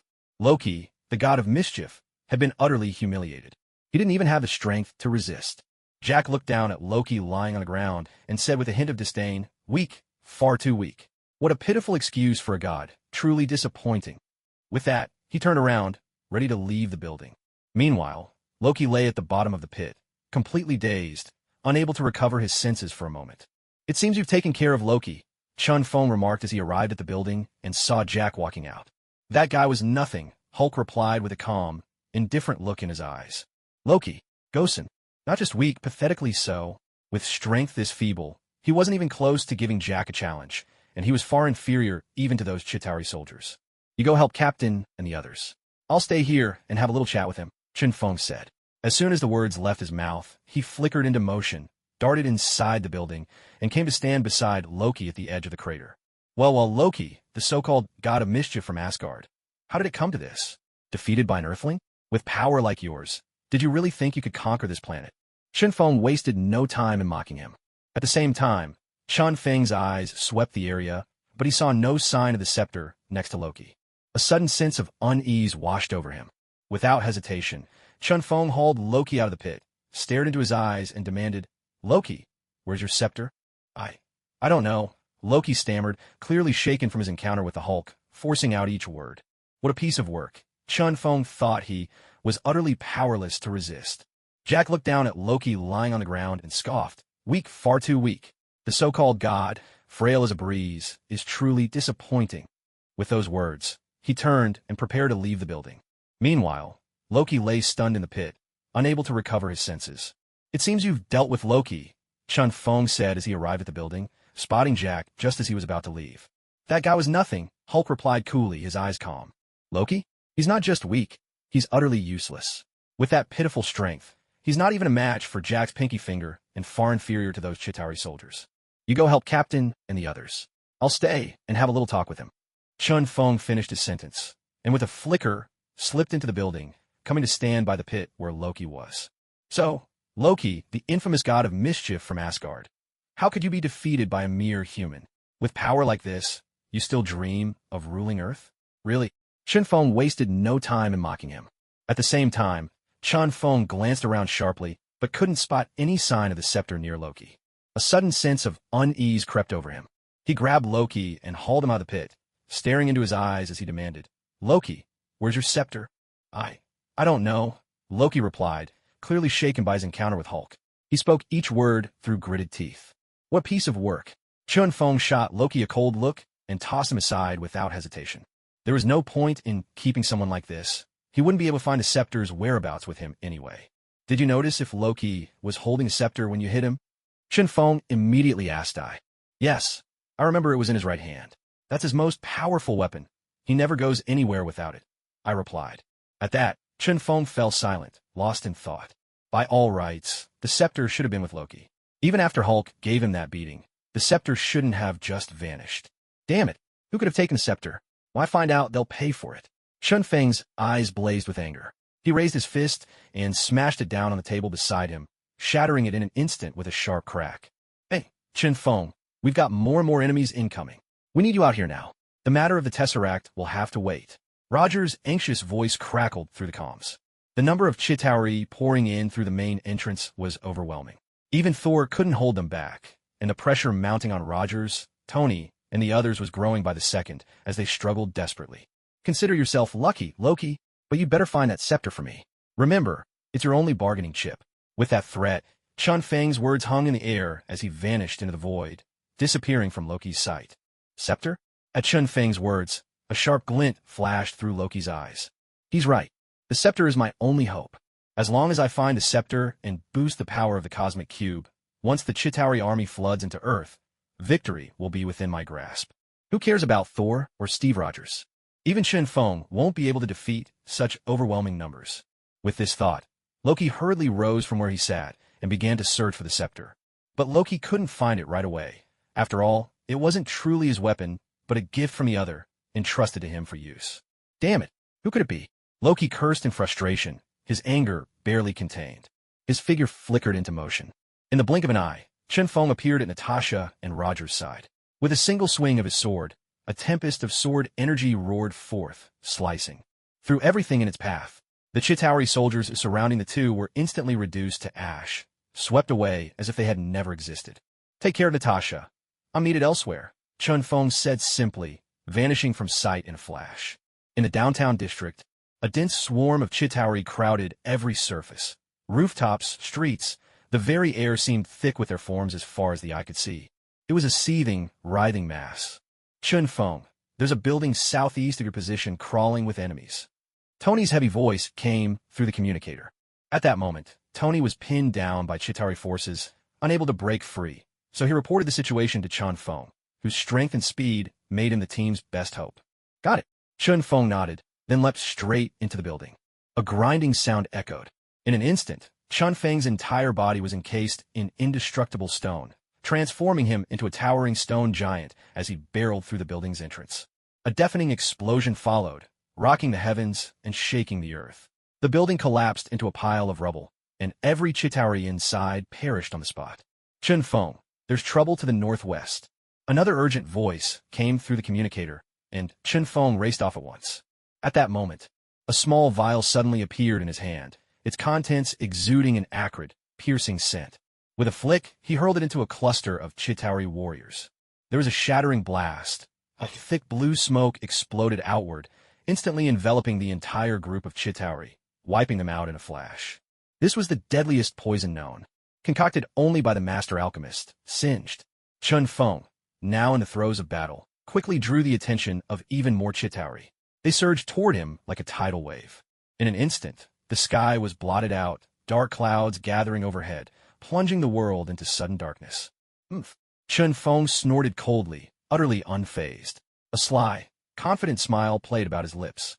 As the endless swarm of Chitauri drones closed in on Chun Feng, the void suddenly tore open before them, a rift appearing out of nowhere. A surge of chaotic energy erupted. A powerful force from the void poured out, and these feeble Chitauri had no control over their bodies. They were all sucked straight into the breach. In the blink of an eye, the rift snapped shut. Just 3 seconds. Every Chitauri in front of Chun Feng vanished without a trace. All that remained was the expanse of sapphire sky. Silence. Utter silence. The entire scene was as still as the grave. The crowd was stunned. And yet, even after so many Chitauri had been wiped out, more kept pouring in at the gates. Thor swung Mjolnir with all his might, lightning crackling and roaring across the sky, felling Chitauri by the dozens. But against such a terrifying onslaught, it was as if Thor's attacks were nothing but a drizzle to the Chitauri. Their overwhelming numbers made them unstoppable. As Thor fought on without pause, his energy was draining fast, the divine power within him ebbing away. Sweat, pale and cold, beaded on his brow. This can't go on. There are just too many of them. We have to shut down the Tesseract. Rogers called out anxiously. With only a handful of heroes, it was only a matter of time before the endless Chitauri swarm wore them down to exhaustion and death. Rogers smashed a Chitauri skull with his shield, his voice tense. Chun Feng, have you found a way to shut down the Tesseract? There is a way, but what I need is missing. Rogers' face fell at these words. If we delay any longer, it'll be too late. I'll have to do this myself, and force the Tesseract to close with my own power, Chun Feng said, eyes brimming with determination. He had hoped to find the scepter, even if it took time. But now, with the situation so dire, there simply wasn't a moment to spare. With no other choice, Chun Feng could only take the most direct and most difficult approach to use the power of the void to suppress the space stone's energy. It's the only way now. We'll distract the Chitauri and draw them away. Just focus on shutting down the Tesseract. Roger's eyes shone with resolve. Even if it meant sacrificing themselves, they had to close the Tesseract. If not, it wasn't just New York or America. The entire world will be swallowed by chaos. Take care of yourselves. I won't give these creatures another chance. Chun Feng replied. With a leap, he soared. In just a few breaths, he landed atop Star Tower. Earlier, he'd been caught off guard by the Chitauri while fighting the Tesseract, giving them their opening. But now, as long as Chun Feng was prepared, he wouldn't let them seize another opportunity. He drew a slow breath. The energies of the void began to stir. The magic incantation was uttered in an instant, and a semicircular shield of energy enveloped Chun Feng in the blink of an eye. Not only that, but the power of time was unleashed simultaneously. Anyone who entered the area within dozens of meters around Chun Feng would be trapped by the overwhelming force of time, unable to move a muscle. In that moment, before Chun Feng could finish preparing himself, the endless swarms of Chitauri soldiers surged forward, their energy blasts raining down like a storm from every direction. But with the energy shield in place, none of these beams could harm Chun Feng in the slightest. I haven't even gone looking for you, and yet you're already rushing up to meet your end. A cold glint of killing intent flashed in Chun Feng's eyes, and a chilling, menacing aura swept out from him. The sky darkened. up above the vast heavens. Suddenly, a deafening roar resounded. A single, deep white point appeared, drawing nearer and growing larger with every passing second. It looked like a star, racing through the cosmos, straight toward them. A thunderous crash erupted, like a meteor striking the earth. It smashed down in the midst of the Chitauri army, obliterating everything in its path. The detonation that followed was ear-shattering, an explosion of terrifying force that swept through the battlefield, consuming every last Chitauri soldier in a surge of energy. Just an instant. This was the power Chun Feng wielded after mastering the art of arcane magic. Now he could unleash this devastating spell, one of his most formidable techniques. At the very same moment the Chitauri were annihilated, Chun Feng had already set up this spell to protect himself. Now, whenever an enemy approached, their attacks would first be blocked by the energy barrier, then their bodies would be frozen in time, and finally, an arcane star would descend from the heavens, destroying them all. Under the might of these layered spells, any Chitauri soldier trying to disturb Chun Feng was nothing more than cannon fodder. At this moment, Chun Feng remained untouched by the Chitauri, but down below, the other Avengers were not so fortunate, each of them locked in a desperate struggle. The endless tide of Chitauri soldiers overwhelmed Hulk, their relentless firepower battering even his massive frame and forcing him back. Hulk would take out one foe, only for another to immediately take its place. With each exchange, the pressure mounted. No matter how boundless his strength, even Hulk could not withstand this endless onslaught for long. Soon, exhaustion began to weigh him down. Sensing this, the Chitauri intensified their assault, unleashing an even fiercer barrage upon the weary Hulk. Elsewhere, Thor found himself surrounded by a sea of Chitauri, the lightning on his hammer dimming from brilliant to faint, a clear sign that his strength was fading. At this point, Thor could only fight hand-to-hand, relying on his indomitable physique to weather the Chitauri's relentless attacks. Only Tony, Rogers, and Natasha remained relatively unscathed. Under Chun Feng's magical protection, they were spared the brunt of the assault. Hawkeye, meanwhile, had already retreated from the rooftop, his quiver now completely empty. Without his bow, Hawkeye's strength was greatly diminished. If he stayed on the rooftop, he'd just be a moving target. "Rogers, give me a hand," Tony called out as he flew over, shouting above the chaos. Rogers immediately understood, aiming his shield toward Tony. With a thunderous blast, two blazing beams of energy shot from Tony's palms. The shield reflected them, sending the unstoppable force sweeping across the surrounding Chitauri. In an instant, most of the Chitauri soldiers were taken down. "This isn't working, Cap," Natasha called out, her blade flashing as she hurled it, taking out a Chitauri soldier in one swift move. "I know," Rogers replied, his expression grave. "But Director Fury, I can't reach him. I have no idea what he's doing." He understood all too well that the handful of them couldn't possibly hold out against this endless wave of Chitauri. But, at that moment, S.H.I.E.L.D. seemed to have vanished in a thin air. There wasn't a soul in sight. Inside the command conference room, Fury stood before the senators, his account measured and unhurried. "Gentlemen, perhaps we should consider using nuclear weapons, wiping out all the Chitauri in New York at once," one senator immediately suggested. "But what about the civilians? Have they been evacuated?" "They've all been cleared out. Right now, the entire city is a ghost town. For the sake of the continent, sacrifices must be made," Fury replied, his voice firm and unwavering, yet leaving no room for easy answers. Silence fell over the room. "Very well. Let's proceed. Launch the nuke. Wipe out every last one of those aliens." After a moment, all the senators nodded, agreeing to Fury's proposal. S.H.I.E.L.D. will do everything in its power to protect Earth, Fury declared solemnly, his tone as grave as a vow. Meanwhile, far away in New York, the Avengers had no inkling that a nuclear missile would soon be heading their way. Once more, Chun Feng summoned the power of the void within him. His aura surged, fierce and radiant, like a god descending to Earth, no less imposing than Odin, king of the gods. If not for the rule that each hero could equip only 6 items, with no duplicates allowed, Chun Feng's strength would have already reached staggering heights. At that point, even the Space Stone would seem to him nothing more than an ordinary rock. Once this battle was over, he was determined to explore the possibilities this restriction presented. A glint of intrigue flashed in Chun Feng's eyes as he reached his right hand through the energy barrier of the Tesseract, slowly drawing closer to the Space Stone. The air was electric with tension. Suddenly, the Tesseract erupted with a tidal wave of energy. Space itself rippled outward, fiercely resisting Chun Feng's void power. Once again, the two forces were locked in a dead heat. For a moment, neither side could claim victory. A tense stalemate held them fast. "I don't believe it. Is this space gem really so formidable that nothing can stop you? Feng was furious. With a roar, a surge of overwhelming power erupted from within him, a pure, unadulterated energy that drove his arm forward, inching ever closer. But the space gem was not about to surrender. The entire cosmic cube blazed with a deep blue brilliance, and its terrifying spatial force surged, shattering everything in its path. A thunderous boom echoed, shaking the very heavens and earth. Once again, the two forces collided, like a local tyrant pitted against a mighty dragon, each unleashing their full strength in a desperate struggle. Feng, hurry! The Chitauri are swarming. We're about to be overrun. At that moment, Natasha's voice crackled through the communicator, making Feng's expression tighten. He could let others fend for themselves, but Natasha was his woman. He would never allow anything to happen to her. Yet right now, he couldn't be in two places at once. If he tried to do both, he would only end up failing on both fronts. But if he ignored Natasha and the others below, the endless tide of Chitauri might wipe them all out before he could even shut down the cosmic cube. No, absolutely not. Damn it. Feng couldn't help but curse inwardly. His mind raced. He had to find a way to resolve this crisis. Meanwhile, Tony had just been shot out of the sky by the Chitauri, and a swarm of enemy soldiers surrounded him.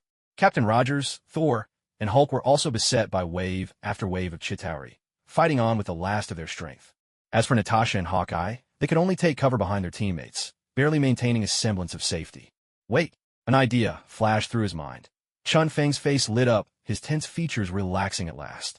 Hang in there, everyone. I'm about to summon my little brother to deal with these Chitauri, Feng announced through the communicator. Little brother? Everyone was stunned, puzzled by what he meant. Could Feng's little brother really turn the tide of this battle? While confusion filled the air, Feng entered the system's shop without hesitation and selected the Gate of the Void.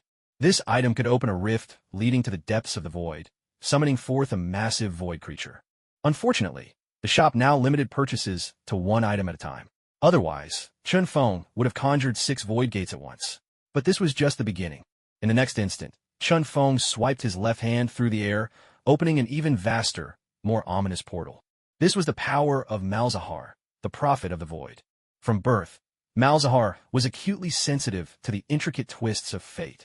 This sensitivity allowed certain unwelcome entities to creep in, gradually encroaching upon his subconscious.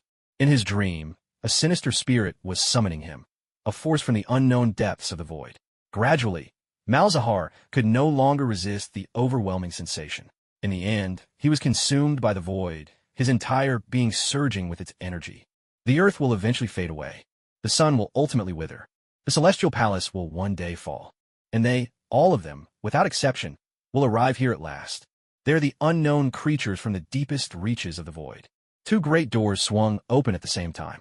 This world, together with the furthest corners of the void, was shaken by an earth-shattering surge of void energy as storms gathered in their wake. Every Chitauri froze where they stood. Stunned by this overwhelming power, they all turned their heads, gazing toward the 2 gaping doors in the sky. At this moment, under the astonished eyes of all present, from within the 2 void gates, several creatures leapt out. None were especially large, each resembling a small insect. Yet the power radiating from their bodies made it impossible for anyone to underestimate them. A shrill, piercing sound cut through the air as the void creatures, having suddenly locked onto their targets, shot toward the distant Chitauri like streaks of lightning. Just these few little bugs? Can they really get us out of this predicament? Thor looked at the void creatures, which even seemed a bit cute at first glance, and found himself doubting for a moment. They're not even enough for me to snack on. Hulk grumbled from the side. Everyone's eyes turned to Feng atop Stark Tower, their expressions tinged with uncertainty. But then, in the next instant, everyone in New York, including Fury and the S.H.I.E.L.D. agents high above on the helicarrier, were struck dumb with terror. They gaped at the spectacle before them, mouths open wide enough to swallow an egg.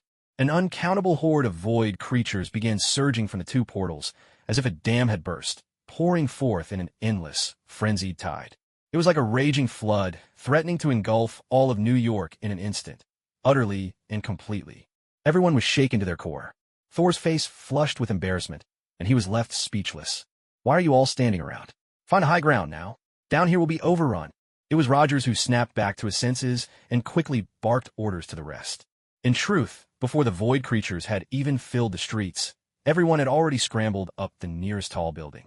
From above, Looking down at the dense, swarming mass of void creatures below, a chill crept down their spines. Perhaps because this was their first time emerging from the void, all these creatures were wildly excited, which was why, for a brief moment, they didn't attack the Chitauri.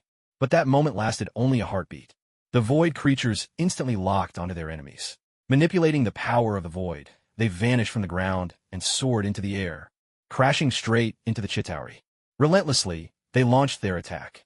Perhaps it was because these void creatures were still too young, so the moves they could use were limited, nothing more than simple biting and the most basic manipulation of void energy. "Ah, come on," Chunfeng muttered, pressing a hand to his forehead as he watched the scene unfold like a group of children tussling. "Is my power still too weak to summon stronger void creatures?" The sight was almost painful to his eyes. Forget it. There was no point in watching this kind of fight. It was honestly boring. But Rogers and the others, seeing these void creatures for the first time, couldn't hide their excitement. They watched with rapt attention, thoroughly entertained. "Everyone, let's join in too. While we have this great opportunity, let's wipe out these Chitauri." Thor brandished his hammer, his red cape billowing behind him, fighting spirits surging. With the help of the void creatures, the tide of battle turned in an instant. The Chitauri's advantage in numbers vanished without a trace. For every enemy they had, we had just as many allies. The sky was swarmed with Chitauri, but now it teemed just as thickly with void creatures. The two sides formed a striking division, carving the world into two opposing lines. Chunfeng no longer paid attention to the other Avengers. With the void creatures summoned to aid them, it was more than enough. Hulk! Smash!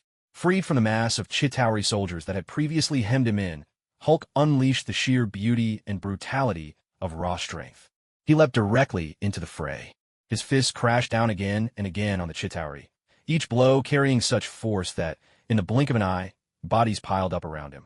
Spurred on by Hulk's example, the others charged into the enemy ranks, working alongside the void creatures to strike against the Chitauri. Where their forces met, movement became a blur, shadows and forms nearly impossible to distinguish. All around, whether in the sky or on the ground, the air shook with the roar of impacts and explosions. Atop Star Tower, Chunfeng let out a deep breath. Within him, the void energy surged once more, and he drew another step closer to the cosmic cube. But the cube was not to be trifled with. Its latent power erupted like a long-dormant volcano, a surge of energy more wild and overwhelming than before. Once again, Chunfeng's advance was halted.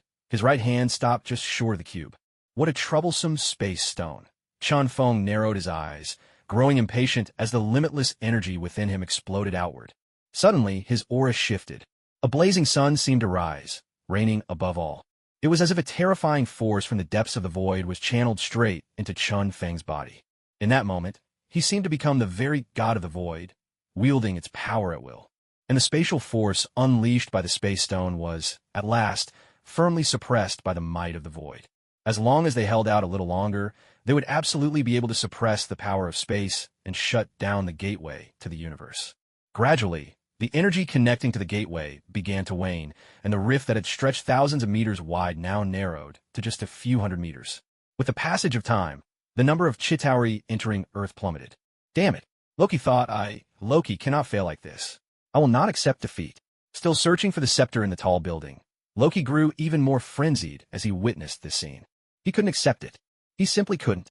Clearly, someone had been helping him all along. Clearly, he had already gained such formidable power. How could he possibly allow himself to be defeated by these mere ants at such a critical moment? With a leap, Loki's figure vanished into the depths of the skyscraper. Moments later, his silhouette appeared atop Stark Tower. Loki glared at Chunfeng, standing before him, his eyes blazing with boundless fury. "I won't let you have your way," Loki roared, a gleaming dagger suddenly materializing in his hand. He lunged straight at Chunfeng, the blade slicing through the air with a chilling whistle, as if a flash of cold light tore the sky with a crack of thunder. But the instant Loki stepped into that field, he was halted by the power of time. The dagger, brimming with murderous intent, was instantly pinned in place by an invisible energy barrier. At that very moment, the sky rumbled with a deafening roar. A massive meteor came hurtling down, slamming into Loki with tremendous force. Crushed by the overwhelming pressure and gravity, Loki was gravely injured. He collapsed heavily to the ground, staring blankly up at the sky, momentarily lost in a daze. It was over. Completely over. He hadn't even managed to touch the hem of Chunfeng's clothes. Was this how he was to be defeated? Did this make him the most useless god in all of Asgard? A flood of thoughts surged through Loki's mind, his confidence taking a severe blow. A sorcerer insisting on fighting hand-to-hand with a machine. Are you out of your mind? Chun-Fong mocked mercilessly, seeing Loki. Sprawled on the ground, his spirit broken. Having weathered such a fierce battle, Chun-Fong was finally about to reach the cosmic cube. Get up! With a thunderous command, Chun-Fong pressed down on the cosmic cube, channeling an astonishing torrent of void energy into it, attempting to suppress the power of the Space Stone. The Space Stone was, after all, one of the 6 Infinity Stones, its abilities and might beyond compare. Otherwise, it would never have attracted Thanos' relentless pursuit. Now, under the pressure of Chun-Feng's void energy, the power of space gradually calmed. Boom! In the next instant, Chun-Feng directly pulled the Space Stone free, cutting off the energy reaction device. High above New York, the rift in the sky finally began to close slowly. Damn! Who launched the nuclear missile? Tony suddenly pointed skyward, spotting a nuclear warhead speeding toward New York City. His expression changed dramatically. Without hesitation, Tony shot into the air, racing at top speed toward the oncoming missile. What? Someone launched a nuclear missile at New York? When Roger heard this, his face darkened, disbelief written all over his features. Is this some kind of joke? That's a weapon of ultimate destruction, nuclear arms, on par with the Doomsday device. Though Roger had been frozen in an iceberg before the end of World War II, he was well aware of the devastating power of nuclear weapons. If that warhead were to detonate in New York, the entire city would be reduced to a wasteland in an instant. Looking at the whole Earth, who could possibly withstand a nuclear missile? Just the shockwave alone would be catastrophic. There is no need to elaborate. New York's future would be a lifeless, radioactive island, a terrifying dead zone no one would dare approach. I've caught it. Just as everyone was reeling in shock, Tony flew beneath the missile, catching it with both hands. He shot toward the still-open gate at top speed. The only way to resolve this now was to send the missile into space. If it detonated anywhere within New York, the damage to Earth would be immeasurable. Not something the world could recover from in just a few years, decades, or even centuries. Down on the ground, Roger watched Tony rising toward the sky and shouted, "Tony, hurry." The gate was already starting to close. If Tony ran out of power mid-flight, he might never make it back. Chun-Feng, is there any way you can keep the gate open a little longer until Tony returns? Roger immediately thought of Chun-Feng. Since the gate was closing, it meant the cosmic cube had already been shut down. Chun-Feng's plan had worked. But could he open the gate again? Chun-Feng's gaze was calm and intriguing as he replied. Roger couldn't quite figure out what he meant. Was it that troublesome? If so, they were in real trouble. But then, with a casual smile, Chun-Feng's next words took Roger by complete surprise. That's easy, Chun-Feng said lightly. What? Open a portal in space? That's easy? For a moment, Roger wondered if he'd misheard, questioning his own ears.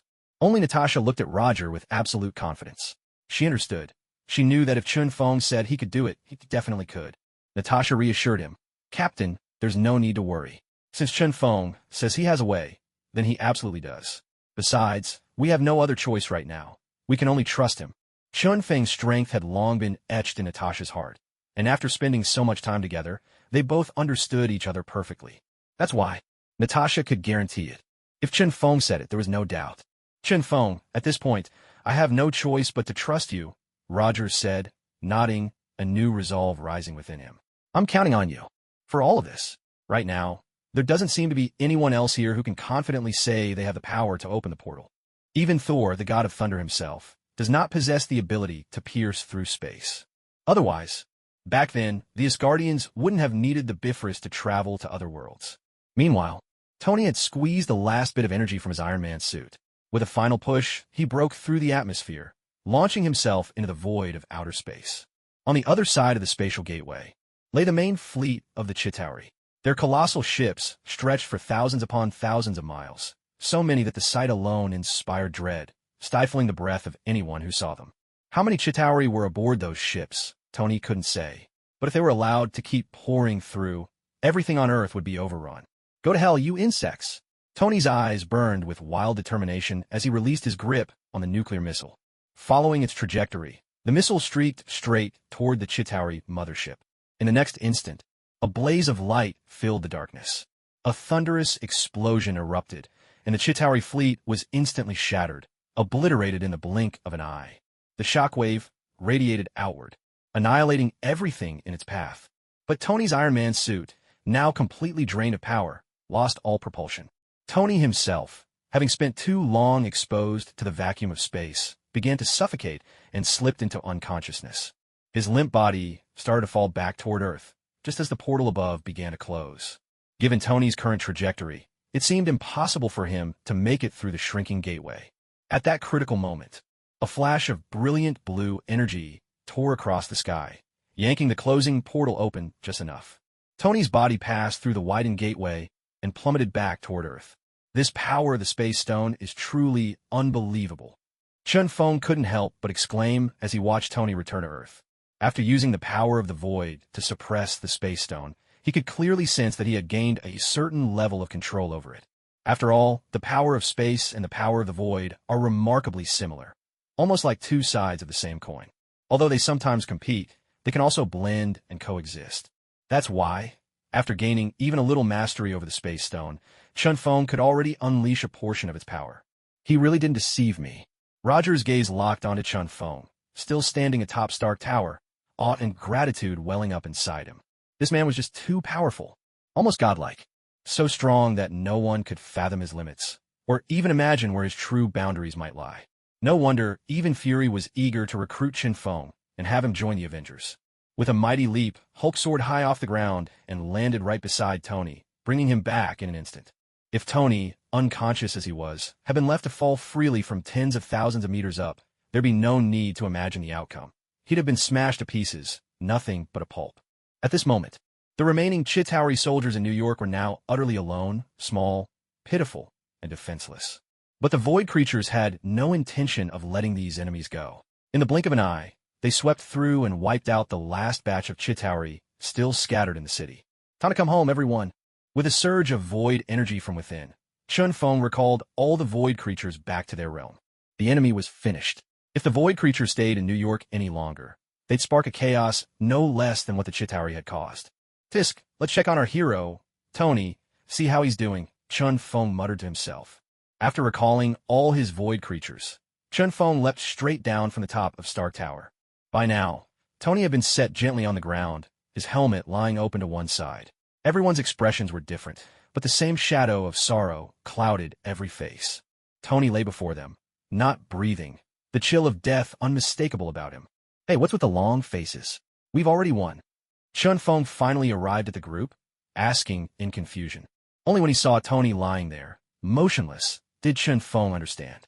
Hulk, give Tony a hand. Chun Feng reached out, pointing at Hulk. Hulk looked back, his face blank. He's already dead. How am I supposed to help? I'm not the lord of the underworld. I can't bring people back to life. Just give him a good shout, Chun Feng said, a little helplessly. For some reason, as he met Chun Feng's unwavering gaze, Hulk decided to go along with the plan. A thunderous roar erupted, so loud and piercing it felt like it might shatter everyone's eardrums. Thankfully, Chun Feng quickly covered Natasha's ears, sparing her the shock. But the others were left stunned, wondering if they'd just been subjected to some new kind of torture. Suddenly, Tony, lying on the ground, convulsed violently, his body curling up like a startled snail. He let out a long, ragged breath. Tony blinked in confusion, eyes wide as he came to. Tony, you okay? Rogers rushed over, supporting Tony and asking with genuine concern. For Tony, who had just saved the world, Rogers had long since set aside any past grievances.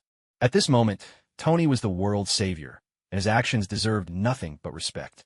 Phew, I suddenly have this craving for steak from that Arabian grill nearby. Tony burst out laughing, glancing at everyone around him with a random, cheerful remark. Chun Feng, Rogers, everyone stared at Tony with bewildered expressions, as if they couldn't make sense of him at all. Come on, having just escaped death and the first thing on your mind is food? Everyone expected him to say something deeply moving, something that would touch the heart, but instead, it was just such a letdown. You have to understand, when Tony first came back from his harrowing ordeal in the Middle East, the very first thing he wanted was also food, a delicious hamburger. Clearly, after surviving a life-and-death adventure, Tony's immediate response is always hunger. Well then, let's do it. Tonight we'll head to that nearby Arabian barbecue place and try the steak you mentioned, Chun Feng replied, completely unruffled, with a straight face as if it was the most natural thing in the world. Throughout this conflict, he was the one who seemed most at ease. His strength was obvious for all to see. No one present could bring themselves to argue with that. The group fell silent. There was nothing left to say. The Tesseract had been recovered, and the Chitauri mothership was destroyed outside Earth's orbit. In short, Loki's scheme was completely foiled, and the plan to invade Earth had been crushed. But for Chun Feng, there was something even more important. Now he possessed the Tesseract. The power of the Void and the Tesseract's energy. These two forces belonged to the same category, bound by similar laws. He'd only just begun to interact with it, and already there were signs of compatibility. Given more time, Chun Feng was confident he could master the energy of the Tesseract even better. The only problem was, at the moment, he didn't have any weapon capable of housing the Space Stone. Otherwise, he would have already shattered the Tesseract and extracted the gem inside, just like Thanos would do in the future. Wielding a gauntlet forged by dwarves, he'd roam the universe gathering infinity stones, becoming the overlord of Marvel's cosmos. Galactus, the living tribunal, cosmic deities, none of them would matter. With a snap of his fingers, he could make them kneel and beg for mercy, singing songs of surrender. The power of the 6 infinity stones is beyond anyone's wildest imagination. To randomly erase half the life in the universe, irrespective of strength, before that power, all are equal. And if you add the heart of the universe to the mix, the terror only multiplies. After a moment's thought, a plan was already forming in Chun Feng's mind. Gather the remaining 5 infinity stones, and find a weapon that could contain them all. Tony, get up. Didn't you say you wanted to eat at that Arabian barbecue place? Why are you still lying here? Chun Feng glanced around at the near-ruined Manhattan, feeling less and less inclined to linger. Dust filled the sky, and a stench hung in the air, harsh and suffocating. Chun Feng didn't want to stay another moment. Don't tell me that Arabian barbecue place is actually somewhere around here? Chun Feng surveyed the area, his eyes sharp as he quickly scanned for Tony. Nearby? You gotta be kidding me. This whole area was a complete wasteland. No matter what restaurant, park building, or famous company it was, everything was destroyed in the Great Battle. If it were here, I wouldn't even bring it up to you. Honestly, I'm just glad it wasn't, Tony answered, his eyes filled with a hint of complaint. Clearly, Chun Feng's suspicion made him a little unhappy. Why don't you trust me at all? Can't you count on me? If Chun Feng could hear Tony's real thoughts, he would be nodding vigorously. Not trusting you? That's an understatement. When have you ever been reliable? All right, everyone, let's save the barbecue discussion for later.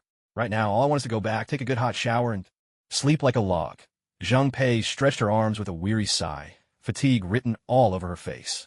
This battle really drained me. I'll join you, Chun Feng replied, a mischievous smile curling at his lips. He strode over to Natasha's side and gently took her hand. The sight instantly made the others around them look away in mock annoyance. Seriously? When we're all stranded here, do you really have to flaunt your love like that? It's as if none of us have ever had a girlfriend. But on second thought, apart from Hawkeye and Tony, who did have partners, Roger's lover was already in her 90s and gravely ill, while Banner's girlfriend Betty was long gone. And to make matters worse, General Ross stood firmly in his way.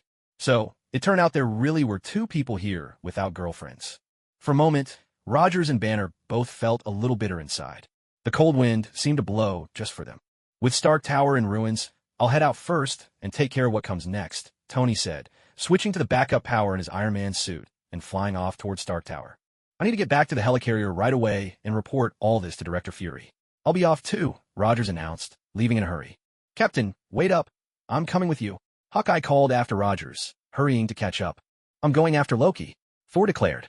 Hulk, just want some quiet, Banner muttered. With that, both Thor and Hulk dashed off in different directions. Now, only Chun Feng and Natasha remained where they were, as if something frightening lingered here, and everyone else was eager to get away. Don't forget tomorrow's Arabic barbecue. Chun Feng shouted out an invitation just as the others disappeared from view. My gallant knight, let's go home and bathe together, Natasha whispered with a sultry smile, leaning against Chun Feng and breathing softly in his ear. You owe me a good massage tonight. I'm exhausted. Chun Feng was a little surprised. When did this enchanting little vixen learn to be so bold? Just wait till we get home. I'll show you what happens next. With a sweep of his hand through the air, it was as if he parted a curtain of silk. A sudden rift appeared in the void, radiating a fierce and powerful energy. Chun Feng took Tasha by the hand and stepped inside. In the next instant, the two of them found themselves in Chun Feng's home. Fortunately, the distance between Queens and Manhattan Square was significant, and the Chitauri had been kept busy in Manhattan by MOE, so Queens remained untouched by destruction. The two slipped straight into the bathroom.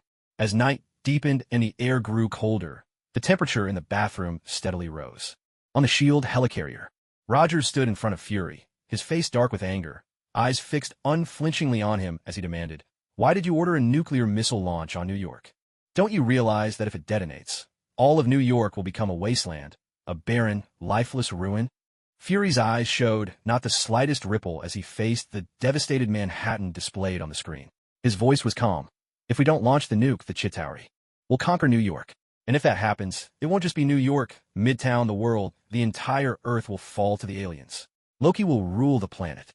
There are times when, for the greater good, we must sacrifice the few. Only by giving up a part can we secure the safety of the whole. Captain.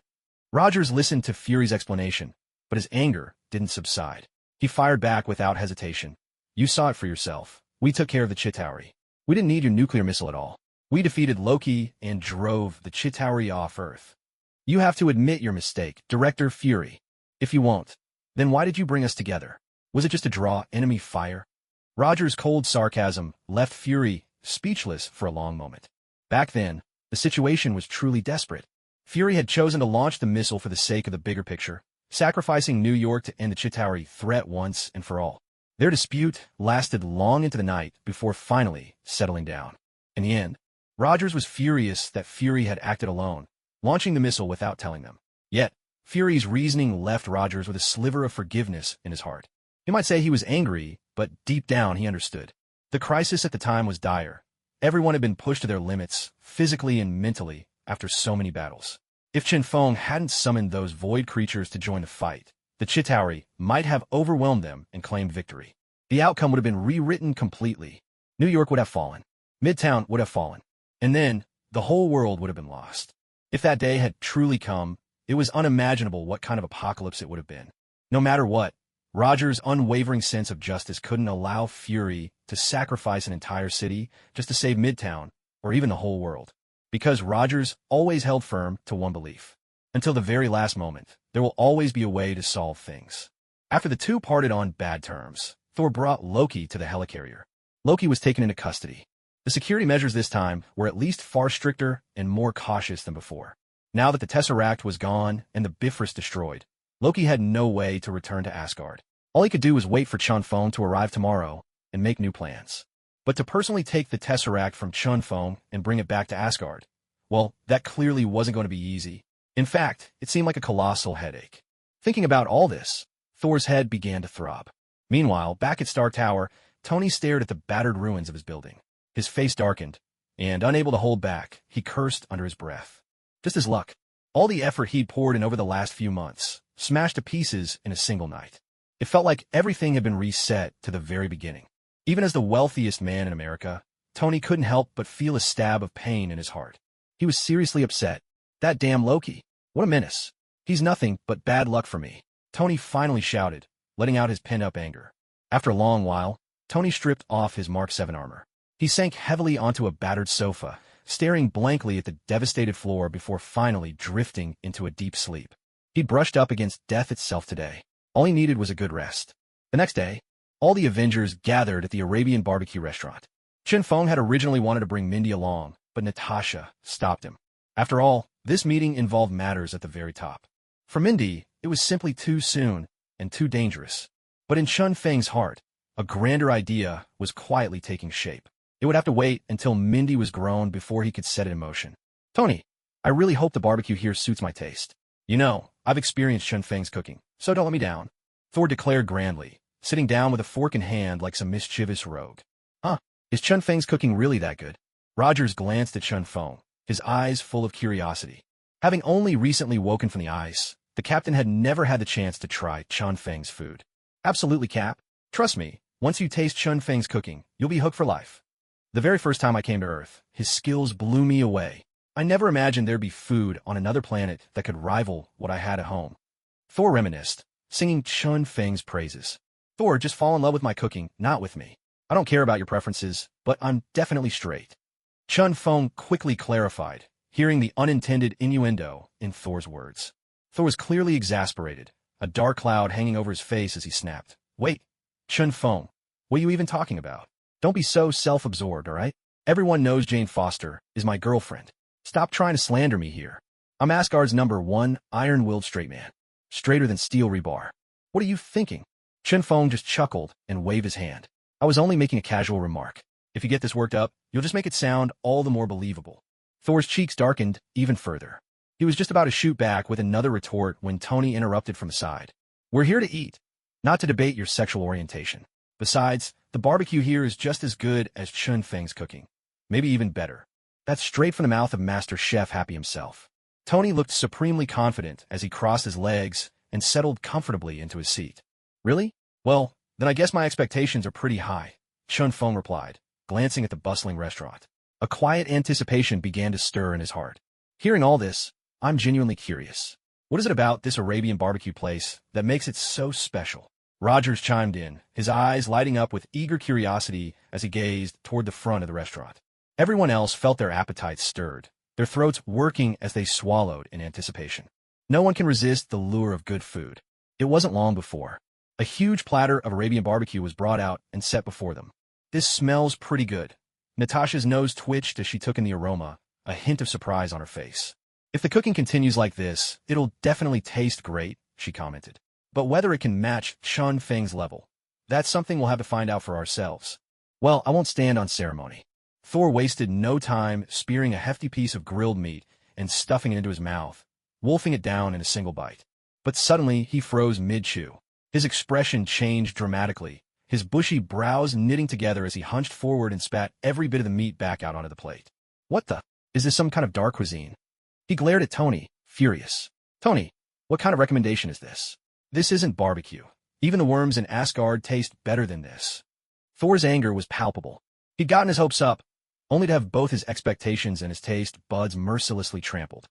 Is it really that bad? Tony hesitated, picking up another piece of barbecue and eyeing Thor skeptically. Are you playing a prank on me, or something? Let's all give it a try, Tony suggested, gesturing to the others. Maybe it's just not to Thor's Asgardian tastes. Rogers and Hawkeye, not wanting to reject Tony's kind offer, each picked up a piece and put it in their mouths. Come on, Tony, are you messing with us? Hawkeye barely managed to chew once before his face twisted in pain, his brows furrowed in agony as he shot Tony a withering look. Tony, your recommendation is a total disaster. It's not even as good as the bread and milk I had during the war, someone complained. Rogers accepted his food out of courtesy, but he clearly didn't care for the flavor either. Damn it, this is all Happy's fault. Tony spat out the roasted meat in his mouth and immediately shifted the blame to Happy. Since Happy wasn't there, he made for the perfect scapegoat. Tasha let out a deep sigh of relief, grateful that Chun Feng had stopped her just in time. What's going on, Tony? Is this the incredible food you said could rival Chun Feng's cooking? Honestly, it's not even as good as the lowest fare in Asgard. Thor grumbled with a sour expression, then turned to Dr. Banner, who was still eating heartily. For heaven's sake, Banner, how can you stomach this tasteless roasted meat? Banner looked up, a bit embarrassed, his smile awkward. He explained, well, I used to live in India, and not just anywhere slums. Compared to the food there, this roast actually has some flavor. All things considered, when it came to this Arabian barbecue, the taste was at least bearable. Tony, in the name of the warriors of Asgard, I hold you fully responsible for this outrage. Thor suddenly stood, lightning crackling from Mjolnir as he pointed it directly at Tony. Tony spread his hands in exasperation. Look, big guy, it was Happy's idea, not mine. I got duped too, okay? When we get back, I'm definitely giving Happy a piece of my mind. Calls himself a gourmet expert. My foot. He cursed under his breath. Is this the best they can do? They dare call this Arabian barbecue fine cuisine? What a ripoff. Thor just scoffed, unconvinced, and retorted, don't go blaming others. Weren't you the one who insisted we come here? Tony bristled at that, slamming his hand on the table. Thor, let's get one thing straight. This is Earth, not Asgard. And for the record, I'm the one paying for this meal, so what I say goes. The others watched Tony and Thor bicker like children, looking both helpless and a little amused. Hey, how about you two take it outside for a proper fight? Chun Feng suggested with a chuckle. I hear it's an Asgardian tradition for warriors to settle things in the arena. Iron Man versus the God of Thunder, Mark 7 armor clashing with Mjolnir. Now that would be a spectacular sight. Thor paused, tilting his head thoughtfully, then suddenly burst out. Wait a minute. Are you saying all Asgardian warriors are brutes who only know how to solve problems with their fists? It took Thor a moment to realize the playful jab in Chun Feng's words, and he couldn't help but feel teased. True, Asgard still followed the old ways of monarchy, and their weapons looked like ancient spears, but that didn't mean they were stuck in the Dark Ages. Just kidding. Asgard is the most powerful force among the 9 realms, centuries ahead of Earth in terms of technology. Chun Feng, I challenge you to a duel. Thor declared, his fighting spirit blazing. Tony, Natasha, everyone. The moment those words left his lips, the entire room fell into stunned silence. Every eye was fixed, wide and unblinking, on the two men before them. A duel? No one had expected Thor to say that. There was no doubting Chan Feng's strength. He had displayed it fully during the recent Avengers battle. He had stood toe-to-toe with the Chitauri's warlord and suppressed the power of the Tesseract itself. Even the king of Asgard would struggle to accomplish such feats. Of course, there was no pushover either. Wielding Mjolnir, he could summon thunder and lightning to shake the heavens. But still, the last time, in New Mexico, Thor had already been defeated by Chen Feng. For him to seek another duel now, either Thor had made impressive progress, or he was simply acting on impulse. Most people in the room doubted this fight. It seemed more like asking for trouble. You really want to challenge me? Chen Feng looked at Thor with an expression that suggested he thought Thor had lost his mind. That's right, I challenge you. Thor locked eyes with Chen Feng, his gaze burning with determination. Clap, clap. I admire your courage, Thor. Go on, let's see your heroic style. Tony started clapping from the side, his expression inscrutable, hinting at some hidden motive. Perhaps this isn't the best idea, Rogers interjected, shaking his head. New York was just torn to pieces yesterday. If you two start fighting again, this whole area could be leveled. All right, that's 2 votes, 1 in favor, 1 against. That leaves the 3 of us. Natasha stepped in, assuming the role of referee for the duel. I'm in. What about you two? You had to admit, these people really knew how to have fun. Hawkeye pointed to the many civilians in the hall and objected. I say no. The captain's right. There are a lot of people here. If someone gets caught in the crossfire, the consequences could be dire. As expected, Hawkeye immediately sided with Rogers, a loyal follower through and through. Dr. Banner, what about you? Natasha turned to Banner for his vote. I agree. Banner replied simply, popping a piece of barbecue into his mouth and continuing to eat. All right, that's 3 votes to 2. You two can take your duel outside, Natasha said with a radiant smile, her eyes sparkling as she looked at Chen Feng and Thor. At that moment, Rogers walked over to Thor and Chen Feng, his expression grave. You can have your duel, but you must promise not to endanger any civilians here. If anything goes wrong, the fight ends immediately. Chen Feng glanced at Rogers, who was all seriousness, and simply shrugged. No problem. I'll take care of Thor in a single move. There won't be any issues at all. That statement was outrageously bold. Defeat Thor in a single move? Who do you think you are? Talk about inviting trouble. Thor's expression darkened with displeasure. He had to admit Chen Feng was formidable, but to claim he could defeat him in just 1 move. Even Odin himself wouldn't say that so lightly. Chen Feng, last time I lost to you, it was only because I hadn't yet obtained Mjolnir and unlocked the power of the God of Thunder. The me standing before you now is world apart from who I was then. So don't underestimate me. Otherwise, I'll make sure you regret it. This little guy sure has some backbone. 3 days apart, and you see someone in a new light. Was that what he was trying to say? Chen Feng narrowed his eyes, a meaningful smile tugging at the corners of his lips, and then walked out. Thor shuddered involuntarily, a chill crawling down his back for reasons he couldn't quite explain. It was as if some unseen force was watching him from the shadows. Don't underestimate me. I am the son of Odin, the god of thunder, Thor. Thor quickly regained his composure, storming after Chen Feng, anger blazing in his eyes. Lightning danced and crackled around Mjolnir in his hand, illuminating the entire western side of the restaurant. Moments after his words faded, the guests nearby were left utterly stunned by the scene unfolding before them. It was as if time itself had stopped. Silence. The whole place fell into a hushed, breathless stillness. Damn it, Thor, can't you be a little less ostentatious? Rogers thought to himself with a bitter smile, muttering under his breath. Having chosen their battleground, Chen Feng and Thor each took their positions on opposite sides. They locked eyes, each sizing up the other. The atmosphere between them shifted in an instant, as if the very air had become charged with a force that could tear the world apart. Tony, Banner, and Natasha watched the 2 men intently. Anticipation etched across their faces as they eagerly awaited the coming duel. Only Rogers and Magic I looked on with grave expressions, a flicker of worry passing through their eyes, fearing the devastation that might soon be unleashed upon this place. Thor made the first move. He streaked forward, leaving a long afterimage behind him, and in the blink of an eye was standing right next to Chen Feng. Sparks of electricity crackled and snapped around him, the sound echoing through the air. Mjolnir tore through the atmosphere, letting loose a thunderous boom that seemed to shake the very fabric of the space around them, filling the air with a blinding storm of lightning. Chen Feng smiled faintly, opening his palm. Brilliant arcs of lightning danced across his hand, shining like the brightest star in the night sky, drawing everyone's gaze. That little star expanded in an instant, swelling to many times its original size, as if it could become a raging inferno capable of consuming everything before it. That move again? Do you really think I'll lose to you the same way as before? Thor's heart sank as he remembered how, not long ago, Chen-Feng had used that very same move to defeat him.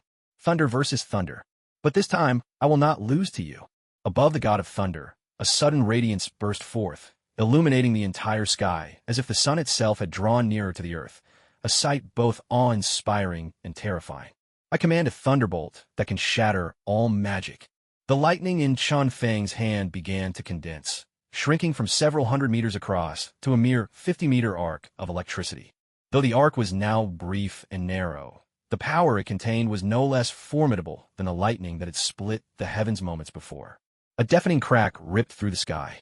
All the gathered lightning converged on Thor's hammer, Mjolnir, swirling with a force so overwhelming it seemed to shake the world as it crashed down toward Chen-Feng. Yet Chen-Feng's face remained perfectly calm, his expression as still as a tranquil lake, untouched by the coming storm. Electric arcs sizzled and crackled. With a blazing burst, the lightning in his hand collided head-on with Thor's hammer. A thunderous explosion shook the air. In that instant, the roar of their clash erupted, and an immense shockwave swept outward. But the wave expanded only 10 meters before an invisible, terrifying force of the void pulled it up into the sky, swallowing it whole, leaving not a trace of destruction behind. The two bolts of lightning battled, entwined like titanic dragons, each biting and clawing at the other. For a moment, neither side yielded, their clash suspended, locked in a dead heat.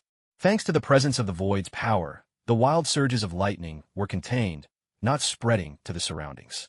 Instead, they danced and flashed in a dazzling display, crackling incessantly around Thor and Chen-Feng. The spectacle was earth-shaking. Their power had undeniably grown. Chen-Feng watched Thor, who was holding his own with impressive skill, and a faint smile played at the corner of his lips. But in the very next second, Chen-Feng's gaze sharpened, as though he had become another person entirely. Space seemed to tremble, and around Thor, even time itself appeared to slow, as if under someone's control. The flickering of lightning seemed to move in slow motion, each frame of the battle playing out before Chen-Feng's eyes. Chen-Feng's figure blurred and flashed forward, weaving with nimble precision through the dense web of lightning, and in just a few heartbeats, he was right in front of Thor. Thor's heart lurched in shock. Even his expression seemed to change in slow motion, each nuance appearing frame by frame. Do you think they'll win? Banner glanced at Tony beside him. Who knows? Chen-Feng's strength is nothing to scoff at. But if Thor can go toe-to-toe with him, or better yet, if they both end up battered and bruised, that's honestly the outcome I'd most enjoy seeing, Tony replied with a careless shrug. Who wins or loses doesn't really matter to me. It's not my business anyway. But if both of them come out looking worse for wear and put on a spectacular fight, now that would be entertaining.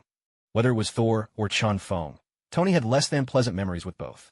In fact, he was secretly hoping to see them embarrass themselves, and he relished the thought. Do you think my man would lose to Thor? Natasha's lips curled into a confident, alluring smile, her expression full of certainty. When it came to her own man, Yin had unwavering confidence in his strength. From the current situation, it seemed Chen-Feng had a slight advantage, and after all, he had defeated Thor before. Even so, I still hope neither of them gets hurt, especially not the nearby civilians. Whenever Rogers opened his mouth, he couldn't help bringing up the safety of civilians. An old soldier from the era of the Second World War, his way of thinking really was different from theirs. It's almost over. Hawkeye looked up at the fading light in the sky, a glimmer flashing through his eyes. The crowd responded, turning their gazes upward as one. Thunder faded from heavens. The blinding light dimmed. At last, the two figures appeared before everyone's eyes. In Chen-Feng's hand, a lightning-forged spear pointed straight at Thor's throat, radiating an unimaginable energy that made everyone below involuntarily tense up. Strong. Unbelievably strong. A wave of powerlessness swept through the crowd. As for Thor, a cold sweat broke out on his forehead. A lingering sense of fear crept over him as he admitted in a subdued voice, I lost. The crackling arcs of electricity held terrifying power. Thor knew he was outmatched, and his heart sank to its lowest point. If that attack had landed on him, even with the strength of a godly body, it would have been a miserable experience. If you were going to admit defeat, you could have said so earlier and saved us all the trouble. Chen-Feng teased with a crooked smile. Thor breathed a sigh of relief, but seeing Chun Feng's mischievous grin, he couldn't shake the feeling that something bad was about to happen. And sure enough, just as the lightning spear was withdrawn, a sudden arc of electricity leapt out, landing squarely on Thor's face. A sharp crackle filled the air. All of Thor's hair stood on end, making him look like a human-sized porcupine. "Oops, my hand slipped," Chun Feng commented casually. His words sounded apologetic, but there was no sincerity in his tone. It was obvious he'd done it on purpose. "Chun Feng," Thor muttered with a wounded look, but mostly, he just seemed resigned to his fate. After all, Chun Feng had already denied it. Without proof, no one could help him. Even if he wanted to be angry, Thor knew he wasn't a match for Chun Feng. Damn it. So frustrating. To think he was a god, yet here he was feeling awkward and helpless in front of a human like Chun Feng. It was infuriating. And as for you, Tony, I heard every word you just said. Chun Feng's voice, wicked as a devil's whisper, suddenly sounded right next to Tony's ear. Ahem, Chun Feng, you know how I am. I was just kidding around trying to lighten the mood. Honestly, I'm just hoping you both come out of this safe and sound.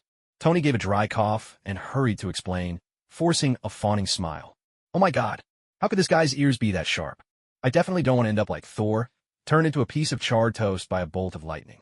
Arcs of electricity danced between Chun Feng's fingers, casting dazzling, flickering light.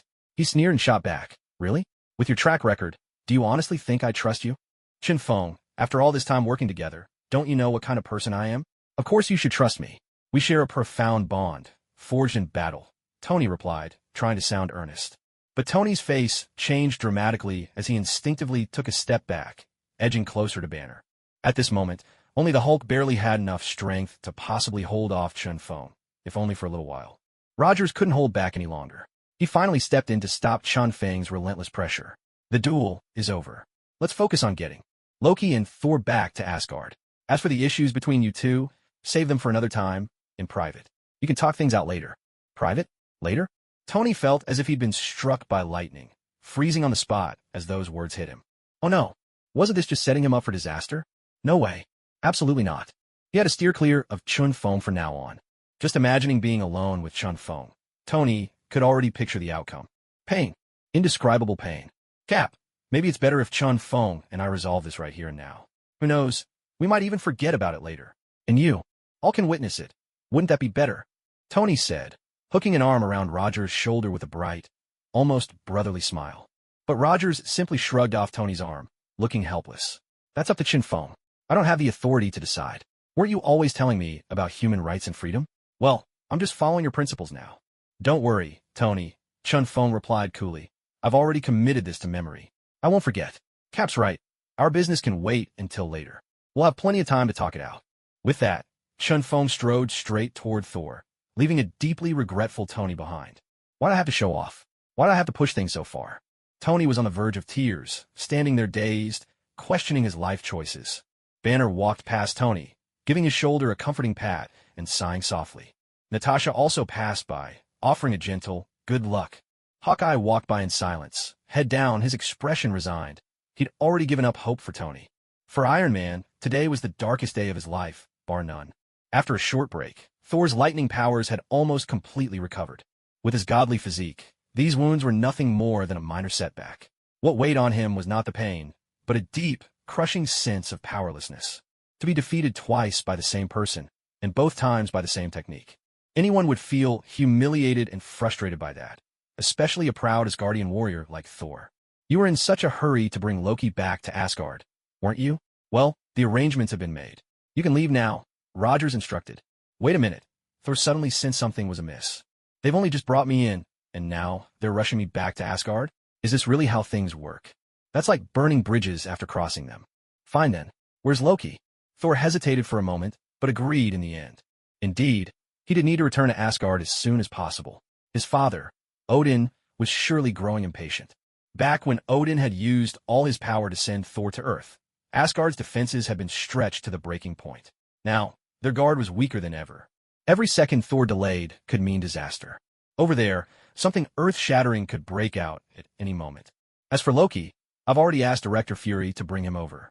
He should be here in about a minute, Rogers said, gazing into the distant sky, waiting for Fury and Loki to arrive. Understood, Thor replied. Thor gave Tony a sidelong glance, noticing he was still frozen in place. By the way, what's up with Tony? Chun Feng quickly redirected the conversation, explaining to Thor with a straight face. Oh, he's fine. Probably just contemplating life. You know, how scientists are, ideas pop into their heads all the time, those flashes of inspiration. He's probably pondering something important right now. Beside them, Banner, Rogers, and Hawkeye all rolled their eyes, wearing expressions that clearly said, if I believe you, I'm a fool. Where is that nonsense coming from? That was quite a stretch, even for Chun Feng. He could turn black into white with a few words. Is that so? Scientists really do have scary minds. Dr. Banner, does that ever happen to you? Thor suddenly turned to Banner and asked. Banner found himself at a loss for words, caught awkwardly in the middle, uncertain how to answer.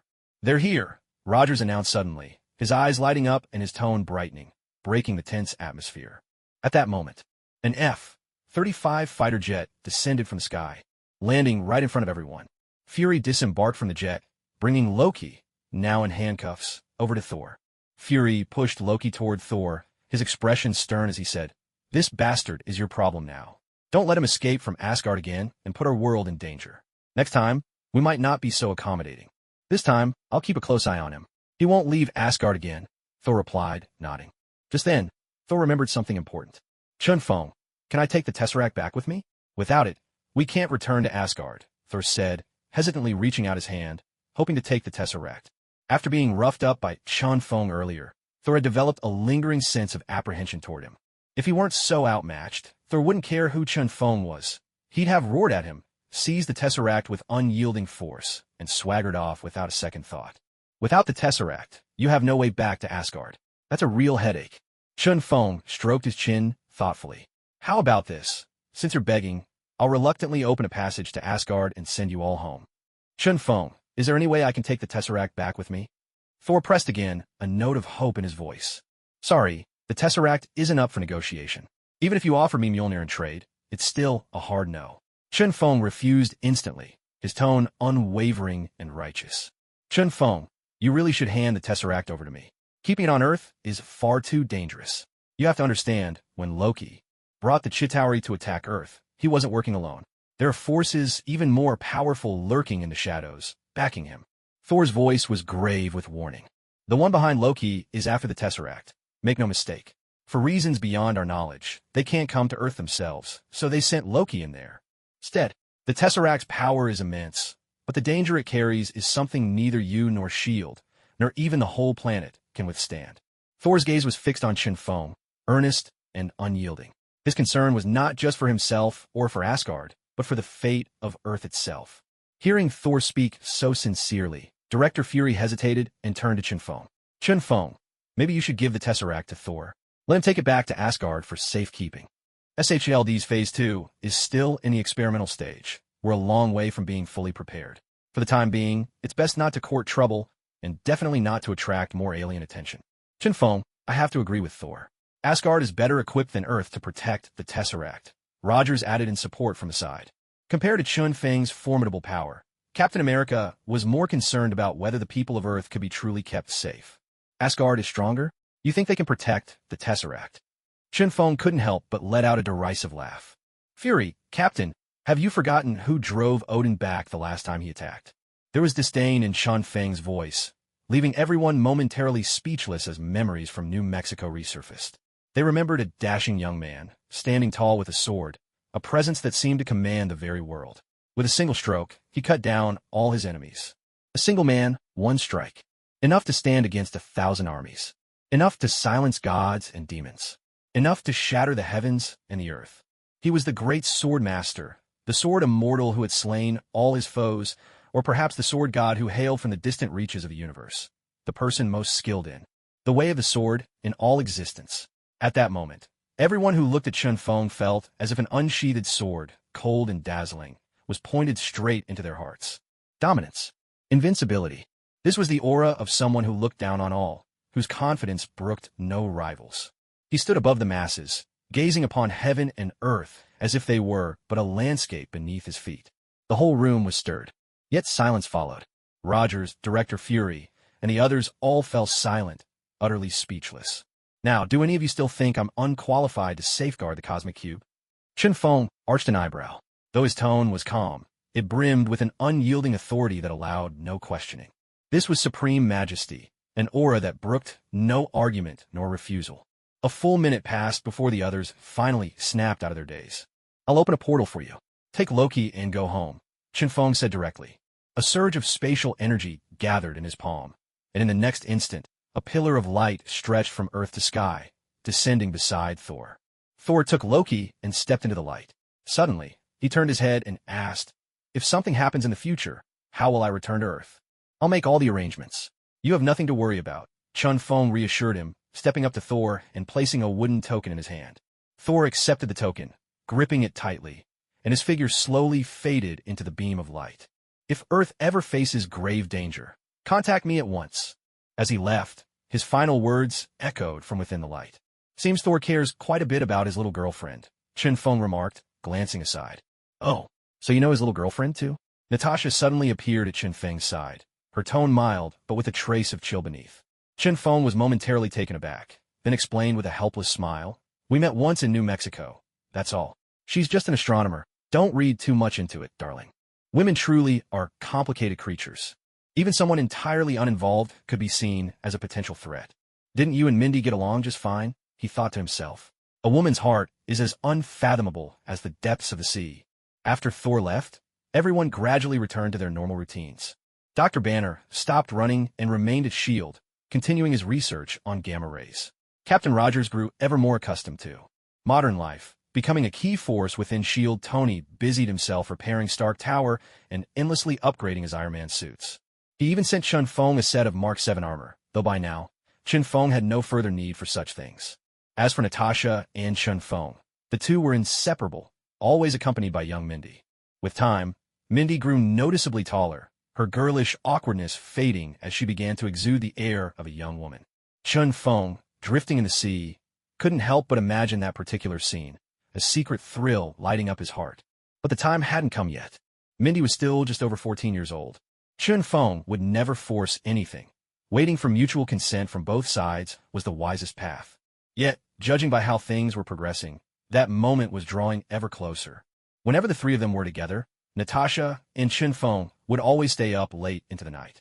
Every morning, when Mindy looked at him, there was a hint of longing beneath her air of grievance. Inside S.H.I.E.L.D., a bespectacled man picked up his coffee, took a careful sip, then a glint of intrigue flashed in his eyes as he inquired, "How's the research on the scepter going? Any results?" A man below promptly replied, "Sir, we've detected powerful energy within it. The next step is to initiate testing and development." "Excellent. After all these years of patience, it's finally our time to put on a show." The man's eyes turned icy, a sinister grin twisting his lips as if he were a devil incarnate. And yet, on the surface, S.H.I.E.L.D. appeared calm and orderly.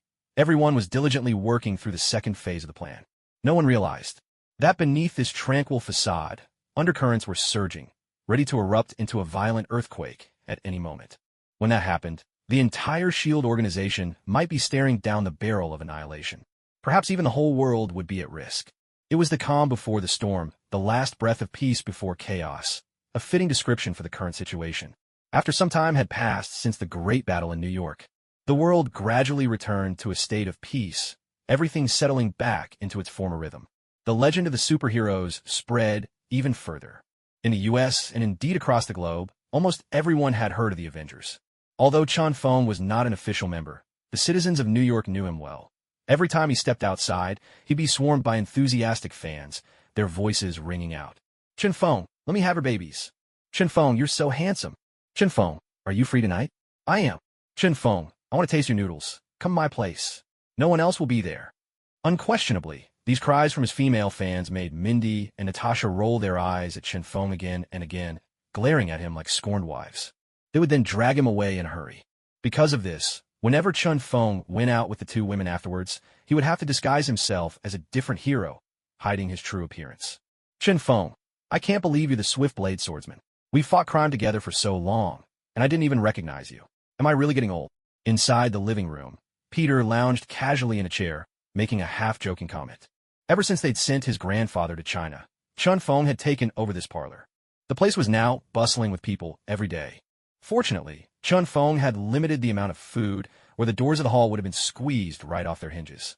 It was only after watching the intense competition that Peter finally connected Chinfeng with the Swift Sword Master. Chun Fong brought over a plate of his secret recipe steak, grinning as he asked Peter, I used to be reluctant to reveal my identity, and honestly, I just wanted to have a little fun with you. So, Peter, how's college life treating you? Are you enjoying it? The aroma of steak drifted into Peter's nose, and he sighed as he picked up his knife and fork. College life? Well, it's just SOSO. I've always been working under my advisor, and honestly, it's even more exhausting than the average college student's routine. You have no idea how strict my advisor is. If even a single gene sequence is off by a tear, he'll tear you apart with criticism. Just thinking about it gives me chills. If he weren't such an authority in biology, I would have quit a long time ago. I really don't want to stay under his thumb. As soon as university life came up, Peter's gift for venting his frustrations revealed itself. He poured out all his complaints about college to Chun Fong, barely pausing for breath. Peter, you're really just the same as always. You haven't changed a bit. Chun Fong dug at his own ear, looking a little exasperated. That's classic Peter, no doubt about it. Yep, this is exactly the Peter I know. All right, Chun Fong, do you think you could introduce me to the Avengers? I'd love to join your team. Peter looked at Chun Fong with eager anticipation, practically staring holes through him. Sorry, Peter, I can't help you with that. I haven't actually joined the Avengers myself, so if you want in, you'll need to talk to someone in charge. Who? Is it Tony Stark, Iron Man? Peter asked excitedly, his face lighting up with admiration for Tony. Thinking about it, that made perfect sense. After all, Tony was the richest man in the States and also a brilliant scientist. For someone like Peter, who loved scientific research, it was only natural to look up to Tony. Well, Tony is one option. You could also try Captain Rogers. He's much easier to get along with than Tony, honestly. Chun Fong thought for a moment and gave Peter a hint. Tony's personality could still be a bit aloof, and his playboy tendencies hadn't faded completely. By contrast, Rogers was a genuinely good guy, and he'd definitely appreciate someone who wanted to protect the country. Thank you, Chun Fong, but I think I already know what I want to do. Peter looked genuinely happy as he took a big bite of steak. Peter sighed with satisfaction. Chun Fong, your cooking just keeps getting better. This is amazing. By the way, Peter, how's Harry doing lately? Is his company doing all right? Chun Fong suddenly remembered Harry and asked. Peter was thoroughly enjoying his steak when he heard Chun Fong mention Harry. A look of hesitation flickered across his face, and he spoke with some difficulty. I met Harry recently, but he didn't look well. Maybe the company's going through some tough times again. He didn't really go into detail, just told me not to worry and things like that. Not doing well. Chun Fong paused, a glimmer of concern flashing in his eyes. It had been a while since Chun Fong last saw Harry, and he really had no idea how Harry was doing these days. He made a mental note. When time allowed, he'd pay Harry a visit at Oscorp to see what was really going on. In just this short while, Peter had already cleaned his plate, finishing off the palm-sized steak entirely. He let out a satisfied sigh. I'm stuffed. Peter patted his stomach, a look of contentment on his face. Chun Fong, I'd better get going, or my advisor's going to come looking for me again. After a brief rest, Peter stood up, ready to leave. Chun Fong, since you know the Avengers, could you maybe put in a good word for me? Tell them about all my great deeds. Let them know just how awesome Spider-Man is. How about it? Peter had reached the door, but suddenly turned back to address Chun Fong. No problem. Chun Fong gave him an okay gesture, and Peter finally left, satisfied. Of course, with Peter's current abilities, having only taken down some ordinary criminals and a handful of vampires, he was still far from being in the same league as the real heroes. He still had a long way to go before reaching the level of power he had in the original storyline. Meanwhile, in a remote corner of New York, a burly man with a thick beard and 10 rings on his fingers sat at a table, eyes fixed on the screen in front of him. This armored man, he's the one who destroyed our people and our weapons in the Middle East, isn't he? The bearded man popped a grape into his mouth, his voice low and tinged with anger. That's right, boss. That's him. A muscular man nearby replied. He didn't just kill our men, he wiped out our weapons, too. These men were from the 10 Rings, the same group that had kidnapped Tony in the Middle East. Their leader, the bearded man, was none other than the Mandarin himself. The 10 rings on his fingers were his deadliest weapons. They were the reason he held sway in the Middle East, and the secret behind his ability to kidnap the richest man in America. Anyone who crosses the 10 rings will pay dearly, the Mandarin declared. From today on, you'll keep a close watch on him. I want him to pay for this with his life. Everything he cares about, destroy it all. He slammed his hand on the table, his eyes blazing as he spoke. His gaze bore into Tony's image on the screen, deadly intent radiating from him. Meanwhile, inside Oscorp, a group of people gathered together, waiting in silence for the results of the experiment. A long time passed.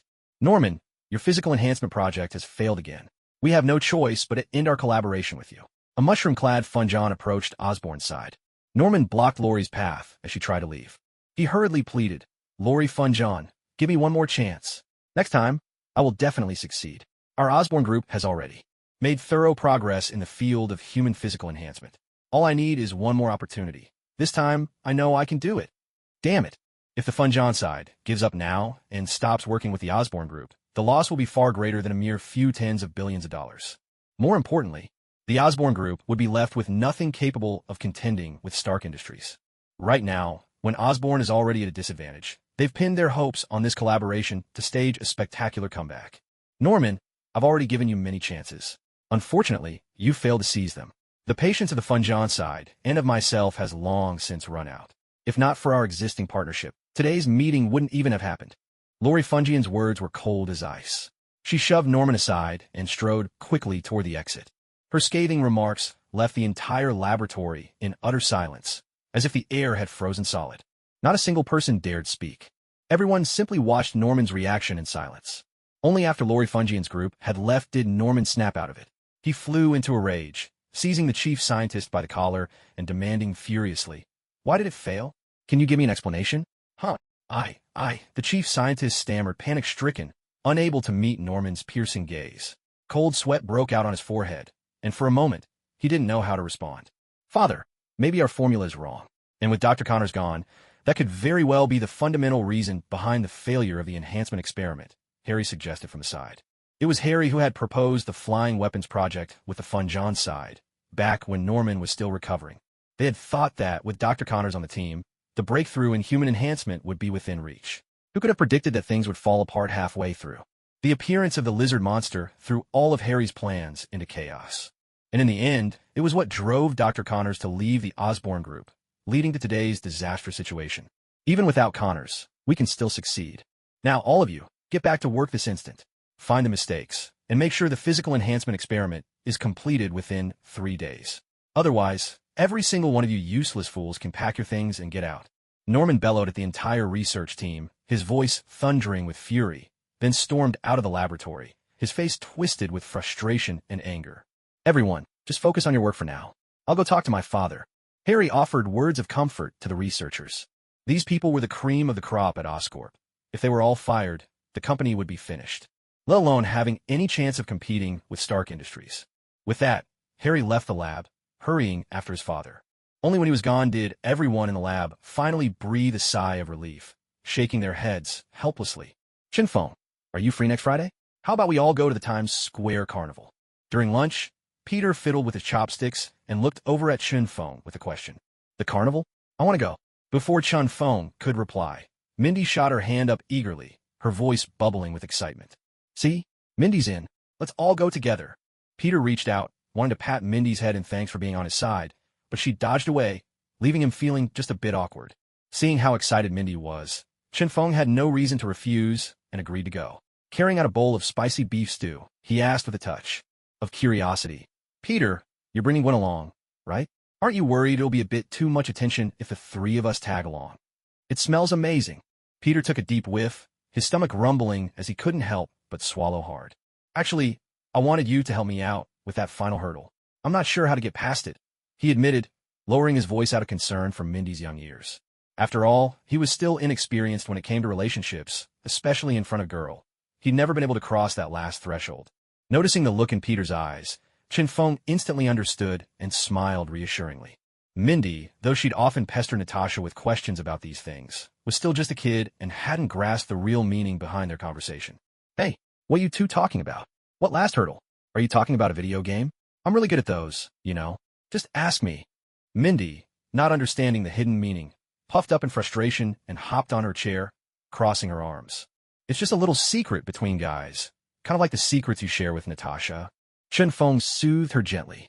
"Kiddo, when the time comes, I'll teach you how to get past that final level myself."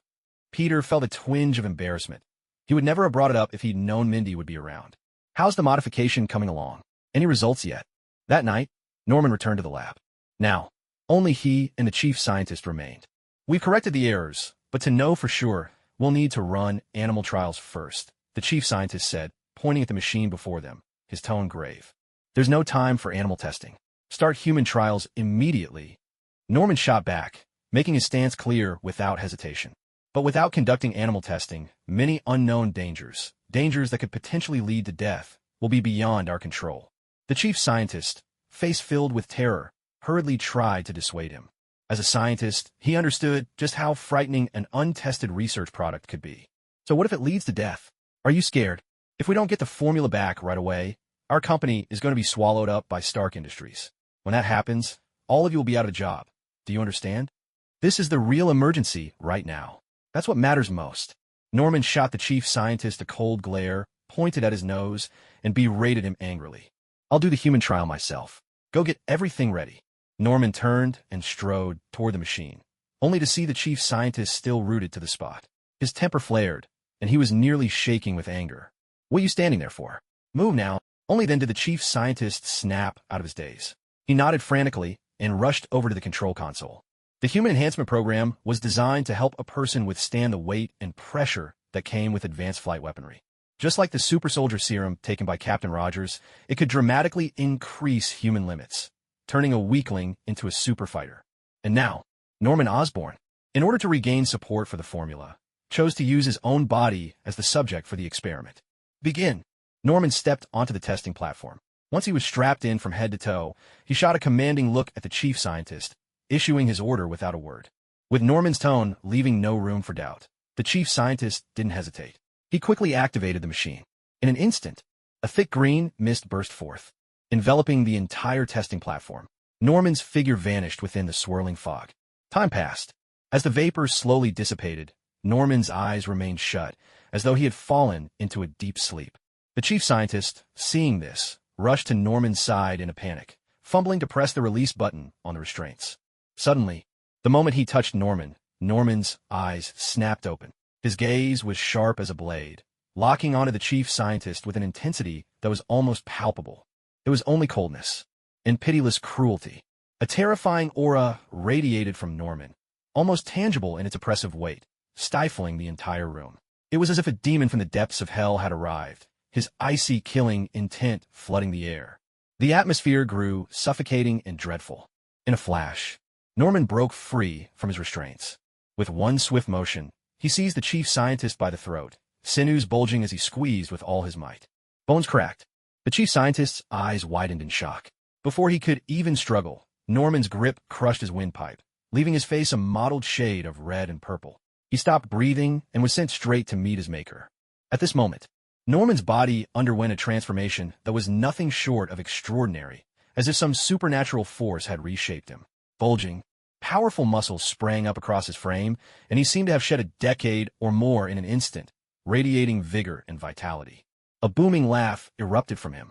I did it. I've finally succeeded. Carelessly, Norman tossed aside the chief scientist's corpse as if it were no more than a piece of garbage. He threw his arms high above his head and let out another triumphant laugh toward the ceiling. At that very moment, the Osborn Corporation security system registered Norman's murderous act. A large contingent of security guards rushed toward the laboratory. Hurry! Move! Quickly! Capture him! Don't let him get away! A whole crowd of security personnel arrived just in time, forming a barricade in front of Norman as he tried to leave. Out of my way! Norman barked coldly. His expression was blank, utterly devoid of emotion, as though all feeling had been stripped away. This chilling indifference sent a wave of dread through the guards. They felt an icy fear deep in their hearts. Their pulses raced. A shiver ran down their spines. Instinctively, everyone stepped back several paces. Some were trembling so violently that sweat poured down their faces. It was as if they were staring into the eyes of a demon. An unnatural chill clung to their backs. Father, was it you? Did you kill him? Just then, Harry arrived. He stared at his father in disbelief, unable to comprehend the scene before him. Norman remained silent. He would never admit to murder. As long as he didn't confess, Norman knew that, given his power and influence, he could easily cover up what had happened. At most, he'd have to buy people's silence, offer the slain scientist's family a hefty sum to dissuade them from pressing charges, and settle things with enough money to hush up any investigation. A fabricated certificate of accidental death would make the whole affair vanish like smoke on the wind. But seeing Norman refuse to speak, Harry understood the truth. Disappointment washed over his face. The father who had always seemed so gentle and refined. How could he have become like this? Cold, ruthlessly murderous. Harry simply couldn't accept it. Norman patted Harry on the shoulder, then, under the fearful gaze of the security guards, strode out of the laboratory. The next day, the Osborne Corporation's board of directors convened and decided to remove Norman from his position as chairman, stripping him of all authority. They had no intention of reporting the incident to the police. It would only tarnish the reputation of Osborne Corporation, and ultimately, they would be the ones to pay the price. Until they were certain the situation was under control, revoking Norman's position was the only sensible course. You'll all regret this. I promise you. There's no turning back after today. Norman snarled, his voice thick with venom, as he pointed at the assembled board members. Ever since transferring part of his shares to Harry, Norman could no longer rule the company single-handedly. Now, confronted by the united front of so many shareholders, his chances of regaining power were gone. Warman, you're out of control. You need time to calm down and steer the Osborne Group back on the right path, not rely on those shady and scrupulous methods. One of the elders, his hair completely white, rose to his feet and spoke with heartfelt earnestness. He was a founding member of the company, having followed Osborne since the very beginning. Naturally, he did not wish to see Norman destroy everything he had built with his own hands. Oomph. Don't you preach to me with that condescending tone. Norman turned his head sharply, lashing out in anger. It was clear that he was in a foul mood, his eyes blazing with fury, and there was even a hint of murderous intent, though he kept it barely in check. Father. Harry watched as his father's figure receded into the distance, a wave of sadness washing over him. When did things start to change? When did his father become like this? The Times Square Carnival. This was the most relaxed day for people after the chaos in New York. Peter and Gwen.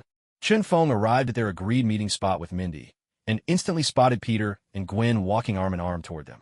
Seeing them, Mindy immediately took Chen Feng's arm as well. If Natasha hadn't been on assignment today, Chen Feng would have brought her along too, just to show Peter what true masculine swagger looked like. Chen Feng, long time no see. I can't believe you're actually a superhero. The way you looked when you saved New York was just incredible. Gwen looked at Chen Feng like a starstruck fan, her happiness shining through. Gwen, your boyfriend is right here. Don't forget, I'm a superhero too. Peter's face changed in an instant, and he hurried to assert himself. Come on, Chen Feng's working with the government's Avengers Squad. That's seriously impressive. I'll be one of them soon. Really? Gwen looked at Peter in disbelief, barely able to contain her excitement. Of course. Would I ever lie to you? With Gwen's attention back on him, Peter's confidence surged. He shot a glance at Chen Feng and continued, Isn't that right, Chen Feng? At that moment, Peter's eyes darted upward, desperately signaling Chen Feng for backup. Yes, he's already a provisional member of the Avengers. Chen Feng's words twisted and turned, nearly giving Peter a heart attack from the suspense. Really? Gwen was beside herself with excitement. Didn't you hear Chen Feng say so? Of course it's true, Peter replied, smug and full of pride. That's what brothers are for, having your back at the crucial moment. All right, we're here to have fun, not to waste time bragging, Chen Feng said with a helpless roll of his eyes. A little bit of sunshine, and this. Guy's already basking in it. He really couldn't help but be amused. Taking Mindy's hand, he led the way toward the bustling crowd in the distance. Wait for us, Peter called out loudly from behind, pulling Gwen along as they hurried to catch up. There really was something magical about the Times Square Carnival. In the sky floated balloons of all shapes and colors, featuring a parade of cartoon characters. Among them, to Chen Feng's surprise, was one that looked just like Iron Man. Huh, has Tony already gained fans this quickly? It looks like quite a few middlemen have seized the opportunity to make a handsome profit. Beyond the array of balloons in the sky, the variety of snacks in Times Square seemed endless. So many different kinds, and not a single repeat among them. Despite the abundance of choices, they all shared one thing in common: sweetness. After all, people in America are famously among the world's biggest lovers of sweets. Anything that isn't sweetened just feels bland and unappetizing to them. Mindy, don't eat so much. If you end up with a mouth full of cavities, I'm not going to help you, Chen Feng said sternly, taking the candy out of Mindy's hands. Even though it was supposed to be a day of fun, there still had to be some restraint. What if all that sugar led to tooth decay? Oomph. Mindy shot Chen Feng a pouty glare, sulking a little as she turned away, clearly displeased. Let's go over there and have a look. They seem to be giving away something, Gwen quickly interjected, breaking the slightly awkward atmosphere. At the mention of freebies, Mindy's eyes lit up, and she instantly forgot her irritation from before. Sis Gwen, let's go quick. She grabbed Gwen's hand and dashed off in excitement. Just then, Peter came up to Chen Feng's side, giving an awkward laugh as he said, Chen Feng, tell me, how should I say those words to her? As soon as he spoke, Peter couldn't sit still. A faint blush crept up his cheeks. He was completely flustered. Just say it to Gwen like this. Chun Feng leaned in, sharing his wisdom like a seasoned mentor guiding a novice. Remember, the key is to create the right atmosphere. Try to get her emotions involved, too. And timing is everything. Catch her at the perfect moment, got it? After giving his advice, Chun Feng didn't forget to remind Peter, the nervous rookie. I got it. After listening to Chun Feng, Peter felt as though he'd stepped into an entirely new world. Everything suddenly seemed fresh and intriguing, full of possibilities. All at once, something seemed to occur to Chun Feng. He turned to Peter and asked, by the way, didn't Harry say he'd come to the carnival with you? Normally, with Harry being Peter's best friend, he'd definitely be up for joining the fun. He never missed out on a lively scene. Besides, since Chun Feng was here, there really wasn't any reason for Harry to skip out. I asked him, but he seemed bit down. He said he just wanted to rest, so I didn't push him. Let him stay home and get some rest, Peter replied, shaking his head with a sigh at the mention of Harry. A fleeting look of empathy flashed in Chun Feng's eyes, but he didn't dwell on it. After all, it was someone else's business. No point in meddling in things that don't concern you. After mingling for a while, Chun Feng and Peter strolled over to where Mindy and Gwen were standing. Mindy, did you manage to win anything? Chun Feng approached Mindy with a smile, asking her with genuine curiosity. Chun Feng, look, I got a big Doraemon plush. I want it myself. Mindy picked up the plush toy beside her, her face beaming with pride, like a child eagerly awaiting praise. Not bad at all. Our Mindy really is amazing. To tell the truth, Mindy already had a solid foundation in fighting. And with the recent training from Master Yi and Super Tasha, her skills and reflexes had only grown sharper. Winning a plush toy at a game like this was child's play for her. If Mindy wanted to, the stall owner would probably go out of business. Just then, someone in the crowd shouted, "Look, what's that in the sky? Is it a giant bird? There's something flying all over the place up there. It's moving so fast. Wait, could it be a new superhero?" One by one, people started noticing what was happening above. Suddenly, Times Square was filled with commotion as everyone instinctively craned their necks to look up at the sky. Chun Feng's brow furrowed slightly as he joined the others in looking upwards. A man in a green bodysuit, standing on a flying device and wearing a menacing demon mask, hovered high above, surveying the crowd from on high. Who's that? Is he a new member of the Avengers? Peter's eyes sparkled with curiosity as he sidled up to Chun Feng, unable to hide his interest. No, get back now. Chun Feng barked urgently. In the next instant, the Green Goblin produced a pumpkin-shaped grenade and, with a wild, maniacal laugh, hurled it straight towards the crowd. One of the grenades was aimed directly at Chun Feng and Peter. Peter immediately grabbed Gwen and dubbed to the side, pulling her out of harm's way. Chun Feng's eyes narrowed, but he didn't budge an inch. With a gentle flick of his right hand, the pumpkin bomb split neatly in two midair, detonating harmlessly.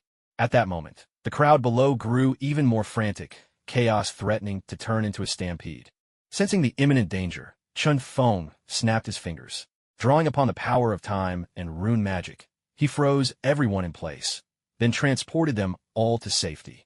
Peter, what are you waiting for? This is your moment to shine. Having settled the crowd, Chun Feng turned to Peter with a smile. Enemies like the Green Goblin were hardly worth Chun Feng's own efforts. This was the perfect opportunity for Peter to hone his skills and add some real combat experience to his resume. After all, if his only experience was taking down small-time gangsters, it'd be a little embarrassing to recommend him to the Avengers. High above, the Green Goblin was momentarily dumbstruck after witnessing Chun Feng's extraordinary abilities. A sorcerer? Gwen, stay close to Chun Feng and don't move. I'll be right back to take care of our green little sparrow up there. Peter quickly changed into his costume, transforming into Spider-Man. Please vote for me. Please leave a review. 5 stars. Peter changed into his suit in just 2 seconds, which genuinely surprised Chun Feng. No wonder he's still an innocent kid who hasn't hit a home run. His hands are lightning fast. 18 years of single life has really paid off. Peter raised his hand and shot out a web, pulling himself up into the air. Seizing the moment before the Green Goblin could react, a trace of mockery flashed in Peter's eyes as he shot another web, this time directly onto the Goblin's eyes. You damn bastard. Only now did the Green Goblin recover, ripping the webbing off his face. Flames burst from his glider, and in a flash, he shot away from Peter. Peter lunged forward, but missed. Without hesitation, he leapt after him. All right, Greenie, let's see if I don't beat you to a pulp. He fired another web, swung in a perfect arc, and landed right behind the Green Goblin. With a fierce kick, he aimed straight at the 280 demon. But it was as if the Green Goblin had anticipated this. In an instant, He tilted his glider to one side, dodging Peter's attack. He let out a chilling laugh. The glider released two razor-sharp throwing knives, which shot straight at Peter's back. Thankfully, Peter's spider sense kicked in. With a quick flick of his wrist, he shot out more webbing, narrowly dodging the flying blades. "Spider Guy, you're about to be the stepping stone to my fame." With a furious shout, the Green Goblin's glider roared to life, spewing even hotter flames. In the blink of an eye, he closed the distance to Peter, a pumpkin bomb already in his hand. Before he even got close, he yanked out the pin. By the time he reached Peter, the Green Goblin grinned wickedly and hurled the bomb right at him. A deafening explosion erupted.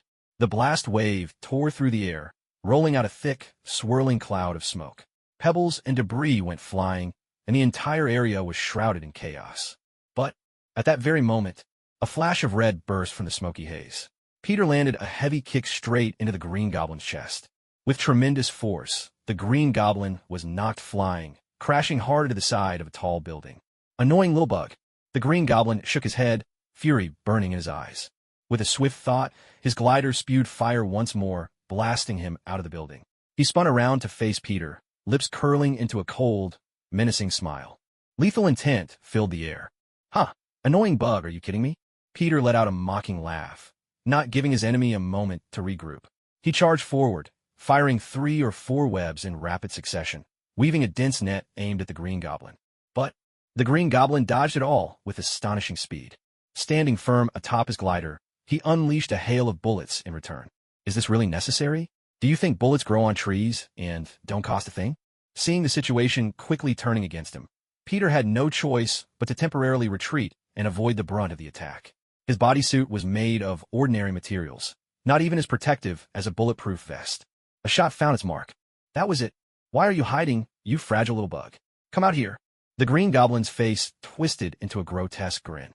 His cold, cruel gaze swept up and down as he hovered in the air, slowly flying and scanning for any sign of Peter. In his hand, he gripped a pumpkin bomb, ready to attack at a moment's notice. Boom! Round after round, the Green Goblin failed to spot Peter.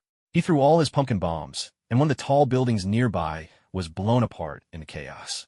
Countless chunks of debris rained down from above, crashing to the ground. Terrified, little Spider's sister bolted from her hiding spot. "Ha ha! Found you, little bug." The Green Goblin swooped down on his glider, laughing wildly. "You're not getting away this time." Rat-a-tat-tat. A hail of bullets tore through the air, relentlessly targeting Peter's body. In that moment, faced with a barrage of gunfire as fierce as a raging storm, Peter's instincts kicked in. His reflexes, sharper than ever, propelled him into action with superhuman agility. He darted and weaved, evading every attack with quick, nimble movements. A shower of spent bullet casings hit the ground, clinking and clattering in a steady rhythm. And then, Peter did something unexpected. Here comes the big move. He boldly took the initiative and went on the offensive. With a sharp flick, strands of webbing shot out. At that same instant, his whole body blurred into motion, surging toward the Green Goblin with lightning speed. He struck from 2 directions at once. The Green Goblin's eyes narrowed. He immediately halted his attack and veered away to dodge. But Peter was relentless, chasing after him without pause. Finally, using the dense cluster of buildings around them, Peter and the Green Goblin became locked in close combat, grappling fiercely. "Will Peter be okay?" Gwen clasped her hands nervously, her heart in her throat. Every time she saw Peter getting pummeled by the Green Goblin, worry was written all over her face. "Relax. Your boyfriend's a superhero, after all. He can definitely take a beating." Chun Feng shrugged with a casual grin. "Seriously, if Peter has any gift, it's his ability to take a hit. Besides, he's not exactly weak himself. This is so boring. The two of them have been fighting forever and still haven't settled it. I'm starting to wish I had a bucket of popcorn," Mindy complained from the side, utterly uninterested. That's right. What should have been a blood-pumping, life-or-death battle had, in her eyes, become nothing more than a dull popcorn flick. Clearly, for someone who's seen battles of the highest caliber, her standards were on a different level. At least this fight was happening in the city, where Peter's webs made him even more agile. In this kind of environment, his greatest strength, his speed and flexibility, gave him a real chance at victory. Chun Feng, quick to observe, analyzed the fight and commented to himself. The next moment, Peter took advantage of the terrain. Suddenly, he burst out from the other side of the building, pulling the Green Goblin down from his glider. The Green Goblin crashed onto the balcony below, but it seemed he wasn't seriously hurt. Peter started grappling with the Green Goblin. After so many battles, Peter's fighting skills had far surpassed those of the Green Goblin. He was formidable indeed. In no time, Peter gained the upper hand and firmly suppressed the Green Goblin.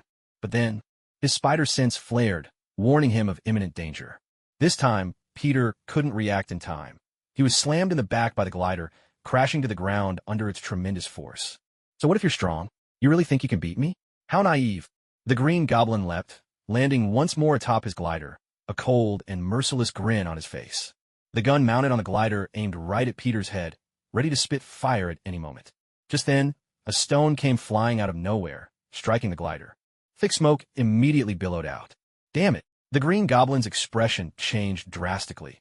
He nearly lost control of his glider and hastily retreated, wobbling as he flew off into the distance. He's finally gone. Peter exhaled deeply, sitting on the balcony and watching the Green Goblin fade into the distance. Fortunately, he'd been quick-witted. Halfway through the fight, he'd secretly wrapped a web around a stone, and when the Green Goblin let his guard down, he hurled it at just the right moment. That was how he managed to defeat the Green Goblin. Otherwise, victory would have been impossible. If things had kept going the way they were, Peter would almost certainly have been gunned down by that hail of bullets. So Chinfeng, how was that? Not bad, right? Peter left the balcony, still catching his breath, and laughed as he spoke to Chinfeng.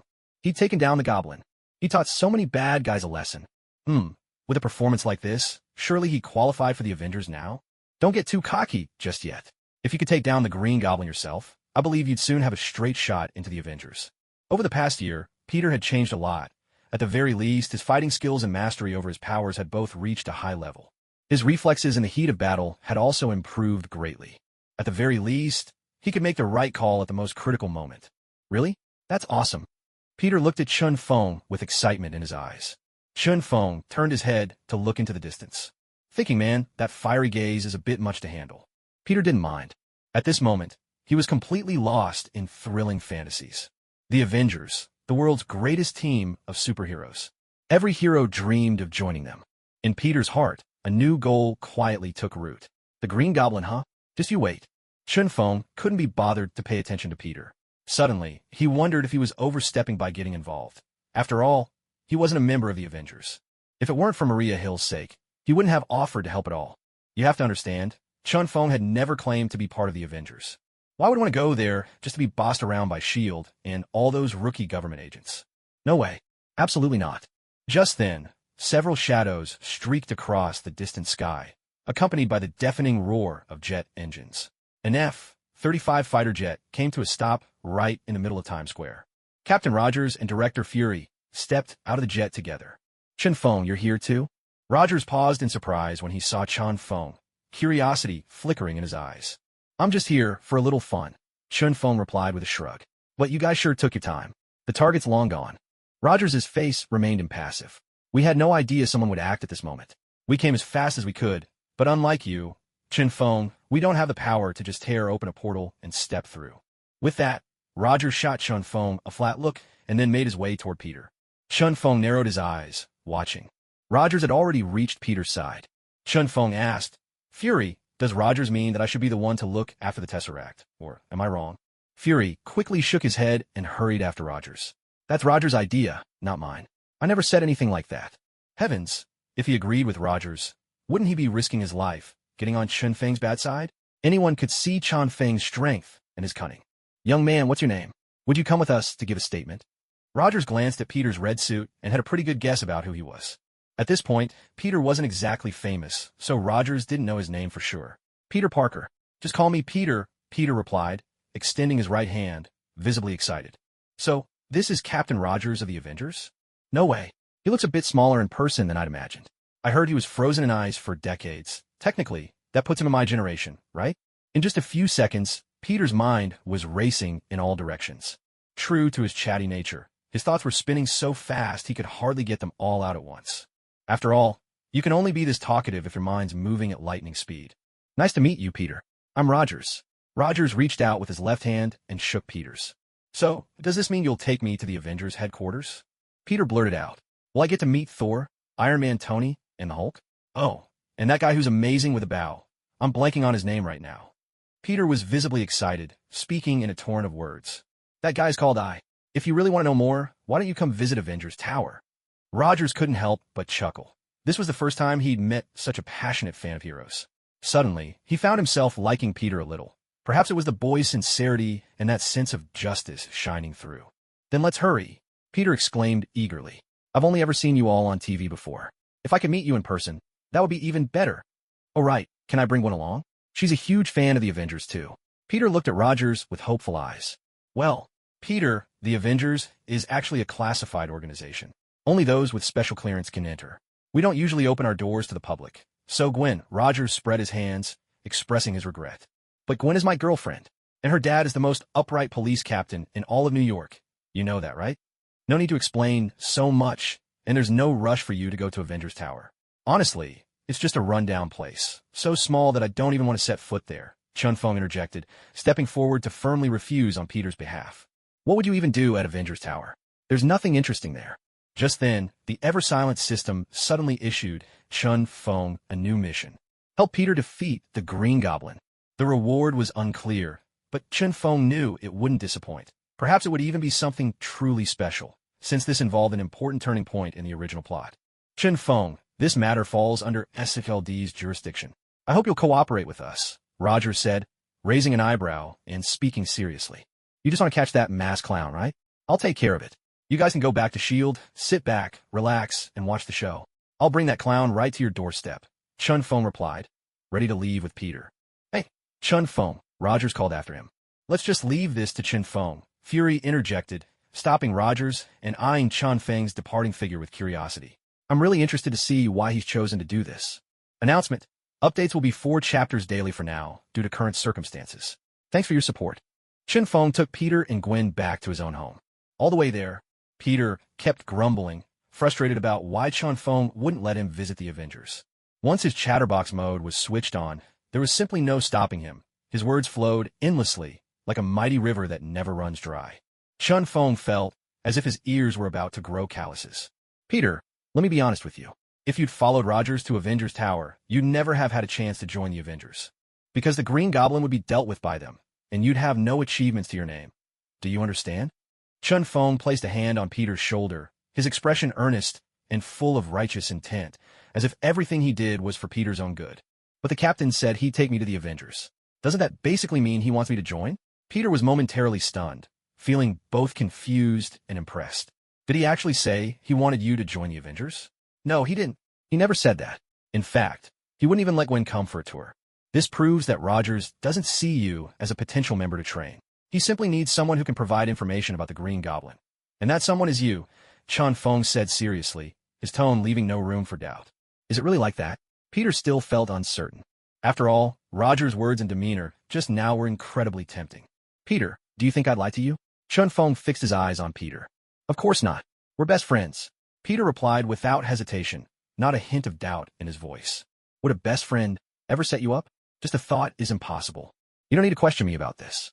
I've dealt with the Avengers more than you have. Trust me, only when you defeat the Green Goblin will you have any say about joining them. Chun Feng patted Peter's shoulder and headed for the fridge to grab some drinks. At a moment like this, nothing beats an ice-cold beer to wash away the fatigue. Suddenly, Gwen cried out in alarm, her face full of worry. Oh no, Peter, how did you get hurt? Let me take a look. Before Chun Feng could step in, Mindy hurried to Peter's side. After spending so much time with the big boss and Chun Feng, Mindy had picked up not just martial arts, but also some basic first aid skills. Mindy glanced at Peter's wound and let out a small breath of relief. It's all right, just a cut from something sharp. The bleeding stopped, and there's no sign of poison. You'll be fine. Hearing Mindy's words, Gwen finally relaxed, though she still looked at Peter with concern. Gwen, don't worry. I'm not that fragile, Peter said, flexing his hand to show off his muscles. His lively display nearly made Gwen laugh out loud. Every superhero needs to be ready to get hurt. So Gwen, you'll have to accept that Peter will have plenty of scars in the future. That's the mark of someone who fights for justice and stands up for what's right. Chun Feng walked over with 3 bottles of ice-cold beer, handing one to Peter and one to Gwen. What about mine, Chun Feng? Mindy protested, clearly displeased. Kids should stick to milk for now. Chun Feng pointed calmly to the large bottle of milk on the table. Oof. Mindy pouted, grumbling under her breath. Mindy, you're still young. Once you're of age, we'll have a real girls' night. No one's going home until we're all tipsy. Gwen quickly comforted her. In just a short time, Gwen and Mindy had already become good friends, which was surprising to everyone. Yes, and we'll be with Sister Natasha too. Mindy, her face glowing with joy, didn't forget to mention Natasha. This made Chun Feng quite pleased. After all, the better their relationship, the better things would be for him too. Peter, how about staying for lunch at my place today? That way, you can freshen up a bit, and when you head home, Aunt May won't notice anything unusual. Chun Feng exchanged a glance with Peter and spoke in a low voice. That sounds good. Earlier, I even told Aunt May not to prepare lunch for me. Peter nodded, taking a sip of his beer. No one could have anticipated the sudden attack by the Green Goblin at the Times Square Carnival. In an instant, Peter's plans were all thrown into chaos. He'd hoped to use this wonderful day to get closer to Gwen, but now it seemed that would have to wait. After finishing lunch, everyone chatted for a while longer before Peter got ready to leave with Gwen. Before they left, Chun Feng made sure to help out his good friend. He pulled Peter aside and shared with him some truly useful home run techniques. Tonight, he would help Peter realize a long-cherished dream. Thank you so much, Chun Feng. You're truly a brother to me. Peter hugged Chun Feng tightly, gratitude evident in every word. It's rare to find a good friend in life, and even rarer to find one who truly understands you. After seeing Peter off, Chun Feng turned his attention to the task assigned by the system. Help Peter defeat the Green Goblin. But in this process, he couldn't intervene directly. He could only offer advice. Everything had to be accomplished by Peter himself. Wasn't this the role of a mastermind, a behind-the-scenes mentor? It might seem easy, but it was actually quite the opposite. After all, he needed to make sure Peter succeeded. If he failed to help, the mission would be declared a failure. Hell, what a brain teaser. Chun Feng thought to himself with a wry smile. He then flopped lazily onto the sofa, feeling a bit numb from it all. At that moment, Mindy pounced on top of him, asking sleepily, Chun Feng, is something on your mind again? Chun Feng gently patted Mindy's head and shook his own. It's nothing. As midnight arrived, so did a new chance at the lottery, and Chun Feng immediately accessed the system. Staring at the lottery panel before him, he declared, Start. The wheel spun rapidly, then gradually slowed, a parade of heroes flashing before his eyes. Congratulations, host. You have acquired a new hero, the great inventor, Heimerdinger. The system's mechanical voice rang out. On the hero panel, a new hero with a magnificent head began to shine. The great inventor, Heimerdinger. He was known as the most brilliant Yordle in all of Runeterra, and its greatest scientist. The very embodiment of Runeterra's technological prowess. The great inventor, Heimerdinger. Chun Feng pondered deeply about this hero's background. His fighting skills and raw power might not be the absolute best, but his intellect was undoubtedly one of the finest on the entire continent of Runeterra. To seamlessly blend science and magic, perhaps only Heimerdinger could truly achieve such a feat. Of course, in his quest to expand his knowledge, Heimerdinger once conducted an experiment on himself. He enlarged his own brain, which resulted in his head becoming exceptionally large. From then on, he gained another nickname, the Big Head. Maybe I could draw on Heimerdinger's knowledge to craft some gadgets for Peter to help him deal with the Green Goblin. This idea gradually took shape in Chun Feng's mind. Though he couldn't intervene directly, he still wanted to support Peter. The best way, then, was to harness Heimerdinger's scientific genius. Start with the little things. He wanted to make sure Peter wouldn't be at a disadvantage in his coming battles with the Green Goblin just because he couldn't fly. With this notion, Chun Feng found the plan quite feasible. He decided to head to Star Tower. Tony had all the materials he needed. Every kind of precision instrument and laboratory could be found at Tony's place. There was no need for him to prepare anything himself. Tomorrow, yes, he would go to Star Tower tomorrow. Achoo, is someone thinking about me again? In his lab, as he worked on the next generation of Iron Man suits, Tony sneezed unexpectedly. Rubbing his nose, he murmured to himself. It was nearly 1 a.m, but Tony didn't feel the slightest bit sleepy. His eyes were bloodshot as he continued to work. It wasn't that Tony didn't want to sleep. He simply couldn't. With each passing day, he felt worse and worse. Jarvis, activate the light pulse array. Let's move on to the next test. Tony worked diligently on his experiments, but it was obvious how worn out he was. The next morning, before Chun Feng even woke up, his phone started ringing. Peter? What's going on so early? Chun Feng answered the call, his voice thick with drowsiness. Chun Feng, you're not up yet? I just wanted to let you know, today, Harry is bringing his father over for lunch at my place. Do you want to come? You were worried about Harry before, weren't you? Peter quickly explained the situation. Harry and his father are coming to your house. I'll be there. What time? Chun Feng perked up instantly, asking without delay. Noon, 12 o'clock. But I hope you can come earlier. Let Harry's dad try some of your cooking. Peter replied happily. Then, filled with joy, he continued, Oh, by the way, I have good news. last night was a success. It was truly an unforgettable night. Chen Feng smiled lightly. Congratulations, Peter. Still, thank you, Chen Feng. Hurry over here. Aunt May and Uncle Ben have been waiting for you. Peter didn't forget to remind Chen Feng one last time. Okay, don't worry, I'll be there right away. With that, Chen Feng hung up the phone. Since he couldn't visit Stark Tower to see Tony today, it was no big deal. He could just go tomorrow. After tidying himself up, Chen Feng brought Mindy along to Peter's house. Natasha was still out on a mission. It had already been nearly 2 weeks. Chen Feng couldn't help but miss her dearly. Aunt May, Uncle Ben. The moment Chen Feng walked in, he saw Aunt May and Uncle Ben busy in the kitchen. It was clear that they, too, took Harry and his father's visit very seriously. After all, Peter's father had once worked at Oscorp, alongside Norman Osborn. Though, for various reasons, he eventually left the company. The two families had known each other for years. Chen Feng, you're finally here. It's been so long since I've seen you. Who would have thought you'd join something like the Avengers to protect us? Seeing Chen Feng, Aunt May brightened and rushed over to greet him. Back when Peter and I were still in high school, Aunt May was always so fond of me, Chen Feng thought. I'm just lending a hand. Really, not an Avenger yet. Chen Feng scratched his head and hugged Aunt May. Not an Avenger yet? That's fine. What matters is you're looking out for us. Uncle Ben walked over, his face lighting up with a warm smile as he looked at Chen Feng. And who's this young lady? Only then did Aunt May notice Mindy, standing to the side, giving Chen Feng a questioning look. Despite the grown-up outfit Mindy had chosen for the day, Aunt May instantly saw through to the little girl underneath. I'm Chen Feng's girlfriend. Mindy answered with cheerful confidence. Really? Aunt May was clearly surprised. Mindy couldn't be older than 15. No, Aunt May, she's just a kid. Likes to joke around. Chen Feng quickly shook his head, awkwardly denying it. This little rascal, always finding ways to make things difficult for me. All that talk they'd had beforehand, and now she just tossed it aside like it meant nothing. Uncle Ben was equally shocked. Mindy isn't even an adult yet. If that were true, it could get you in trouble. Only Peter and Gwen knew the real story, and they hurriedly stepped in to explain. After a few glances exchanged between Chen Feng and Mindy, the awkwardness finally passed. As the evening went on, Aunt May and Uncle Ben found themselves amazed once again by Chen Feng's cooking. These were dishes that only a chef with decades of experience could prepare. As time went by, Harry and his father, Norman Osborn, finally arrived. Peter hurried to the door to greet them. Harry, Uncle Norman, you're finally here. I even invited Chen Feng today to cook a special meal for you. Harry's eyes lit up in surprise when he heard this. Chen Feng is here too. I'm right here, Chen Feng replied, emerging from the kitchen, wiping his hands as though he'd just finished preparing a dish. Seeing Chen Feng, Harry grew even more excited. Chen Feng, you really came. Then I definitely have to savor your cooking tonight.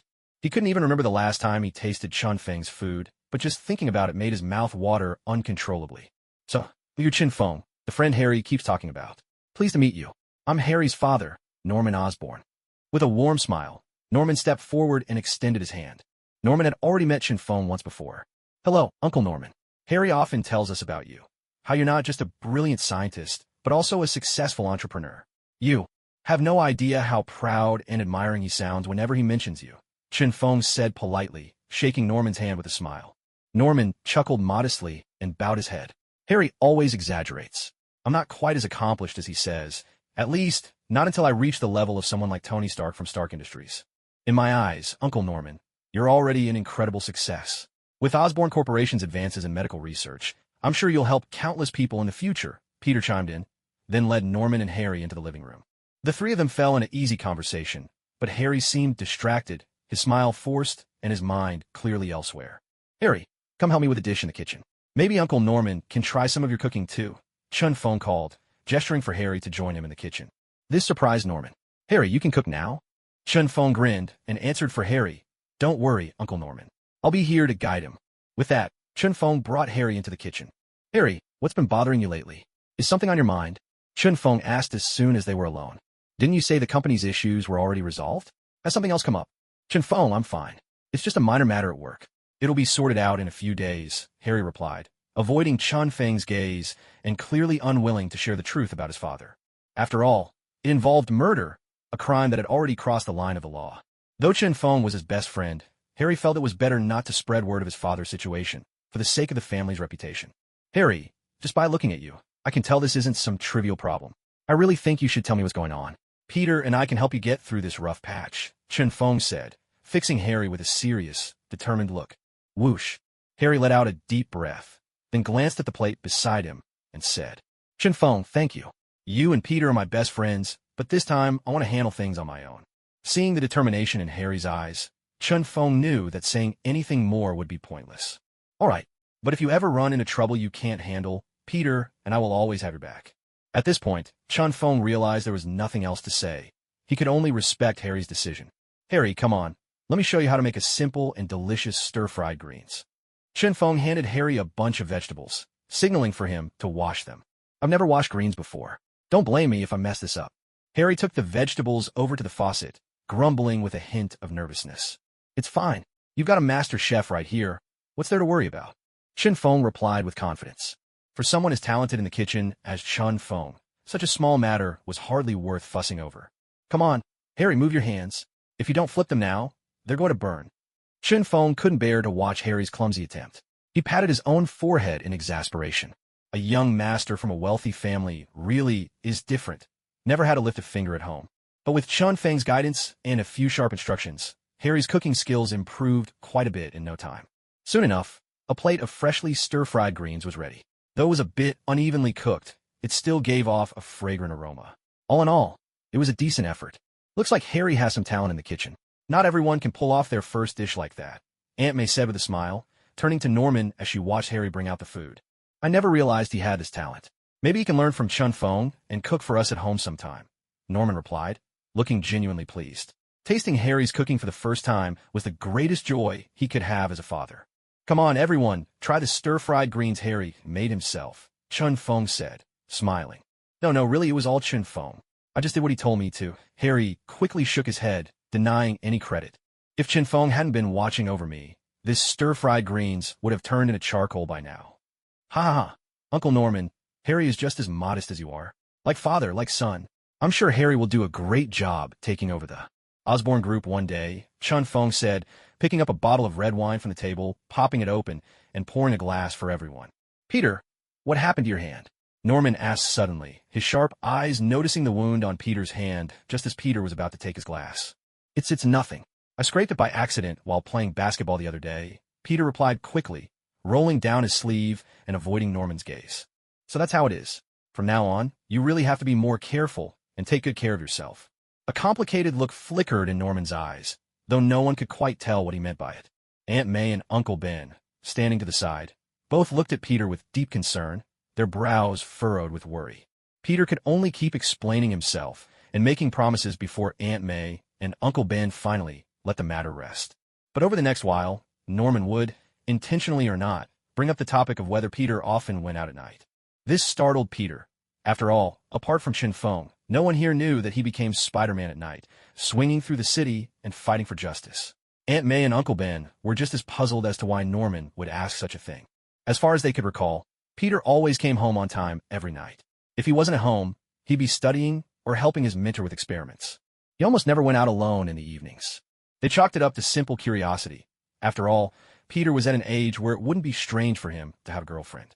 Norman quickly offered an explanation. His reasoning convinced everyone present. Indeed, Aunt May and Uncle Ben both hoped Peter would find a girlfriend soon. Aunt May, Uncle Ben, don't worry. It won't be long. Just wait a bit, and Peter will bring her home to meet you, Chun-Fong teased with a smile. Peter's face and ears instantly turned bright red, sending a wave of laughter around the table. After lunch, besides marveling at Chun-Feng's extraordinary culinary skills, everyone simply chatted and relaxed. Once Norman and Harry had left, Chun-Fong also took Mindy and left Peter's house. Peter, about the Green Goblin, you mustn't let her guard down. In a few days, I'll bring you some new gear. Just wait for it, Chun-Fong said, standing at the door and speaking to Peter, who'd come out to see them off. New gear? I'll be looking forward to it. Peter's face lit up with excitement. Even though he didn't know exactly what Chun-Fong would bring, for some reason, Peter couldn't help but look forward to it. Maybe it was because of the strength Chun-Fong had shown before, which had left a deep impression on Peter's mind. Well, I'd better get going. Remember, stay sharp. Chun-Fong took Mindy's hand and turned to leave. See you, Peter waved, bidding farewell to Chun-Fong. As they walked away, Mindy's curiosity got the better of her. Chun-Fong, what's that new gear you said you'd give Peter? It's a secret. When I finish it, I'll show you first, Chun-Fong replied with a sly smile, clearly enjoying the suspense. Will you tell me, Chun-Fong? Will you? Mindy immediately switched on her playful charm, clinging to Chun-Feng's arm. In an instant, a soft warmth pressed against Chun Feng's hand. He had to admit, the feeling was really quite pleasant, like holding something soft and gentle. In contrast to Tasha's voluptuousness, this was an entirely different style. Little geezy, you've really been developing well lately. Acting coy won't work. If I told you, it wouldn't be a secret anymore. Let's go home first.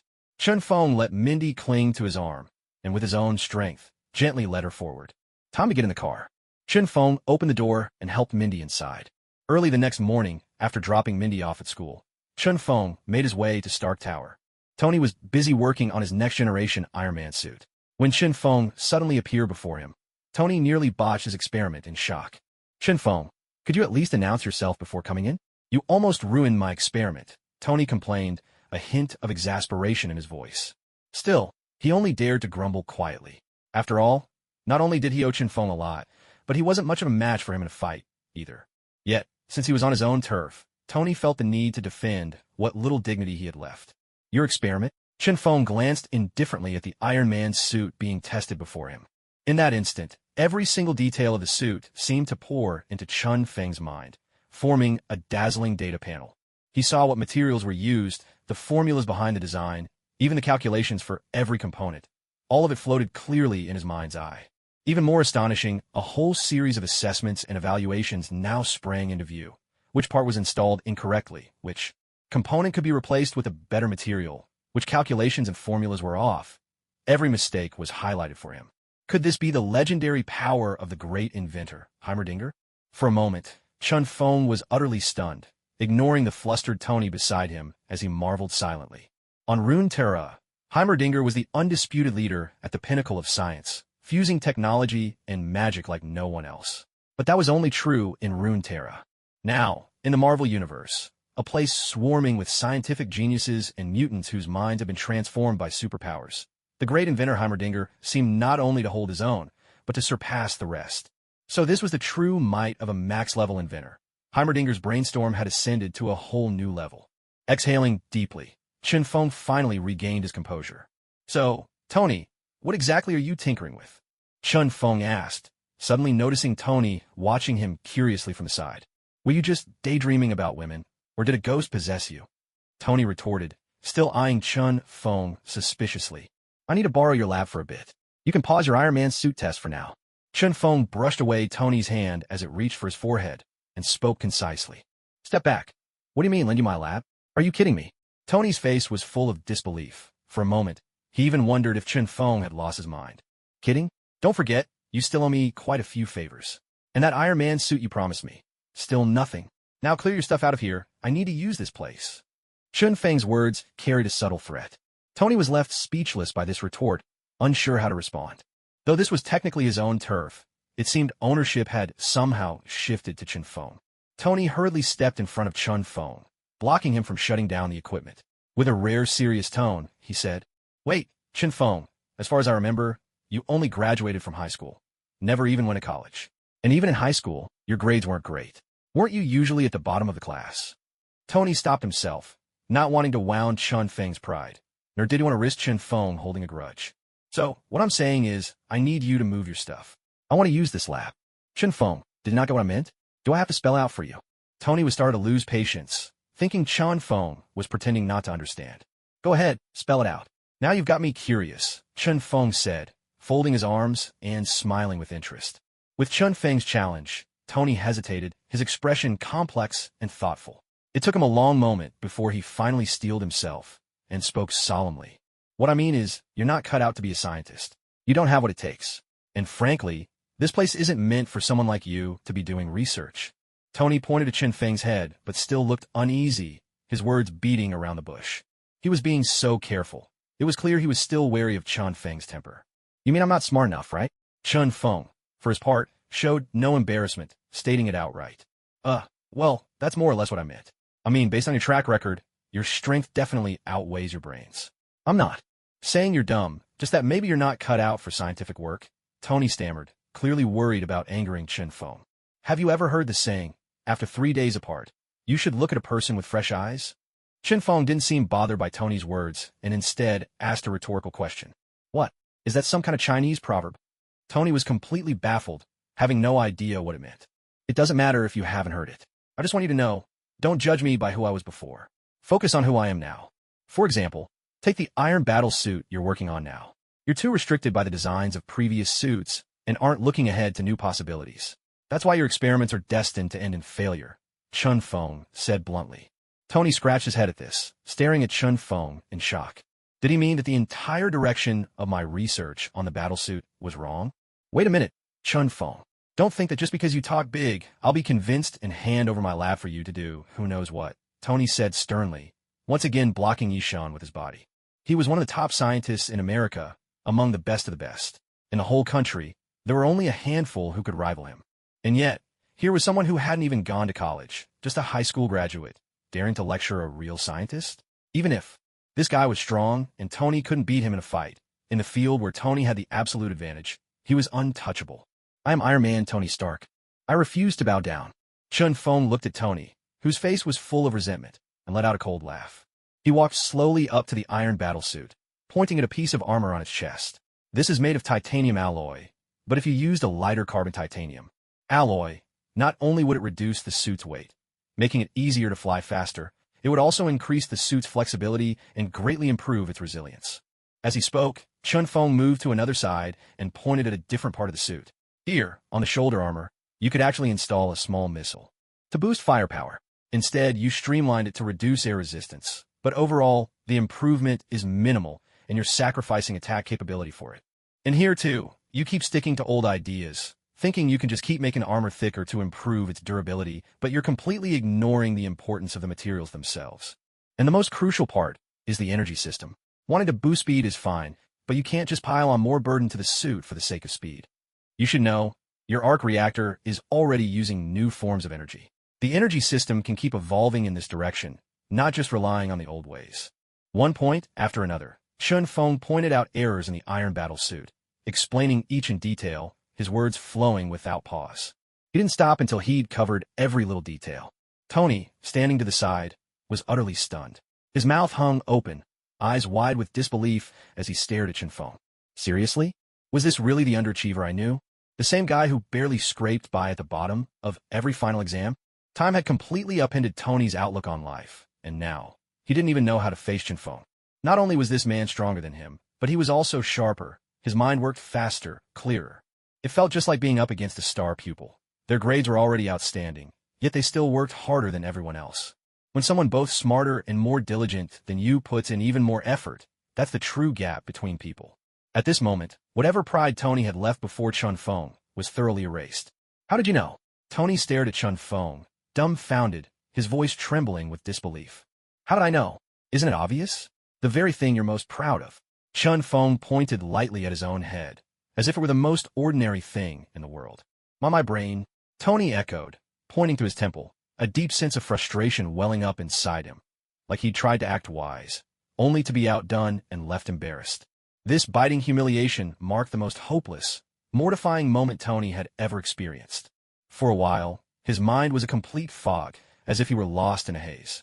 Can you clear away this pile of junk now? I need to get to work, Chun Feng said, approaching the workbench and glancing at Tony.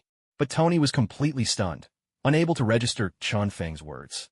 He seemed to be turning over in his mind whether his newly designed iron suit had really failed in just the way Chun Feng described. A few moments passed before Tony snapped out of it, only to see that the new suit had already been cleared from the lab. Hey, Chun Feng, you didn't have my permission. Tony protested, storming over to Chun Feng just as he began his work, his voice full of indignation. I told you already, it was nothing but a heap of scrap metal. It'd be a waste of your time to keep tinkering with a failed prototype, so I helped you get rid of it. For your own good. Chun Feng replied with perfect composure, sounding as if he were genuinely concerned about Tony. Had Tony not known Chun Feng for years, he might have actually believed this speech. What are you saying? I won't just swallow your words. My iron suit can't possibly have so many flaws.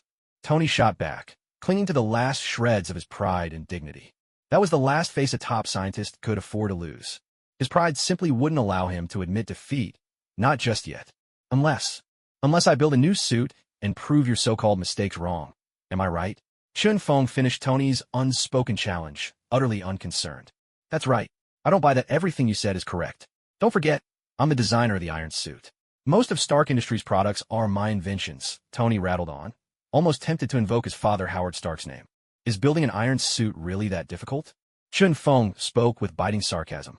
He looked utterly at ease, making it clear that Tony's words didn't concern him in the slightest. Tony, full of pride, lifted his chin high. Let's see how long you can keep up this act, he thought. A fresh-faced high school graduate, just a reckless driver from some district, and he thinks he can scare me? Even though, deep down, he had already been rattled. Despite Tony's expression, Chun Feng's composure remained unshaken. He simply walked over to the workbench, and under Tony's skeptical gaze, began his research on the iron battle suit. Materials, components, computers, and every other tool required for forging the suit. Chun Feng had everything ready in just 3 minutes. This display of skill left Tony slightly taken aback.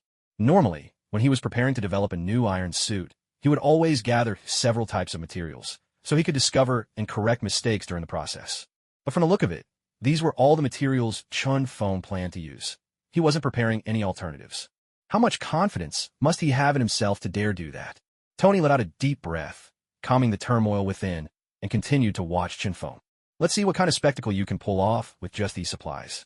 At this moment, Chun Feng already had a complete blueprint for the creation of the iron battle suit mapped out in his mind, from the very first step to the final touch.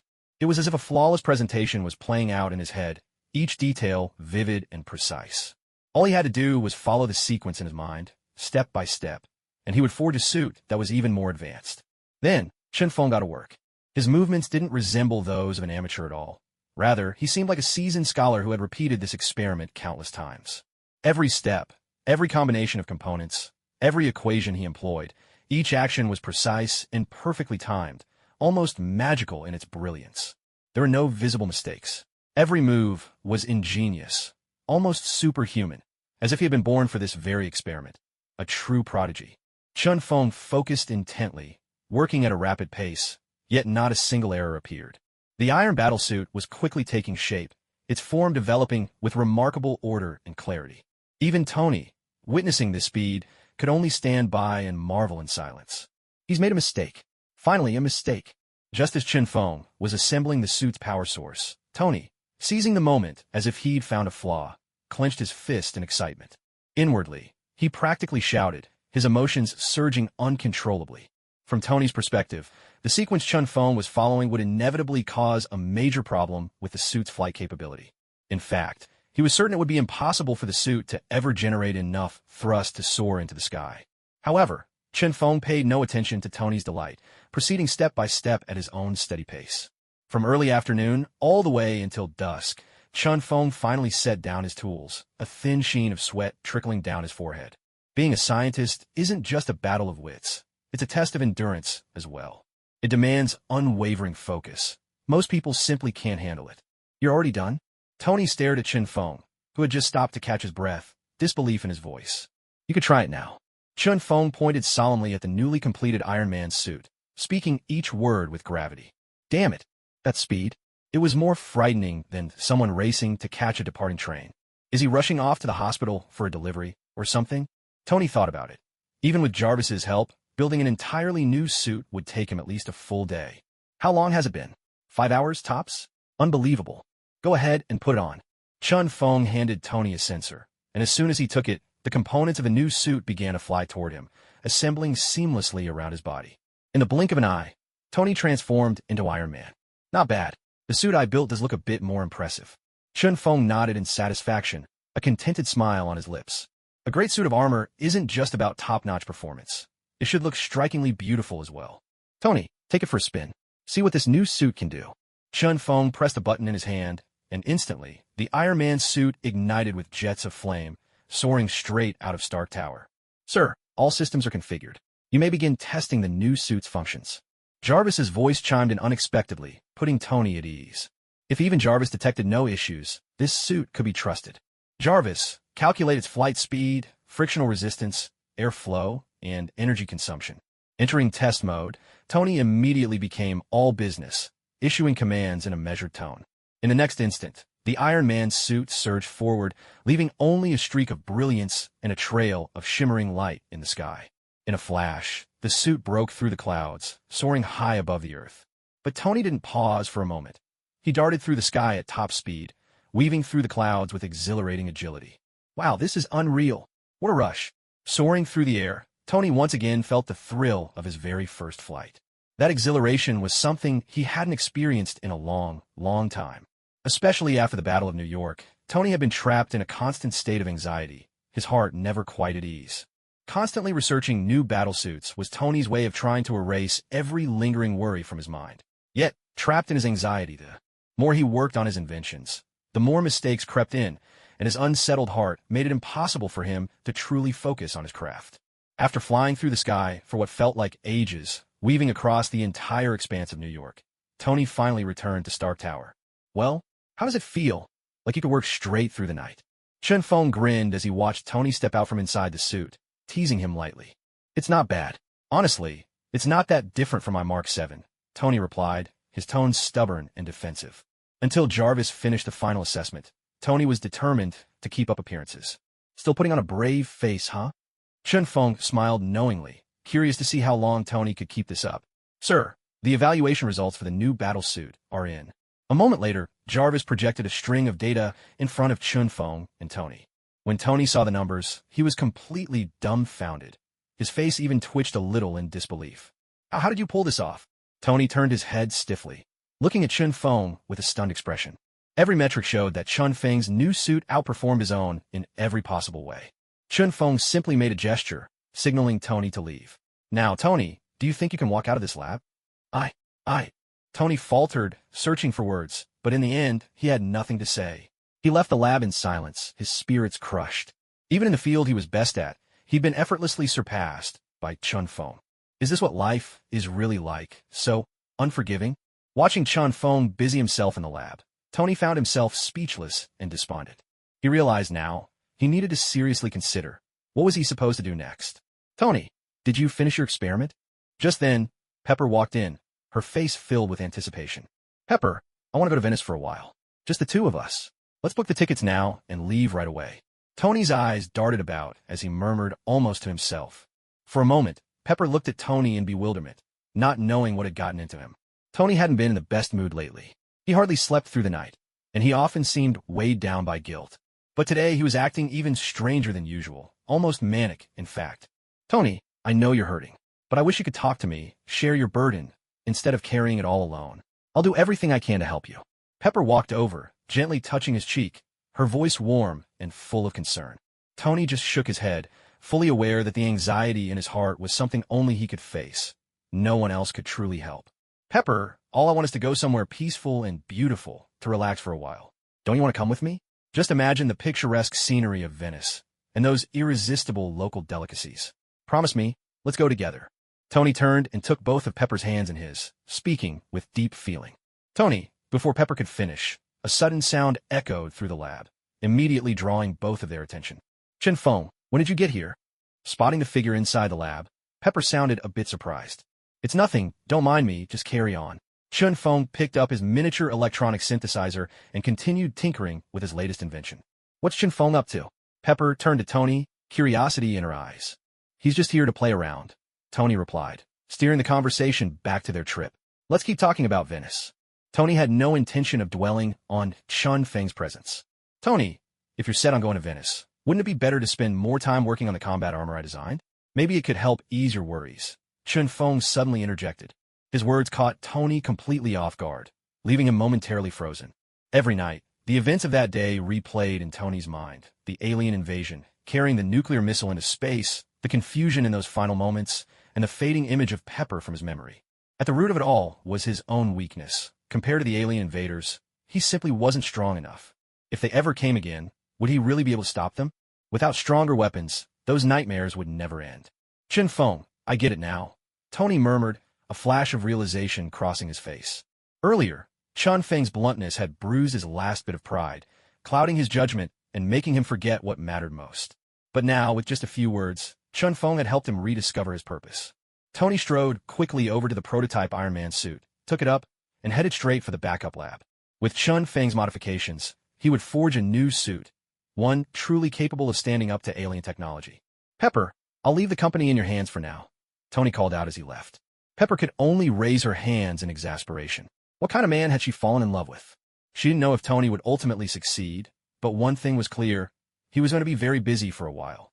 Much later, inside the lab, Chun Feng finally paused his work.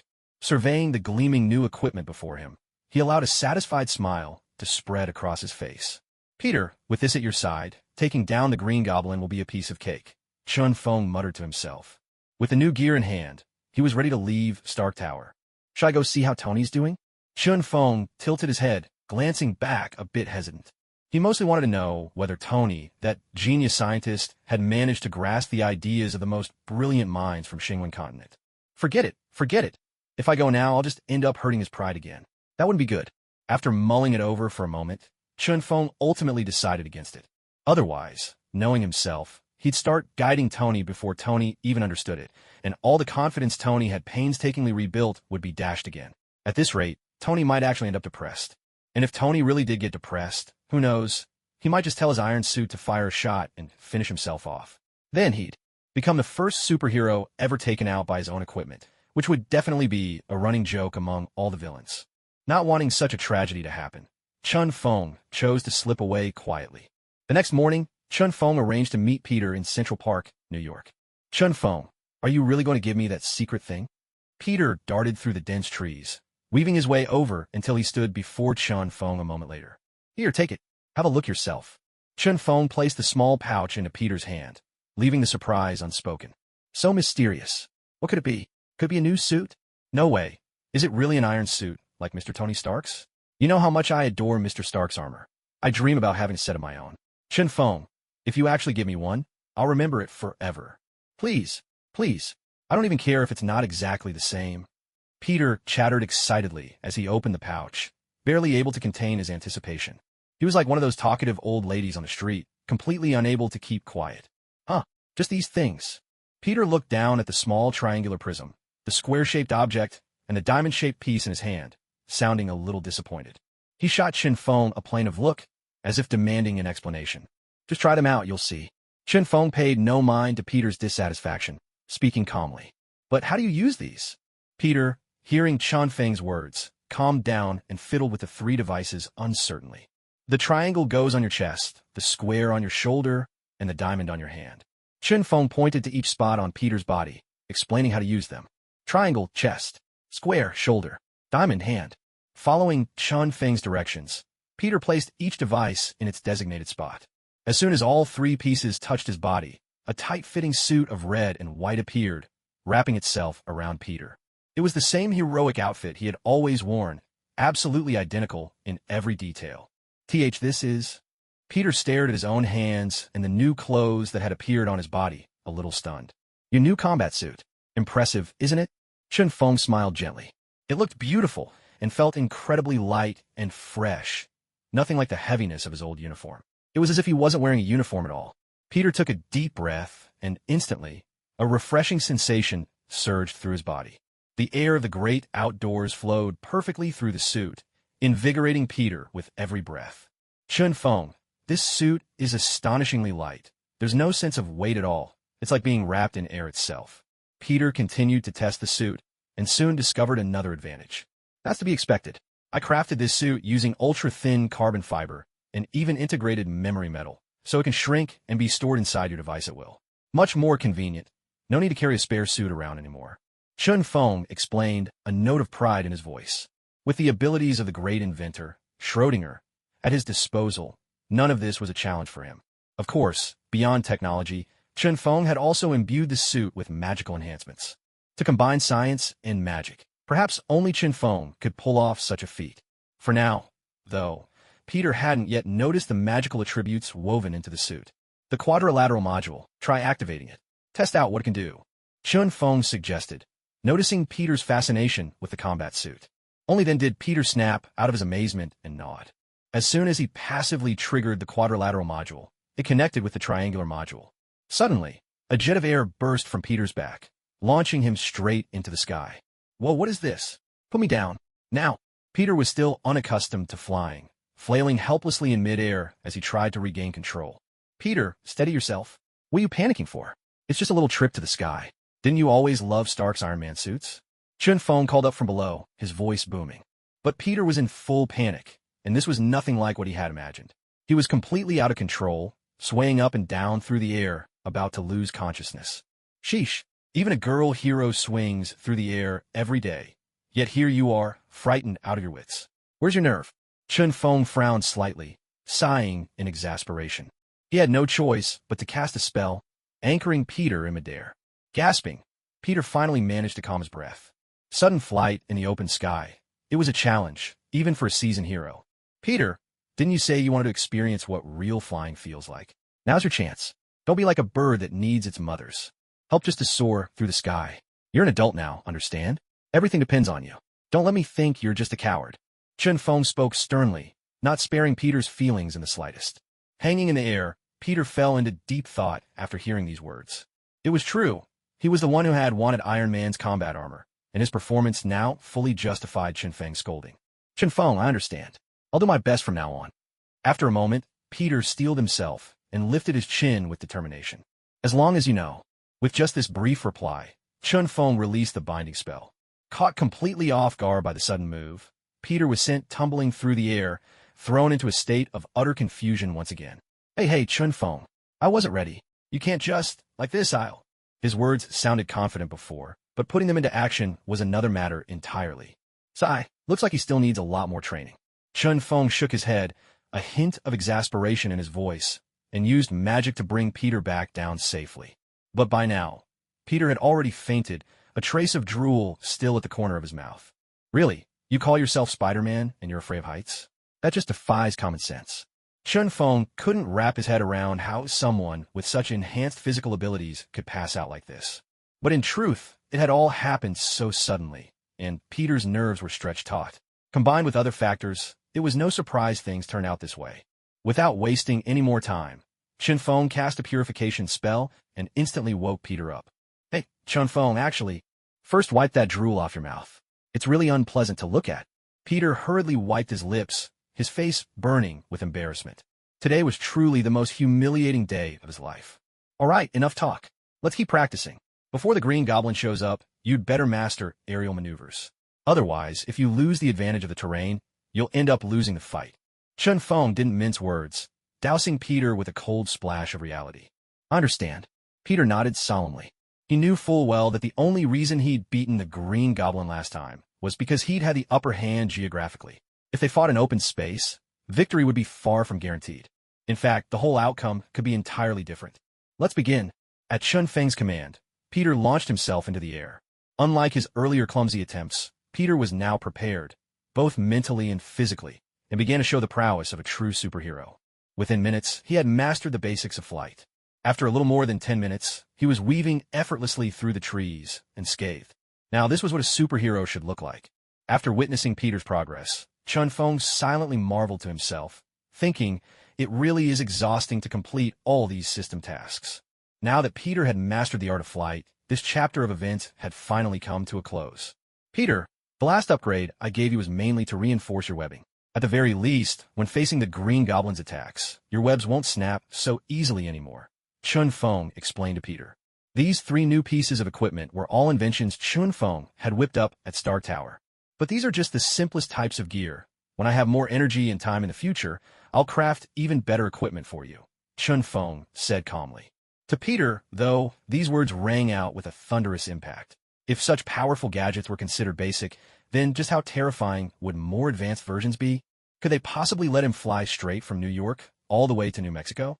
For a moment, Peter's imagination ran wild, conjuring up outlandish scenarios.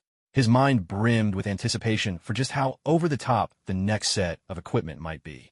Go ahead and test out your new webbing, Chun Feng said, watching the dazed look on Peter's face. What on earth is this kid daydreaming about now, he wondered. All right, I'll give it a try now. Peter snapped back to reality. He raised his right hand, aimed at a large tree ahead, and shot out a strand of web. Thwack! The web pierced straight into the tree trunk, leaving a tiny hole. The force behind it was astonishing. Is this really my webbing? At this rate, it could probably kill someone. Peter stared in disbelief at the web embedded in the tree, mumbling to himself in awe. You can increase the power of your webs even more if you want, Chun Feng remarked lightly, as if stating the obvious. I can make them even stronger? Peter's surprise grew, but so did his excitement. Harnessing the enhancements from the last upgrade, Peter focused and fired another web at the tree. A gust of wind swept by as the web shot out, and the instant it touched the tree, it punched all the way through, boring right through the trunk. The moment the web sliced through, the entire tree seemed to shatter, splintering from a single point outward. Boom! There was a sharp, explosive crack as wood fragments scattered through the air before raining gently to the ground.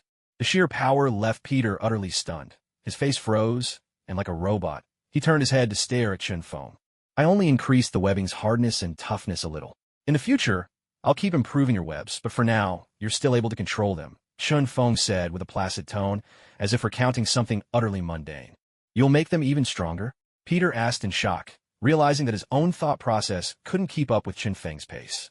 It was like the difference between Asgard's and Earth's technology, a chasm so wide, Peter couldn't even imagine how to cross it. Next, get used to this new battle suit and its features, and prepare yourself to defeat the Green Goblin. Having said that, Chun-Feng stepped aside to watch. Suddenly, another idea flashed through his mind, and he added, "Oh, right, Peter, almost forgot, there's something else I should tell you. This suit has a few more tricks up its sleeve. I want you to discover them on your own. It'll be much more fun that way." Chun-Feng's words stunned Peter once again, raising his anticipation to a whole new level. The functions he had already discovered were impressive enough, and now, hearing Chun-Feng's tone, there were even more hidden abilities? Wouldn't those be even more incredible? Without further delay, Peter began his testing. At first, during the initial round of tests, Peter didn't notice anything unusual. Everything felt so easy and smooth. This left him a bit frustrated. Could Chun-Feng just be messing with him? But after a while, Peter realized what was missing. It wasn't that Chun-Feng had tricked him, but rather that he hadn't found the right approach. To reveal the suit's new capabilities, he couldn't just go through the motions. He needed to put himself under some real pressure, maybe even take a few hits. Once he understood that, the rest of the testing became much easier. Peter soon discovered several more features hidden within the suit. For one, when under attack, the suit could generate a protective shield. It could also boost his flight speed dramatically in a split second. The final feature was perhaps the most astonishing. It allowed him to weave a thread, slip into the void, and then reappear from another location entirely. This last ability was truly overpowered. It gave Peter the chance to launch a surprise attack in broad daylight. Chun-Feng's 3 magical enhancements fit Peter's needs perfectly. They elevated his fighting power in a whole new way. In a showdown with the Green Goblin, Peter would definitely not be outmatched because of his equipment. In fact, he would hold the upper hand from the start. "All right, that's enough training for today," Chun-Feng said, his tone both encouraging and serious. "But before you face the Green Goblin, you must keep practicing. Master every aspect of the suit." With those words, Chun-Feng led Peter out of the park. Over the next few days, Peter continued his nightly patrols as Spider-Man, fighting injustice and protecting the innocent. At the same time, he became ever more adept at using every feature of the new suit, mastering each function until everything became second nature. Inside the Osborn Corporation, Norman stood before his glider, staring at his own reflection in the mirror as he muttered to himself, "Yank, your son is truly outstanding, even more so than I ever imagined. But unfortunately, Peter stands in my way.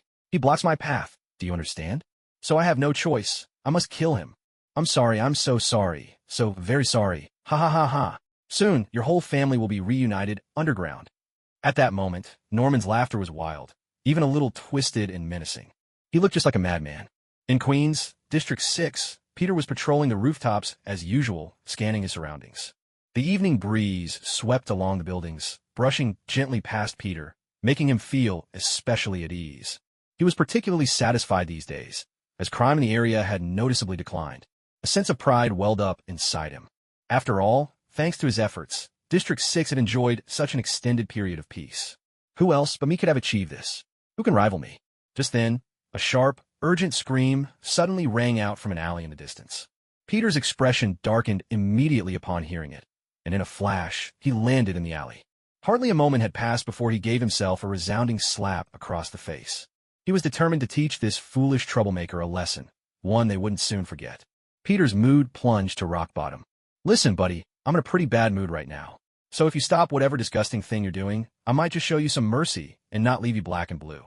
Peter shouted angrily at the man, who was already in the act of tearing a woman's clothes, his voice echoing down the alley. If it weren't for the man's oversized teeth, Peter might have mistaken him for some mutant with the power of invisibility, using it for evil. The man spun around in a panic as soon as he heard Peter, and whatever little bravado he'd managed to muster moments before instantly wilted away. Just as he, boiling with rage, prepared to avenge his own bruised ego, his switchblade glinting menacingly in his hand. Peter's appearance utterly terrified him. No exaggeration. The fear was so real, he actually wet himself a little. SPSP Spider-Man, please don't kill me. Don't kill me. I'll leave. I'll leave right now. The man dropped his switchblade to the ground, nodding and bowing in frantic supplication. In his panic, he even forgot to pull up his pants, shuffling backwards awkwardly. Did I say you could leave? Peter stepped toward him, gesturing for the assaulted woman to hurry away. What was about to happen next would be brutal.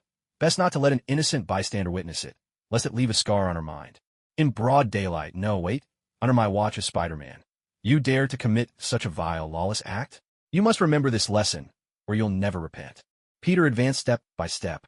Though each stride was light, to the would-be criminal, they landed like heavy blows, as if each footfall pressed down on his heart, suffocating him. Please have mercy. Spare me, Spider-Man. I swear I'll never do this again. I'll change my ways. I'll help old ladies cross the street, donate to the homeless, never litter or spit again. Please, just let me go. Under such intense pressure, the man babbled so fast his words tumbled over each other, leaving even Peter momentarily stunned. Pressure breeds motivation. There's truth in that saying.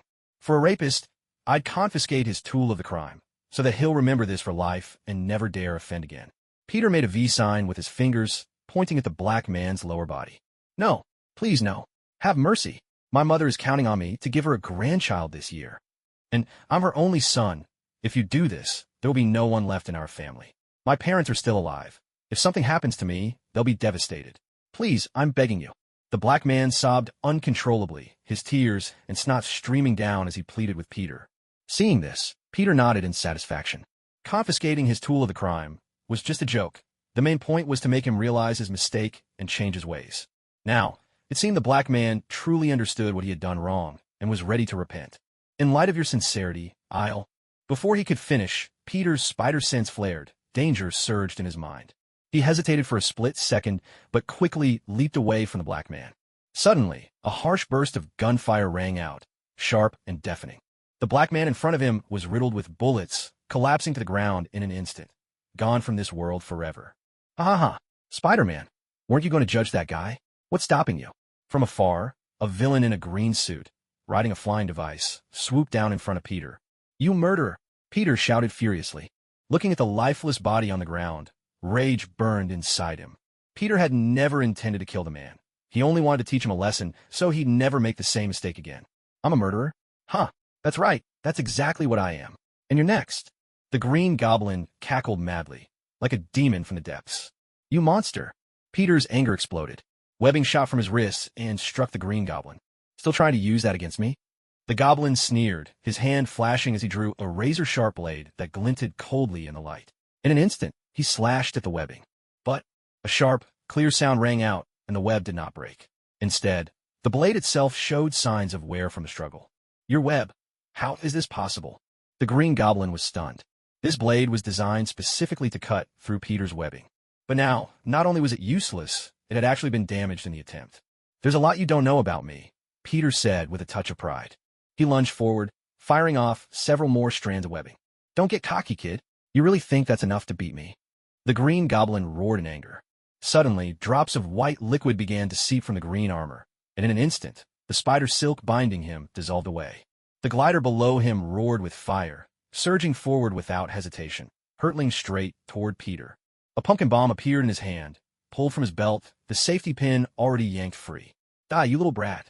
The Green Goblin shouted furiously, hurling the pumpkin bomb directly at Peter's position at 370. Bang!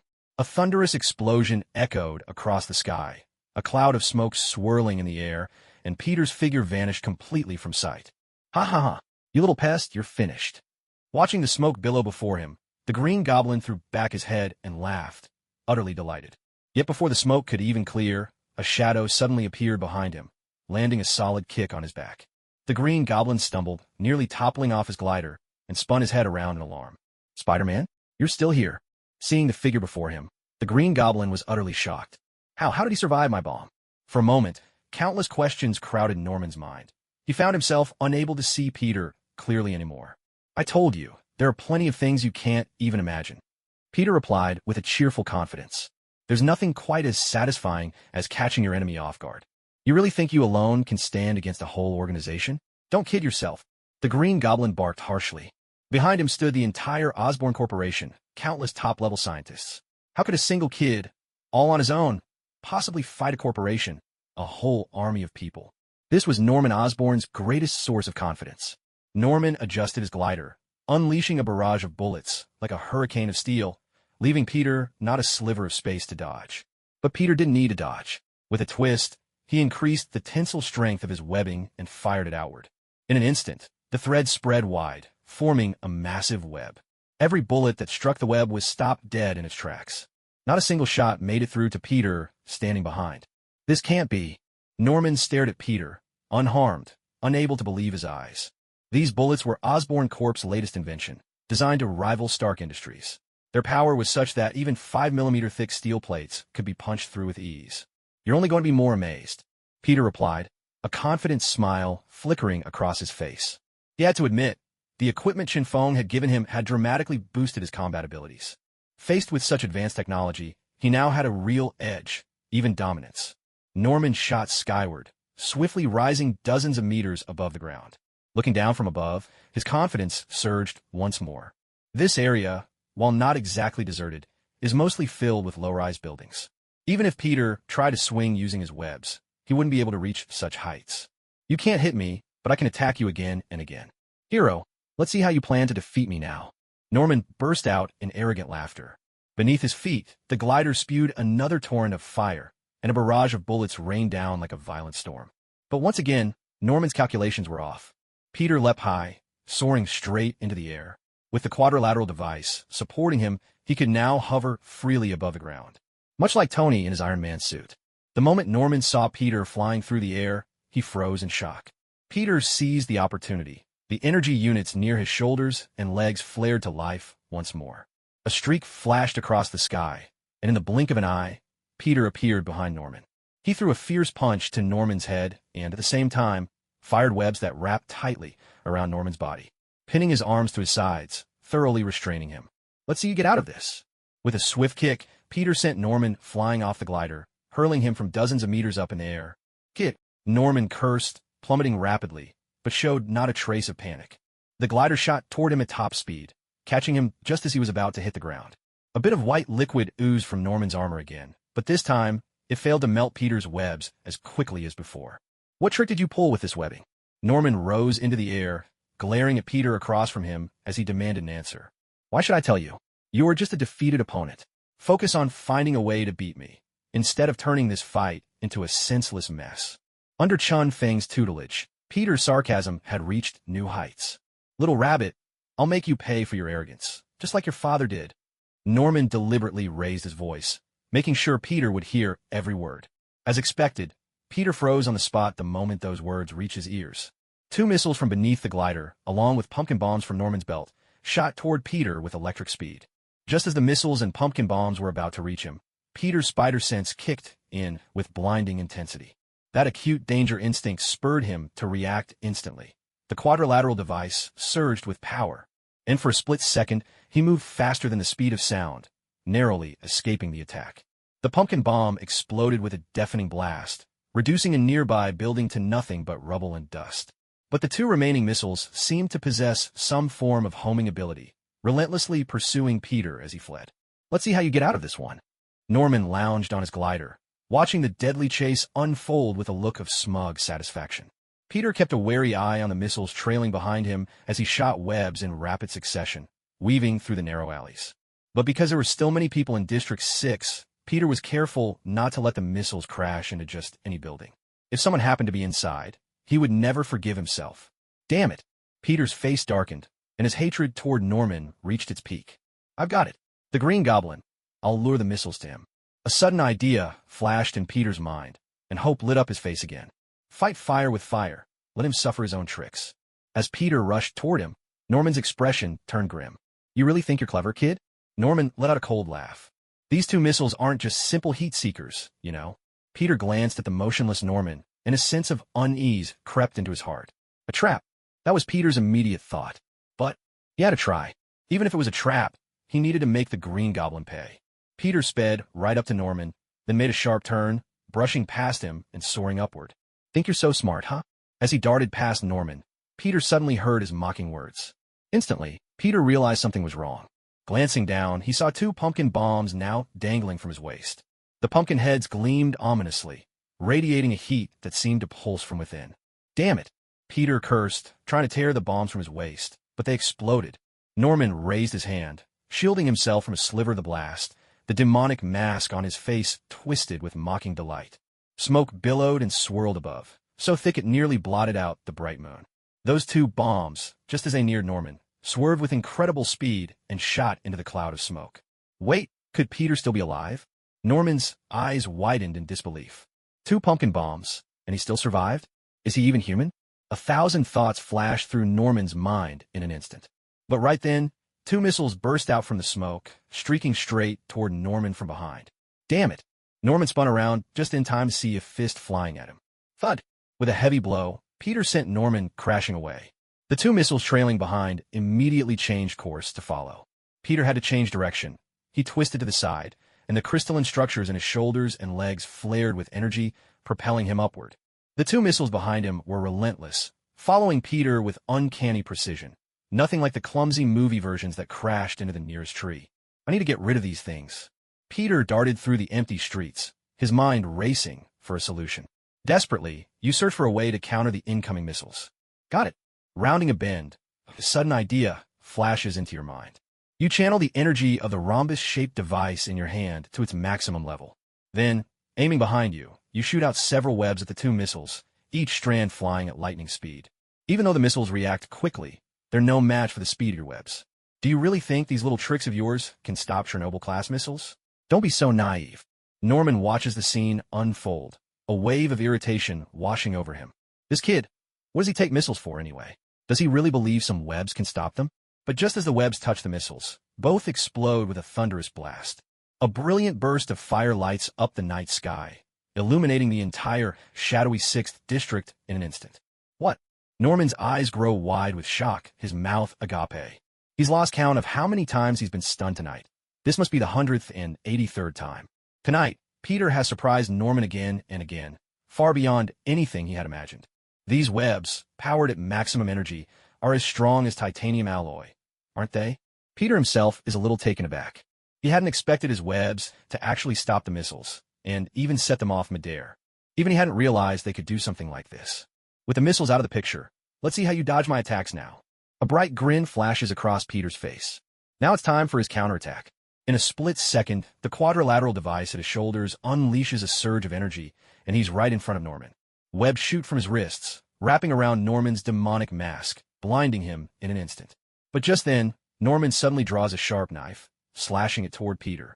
Spider's sense tingles. Danger!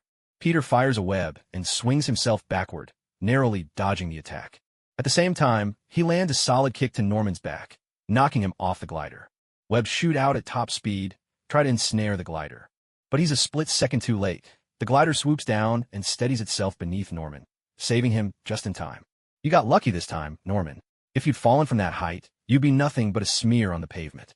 Peter's voice is cold and sharp. He launches himself after the retreating Norman.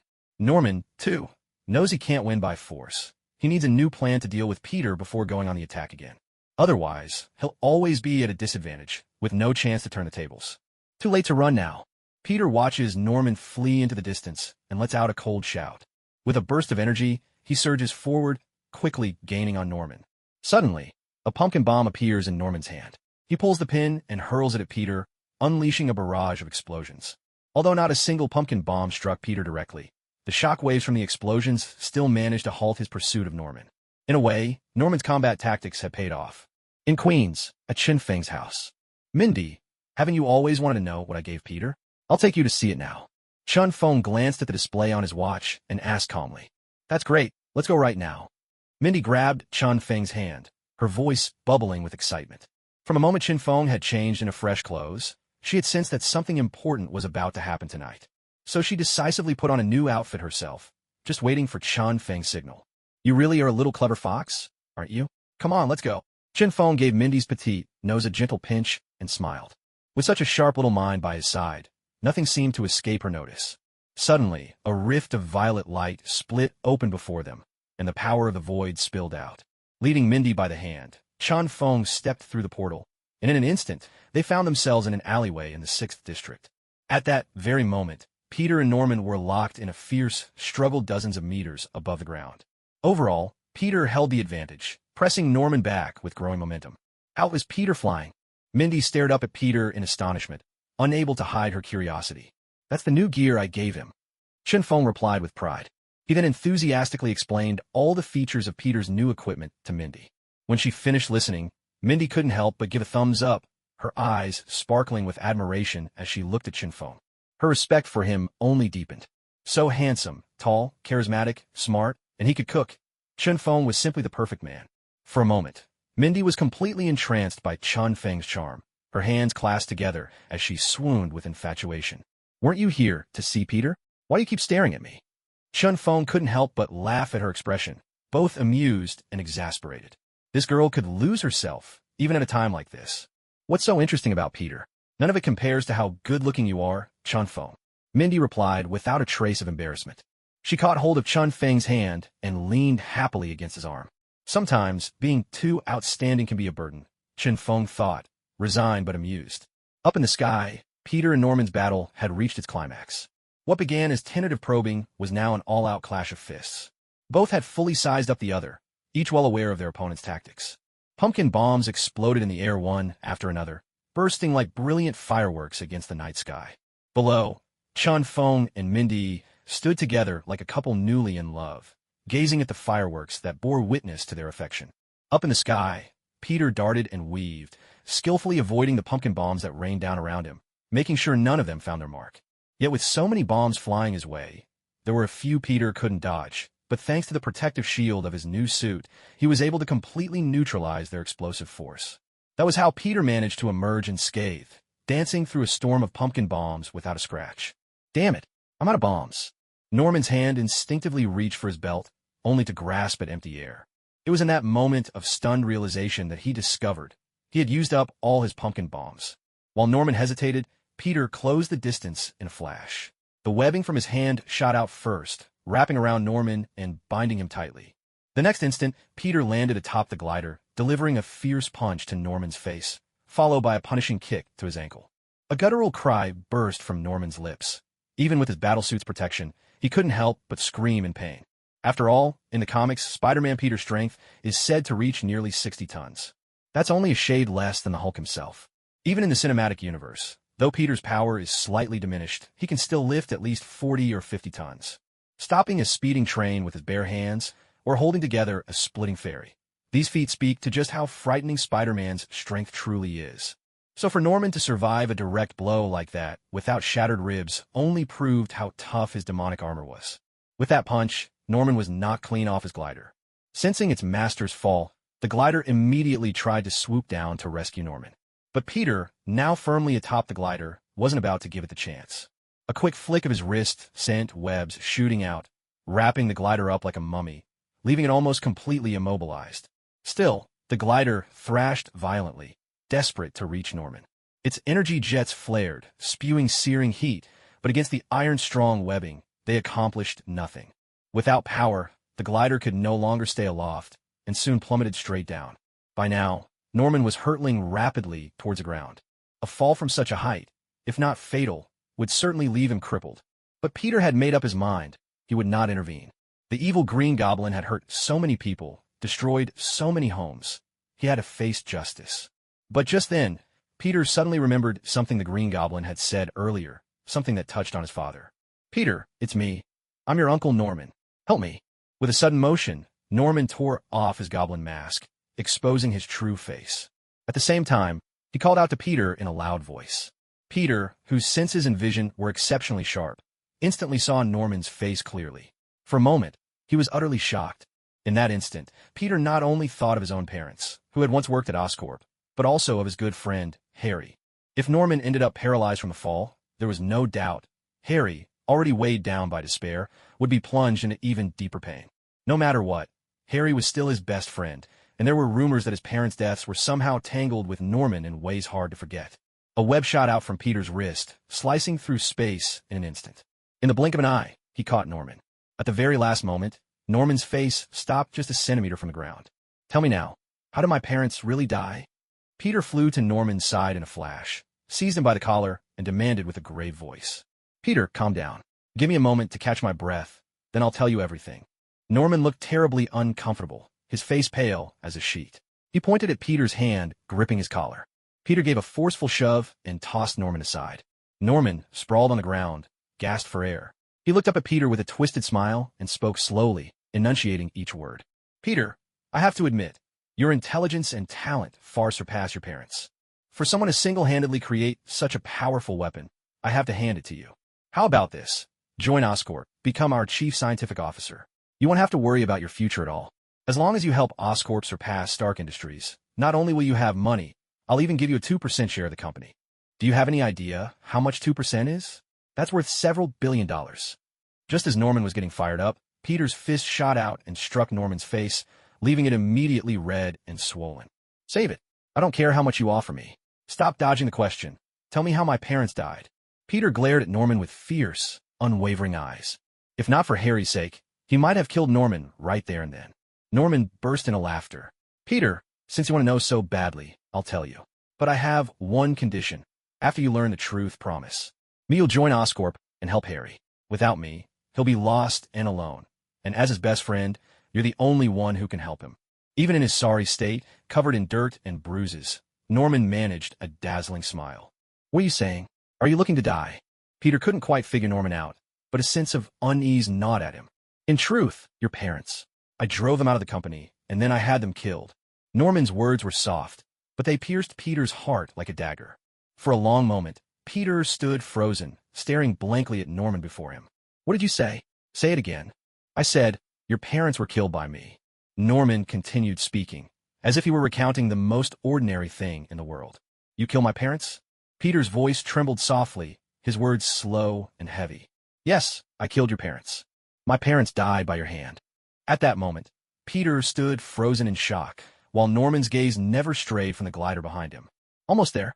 Just a little longer and it will be done. The webbing binding the glider was already nearly dissolved. Bright flames burst out from the back, visible and threatening. You kill my parents, Peter shouted in fury. He gripped Norman's shoulders tightly, and in that instant, Norman's shoulder bones shattered completely, the sound sharp and sickening. Norman said nothing, a strange, indescribable smile still lingering on his face. In his eyes, a flicker of light, almost as if it were the glint of victory. Peter, get out of the way. Chen Feng's urgent shout broke through the tension. At the same time, Peter's spider sense screamed a warning. Startled, Peter's shoulders erupted with energy from the quadrilateral core. In a flash, he disappeared from right in front of Norman. A scream tore through the air, and then silence. When Peter looked down, he saw that Norman was already dead, the glider's blade impaled through his chest. In midair, Peter was stunned, frozen like a statue. Norman, he's dead.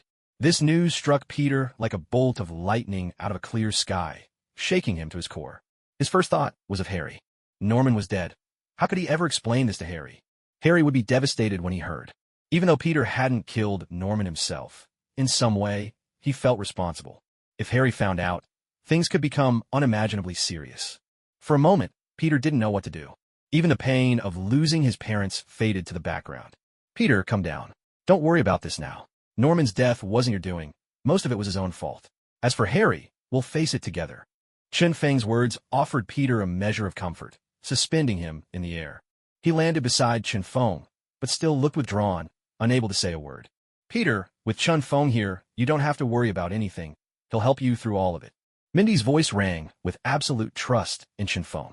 In her heart, there was nothing Chen Feng couldn't solve. Chen Feng could only give a helpless smile at that. This girl really knows how to pick her moments.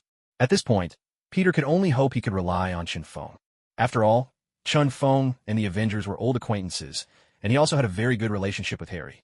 Peter walked over to Chen Feng's side, waiting for his answer. Don't worry, Chen Feng reassured them.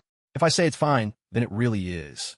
Suddenly, a low rumble echoed across the sky as a bright beam of light shot out from the distance, illuminating all three of them. They're here again, Chen Feng muttered, his brows knitting together. He looked at the approaching helicopter with a touch of resignation. The very next moment, two people stepped off the helicopter, just as Chen Feng had anticipated. It was Captain Rogers of the American team and Nick Fury, director of S.H.I.E.L.D. Though one had to admit, the two of them always arrived a bit too late. By the time they got here, the whole thing was already over. Where's the Green Goblin? What happened to him? Rogers strode straight to Chen Feng's side, his face grave. Chen Feng pressed his lips together and didn't answer right away. But Rogers, sharp as ever, immediately noticed Norman lying motionless nearby. Did you kill him? Rogers' face darkened as he demanded, his tone cold as steel. So what if I did? Chen Feng replied without a hint of remorse. Is it wrong to kill someone so wicked? It's not your place to decide. Rogers retorted, anger edging into his voice. Even if he's a criminal, even if he's a murderer, there are people meant to judge him. That's not your job, do you understand? The justice Rogers believed in did not permit killing without due process, not even when the person was a monster whose crimes were beyond forgiveness. No matter what, deciding life and death should never be so casual. If I don't judge him, should I leave that to those useless fools high up? People who spend their days feasting and indulging themselves, whose bodies are drained by women, and whose heads are full of nothing but filth. Should we let them decide? The same people who, with a wave of money, would let these criminals go, only to have them return to cause more chaos, to kill and burn again? You tell me. How can you guarantee that won't happen? Chen Feng's words cut straight through, challenging Rogers without hesitation. Rogers fell silent, unable to respond. Indeed, many of those in high positions in America were just as Chen Feng described. If you hand Norman over to the Avengers, I promise we'll make the right call, Rogers replied after a moment's thought, his sense of justice unwavering. He won't escape judgment. But Chen Feng simply smiled, a complicated mix of emotions flickering across his face. What a grand and righteous sense of justice you have, Rogers. But that's your justice, not mine. So don't lump us together. Chen Feng's retort left Rogers momentarily speechless. Was this not the same as openly defying the Avengers? Rogers couldn't believe that someone who once fought to protect the Earth, a true hero, could change so much. Chen Feng, even if the justice you uphold is different from Rogers, at the core, both you and Rogers want to protect the Earth. Because of that, we should be on the same side, not fighting among ourselves. Fury stepped forward, playing the role of mediator. Protect the Earth? That thought had never even crossed Chen Feng's mind. His cooperation with S.H.I.E.L.D. and the Avengers had been nothing more than a means to obtain the Space Stone. And now, helping Peter to defeat Norman was simply a matter of completing a task assigned by the system. In the grand scheme, whether the people on Earth lived or died was of no concern to Chen Feng, except for those few individuals he truly cared to protect. Since you put it that way, let's hope Rogers doesn't keep going on about Norman, and as for the rest of you, don't meddle in how I do things. Every decision I make comes from my own judgment. Chen Feng's words completely incensed Rogers. That attitude, killing so casually, yet acting as if he's upholding some higher cause, was exactly what Rogers despised the most. This is America. Incidents like Norman's fall under SHLD's jurisdiction, and specifically, are to be handled by the Avengers. So I don't care how powerful you are, here, in this country, things like this must be decided with the Avengers' approval before you act. Rogers spoke with barely contained anger, staring Chen Feng down. Well, this is how I'm going to do things. What are you going to do about it? Don't try to use the Avengers or S.H.I.E.L.D. to pressure me. It won't work. I have my own code, and this is how I'll handle it. Do you have a problem with that? Chen Feng was unwavering, his tone leaving no room for doubt. His commanding presence, that sense of standing tall above all others, made even Rogers involuntarily take a step back. I'm telling you, matters like this fall under Avengers' jurisdiction. You can't just do whatever you want. There are rules for everything. Rogers pulled his shield from his back, holding it squarely in front of Chen Feng. So, what? You want to settle this with a fight? Chen Feng gave a faint, dismissive smile, his gaze full of disdain as he looked at Rogers. Don't think that just because you're evenly matched with others in the movie universe, it'll be the same in front of me. You're not facing Thanos now. Captain, Chen Feng, didn't we work together just fine during the last big incident? There's no need for us to draw weapons on each other. Let's calm down and talk things through. Fury quickly stepped between the two of them, raising his hand to stop them. Director Fury, if you keep indulging him like this, there will be endless trouble in the future. Some things have to be dealt with before they become a bigger problem. Rogers used his shield to nudge Fury aside, his expression grave. With his personality, he would never allow Chen Feng to act so recklessly. Everything must be done within proper rules, or else the whole world will fall into chaos. Captain, perhaps there's still room for negotiation here. You don't have to be so decisive. Fury turned his head to look at Rogers, his tone tinged with a hint of pleading. After all, Rogers had only just recovered from being frozen. He didn't know Chen Feng well enough, nor did he realize just how terrifying this man could be. The Hulk, Thor, even Odin, the god of the Norse, all fell at the hands of the god of leaves. Each of these people, in terms of strength, surpassed Rogers. Fury didn't want to see the superhero he had fought so hard to bring back end up crippled at the hands of Qin Feng. That suits me just fine. Let's settle this right now. Otherwise, every time I try to do something in the future, you'll step in and try to stop me, criticize me. I'm afraid I won't be able to hold back then. Chun Feng's voice was icy, and a chilling intent to kill suddenly radiated from him. It swept over Rogers and Fury, making them feel as if they'd been plunged into a frozen abyss. A duel, is it? Very well, I accept. Rogers gritted his teeth, stepped forward, and took a fighter stance. It's not about a duel. It's about making you understand that some people lie beyond your jurisdiction. Qin Feng's voice was calm. A gust of force surged out from him, carrying the unstoppable might of a bursting flood and crashing waves. The oppressive aura threatened to shatter the very air itself. For a moment, Rogers and Fury found it hard to breathe, as if they were trapped in a vacuum. That's Captain America of the Avengers. Fighting him is basically declaring war on the whole team, isn't it? Isn't that a little much? Peter glanced at Mindy beside him, his voice timid. After all, he'd always dreamed of joining the Avengers. Ruining that relationship now would be a real shame. Relax.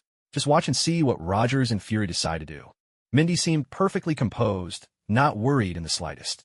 Qin Feng, this is New York. You must follow the rules here. Under immense pressure, Rogers demonstrated his unyielding will. Every muscle in his body tensed, veins bulging on his forehead, and even cold sweat trickled down his face. Step by step, he slowly approached Qin Feng, his uniform starting to split at the seams. It was like a web of cracks spreading out from Rogers, snaking in every direction. The pressure Qin Feng exerted was simply overwhelming. Rogers, you can't beat him. Give it up. There's still room to talk. Fury managed to choke out through the pressure, his face twisted with effort and strain. But Rogers didn't answer, still advancing toward Qin Feng. Qin Feng, the rules of New York must be obeyed. After what felt like an eternity, Rogers finally reached Qin Feng, struggling to lift the shield as he forced out the words through clenched teeth. I'm sorry, but I can't agree to that, because you're still far from worthy. Qin Feng replied coolly. With a single kick, Rogers was sent flying, crashing heavily onto the ground some distance away, carving a deep groove across the earth. The power of time is truly effective. Being able to effortlessly manipulate the flow of time around others is, in essence, the ultimate control skill. Captain, Fury hurried over and helped Rogers back to his feet. I'm all right. With a violent cough, Rogers expelled all the air from his lungs. Only then did some color return his pale face. Qin Feng, I won't give up. I will fight this to the very end. Rogers summoned the resilience of a seasoned soldier, clinging to his last shred of dignity and determination.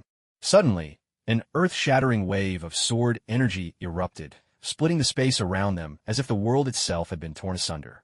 Fury and Rogers felt as though a razor-sharp blade, capable of shattering anything, had sliced straight through their hearts. The pain was far beyond anything they could have imagined. Their faces twisted in agony, cold sweat streaming down their bodies, as if they had just returned from the very brink of death, their complexions deathly pale. If you still intend to meddle in my affairs, I'll show you the deepest, darkest abyss. When you gaze long into the abyss, remember, the abyss gazes also into you. From beginning to end, Qin Feng seemed to stand perfectly still, as if neither the sword energy nor the power of time required any conscious effort. This simply flowed naturally from him. Let's go. Qin Feng turned away, heading toward Peter and Mindy, paying no heed to the figures of Rogers and Fury lying on the ground. As they walked farther and farther away, the silhouettes of Qin Feng, Peter, and Mindy gradually vanished from the two men's sight. Captain, from now on, maybe we shouldn't interfere so much in Qin Feng's affairs. He hasn't actually done anything wrong. After all, Norman killed countless people. From the perspective of those victims, they would surely want Norman to face the fairest justice possible.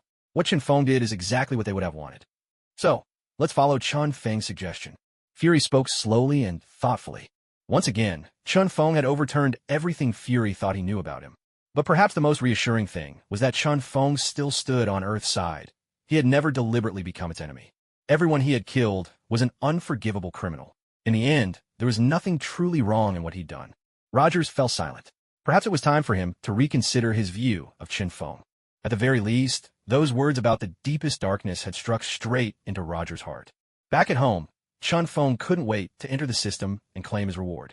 Congratulations, host, on completing the task of helping Spider-Man defeat the Green Goblin.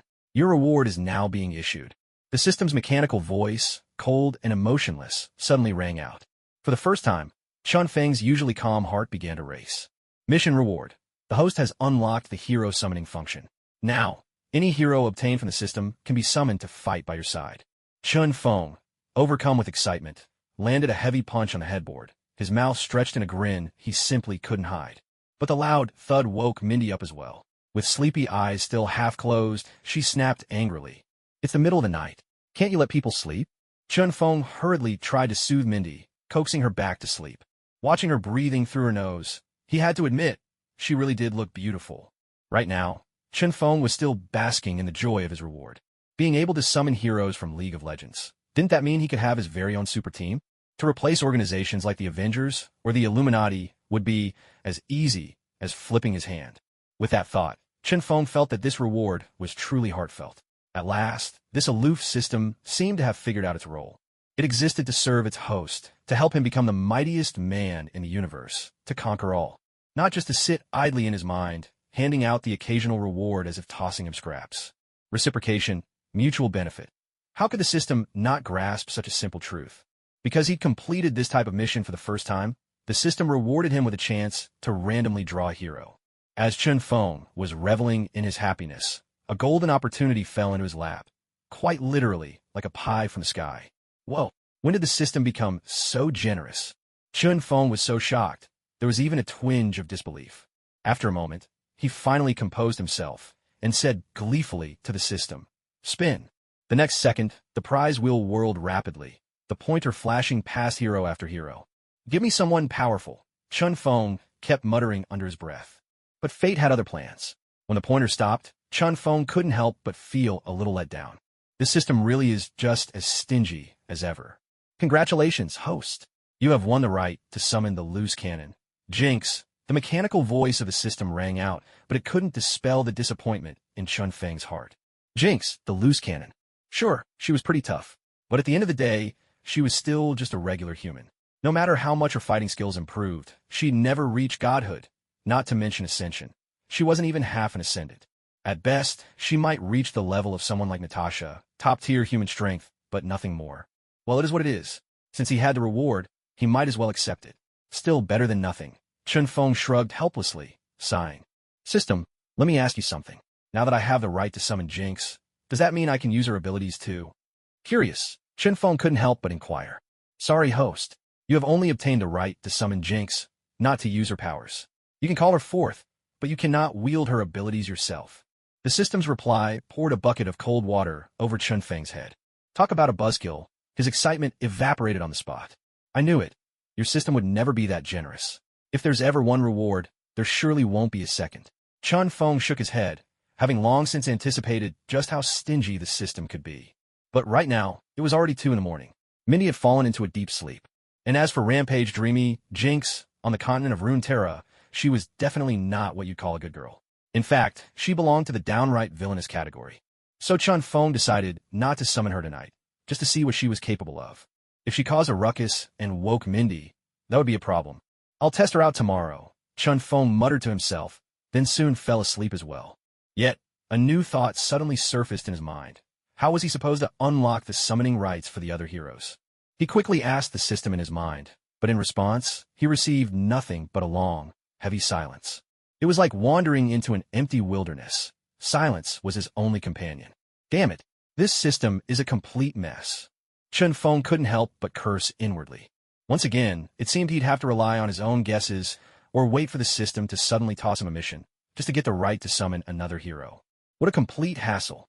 The next morning, Peter and Pepper Little Chili Potts both called him. Peter's reason was all about Norman. He delivered Norman's corpse to Harry's house last night, but unfortunately, Harry had glimpsed him. Now, Harry believed Norman's death was all Spider-Man's fault, and was even vowing revenge. Peter hadn't slept a wink all night. He wanted to call Chun Feng as soon as he was done, but didn't want to disturb the leaf god's rest, so he waited until early morning. Chun Feng could only rub his forehead helplessly at Peter's actions. At the moment, he couldn't think of any good solutions. Peter, today you need to focus on calming Harry down. Don't let him overthink things. just reassure him. I'll come help you afterward. Peter could only nod. At this point, there really didn't seem to be any better way. As for Pepper, her call was about Tony's anxiety, which had her deeply worried. Tony himself refused to open up, burying everything inside. With no other options, Pepper turned to Chun-Fong. The last time Tony had been genuinely excited about anything, it had been because of Chun-Fong. Calls himself a genius scientist, Chun-Fong mused. Didn't I already give him a model? How is he still stuck in anxiety? Useless. After dropping Mindy off at school, Chun-Fong prepared to head to Stark Tower. Just then, a piece of good news arrived. Natasha would be back soon. The thought of Natasha, with her graceful figure, leapt instantly to Chun-Feng's mind. He truly missed that little enchantress. Inside Stark Tower. Tony, not only are you late today, but you tried to fool me with a fake suit of armor. Pepper's voice was sharp as she pointed to the suit beside her, her tone demanding an explanation. Today is supposed to be their anniversary, yet slipped by just like that. Pepper, it's just, I can't think about any of that right now. My mind is completely filled with images of the Battle of New York. I'm afraid I'll lose control and end up hurting you. And that's the last thing I'd want. Tony spoke with deep remorse. He didn't want things to be this way, but there was no helping it. His anxiety had only grown worse with time. He constantly felt as if someone might attack him at any moment. Tony, it's okay. Look at me. Share everything with me. Let it all out. I'll help you through this. Pepper gently stroked Tony's face, her anger from earlier replaced by warmth and understanding. It's all right now. The important thing is that you're here and you're safe. Tony took her hand from his face and turned away. He knew that anxiety was something Pepper couldn't help him with. All he could do was make sure she didn't get hurt. How about we take a shower together and try to relax? Pepper suggested softly. But, as always, Tony refused her offer every time. That's why, in the end, Pepper picked up the phone and called Chun-Fong. She had no other reason. She simply couldn't bring Tony any real peace of mind herself. At this moment, all Pepper could do was anxiously await Chun-Feng's arrival. Chun-Fong, you're finally here. Just when her anxiety was at its peak, Chun-Feng's figure finally appeared inside Stark Tower. Chun-Fong, what are you doing here? Tony quickly turned around, a hint of surprise in his voice as he looked at Chun-Fong standing behind him. I came to see you. Have you finished developing your new Iron Man suit yet? Chun-Fong walked over to Tony, glancing into the lab. Not bad. You're already halfway there. Looks like you'll be able to build the next generation of Iron Man suit soon. Seeing the prototype of the suit on the workbench, Chun-Fong nodded in approval. Tony, this kid, at least hadn't let down all the guidance and advice he'd given him. This new suit is called Mark 42, but it's still in the testing phase, so it can't be used in combat yet. Tony pointed to the suit, offering a brief explanation.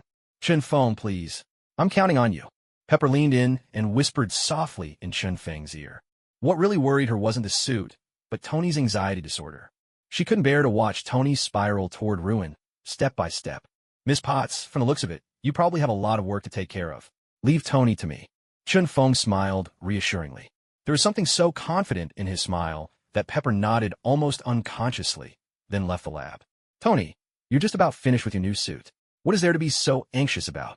Chun-Fong turned and looked at Tony, genuinely puzzled. The anxiety all started with the Battle of New York, didn't it? It's because you lost consciousness, fell out of space, and nearly died, right? When it comes down to it, the real issue is that the original Iron Man suit was simply too weak. Now that we've developed a much more powerful version, we really ought to be full of confidence. Chun-Fong, you don't understand, Tony replied, shaking his head before making his way to the liquor cabinet and taking out a bottle of brandy. Come, share a drink with me. Tony poured a generous glass and placed it within Chun-Feng's reach.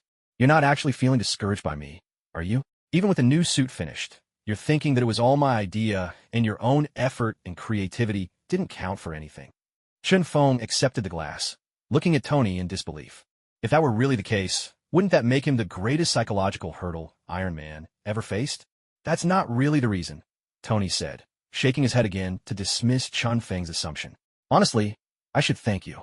If it weren't for you, I'd probably be in a far worse state than I am now. Well, what is it then? Now I'm really curious. Chun-Fong clinked his glass against Tony's and took a small sip. The mellow aroma of the brandy rolled across his tongue, sending a warmth straight to his head and then radiating through his whole body. I've got to hand it to you, Tony. Your taste in booze really is something else, Chun-Fong said, taking another generous sip, unable to hide his admiration. If you like it, there's plenty more where that came from. Help yourself to whatever you want, Tony replied with a wave of his hand, completely unconcerned about sharing his private stash. To him, material possessions like these hardly mattered anymore. In that case, I won't be shy. Any other good stuff you'd recommend? Give me a few suggestions. Chun Feng grinned, showing no sign of holding back. After all, Tony still owed him a few favors. Or, better yet, why not just ask Tony to give him a slice of Stark Industries shares? If that happened, wouldn't he instantly become the next billionaire? Fine wine would be just the beginning. That thought suddenly popped into Chun Feng's mind. The more he considered it, the better it sounded. Tony, don't bother with recommendations. Just give me half of Stark Tower's shares. He believed in putting ideas into action, and he demonstrated this perfectly. What? Tony was so startled by the request that he nearly dropped his glass. Are you here to comfort me? Or just to take advantage of the situation? Half the shares? That's asking a bit much, don't you think? Chun Feng, I actually have a few more questions about the new suit that I'd like to discuss with you. Don't change the subject. Let's talk about the shares first. You still owe me a couple of favors, remember? Chun Feng cut Tony off decisively, his expression serious. Tony was left speechless, swirling his drink and falling deep into thought. It's just half the shares, Tony. You're already the richest man in the country. Don't tell me you're going to be stingy now. Chun Feng said cheerfully, his tone brimming with mischief. We'll talk about the shares later, Tony finally replied. There's a lot going on with the company right now. Let's sort that out first, then we can discuss your proposal. Tony continued to dodge the topic, skillfully evading the issue at hand. Although the Stark Group was founded single-handedly by his father, it was Tony's own hard work that had turned it into the empire it was today. To have all those years of dedication and effort split in half with a single sentence. No matter how generous Tony's heart was, he couldn't possibly accept that. Tony, you need to realize something. During the incident at the Hell's Kitchen, you owed me a favor. Don't forget that. Chun Feng seized on the most critical point, pressing Tony relentlessly. In that instant, all of Tony's anxiety and obsessive worries seemed to vanish from his mind. He was now engaged in an intense battle of wits with Chun Feng. Sir, Happy's situation at the Sea York Hotel has taken a turn. He's in a critical state now. Just then, Jarvis's voice broke the tension, instantly shifting the entire atmosphere. Happy's been hurt. Who did this? Find the culprit for me now.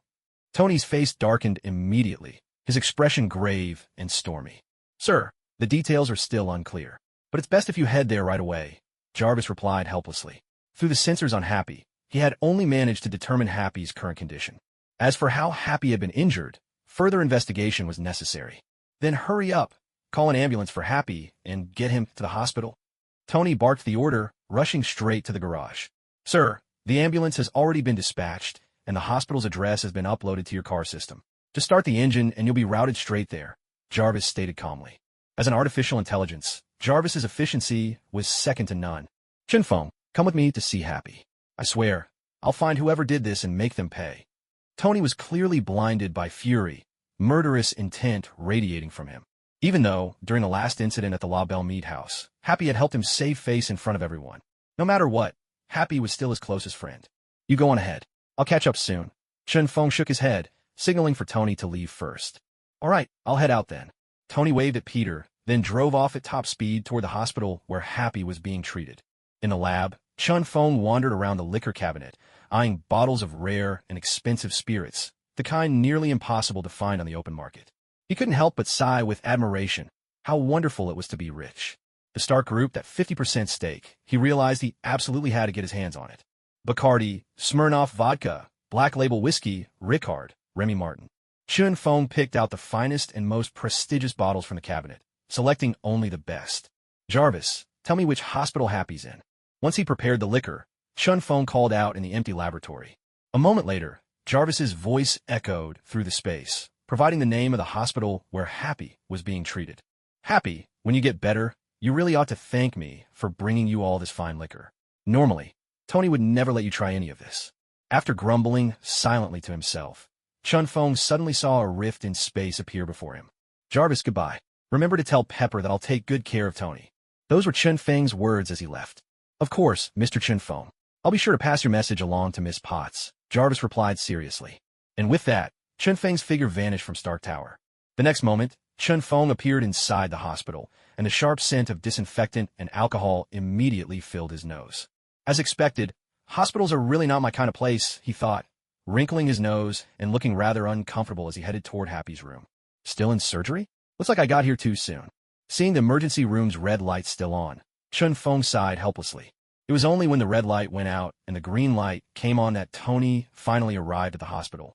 Catching sight of Chun Feng sitting at the emergency room door, unconcernedly drinking from a bottle of Remy Martin, Tony's expression instantly darkened. This is a hospital, Chun Feng. Please have some respect for the rules. Drinking around patients is really inappropriate. Tony tried to snatch the bottle from Chun Feng's hand, but came up empty. Oh, come on, Tony. Are you serious? The whole place already reeks of alcohol. A little more won't make any difference, will it? Chun Feng shrugged and took another swig of Remy Martin. Sometimes it's nice to try something different for a change. Western spirits have their own character, just like Chinese baijiu does. They each have their unique charm and flavor. All right, I'm not going to argue with you right now. Let's go check on Happy first. Tony knew there was no winning an argument with Chun Feng, so he gave up. Right now, Happy was what mattered. At that moment, the doors to the emergency room swung open, and Happy was wheeled out, his body almost mummified in bandages. Happy, are you okay? Tony rushed to his side, gripping his hand anxiously. Happy nodded. His injuries were so severe he couldn't speak, but he forced himself to act strong so Tony wouldn't worry. Happy, I brought you something special. Once we get to your room, I'll show you, Chun Feng said, pulling out a bottle of liquor from his coat with a mischievous smile. Happy's eyes instantly lit up at the sight. He'd had his eye on that bottle in Tony's collection for ages, but never had the chance to try it. That's a 1987 whiskey. Just thinking about its taste made Happy's mouth water. Chun Feng, Happy's still recovering, and you're offering him that? Are you trying to kill him? Tony snapped, clearly furious at Chun Feng's antics. He turned to the doctor. Doctor, tell me, can Happy have alcohol right now? Chun Feng ignored Tony and instead asked about the attending physician on his own. A little bit of alcohol is still permissible for cleansing, but remember, absolutely not too much. After the attending physician finished speaking, he hurried off in a rush. This was the largest and best hospital in New York, with a staggering number of patients passing through its doors every day. Every attending physician had countless cases to handle. Before Tony even had a chance to ask further, the doctor had already disappeared from sight. At that moment, Happy entered his hospital room. Happy, do you know who attacked you? As soon as Happy settled onto the bed, Tony asked him solemnly. It was a heavy silence. Happy wanted to tell Tony everything he knew, but there was nothing he could do. Right now, he couldn't utter a single word. You two really do reach new levels of awkwardness. Chun Feng shook his head in exasperation. With a gentle wave of his fingers, the stiffness in Happy's body eased a bit, and the blockage in his throat cleared up almost instantly. Tony, based on my hunch, it must have been Killian's doing. Happy, speaking rapidly, turned his head sharply toward Chun Feng, his eyes filled with shock. This isn't scientific at all. Even Tony, who was well aware of Chun Feng's abilities, was taken aback by this display and turned his gaze toward Chun Feng too. It's just a minor spell. It'll wear off in a minute. Happy, if there's anything you want to tell Tony, say it quickly. Chun Feng spoke calmly, pulling out a bottle of 1987 whiskey from his coat. I saw Killian making a deal with a man. He handed him something, and after the man swallowed it, his whole body turned bright red. When I tried to get closer, the man just exploded. That's how I ended up like this. After spilling everything in one breath, Happy fixed his gaze hungrily on the bottle of whiskey in Chun Feng's hand, eyes full of longing. But by then, he was unable to speak again. He could only let out a few weak noises, staring intensely at Chun Feng. I know, Happy. Don't be so impatient. Chun Feng, unhurried, picked up a glass from the side and poured him a drink. Hey, Chun Feng, what are you doing? Tony grabbed Chun Feng's wrist, questioning him bluntly. Look at Happy. If you just brought out the whiskey from your cabinet for him sooner, maybe none of this would have happened. Chun Feng replied with a calm smile. With a quick twist, he broke free from Tony's grasp. Without his Iron Man suit, Tony was, after all, just an ordinary man. Is that so? For a moment, Tony's face clouded with guilt and regret. At the same time, his anxiety crept back, sending a sharp ache through his mind. Have a drink. It'll help take the edge off. Chun Feng offered him another kind of whiskey, pressing the glass into Tony's hand. Sometimes you just need to stop overthinking. Just be yourself. Be your best self. When Tony heard what Chun Feng said, he was momentarily stunned, falling into deep thought. Ever since the big showdown with the group, a thought had been surfacing in Tony's mind again and again. He realized that, beneath the armor, he was just an ordinary man. Without his Iron Man suit, he was no longer Iron Man, just a playboy and a billionaire, nothing more. It wasn't until Chun Feng uttered those words that Tony's mind finally cleared a little. Is Tony Stark in the suit truly Iron Man? Or is Tony Stark himself Iron Man, with or without the armor? Now, this question began to swirl chaotically in Tony's head, restless and uncertain. Even he himself couldn't quite be sure, not at that moment. Happy, don't worry. I promise I'll bring those people to justice. Tony set this question aside for now. focusing on Happy as he spoke earnestly. Let's have a drink first. You don't look so well. Try to relax. Chun Feng handed over his glass, his tone gentle and unhurried. Happy, take good care of yourself. Tony took the glass, downed it in one go, and then left the hospital room. He was determined now to hunt down whoever had orchestrated the explosion. What a hothead. Chun Feng took a sip of his drink and shook his head with a wry smile. He didn't leave the hospital room, of course, not after bringing so much fine liquor, all meant to share with Happy. Happy, all this wine here is ours. Drink as much as you like, however you like. Chun Feng brought out all the bottles he'd taken from Tony's wine cabinet and set them on the table. In that instant, Happy's eyes nearly popped out of his head, and he couldn't help swallowing hard twice. There's plenty of time tonight, and for however long you're in the hospital, drink whenever you want. Chun Feng smiled as he spoke, pouring Happy another glass. Sometimes, you've got to let yourself enjoy life when you can. Fury, send me all the data you have. I'm going to find those bastards. Back in his sports car, Tony immediately called Fury. Tony, maybe S.H.I.E.L.D. can handle this. There's no need for you to get involved. Fury, hearing the anxiety in Tony's voice, hesitated and didn't agree right away. I said, give me everything you have on those people. Happy is my best friend. Do you get that? Tony's tone rose sharply, tinged with anger. Fury fell silent for a moment, as though weighing his options.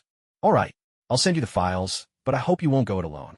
It's best to work with S.H.I.E.L.D. and take these people down together. After a long pause, Fury finally agreed. After all, with Tony's temperament, there was no telling what kind of trouble he might stir up otherwise. Hacking into S.H.I.E.L.D.'s computer system might be the least of it. If he went so far as to announce he was quitting the Avengers, that would be a disaster no one could afford. After receiving Fury's answer, Tony hung up the phone without another word and drove straight back to Stark Tower. Before long, every file related to Killian and the explosions was sent directly to Tony's hands. Tony spent the entire evening poring over the information, and at last, he uncovered the mastermind behind it all. The Mandarin, a terrorist from the Middle East, had threatened to kill the President of the United States and was responsible for a string of bombing incidents. Digging deeper, Tony discovered that the Mandarin was, in fact, the leader of the Ten Rings, the very organization that had kidnapped him in the Middle East. Astonishingly, all of these events could be traced back to more than a year ago, and Tony felt a surge of emotion as he realized how far the conspiracy reached. Everything from start to finish had to end. Tony let out a long, steady breath, a steely determination glinting in his eyes. It began with me, and it will end with me. The next day, Tony called a press conference. Wearing a black overcoat, he was immediately surrounded by reporters, each one brimming with curiosity and anticipation. This press conference was so unexpected that some journalists had barely had time to freshen up before rushing over. There have been several explosions in New York recently. Many people have been injured, and some have even lost their lives. I know a lot of people are living in fear right now, including you reporters. Tony spoke, his gaze sweeping over the crowd. But I, Tony Stark, Iron Man, have found out who is behind these attacks. So you don't need to worry. I promise to protect each and every one of you. With that, Tony removed his glasses, glared fiercely into the camera, and declared in a deep, unwavering voice. Mandarin, you're nothing but a coward, always hiding in the shadows. I will take you down myself. He held the camera's gaze for several seconds before putting his glasses back on and turning to leave. From that moment, Iron Man's battle against the Mandarin had officially begun. Tony was confident that as long as the Mandarin dared show himself, he would defeat him. Tony, you really are arrogant. Standing inside Stark Tower, Chun Feng looked down at the crowd below and muttered to himself. The Mandarin was no ordinary enemy. Claiming to be a descendant of Genghis Khan, he possessed some Chinese ancestry. So, after retreating from his earlier pursuits, he traveled to China, seeking the legendary arts of immortality and immersing himself in the ancient mystic traditions. Later, as time shifted to the modern era, he succeeded in mastering incredible powers, making him far stronger than ever before. What's more, with the power of his 10 rings, his might was truly unfathomable. Compared to the Mandarin, Tony still had a long way to go, especially since his Mark 42 Iron Man suit was still in the testing phase and couldn't even be used for combat yet. At a time like this, Chun Feng couldn't understand where Tony found the courage to challenge the Mandarin so openly. Perhaps it was anger, or maybe the result of his anxiety disorder. JRVS, investigate the commonalities between these explosions. The moment Tony stepped into the lab, he started barking orders at Jarvis. Yes, sir. In the next instant, a projection materialized in front of Tony. Wait, am I just being completely ignored here? Watching Tony's intense concentration, Chun Feng couldn't help but feel a little exasperated. The temperature at the site of each explosion exceeded 3,000 degrees Celsius. Tony immediately picked up on the shared trait of all the explosions, his mind racing at lightning speed. Tennessee. The first blast happened in Tennessee. Tony suddenly shouted, his voice brimming with excitement. So, are you heading to Tennessee?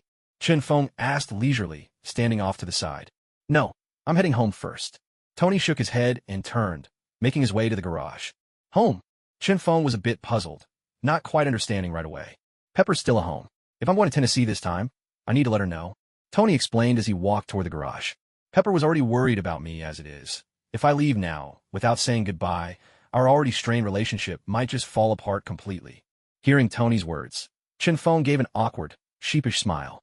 So that's what this is about. Here I thought he was off to do something epic. It's all for little Pepper. Let me take you. With a casual wave of his hand, Chen Feng tore open a rift shimmering with shifting colors right in the middle of the lab. A wave of void energy surged forth, instantly enveloping Tony. Tony was no stranger to this sensation. The power of the Tesseract. It felt just like this. Memories of the Battle of New York flooded his mind once more, rising from its deepest corners. For a moment, Tony froze, his hands twitching involuntarily. He had the urge to call his Iron Man suit, just to protect himself. Don't overthink it. That's all in the past. Let's go. Chen Feng stepped up beside Tony and gave his shoulder a reassuring pat. In that instant, Tony's hand made a motion and the parts of the Mark 42 suit started to respond, ready to fly to him. But just then, the electromagnetic signal from his wristband seemed to be neatly severed by some unseen force, and the Mark 42 pieces remained firmly in place. Only then did Tony snap out of it, letting out a long, heavy breath. Thanks, Chen Feng. Let's go. Tony muttered absent-mindedly, then stepped forward into the void. Chen Feng glanced at Tony, said nothing more, and followed him into the rift. In the blink of an eye, the two of them appeared in Tony's home. Pepper was busy handling company affairs when the two suddenly materialized. She stared at them in shock. Tony? Chen Feng, what are you two doing here? Chen Feng simply shrugged and pointed at Tony, making it clear he was just along for the ride. Pepper, I have to take care of something in Tennessee soon. You'll be here alone, so please, be careful. Tony hurried over to Pepper and pulled her, still dazed, into a tight embrace.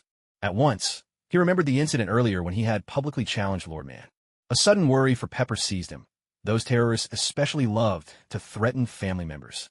Wait, you're going to Tennessee? What for? Alone? But your anxiety disorder, it's not cured yet. Pepper quickly pulled away from Tony's arms, her words tumbling out in a barrage of questions. Don't worry, I'm just heading to Tennessee to find out what happened to Happy. I'll be fine. Tony's voice was gentle and reassuring. Sir, there's an armed helicopter 1 kilometer out. It appears to be heading straight for us.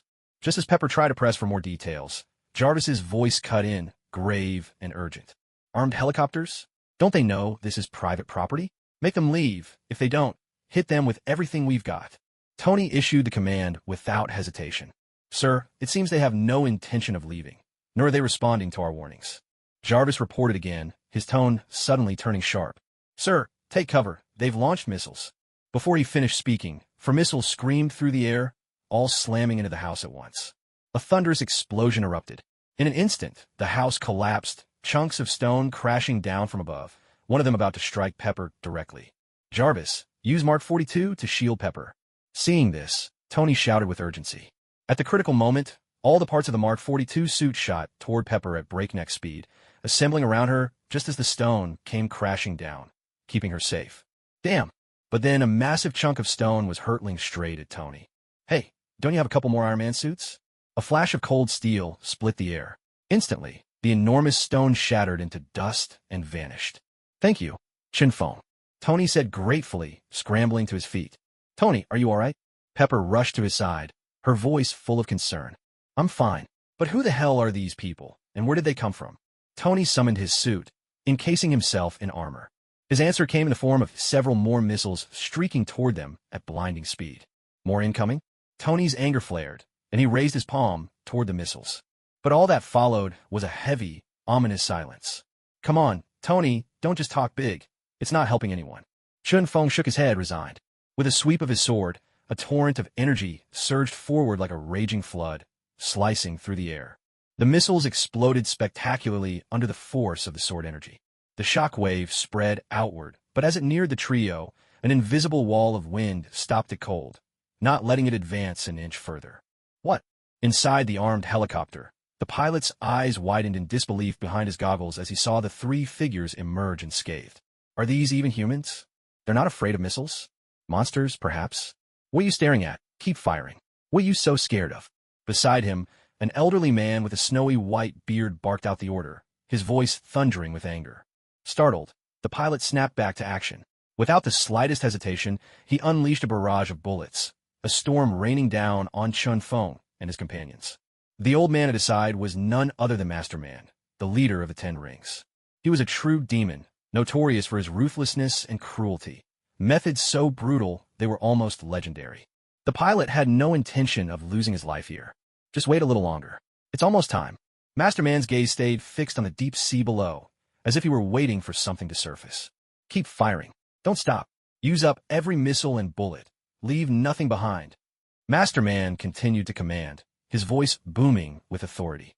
On the palms of his hands, 5 rings of different colors gleamed on each finger, their brilliance twisted and strange. These 10 rings were Master Man's deadliest weapons, each holding unimaginable power. Tony Stark, Iron Man. Last time you managed to escape by sheer luck in the Middle East. This time, I won't let you get away. As Master Man caressed the rings on his fingers, a chilling aura of bloodlust burst forth from him. Get Pepper to safety. Leave this to me. Chun Feng turned to Tony, speaking calmly. The Mark 42 armor was still in its experimental phase, offering little combat capability. There was no point in Tony staying here. All right, I'll leave this to you for now. I'll be back as soon as I can. Tony hesitated, then made his decision. He quickly led Pepper out of the ruined building, leaving Chun Feng alone to face the approaching storm of bullets and the onslaught of missiles. Chun Feng watched the chaos unfold before him.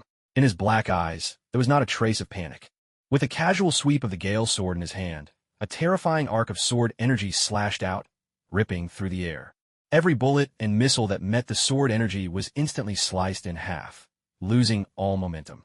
Thunderous explosions shook the air, while the spent shells rained down with a metallic patter.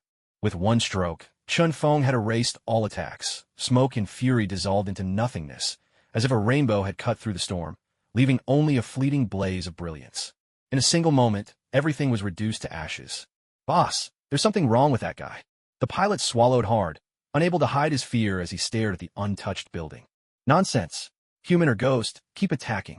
Master Man didn't care in the slightest, snapping back with a roar. His only concern now was the arrival of that creature from the depths. By then, even if the Avengers themselves showed up, we could smash them to pieces. Yes, boss. The pilot responded through gritted teeth. Sweat was pouring down his face. His nerves were stretched taut as he focused every ounce of his attention on Chun Feng ahead. Aboard the armed helicopter, the last of their elixirs were unleashed, every single one meant to ensure Yishin's death.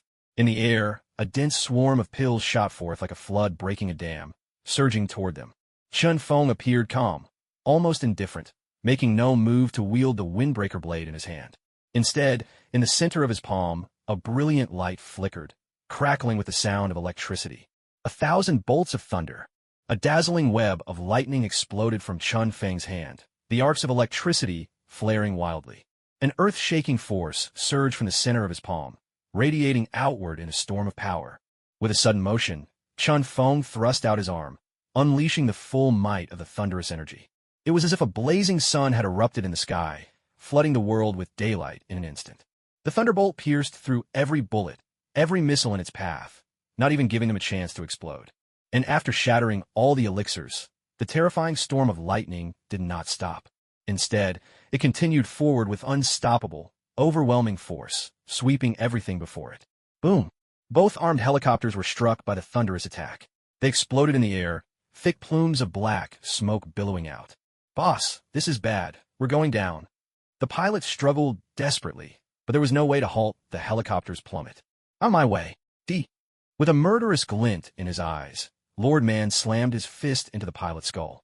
With a sickening crunch, the pilot's head burst like a watermelon under the tremendous blow, a spray of crimson blood arcing through the air. Now uncontrolled, the helicopter dropped even faster, spiraling toward the sea below. But Lord Man remained unhurried. He calmly moved to the door and leaped out. Crash! The helicopter hit the sea at full speed, erupting into flames and smoke, sending a geyser of water skyward while fire raged across the surface. At that very moment, a massive black shadow appeared beneath the waves, hundreds of meters long, dozens of meters wide. In the blink of an eye, the colossal form burst through the surface. The sheer size of its body sent towering waves nearly 100 meters high surging around it. Even nearby buildings shuddered with the force of its emergence. Lord Man landed steadily atop the monstrous creature, his gaze icy as he stared at Chen Feng, murderous intent radiating from him in waves. Mecha Sea King, kill him. Lord Man gave the order as if announcing an execution, utterly calm, as if it were the most ordinary thing in the world. Roar. Upon receiving the command, the Mecha Sea King shot forward at blinding speed. For such a gigantic form to move with the swiftness of lightning, it was truly a terrifying sight. The mechanical Sea King crashed headlong into the shoreline, and the houses that once stood there shattered completely, dissolving into dust. When Chen Feng saw the machine beast charging his way, he had already left the building and moved to the coast. This creature was part machine, part flesh, and even retained some of its primal life force, something modern technology could hardly achieve. Chen Feng felt a twinge of confusion. He couldn't figure out what power source linked all the components together in the mechanical Sea King. Where is Tony Stark, that playboy? Someone should really bring him out here. The Mandarin paid no attention to Chen Feng standing before him, instead scanning the area for Tony. The Ten Rings Gang's authority brooked no challenge. No one was allowed to trespass, not even Iron Man. For him, there was only death. Well, Tony's not here, Chen Feng said with an air of mock seriousness. But you brought in a monster this big.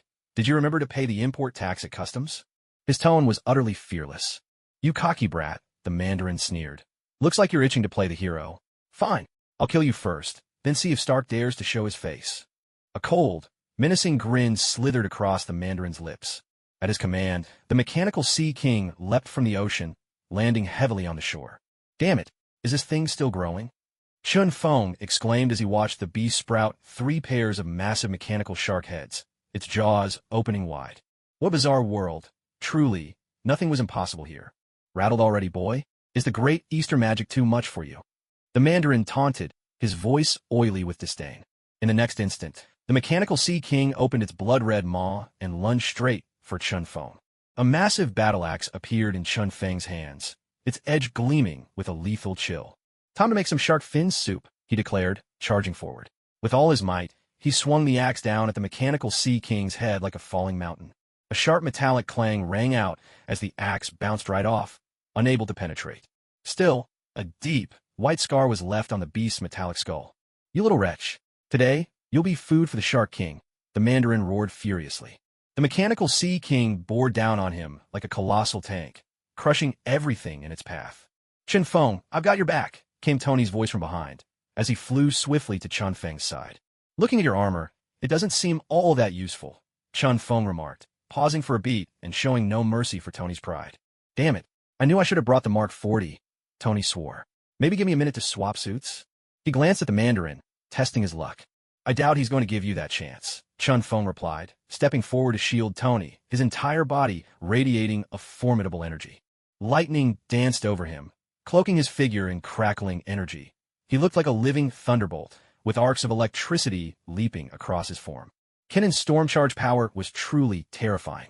With the blessing of the half-ascended Cassidin, it became even more formidable. Kill him, King Hayes. Master Man paid Chen Feng no heed whatsoever, not the slightest bit intimidated by the surging lightning crackling around him. A thunderous roar erupted, shaking the air with its force. The fierce gale that followed shattered instantly the moment it collided with the charged lightning. With that level of strength, you're just asking for death. Chen Feng barked coldly, then shot forward like a flash of lightning, appearing behind the Mecha Sea King in an instant. Secret Art Chidori. Lightning gathered into a ball in Chen Feng's palm, emitting a piercing, bird-like shriek as it threatened to tear open the heavens. In the next moment, the crackling lightning struck King Hayes' back, the terrifying current leaping and weaving its way into his body. It was as if the entire frame of the Sea King was alight with electricity, a blinding radiance bursting from within. Ark!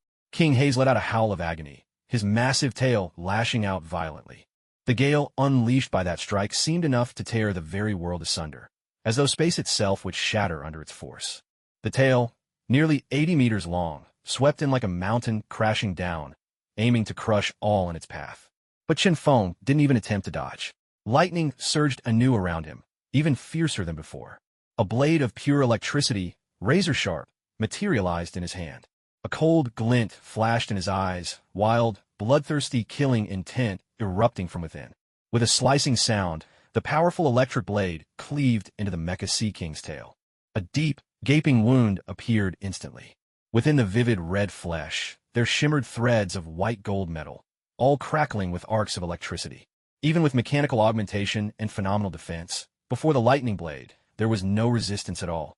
Arc, arc, arc. The Sea King howled in pain once more. He looked not just furious, but for the first time, a trace of fear flickered in his eyes. Is that all? I haven't even warmed up yet. Chun Feng shook his head calmly, an indifferent smile on his lips. Before Master Man could even react, the Mecha Sea Shark King could no longer hold back, bellowing in rage. Ignoring the wound on his tail, he wheeled around, opening his gaping maw and lunging at Chun Feng with savage ferocity. You really think you can still fight? Chun Feng sneered with contempt. Lightning surged wildly across his body, swelling up and reaching toward the sky itself. In the blink of an eye, a cloudless blue sky was swallowed by countless storm clouds, plunging the world into sudden darkness. Within those rolling clouds, lightning writhed and rumbled, converging in a mighty tempest. Down below, the Mecha Sea King stared up, stunned by the ominous spectacle overhead, his charge faltering. Suddenly, a bolt of lightning split the sky, striking the empty ground with a deafening crash. In an instant, the ground shattered, a vast chasm yawning open, with countless cracks spidering out in all directions.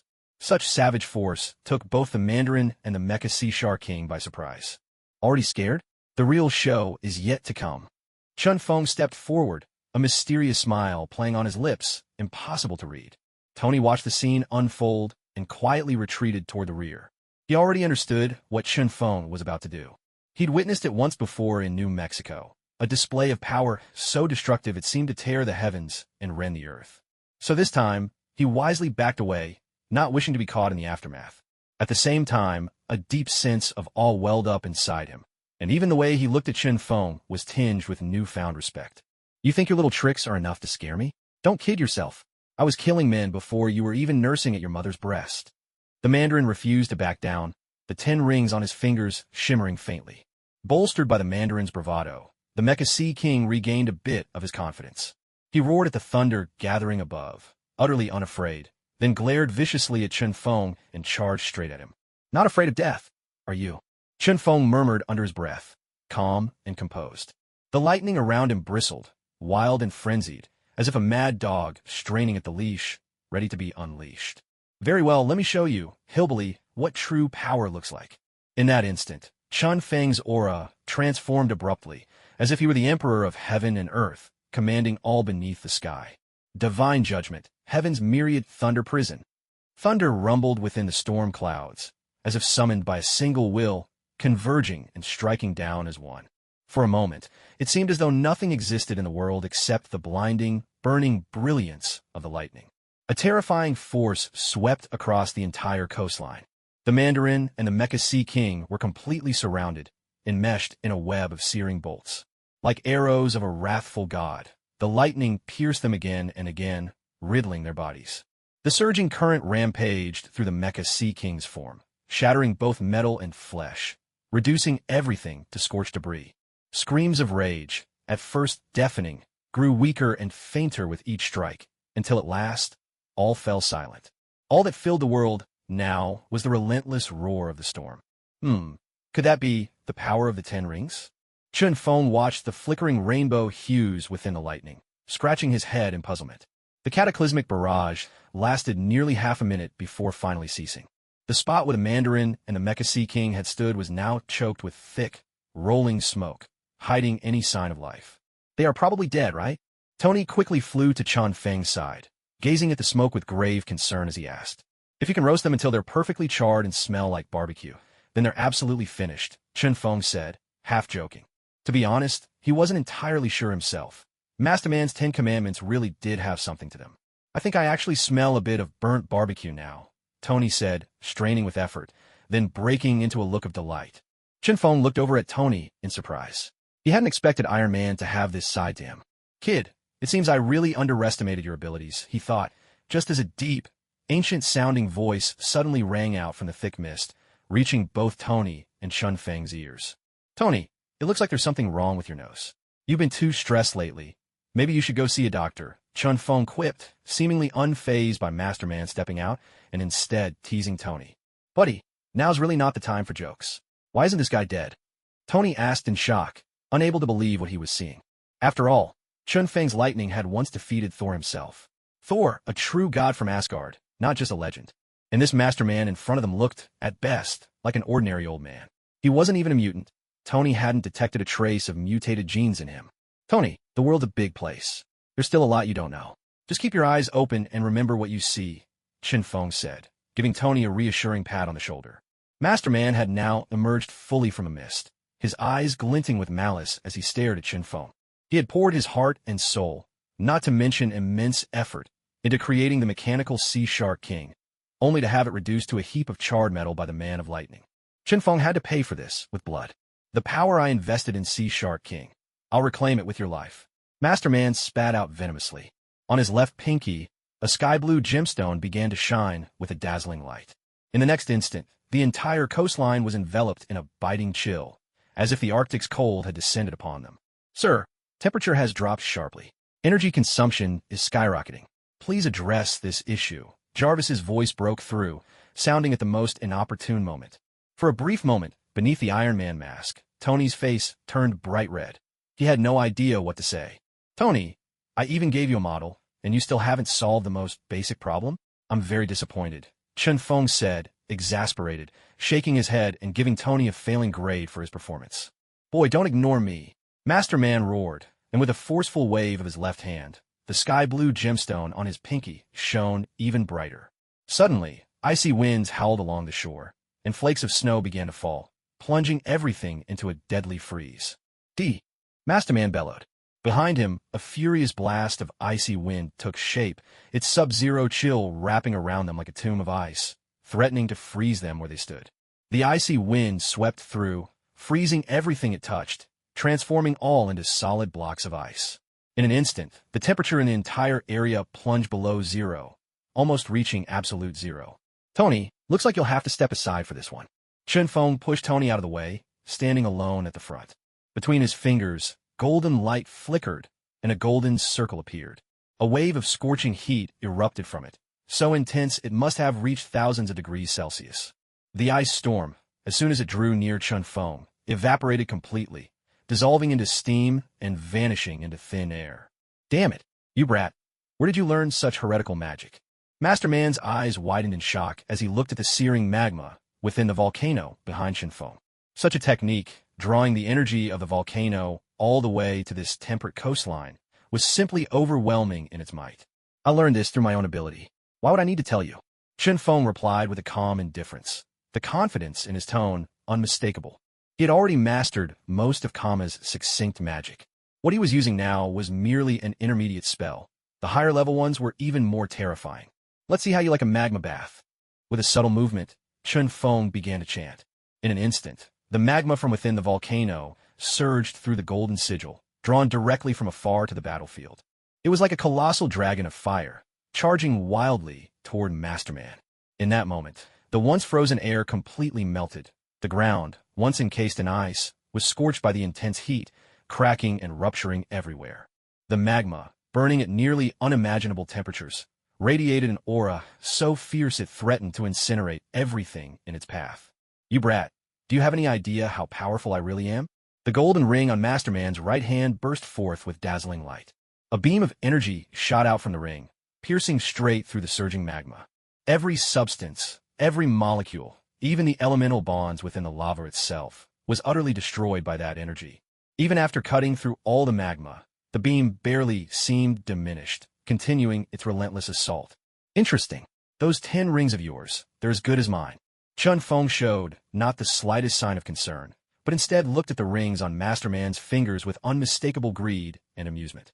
As the energy beam was about to strike, Chun Feng traced an arc in the air with his fingers, and suddenly a rift appeared before him. The power of the void manifested. The energy beam crashed straight into that rift and was swallowed whole. Gone, just like that. Why don't you show me the rest of your ring's powers? Consider this a demonstration. I'd like to see them all. Chun Feng spoke as if he were a merchant inspecting goods, gesturing at Masterman's fingers. You arrogant brat. Who do you think you are? Stop putting on such a show. The green ring on the middle finger of the Mandarin's left hand suddenly gleamed with a sharp light. A bolt of lightning, seemingly connecting heaven and earth, came crashing down from the sky and struck Chun Feng. A thunderstrike? But I've already mastered this ability myself. Chun Feng let out a sigh, sounding a little disappointed. Then I'll use my own lightning to show you what it feels like to be scorched. The Mandarin roared angrily. 2 streaks of lightning exploded in the air with a deafening crack, unleashing endless arcs of electricity. They struck a nearby boulder, instantly shattering it to dust and scattering it across the surface of the sea. I don't need your ring. The power of thunder it holds is far too weak. Chun Feng shook his head in disappointment, clearly dissatisfied. No, on second thought, I suppose I'll take this ring after all. Mindy and Natasha could both make good use of it. A sudden inspiration flashed through Chun Feng's mind, and he regretted almost giving up. He quickly changed his mind. Xiaozhu, did you really think I'd just hand it over to you? You're the one who'll meet your end at my hands. The Mandarin shouted in fury, and the ring on his finger blazed with light once more. All these years, I've never encountered an enemy so ruthless. Especially after mastering my divine skills, I've been unstoppable, whether facing gods or Buddhas. Meanwhile, Tony stood quietly to the side, watching the fierce duel between Chun Feng and the Mandarin. Every Iron Man suit he had at his disposal had just been destroyed by Mecha Aquaman, and the suit Chun Feng built was still back at Stark Tower, nearly 10 kilometers from here. The Mark 42 suit he was currently wearing was still in the prototype stage and barely functional in combat. So for Tony, all he could do was stand by and silently cheer Chun Feng on. Jarvis, is there any way to bring the Iron Man suit from Stark Tower here? Tony furrowed his brow and asked Jarvis. Sir, that particular suit isn't integrated into the system, so there's no way to summon it here. Jarvis's response completely dashed Tony's hopes of helping. Tony was at a loss for words and didn't know what else to say. On the other side, the battle between the Mandarin and Chun Feng erupted in full force. The blue-black gemstone on the Mandarin's right pinky finger suddenly radiated dazzling light. In an instant, all the bright light around Chun Feng was swallowed up, leaving him in pitch darkness so deep he couldn't see his own hand in front of his face. Within this field of darkness, Chun Feng's vision, hearing, and even sense of smell were completely cut off. He was utterly unable to perceive anything around him. Brat, let's see how cocky you are now, trapped in absolute darkness. The Mandarin's derisive laughter echoed from all directions, making it impossible to tell where it was coming from. What is this thing? How did it absorb all the light? Tony stared in astonishment at the scene unfolding before him. At this moment, even Jarvis could no longer sense Chun Feng's location or presence. It was as if the man had vanished into thin air, a most uncanny disappearance. Chun Feng, hang in there. I believe in you. You won't be defeated at a time like this. Tony clenched his fists tightly, his heart full of faith in Chun Feng. A man who could defeat the gods. How could he possibly be taken down by some ordinary old man? In the depths of the darkness, Chun Feng remained calm and collected, even appearing at ease. Though his eyes, ears, and nose were all sealed, none of it prevented him from pinpointing the Mandarin's location. The true sight granted by the system could pierce all illusions and shatter all forms of emptiness. So, even without sight, smell, or hearing, Chun Feng had already discovered exactly where the Mandarin was hiding. The power of your ring is quite impressive. I must admit, I'm pleased. Chun Feng spoke with a cool detachment, and began to walk step by step toward the Mandarin's position. You like it, do you? Then go to hell and savor its might to your heart's content. The Mandarin laughed heartily, a booming sound that echoed with excitement. Watching Chun Feng draw ever closer, his anticipation only grew. A prey that walks right up to your door, like a pie falling from the sky, landing squarely on your plate. Suddenly, the crimson ring on his left index finger flared with a scarlet glow. But within the confines of the shadowy domain, the light was swiftly swallowed, fading as quickly as it appeared. Yet, in that instant, the temperature of the surrounding space soared, as though they had been plunged into the heart of a volcano, molten lava roiling all around. But Chun Feng, now deprived of all physical sensation, felt none of this heat.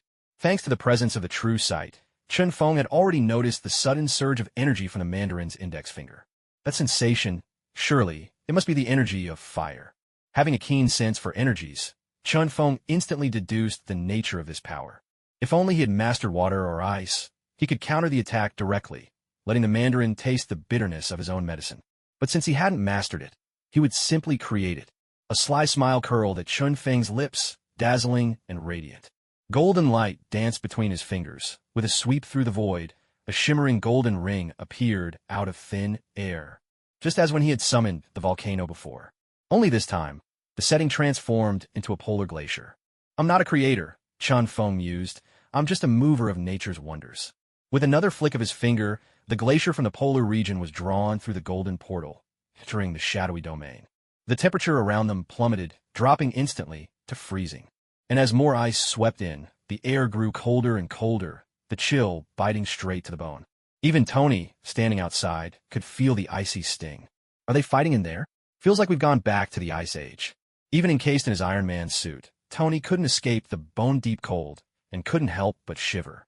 After all, the Mark 42 is still in the experimental phase, even though a whole series of previous Iron Man suits have already solved the stability issues. The Mark 42 still leaves much to be perfected. But what is this chilling coldness? Within the darkness, the Mandarin sensed a bone-chilling cold so terrifying, it made him furrow his brows in deep concern. In the next instant, a massive pillar of ice, so vast it seemed to blot out the sky, suddenly appeared before his eyes. He was utterly stunned. Such an enormous ice pillar. He had only ever seen anything like it at the North Pole. But this was the west coast of America, a region known for its warm winds all year round.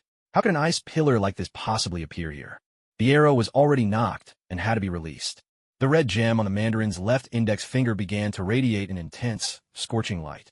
In that moment, the relentless cold rushing toward him was met head-on by the terrifying heat he unleashed. Ice and fire, two forces of opposite natures, collided with unstoppable might. There was no sound, but the two powers twisted and clashed like colossal dragons, an ice dragon and a fire dragon, locked in a furious struggle. As the forces continued to meet and battle, beads of cold sweat appeared on the Mandarin's brow. The power of the ice dragon was beyond his expectations. The energy inside his ring was struggling, almost unable to hold back this onslaught.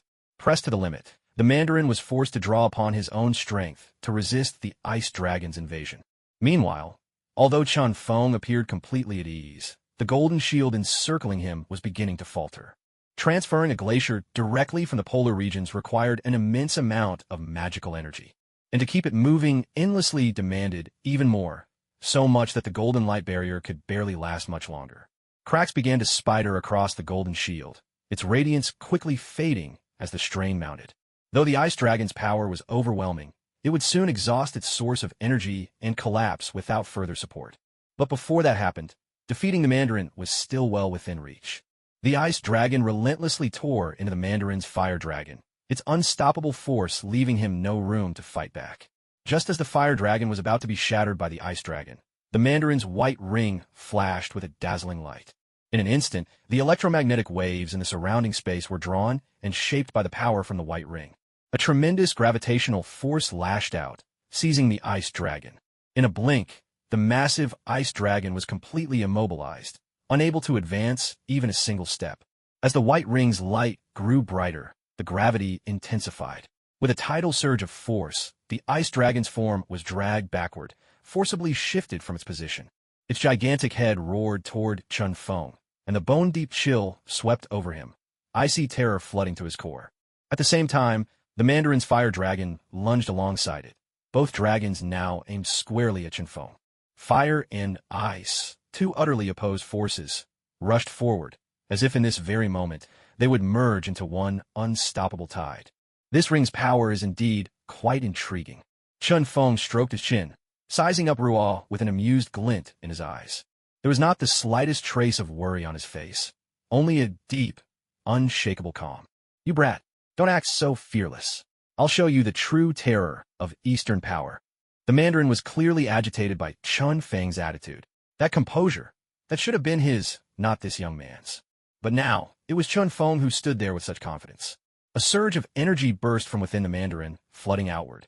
Before him, the dragons of ice and fire gathered strength, advancing side by side until their forms merged into one. Scarlet flames and piercing white frost swirled together along the creature's colossal body, creating a dazzling spectacle. In the next instant, the dragon, wreathed in both fire and frost, launched itself from the ground, its maw gaping wide as it tore through space toward Chun Feng. Chun Feng stood firm with his sword in hand. His bangs danced as if caught in an invisible wind, and the hem of his robe flapped sharply with each breath. He looked every bit like an immortal descended from the heavens, aloof, untouched by the world. Just as the dragon of fire and frost surged before him, Chun Feng moved. The blade in his hand, the Gale Sword, flashed with speed like quicksilver. A cold gleam sliced through the air, and for an instant, it was as if heaven and earth themselves faded in comparison. The so-called Field of Darkness, the mighty dragon of fire and frost, even the surrounding world. All of them paled beneath that single strike, unable to even compare.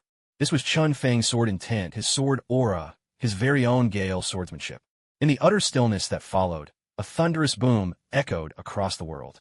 Then, the mighty dragon of flame and frost dissolved into a cloud of dust, drifting gently to the ground and mingling with the earth. The Mandarin's mouth twitched, and for a moment, he was completely at a loss.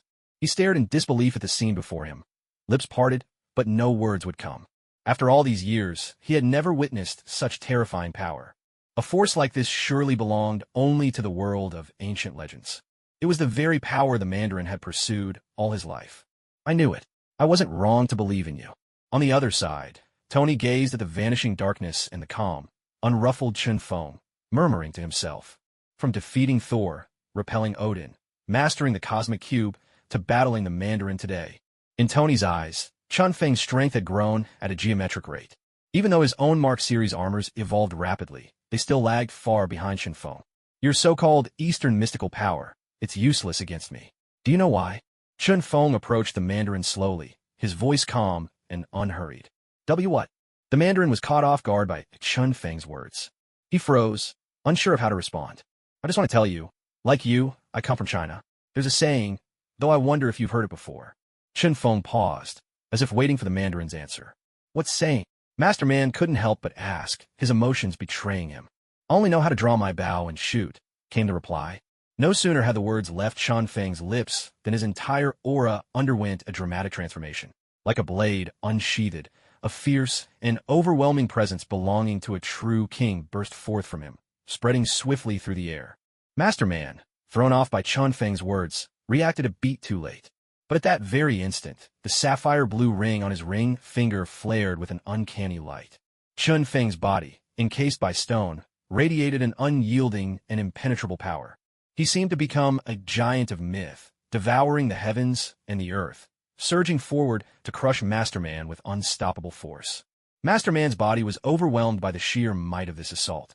In an instant, he was smashed like an overripe melon, reduced to a pool of blood and shattered flesh.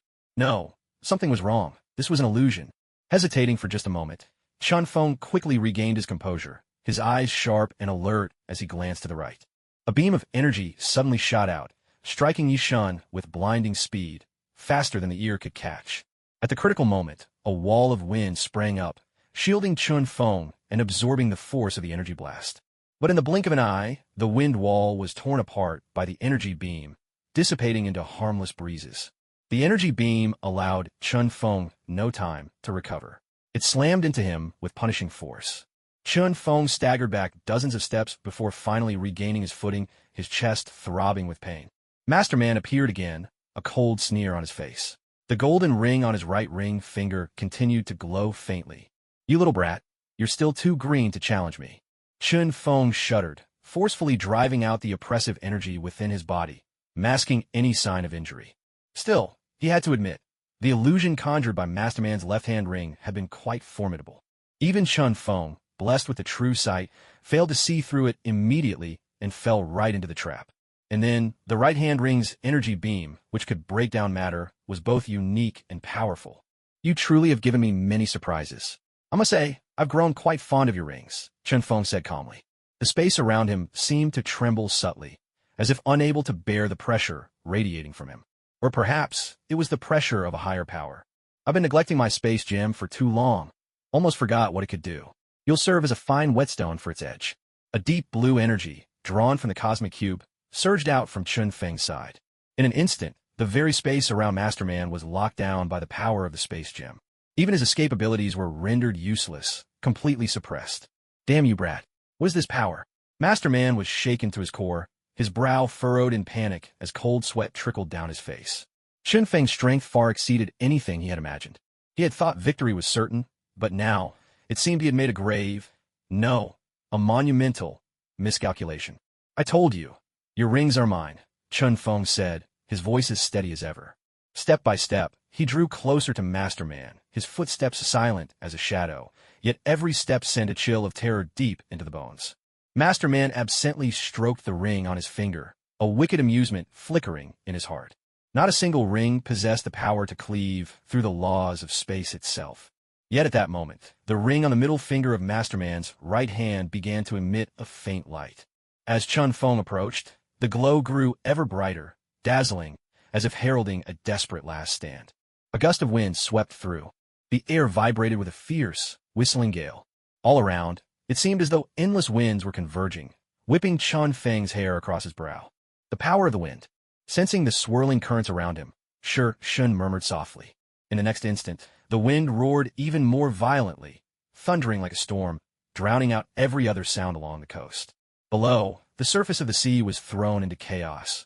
Countless waves tossed high by the furious wind, some towering several meters, crashing hard against the shore as if intent on shattering the very coastline. The wind raged fiercer still, gathering and twisting until it formed a terrifying tornado. Master Man's gaze was sharp and unblinking as he stared at Chun Feng, the gemstone on his middle finger shining ever more brilliantly. But this time, he no longer had absolute confidence that he could defeat Chun Feng. "You little brat, your strength is indeed impressive, even more than I expected. But the power of the 10 rings is far from exhausted." Clenching his fist, Master Man unleashed the apocalyptic tornado, letting it sweep forth like a monstrous grinder, intent on tearing Chun Feng apart. "The power of the 10 rings is much more than this. If this was all they could do, they'd be worthless and a waste of my time." Chun Feng's face remained expressionless, but his words brimmed with supreme confidence. Master Man said nothing, no longer trading words with Chun Feng. Instead, he seemed to be channeling every ounce of his strength. Having trained in the mystical arts of the East, he could now fuse arcane power with the force of the rings. This was only the second time Master Man had used such combined might. The first had been to face an old sage from the East, a man blessed with divine power, awe-inspiring and inviolable. Even then, employing such force had only barely earned him victory, and he'd suffered grievous wounds in the process. Yet, it had to be admitted, when fused, this power could pierce the clouds and shatter the earth. With Master Man's energy surging through it, the tornado became even more ferocious. The entire shoreline seemed ready to collapse under the strain, faint cracks spreading outward from the eye of the storm. Countless fractures crept across the ground, radiating from the heart of the tornado. "So you do have some tricks left." Glancing at the cracks spreading at his feet, Chun Feng muttered to himself. At that moment, a violent storm began to swirl around him as well. It was as if a single spark, given a moment's grace, could set the entire prairie ablaze. Yet this crucial moment was nothing more than a fleeting instant. The storm swirling around Chun Feng grew ever more powerful, rising up to clash directly with Lord Man's tornado. The two raging winds, like lions baring their teeth, snapped and tore at each other in a fierce struggle. For a moment, neither side could gain the upper hand. How could he possibly match my tornado? How could he stand toe-to-toe with it? Lord Man's face froze in disbelief as he saw his storm held at bay. Impossible. This is the strength that can even challenge the gods themselves. "There's no way you can defeat me," Lord Man roared, his voice ringing with fury. The blue gem on his middle finger blazed with an even more intense light, as if summoning gales from miles away. At that very instant, the tornado itself began to shift and twist, gradually taking on the fearsome visage of a monstrous deity. "The power of the Azura god, let end you," Lord Man bellowed. The tornado had now fully transformed into the likeness of Azura, with twin gusts of wind coalescing in its hands, morphing into a mighty battle axe and a shield. "The power of the East, the majesty of the divine. You are but a mortal, and you can never prevail," Lord Man declared, his voice thunderous. The tornado, now the incarnation of Azura, raised its battle axe high and brought it crashing down on Chun Feng's tempest with unstoppable force. With a roar, the axe cleaved the gale in two, as easily as slicing through a melon. Yet even as the storm split apart, the two have surged around the axe, wrapping it tight, leaving the Azura god unable to withdraw it. "So this is your vaunted Eastern power? The dignity of your so-called divinity? How pitifully weak it is." Chun Feng shrugged, his tone dripping with disdain. With Yasuo, the Wind Swordsman's mastery over the winds, combined with the power of a half-ascended Void Clan member, The two forces combined made it effortless to counter Lord Man, who was relying on nothing more than the power of a single ring. The fragmented winds swept in from all directions, entwining the Asura god, binding it so tightly that it could barely move. No, impossible, impossible. This cannot be happening. Lord Man refused to believe the scene before him, his eyes blazing with furious heat. Centuries of cultivation could not end here, not at the hands of some impudent youth. Especially now, with the Asura god ensnared by the wild winds, it suddenly seemed so feeble, so utterly helpless. The sky-blue gem on his left pinky finger flared with scorching brilliance, and in an instant, the temperature around them plunged to freezing, as though an ice age had descended. Yet this chilling power did not strike at Shinfeng. Instead, it rushed toward the tornado, now in the form of the Asura god. In a heartbeat, a layer of white armor coated the Asura god's form, gleaming with a blinding, icy brilliance. In that moment, its strength seemed to swell anew, while Chun Feng's wild winds threatened to freeze solid under the crushing chill. The convergence of power increases. Could it be that the energies of the 10 rings are actually connected? Chun Feng stroked his chin, a glimmer of intrigue flashing in his eyes. If the power of the 10 rings could be combined and layered upon one another, then their might would surely become far more formidable. At that point, his own strength would once again rise to a whole new level. If Master Man were to know what Shinfeng was thinking at this very moment, he would surely be so furious that he might spit blood on the spot. It was as if those 10 rings were already in Chun Feng's pocket, with not a shred of worry that he might lose. Go on, keep trying. The combined force of just 2 rings is still not enough to defeat me. Lightning crackled in Chun Feng's hand, filling the air with a storm of electric currents, twisting and turning like dragons and serpents across the sky.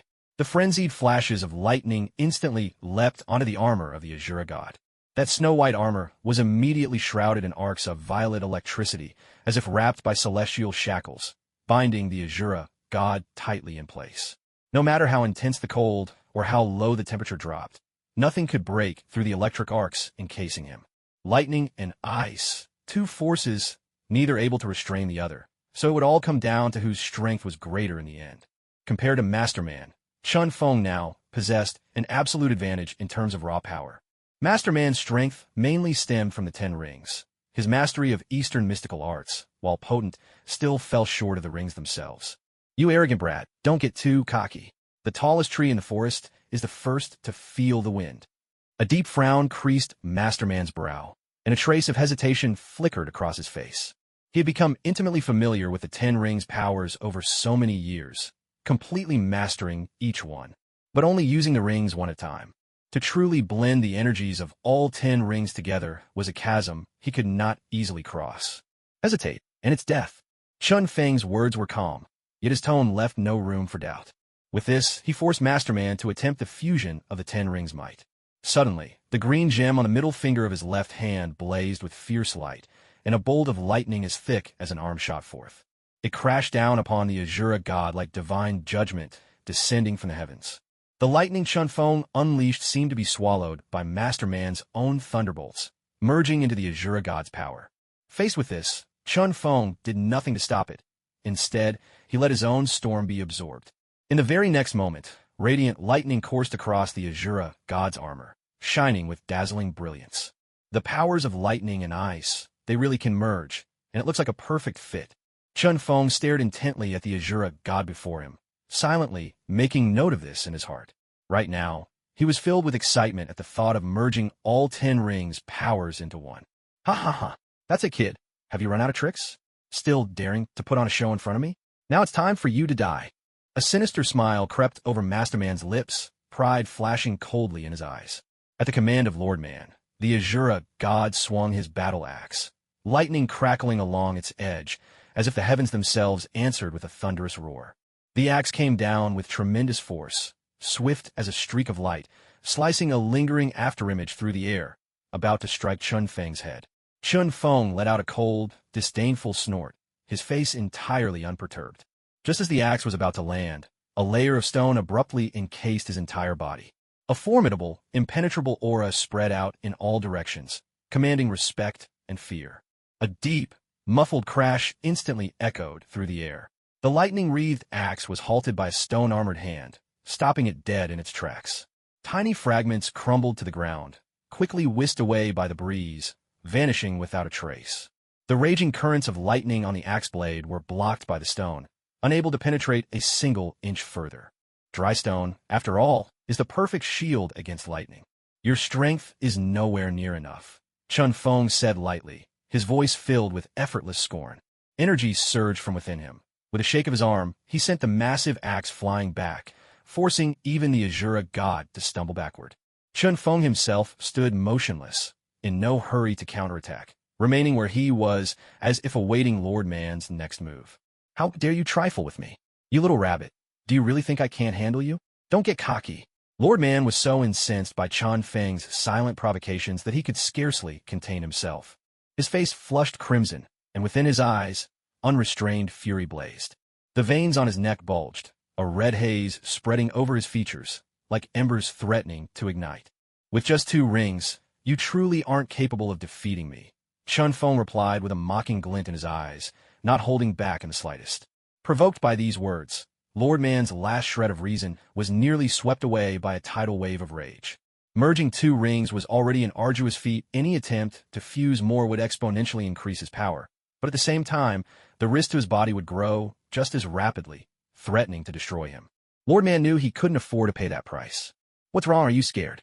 Looks like you really are the coward Tony spoke of, Chun Feng taunted again, stoking the flames of fury in Lord Man's heart. It was as if an active volcano was being constantly agitated, on the verge of a catastrophic eruption. Coward? I'll show you what it means to wield the power of a god. Lord Man roared, his voice crackling with unrestrained wrath. He had come here because of Tony's challenge, because of that single word coward. Chun Feng's latest jab was the final spark to the powder keg, setting off an explosive reaction. The golden gemstone on his right ring finger and the white ring on his left thumb suddenly burst forth with dazzling light. The destructive rays from the golden gem and the powerful gravitational pull from the white ring converged, channeling their force into the Azura god's body. His pale form was instantly blackened by the destructive blast, becoming even more solid and imposing. The immense gravitational pull seemed as though it wanted to draw every drop of seawater from the ocean onto the shore. Even the rocks along the coastline appeared ready to be wrenched from the earth by this force. The aura of the Azura god grew ever more formidable and terrifying, carrying with it an oppressive might that threatened to press every living thing around Zhou Tong beneath its feet. The power of the 4 rings, combined through magnetism, should be enough to withstand a blow from Thor. Watching the scene unfold before him, Chun Feng couldn't help but sigh in awe. The power of the 10 rings truly was fearsome. No wonder the Mandarin had become the greatest adversary Tony Stark, the Iron Man, had ever faced in his life. Kill him. With a wave of his hand, the Mandarin's eyes turned icy, sharp as a drawn sword. Yet his tone was low and heavy, as if a dense cloud of grief had lodged in his chest, making it hard to catch his breath. Only the Mandarin himself knew that merging the power of 4 rings had already begun to damage his body. If even the combined might of these 4 rings could not defeat Chun Feng, then his own situation would only grow more precarious. He had to make the strike count, 1 blow, 1 kill. With each thunderous step the Azura god took, the shoreline trembled, fissures widening as though the ground might shatter at any moment. Now the Azura god seemed even more like a living, breathing being than it had moments ago when it was born from the whirlwind storm. Interesting, but 4 rings are still too few, Chun Feng murmured softly. The Azura god, now empowered by the 4 rings, had undergone a fundamental transformation. Every movement radiated an undeniable divine authority, as if the very heavens and earth themselves were compelled to change color in its presence. The shield on its left arm suddenly morphed into a long chain, which lashed toward Chun Feng with the swiftness of a lightning bolt. The air exploded with a piercing boom, as though the very fabric of space was being torn apart. Chun Feng's eyes remained cold and unflinching as he faced the chain whipping toward him, his gaze deep and unperturbed. In the next instant, a surge of fierce energy erupted from his entire being, and a beam of light, bright as day, split the sky and soared into the heavens. It was as if the hand of a god had suddenly appeared, and just as the chain was about to strike Chun Feng, that hand caught it in an iron grip. At that moment, the chain was forcibly halted in midair, unable to move an inch further. Sparks danced wildly along its length, lightning crackling and striking at the grasping hand, trying desperately to break free. Yet in the face of Chun Feng's thunderous power, the Azura god's electric attacks proved futile. The 2 forces wrestled, locked in a furious struggle like two enraged beasts gnashing and tearing at each other with relentless ferocity. Where lightning met, sparks rained down to the earth, so intense that even the stones seemed ready to melt. The thunderous power wielded by both was perfectly matched, neither side able to gain the upper hand. Suddenly, another violent rush of wind split the air, and a wave of overwhelming pressure descended from above. The whole world seemed to tremble, as if the very sky was about to be torn apart. Chun Feng glanced to the side. A fierce and formidable void force suddenly appeared around him. In an instant, a purple-black radiance enveloped Chun Feng, its terrifying void energy surging outwards in all directions. Under the might of this power, even the furious attacks of the battle axe seemed to be diminished. That purple-black energy split away from Chun Feng's body, gathering before him into a crescent-shaped, jet-black blade. Next, Chun Feng pressed down with his foot, and the purple-black blade, like a lightning bolt with 10,000 hooks, shot straight toward the Ashura god's battle axe. With a sharp, splitting sound, the overwhelming force struck the Ashura god's axe, piercing through it directly. The battle axe disintegrated into a pile of ash, vanishing into the air, completely wiped from existence. Yet the crescent of purple-black void energy did not lose any of its momentum. Before the Ashura god could react, it tore through his entire body. Arcs of electricity, shattered shards of ice, and whistling gales all tried desperately to mend the gaping wound in his form. But the instant they neared the purple-black void energy, they were crushed and ground to dust. At the same time, the long chain clutched by the thunderous giant hand, now deprived of energy, snapped instantly, shattering into fragments that scattered across the world. I told you, the power of 4 rings is not enough. Go on, show me your strength again, otherwise. Chun Feng spoke calmly, but a chilling, murderous intent suddenly radiated from every inch of his body. His meaning could not have been clearer. Upon hearing these words, Lord Man clenched his jaw, fists tightening, his face twisted in rage and shame. Such utter contempt. He had not encountered such scorn in years. And this time, he was powerless to resist. He could only do as Chun Feng commanded. Otherwise, he might truly perish here. The ring on his right little finger shimmered, its blue-black gem bursting into light. A torrent of dark energy erupted forth in an instant. This time, Lord Man carefully activated only 1 ring, slowly guiding its power into the hole. For even now, he was uncertain he could perfectly fuse the power of all 5 rings together. The dark energy surged into the Ashura god's body, and the bloodied wounds left by the void began to show faint signs of healing, shrouded in darkness. Suddenly, a thin crack appeared on the Ashura god's body, a nearly invisible fissure, yet one that radiated absolute danger. At the same moment, a thin line of bright red blood trickled from the corner of Lord Man's mouth. It was clear he had suffered a grievous wound. 5 rings. It's still too much for me, Lord Man muttered under his breath. He glanced up, inadvertently meeting Chun Feng's eyes. What he saw was a trace of indifference, a gaze utterly unconcerned, brimming with scornful challenge. You brat, don't you dare underestimate me. Centuries of cultivation and the dignity of a true powerhouse surged within Master Man, instantly summoning every ounce of energy in his body. A formidable elder would never allow himself to be defeated by a junior who looked down on him with such arrogance. With Master Man pouring all his strength into it, the dark energy completely wiped out the remnants of the void power within Ashura god's body. At the same time, the energies from the other 4 rings gradually began to merge together. Slowly, the Ashura god regained his former brilliance. The light in his eyes radiated an innate majesty that brooked no offense. It seemed, for a moment, that the Ashura god had once again seized the upper hand. Yet the combined power of 5 rings still wasn't enough to rival the fusion of my 2 energies. Chun Feng spoke calmly and leisurely. The lightning in his left hand and the black void energy in his right hand effortlessly merged into a single swirling orb. On the surface of the purple-black void energy, a flickering layer of lightning danced, vibrant and alive. In the next instant, Chun Feng hurled the black void energy, crackling with powerful arcs of electricity, straight at the Ashura god. The black sphere shot forth at lightning speed, leaving only a blur in the air. With a deafening crash, the newly restored Ashura god, looking more like a helpless child, stood no chance of fighting back. Thunder, chilling frost, raging wind, splitting light, and a field of darkness.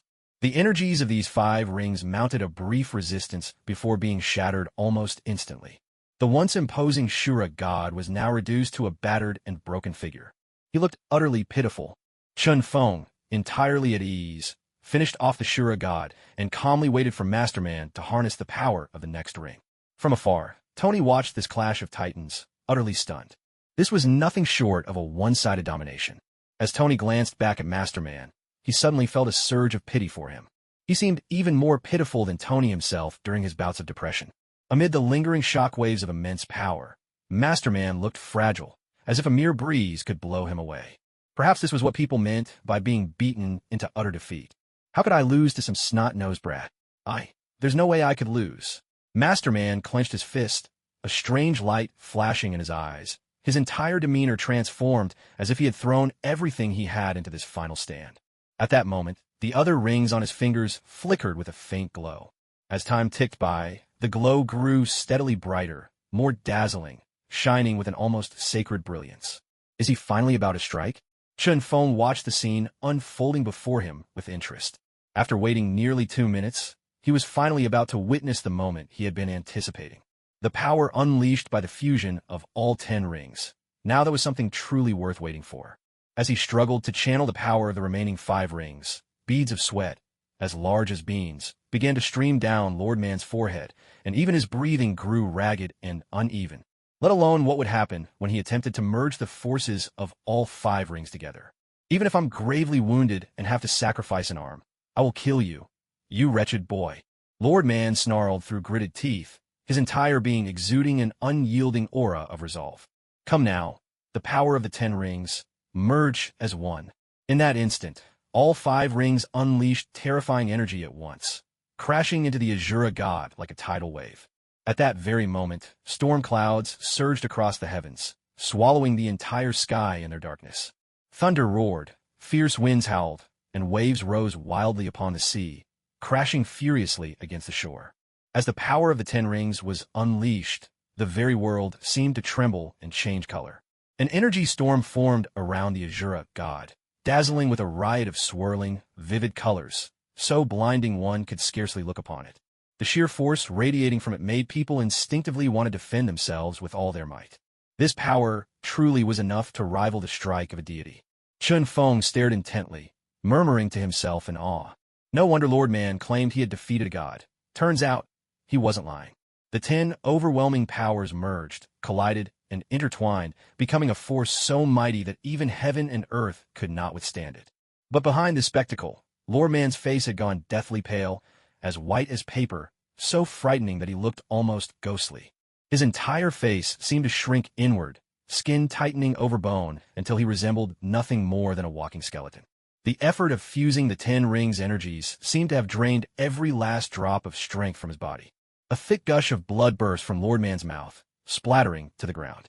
His aura faded once again, leaving him like a withered old man, barely clinging to life. He had never once succeeded in fully fusing the power of the 10 rings. Even in his closest attempt, he had only managed to unite 8 of them. But facing Chun Feng now, the pressure was such that he knew. Only by fusing all 10 rings could he hope to win. I will not lose. With a furious bellow, Lord Man forced out the last and purest essence of his strength, drawing it from his very blood and bones. His figure shrank further, transforming into a stooped, withered elder. Meanwhile, around the Azura god, the swirling, iridescent energies showed signs of finally converging into one. Now, even the residual energy was enough to activate Chun Feng's defenses on its own, rippling over him in waves. Come, let's see your true strength. A flash of excitement lit up in Chun Feng's eyes. A new idea was already forming in his mind. In the distance, even Tony, clad in his Iron Man suit, was forced to retreat further back. The Mark 42 armor could not withstand the aftershocks of the 10 rings' power. If he stayed any closer, the entire suit might be damaged or even shattered. Find a way to activate the weapon systems of Mark 42. Tony's expression was grave, his face shadowed with concern. The power of the 10 rings filled him with dread. He feared even Chun Feng might not be able to withstand it. That's why he had to step into this battle himself, to help Chun Feng. Mark 42 is still in the testing phase. The weapon system can't be activated. But the mouth cluster can be launched, Jarvis replied. Jarvis's words instantly lifted Tony's spirits from despair. Although it was only the mouth cluster cannon, its destructive power rivaled that of most other weapons. Hurry, activate it, Tony ordered urgently, his gaze locked on the unfolding battle ahead. The power of the Ten Rings had begun to manifest visibly. On the body of the Asura god, all sorts of colors roiled and intertwined, weaving together like a blazing rainbow. Had the transformation truly succeeded? Chun Feng's eyes burned with anticipation, yet a faint smile played on his lips. This power was overwhelming. This sensation, magnificent.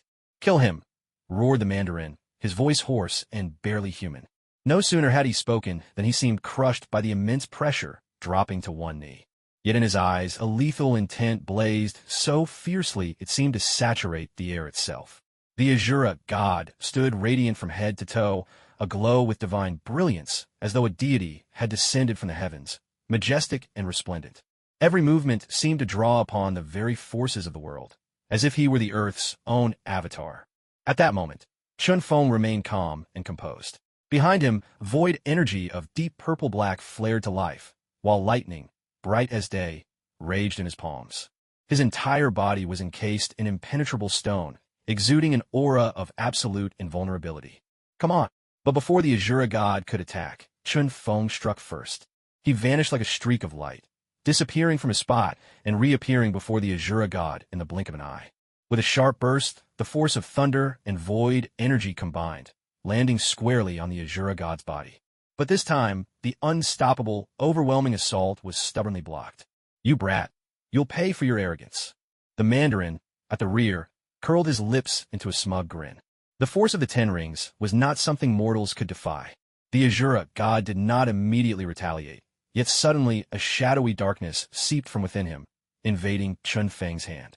The lightning and void energy on Chun Feng's palm seemed to be pulled away, drawn irresistibly toward the Asura god's body. "Not bad, but still too weak," Chun Feng said coolly.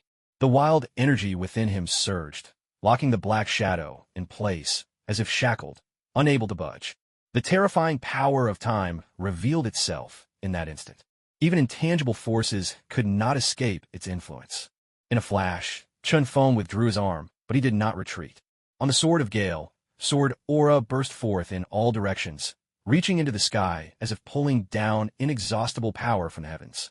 With a single sword strike, the very fabric of space was torn asunder, the blade slashing down fiercely upon the body of the Asura god. A thunderous roar echoed across heaven and earth. Yet, that sword energy failed to pierce through the Asura god's form. Not even a scar was left behind. At that moment, it seemed as if the space around Zhou Tian itself began to tremble. An overwhelming shockwave burst forth with unstoppable force. That shockwave carried the aura of world-shattering destruction. The ground beneath Chun Feng's feet instantly shattered. Countless fragments of stone tumbled into the sea below, sending up great plumes of water. And this was only the beginning. The entire stretch of coastline seemed on the verge of collapsing, teetering at the edge of destruction, ready to crumble and fall into the churning sea at any moment. Even the surface of the ocean was caught in the grip of this terrifying power, great waves surging up in a violent upheaval. Waves nearly 10 meters tall erupted from the depths, crashing toward the shore with irresistible fury.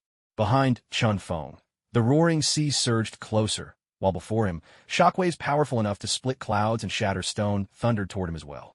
The stone armor covering Chun Feng's body began to vibrate violently, sending a rain of fine powder to the ground. Not bad, he thought, savoring the lingering force of the shockwave. Chun Feng licked his lips. The greater the power drawn from the fusion of the 10 rings, the better it was for him. After all, those 10 rings would ultimately be his. Those stone powder flaked off his hands. Even more layers of stone swiftly formed, thickening his armor. "Let's see whose strength is greater," he murmured. A fiery light blazed in Chun Feng's eyes. With a determined smile, he suddenly clapped his hands together. The two massive stones encasing his hands collided with a resounding crash that shook the heavens. A tide of unstoppable force erupted, surging outward like a tempestuous sea. The two shockwaves collided in an instant, like furious dragons unleashed upon the ocean, their momentum overwhelming. With a roar, an even more terrifying power burst outward. Beneath the Asura god and Chun Feng, the rocky barrier was pulverized to dust and collapsed completely. Stone powder filled the sky, momentarily obscuring all of heaven and earth. But neither the Asura god nor Chun Feng were touched, floating like deities in the midst of chaos. What they wielded was mastery over the very power of the wind. And the aftershocks of their clash were no less formidable. Far in the distance, The earth was laced with countless new cracks. Trees and living things alike were reduced to nothingness. Not even a trace of their remains left behind. The surface of the sea seemed pressed down, creating a vast, sunken arena. The Azura god and Chun Feng now stood on opposite sides, facing each other across the void. Suddenly, the air around Zhou Tian grew searingly hot, as if standing at the mouth of a volcano, waves of heat rushing over them. A moment later, within that heat, a sudden chill arose, a biting cold, as though one had fallen into an icy abyss. Yet the cold did not diminish the heat. Instead, they seemed to complement each other, each intensifying the other's presence. Though these two forces should have repelled one another, in this moment they became the perfect allies, each feeding the other's strength. But it didn't end there. Suddenly, a surge of wild, explosive power poured in, raising both the fire and the ice to an even higher realm. Energy gathered in front of the Azura god, gradually forming into a sphere like a nuclear bomb on the verge of detonation. Is it still not over? Chun Feng sensed yet another unfamiliar energy, and couldn't help but feel surprised. It seemed the Azura god truly intended to settle this with a life-or-death battle.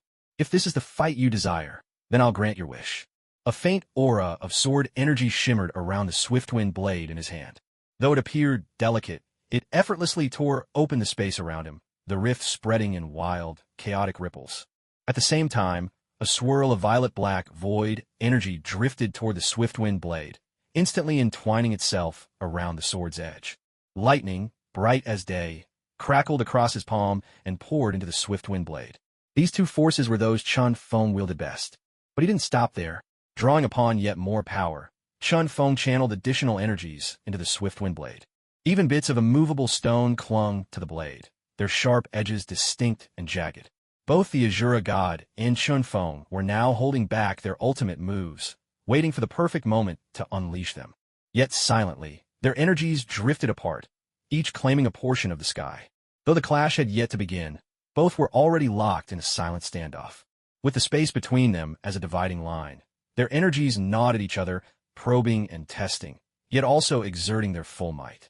The tension between the two powers sent shock waves rippling outward, enveloping both the Azura god and Chun Feng in a magnetic field. "Jarvis, is it ready yet?" From several hundred meters away, Tony called out anxiously.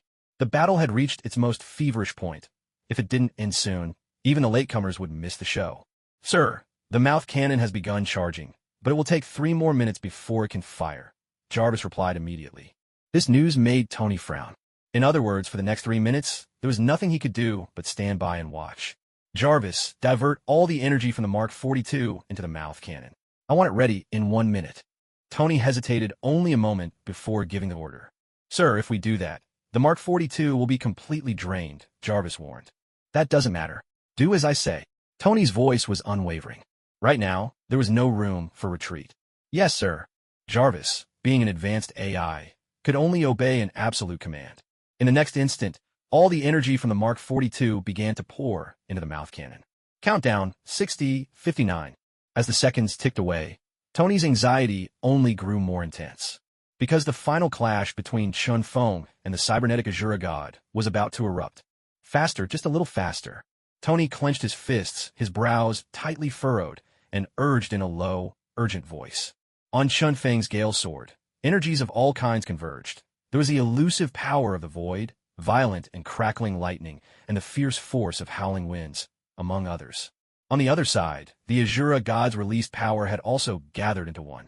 Two forces, sharp as needles and blades, faced each other, a battle of divine might, untouchable and sacred. Chun Feng tightened his grip on the Gale Sword and gently lifted his right hand. With just that simple motion, the world itself seemed to tremble as a wild and untamed power was drawn forth. The Azura god's energy sphere was also pulling at the very fabric of the world, sucking in energies and swelling in size. The clash was imminent, on the very verge of explosion. Before the Azura god, the energy sphere shimmered in a swirl of 5-colored light, gleaming with a cold brilliance. Then suddenly, the colors spun faster and faster, merging into a single, blinding core. A thunderous explosion erupted, shaking the heavens and the earth. On the surface of the sea, colossal waves, dozens of meters high, surged and crashed, sending spray bursting through the air. The coastline, now little more than a barren slope, was obliterated within several hundred meters, the ground reduced to powder and suspended in the wind. This terrifying shockwave even tore open the very fabric of space, shooting straight into the clouds. Mark 42 at 80% damage. Chest repulsor charging. Recommend aborting. Came Jarvis's immediate report inside Tony's battered suit. Keep charging. That's an order. Tony replied in a deep, resolute voice. At this critical moment, he had no choice but to make this decision. The godlike energies unleashed here were beyond terrifying. Chinfeng might not be able to withstand them. Yes, sir. Jarvis offered no protest, immediately obeying Tony's command. Standing directly across from the Azura god, Chinfeng's eyes narrowed, his expression grave. Although the shockwave had been sliced apart by the sword energy swirling in front of him, leaving him unharmed, the sheer force of it left Chinfeng a little shaken. The combined power of the Ten Commandments exceeded even his expectations. He exhaled slowly, a long breath, gripping the upraised gale sword even tighter. The blade shimmered with rippling colors, dazzling and magnificent, with a beauty all its own. Sword energy drifted and danced freely in the surrounding air, seemingly formless, yet each strand held the might of the gods. The Azura god's lingering power could not even breach this web of sword energy, much less harm him. Kill him with the sword, croaked the Mandarin, standing behind the Azura god, his voice raspy and strained as if his throat were being squeezed. His breath was weak to the point of vanishing, his appearance like that of a dying old man. Receiving its master's command, the energy sphere before the Azura god completed its final preparations. A surge of energy, several meters wide, burst forth in an instant, swift as lightning, and shot directly toward Chinfeng. Wherever it passed, the air itself seared and sizzled, filling the space with a piercing, grating sound. Under the force of this energy wave, it was as if the world itself was split in two, divided into separate realms. Chinfeng blinked lightly. On his arms, muscles bulged and veins stood out, as if his strength had been pushed to the absolute limit. The power gathered on the Sword of Gale grew even more intense, as if it could fuse everything in existence into one. With a sweeping motion, Chinfeng brought his arm down, channeling a torrent of creative energy that surged forward to meet the Azura god's energy blast head-on, as easily as snapping a dry twig. Even before the two forces collided, the space between them seemed on the verge of collapse, as if reality itself was about to break. In the blink of an eye, sword energy and the energy wave clashed together. For a moment, it felt as though heaven and earth had exploded. The deafening roar of the blast shook the world. A raging gale swept out in all directions, its terrifying force rivaling the might of creation itself. Crash! Boom! Bang! Across the surface of the sea, countless waves surged and exploded, rising into towering walls of water hundreds of meters high. In the space above the ocean, all the seawater instantly vaporized, vanishing into steam before being obliterated by the chaos. Meanwhile, the sword energy and the energy blast remained locked together, ceaselessly battering against one another. Waves of violent energy continued to surge outward, sweeping across the world. Guangwei, is the energy cannon ready yet? Tony, now a safe distance, called out anxiously. The Mark 42 suit was battered and barely holding together. It could only last a few more minutes here. If he didn't leave soon, he'd be nothing but a pile of scrap. Sir, 10 seconds remaining, Jarvis replied calmly. Damn it, hurry up, Tony muttered through gritted teeth. 927. The situation was dire, yet he was powerless to help in any way. At that moment, Chinfeng shifted his stance, a cold light flickering in his eyes. He moved. More energy surged onto the Sword of Gale, gathering without end. A chill radiated from Chinfeng, his calmness undercut by a deadly resolve, the certainty of victory. A streak of light flashed, leaving nothing but an afterimage in the sky. Chinfeng's figure could no longer be seen. What are you waiting for? Go! Finish him! From the rear, the Mandarin, seeing the Azura god standing motionless, roared in fury. Overcome by rage, he coughed up a mouthful of blood, his face flushed a ghastly red. The Azura god slowly turned his head, casting a look of utter disdain at the Mandarin. For a moment, the Mandarin was stunned, swallowing hard. Click! A beam of energy shot out from within the Azura god, landing squarely on the Mandarin's head. In that instant, his head exploded, blood spraying everywhere, a blend of white and red erupting in a gruesome display. Masterman never imagined, not even in death, that the Azura god would personally end his life. The 10 rings on his fingers were snatched away by the Azura god with lightning speed, vanishing instantly, as they were absorbed into his own body. With this, the Asura god was no longer a vague, formless energy being. Even his physical form was gradually taking shape. "I'll kill you." In the Asura god's eyes, he saw Chun Feng charging toward him at impossible speed. With his mouth slightly open, he spoke softly. Before him, 4 spheres of energy surged, erupting with even greater power, channeling their force into a devastating shockwave. At the same time, his right hand wielded the battle staff, which he swung directly, his eyes glinting sharply, tracking Chun Feng's every movement with predatory focus. In a flash, Chun Feng arrived before the shockwave, the Gale sword in his hand, slashing down without mercy. The forces collided with a titanic crash, unleashing their most ferocious power. But on the surface of the shockwave, a fine crack suddenly appeared. Rapidly, the crack widened, extending deeper into the energy's core. The power within Chun Feng surged once more into the Gale sword, unleashing a supreme and wild force. Man and sword became one, and with Chun Feng at the helm, they tore through the decaying mass, plunging into the very heart of the energy shockwave. Yet the Asura god remained unhurried, watching Chun Feng dive in, a glint of interest flickering in his expression. In the blink of an eye, Chun Feng broke through the shockwave, leaping out from within. Behind him trailed a sword aura that seemed capable of destroying the heavens and shattering the earth, a presence as awe-inspiring as a sword immortal descending to the mortal realm, untouchable and magnificent. The Asura god simply raised his battle staff, bringing it down with immense force against the oncoming Chun Feng. A thunderous roar echoed out, as if the entire world was being pierced and annihilated. That formidable power swirled through heaven and earth, as though it twisted all of space, indirectly forging a realm of its own. Chun Feng's Gale sword clashed with the Asura god's staff, the impact like a comet striking the earth, releasing a force that shook the heavens. But at that moment, the two powers locked in a dead heat, neither able to overpower the other. For a brief span, neither side held the upper hand. "I am a god," the Asura god intoned in a deep, resonant voice. His whole being shimmered with radiant, prismatic light, casting his figure in a dazzling glow. And just then, the force coursing through the battle staff suddenly surged, growing even more formidable. The sword aura around the Gale sword seemed to be gradually suppressed and restrained.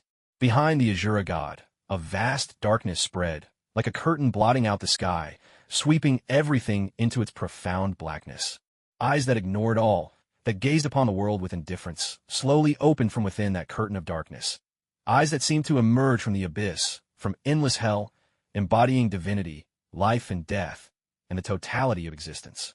As those eyes opened in silence, the Asura god underwent a complete and utter ascension. It wasn't just a difference in strength, but in presence as well. He seemed to have truly become a deity, an otherworldly god from a distant star. A pressure radiated from him instinctively, a force that subdued all living things beneath its might. Chun Feng's expression grew grave at this shift. The power surging from his opponent's weapon was as heavy as a mountain, and there was an invisible pressure that weighed down on Chun Feng's body. "You die." The Asura god, now transformed into a lofty, divine being, issued a verdict of death upon Chun Feng with chilling certainty. Chun Feng retorted with a question of his own. The momentum that had been suppressed within him suddenly surged forth, like a tiger rising to its feet, exuding a fierce and unfathomable aura.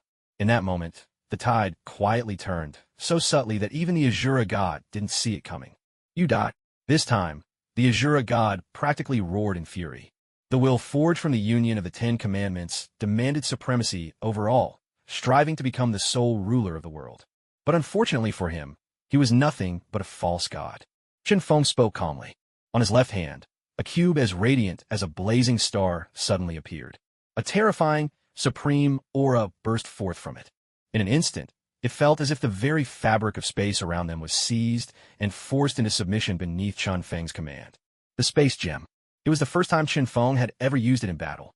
A torrent of terrifying energy erupted from the space gem, surging in all directions, encircling the Asura god. No power could resist it, not even the combined might of the 10 Commandments. In the blink of an eye, the space around the Asura god was completely locked down by the space gem, all his strength suppressed within that prison. Feeling the crushing pressure, the Asura god struggled desperately, trying to break free. But no matter what he tried, his power was just not enough. In the end, his fury could only dissolve in silence. "Perish!" Chen Feng's voice was cold as steel. Expressionless, he raised the swift-wind blade, letting the energy of the space gem flow into the sword, merging with his own power. In that instant, the world itself seemed to change. Dark clouds churned overhead, gathering into a single, ominous mass. Standing tall with his sword in hand, Chen Feng allowed no room for the Azura god to fight back. He stepped forward. His entire form became a streak of pure light, slicing across the sky in a heartbeat, vanishing from where he stood. All that remained was a fleeting afterimage. The sword's boundless intent had already arrived before the Azura god. There was nowhere left to run, only a desperate, forced defense. The spectral wings behind the Azura god flared with a murderous light. In that instant, all his power focused on the battle axe, swinging it with wild, reckless force toward Chen Feng. Blade and axe collided with an explosive impact. A deafening thunderclap echoed through the sky, and a blinding flash, brighter than day, burst across the heavens. In an instant, it was as if this entire region had vanished from the face of the earth. No surveillance could detect even a trace of its existence. Even those just a few hundred meters away could only see a gaping swath of pale emptiness, as if something crucial had been erased from reality. "Sir," Jarvis's voice crackled through the static, stuttering, and incomplete. He managed only a single sentence before fading away forever. Tony gazed at the fully functioning Mark 42 armor before him, but a sense of suffocation gripped him, making it hard to breathe. Beads of sweat the size of peas broke out all over his body. Tearing the helmet off his head in one swift motion, Tony finally felt a little relief. What on earth just happened? He stared into the boundless space ahead, searching for any sign of life, but nothing stirred. Not a single soul, not even the faintest hint of vitality.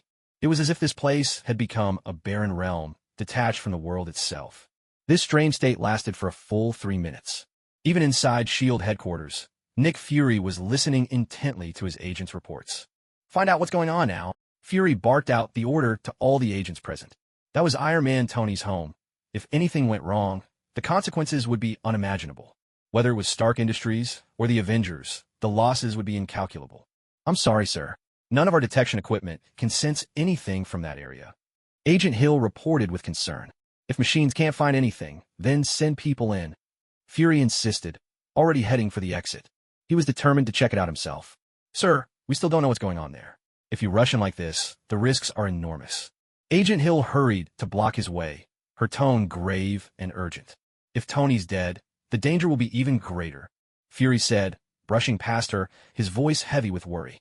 "Stark Industries alone could bring untold disaster to the country." "Sir, I'll go with you." After a moment's hesitation, Agent Hill volunteered, falling in step behind Fury. Fury didn't refuse, taking Hill along as they left together. This sudden incident was even greater than the Battle of New York. It was unprecedented in its severity. For an entire region to disappear from radar, what kind of power could possibly achieve such a thing? In the daylight of his home, Chen Feng was surrounded by 10 gemstones, each glowing with a different hue, their brilliance breathtaking. He let the jewels orbit around him, savoring their immense power. The Azura god, beneath that single sword strike, managed only a brief resistance before being shattered completely. All the god's power collapsed, returning into the 10 rings. The 10 jewels spun around Chen Feng like a constellation of radiant stars, each one shining brightly. After a while, Chen Feng swept his hand, and the 10 gemstones instantly gathered into his palm. Gazing at the iridescent stones, Chen Feng gripped them tightly in his hand. Although he had fought face-to-face with the Azura god, the power of the 10 Commandments was indeed not to be underestimated. If he hadn't possessed the Space Stone, he might well have lost his life. Since each of your races has its own unique strength, but can also unite as one, I'll arrange for you all to be placed in the best possible place. A good idea had already taken shape in Chen Feng's mind. 2 minutes later, the terrifying divine power that had distorted heaven and earth finally faded away. Daylight vanished. Once again, this area reappeared on the radar screens. Chen Feng, still searching in the lingering daylight, Tony immediately noticed Chen Feng standing before him, his surprise overwhelming. "Tony, it looks like your Mark 42 has finally reached its limit." Chen Feng pointed at Tony's battered and tattered armor as he spoke. "What about that giant? Where did it run off to?" Tony didn't pay any mind to his damaged Iron Man suit and hurriedly asked, "What do you think?" A slight smile appeared on Chen Feng's face as he opened his hand, and 10 radiant gemstones shimmered into view. "You fought it." Tony's voice was full of disbelief. Every move of the Azura god, every aura it released, could shake the very heavens. But now, seeing all this, Tony realized his efforts to help had been unnecessary. Tony, I think you'll need to find another place to rebuild your home. Chun Feng spoke nonchalantly, glancing around at the surrounding land, 200 meters of earth gone without a trace, as if it had never existed. Tony, say hello to Star Tower for me. Chun Feng called out to Tony, then turned and left. Why is he just going back like that? Tony called after Chun Feng's back, thoroughly confused. But Chun Feng paid him no mind. A portal opened in front of him, and in the next second he stepped through. Damn it, wait up. Seeing Chun Feng vanish before his eyes, Tony cursed in frustration. With his Iron Man suit damaged, he couldn't even fly back if he wanted to. Just as Tony was growing anxious, a sudden idea flashed through his mind, and his expression softened. Another 20 minutes passed before SHLD's aircraft touched down on the coast. Fury, Agent Hill, Rogers, and a team of field agents all disembarked together. My God, boss, did this place get split open vertically? Agent Hill stared in shock at the sheer, smooth coastline before her eyes wide with astonishment. Check the energy levels here. I want to know exactly what happened. Fury's face was grim as he ordered the agents beside him. Yes, sir. The agents pulled out their gear, preparing to begin their analysis. SHELD's newly developed equipment was sensitive enough to detect even Thor-level energy signatures. The moment the devices powered on, they immediately began emitting urgent warning alarms. Before anyone could react, all the detectors exploded at once, flames leaping and crackling into the air. Everyone was startled and instinctively turned their attention to the equipment. What's going on? Rogers asked, puzzled. As someone from the World War II era, he still wasn't quite familiar with this kind of advanced technology. Captain, it means that the energy intensity here has surpassed the output from Surtur's flames, Agent Hill explained calmly. Fury's face grew increasingly grim, and he couldn't help but grip the railing tightly. Worry swirled in his eyes, and there was even a trace of fear. Whoever had unleashed this energy didn't seem to pose a threat to Earth for the moment. But who could say if things would remain so peaceful in the future? Seal off this area. Send in more people and better equipment to continue analyzing it, Fury ordered. With that, he turned to leave. I'll go find Tony.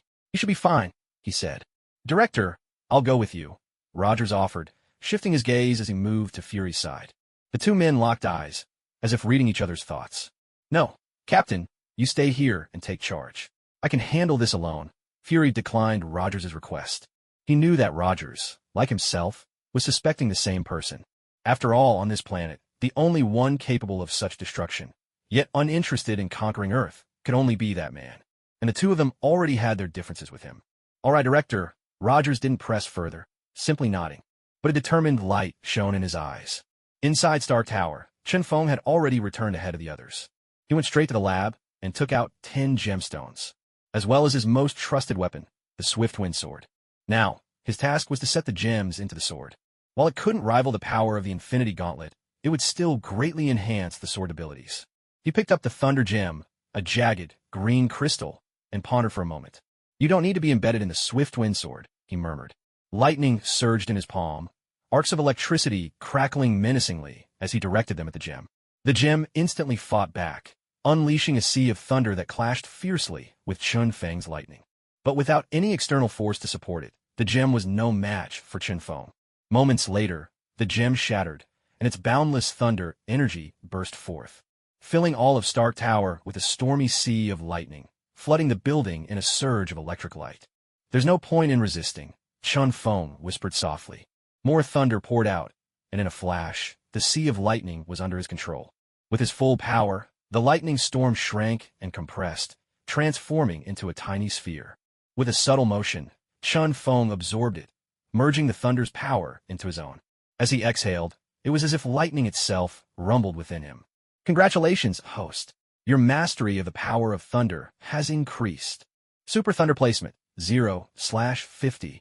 The sudden system voice startled Chun Feng. Just how powerful was this Super Thunder Placement? Once he regained his composure, Chun Feng found himself particularly intrigued by this new ability. But he decided to set it aside for now. Shifting his focus, Chun Feng turned his attention back to the gemstone and the Swift Wind Sword before him. How could the power of the gemstone's arcane law be fused with the Swift Wind Sword? On matters like this, the great inventor Heimerdinger was second to none. The blue gemstone, originally set in a ring on the Mandarin's left ring finger, a ring that held the power to conjure illusions, had not yet been placed next to the Swiftwind sword. Chun Feng seemed to have a plan of his own. During the previous battle, even the Eye of True Sight had been briefly neutralized, which gave Chun Feng another idea: to combine the blue gemstone's power with the Eye of True Sight. This way, not only could the Eye of True Sight better resist illusions, but it could also harness the gemstone's power to create illusions of its own. Resting in Chun Feng's palm, the blue gemstone was soon enveloped by an overwhelming force.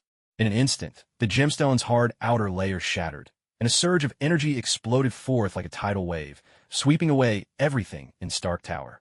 At the same moment, the gemstone's power began to bore into Chun Feng's body, while a tempting illusion unfolded before his eyes. But having already been caught by such tricks once, Chun Feng was not about to fall for them again. The power of the Eye of True Sight flared to life, dispelling all deception, wiping away every trace of illusion. Chun Feng, you. Just then, Tony, clad in his Iron Man suit and carrying Pepper in his arms, came rushing back into Stark Tower. But the moment he stepped inside, the gemstone's power ensnared him, plunging him into a bewildering illusion. Damn it, Chun Feng. You couldn't wait for me. You just left me hanging back there? I was still thinking about helping you, you know? What's the matter with you? Are you finally admitting you were wrong?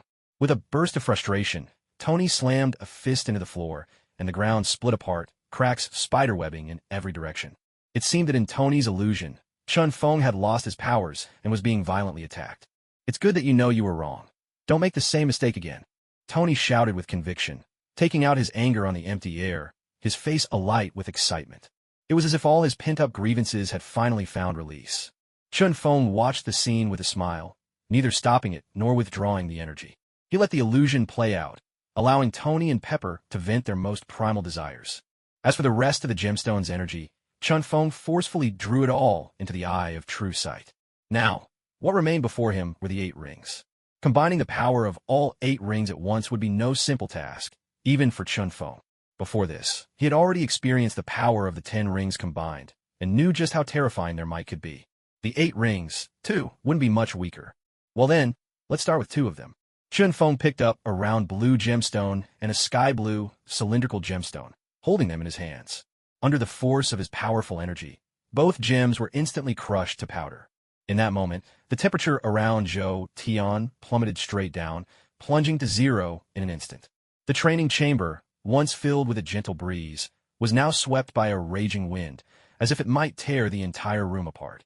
With a sweeping motion of Chun Feng's large hand, the 2 surging energies were subdued like serpents pinned down by a palm. Their wild momentum instantly stilled. The energies compressed into a tight, compact mass.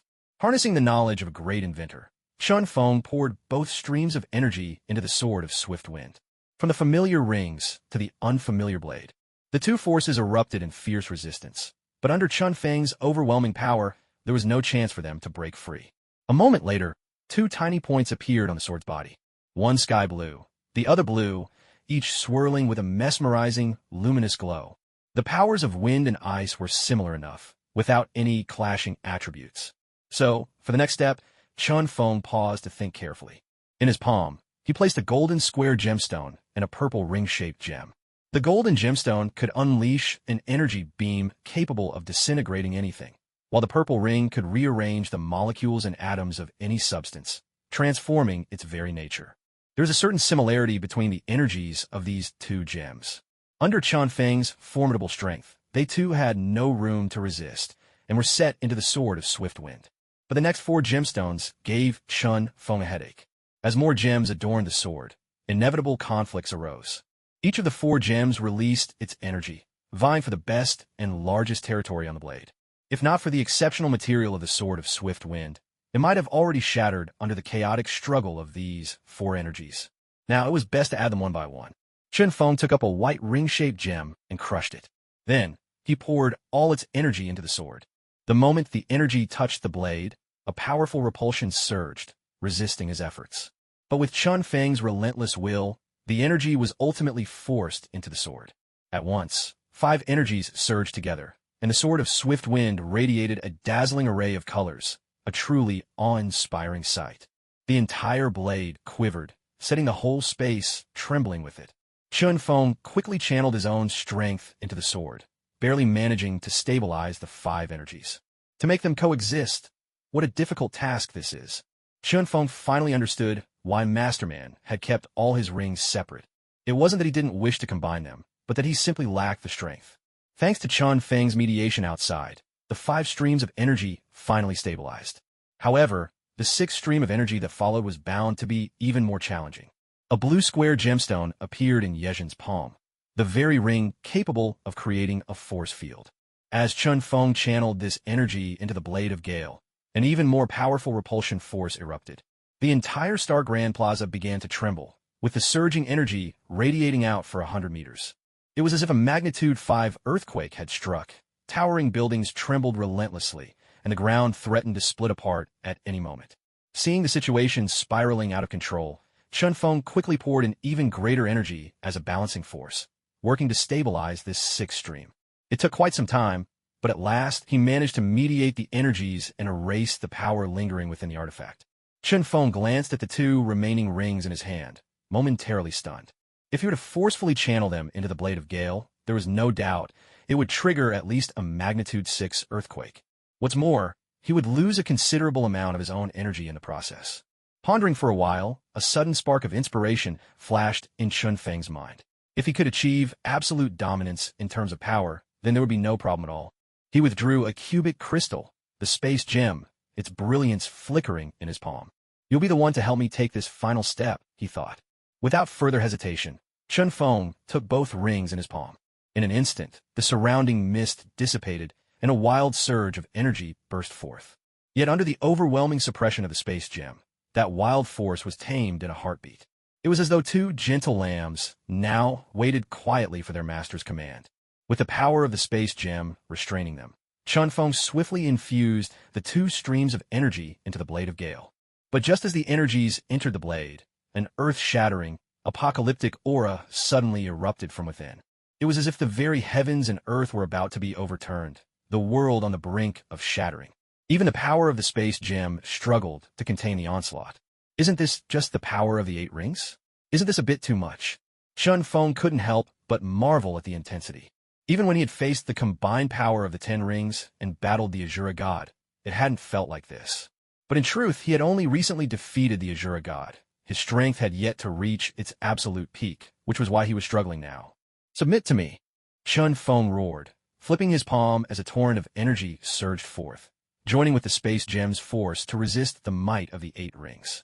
A thunderous roar shook the heavens.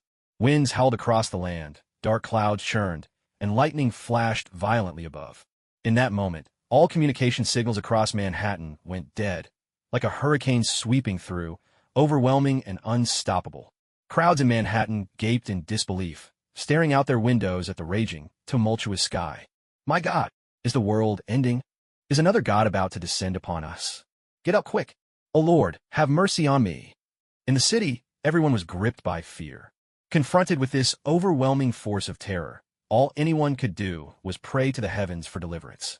Inside Stark Tower, 2 great powers intertwined, radiating an aurora-like brilliance from within. The ground trembled violently. Countless thin, jagged cracks appeared, spreading outward in every direction like a web of green veins. All across Manhattan, even the most earthquake-resistant skyscrapers were trembling relentlessly, their advanced engineering proving useless in the face of such upheaval. An emergency broadcast interrupted the airwaves. A magnitude 7 earthquake has struck the Manhattan area. The exact cause remains unknown, but on-site energy readings confirm. The epicenter is Stark Tower. All residents are urged to stay put. Do not attempt to evacuate, as moving may cause further harm. Please await instructions from emergency services. But before the broadcast could finish, the energy within Stark Tower surged even more violently. The ground heaved, and the emergency signal was abruptly cut off. The city was plunged into darkness. No electricity, no water, no signal. It was as if the end of the world had arrived. People cowered, clutching their heads in terror, a deep, primal fear gripping every heart. Yet inside Stark Tower, Chun Feng was fully focused, locked in a deadly struggle with Beiji. The fierce battle moments earlier had already drained much of Chun Feng's strength. Don't you dare play dead on me! With a furious roar, Chun Feng unleashed a staggering aura, his entire being radiating with a force that seemed to shake the heavens. An unstoppable surge of power exploded from within him, bolstered by the energy of the space stone itself. In an instant, he overwhelmed Beiji's strength. With no defense, Chun Feng's right hand seized the sword of the gale. Flames, ice, howling winds, disintegrating beams, all sorts of energies rained down upon him. Yet his right arm, beneath the relentless assault, remained as pristine as white jade, smooth and unblemished. Not a single force could harm him. A metallic clang as loud as thunder rang out. In a swift, decisive moment, Beiji's wild power was completely subdued, now docile and contained within the sword. Chun Feng let out a long breath, tightening his grip on the sword of the gale. But the final shockwave of power swept across the entire Manhattan area. Glass shattered in an instant, and some unstable buildings collapsed into heaps of rubble. It was as if a tornado had torn through Manhattan, leaving devastation in its wake. Everything was in utter chaos, like a scene from the poorest of slums. Chun Feng's eyes sparkled as he examined the sword of the gale in his hand, scrutinizing every detail. He paid no mind to the turmoil outside Stark Tower. After all, S.H.I.E.L.D. and the U.S. government would handle the aftermath. He had no reason to be concerned. With a gentle swing of the sword of the gale, a razor-sharp arc of sword energy sliced out, carving a massive gash into the wall of mixed metals before him, its surface as smooth as a mirror. Excellent, excellent, Chun Feng murmured with a satisfied smile, clicking his tongue in admiration. With the power of all 8 rings combined, the sword of the gale had been elevated by several tiers, far surpassing its former might. Retracting the gale sword, Tony and Pepper also snapped out of the illusion. Time still felt a bit off in their heads, everything a little hazy, not quite clear. Chun Feng, let me tell you, Tony started to say after a moment, finally coming to his senses and pointing at Chun Feng. No need. Chun Feng cut him off, looking out the window. You'd better focus on how to deal with what's happening outside. What's going on? Tony turned around suspiciously, eyes fixed on the view through the glass. Are aliens invading again? Tony's eyes widened in disbelief as he muttered to himself. The chaos of last time in New York was only just a notch worse than this. The world's most prosperous district, Manhattan, now looked as if it had been ravaged by a natural disaster, hardly recognizable. Is this you're doing? Tony finally pieced it together, looking at Chun Feng, his voice hesitant. It didn't look like an alien invasion. There were no signs of battle. That left only one possibility, the seemingly harmless young man standing before him. The people outside are yours to handle now, Chun Feng said coolly. He spoke as though it had nothing to do with him at all, turning as if to leave. No, Chun Feng, you can't just... Tony barely got the words out before a rift tore open in the air, and Chun Feng vanished before their eyes. Damn it, how are we supposed to explain this? Tony clutched his head in anguish. Pepper finally hurried to Tony's side, wrapping him in a worried embrace. It's all right. I'm here. I won't leave you, she whispered. Without the slightest warning, you left just like that, right before my eyes, bringing me surprise after surprise. Returning home on his own, Chun Feng was in high spirits, humming a cheerful tune. Mindy was still at school, so Chun Feng wandered around the room to himself. Natasha would be back soon, too. With 3 people living here, the place was starting to feel a bit cramped. Resting his chin in his hand, Chun Feng fell into thought. Time for a change. Soon, he made up his mind. It was time to find a villa. He pulled out his phone, browsing through real estate listings. This one looks interesting, he thought, his eyes lighting up as he stumbled on a house for sale. Perfect. What a coincidence. Chun Feng picked out a place and decided he'd go see it tomorrow. Meanwhile, outside Star Tower, crowds of reporters had gathered. Inside, high-ranking government officials and Nick Fury, director of S.H.I.E.L.D., had already taken over. Tony frowned deeply. This had nothing to do with him, yet he was the one taking the blame. His face was grim, and everyone else looked just as troubled. After all, Manhattan was one of the most crucial areas in the whole country. Wall Street, the heart of the nation's economic lifeline, was right here. Now, because of an unknown energy, everything has collapsed. The government's top officials are approaching this matter with extreme firmness and gravity. Mr. Stark, according to our instruments, the energy that destroyed the Manhattan area originated from Stark Tower. We hope you can give us an explanation, one of the government representatives asked pointedly. Last time, the government had already tried to confiscate all of Tony's Iron Man suits. So it's fair to say that the relationship between the government and Tony is far from good. And now, the government has found yet another opportunity, a very advantageous one at that. If Tony slips up, the government might take the entire Stark group and seize all its assets. Colonel Rhodes, who had come along of his own accord, kept shooting Tony looks, silently pleading with him to dial it down and be a bit more conciliatory. Otherwise, there was no doubt this would end badly. Tony, just tell them what you know, Fury chimed in from the side. He also knew that Tony couldn't possibly have caused all this. It had to be Chun Feng's doing. But at this point, it was clear Chun Feng wanted Tony to be the one to deal with the fallout. Fury didn't name Chun Feng as the real culprit, afraid of provoking his displeasure. If Chun Feng were angered, the consequences could reach far beyond the destruction of Manhattan. The entire United States might be wiped off the map. Tony stood up and, under everyone's gaze, slowly walked over to the window. This matter actually involves trade secrets. I can't disclose anything, he said. With those words, everyone was left stunned. Mr. Stark, don't try to dodge the issue. Even if it's a trade secret, you have to tell us. Otherwise, you'll be facing consequences you can't afford. The government official snapped, his tone dripping with threat. Tony, I hope you'll tell us the truth. It's in both our interests, Fury reminded him again, eager to find out what Chun Feng had taken from the scene. Tony, don't do this, Colonel Rhodes urged, clearly worried.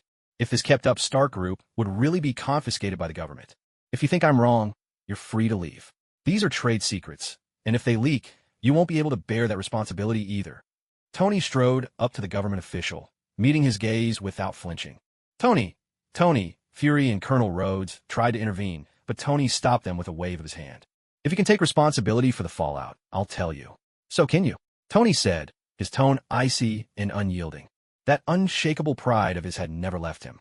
Tony's words left the government official's face burning with frustration and anger. If you can't, then please leave.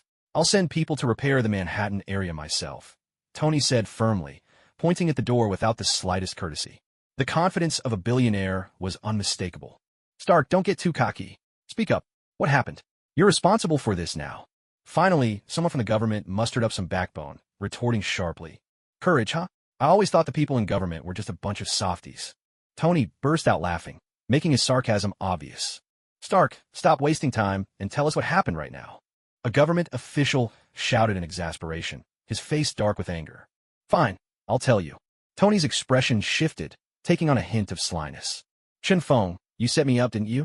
Well, two can play at that game. With these words, Tony spun a story he'd concocted in his mind and managed to fool the government officials. Only Fury realized that Tony's answer wasn't the truth at all. The next morning, bright and early, Chun Feng arrived at his new house. Everything was ready. He just needed to move his things in. So, this is where we'll be living from now on? Mindy wandered through the villa, her eyes full of curiosity as she took in her surroundings. Although she'd seen the house before, this was her first time actually moving in. That's right. From now on, we'll be living here together with Tasha. Chun Feng looked at the spotless rooms, thoroughly pleased. The previous owner was, indeed, a meticulous and tidy surgeon. If not for the car accident that destroyed his skillful hands, Chun Feng wouldn't have been able to buy this villa at such a low price. Chun Feng gazed into the distance, wondering quietly. I wonder if Strange has reached Kamartaj by now. The rest of the day passed as Chun Feng moved in the furniture, officially settling down. Hello, Peter. What's up? Chun Feng answered the phone. Chun Feng, I think Harry's been acting strange lately. You'd better come take a look. Peter sounded flustered, his words tumbling out urgently. Don't worry, I'm a bit busy here. Keep an eye on Harry yourself, and if you really notice something wrong, let me know. Just moments ago, Natasha had called to say she was back and asked Chun Feng to pick her up. So he had no choice but to turn down Peter's request. All right, Chun Feng, but... Peter still wanted to say something, but the call had already ended. My dear, I'm at the airport now. Where are you? Tasha's voice came over the phone, sweet and gentle. I'm on my way. In the next instant, Chun Feng appeared in front of Tasha, a warm smile on his face. Come on, Tasha, and keep your heart steady. Chun Feng scooped Tasha into his arms and stepped into the villa. Chun Feng, did you buy this place? Tasha exclaimed in delight, her eyes shining with excitement as she looked around. Tasha, you're back. Just then, Mindy ran out happily and threw herself into Tasha's arms. I have to admit, Chun Feng has done a remarkable job raising those two little girls, Mano and Zhao. That mischievous thought crept into Chun Feng's mind once again. With a teasing smirk, Tasha stroked Chun Feng's cheek and asked playfully, What are you daydreaming about with that sly look on your face? What do you mean, sly? This is love. Love for you both. Do you understand? Chun Feng countered, catching Tasha's hand and pulling her close, then gathering Mindy into his embrace as well. Honestly, at this point in my life, do I really need to act like a lovesick fool? He joked inwardly. All that's left is to wait for Mindy's last year to pass. The two girls blushed furiously, lowering their heads and nestling into Chun Feng's chest in shy embarrassment. We're practically an old married couple by now. What's there to be shy about? Chun Feng laughed heartily, the joy radiating bright on his face. After a minute wrapped in each other's arms, they finally let go. Chun Feng then went off to prepare a delicious lunch for Tasha and Mindy. Now was the time to show off his culinary skills. After their delightful meal, the three of them lounged contentedly in the villa, chatting about anything and everything under the sun. Chun Feng pushed aside all his other worries, embracing this rare and peaceful moment of leisure. But just then his phone rang. It was Tony, and the timing couldn't have been worse. Chun Feng, I'm afraid I need your help right now. Tony's voice on the phone was heavy with concern, sounding like he'd run into a real mess. Help you? I don't exactly have the time for that, Chun Feng replied, ready to hang up. It was already irritating enough to have his perfect afternoon interrupted, and now someone wanted a favor on top of that? Not a chance. Wait, Chun Feng, this has to do with the destruction in the Manhattan area. Tony's tone grew urgent, almost desperate, trying to hold Chun Feng on the line. He'd meant to use this as leverage against Chun Feng, but it seemed things weren't going according to plan. Chun Feng paused, considering for a moment. Tell me, what is it? He had no intention of getting tangled up with S.H.I.E.L.D. or the federal government again, if he could help it. Tony wasted no time, quickly explaining everything, afraid Chun Feng might hang up at any second. So, what you really want is for me to create this thing for you, isn't it? Chun Feng saw right through Tony's intentions and asked calmly. You know how those bureaucrats are? Always throwing their weight around and bullying others with their authority. But this time, the situation is serious, Tony admitted. And since you asked me to handle it, this is the only solution I could come up with. He shrugged, clearly trying to shift the responsibility back onto Chun Feng. And what if I say no? Chun Feng replied, feigning deep thought. That threw Tony off completely. This wasn't how he'd hoped the conversation would go. Chun Feng, if you refuse, those people will come knocking on your door themselves. And when that happens, get ready to deal with trouble every single day. Tony steadied his emotions, bracing himself as he spoke with forced bravado. So, do you really think those people are coming after me? Chun Feng responded with a casual question, his tone effortlessly revealing a frightening level of confidence and power.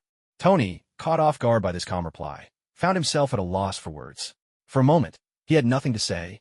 Indeed, with Chun Feng's strength, even if the entire American establishment mobilized against him, they still wouldn't be able to pose any real threat. In the midst of this heavy silence, Chun Feng suddenly spoke. If you want my help, it's simple. Just hand over half of Stark Industries' shares to me. This abrupt and audacious demand struck Tony like a bolt of lightning. For a moment, there seemed to be a ringing in his mind. What? What did you just say? Tony asked in disbelief. You should be thinking about what will happen to your Stark Tower if your lies are uncovered, how the government will treat you then. Chun Feng didn't answer directly, but pressed on, his words full of threat. Once again, Tony fell into silence. He had never imagined that his carefully crafted plan would end this way. The phrase tried to steal the chicken, only to lose the rice fit Tony perfectly at this moment. Think it through carefully, Chun Feng said, and hung up the phone without another word. He returned to the bedroom, lying back beside the fragrant and soft Natasha. Something good happened? You look so happy, Natasha asked, curious about the joy on Chun Feng's face.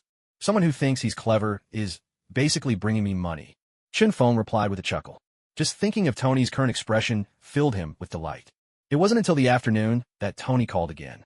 Though he sounded anything but pleased, he still agreed to Chun Feng's terms.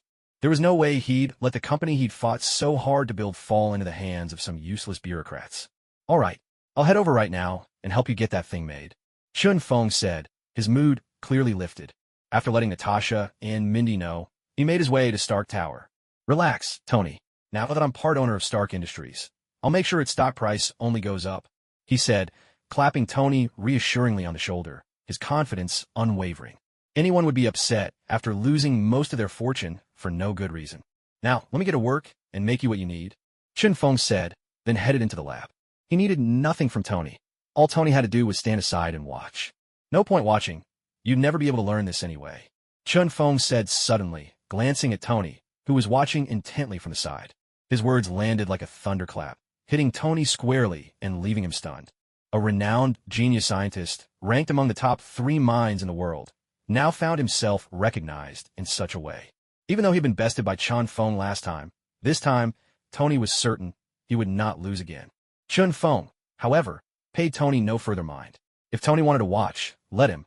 He wouldn't understand anyway. All the materials were ready, but Chun Feng felt a twinge of concern. They might not withstand the force he was about to unleash. It seemed clear now. He would have to forge an even tougher, new material first. Suddenly, power surged through his entire body, rolling through the lab like ocean waves, gathering and condensing within the room. Drawing on the scientific wisdom of the great inventor Dingo, and the alchemical expertise of the master alchemist singed. Chun Feng picked up several materials, rapidly combining them together. His movements were not showy. In fact, they were downright practical. Yet, for all their simplicity, Tony couldn't make heads or tails of what he was seeing. It was utterly at odds with everything he knew. This was a new world altogether. Gone were Newton's laws of motion, gone was Einstein's theory of relativity, and gone was everything he knew about electromagnetism. Nothing here followed the old rules. Tony blinked, doubting his own eyes, but within that brief moment, a brand new material appeared in Chun Feng's hands. On the table, the pile of raw materials had vanished, leaving only a scattering of colorful residue. What happened next shook Tony even further. The newly created material, barely the size of a palm, instantly swelled to many times its size in Chun Feng's hands. Its shape shifted dramatically, and in the blink of an eye, it transformed into the familiar silhouette of a suit of iron armor. The Mark Series armor, your favorite design, Chun Feng said coolly, glancing at the stunned Tony. Tony had never imagined that forging a new suit of iron armor could be so simple. His mouth hung open in silent amazement. With the armor complete, a wave of dark energy suddenly welled up around Chun Feng, threatening to tear the very space apart. He quickly gathered all that energy, compressing it into a tiny, diamond-shaped crystal. He placed it at the heart of the iron suit, right in the chest. Okay, it's done, Chun Feng said, dusting off his hands as the abundant energy in the lab dissipated into nothing. The black crystal embedded in the armor shone with dazzling light. And in the very next instant, the suit seemed to come alive, radiating an extraordinary presence. All right, it's time to go. Let's not keep them waiting any longer, Chun Feng said with a wave of his arm. The iron suit soared into the air, hovering in midair. Tony, I think this suit will fit you much better. He brought the armor in front of Tony, indicating that he should put it on. Tony, still dazed, finally snapped out of it. He pointed at himself, his gaze filled with disbelief. Aren't you Iron Man? Suit up and let's go. Chun Feng didn't give Tony a chance to ask any questions. A crack in space appeared before him, and the power of the void suddenly surged forth. With a single stride, he stepped into the rift and vanished from sight in an instant. Hey, Chun Feng, wait for me, Tony called out. Left with no other option, Tony hurriedly suited up in his Iron Man armor and followed after him. Curiously, the Iron Man suit didn't resist him in the least. It felt as if it was his longtime companion. Sir, coordinates have been set. Jarvis's voice suddenly chimed in, startling Tony. Even Jarvis's system had been seamlessly integrated into the suit. How could it have happened so quickly? And when had Chun Feng even managed to hack into Jarvis? A bead of sweat formed on Tony's brow. All he could do was marvel at just how vast the gap between himself and Chun Feng truly was. Jarvis, get us to the destination as fast as possible, Tony commanded. The next moment, flames erupted from his palms and the soles of his feet. With a thunderous roar, Tony soared away from Stark Tower, hurtling toward his destination at breakneck speed. In the government building's special interrogation room, reserved for major incidents, Fury, Colonel Rhodes, and an elderly man with a head full of white hair sat at the head of the table. You're all here so early? Chun Feng suddenly appeared in the room, his voice calm and even. The sudden appearance caused the guards nearby to spring into action, swiftly drawing their assault rifles and aiming them squarely at Chun Feng. Down! Drop your weapons. Hands behind your back. They snapped into action with practiced precision, surrounding Chun Feng in an instant. Put your guns away. Stand aside. Fury barked sharply, his voice urgent. If they managed to anger Chun Feng, none of them might make it out alive. But Fury's authority seemed to waver. All eyes turned to the elderly man with snow-white hair. Clearly, he was the highest-ranking official present. Stand down, everyone. He's Chun Feng. There's nothing to worry about. Tom, the white-haired man, gestured to the guards. Looks like you've brought quite a crowd with you, Chun Feng observed, glancing with a smile at the well-dressed group nearby. One of them seemed vaguely familiar, but Chun Feng couldn't quite place him and let the thought pass. Where's Tony? Didn't he come with you? Colonel Rhodes looked around, searching for Tony but finding no sign of him. I'm here. I'm coming. Right on cue. Tony's voice rang out. Speak of the devil, and he appears. Stop right there. You are not authorized to enter. If you don't stop, we will open fire.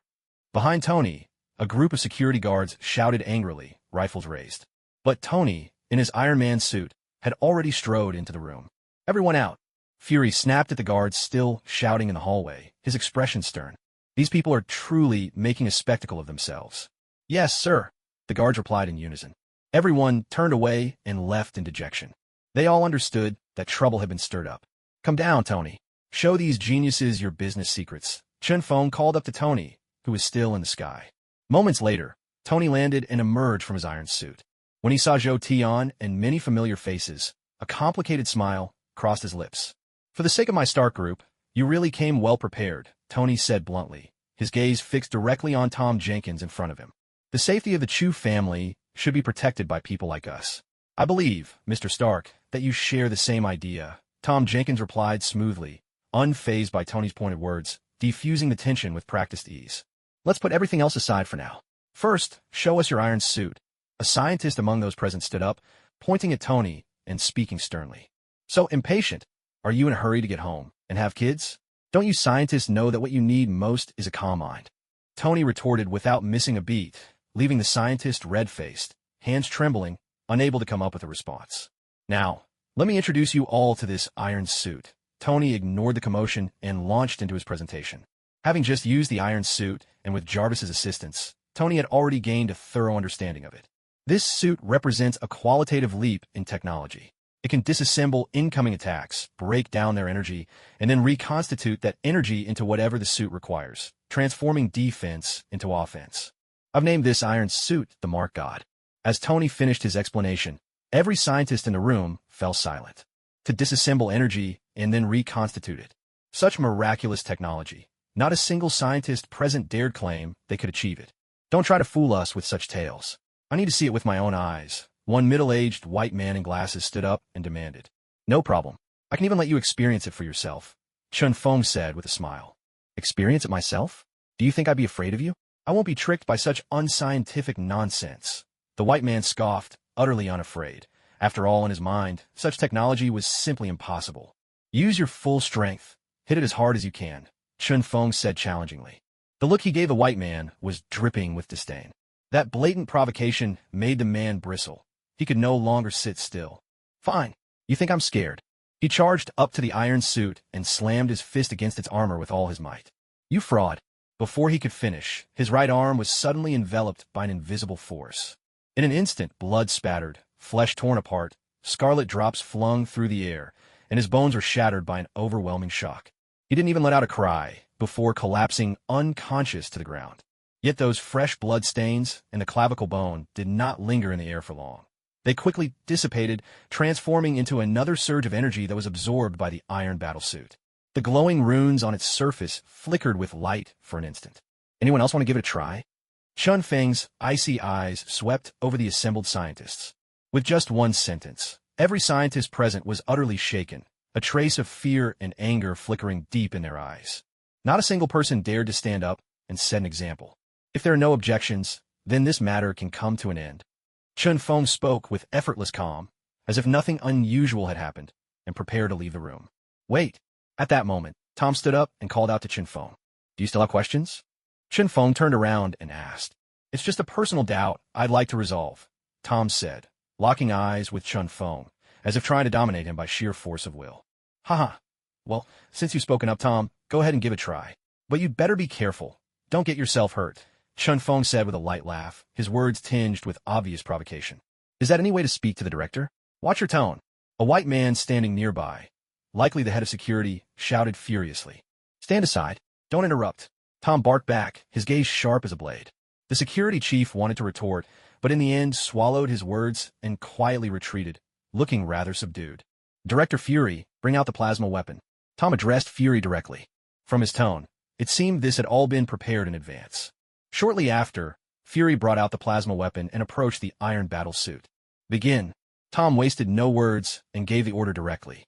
"Chun Feng, this is SHLD's latest weapon. Its power is on par with Thor's hammer. I hope everything you've said holds true." Before starting, Fury couldn't help but remind Chun Feng once more. "Go ahead and test it. Just be careful," Chun Feng replied, his face expressionless, completely at ease.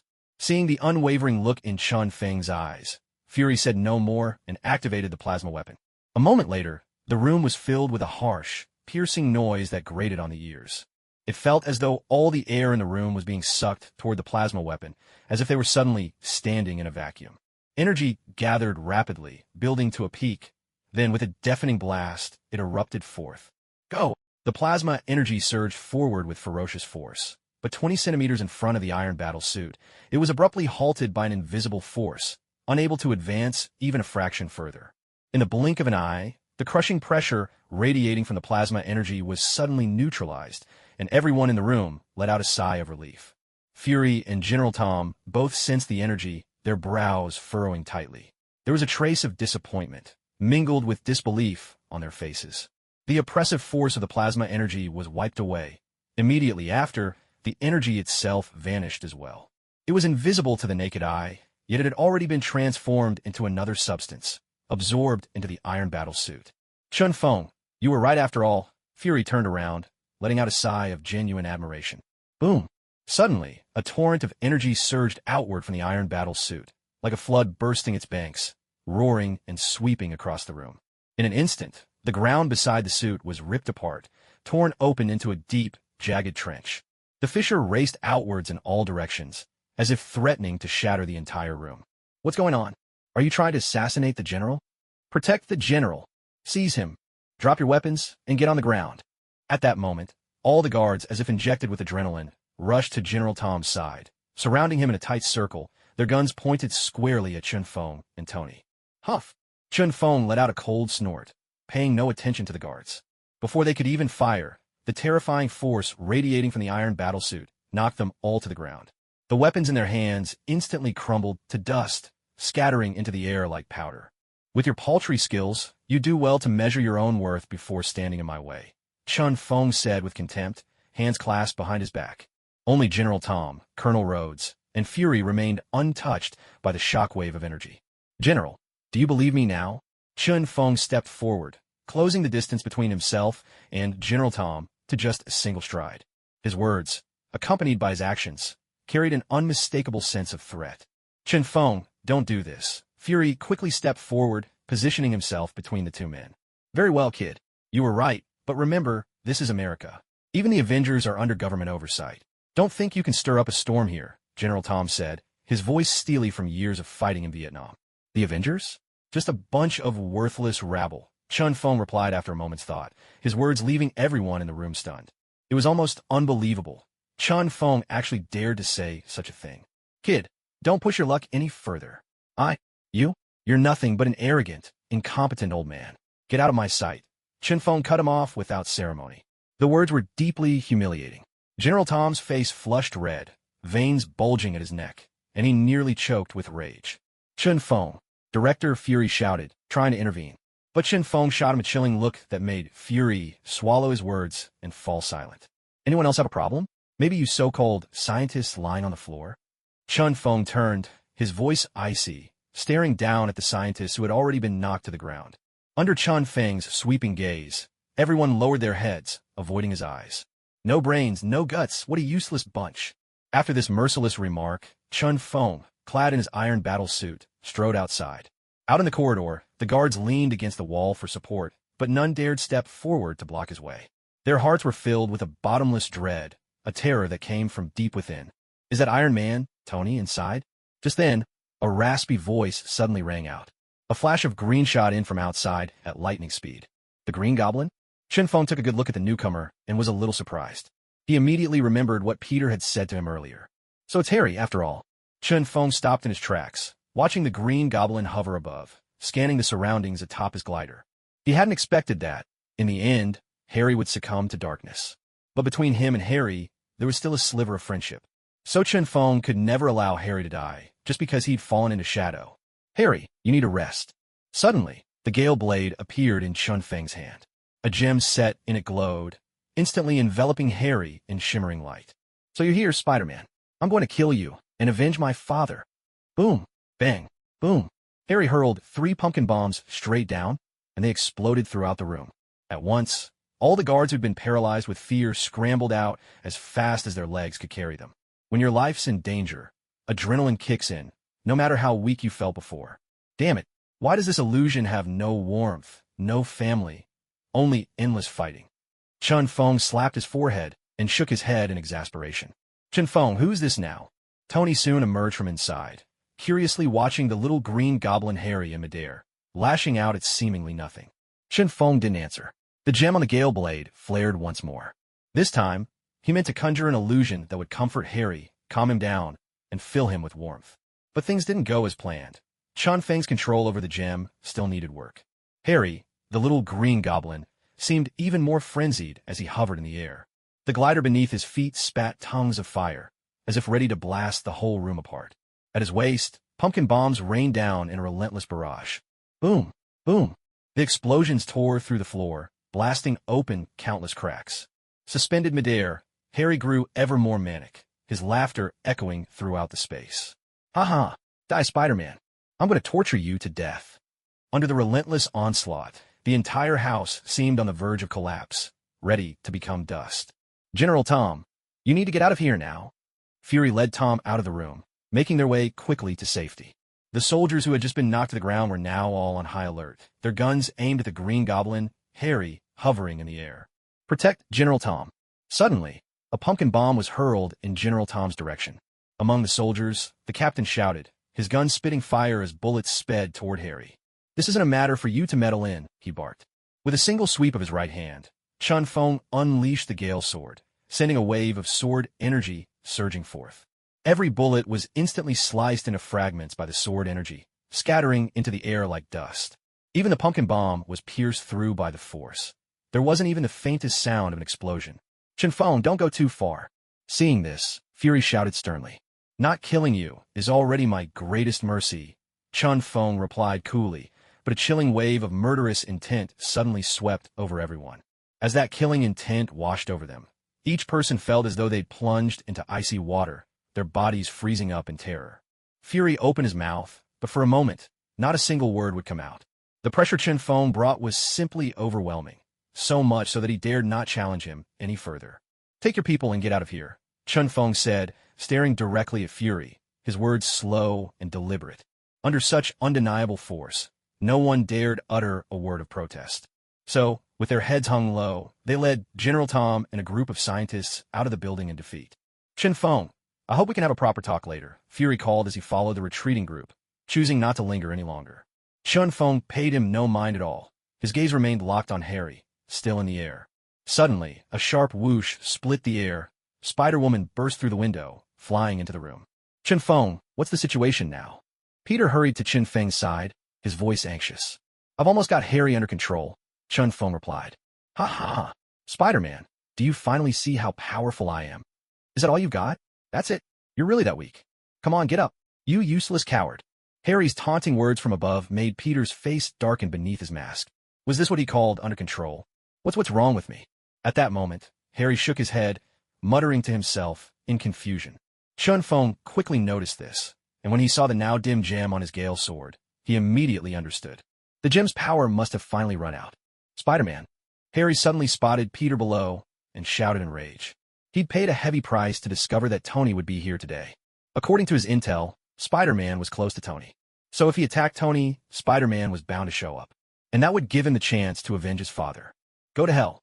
Harry piloted the aircraft, swiftly descending toward Peter below. At the muzzle of his gun, scorching flames burst forth.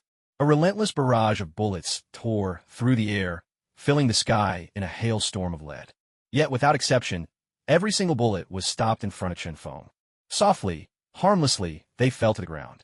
What? Harry was utterly stunned by the sight. He froze for a moment, staring intently at Chun Feng's expressionless face before him. Why are you helping him? Harry demanded angrily. He was supposed to be one of his best friends, so why was Chun Feng standing in the way of his revenge? Because I don't want to see you fall into endless darkness, Chun Feng replied calmly. But he killed my father. You know that, Harry shouted, his voice cracking with pain. He completely forgot to question how Chun Feng had recognized him under the mask. No, your father wasn't killed by him. He took his own life. Chun Feng continued, his voice steady. So you're saying you were involved in this too? I treated you as my closest friend, and this is how you betray me. Harry's emotions spiraled out of control, his voice raw with anger, teetering on the brink of madness. In that moment, he could no longer hear a single word from Chun Feng. Only one thought remained, kill. Streams of fire spewed forth as he hurled his last pumpkin grenades at Yishan. But the outcome was the same. They did nothing. Blinded by rage, Harry piloted the aircraft like a thunderbolt, charging straight at Chun Feng. Thor, take this suit of iron armor back and keep it in the Stark Vault. If anyone wants to examine it, let them. Yishin handed the iron suit over to Tony. Steve, you and I will go back together and settle this, he added. Those who had been sent away no longer posed any threat. They were all promptly returned along with Chun Feng. But Chen Feng didn't take Harry home. Instead, they arrived at an open, desolate place. It was here that Norman Osborn had met his end. Put him down, Yishan instructed Peter behind him. Peter looked at the bleak surroundings, momentarily dazed, but didn't lower Harry to the ground. Instead, he asked in a hushed voice, Chen Feng, why did we come here? With a gentle wave of his hand, Chen Feng made Harry, who was slung over Peter's shoulder, land softly on the ground. You want to resolve the misunderstanding between you and Harry, don't you? This is the best place for it, Chen Feng said. Yishan radiated an overwhelming presence, and a surge of energy poured into Harry. The next instant, Harry awoke from his stupor. At the first sight of Chen Feng and Peter, resentment and rage flooded him, and he immediately tried to charge at them. But a formless force pinned him in place, keeping him rooted where he stood, unable to take a single step forward. Kill me if you must. But if you don't, I swear I'll tear you apart. Harry, like a wild beast, bared his teeth without a hint of restraint. Even if I don't kill you, you're no match for me, Harry. For now, I only want to tell you the truth of what really happened. Chen Feng spoke calmly, his words carrying supreme confidence and a sense of effortless ease. Harry merely let out a cold snort, turning his head away as if he had no intention of listening to Chen Feng's explanation. Whether you believe it or not, I'm just here to tell you the truth. Chen Feng paid no mind to Harry's attitude. In his hand, a radiant light gleamed with all the colors of the spectrum. In the next instant, a golden ray swept across the entire area. This was a spell Chen Feng had learned from Kamartaj, a magic that could restore past scenes. At this moment, the spell began to take effect. Watch closely. This is the reason your father died. Scenes from a few days ago slowly unfolded before Peter and Harry's eyes, like a movie playing out in vivid detail. At first, Harry resisted accepting what he saw, but the voice of Norman soon gripped his full attention. Father.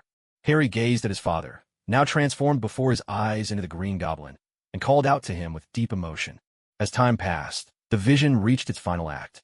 Norman Osborn had tried to ambush Spider-Man, but thanks to Chen Feng's timely warning, he ended up falling into his own trap and caused his own death.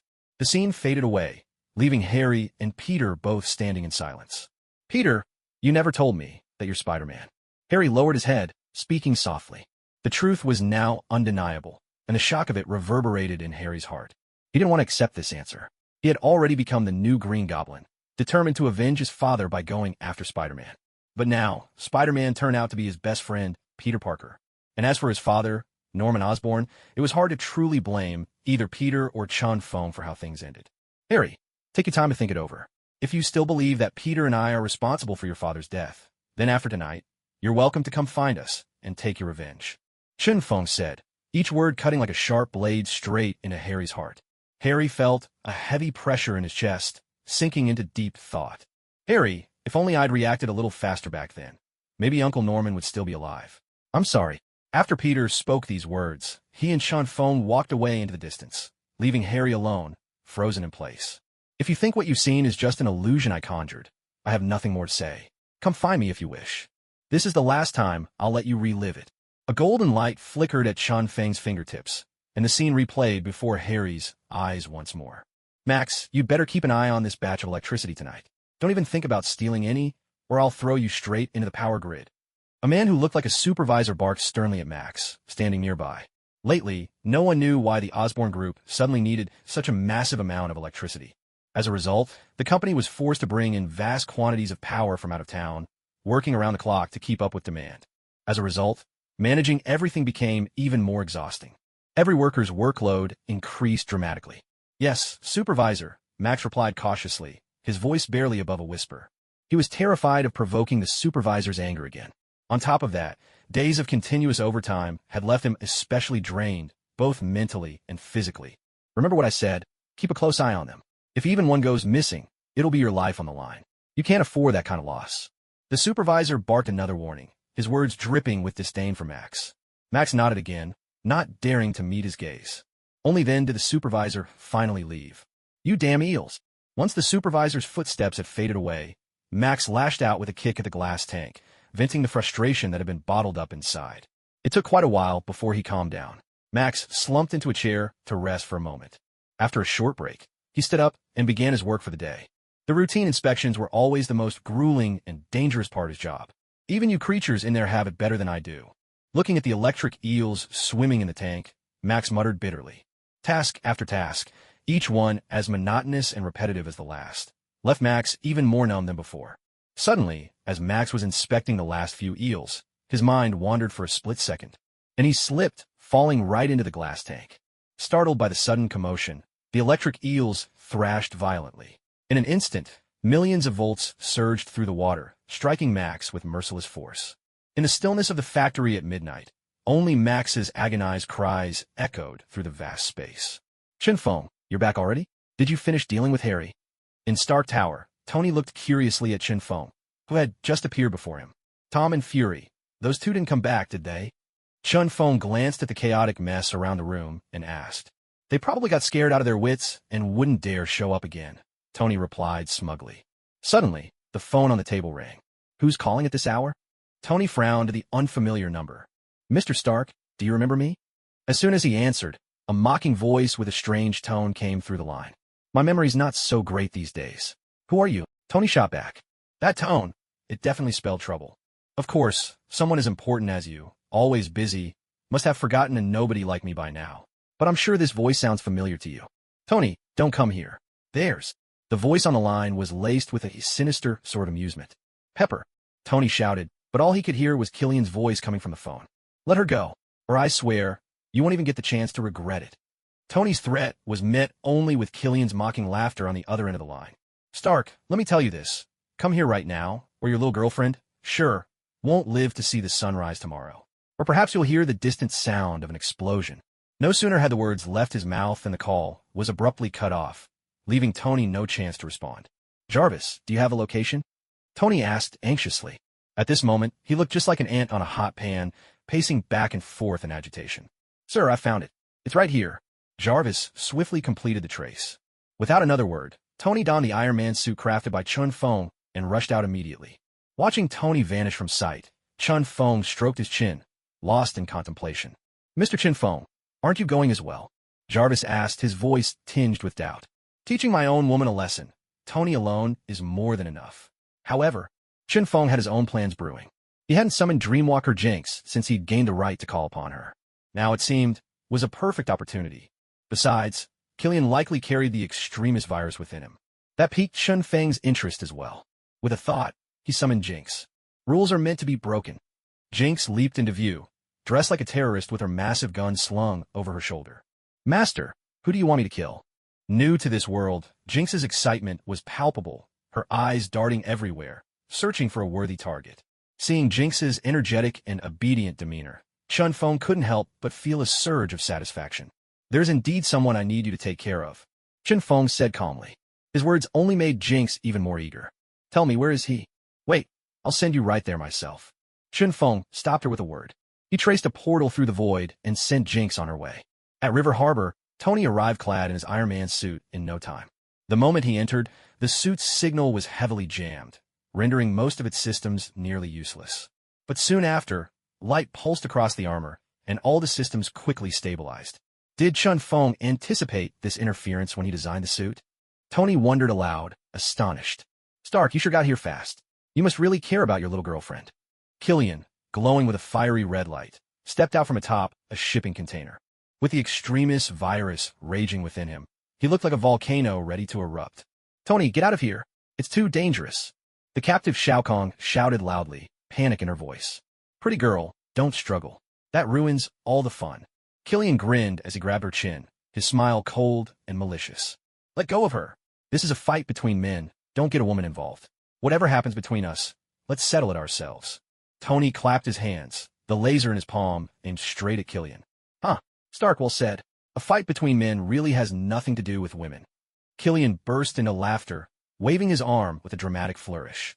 Suddenly, a swarm of men radiating searing red light appeared around Tony. They surrounded him completely, their heat so intense it felt as if the very air was about to ignite. Stark, enjoy the feast. Killian held Pepper hostage off to the side, watching the scene unfold with a twisted amusement. Pepper, wait for me. Tony managed to shout, but before he could say more, the fiery men lunged at him like a maddened pack.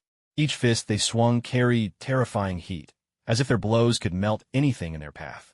Blows landed on the Iron Man's suit, instantly hissing and sizzling as white steam curled up from the impact. Despite the ferocity of the assault, The Iron Man armor remained unscathed. It didn't even turn red. It looked exactly the same as before. All the heat and energy was absorbed and transformed by the suit, redirected safely within its systems. My God! Even Tony couldn't help but marvel, utterly impressed by Chun Feng's genius engineering. Let me show you what real molten fury feels like. Tony's chest repulsor cannon ignited, firing a concentrated beam that, upon hitting one of the fiery men, transformed into a stream of blazing molten energy. With a thunderous blast, the fiery man's body dissolved instantly, reduced to a pool of scalding blood that quickly vaporized, vanishing in a steam upon the ground. Damn, this Iron Man suit is beyond powerful. Tony suddenly felt that the dozens of armors he'd built before were nothing but scrap metal by comparison. How is this possible? I clearly set up a signal jammer. The suit should be useless. Far off, Killian was bewildered, unable to comprehend how the suit still unleashed such overwhelming force. Suddenly, a burst of purple light split the air. Jinx had arrived. All eyes snapped to her.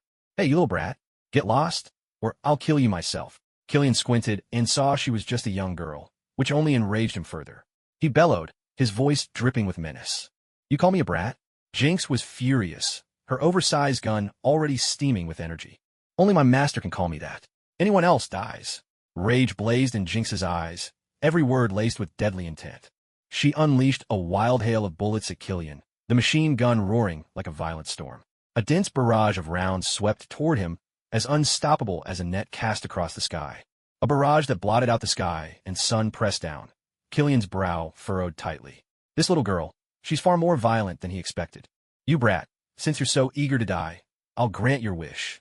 Killian let out a furious roar, his whole body suddenly glowing a deep red, molten and liquid as if forged from lava. With a sweep of his massive hand, it was as though a stream of molten magma shot forth. The bullets before him instantly melted into iron, splattering onto the ground in steaming droplets. In that instant, the hardened earth beneath was seared straight through by the burning metal. Seeing her attack fizzle out, Jinx swiftly switched her machine gun into something with even more punch, a grenade launcher. There was a shrill whoosh as 3 grenades launched like streaks of lightning, arcing straight toward Killian. This time, not even he dared to stand his ground. Grenades were a different beast than bullets. These were true instruments of destruction. The violent explosions could easily trigger the extremist virus raging inside Killian, sending it into a frenzy. If that happened, it might just consume him from within. Damn brat. Killian spat the words, ducking aside like a startled wildcat. The grenade struck a shipping container, blasting it instantly into dust and setting off a fierce blaze. Huh, come out, you cowardly turtle. You're pathetic.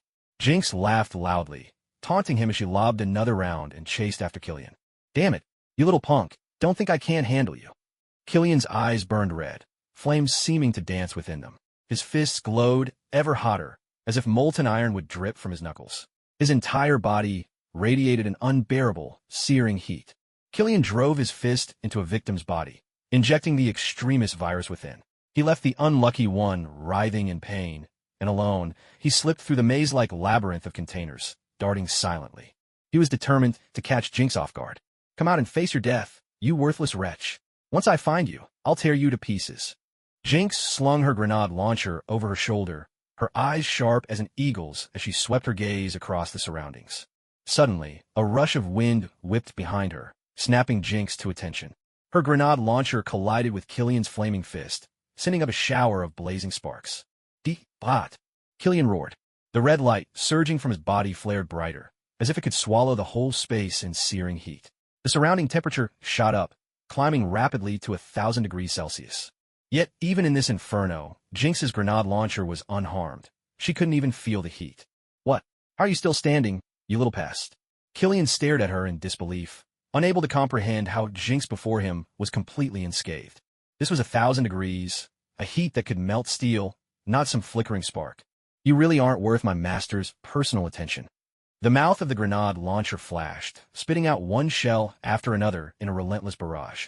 Killian didn't even have time to react before several howitzer shells slammed into him and exploded on the spot. In an instant, thick smoke engulfed Killian's surroundings, and amidst the haze, a fiery red hand tumbled to the ground. Far away, Tony was surrounded by a horde of blazing men, but thanks to the Iron Man suit designed by Chun Feng, he quickly managed to defeat them all. However, before he could take another step, the fallen fire beings suddenly erupted like TNT, unleashing a wild, uncontrollable force. Tony hastily raised his arm to shield himself, but the blast from these living bombs barely made a dent in his Iron Man armor. It was as if a gentle breeze had swept by, clearing away the dust from his suit. Damn, this is insanely powerful. Once again, Tony was left in awe of Chun Feng's cutting-edge technology. At that moment, Tony felt not a single ounce of regret for handing over half of Stark Industries' shares to Chin Feng. On the other side, as the thick smoke dispersed, a figure emerged from within. Killian was still alive, kneeling heavily on the ground, gasping for breath. But his right arm had already been severed. "You little brat, I won't let you get away with this." Killian raised his head, his eyes sharp as blades, radiating a deadly intent. Even after his defeat, he still dared to boast and threaten. Jinx's fury surged uncontrollably. She leveled her rocket launcher at Killian's head. "Then go to hell."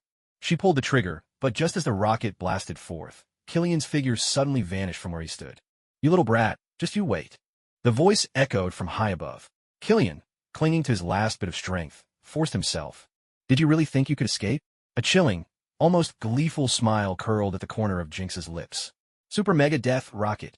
A massive missile locked onto Killian's position and shot out with a thunderous roar. All that was left in the sky was a fading afterimage. It was impossible to see the missile at all. The next instant, a deafening explosion ripped through the heavens. Killian, who hadn't even had time to celebrate his escape, was instantly reduced to ashes in midair, falling to the earth below. Is this what passes for a child soldier among terrorists? Tony looked at Jinx, who had just dealt death with such ruthless decisiveness, and couldn't help but swallow hard. "Mr. Stark, what are you standing there for? Aren't you going to look for your little girlfriend?" Jinx glanced at Tony with a mischievous grin. Reminded by her words, Tony suddenly remembered Pepper and frantically began searching through all the shipping containers. He nearly forgot that the boss still needed the extremist virus. Jinx gazed at the falling ashes drifting through the air, her eyes wide, her expression blank as if she were lost in another world. "Pepper!" Tony shouted at the top of his lungs. It wasn't long before he found Pepper in a corner. "Pepper, what happened to you?" Seeing Pepper's whole body flushed red, Tony was instantly overwhelmed with worry. "Tony!" Bolt hugged the other Tony tightly, quietly sobbing. "I don't even know what happened." At this moment, Tony simply held Pei in his arms, doing his best to comfort her. It's all right. I'll find a way to fix this." Bathed in the moonlight, the two held each other close. At some point, Jinx had crept up to Tony's side without a sound, a strange glint flickering in her eyes. She looked as if she'd just discovered a priceless treasure. "Master, I've completed your task," Jinx murmured softly. Meanwhile, Chun Feng, on his way to S.H.I.E.L.D., suddenly sneezed for no apparent reason. A short while later, Chun Feng arrived at the entrance of S.H.I.E.L.D. The grand and imposing building truly lived up to SHIELD's formidable reputation. With a swift movement, Chun Feng slipped inside, instantly startling everyone present. "Chun Feng, how did you get in here?" Agent Hill exclaimed in surprise when she saw him. Although Chun Feng had managed to enter S.H.I.E.L.D. headquarters this way on numerous occasions, it was shocking every single time. "Where's Fury? I need to talk to him," Chun Feng asked succinctly, glancing around the room. "The director and the captain are both on the helicarrier," Agent Hill replied. "Thank you, Agent Hill." Before she could say another word, Chun Feng's figure vanished from S.H.I.E.L.D. headquarters. Those present finally let out a collective sigh of relief, exchanging helpless smiles. In the next instant, Chun Feng appeared aboard the Sky 730 helicarrier. After the epic battle in New York, S.H.I.E.L.D. had upgraded the helicarrier once again. The second phase of improvements was nearly complete. "Chun Feng, what are you doing here?"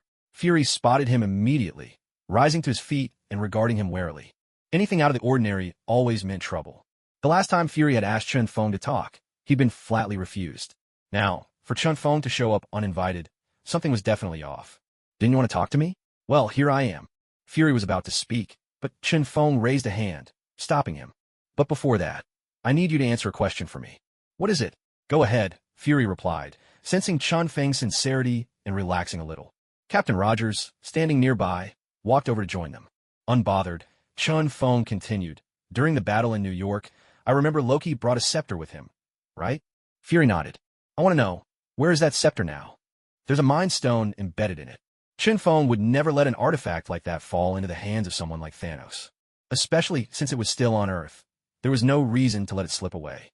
Faced with Chun Feng's question, Fury looked a bit troubled, slipping into deep thought. "Fury, looks like you know something, don't you?" Chun Feng said, reading Fury's expression clearly. Furrowed brows and silence. Fury didn't answer, clearly still searching for the right words. But before he could speak, Captain Rogers took a step forward. "We do have a general idea of where the scepter is," he said. "But if you want that information, you'll have to negotiate with us first." Rogers' stern expression made his intentions unmistakable. Unless their differences were settled, Chen Feng wouldn't get a single clue about the scepter's whereabouts. "Captain, this is between Fury and me. I don't see how it has much to do with you," Chen Feng replied with a half-lidded gaze and a wry smile, his words laced with mockery. "You're welcome to test that theory. Maybe you'll find out how involved I really am," Rogers shot back, meeting Chen Feng's eyes without a hint of fear. "All right, Captain. Chen Feng, can't we just sit down and have a civil conversation for once?" Fury interjected with a weary shake of his head, his tone pleading for peace. Yet the rift between Chen Feng and S.H.I.E.L.D., no, more specifically between Chen Feng and Rogers, was as glaring as ever. "Fury, tell me where the scepter is, and perhaps we can continue to coexist in peace. Otherwise, one day, S.H.I.E.L.D. might cease to exist," Chen Feng warned bluntly, his words cold and unyielding. With his power, destroying S.H.I.E.L.D. would be as effortless as snapping his fingers and erasing half the life in the universe. "Chen Feng, you..." Rogers surged forward, his eyes blazing with anger. His very presence radiated a dangerous intensity, like a razor-sharp blade aimed straight at Chen Feng. Yet Chen Feng remained utterly still, the air around him shimmering with an overwhelming sword-like aura that shattered Rogers' aggression in an instant. He pressed down on Rogers with the weight of an emperor's authority, so crushing that Rogers could barely straighten his back, forced instead into a reluctant bow. "This is the difference between us. Last time, it seems you didn't quite understand," Chen Feng said coldly, his voice brimming with dominance. There was such menace in his tone, it seemed as if, with a mere thought, he could end Rogers' life. "Chen Feng, that's enough. I'll tell you where the scepter is," Fury finally spoke up, seeing Rogers drenched in sweat, muscles trembling, his clothes stretched nearly to tearing. Originally, Fury had hoped that by handing over the scepter, he could have a proper conversation with Chen Feng and resolve their differences. But now, it was clear that things would never unfold according to some perfect script. "Fury, no. This is between the two of us. Don't interfere," Rogers barked, the pride of an old soldier refusing to let him fall so low. "You still think this is a fight?" Chen Feng's voice dripped with sarcasm. "Rogers, this isn't a battle. This is me crushing you alone. You're nothing more than an ant. There is no fight between us." His words, cutting and merciless, made Rogers' face flush with humiliation, yet there was nothing he could say in return. Because of his own weakness, he truly was like an ant. He couldn't even manage to stand up. Chen Feng tightened his grip, and the pressure beside Rogers' body compressed even further, binding him like chains and holding him firmly in place. It felt as though his entire being was shrunk, curled up into a tight ball. Fortunately, Rogers had taken the super soldier serum, and his body was tough enough. Otherwise, every bone in his body would have shattered by now, and he would be dead. "Chen Feng, that's enough. Let him go." Fury, moving with difficulty, finally made his way to Chen Feng's side and placed a hand on his shoulder. Chen Feng glanced at Fury, then with a wave of his large hand, sent Rogers flying through the air. He crashed hard into a distant wall, smashing a deep hole into it. "All right, Fury, now you can tell me. Where's the scepter?" Chen Feng spoke, his tone ambiguous, neither pressing nor letting go. "The scepter, based on our assessment, is somewhere in Europe," Fury replied directly. "But we haven't pinpointed its exact location yet. It'll take a bit more time to find it." "So it's in Europe, hidden pretty far away," Chen Feng mused, nodding. "Fury, as long as you keep Rogers in check, there won't be any conflict between us. Do you understand?"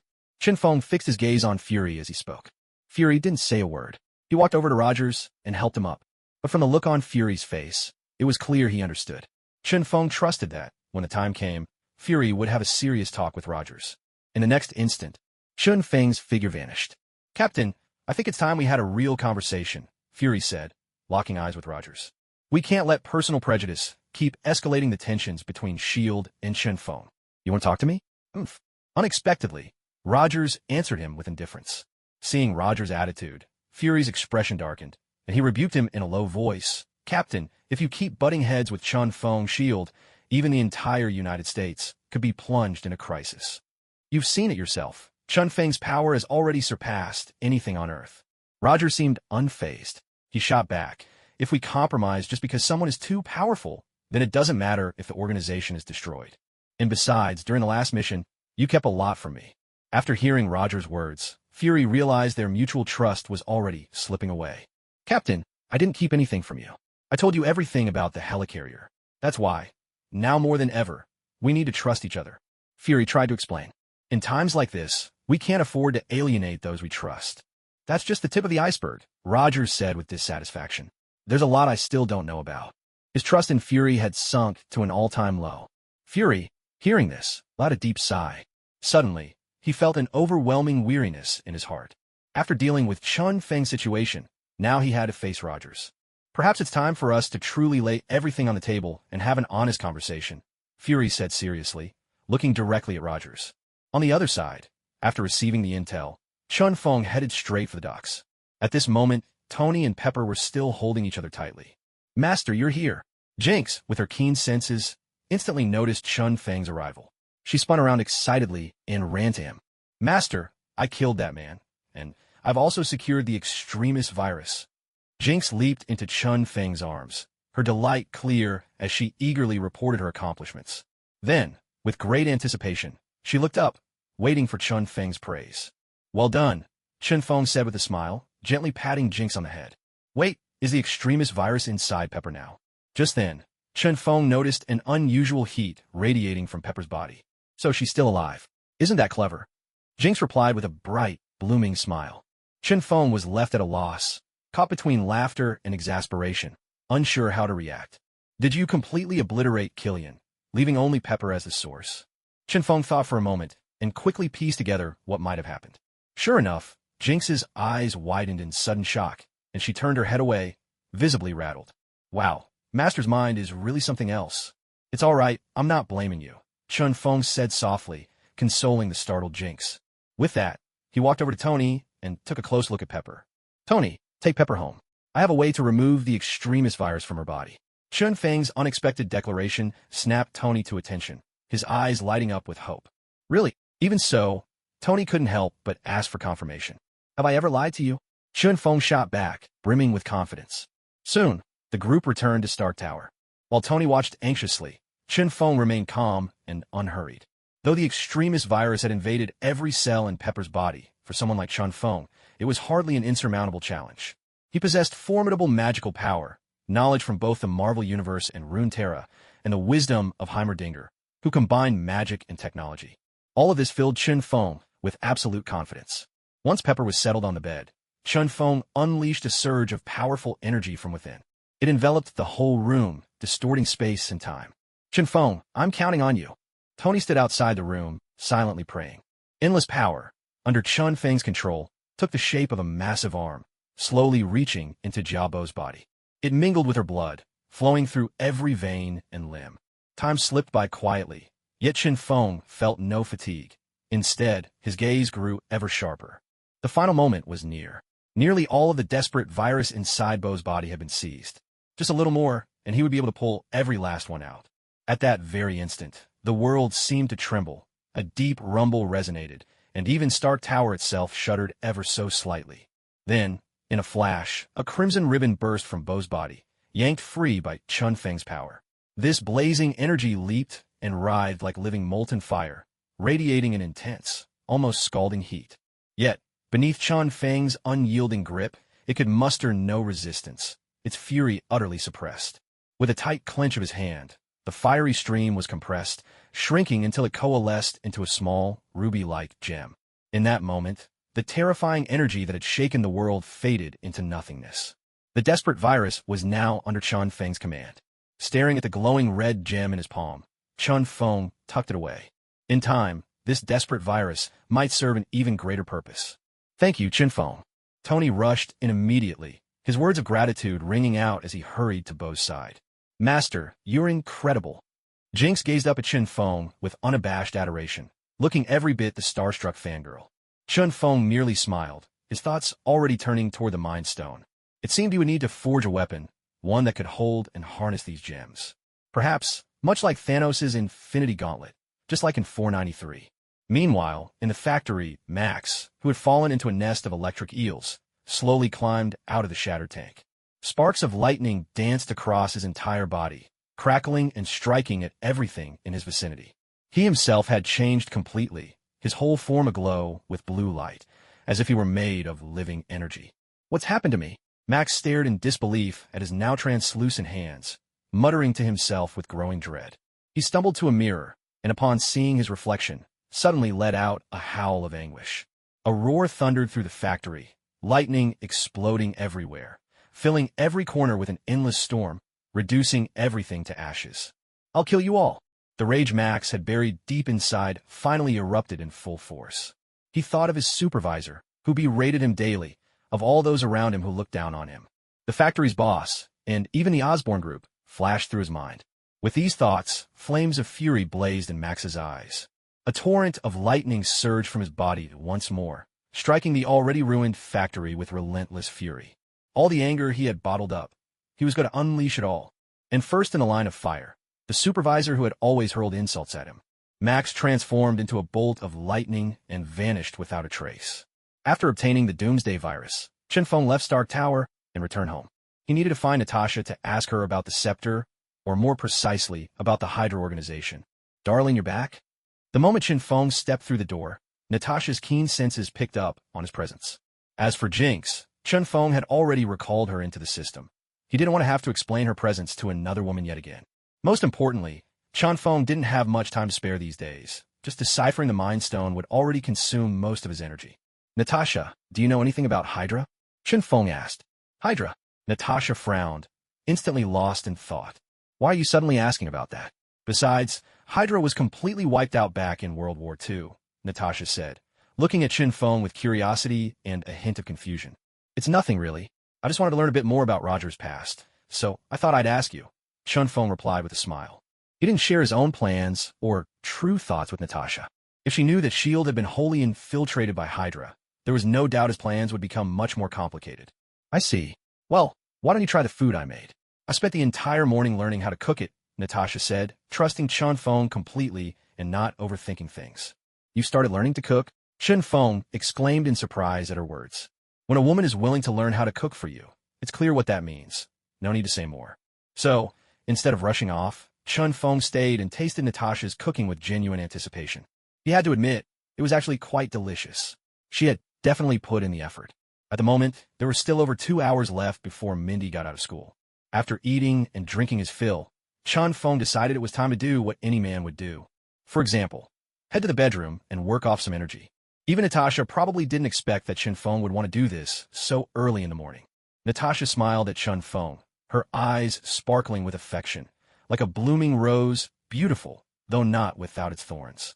By midday, Chenfeng and Natasha finally got out of bed together. Natasha went to pick up Mindy, while Chenfeng set out to carry out his own plans. In the blink of an eye, Chenfeng appeared inside S.H.I.E.L.D. headquarters. At that moment, Secretary Pierce was sitting in his office, reviewing data on the helicarrier. Once the helicarrier takes to the skies, everything will belong to us, Hydra, Pierce said with a smile, positively glowing with excitement. He certainly looked pleased with himself. Had he really prepared for everything? Chenfeng suddenly appeared before Pierce, his voice cold and calm. Who? Security. Security. The moment Pierce saw Chenfeng's face, he froze in place and began shouting for help. As a high-ranking director of S.H.I.E.L.D., Pierce had long heard of Chenfeng's formidable reputation.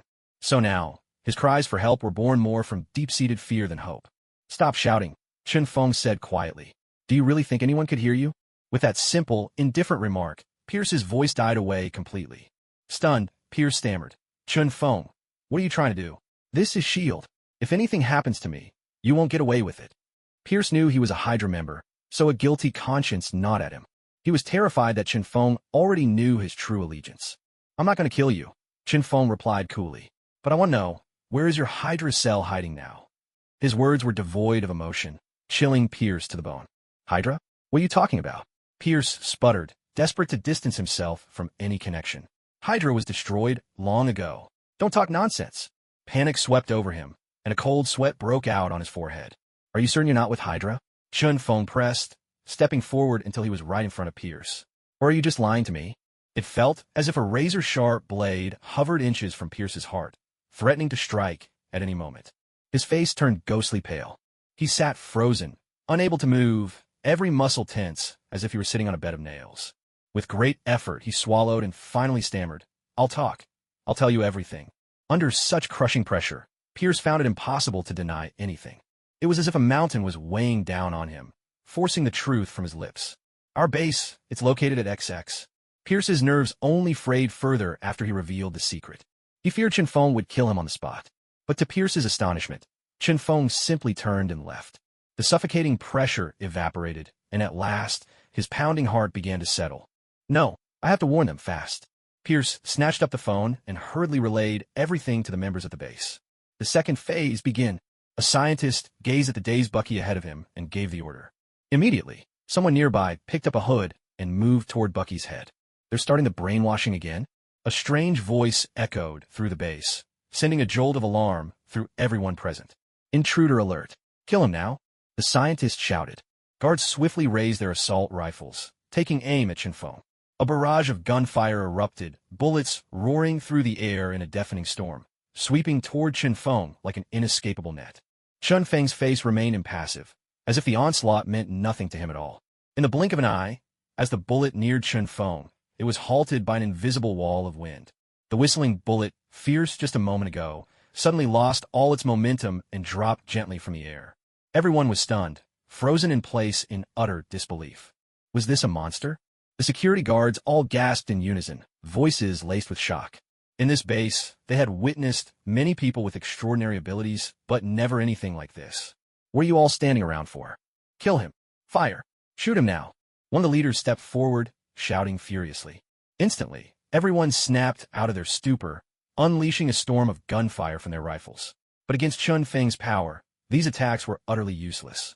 With the blade of the gale in his grasp, Chen Feng simply swept it lightly through the air. A wild wind erupted. All the bullets that filled the sky reversed course, spiraling back toward the guards and the others, striking them down. In a matter of seconds, only a handful of people remained standing within the entire base. Jaws dropped. They stared at Chen Feng in disbelief. Their eyes brimmed with unending terror and dread. Chen Feng took a step forward, and the people before him collapsed to the ground in panic, their fears so great it seemed their legs could barely hold them up. Their eyes reflected only hopelessness, void of any light. But Chen Feng ignored those who remained, walking straight to where Winter Soldier Bucky lay. The others, sprawled on the floor, didn't dare glance at Chen Feng even for a moment. All they wanted was for this demon, Chen Feng, to vanish from the base as soon as possible. Gazing at the sleeping Bucky, Chen Feng's lips curled into a subtle, inscrutable smile. With Chen Feng's current strength, restoring Winter Soldier Bucky's memories was a trivial task. But Chen Feng needed Bucky to help him accomplish something first. Before setting his plan into motion, Chen Feng turned to look at the survivors around him. He scratched his head, as though pondering how to deal with these people. In the next instant, his hand moved, and a streak of sword energy, devastating and absolute, shot forth. Heads thudded heavily to the ground, their eyes wide open in shock and disbelief. You have no reason to go on living. Having finished, Chen Feng turned away, preparing for his next move. Ding, ding, ding. Just then, the phone in front of him suddenly rang. Chen Feng's brows knitted together, a wave of irritation passing through him. Hurry, you must get out of the base. Chen Feng is on his way. As he answered, Pierce's frantic roar burst through the receiver, urgent and desperate. So it's you? Chen Feng replied with a cold chuckle, then promptly hung up. He hadn't killed him before, simply because he didn't want to dirty his own hands. But now, it seemed there was no reason to let him live any longer. Jinx, go to S.H.I.E.L.D. and kill Pierce for me. Chen Feng summoned Jinx and gave the order in a voice as calm as still water. The moment she heard about killing someone, Jinx became excited, even hopping up and down. Yes, master. I promise I'll get it done. Jinx replied with delight. With a flick of his finger, Chen Feng conjured a rift in the void right before Jinx. She leapt in head first and vanished on the spot. Meanwhile, on Chen Feng's fingertip, it looked as if a shimmer of light was dancing. It seemed to tug at Winter Soldier Bucky's nerves. A thin thread of Tao energy silently slipped into Bucky's mind. Moments later, Bucky came to his senses. He gazed at Chen Feng before him with a dazed, almost pitiful expression, his eyes filled with confusion. Instinctively, he tried to reach for his gun, only to realize he couldn't move at all. Bucky, perhaps we can make a deal between us. Chen Feng spoke calmly. Then, with another thread of energy, he invaded Bucky's mind once more. Ah, no. Stop, please. Bucky screamed in agony. His face twisted in torment, his body writhing in futile struggle. This is what you've been searching for all along, the memories you've lost. All I need is for you to do one thing for me. Once it's done, the rest of your memories will be yours. Chun Fong pronounced each word with solemn clarity. As time passed, Bucky's pain faded. He stared intently at Chun Fong. What do you want from me? Bucky asked, his voice low. The fragments of memory he'd just regained helped him understand who he was, at least partially. But at the most crucial juncture, everything still went blank. For the key to his past, Bucky had no choice but to agree. It's a simple task. Chun Fong smiled. He walked over to a table and began rummaging through the items atop it. See this person? He's your target. As for the specifics, I'll tell you what to do. Chun Fong picked up a photograph. The face in the picture struck Bucky with an overwhelming sense of familiarity. It felt as if this person was deeply connected to the most important part of his lost memories. Tell me, who is he? Bucky's voice was low and hoarse. He had a feeling that, if he could find this man, every knot in his memory would finally unravel. Very good. Chun Fong smiled faintly, stepping closer to Bucky. Although his goals overlapped with Hydra's, in essence, their aims were vastly different. After a brief conversation, Bucky's expression changed dramatically, turning grim and unsightly. It's up to you now. Chun Fong turned and left, not the least bit worried Bucky might refuse. Inside S.H.I.E.L.D., Pierce had just finished a phone call and now sat in his chair, his face clouded with suspicion. The abruptly ended call left him riddled with anxiety. Perhaps Chun Fong had already infiltrated the base. The thought sent a chill through Pierce. If Chun Fong had answered the call instead, his own situation would be perilous indeed. No, I have to tighten security. With a decisive slap on the table, Pierce stood up. He pressed a button, preparing to summon security personnel. Don't move. If you so much as twitch, your brains will be splattered all over the wall. A voice barked out, sharp and unforgiving. Behind him, the cold tip of a spear pressed against Pierce's head. It was little Meng Jinx, arriving at the perfect moment. Who are you? Don't you know this is S.H.I.E.L.D.? I told you don't move. With a swift slap, Jinx struck Pierce across the head. The blow was so powerful that Pierce saw stars, his mind reeling as dizziness overtook him. Jinx then slowly moved around, coming to stand directly in front of Pierce. Just an old man. How boring. She sighed, disappointment written all over her face. Taking out a nobody like him didn't bring her any sense of accomplishment. Heroine. Pierce noticed the disappointment in Jinx's eyes and was just about to beg for mercy. But before he could finish, a gunshot rang out. Blood blossomed from his head, and he crumpled backward like a dead pig, eyes wide open, dead on the spot. The deafening gunshot echoed through S.H.I.E.L.D., instantly putting everyone on high alert. Sirens blared as alarms went off, and every agent snapped into combat readiness. Now, this is getting interesting, Jinx said, a wild grin spreading across her face as she surveyed the shadows of agents closing in from all directions. In her hand, a few grenades appeared, her signature incendiary bombs. Ha! Enjoy the fireworks, everyone, she shouted gleefully, completely fearless. She was ready for an all-out brawl. Meanwhile, after leaving the base, Chun Fong set out to find Harry and Peter. After all this time, he had finally reached the moment to resolve everything. Wait, almost forgot. It was time for another lottery draw. The system's sudden appearance startled Chun Fong. Let's begin. Though he didn't really expect much, deep down, he still hoped for champions like Aurelian Soul, the Starforger, or Kindred, the Eternal Hunters. These beings, who surpassed even the gods, were the stuff of Chun Feng's wildest dreams. Begin, he whispered silently. After a moment, the results appeared. Congratulations, host. You have received the summon rights for Garen, the might of Demacia. Please check the system for details. The system's voice echoed in his mind. Chun Fong was a bit surprised. The might of Demacia, Garen, a formidable warrior. Commonly known as Bush Garen, famed for his fearless courage and his skill at charging into battle. In the game, Chun Fong had played him countless times. Ambushing from the brush, Garen had left a psychological shadow on countless players. And with his ultimate, Judgment, his combat power soared even higher. Meanwhile, Jinx had been completely surrounded by S.H.I.E.L.D. A dense mass of agents stood outside, weapons drawn and aimed directly at her. Inside, drop your weapons and surrender. Don't even think about resisting. Agent Hill's voice boomed from outside, brimming with anger. Jinx burst out laughing. Now this is finally getting fun. She held up her incendiary grenades. Without hesitation, she hurled them straight at the crowd outside. Watch out! Agent Hill shouted loudly, her voice sharp with urgency. A thunderous explosion echoed across the sky, and a violent shockwave swept outward, rippling through everything in its path. However, an energy barrier sprang up, blocking the brunt of the blast. Immediately after, a barrage of gunfire erupted from outside. A relentless storm of bullets poured in, turning day to night with their force. Ah yes, In the midst of this extreme danger, Jinx only grew more exhilarated. She picked up her massive gun, switched it into a different mode, and fired a powerful shot at a nearby wall, blasting open a gaping hole. With lightning speed, she charged through the breach. At the same time, she aimed her grenade launcher at the surrounding agents and unleashed several explosive rounds. Seizing the chaos, Jinx slipped through the hole and made her escape. Even though the energy barrier absorbed the explosions, the force rattled everyone inside. It was as if every bone in their bodies had been shaken loose. Move! Get in there! Find out where that passage leads. You got 5 seconds. Agent Hill, watching the footage on her phone, wasted no time in giving orders. Immediately, all the agents rushed into the room. But as soon as she entered, Hill sensed something was wrong. A chill ran down her spine. Fall back. Now! Hill's command rang out, urging everyone to retreat.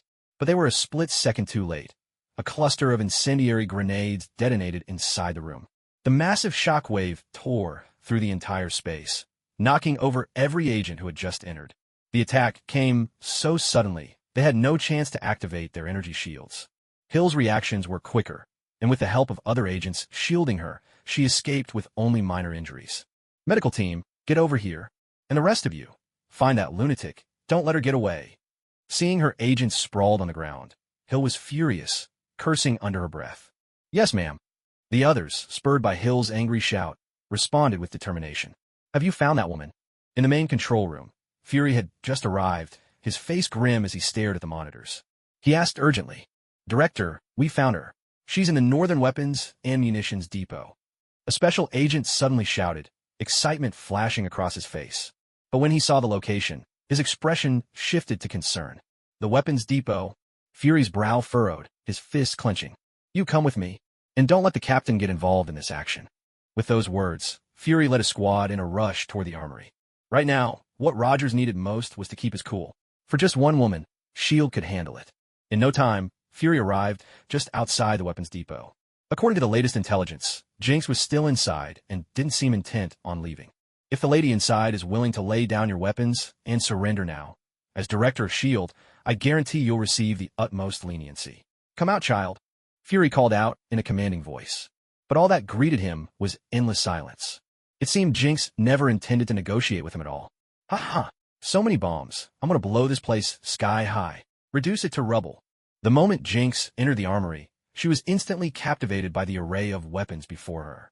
Her eyes sparkled as she darted glances around, completely enthralled by this world of smoke and explosions. Get ready to storm in. Fury kept his eyes locked on the main door and the monitors, his voice steady and calm as ever. Years of tempests and turmoil had forged his heart into steel. What he didn't know was that, at this very moment, little Jinx was already dreaming up ways to turn S.H.I.E.L.D. headquarters upside down with a blast. Before Fury and his team could charge in, the heavy doors swung open with a small kick. Out stepped a young girl, almost adorably petite, struggling a bit as she made her entrance. But Fury's hope was short-lived, for what he saw on Jinx and trailing behind her utterly shocked him. Director, watch out, she's got bombs. Director, get back. Fall back. Requesting backup. In an instant, agents shouted orders, voices echoing with fear and panic. Jinx was covered head to toe in explosives, so densely packed it seemed every inch of her was rigged to blow. And dragging behind her was a heap of even more bombs, at least half a ton by the look of it. No one could believe that such a small girl possessed such tremendous strength. In the control room, the agents stared at the monitor in utter disbelief, jaws dropping as they watched the tiny troublemaker. This was no mere child. She was a cold-blooded terrorist. What are you all waiting for? Send reinforcements to the director. The rest of you, find a way now. Agent Hill snapped out of it first, her voice sharp with urgency. But the others remained frozen in place. They were completely stunned, their minds blank. You're the boss here, aren't you? Come on, take me out if you dare. Jinx cackled wildly, closing in on Nick Fury step by step like a madwoman. Stay back. One more step, and I'll shoot. Fall back. Everyone fall back now. The agents raised their weapons, shouting at Jinx, but she only laughed harder. Go ahead, shoot. Blow this place to bits. Ha ha ha. Jinx was utterly unhinged. The seasoned agents found themselves helpless, forced back by a single little girl, dropping to the ground and scrambling away in fear. Child, calm down. You know if these bombs go off, you'll die too. And think, there must be someone in this world you can't bear to leave behind. Fury spoke softly, treading carefully, hoping to reason with Jinx. As expected, Jinx halted in her tracks, falling deep into thought. She remembered her master, that handsome and powerful man. It seemed that if she died, she would never see Qinfeng again. So, you need to calm down. Don't let those who love you lose you just like that. They would be heartbroken. Seeing that his words were having an effect, Fury quickly spoke up. The people who love me. My master, does he love me? Jinx found herself thinking of Qinfeng, her heart filling with yearning. Child, it looks like there's someone you can't let go of. So whatever you do, don't go through with this. Take off all those bombs, will you? Fury slowly edged closer to Jinx, murmuring softly as he approached. But just as Fury was about to reach her, he froze on the spot. Don't move, old man. Jinx shouted angrily, her large gun aimed squarely at herself. Though Qinfeng had indeed made her hesitate, her sense of vigilance was still razor-sharp. All right, I won't move. But I hope you'll seriously think about what I said. Fury dare not budge, keeping a close watch on Jinx. Ready to act at the slightest sign, she might pull the trigger. If it truly came to that, Fury would throw himself at her without a second thought. He'd risk everything to stop her. My master and these bombs. I like them both so much. Jinx was suddenly torn in two directions. The thought of blowing shields sky-high thrilled her. But the idea of never seeing her master again sent a sharp pain through her heart. While Jinx hesitated, the other agents of S.H.I.E.L.D. sprang into action. They had no intention of sitting around waiting for death, nor would they leave their fate in anyone else's hands. It was then that quite suddenly a figure appeared out of nowhere beside Jinx. What on earth are you doing? Seeing Jinx covered in explosives, Qinfeng felt a headache coming on. This girl was trouble with a capital T, and she seemed utterly fearless. Master, you're here. I was just thinking about whether to blow this place to bits, but then I thought I might never see you again, and now I don't know what to do. Jinx rushed to Qinfeng's side, her voice pleading and pitiful. What's the point of blowing this place up?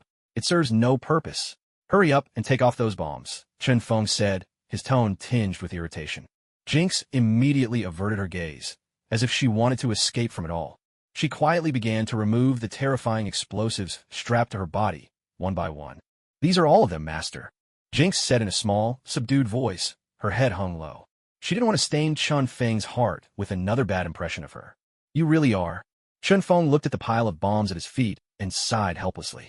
This girl, he thought, really could stir up a storm at any moment. Fury, don't be so tense. I'll leave the bombs here for you to handle.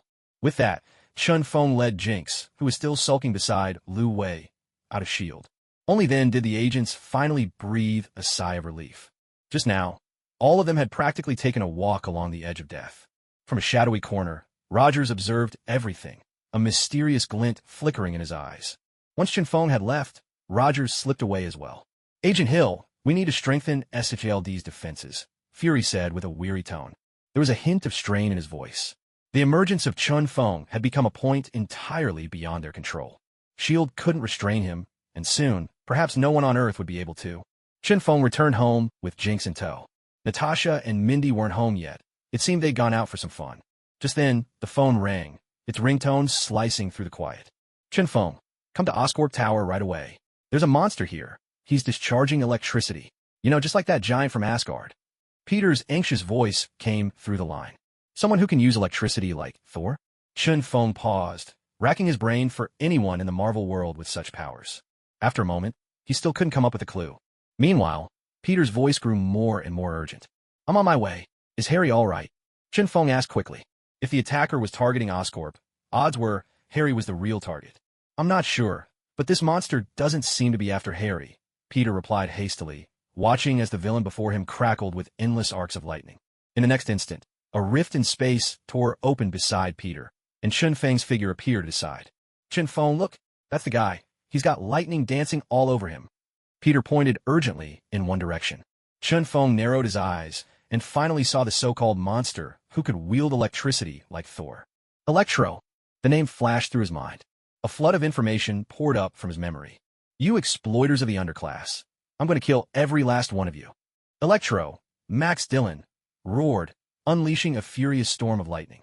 Under the barrage, Oscorp Tower was blasted into ruins, thick black smoke rolling as countless employees screamed and fled from the devastation.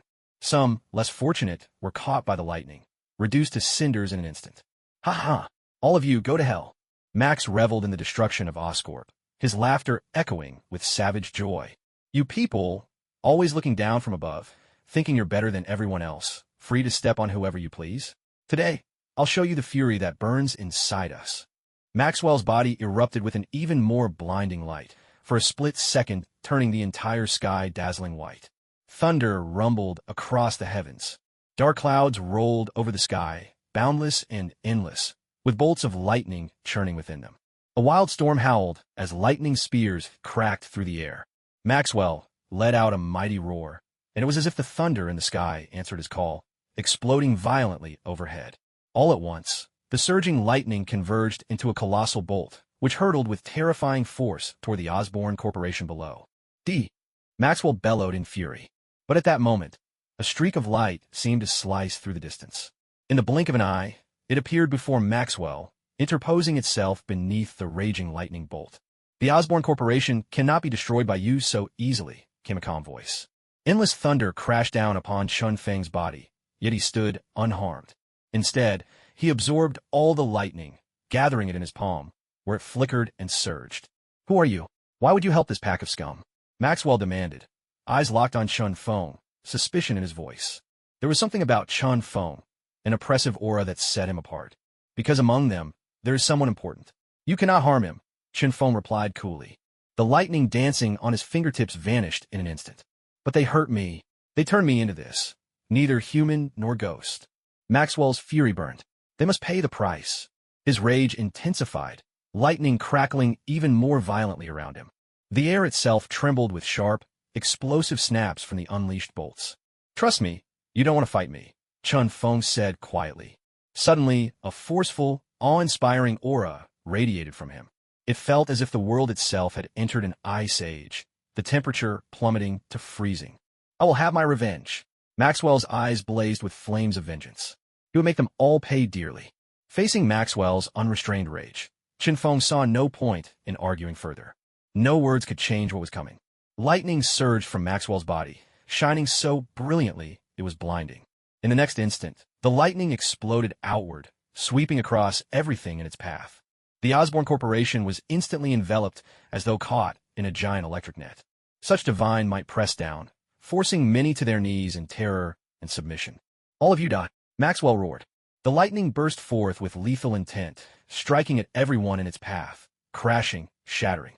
In a heartbeat, dozens were hit and reduced to dust, vanishing without a trace. Maxwell frowned, turning to Chun Feng with a puzzled look. "Why didn't you protect them?"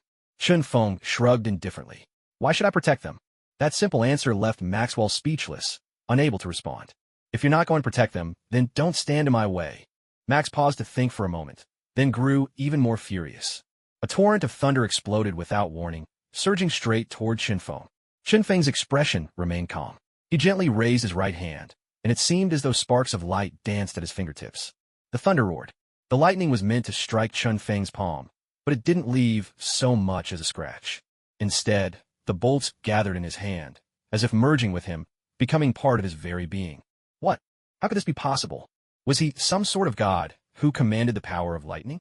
In that instant, everyone was left dumbstruck, staring in disbelief at Chun Feng's hand. It was as though an endless magic radiated from it, drawing everyone's gaze, impossible to look away. "Impossible! This can't be happening!" Max shouted, his voice trembling with rage. His entire body blazed with an even fiercer light, and the sound of thunder echoed across the heavens. The thunder summoned by the Aspen group surged more violently, growing ever more intense and concentrated. But before Max could even make a move, Chun Feng stepped forward. Suddenly, he was right in front of Max. And then, before the stunned eyes of the crowd, Chun Feng clamped a hand around Max's neck. The man who just moments before seemed invincible, wielding the power of God, now looked like a helpless chick in Chun Feng's grasp, small, weak, and utterly pitiful. "Let G." Max didn't even have time to finish his sentence.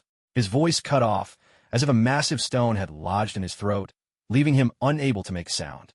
Now, all he could do was struggle in vain, his blue-tinged face turning an alarming shade of red. "Kill him. Finish this beast off. Don't let this murderer go. Damn this rat from the slums. He deserves to die." With Max subdued, the others began shouting furiously, venting their anger in a chorus of condemnation. At the same time, their eyes turned toward Max, filled with nothing but revulsion and contempt. Enough. Silence. A crack of thunder boomed before the mob, its terrifying force immediately pinning them to the ground. The bullies of the arena instantly lost their bravado, faces pale, scrambling backward in fear. They only dared to bully the weak, cowering before true strength. That was the best way to describe this pack of rabble-rousers. Just a bunch of mindless fools, only ever making a racket. Chun Feng muttered coldly, paying them no further attention. I don't care how much anger you have left to unleash. From now on, the thunder within you belongs to me. His voice was soft, almost gentle. Max still hadn't processed what was happening, but immediately he felt a wild surge of energy erupting inside him. He had no say in the matter.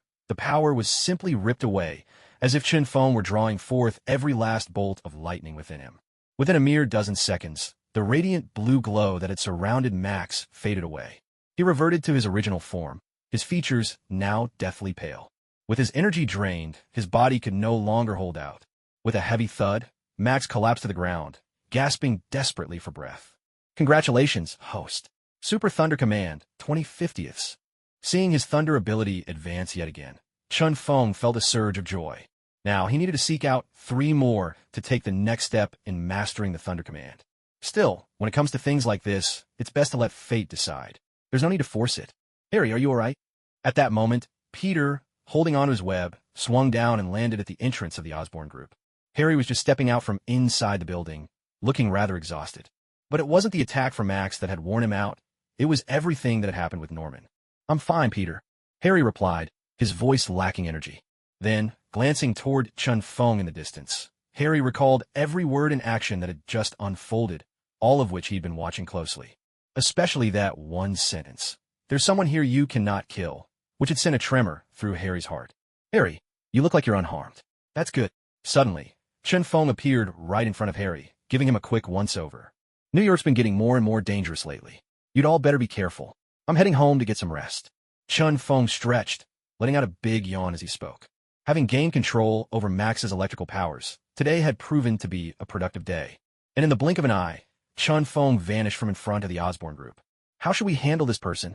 An employee of the Osborne group asked. For a moment, all the employees, like a pack of hounds, fixed their fierce gazes on Max. I'll take care of it. You don't need to worry, Harry shouted, putting an end to any thoughts they might have had. Meanwhile, Rogers was speeding down the highway in his pickup truck. Thanks to intelligence from S.H.I.E.L.D., he'd already found out where Chun Feng lived. If everything started because of him, then he would be the one to end it. Suddenly, bang! With a thunderous crash, Rogers' body jerked to the side, his truck spinning out of control and flipping over onto its side. He'd been attacked, but with his exceptional physique, Rogers managed to crawl out of the overturned vehicle almost instantly. Clutching his shield tightly, he scanned his surroundings, alert. A sharp whoosh of wind cut through the air, making Rogers tense up at once. He spun around, just in time to raise a shield and block an incoming rocket-propelled grenade. The explosion's shockwave sent Rogers flying, hurling him off the highway and crashing down hard onto the roof of a car below. At that instant, a black figure, swift as a storm, leapt down from the highway above. With tremendous force, the figure aimed a knee strike directly at Rogers. Crash! The car's hood and windshield shattered under the impact. Thankfully, Rogers' reflexes were fast enough to dodge the blow. Who are you? Rogers demanded, sizing up Bucky with a wary eye. But Bucky gave no reply. His face was expressionless as he raised his gun and opened fire on Rogers. Bullets screamed through the air. Rogers instinctively raised his shield to block them. Each round struck the shield, but not a single one managed to break through. The shield's defensive power far surpassed the force of any bullet. Forged from vibranium, the shield's protection was astounding, so Rogers remained completely unharmed. Damn it, Rogers shouted in anger. To be attacked out of nowhere, anyone would be furious in his place. Who are you? Who sent you? Rogers demanded, his voice sharp and commanding. But his only answer was another barrage of whistling bullets. Even a grenade launcher was fired at him again. Rogers had no choice but to temporarily seek cover, using his shield to fend off Bucky's relentless assault. Once his rifle was emptied, Bucky tossed it aside and charged forward, striking out at Rogers' chest with the ferocity of a wolf. A dull, heavy thud rang out as Rogers braced himself behind his shield, blocking Bucky's metal fist. Then, with a swift turn, Rogers moved behind Bucky in an instant and seized his chance to strike. Bucky's reflexes were just as sharp. With a quick backward swing of his right arm, his fist collided with Rogers' punch. Both men were at the absolute pinnacle of human ability, their skills and strength nearly evenly matched. Blow after blow, they traded fierce attacks, neither able to overpower the other. Bucky's metal right arm and Roger's shield were almost equals in might. In the heat of their violent clash, Rogers seized an opening while Bucky was distracted and tore the mask from Bucky's face. At last, Bucky's true face was revealed. "It's you, Bucky." The sight stunned Rogers. This was the face of the friend he'd cherished most during the war. "Bucky, it's me. Rogers, don't you remember me?" Rogers called out, furrowing his brow, his voice ringing with urgency. But Bucky's expression remained blank, as if he truly didn't recognize Rogers at all. In truth, Bucky's remaining memories had been sealed away by Yifeng. All that lingered was a vague impression, a shadow of thought left in his mind. "Bucky, don't do this. We're friends." Rogers came to a halt, but Bucky did not. Instead, Bucky's attacks grew even more ferocious. Each punch and strike came down like a relentless storm, leaving Rogers no room to breathe. After seeing Bucky's face, Rogers lost all desire to fight back, resorting only to passive defense. Thud! Bucky's fists pounded hard and fast against Rogers' shield again and again. Caught on the defensive, Rogers struggled to keep up with the savage onslaught. Within seconds, he was covered in bruises, blood seeping from the corners of his mouth. Yet, thanks to the super soldier serum, Rogers' body was incredibly resilient. These wounds were nothing to him. "Bucky, wake up!" Rogers shouted desperately. Blocking Bucky's iron fist, he suddenly jabbed his own fist out from behind the shield, landing a powerful blow on Bucky's face. Bucky was hurled backward by the tremendous force, slamming into a car parked behind him. "Rogers! Bucky! Rogers!" Leaning against the car, Bucky spoke, enunciating each word slowly and deliberately. It was clear from Bucky's expression that the shadowy figure in his mind was becoming sharper and more distinct. "Bucky, do you remember me?" Rogers was overcome with excitement, hurrying over to stand in front of Bucky. But all he received was a vicious punch of iron. The blow struck Rogers so hard that he instantly spat out a mouthful of bitterness. Just as Bucky vaguely recognized Rogers, Chun Feng's words suddenly echoed in his ears. In that instant, a ruthless sharpness flashed in Bucky's eyes, and a chilling aura surged forth. The temperature in the surrounding area seemed to plummet, dropping straight to freezing. "I can't!" Bucky roared. In the next second, the car behind him shot forward with a thunderous rush, moving as swiftly as lightning. While Rogers was still dazed, the metal fist crashed into him with brutal force. Bang! Rogers was knocked to the ground, scraping a long trail across the asphalt. Bucky advanced on Rogers, step by step. Deep in his eyes, a trace of reluctance flickered. "Is it enough?" Bucky shouted, tilting his head to the sky. But only the echoing wind in the sky answered him. At home, Chun Feng sat watching the furious battle between Rogers and Bucky unfold on the highway below, his eyes fixed on the screen. When Rogers was finally struck down, lying motionless on the ground, Bucky stood over him, and Chun Feng rose to his feet. He summoned Garen, a sly smile curling on his lips, and stepped decisively inside. "If you want the answer so badly, then I'll give it to you," Chun Feng murmured to himself. In the blink of an eye, the two of them appeared before Bucky and Rogers. "Chun Feng, you again?" The moment Rogers saw Chun Feng, his tone shifted, thick with disdain. "Is it enough?" Bucky asked Chun Feng, turning to him once more. "Do you think this is enough, Rogers?" Chun Feng shot back with a pointed question.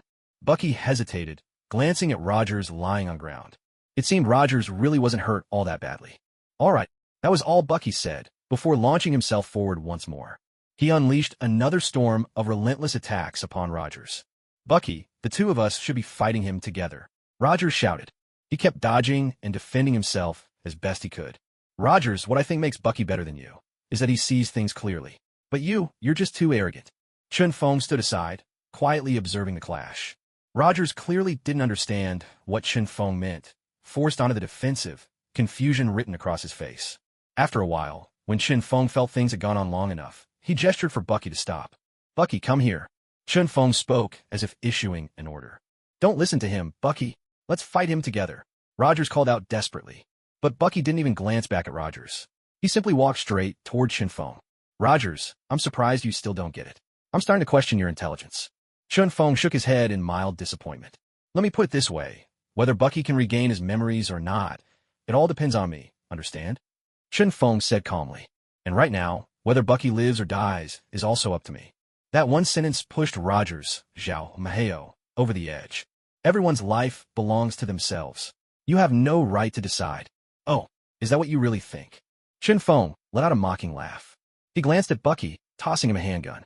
Bucky caught it, hesitated for a moment, and then raised the barrel, aiming it at his own head. With just a single order from Chunfeng, Bucky would pull the trigger on himself. Don't do it, Bucky. Don't listen to him. Panic seized Rogers. He tried to rush forward, but a powerful energy barrier blocked his path, stopping him in his tracks. I told you, whether he lives or dies is up to me. Chunfeng's voice was icy cold. His words left no room for doubt.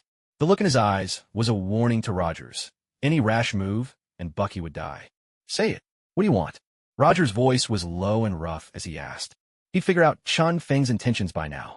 Rogers, so you're not as dense as you seem. Chunfeng chuckled, teasing him. You can see what I want, but you still refuse to accept the most basic truth. Was it Rogers' pride? Or did he just despise everything Chunfeng stood for? In any case, Chunfeng couldn't fathom what was really going on in Rogers' mind. If you want me to agree to something, just say it. Rogers asked again, yielding but still carrying a trace of pride. Even if he had to die, Steve Rogers would die standing tall. It's nothing complicated. I just want you to have a match with one of my men. Chunfeng replied coolly, as the burly man Garen stepped forward from the bushes at his side. Just a fight? With him? Rogers asked, probing for every detail. He wanted to make sure Chunfeng wouldn't pull any tricks. It's that simple. You don't have to worry about me cheating. As long as you can defeat Garen, I'll help Bucky get his memories back. Chunfeng paused. Then his tone dropped, sharp and menacing, brimming with murderous intent. But if you lose, Bucky dies here today. And you will die here too. At that, Bucky suddenly grew agitated, his face twisted with anger. Yet in an instant, Chunfeng forced him down, leaving Bucky struggling helplessly. You promised me. You promised. Bucky shouted in fury, but at this point, it was nothing but powerless rage. I did promise you that as long as you defeated Rogers, I would spare his life. But now I've changed my mind. Besides, you didn't truly beat Rogers, so this is the only way things can be resolved. Chunfeng replied calmly, his tone indifferent and non-committal. Garen, let's begin. After sealing Bucky's mouth, Chunfeng stood off to the side, ready to observe Garen's combat strength. Rogers, upon hearing Chunfeng's words, became even more furious. His rage was barely contained. Has this man always seen us as nothing but pawns on his chessboard? Facing Garen, charging forward with the force of a tank, Rogers gripped his shield tightly, raising it in front of him. In an instant, with a burst of motion, he turned into a blur and dashed forward at lightning speed. Garen's massive sword crashed against Rogers' vibranium shield, sending a thunderous sound echoing through the air. The shockwave rolled outward, and the wild wind tossed Chunfeng's hair behind him. The clash between Garen and Rogers had reached a critical point, one spark away from eruption. Despite Garen's imposing heavy armor and formidable size, his speed and agility were nothing short of astonishing. He spun swiftly, wielding his greatsword like a battle axe and bringing it down hard upon Rogers' shield. Sparks flew in all directions. Rogers struggled to bear the crushing force, stumbling backward and gritting his teeth. Demetia, is that all you've got? Too weak. Garen's string of taunts completely infuriated Rogers. His face flushed red, veins bulging on his forehead. With a furious shout, he forced himself to his feet. Under the immense pressure, his shield screeched with friction, growing hot to the touch. I will never lose to the likes of you. Summoning all his strength, Rogers managed to stand his ground. With a powerful thrust, his shield sent Garen flying backward. Garen staggered back several steps before regaining his balance, while Rogers seized the momentum, hurling his shield with renewed force. The air around them seemed to tremble under the impact, and the shield, like a giant palm, came crashing down with tremendous might.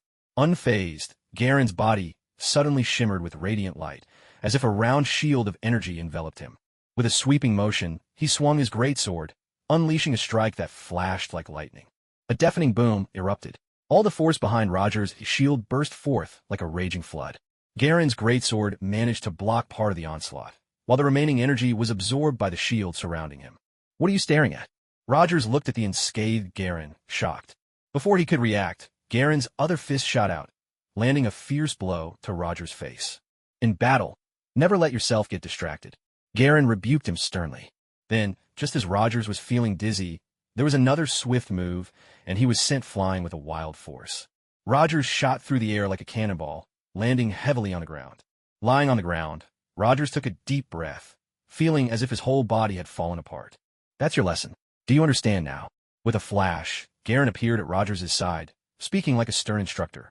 Rogers let out a cold snort, trying to show he wasn't fazed. If you lose, you lose. Don't act like you can't accept it. Garen's voice was icy. What I despise most are those who can't accept defeat.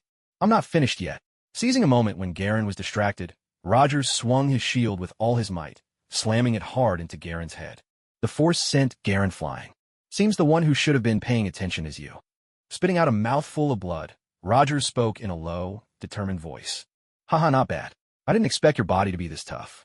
Garen slowly pushed himself up from the ground, a complex smile flickering across his face. But if that's the best you can do, it's nowhere near enough. With a powerful burst, Garen charged forward. The massive sword in his hand shot out like a bolt of lightning, cutting through the very air. Judgment. Yet, just as Garen was about to strike Rogers, he suddenly halted. Slamming his great sword into the ground with a thunderous shout, he stood his ground. A shiver ran through Rogers's heart. Instinctively, he sensed something was wrong. He looked up and saw a dazzling, ethereal giant sword descending from the sky. Have you ever witnessed a sword technique that strikes from the heavens? Garen tilted his head back, a sharp gleam lighting up his eyes. Rogers had no time to react. All he could do was raise his shield in a desperate attempt to block. With a deafening crash, the giant sword struck Rogers' shield. The ground beneath him split open first, then collapsed entirely, leaving a massive pit. Rogers, along with the shattered earth, plunged into the bottomless abyss. Only then did Garen retrieve his great sword, striding step by step toward the edge of the pit.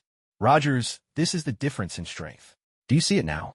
With that, he leapt into the pit, hauling the barely conscious Rogers out. With a mighty heave, he tossed Rogers directly in front of Bucky. Rogers, it seems you can't save Bucky. In fact, you can't even save yourself. Chun Feng let out a helpless sigh, his tone tinged with disappointment. Beside him, Bucky suddenly began to struggle with all his might. At some unknown moment, memories in his mind had surged forth, growing much clearer. Rogers lay beaten on the ground, unable to stand. Garen's final judgment had poured all his strength into a single blow, its power enough to shake heaven and earth. Rogers, the truth is right in front of you. It's time to make your choice. Chun Feng walked slowly over to Rogers, his tone calm as he spoke. Let Bucky go. Whatever conflict lies between us, let it be settled between the two of us alone. Rogers gritted his teeth against the pain, his voice hoarse as he forced out a reply. Haha, come on, take a good look at the situation. Right now, everything is up to me. I make the decisions. You have no right to ask for anything. Chun Feng let out a cold, derisive chuckle. His words brimmed with an overbearing authority, leaving no room for objection. As the loser, you have no choice but to accept all of this. Rogers' face darkened as he hung his head, sinking into deep thought. After a long pause, he finally forced himself to speak. What do you want me to do? He raised his head to look at Chun Feng, a sharp gleam flickering in his eyes. It's simple. Chun Feng curled his lips into a chilling smile and said slowly, I want you to kill Bucky. That single sentence struck Rogers' heart like a bolt from the blue. He stood there, stunned, unable to react for a moment. What did you say? Rogers stammered, disbelief clouding his face. You heard me. Chun Feng spoke as he walked over to Bucky's side. If you won't kill Bucky, then I'll show him just how merciful death can be. His words, as cold and cruel as a demon's, made Rogers grit his teeth in agony. At that moment, a profound sense of helplessness washed over him. It felt as though he should never have stood against the man before him in the first place. Rogers, don't worry about me. You have a greater purpose. I'm just lucky to have survived this long. My life isn't worth your sacrifice. Bucky shouted in anger.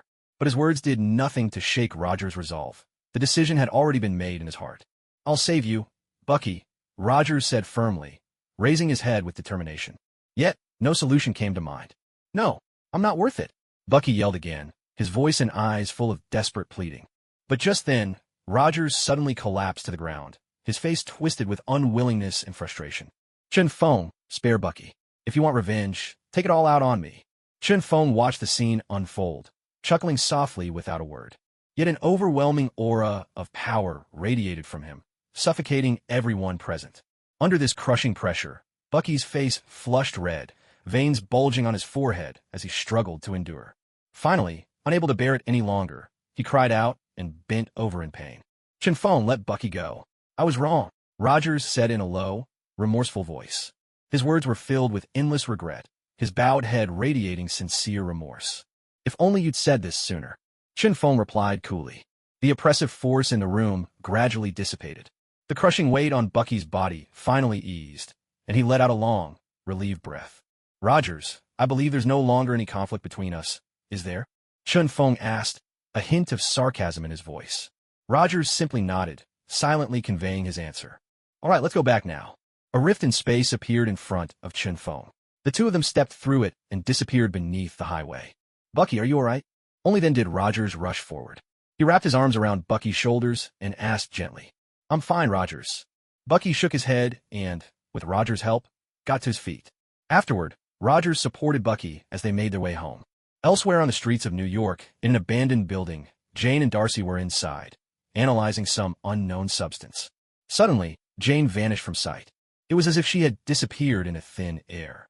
The sudden event gave Darcy quite a fright.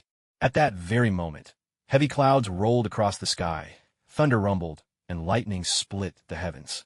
In the next instant, a dazzling arc of light appeared between earth and sky. Thor, his crimson cloak billowing, clad in silvery armor and wielding Mjolnir, materialized outside the deserted building. Not long after Thor's arrival, Jane appeared as well, falling to the ground right in front of him. Jane, are you all right? Thor rushed to her side and gathered her in his arms. But despite his anxious calls, Jane didn't respond. At that moment, Darcy ran out as well, staring in disbelief at the sight of Thor before her. The first time she'd met him, he never gave off this overwhelming, godlike presence. Do you know what happened to Jane? Though wary, Darcy, ever Jane's best friend, asked seriously. I'm not entirely sure, Thor replied thoughtfully, but it seems there's something new inside Jane. His powers were rooted in thunder and lightning. Delicate, medical matters like this were not his strong suit. After a while, Jane slowly opened her eyes. Her first glance landed on Thor, and her face lit up with delight, quickly shifting to a stern expression. With Thor's support, she stood up and demanded sharply, Why did you only come now? Thor raised his hands helplessly and tried to explain, Jane, you have to understand, But before he could finish, Jane slapped him across the face. Both Thor and Darcy were left in stunned silence. What? Darcy gasped. What's going on? This is because you didn't come to see me, Jane declared bluntly. All right, Jane, but do you know where you just went? Thor chose to let it go for now, his expression serious as he asked. I don't really remember. Jane shook her head, as if that period of time had simply vanished from her memory. Thor's expression grew somber in an instant. He tightened his grip on Jane's hand and said, Jane, I think you must come with me back to the palace for a checkup. I just have this feeling that something isn't right. Relying on his own intuition, Thor sensed a trace of unease. But I don't really feel anything out of the ordinary, Jane replied, trying to reassure him and not wanting him to worry so much, her voice resolute. No, you have to come with me to Asgard. This is for your safety. Thor insisted, his tone serious and leaving no room for argument. Jane, I think it's best you go with Thor. I'd hate never to see you again. Sif chimed in from the side, her voice gentle yet persuasive. Under their joint persuasion, Jane finally nodded and agreed. So, on a gray and rainy day, Thor took Jane and, harnessing the power of the Bifrost, returned with her to Asgard. Stay safe, Sif called out from below, gazing up at them with deep concern. Chen Feng, come try the latest dish I've learned. You're sure to love it. From the kitchen, Natasha emerged with a large bowl of noodles, her face beaming with pride. For Chen Feng, she had taken the time to study Chinese recipes, and this bowl of Lantau hand-pulled noodles was her latest achievement. Let me give it a try. If it's not up to standard, I might have to punish you, Chen Feng said teasingly, picking up some noodles and placing them in his own bowl. The rich aroma wafted up, and Chen Feng found himself filled with anticipation. Though Natasha's previous attempts at Chinese cooking had missed the mark, this time it felt surprisingly authentic. He took a bite, and his taste buds seemed to light up with delight. The experience was almost indistinguishable from real Lantau noodles back in China. Only the savoriness was a tad different. Not bad at all, Natasha. I think you've mastered it. Chen Feng nodded approvingly, smiling as he spoke. Of course. Natasha's been practicing for ages. Mindy, sitting nearby, spoke up proudly after hearing Chen Feng's praise. When it came to defending Natasha, Mindy was always one step ahead of Chen Feng. The three of them then sat down together, enjoying the delicious noodles, their faces glowing with happiness. This kind of comfortable and pleasant life was exactly what they all yearned for. After the meal, Natasha approached Chen Feng and quietly said, Lately, S.H.I.E.L.D. seems off. There's been a big internal shakeup. The moment Chen Feng heard this, he understood. Bucky had recovered his memories. Director Pierce had been killed. With Rogers involved, Hydra's infiltration of S.H.I.E.L.D. had surely been exposed. Besides, most of Hydra's top brass had already been eliminated by Chen Feng himself. The rest, S.H.I.E.L.D. could easily deal with. Maybe they're wary of me, so they decided to speed things up. Chen Feng mused, not wanting to tell Natasha too much about Hydra. so she wouldn't get dragged back into this mess. Let life unfold at its own gentle pace, just as it always has. A one-man, Tasha sighed with feeling, then settled herself in Chun Feng's embrace. Even though she spent every day with this man, it never felt like enough. She found herself missing him at every moment, no matter how close they were. After a lingering moment of tenderness, Tasha, too, had to leave for S.H.I.E.L.D. Chun Feng, meanwhile, began to turn over the matter of the Nordic Hydra organization in his mind. There, he would find the Mind Stone he needed. When he thought of the Infinity Stones, Chun Feng's thoughts drifted naturally to the weapons that could house them. On the Blade of Gale, he had already embedded the 8 precepts of the Mandarin, and its power had grown exponentially. If he could find a truly powerful weapon and embed all 6 Infinity Stones into it, wouldn't that surpass even Thanos' Infinity Gauntlet? Perhaps he could seek out an even mightier weapon from Runeterra.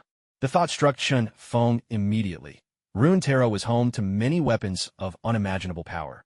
Ezreal's Gauntlet, Fizz's Trident, each was a force to be reckoned with. But for the moment, acquiring one would be rather difficult. System, can I obtain weapons from Runeterra? Chun Feng asked aloud. Yes, the host can obtain them through the lottery. The system replied. But this answer didn't quite satisfy Chun Feng. Lottery draws included not only heroes, but also hero summoning rights, and if weapons were thrown into the mix, the odds would be even slimmer. Chun Feng let out a helpless sigh, when suddenly a thought flashed through his mind. System, can I use the weapons of the heroes I summon? Yes, but ownership remains with the hero. You may only use them temporarily. The system answered. Once again, this left Chun Feng disappointed. Temporary use, without real ownership, was of little use to him. It seemed he would have to rely on the lottery to obtain a truly formidable weapon. Chun Feng shrugged with resignation and decided not to dwell on it further. He'd just have to leave it to luck. He set his coordinates to District DE, and in the blink of an eye, found himself on a bustling street. District DE was the birthplace of the Nazis, and Hydra still regarded it as their sacred ground. But as Chun Feng made his way into a stretch of wasteland, he suddenly noticed someone rushing toward him. A figure, its head wreathed in flames, riding a motorcycle that blazed with fire, wielding a flaming chain, came hurtling straight for Chun Feng. Ghost Rider? Chun Feng was puzzled. He couldn't fathom why ghosts, so she wouldn't get dragged into this troublesome affair again. Let life unfold as it always has, moving forward slowly and steadily. A one-man. With a sigh, Tasha voiced her thoughts, then settled into Chun Feng's embrace. Even though she spent every day by his side, it never felt like enough. She found herself missing him at every moment, no matter where she was. After a tender exchange, Tasha, too, had to head off to S.H.I.E.L.D. Meanwhile, Chun Feng's mind turned to the Hydra organization in Northern Europe. There, he knew, lay the Mind Stone he sought. The thought of the Infinity Stones brought to mind the idea of weapons embedded with these gems. His Gale sword already bore the power of the Mandarin's 8 rings, its might having multiplied several times over. If he could find an even more powerful weapon and set all 6 Infinity Stones into it, wouldn't that surpass even Thanos' Infinity Gauntlet itself? Perhaps, just maybe, the world of Runeterra held even greater weapons. Chun Feng instantly thought of the continent of Runeterra, a place famed for its countless, unparalleled arms. Ezreal's arcane gauntlet, Fizz's trident. These were formidable weapons indeed. But for now, they were not easily obtained. System, is it possible for me to acquire weapons from Runeterra? Chun Feng asked aloud. Yes, the host can obtain them through the lottery, the system replied. But this answer did little to please Chun Feng. A lottery could yield not only heroes, but hero summoning rights, and, on top of that, weapons. That meant the odds of getting a weapon were even slimmer. Chun Feng sighed helplessly, when suddenly a thought flashed through his mind. System, can I use the weapons of summoned heroes? He pressed on. Yes, but the ownership remains with the hero. You may only use them temporarily, the system responded. Once again, Chun Feng was disappointed. Temporary use, with ownership not belonging to him, was of little practical value. It seemed he would have to rely on the lottery if he wanted to acquire a truly powerful weapon. With a resigned shrug, Chun Feng let the matter drop. It would all come down to luck. He set his coordinates for District DE, and in the blink of an eye, found himself in the midst of a bustling street. District DE was the birthplace of the Nazis. To this day, Hydra regarded it as their sacred ground. But as Chun Feng stepped into a stretch of wasteland, he suddenly noticed someone charging toward him at breakneck speed. A figure with a flaming skull, astride a motorcycle wreathed in fire, wielding a chain blazing with infernal light, lashed out at Chun Feng. Ghost Rider? Chun Feng was taken aback, unable to fathom why Ghost Rider would seek him out. Ghost Rider was a superhero who had inherited the powers of Mephisto, Lord of Hell. His very existence was meant to punish the guilty. But Chun Feng had committed no crime. In fact, he had even aided Earth. Perhaps Ghost Rider saw Chun Feng as too great a threat, too unpredictable, and that was reason enough for him to strike. Come on, show me just how powerful you truly are. Chun Feng licked his lips, a sharp gleam flashing through his eyes. On his sword of Gale, it seemed as though frost was forming, and the air around them grew cold and still. The temperature plummeted in an instant. Freeze! With a furious shout, Chun Feng swung the sword of Gale forward. A towering wave of ice surged forth, crashing down upon the Ghost Rider's motorcycle like a tidal wave unleashed by a raging storm. Everything in its path was annihilated, reduced to withered remnants. Nothing survived the onslaught. All was frozen, as if the world had been plunged into a new ice age.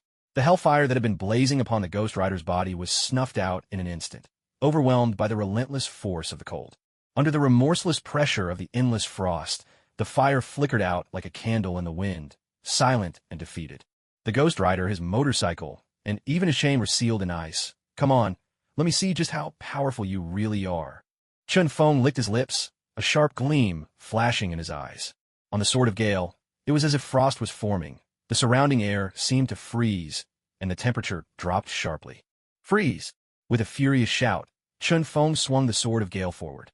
A colossal wave of ice surged forth like a tidal flood, aimed directly at the Ghost Rider's motorcycle, sweeping out with the force of a raging tsunami. Wherever it passed, all life withered. Nothing could withstand its advance. Everything was encased in ice, as if the world had entered a new ice age. The blazing hellfire that had been burning on Ghost Rider's body was suddenly snuffed out in an instant. Under the relentless assault of the bitter cold, it was like a dying candle. Unable to resist, it simply faded away. Ghost Rider, his motorcycle, and his chain were all frozen solid, transformed into fossils of ice. Pathetic, hardly worth the effort. Chun Feng sighed in boredom. He sheathed his Sword of Gale and continued toward the Hydra base. But the moment Chun Feng withdrew his power, the ice cracked apart. The flames on Ghost Rider's body blazed up once more furious than before, yet he made no move to advance. Staring at the man's retreating figure, a thread of fear crept into his heart. Too strong, utterly unbeatable. At that moment, only this thought echoed in Ghost Rider's mind. Picking up his flaming chain, the Ghost Rider silently headed elsewhere. He didn't even dare to walk in the same direction as Chun Feng. Mephisto, Lord of Hell. So this was a test of my strength, wasn't it? Walking along the road, Chun Feng muttered to himself. It seems that all the gods on earth have begun to take notice of me. But in the face of absolute power, none of it matters. Unbeknownst to him, the moment when the 9 major zones would all be connected was drawing near. Soon, Thor and Jane would have to confront the invasion of that mysterious race. Meanwhile, something was about to happen on Earth, something that would shake the entire world. After Ghost Rider left, the Lord of Hell, Mephisto, appeared silently, watching Chun Feng's slowly fading figure with an inscrutable expression. To defeat Ghost Rider so effortlessly, and without even showing his full strength, Mephisto couldn't help but feel a deep sense of awe toward Chun Feng. One true powerhouse on Earth is enough. The rest are unnecessary. Chun Feng, unconcerned, strolled onward toward the Hydra base. The Mind Stone was what he desired most now. Everything and everyone else could be ignored. But just then, a beautiful figure suddenly appeared ahead, glancing around in confusion. Wait, isn't that the Scarlet Witch? Chun Feng looked closer and recognized Wanda's face. He couldn't help but sigh at the coincidence, meeting her halfway like this. Who are you? Don't come any closer. Wanda saw Chun Feng approaching her and immediately called out to him. There was a deep warning in her voice. A swirl of red, chaotic energy quickly gathered in her palm. It seems you haven't truly mastered chaos magic at all, have you? Chun Feng stopped in his tracks, sizing up Wanda as he murmured to himself. What did you just say? Chaos magic. Wanda looked at him in surprise and suspicion, as if she couldn't believe her ears. Chun Feng was at a loss for words at her reaction. Could it be that she's still unclear about chaos magic? Or is her mind just muddled right now? What chaos magic? Tell me, Wanda shouted, her whole body surging with a powerful force. Even the ground beneath her seemed to tremble, as if it might be ripped up at any moment. It really seems like you've lost your mind. Chun Feng helplessly patted his forehead. Dealing with an enraged woman could be truly frightening. Forget it.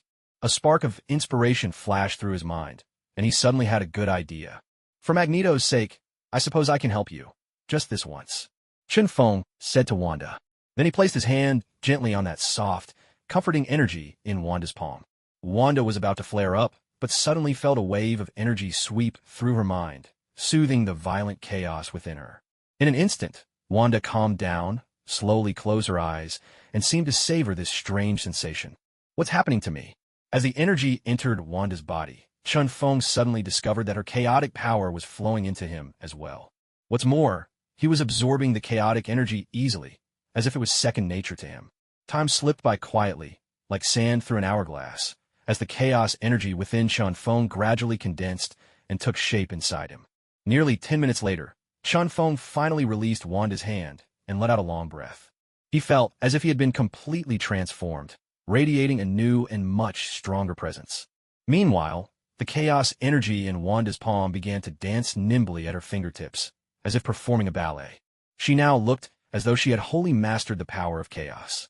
She opened her eyes and gazed at Chen Feng, feeling an odd sense of familiarity, as if a hidden bond tied them together. You? Wanda wanted to speak, but words failed her for a moment. It's nothing.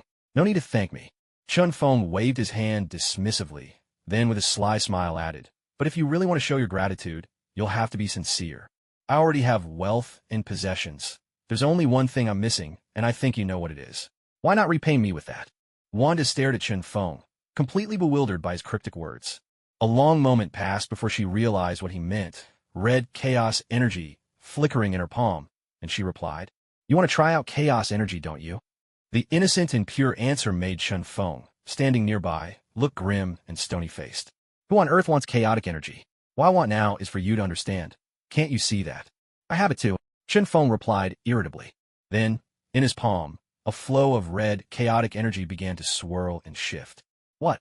You have it too? You also know how to use the chaos technique. Seeing the red energy in Chen Feng's hand, Wanda gasped in astonishment. She stared in disbelief, even reaching out as if to touch it. But with a flick of his wrist, Chen Feng withdrew the swirling energy back into his palm. A flicker of disappointment immediately appeared in Wanda's eyes. Oh, right, Wanda, let me ask you something. Chen Feng's demeanor suddenly shifted, turning serious as he questioned her. Go ahead. Wanda nodded, her bright eyes fixed intently on Chen Feng. Those soulful, sparkling eyes, framed by her large blue irises, made her look even more striking. For a moment, Chen Feng was caught off guard, drawn into the depths of Wanda's gaze. Are you all right? Wanda, innocent and unguarded, waved her hand in front of Chen Feng's face. I'm fine. So, are you from this world? Do you know how to get back? Chen Feng quickly pulled himself together and asked. I'm from over there. Wanda turned and pointed at a towering mountain behind her. Then she looked back at Chen Feng and said, I know how to get back. Do you want to go take a look? Without hesitation, Chen Feng nodded in response to Wanda's question. He was genuinely curious to see Hydra's secret base for himself. Then come with me, Wanda said with a bright smile, clearly delighted to have made a new friend in Chen Feng.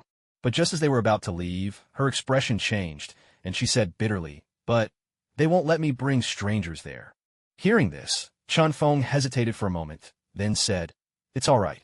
I'll just look around outside and won't go in. When the time comes, I'll leave right away. After Chen Feng's patient persuasion, Wanda finally agreed, though a bit reluctantly. With Wanda leading the way, Chen Feng soon saw the outline of the base. Behind them, the Hell Lord Mephisto watched the two, his brow furrowing ever more tightly. Chaotic power. Unexpectedly, it was now in the hands of a mutant. And Chen Feng could easily suppress even chaotic power. Such strength was beyond anything he had anticipated. Unacceptable. A cold gleam flashed in Mephisto's eyes, and murderous intent surged from him. Another Ghost Rider appeared before him, awaiting his command. Mephisto leaned in and whispered instructions into the Ghost Rider's ear. Normally, he would pay little attention to affairs in the mortal world, leaving them to the Ghost Riders to handle. But now, someone had appeared who might even pose a real threat to him, someone he couldn't guarantee victory against. That he could never ignore. This time, Mephisto was determined to show Chen Feng that the true rulers of Earth were still the Lords of Hell. Inside the Asgardian Hall of Prophecy, Sif looked at Jane, whose face was somewhat haggard, but still filled with gratitude. Jane, trust me. You'll be all right. My father will definitely find a way to help you, Thor reassured her. Hearing Thor's gentle words, Jane managed a reassuring smile. Thor, I'm fine. It's just that I miss my family a little. But I believe you'll cure me. Not long after Jane arrived in Asgard, The energy inside her erupted completely. If they couldn't extract this energy from her body within the next month, Jane would face certain death. Upon Ayre's diagnosis, it was revealed that the energy within Jane was none other than the ether, an artifact that had been sealed away. This was the greatest treasure of the Dark Elves, who, thousands of years ago, had planned to use the ether to plunge all 9 realms into eternal darkness. But then Odin appeared, and with his immense power, defeated the Dark Elves and sealed away the ether. Now, it had resurfaced, and had been absorbed by Jane. This could only mean one thing. The Dark Elves were about to return. "Jane, don't worry," Thor said, pulling her gently into his arms. The two of them stood side by side, gazing into the distance at the setting sun. In the dungeons of the palace, Loki was imprisoned. From his expression, it was clear he had descended into madness.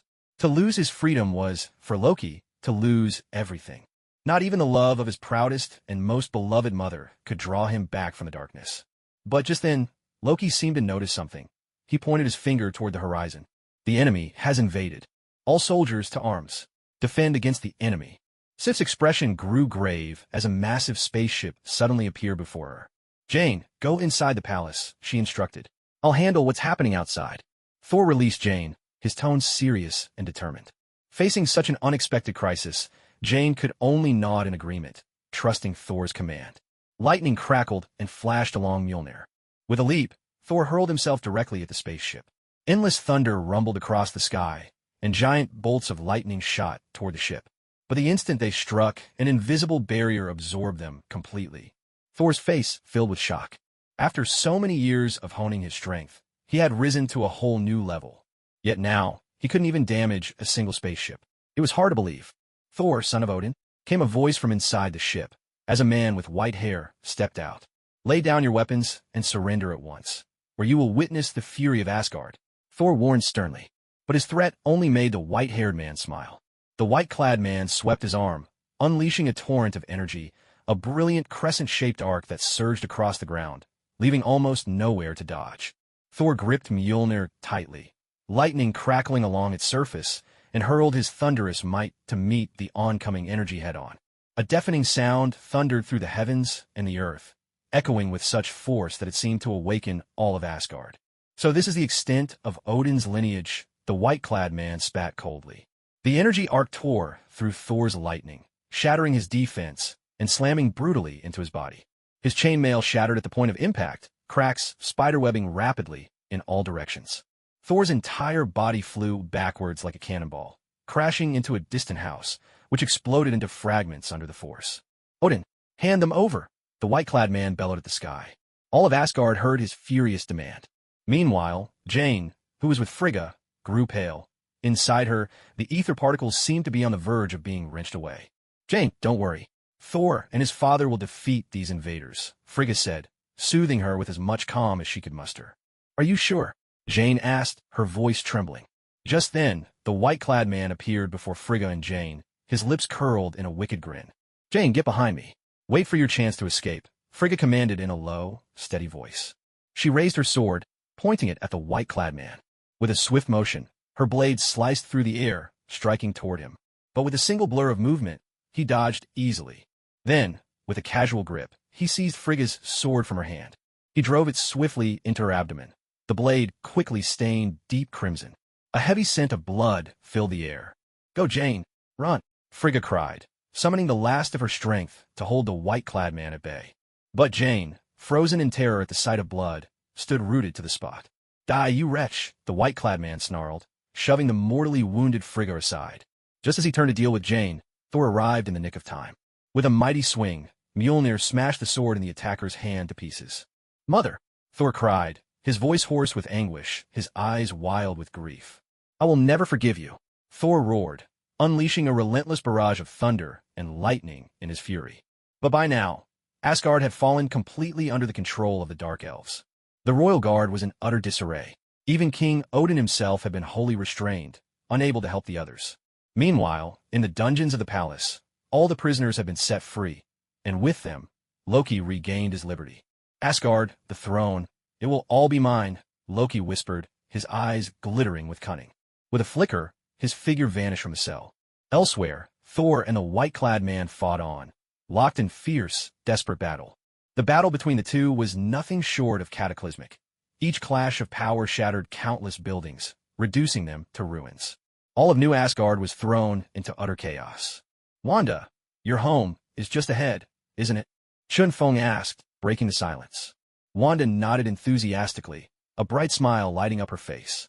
But just then, a sudden gust of wind swept through. A mutant, moving so fast that only a blur remained in the air, charged at them at lightning speed. Yet, as he aimed to attack Chun Feng, a single hand caught him by the neck, bringing him to an abrupt halt. Let me go. The man struggled desperately, his voice tight with fury. But his strength was nothing compared to the grip that held him. He was like a helpless chick, weak and pitiful in the face of true power. Pietro, what are you doing here? Wanda stared at the man in shock. This was none other than Pietro Maximoff, Quicksilver, the younger brother of the Scarlet Witch. Wanda. His speed was legendary, so fast it seemed to transcend time and space itself. But before Chun Feng, master of the Space Stone, even that wasn't enough. It seems your brother has quite the grudge against me. Chun Feng remarked calmly, a faint, amused smile on his lips. Chun Feng, please let Pietro go. He didn't mean any harm. Wanda pleaded softly, concern etched on her face as she looked at her brother. With a dismissive chuckle, Chun Feng released his grip. The moment he was free, Pietro darted away in another burst of blinding speed. In the blink of an eye, he was behind Chun Feng, launching a swift kick at him. Chun Feng's smile turned cold. With a casual wave of his hand, he caught Pietro by the ankle. If not for your sister's sake, you'd be a corpse by now. With a flick of his right hand, Chun Feng hurled Pietro to the ground with such force that the earth cracked open beneath him. Under the crushing weight, Pietro's head spun, his vision filled with dancing stars. Without a second thought, Chun Feng tossed Pietro at Wanda's feet, leaving him gasping for breath. His chest heaved, his face twisted in pain. He was clearly suffering. Kid, don't try to show off in front of adults, Chun Feng said, then strode calmly toward the base ahead. Pietro, are you all right? Wanda knelt to help her brother up, worry clouding her eyes. She had seen Chun Feng's power firsthand. He was overwhelmingly strong. After a long moment, Pietro slowly opened his eyes, his voice weak. I'm fine. Only then did Wanda finally let out a breath of relief. Chun Feng, meanwhile, had already vanished from her sight. Wanda, who is he? Pietro asked, a hint of fear in his voice. Chun Feng, he's a very powerful man. You'd best steer clear of him. It was only then that Wanda realized she knew almost nothing about Chun Feng, yet he seemed to know everything about her. This feeling stirred a faint panic in her heart. Hurry, let's catch up. Some mysterious sense tugged at Wanda's nerves, filling her with unease as she rushed after Chun Feng. I'll take you there, Wanda. Pietro's strength quickly returned. In a flash, he scooped Wanda up and, moving with lightning speed, brought her to Chun Feng's side in mere moments. Staring at Chun Feng's back, Wanda suddenly found him towering and unreachable, as if no matter how hard she tried, she could never catch up. Chun Feng, don't go any further. They'll kill you, Pietro shouted after Chun Feng, his voice echoing with urgency. But Chun Feng only gave Wanda a reassuring gesture, then strode calmly deeper into the darkness. Pietro, we have to stop him. Wanda turned anxiously to her brother, her heart pounding with worry for reasons she couldn't quite name. She desperately hoped that nothing would happen to Chun Feng, that he wouldn't get hurt or fall into danger. Pietro's expression grew complicated as he looked at Wanda, moved by a look on her face he'd never seen before. But without another word, Pietro sprang into action at his sister's command. In a heartbeat, he shot forward, leaving a streak in the air like a comet's tail. Before anyone could react, he stood before Chun Feng, blocking his path with outstretched arms. If you keep going, they'll kill you, Pietro warned, his voice sharp as steel. Yet Chun Feng merely offered a faint, enigmatic smile and shook his head. Go back to your sister and tell her not to worry about me. As he spoke, a glimmer of red energy flickered at his fingertip, glowing with an unearthly light. A strange sensation flooded Pietro's chest. But before he could respond, the red energy lifted him off the ground, and no matter how he struggled, he couldn't break free. With a dull thud, he was sent flying back, landing beside Wanda. Only then did the red energy gradually dissipate from his body. Pietro looked bewildered, glancing from Wanda before casting a puzzled look toward Chun Feng in the distance. After a moment, he asked, Wanda, how does he have the same kind of chaotic energy as you? Wanda shook her head helplessly. I don't know either. But just then, a violent alarm erupted from within the Hydra base. Fall back.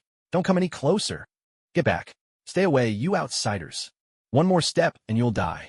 The shouts rang out, cold and commanding, brimming with arrogance. But Chen Feng neither retreated nor stopped. Instead, he continued forward, unfazed. Suddenly, a hailstorm of bullets tore through the air, whistling past him. The ground at Chen Feng's feet erupted with impacts, the bullets a sharp warning from Hydra. "This is your last warning. Get out now." Angry shouts thundered from inside the base. "Go back." Chen Feng responded with a light, almost amused smile. The Gale Blade awakened. The 8 gems embedded in his weapon shimmered with dazzling light.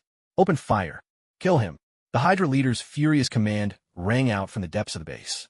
Outside, the aura around Chen Feng was simply overwhelming, so much so that he paid no heed at all to this blatant, naked warning. Ahead of Chen Feng, time seemed to slow. Artillery fire and bullets, along with bombs, rained down like an inescapable net from the heavens. Just seeing such a display would be enough to send the White House into a trembling panic. Chen Feng let out a cold laugh and lightly tapped the Gale, sword in his hand. In that instant, a terrifying surge of sword energy, enough to rend the world apart, burst forth in every direction, as if slicing the very sky in two. Heaven and earth seemed to change color before this might. Everything bowed before this surge of power. The hail of bullets and bombs that filled the sky was instantly swept aside by the sword energy, disintegrating into dust and falling silently to the ground. Inside the Hydra base, those who witnessed this terrifying spectacle stared in shock, their mouths agape, utterly speechless. Such overwhelming dominance, wielded with godlike force, was beyond anything anyone could have imagined. Even Wanda and Pietro, standing behind Chen Feng, were deeply shaken by his display of power. At that moment, Wanda finally understood why Chen Feng had told her not to worry. Even chaos magic, she realized, could not compare to even a tenth of this sword energy's might. Pietro was even more alarmed. Had Chen Feng gone all out earlier, Pietro might not have lived to see the sun rise again. Chen Feng sheathed his Gale sword and strode forward without hesitation. Meanwhile, in Asgard, the realm was engulfed in endless flames of battle. The Dark Elves were gradually gaining the upper hand on the battlefield, forcing the Asgardian warriors to retreat step by step. Even the All-Father Odin was entangled by the curses of the Dark Elf sorcerers. Thor, the god of thunder, was locked in a fierce duel with the leader of the Dark Elves, their clash wild and unyielding. Their powers were evenly matched. Lightning and darkness each claimed half the sky. "I will kill you," Thor roared, his hammer crackling with dazzling lightning. The force of his was keen as a blade. The Dark Elf leader sneered, his entire body brimming with a surging tide of dark energy, which he shaped into a colossal axe that seemed capable of splitting the world in two. With a destructive fury, he brought the weapon down upon Thor. At that moment, lightning and darkness collided head-on once more. There would be no stroke of luck here. Only their own strength could decide the outcome. And now, the Dark Elf leader's power was clearly superior. Thor was struck by the overwhelming dark energy, sent hurtling through the air, crashing heavily through several buildings. Battered and covered in dust, Thor slowly rose from the rubble, looking utterly disheveled. "So, this is all the son of Odin amounts to," the Dark Elf leader Malekith sneered with disdain. "You're just as weak as your useless mother, completely helpless." "Shut up. I'll kill you." Thor's fury exploded at those words. No one could insult his mother or father. No one. Thor gathered all his strength in an instant, channeling it into Mjolnir, the hammer of thunder. A terrifying surge of lightning burst forth, blossoming like a lotus on the verge of unfurling. Fearsome, yet breathtakingly beautiful. "Do you still not realize the gap between us?" Malekith sneered coldly, and once again, dark energy gathered before him, transforming into countless razor-sharp swords. He aimed them straight at Thor, ready to unleash a furious assault. At that moment, the winds howled and clouds churned. The very energies of heaven and earth seemed to come alive. The aura of both warriors soared to its peak, two titans clashing head-to-head. "Pathetic. Step aside. It's you who should die."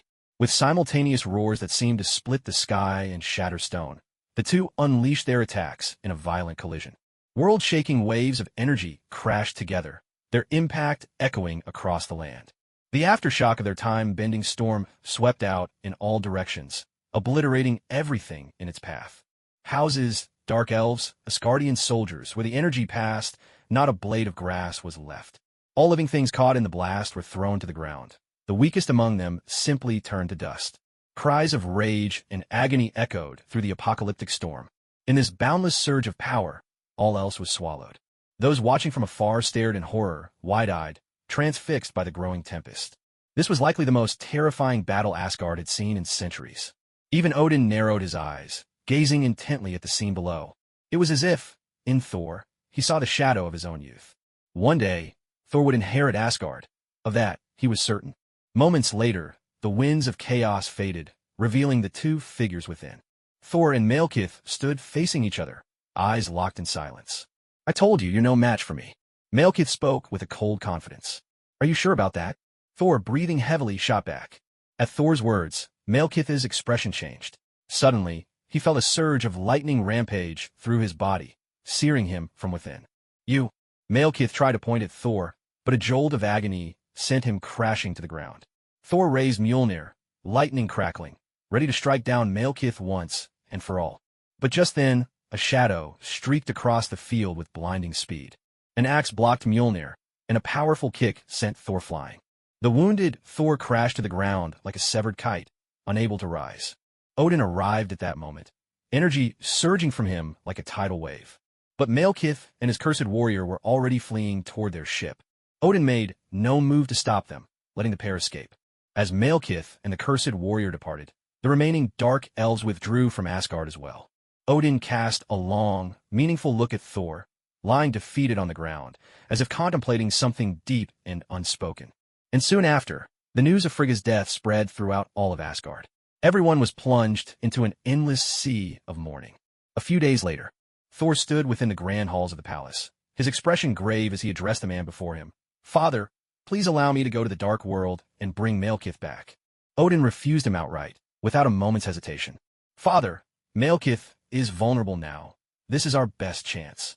Besides, Jane can't wait any longer. The ether within her is on the verge of destroying her." Thor pressed on. "Still," Odin replied coldly, "Thor, this is far too dangerous. You must understand, if your mission fails, the ether will fall into Malekith's hands. And soon, the convergence of the 9 realms will begin. If Malekith seizes the ether, he will use it to consume all 9 realms. The consequences will be catastrophic." Thor wanted to argue further, but Odin dismissed him from the hall. There was no other way. Whether Odin agreed or not, Thor had already resolved to leave for the dark world. Loki must know of another way out of Asgard. A sudden thought struck Thor, brightening his mood at once. He had sought Odin's permission only because he needed the Bifrost to leave Asgard. But now, remembering Loki, the greatest obstacle was instantly resolved. With a flash, Thor arrived at the palace dungeons. "Loki, I'm going to the dark world to avenge our mother. Are you coming with me?" Thor asked plainly. "Frigga? That woman is dead. What does it matter to me?" Loki replied with a careless chuckle, as if Frigga were a stranger, someone with whom he shared no bond. "Don't pretend you don't care. I know you're the one who cared for Mother most." Thor cut through Loki's facade, then added, "If you won't help, I'll go alone for Mother's sake." With that, he turned to leave the dungeon, not waiting for a response. "I'll do it." Loki's eyes flashed with uncharacteristic intensity as he called out to Thor, who was striding away. Thor paused, turning with a knowing smile. He opened Loki's cell and, with his brother in tow, left the dungeon behind. "I want to kill that bastard with my own hands," Loki declared, repeating those words more than any other as they walked. "So long as you help me kill him, I don't care who you are. But how do you plan to leave without being discovered?" Thor asked seriously. "Oh, that's hardly a challenge," Loki replied with a mocking grin. In the blink of an eye, he had transformed into an ordinary palace guard. The next moment, he became Captain Rogers of Midgard. Within seconds, Loki had shifted through several different forms. "How about that? Not bad, eh?"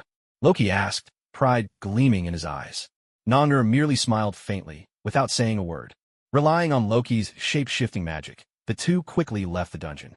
At the same time, Jane was brought to the place where the spaceship was located. "Is it you?" The moment Jane saw Loki, her expression grew stern. "It's me, lovely lady." Loki greeted her with a gentlemanly flair. But all that greeted him in return was a resounding slap. "That's for the people of Earth," Jane exclaimed, her voice brimming with anger. "Thor, your little girlfriend really has quite the temper, doesn't she?" Loki remarked with a sly, mocking tone, though the expression on his face was impossible to read. The three of them headed together toward the spaceship, but along the way, Loki and Jane were clearly at odds. Thor, however, had no time to worry about their quarrel. Time was running short. "Hurry, this is the ship. Let's get in." Once Thor had picked out a vessel, he led the other two aboard. But they had barely begun to fly when the Asgardian guards discovered them. Moments later, a patrol ship shot out at high speed, chasing after Thor, Loki, and Jane. "Loki, Don't you know the other routes out of Asgard? Tell me now. Thor called out urgently. Loki flashed a wicked smile, cast a glance at Thor, then moved swiftly to the pilot's seat. Under Loki's deft hands, the spaceship veered off in a completely new direction, racing toward a desolate, remote corner. The guards behind them soon issued a warning, signaling for Thor to stop the ship. But Thor, resolute as ever, paid no heed to their threats. Fire on them! The captain of the guard, seeing no alternative, gave the order. In an instant, laser blasts swept through the air like a vast, deadly net, closing in on Thor and Loki's ship. Yet Loki's piloting skills were impressive. With agile maneuvers, he dodged the guard's attacks again and again. We're almost through. Hold on tight. Loki shouted above the roar. Suddenly, the space ahead began to ripple violently. The ship shuddered with a bone-rattling force. Jane and Thor struggled to stay on their feet, nearly losing their balance. Hang on, we're almost there, Loki said, his voice heavy with concentration. Thor reached out and caught Jane, relying on his own divine strength to shield them both from the chaotic spatial turbulence. We've made it. Moments later, the ship emerged into a barren world. It resembled a twilight desert, vast and empty, with not a soul in sight. Thor, Loki, and Jane gazed out over the endless wasteland, their eyes full of shock. The world of the Dark Elves was truly desolate beyond imagination. Let's go. It's time to find Malekith. Thor was the first to collect himself, picking a direction and pressing forward. Only then did Loki and Jane snap out of their astonishment and follow after. Are you just going to walk right up to Malekith and challenge him head-on? Do you really think you can defeat him? Loki stopped in his tracks, looking solemn as he asked the question. Thor paused at these words, turning to look at Loki. Then do you have a better plan? A sly, inscrutable smile crept onto Loki's lips. Do you really think the title god of mischief was handed to me for nothing? Loki's enigmatic smile made Thor furrow his brow in concern. Tell me your plan, Thor said simply, his tone leaving no room for doubt. There was an unmistakable authority in his voice, the weight of an elder brother. Loki's laughter rang out, deep and layered with meaning, as he glanced at Thor. Then, he began to unveil his plan. We must strike swiftly and decisively. If Malekith gets his hands on the ether, things will become much more complicated, Thor said gravely. This plan, while offering a high chance of success, carried enormous risks as well. If they succeeded, Malekith would be defeated then and there. But if they failed, the cost could be nothing less than the fate of all 9 realms. This was a plan that demanded success. Failure was not an option. Jane, I'm afraid you'll have to put up with a bit of hardship, Thor said gently, looking at Jane with concern. It's all right. I won't hold you back, Jane replied with a bright, radiant smile. Don't worry. I'll protect you, Thor said, gently touching Jane's head and placing a tender kiss on her forehead. Loki looked at the two of them with a roll of his eyes, unable to resist remarking, Life is precious, but love is priceless. Afterwards, once every detail of their plan was in place, the 3 of them began to move. After drawing out some of the ether from within Jane, they waited for the arrival of the Dark Elves. They're here, Loki called out loudly. In the distance, a massive spaceship approached, rumbling forward like an enormous tank. Get ready, Loki shouted. Thor took his place at the front, gripping his hammer tightly as thunder flickered across its surface. Loki and Jane stood at his side, their gazes fixed firmly on the approaching ship. Moments later, Malekith arrived at the head of his Dark Elf army, quickly coming to face the 3 of them. Asgardians, should I admire your courage or question your intelligence? To come to the Dark World and seek me out yourself? Malekith sneered. Thor raised his hammer, pointing it straight at Malekith's head. Remember the name, Thor, God of Thunder. But just as Thor was about to strike, Loki sprang into action. In a flash, he hit Thor's arm, knocking the hammer aside. Then, grabbing Jane by the arm, he dragged her forcefully toward Malekith. Loki, you've betrayed me again. Thor cried out in agony, collapsing to the ground, his voice hoarse with anger. But Loki's response was cold and merciless. I am Loki, enemy of Asgard. Let me stand and watch as Asgard is reduced to ashes. Ruhr immediately flung the scroll in his hand at Malekith's feet. Malekith, seeing this, raised the scroll with one hand. Dark, surging energy poured out from within him. At the same moment, the ether particles inside Jane seemed to sense something and rushed forth, hurtling out of her body. As the ether burst forth, Jane cried out in agony. The ether particles twisted and warped in the air, about to surge into Malekith's body. Loki now, Thor, still lying on the ground, shouted hoarsely. Loki wasted no time. He immediately dispelled the illusion cloaking Thor. The severed hand reappeared, restored in an instant. Lightning crackled endlessly across Mjolnir. With a deafening roar, Thor hurled the hammer toward the ether swirling in the sky. Meanwhile, back at the Hydra base in Sector D, the people finally snapped back to their senses. Keep attacking. Use the new weapons. The leader bellowed, voice laced with fury. In that instant, all their powerful 3.5 class weaponry locked on its Chun Feng. The entire space seemed to tremble, as if thunder itself was rolling through the sky, a deafening cacophony shaking the heavens. Chun Feng stood with eyes half closed, the sword of Gale pulsing with wild, untamed power in his grasp.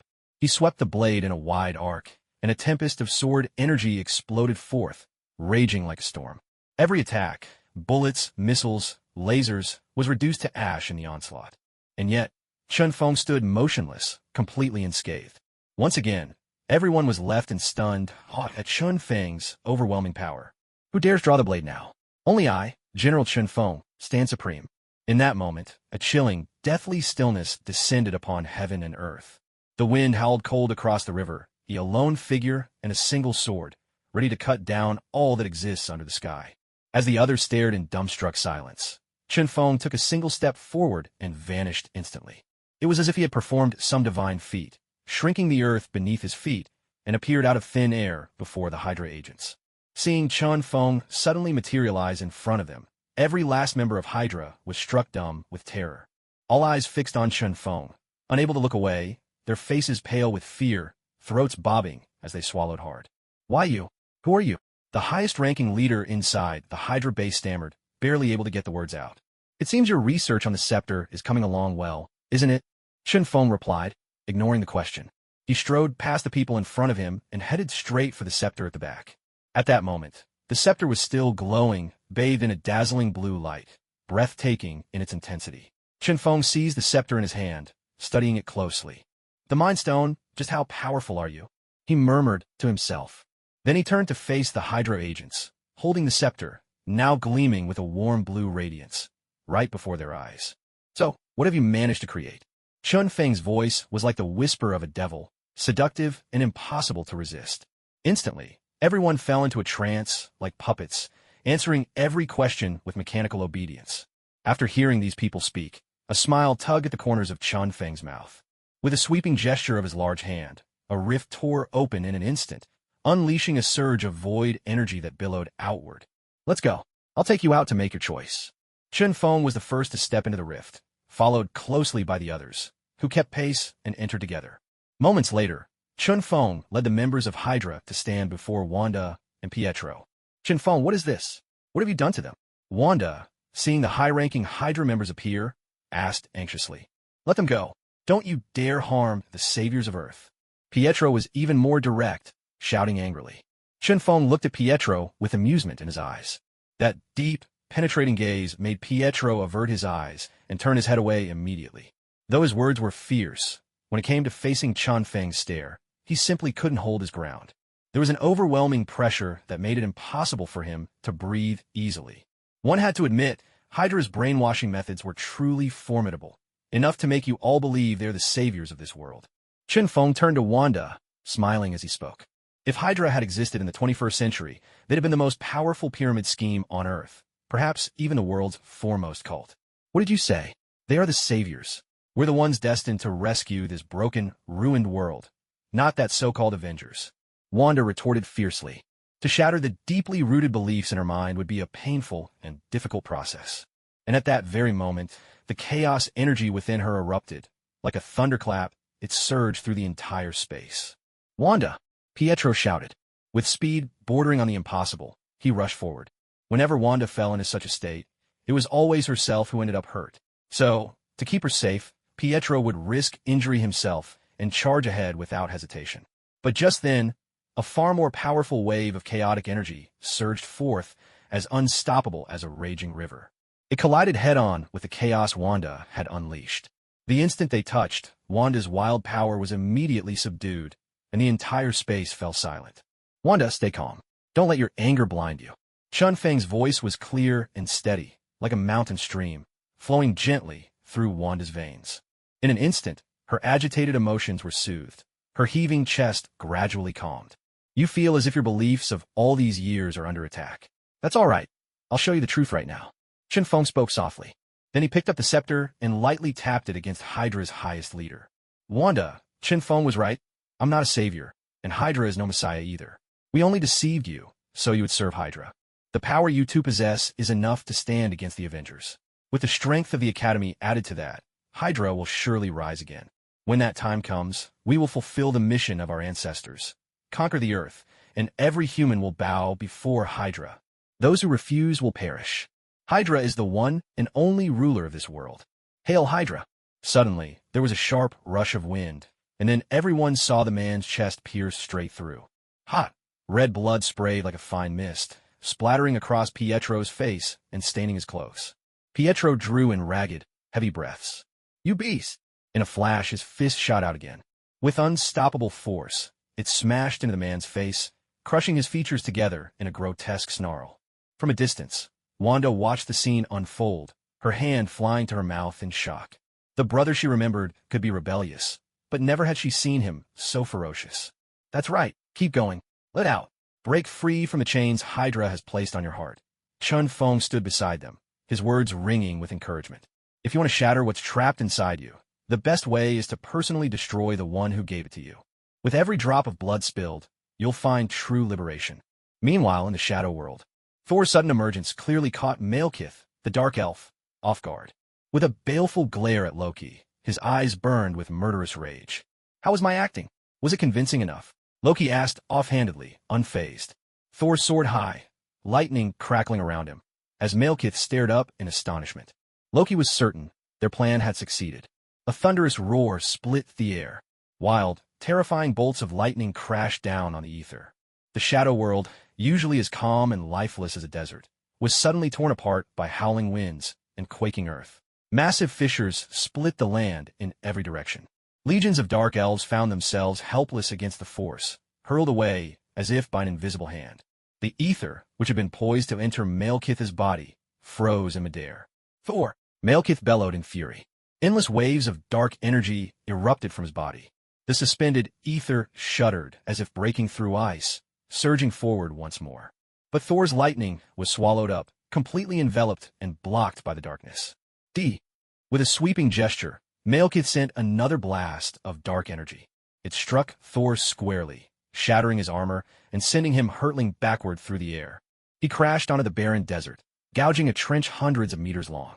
After being struck away, Thor's resistance collapsed, and the ether particles, unimpeded, surged directly into Malekith's body. A wild, triumphant laughter rang out. Suspended in midair, Malekith, now fused with the ether, threw his head back and let out a howl of exultation. It was as if the entire dark world trembled with excitement at the return of the ether. Jane plummeted straight from the sky. Deprived of the ether, her illness was cured, yet her body instantly became frail and weak. Standing nearby, Loki witnessed all of this, a flash of grim resolve crossing his eyes. Without hesitation, the razor-sharp, seven-bladed dagger appeared in his hand. He took a single, decisive step, instantly closing the distance to Malekith's side. As the god of mischief, Loki's forte was magic and trickery. Close combat was his greatest weakness. But now, to defeat Malekith, he was willing to risk everything. You? An insignificant ant. Malekith turned with a sneer, his eyes blazing with fury as he barked out his words. The entire space seemed to freeze in the wake of his proclamation. Loki was held motionless in midair. He looked like a helpless lamb, awaiting slaughter. Loki struggled desperately, trying to plunge the dagger in his hand into Malekith's heart. But the chasm in power between them was simply too vast. He couldn't move. Pitiful creature. Just a half-blood child of the frost giants, duped by that old fool Odin for so long. Did you truly mistake your people's enemy for your father? Did you really believe you belonged to Asgard? You've always been a pawn, a fool left in the dark. With a contemptuous sweep of his right hand, Malekith summoned a torrent of raw energy. No! Thor, just managing to get to his feet, saw Loki about to be executed and bellowed in rage. The beam, a fusion of ether and dark energy, shot forth, piercing Loki's chest and shattering his heart. In an instant, Loki's face drained of color, his breath stilled.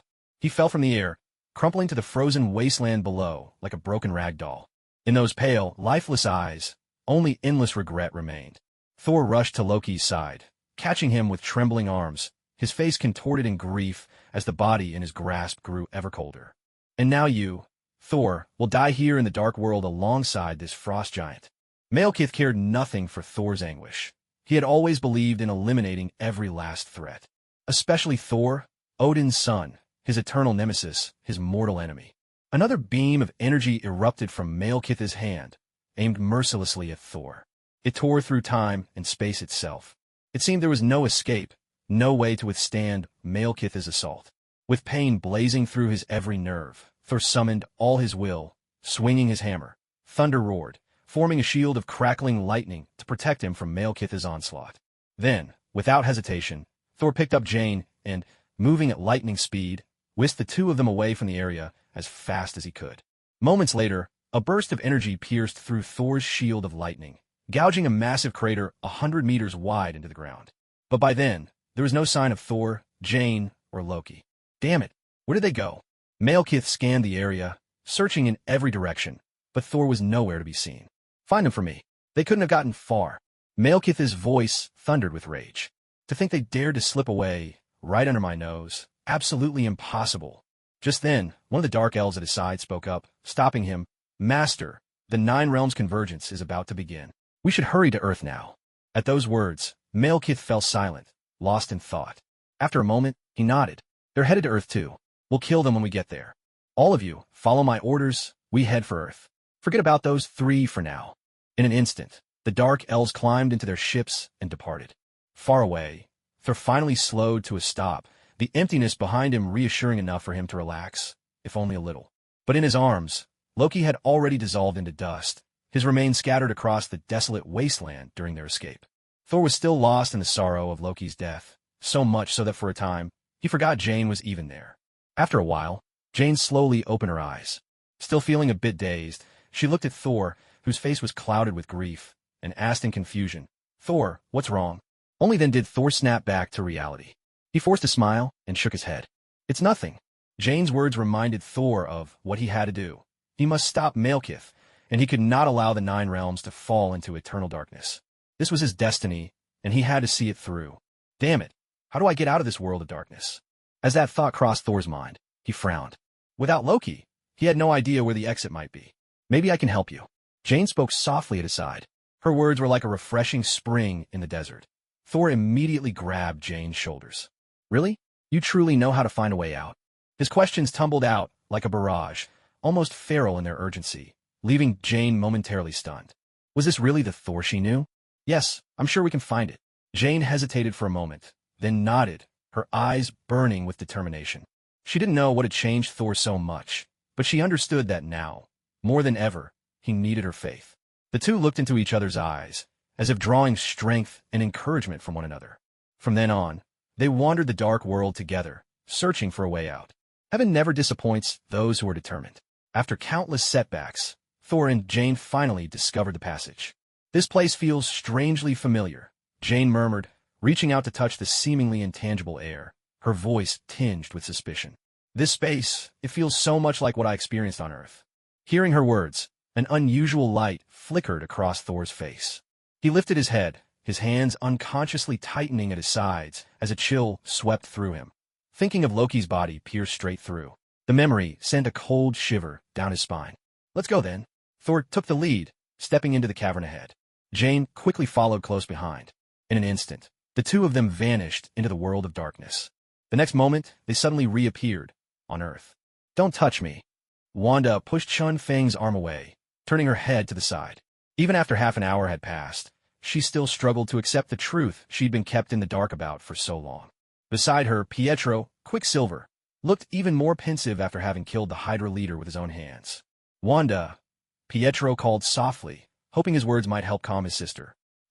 At that moment, Chun Feng raised his eyes to the distant sky, his brows knitting together.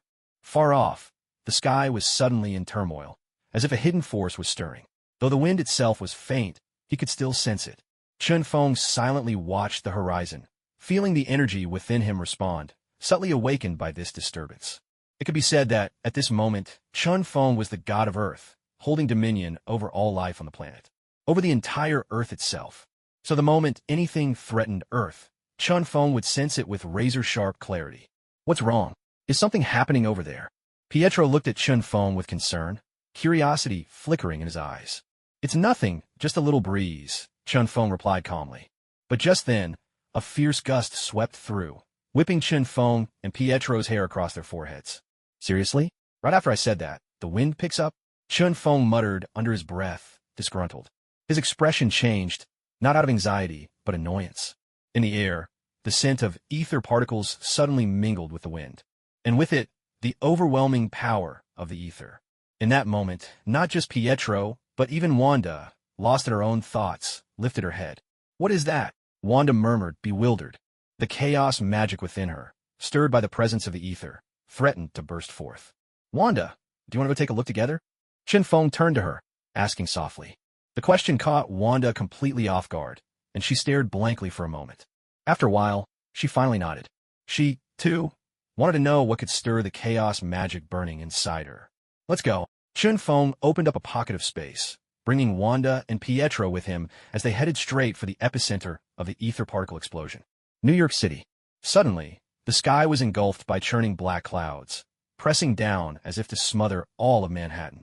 The boundless darkness threw everyone into a state of panic. People crowded the streets, looking up at the sky, where a scene of divine might was unfolding. "What is that? Is another god about to descend upon us? Oh my God, is this the end of the world? Does Earth even have a future left? Run, we have to get out of here. Don't worry, I'll protect you. Everyone this way." In an instant, the whole city was thrown into chaos. Some people shouted at the top of their lungs, their screams piercing the tumult. Others stood frozen in shock, staring blankly at the unnatural sky. There were even a few who threw on cheap knockoff superhero costumes, determined to save the world, however futile it might seem. Yet all of this would have no effect on the Dark Elves' plan. From the endless shadows, a massive alien spaceship tore through the mist like a beast, crashing down onto Earth. "Director, we have extraterrestrials entering the planet. All units on alert. We're under attack. Hurry, get ready. Head for New York. Protect the civilians." As the Dark Elves invaded, S.H.I.E.L.D. went into emergency mode. Everyone was mobilized. But up to this point, everything they did was in vain. The leader of the Dark Elves, Malekith, stepped out from the spaceship and looked up at the pitch-black sky, his voice echoing. "Darkness is coming. The Nine Realms will soon sound their final notes. Devour everything. Let darkness reign." Malekith raised both arms, as if performing some ancient ritual. At once, the ether within him began to surge out in great waves, spilling into the air. It twisted and turned overhead, swirling and intertwining in midair. A look of growing ecstasy crept across Malekith's face, an involuntary smile breaking through. High above, the Nine Realms gradually aligned into a single straight line, and countless witnesses were left utterly stunned by the sight. Their jaws dropped. Words failed them. Just then, a streak of light flashed by. Thor and Jane returned to the building where it had all begun. This was the very place where Jane first came into contact with the ether. "There's no time left. The convergence of the Nine Realms has already begun," Thor said, his gaze heavy as he stared into the distant darkness. "Then let's get over there, quickly," Jane replied urgently, fully aware of the gravity of the situation. "No, Jane, you have to stay here. I'll go alone." Thor shook his head, his refusal firm and direct. Seeing Jane about to argue, he spoke again, gently but resolutely. "Don't make me worry about you." That one sentence silenced Jane. She had no words left. "Then please, be careful," Jane said softly, her beautiful eyes locked on Thor, her voice full of emotion. Sewer cast one last glance at Jian before turning and leaving the abandoned slope. In that moment, only a streak of red lingered in the sky. Beneath the spaceship, Chun Feng and his two companions appeared. Looking up at everything above them, Wanda and Pietro were even more astonished. It was their first time seeing aliens. "Is this the ether particle?" Chun Feng studied it for a long time, still uncertain. If this was the ether particle, then it was the very substance that formed the reality stone. Incredibly precious. "Thor, what brings you to Earth?" Just then, a fierce gust of wind swept in. Chun Feng turned around and saw Thor rushing toward him. Without much hesitation, Thor immediately explained everything to Chun Feng. The ether particle, the Dark Elves, he laid out all the most crucial details one by one. "So it really is the ether particle. What an unexpected find." Chun Feng grinned, the corners of his mouth lifting in a smile. "At a time like this, you can still smile? If the ether particle invades all Nine Realms, everything will be plunged into darkness." Thor roared furiously. The ether particle was no ordinary thing. Its power was immense. Even Odin could only bury it away, unable to destroy it completely. Once it fully awakens, no one will be able to stop it. Thor, you're still as impatient as ever. Chun Feng replied nonchalantly. No matter what, the ether particle is simply the reality stone, and he already had 2 stones in his possession. With both the space stone and mind stone, could he really lose to just the reality stone? Don't joke about the fate of the realms. Thor, surprised, exclaimed, I didn't expect you to actually escape from the dark world. Seems I guessed right. On the spaceship above, Malekith looked down at Thor, his voice sharp as a blade. He completely ignored Chun Feng, standing beside Thor. From Chun Feng, he sensed no powerful aura at all. He simply dismissed Chun Feng as an ordinary mortal. But it was Wanda at the side who piqued his interest. Chaos magic. Even in the vast universe, it was a force to be reckoned with. Thor, you're fast. You've already found yourself some help. Malekith glanced at Wanda. Help. Thor immediately glanced at Chun Feng, standing beside him. If anyone here could be considered his ally, it would have to be Chun Feng. But in truth, both sides had misunderstood each other's intentions. Thor, it seems he wasn't talking about me. Chun Feng noticed and laughed softly. Well, now is the perfect time to send you down to meet that frost giant. The 2 of you can have a little family reunion underground. Ha ha ha. Malekith's insane laughter echoed, once again stabbing at Thor's sore spot. Thor's expression changed dramatically, his eyes blazing red, an endless killing intent rising within them. You're the one who's dead. Go join Loki in the afterlife. With a furious roar, Thor unleashed a force as mighty as the sea from within himself. In an instant, he shot upward, soaring toward Malekith, who hovered more than 10,000 meters high in the sky. The hammer of the god of thunder in his hand crackled with an astonishing charge, lightning arcing and weaving throughout the entire space. It was as if the heavens and earth themselves trembled with the weight of 10,000 thunders, the very air subtly shuddering with their power. Huh, did you really think you could still be my match? From the deck of his cosmic ship, Malekith sneered with open contempt. Having regained control over the ether particles, his arrogance now knew no bounds. Not even Odin, the current all-father of the gods, was worthy of his concern. Kill him. A cold glint of murderous intent flashed in Malekith's eyes. The ether particles, swirling endlessly in the air, suddenly coalesced into a massive sword, its point leveled directly at Thor. Then, with a howl like an erupting volcano, it shot forth at the speed of lightning. Thunder and ether collided in a titanic clash. For a heartbeat, the whole world seemed to tremble. No one could say who would emerge victorious. At that moment, Malekith's expression suddenly changed, his brows knitting in surprise. The energy within Thor's thunder, which he had deemed trivial, turned out to be endlessly resilient, far beyond his expectations. You will pay the price for Loki's death. Thor roared in fury. The hammer of the god of thunder blazed with an even more blinding light. Even the ether particles were, for an instant, overshadowed by the brilliance of his lightning. Do you think fury alone can let you surpass me? Don't delude yourself. Malekith snapped, his voice thunderous. Dark energy, surging like a tidal wave, gathered and poured into the ether. The ether particles, once suppressed, suddenly broke free, piercing through the thunder and merging with the darkness. In an instant, they morphed into a venomous dragon drill, hurtling forward with overwhelming force. The thunder, once all-encompassing, was torn apart, piece by piece, by this relentless onslaught. No matter how fiercely Thor fought, the lightning that encircled him buckled and fell back, losing ground by the second. I will not lose. Thor withdrew every bolt of lightning from the surrounding air, gathering it all within his hammer. In the next heartbeat, the god of thunder's hammer exploded with a radiance as dazzling as noon, so brilliant it stunned all witnesses. Even the venomous dragon drill formed by the ether was utterly forced back by this light. Clang! Hammer and dragon drill collided in a cataclysmic crash. A thunderous boom shattered the heavens, echoing across the land. A shock wave of unimaginable force erupted outward, consuming everything in its path. Within a radius of several kilometers, buildings and towers crumbled to dust, reduced to a landscape of ruins. The terrifying tremors split the hardened earth, carving deep, jagged ravines across the ground. Crash! A figure was flung backward from the heart of the smoke and chaos, hurtling through the ruins like a ragdoll blasted by an explosion. A long while passed, yet there was still no sign of air getting back up. It seemed that this attack had truly packed a punch. Even an Asgardian god could barely withstand such force.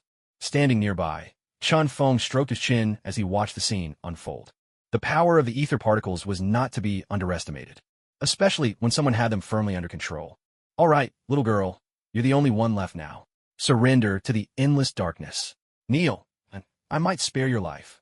Malekith looked down at Wanda, his voice cold and commanding.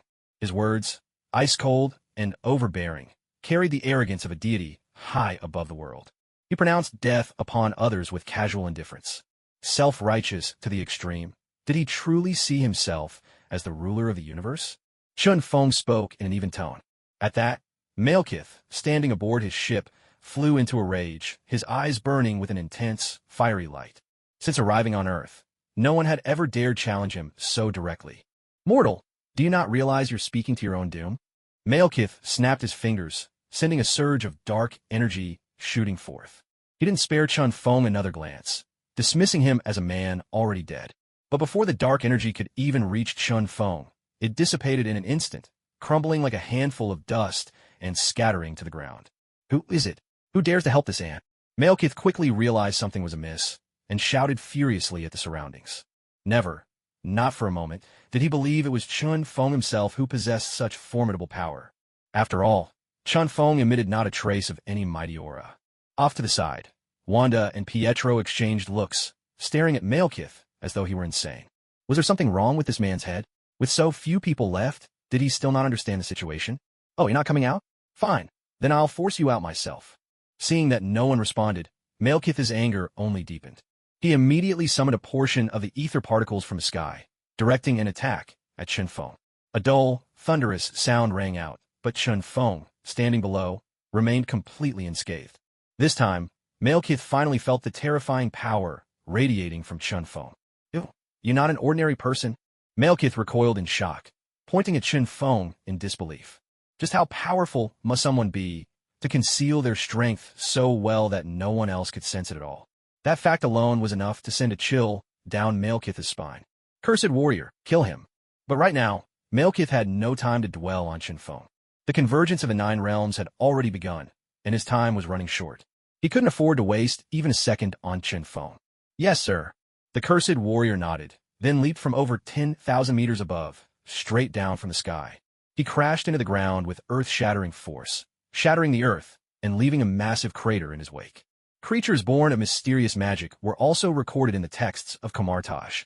Glancing at the cursed warrior before him, Chun Feng immediately thought of the Ancient One. He wondered whether Dr. Strange had made his appearance yet. It seemed he would have to find time to visit Kamartaj himself. After all, the time stone was kept there. If the cursed warrior and Malekith knew what Chun Feng was thinking right now, they'd be furious enough to start swearing on the spot. No need for any pretense. They just let loose with their curses straight away. They were about to clash, and yet he still had the leisure to let his mind wander. Perhaps on all of Earth, only Chun Feng could manage such a thing. With a thunderous roar, the cursed warrior let out a deafening bellow. The sound was so powerful it became a shockwave, surging toward Chun Feng. With a cold snort, Chun Feng exuded a majestic aura, which instantly shattered the shockwave. Peace returned to the world. The cursed warrior's attack had been effortlessly neutralized, leaving even Malekith, floating in the air, somewhat taken aback. But he quickly turned his attention elsewhere, for the convergence of the 9 realms had already begun. It was time to unleash the ether. At this moment, all he needed was for the cursed warrior to keep Chun Feng occupied. He had no time to worry about anything else. All dark elves, charge down now and kill them all. Striding into the darkness, Malekith shouted his order. The dark elves inside the ship surged out as one, tumbling forth like a breached dam, howling wildly as they swept down.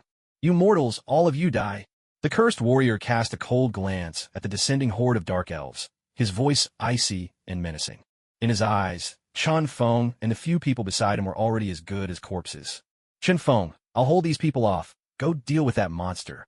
Wanda gathered the chaos energy within her, letting it explode outward to fill the entire space in an instant. The sudden surge of chaos magic startled not only the cursed warrior, but also the dark elves leaping from their ship. This was the mightiest force in the cosmos, even wielded by someone like Wanda. Not yet in full control, it was still utterly terrifying. If it had been Chun Feng, the result would have been even more fearsome. Chun Feng looked at Wanda with a meaningful gaze, complex emotions flickering in his eyes. What are you waiting for, Pietro? Come help now. Wanda shot a fierce glare at her brother, who had been standing motionless, and barked her command. All right, I'm on it. Caught off guard by her sudden reproach, Pietro looked genuinely startled. How amusing, Chen Feng thought to himself with a faint smile. Wanda was truly a mystery. What are you afraid of? She's just a mortal. Kill her. The cursed warrior bellowed in fury. The dark elves, frozen in the sky for a moment, surged forward with renewed ferocity, leaving only streaks of afterimage as they charged downward. Under the protection of chaotic energy, all the dark elves were kept at bay, unable to touch Chen Feng. Yet, under the relentless, surging assault, Wanda's face had grown pale, beads of sweat as large as peas dotting her forehead. It was clear she couldn't hold on much longer.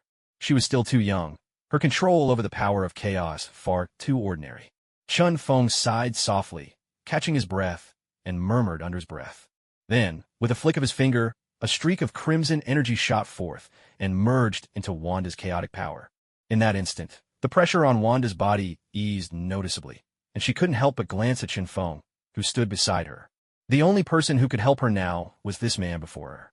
The crimson chaos energy spread out like an inverted dome, shielding all the dark elves outside its bounds. No matter how fierce or sharp their assault, it could not break through the barrier, now strengthened by Chen Feng's energy. I'll finish you first. The cursed warrior, seeing his dark elves unable to break through, let out a furious roar. Raising his massive axe, he aimed it at Chen Feng's head and brought it down with a savage swing. A metallic clang rang out, reverberating through the sky. A sword, aglow with dazzling, multicolored light, intercepted the cursed warrior's giant axe.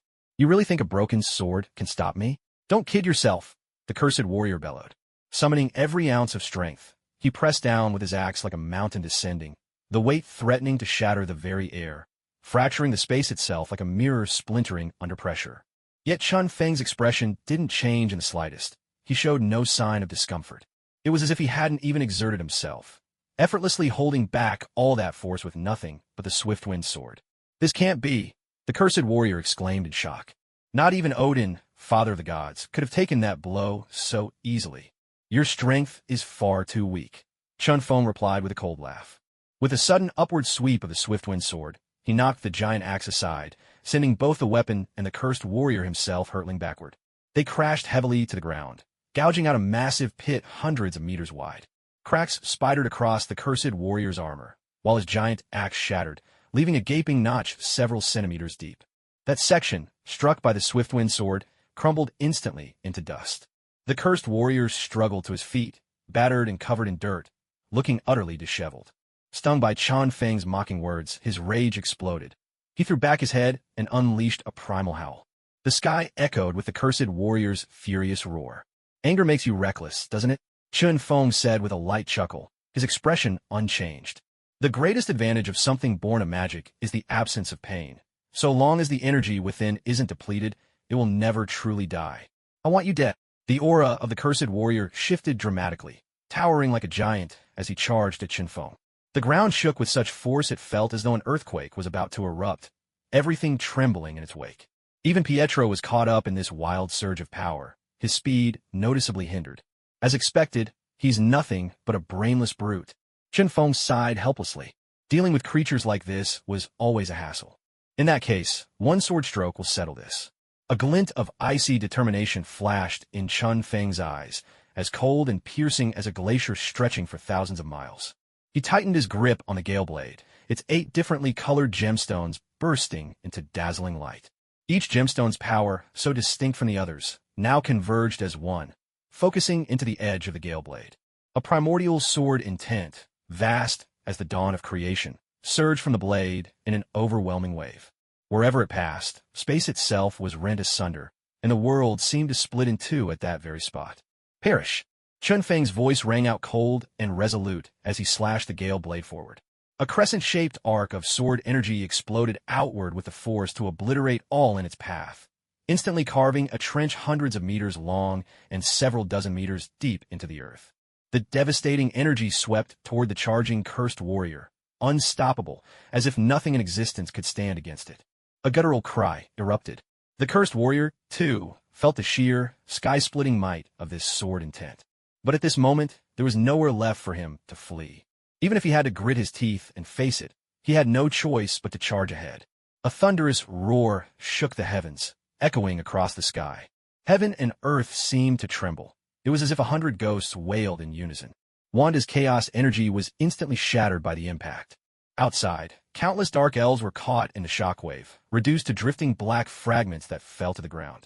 In that instant, every enemy was swept away. All that remained was the desolate earth, and two people left utterly speechless by what had transpired. This. Pietro was so stunned, he could hardly speak. Just moments ago, he'd been fighting the dark elves, and in the blink of an eye, all the enemies had vanished. The sheer force of what he'd witnessed left the inexperienced youth deeply shaken. Only the one in the sky remains. Chun Feng murmured, lifting his gaze to the heavens.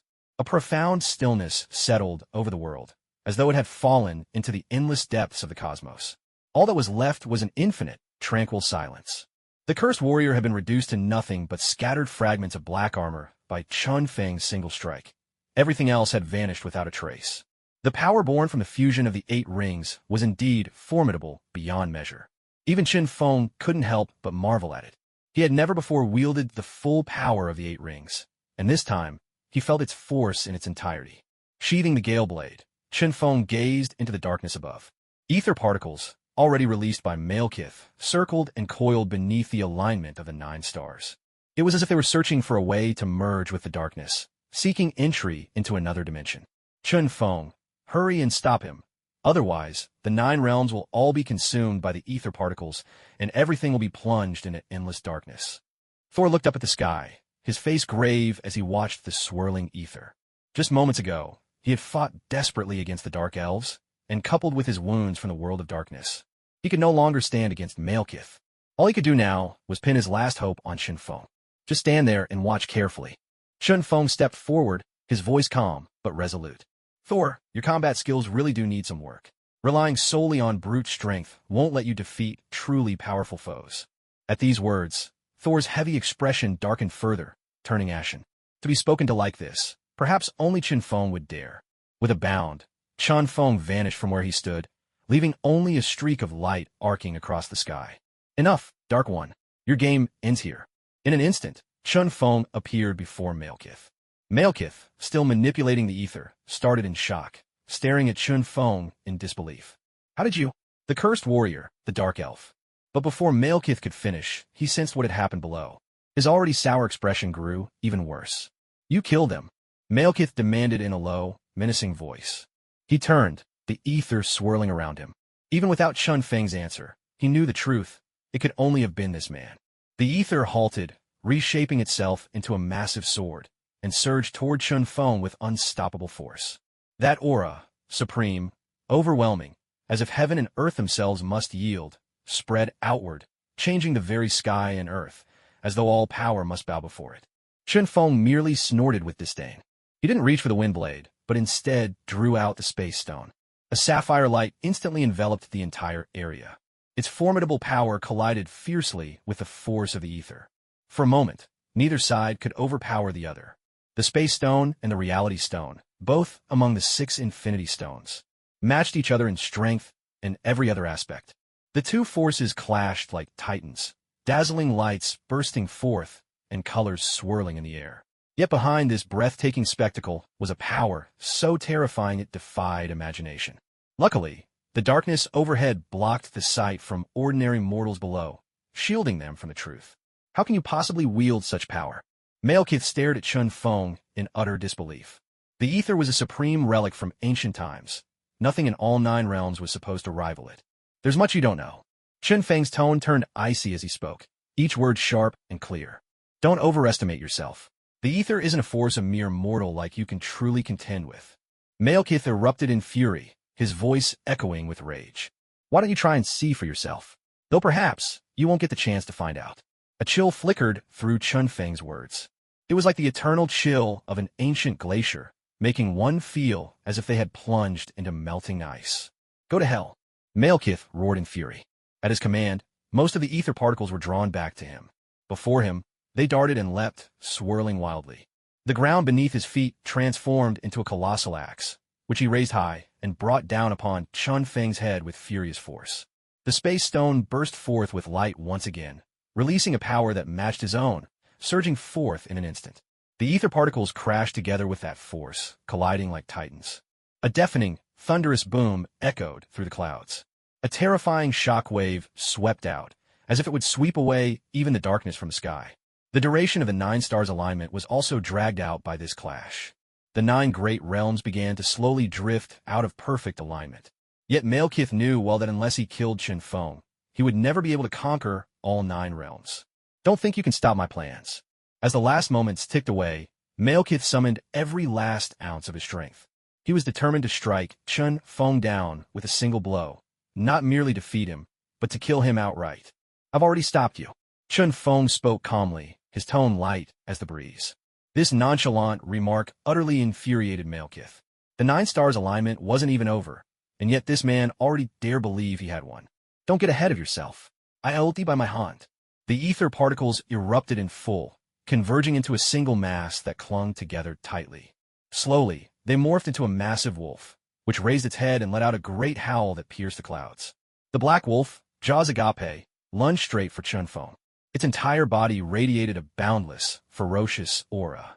No matter who faced it, under such a razor-sharp presence, they would surely be forced to submit. At this moment, Chen Feng had not yet fully mastered the power of the Space Stone, and so he found himself at a disadvantage. Ha ha, you're just a mortal. Did you really think that by possessing great power, you could challenge a god? Trash will always be trash. Malekith looked on, laughing wildly at the scene. Yet Chen Feng remained utterly unshaken, his face unreadable, leaving others unable to guess what he was thinking. All they could sense was a terrifying void, energy, surging from within him, erupting forth. It was uncannily similar to the power of the Space Stone.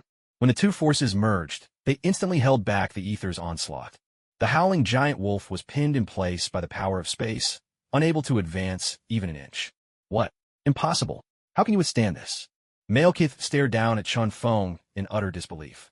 The full force of the ether was something even he himself could not guarantee to withstand.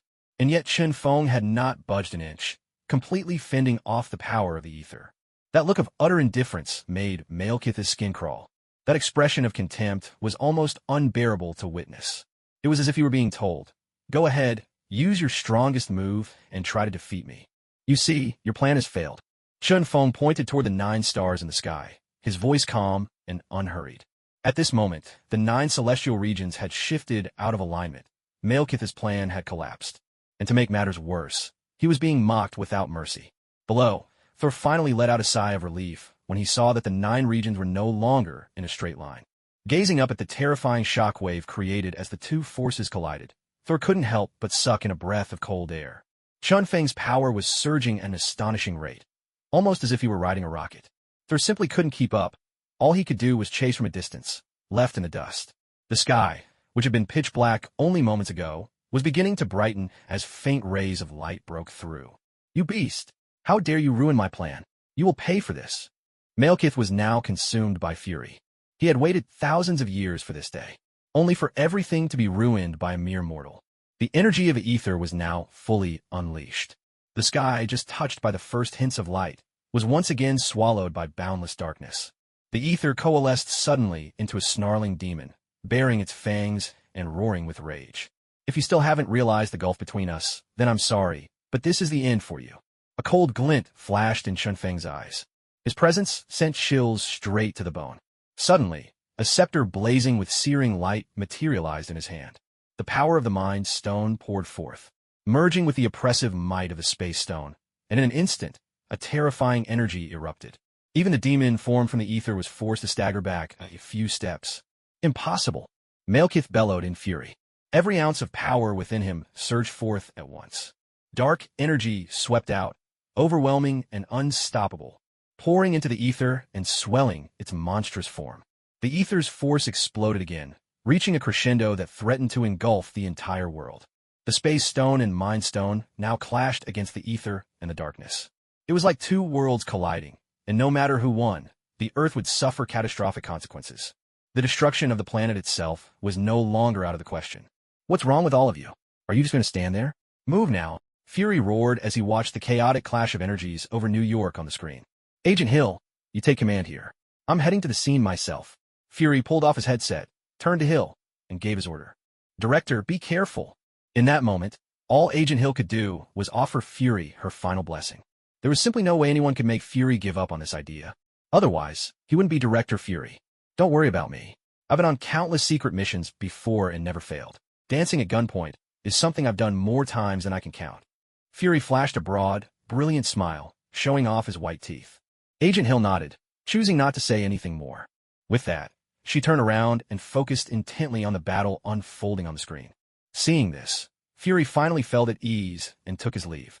This time, I'll protect Earth myself. Above New York City, two forces clashed against each other with all their might.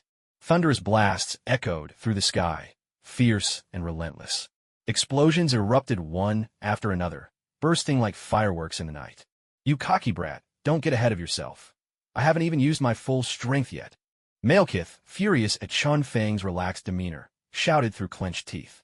Never before had he met anyone so brazen. It's just power, nothing more.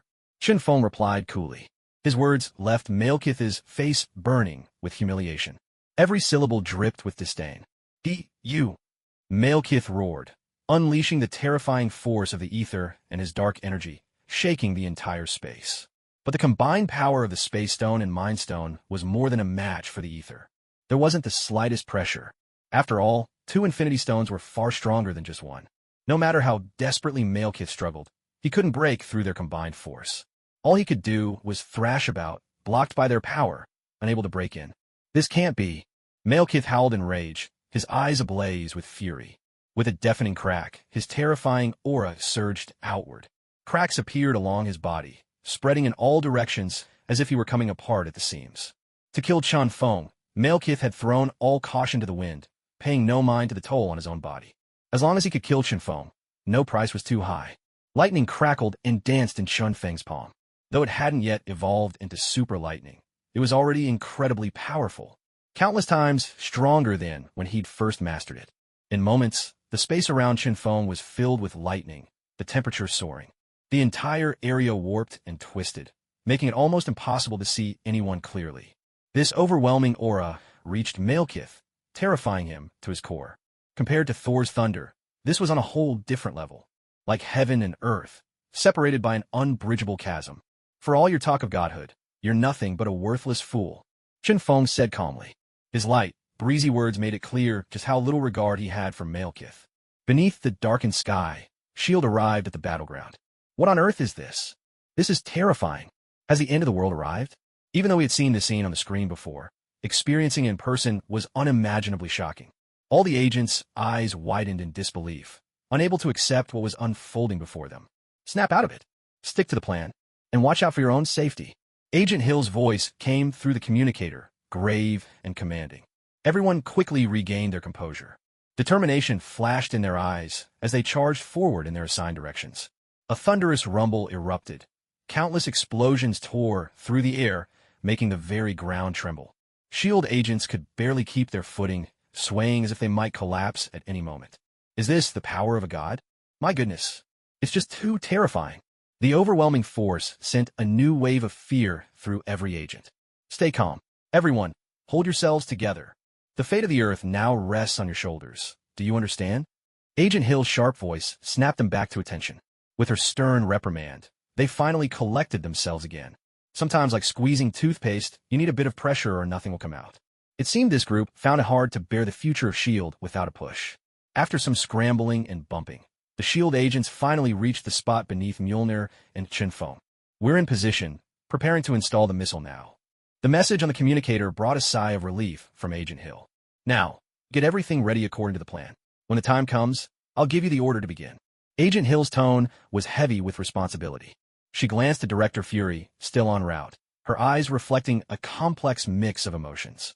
At Fury's age, he could no longer be compared to the younger agents. His reflexes and stamina were not what they used to be, but his unmatched experience more than made up for it. That's why, as they aged, veterans like him would eventually move into behind-the-scenes roles. Their wisdom helped the new generation grow quickly and avoid many detours.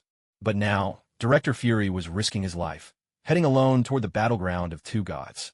To an ordinary person, this looked like an egg thrown at a rock, a hopeless act. Yet in Agent Hill's eyes, every move Fury made had its own logic.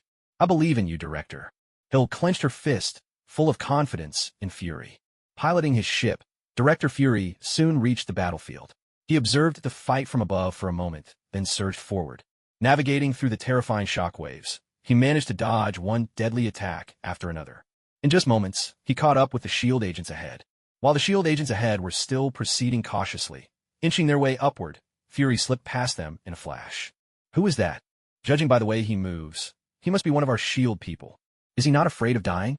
Charging in like that? This reckless man is ruining our plans.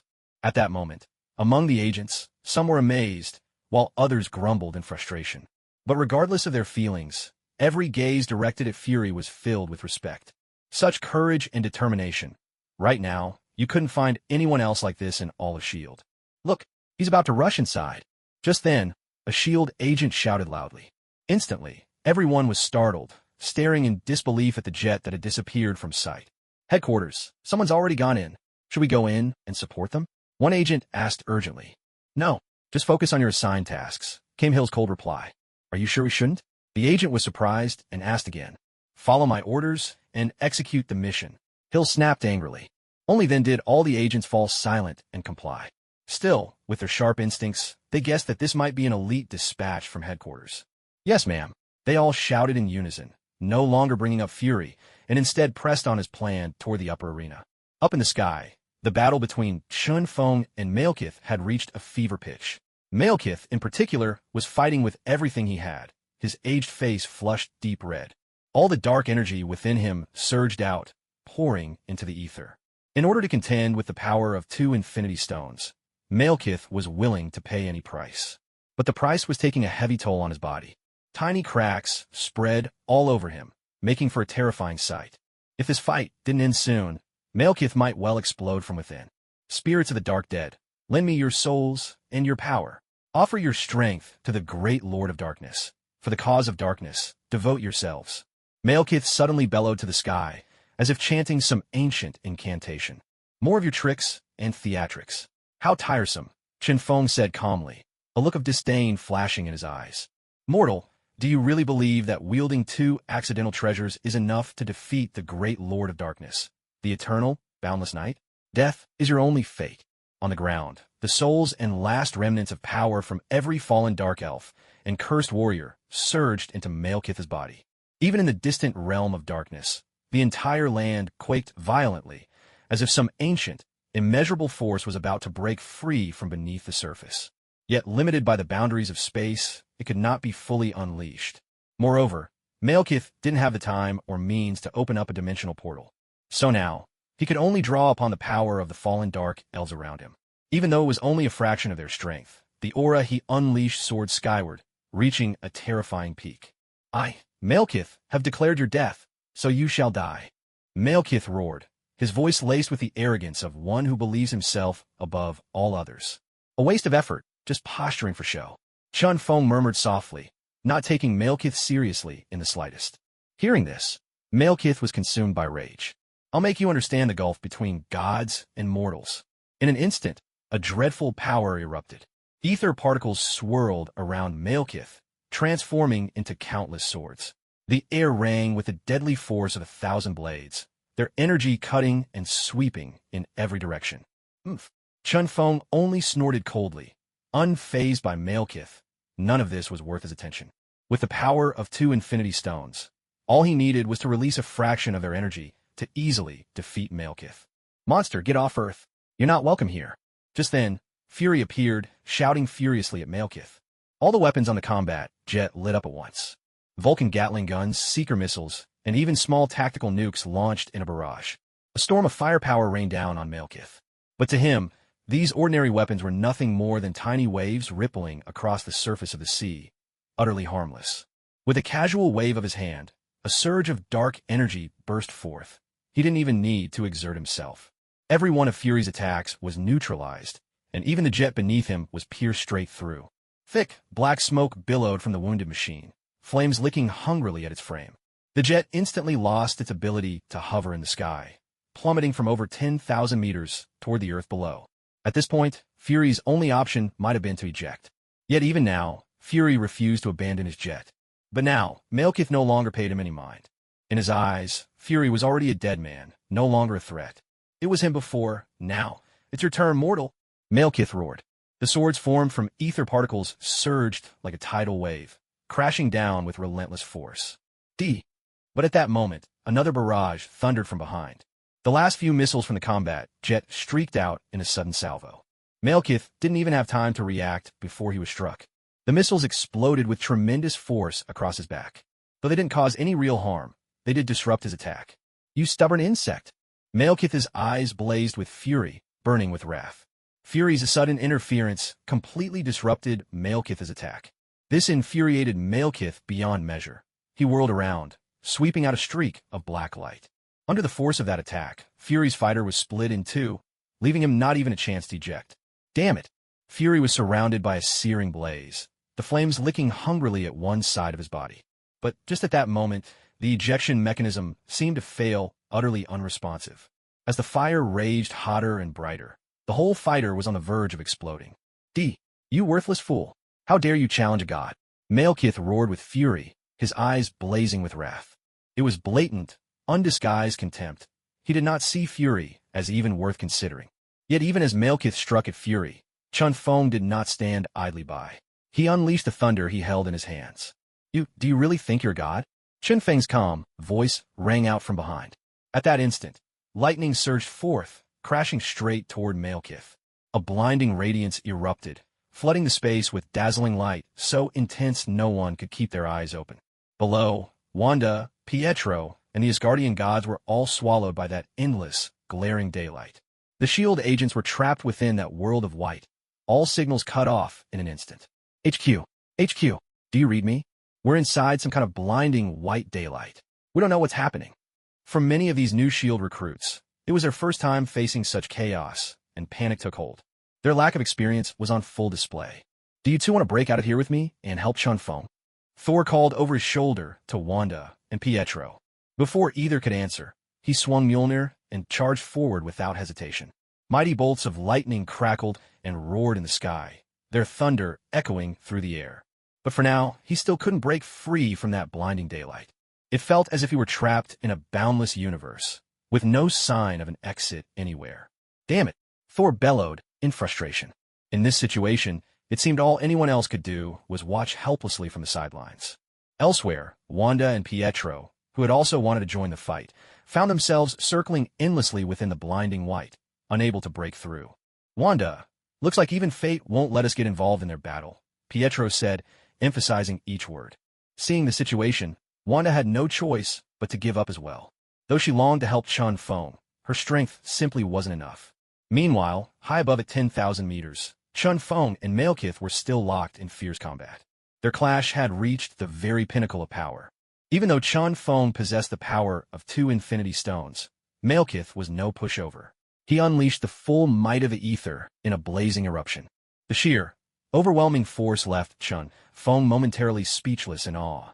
"If only I had fully mastered the powers of the space and mind stones, I could have destroyed you with a single blow," he thought to himself.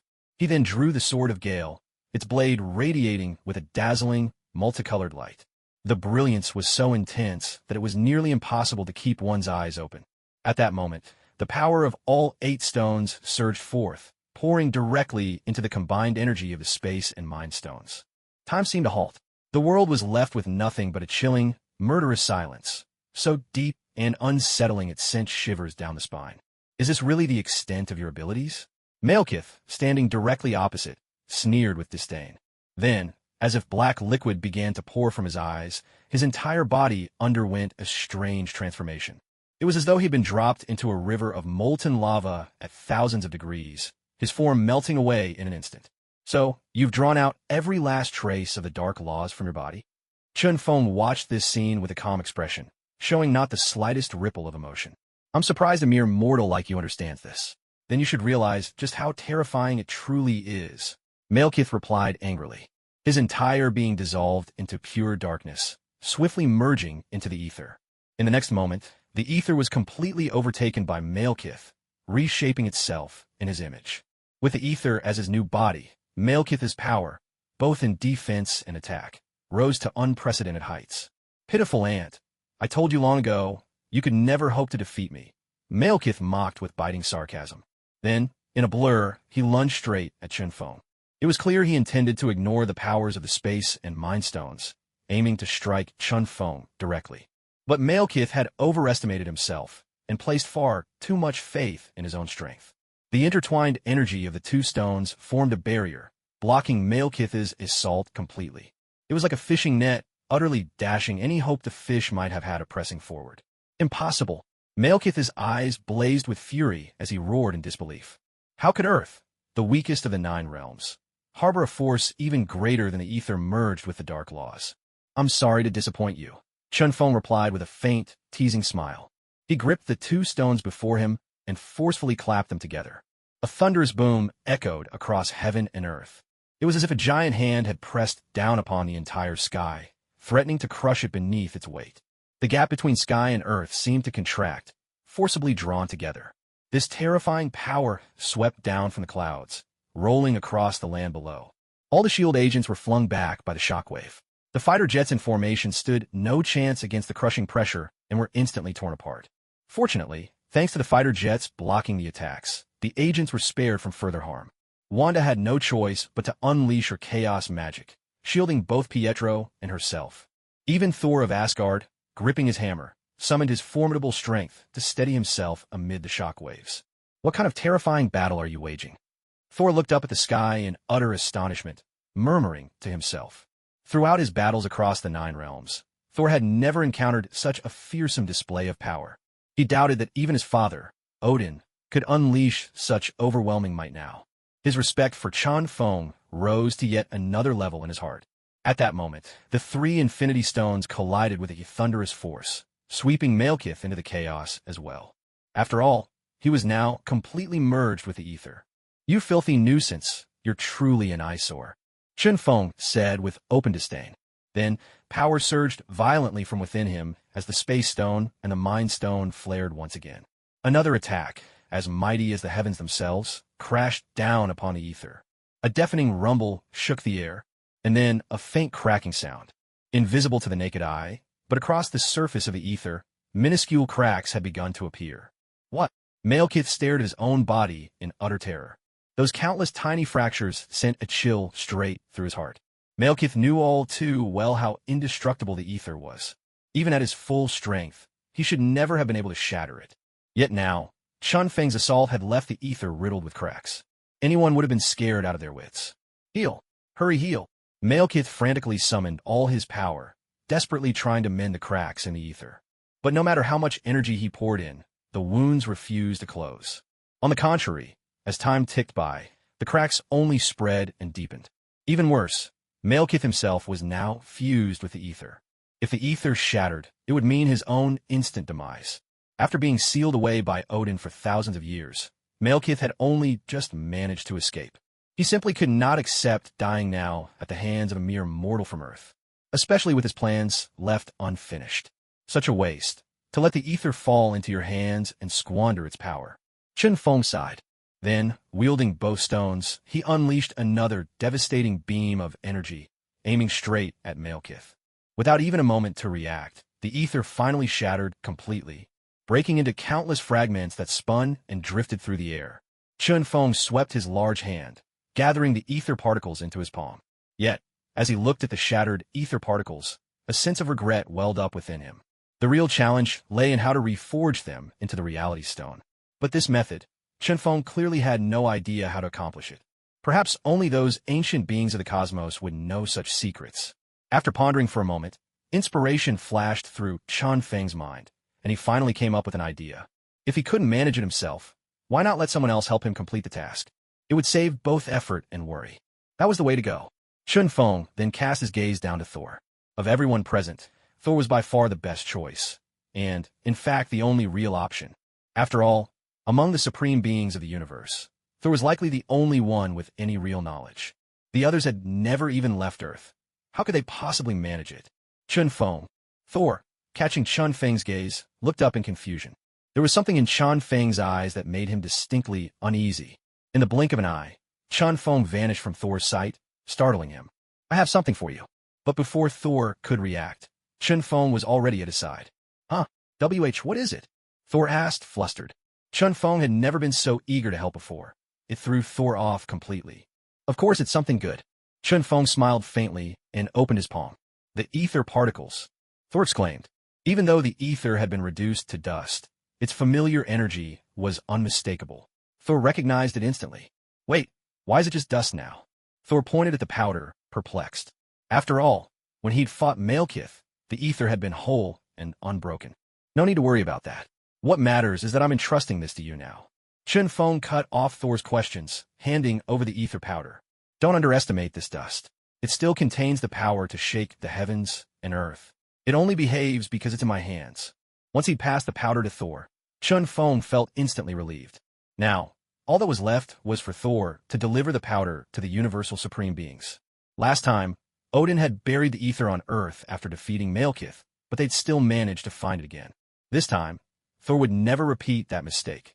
He would certainly put it in the hands of someone truly capable of protecting it. The Universal Supreme Beings were the only choice. How about we bury the ether particles on another planet? Thor's sudden suggestion took Chen Feng by surprise. Was this man really just trying to contradict him at every turn? Chen Feng proceeded to talk Thor out of the idea, patiently persuading him until he finally gave up on it. Chen Feng, I know exactly who I should give it to now. Thor spoke with unwavering determination. It seemed he had already chosen his candidate. Very well, go ahead. I'll take care of matters here on Earth. Chen Feng nodded in agreement. Thor swung his hammer and soared into the sky, vanishing into the atmosphere in a flash. Truly a remarkable figure. Chen Feng smiled faintly and paid no further attention to Thor. He turned and walked over to Wanda and Pietro. Wanda, now that you no longer have a home, why don't you come stay at my place for a while? Chen Feng suggested gently, his tone full of genuine concern. I'm not sure that's appropriate, Wanda stammered, her voice tinged with embarrassment. After all, they'd only known each other for a day. Moving in together felt a bit much. Wanda still found it difficult to accept. Noticing the hesitance on her face, Chen Feng understood and spoke softly. Wanda, I'm really doing this for your own good, you know. You and your brother aren't ordinary people. You're mutants with special powers. In America, there's an organization called S.H.I.E.L.D., created specifically to control people like you. If they find out about you, both of you will be captured and locked away, treated as test subjects. So, Wanda, I'm thinking of your safety. You wouldn't want to spend the rest of your days in a damp, dark basement, dying alone and miserable, would you? There was no denying the power of Chen Feng's words. They struck home. Wanda was clearly moved. Her eyes flickered with indecision as she weighed her options. Wanda, maybe we should go to Chen Feng's house. I don't want you to keep wandering without a place to call home. It would make me feel terribly guilty, Pietro added, trying to persuade her as well. Chen Feng looked at him approvingly, feeling quite satisfied. This kid isn't bad at all, he thought. After much deliberation, Wanda finally made up her mind to stay at Chen Feng's place for a while. But she resolved that if she ever felt she was intruding, she would leave immediately. Don't worry, my house is very spacious. There won't be any problems, Chen Feng reassured her with a warm smile, then opened up a portal. As for Natasha and Mindy, Chen Feng was confident he could easily handle the situation. After all, both of them now viewed him as their sole support. Whether emotionally or physically, they would trust and accept him without question. So, when it came to those two women, Chen Feng had no concerns at all. His only worry was that Wanda might have second thoughts and want to leave. But Chen Feng already had a plan for that as well. In the blink of an eye, Chen Feng brought Wanda and Pietro to his home. At the moment, the house felt a bit empty. Natasha had been called back by S.H.I.E.L.D. due to the sudden attack by the Dark Elves. Mindy, on the other hand, was away at school. That was why the house seemed so quiet. But a woman's intuition is always sharp. She could spot the smallest detail in an instant. Chen Feng, is there someone else living in your home? Wanda glanced around the room, asking with a hint of curiosity. Chen Feng looked at Wanda's face, hesitated for a moment, then replied, That's right, there are two more people staying at my place, both women. As soon as he said this, Pietro, who never seemed to catch on to subtlety, was instantly stunned. He stared at Chen Feng, whose expression remained calm, as if to say, Come on, man, you already have women at home, and you still brought my sister here? Are you trying to get yourself in trouble? But Chen Feng paid no mind to Pietro's gaze. His attention remained fixed on Wanda. As long as she stayed, everything else would be manageable. Unexpectedly, Wanda simply nodded and continued to walk around the room, taking everything in. As she turned her head, a fleeting, inscrutable look flashed across her eyes, something between a challenge, a hint of jealousy, and perhaps a touch of vulnerability. Well then, you and Pietro can get comfortable here, make yourselves at home. I'll head out to buy some groceries and cook you both a feast. It was already nearing evening, and since morning, the three hadn't eaten a thing. All thanks to that sudden appearance of Malekith. Wanda murmured her agreement and headed straight into Chun Feng's room. Pietro, noticing Wanda acting a little differently, was at a loss. "Wanda, are you okay?" He hurried over, lowering his voice to ask in concern. "I'm fine, why wouldn't I be? You should have a look around, too. If you don't like the place, or think it's unsuitable, we can just leave," Wanda replied with a calm, composed face. From the outside, nothing seemed amiss at all, but Pietro couldn't shake off the odd feeling in the air. Still, after hearing Wanda's response, he didn't press further and went to check the other rooms. Only Wanda lingered in Chun Feng's room, inspecting every corner, much like a wife quietly keeping tabs on her husband. Chun Feng left the house, ostensibly to buy groceries, but also to let Natasha and Mindy know about Wanda and Pietro's arrival. If he didn't give them a heads up, things might spiral out of control when they all met unexpectedly. He dialed Natasha's number, and a gentle female voice answered. "My dear, what time will you be home tonight? I want to make you a big dinner." Chun Feng smiled and asked, "Probably around 7. That alien that popped up out of nowhere really threw a wrench in our work. Otherwise, I'd be home earlier." Natasha replied with clear frustration. "It's been such a day, thanks to that alien. We all got so much more work to do. Don't worry, I'll make dinner a bit later. It'll be hot and ready when you get home," Chun Feng said, his tone soothing. "Thank you, darling," Natasha answered sweetly. "Darling, there's one more thing I need to tell you," Chun Feng said in a deliberately mysterious tone. "What is it?" Tasha's curiosity was piqued instantly. "We have guests today. They'll be joining us for dinner tonight," Chun Feng said, his voice cheerful. "Are they men or women?" Tasha asked sharply, her intuition on high alert. Indeed, a woman's intuition is truly impressive. Chun Feng didn't dodge the question and replied directly, "One man, one woman. Both of them are mutants, a brother and sister." As soon as Tasha heard this, she became visibly anxious and pressed on. "Mutants? Why are you getting involved with those people?" Within S.H.I.E.L.D., mutants have always been regarded as unpredictable elements. That's because many mutants, once they obtain great power, become arrogant and flaunt their abilities everywhere. Most of them pose a significant threat to society. That's why Tasha reacted so strongly, deeply worried about Chun Feng. "It's fine, really. They're both kind people. I rescued them from Hydra," Chun Feng explained, trying to reassure her. "Well, since you say so, I won't say any more for now. Tonight, I'll get to know these two mutants myself." With these words, Tasha had essentially accepted Chun Feng's decision, an indirect agreement. "Thank you, darling." Then, the two shared a kiss before hanging up the phone. Afterward, Chun Feng followed the same script and called Mindy. But Mindy, who had a fiery temper and little tolerance for a third woman, was quite hard to persuade. Thankfully, Chun Feng was quick-witted, and after he recounted the tragic past of Wanda and Pietro in detail, Mindy finally agreed. After making the 2 calls, Chun Feng realized the status at home seemed rather low. "No, I can't let Natasha and Mindy keep having the upper hand. If this goes on, I'll definitely end up looking weak in front of Wanda tonight. I have to change this situation." Gritting his teeth, Chun Feng made up his mind. But for now, the most important thing was to keep Wanda at home and make sure she wouldn't even think about leaving. At this moment, a delicious meal seemed absolutely essential. Yet, what to make stump Chun Feng? After all, he had no idea what Wanda liked to eat. He mulled it over and finally decided on hot pot. This beloved Chinese dish, famous for winning over anyone who tries it, would surely make Wanda want to stay forever. Thinking it through, Chun Feng remembered that most Americans have a sweet tooth. So tonight, he decided to turn half the hot pot into a cheese fondue. The other half would be the classic spicy broth. 2 flavors, one to cater to American tastes, the other to introduce them to something new. Who knows, maybe Wanda would fall in love with spicy hot pot. If that happened, it would be a complete success. With that settled, Chun Feng slipped away to Chinatown. After all, only here can you find all sorts of ingredients perfect for hot pot. But as for the soup base, Chun Feng planned to make it himself. As a chef, this little task was hardly a challenge for him. He spent more than 20 minutes in the market, carefully picking out and preparing everything he needed. Now it was time to show off his extraordinary skills. At this moment, Mindy was the first to return home. She happened to see Wanda stepping out of Chun Feng's room. With a cold smirk tugging at the corner of her lips, she asked, "You must be the friend Chun Feng brought home, right?" "Yes, that's me. My name is Wanda, and this is my brother, Pietro," Wanda replied, reaching out her right hand and introducing herself with sincerity. "Dressed quite nicely, aren't you?" Mindy commented, extending her own left hand in return as a gesture of politeness. The conversation remained relatively calm for now. "Oh, by the way, you two are from District A, aren't you?" Mindy suddenly asked, as if the thought had just occurred to her. That's right, we used to live in District Wanda nodded, not quite understanding what Mingy meant by this question. That's good to hear. I remember Chun Feng mentioning it. I was worried you might have come from District FA instead.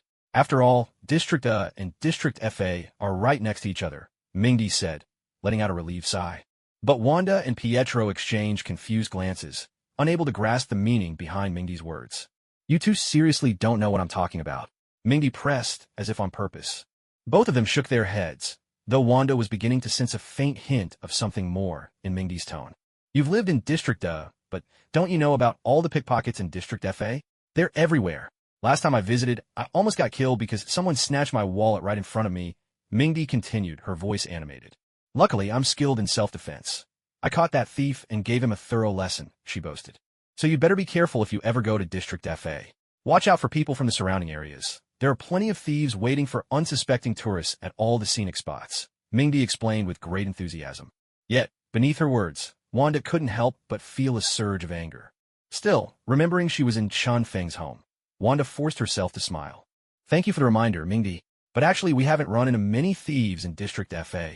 Maybe you just look like an easy target to those pickpockets, Wanda replied, her tone calm, but edged with irony, like a smiling assassin.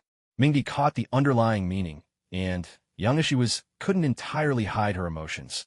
A flush of red appeared on her cheeks. For a moment, Mingy was so angry she was at a loss for words.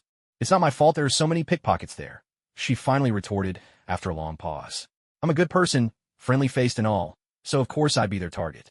However, the hostility in her words was so mild it was barely worth noticing. At most, it was just a defensive gesture, a way to protect herself. Miss Mindy, why don't you show me around? There are so many places in this district I'd like to see. Sensing things were about to go south, Pietro immediately stepped in, hoping to prevent Wanda and Mindy from getting into another argument. After all, they were still guests in someone else's home. If she wanted to look around, she could just go herself. They were all adults now, not children who might get lost or kidnapped. But Mindy was in no mood to cooperate. She ignored Pietro's attempt to smooth things over and walked right past him, heading down the stairs. Miss Mindy, Pietro was left standing there, awkward and embarrassed, forced to smile in an attempt to ease the tension. No wonder you got robbed by thieves and ended up beating them up. You really are a tomboy, Wanda said sharply, not bothering to hide her sarcasm. Seeing her brother lose face, Wanda, as his older sister, naturally felt compelled to stand up for him. Who are you calling a tomboy? The moment Mindy heard those words, she snapped. Her voice was sharp and furious. Because of her regular training, her hands were more muscular than most girls. So when she first started at school, many boys would secretly call her tomboy. But after Mindy taught a few of them a lesson, they all became her followers. Still, the nickname stuck with her, lingering like a shadow she couldn't shake. Just as Mindy was about to lose her temper, Pietro looked stricken with panic. Only Wanda remained seated on the sofa, cool and unbothered, as if nothing had happened. The tension in the room grew so thick it felt like the very air had frozen. It was as if an ice age had swept through, a bitter wind whistling soundlessly, threatening to freeze everything in its path. Pietro stood rooted to the spot, nervous and unsure, glancing from Wanda to Mindy, completely at a loss. And just as things were about to reach a breaking point, Chun Feng returned home with Natasha. Geez, why is it so cold in here? As soon as she stepped through the door, Natasha complained, her words instantly breaking the icy silence in the room. Sis Natasha. The moment Mindy saw Natasha, she rushed over to her side. What's wrong? Seeing the tears welling up in Mindy's eyes, Natasha's heart went out to her. What happened to her? Natasha asked, clearly puzzled. Usually, when someone visits another's home for the first time, they're on their best behavior. At the very least, they wouldn't do anything to upset their host. She bullied me. Mindy stammered, choking on her words, like a child who'd suffered a great injustice and was seeking comfort from her mother. Chun Feng, if this is how you treat your guests, then I'm leaving right now. Wanda stood up as she spoke, her eyes red with emotion, on the verge of an outburst.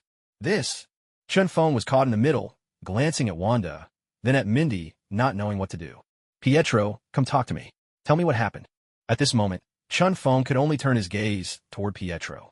Remember, tell it exactly as it is. No embellishments, no emotion, he instructed.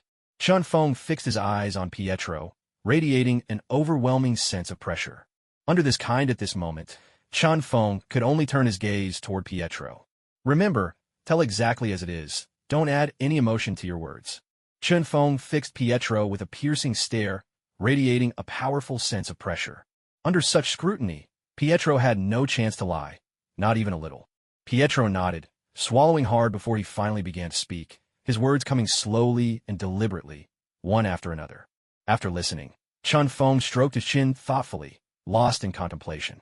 Then, turning to Mindy, he addressed her with utmost seriousness. That was out of line, Mindy. No matter what, Wanda is still our guest.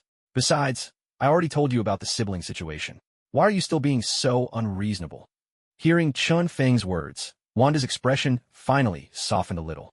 Mindy, on the other hand, pouted in frustration, cheeks puffed with anger. She wanted to retort, to argue back, but couldn't find a suitable reason. Still, being reprimanded by Chun Feng in front of outsiders left Mindy feeling very disgruntled. Unable to stand the atmosphere any longer, Mindy let out a huff and stormed toward her room. Natasha, go check on her. Chun Feng spoke to Natasha. Catching his meaning with just a look, Natasha nodded and followed Mindy into her room. Wanda, don't be upset. At the end of the day, Mindy is still a child. She's in her teens, going through a rebellious phase. I hope you could be a little more understanding. Chun Feng walked over to Wanda's side, speaking to her gently. I know, Wanda replied, but her words really were hurtful. Pietro didn't do anything wrong. He was just trying to be friendly, and she shut him out cold. Wanda's voice trembled with emotion. It's fine, really, I'm okay. Pietro, off to the side, waved his hand emphatically, trying to reassure everyone not to worry about him. In trying to ease the tension between Wanda and Mindy, Pietro had already made many sacrifices. Pietro, you shouldn't just let this go. You did nothing wrong. You even tried to help her, and this is how she treated you. She's clearly at fault. Wanda, hearing Pietro's words, became indignant on his behalf, defending him passionately. I really am fine, Wanda. Mindy's just a kid, I get it. Noting the heavy look on Chun Feng's face, Pietro quickly spoke up. Ever since witnessing Chun Feng's overwhelming strength, Pietro had developed enormous respect for him. Naturally, he didn't want to put Chun Feng in a difficult position. Wanda, don't worry. I'll go talk to Mindy and make sure she apologizes to Pietro. Chun Feng seized the moment to reassure her. Hearing this, Wanda finally relaxed, her tense expression easing a little. Once I've straightened things out with Mindy, I'll make you and Pietro something delicious. You're sure to love it. Chun Feng lifted the bag in his hand, then turned around and left, leaving behind a remark that lingered in the air and invited reflection. Will he really cook? The same thoughts surfaced in both Pietro's and Wanda's minds at that moment. Chun Feng's presence had completely transformed their understanding of what it meant to be truly powerful. In their minds, they couldn't help but picture Chun Feng, standing in the kitchen, earnestly preparing a meal. After some time, and only after receiving a stern lesson from both Chun Feng and Natasha, Mindy finally, albeit reluctantly, agreed. She would go and apologize to Pietro. But for this to happen, Chun Feng also had to make a promise, a compromise between him and Mindy. This little girl, ever since she'd grown another year older, hadn't slept beside him. Yet, deep down, she'd always harbored the wish to snuggle up to Chun Feng again, just like before. I've agreed to all your terms. Now hurry up and apologize to Pietro. Later, I'll make something delicious for you. Chun Feng urged her, his tone brisk.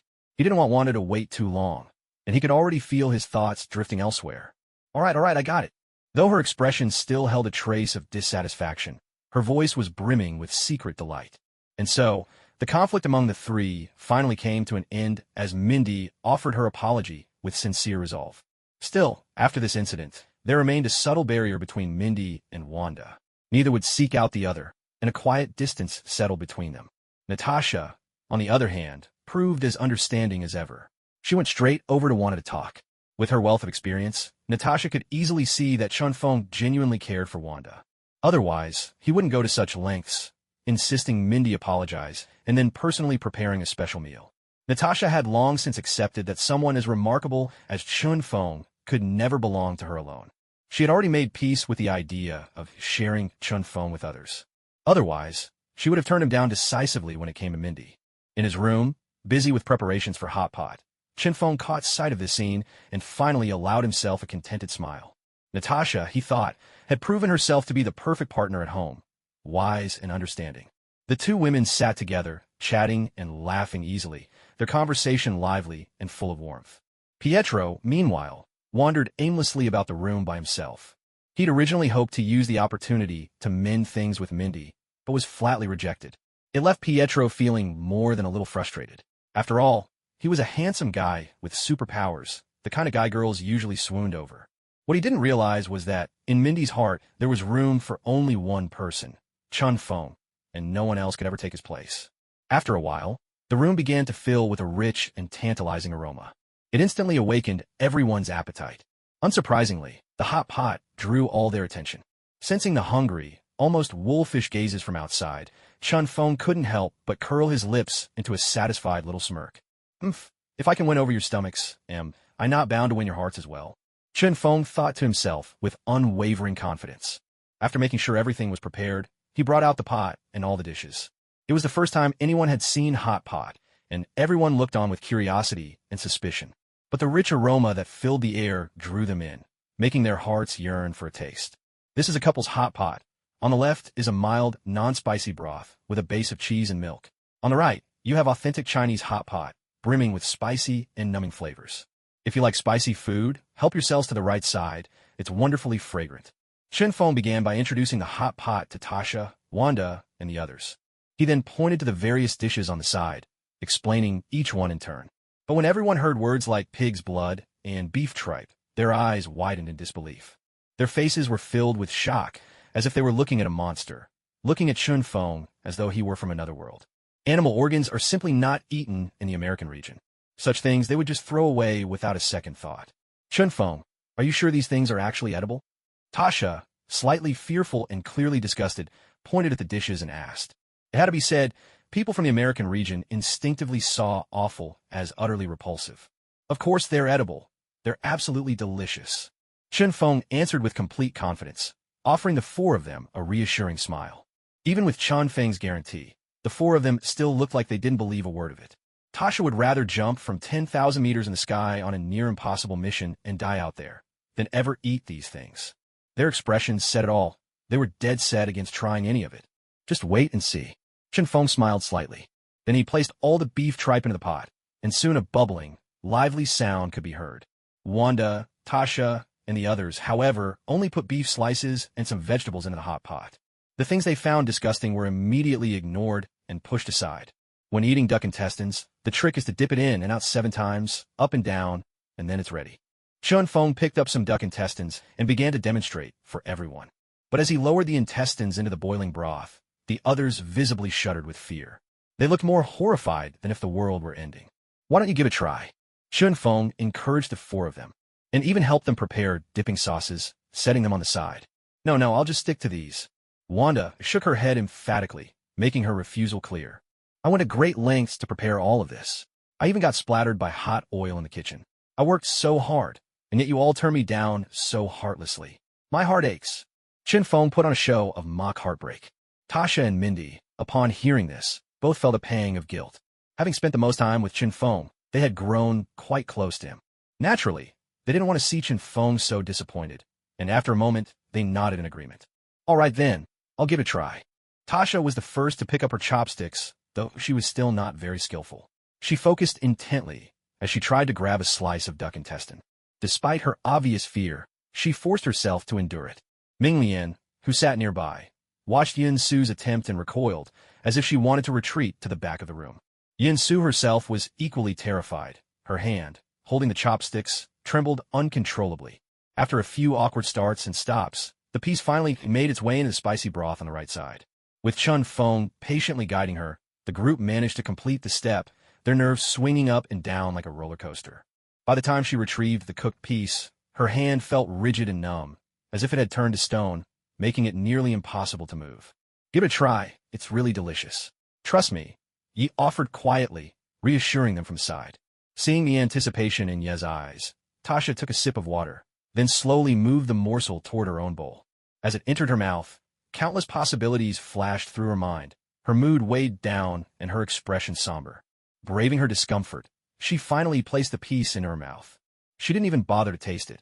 Instead, she made straight for the back of the restaurant. Let's have a competition, Yi suddenly suggested at that moment. At these words, both Tasha and Yin Su were startled, almost dropping their utensils in surprise. A look of tragic resignation appeared on their faces, as if they were marching toward their doom. But only a second later, Yin Su's expression changed completely, brightening in an instant. She began to eat with great relish, savoring every bite and looking utterly content. "Hey Tasha, did you eat something bad?" Minglian asked, tapping Tasha's head gently, suspicion in her eyes. "What are you talking about?" Tasha quickly brushed away Minglian's hand and shot her a warning glance. "Hurry up, you all have to try this. It's honestly delicious," she urged, unable to hide her delight. The spicy and numbing flavor was exactly to her liking. Generally speaking, people from the north preferred hearty dishes, so their seasonings were often bold and full of flavor. But when it came to spicy food, only a small number could truly handle it. Wanda, Mindy, and Pietro listened to Tasha's words in disbelief, their mouths agape, staring at her as if she were from another planet. But then Tasha calmly picked up another piece of intestine and dipped it into the bubbling pot. To the three onlookers, this scene was almost surreal. "Don't worry, and don't stress yourselves out. It's really fine, and actually, it tastes amazing," Chun Feng said gently, trying to reassure them.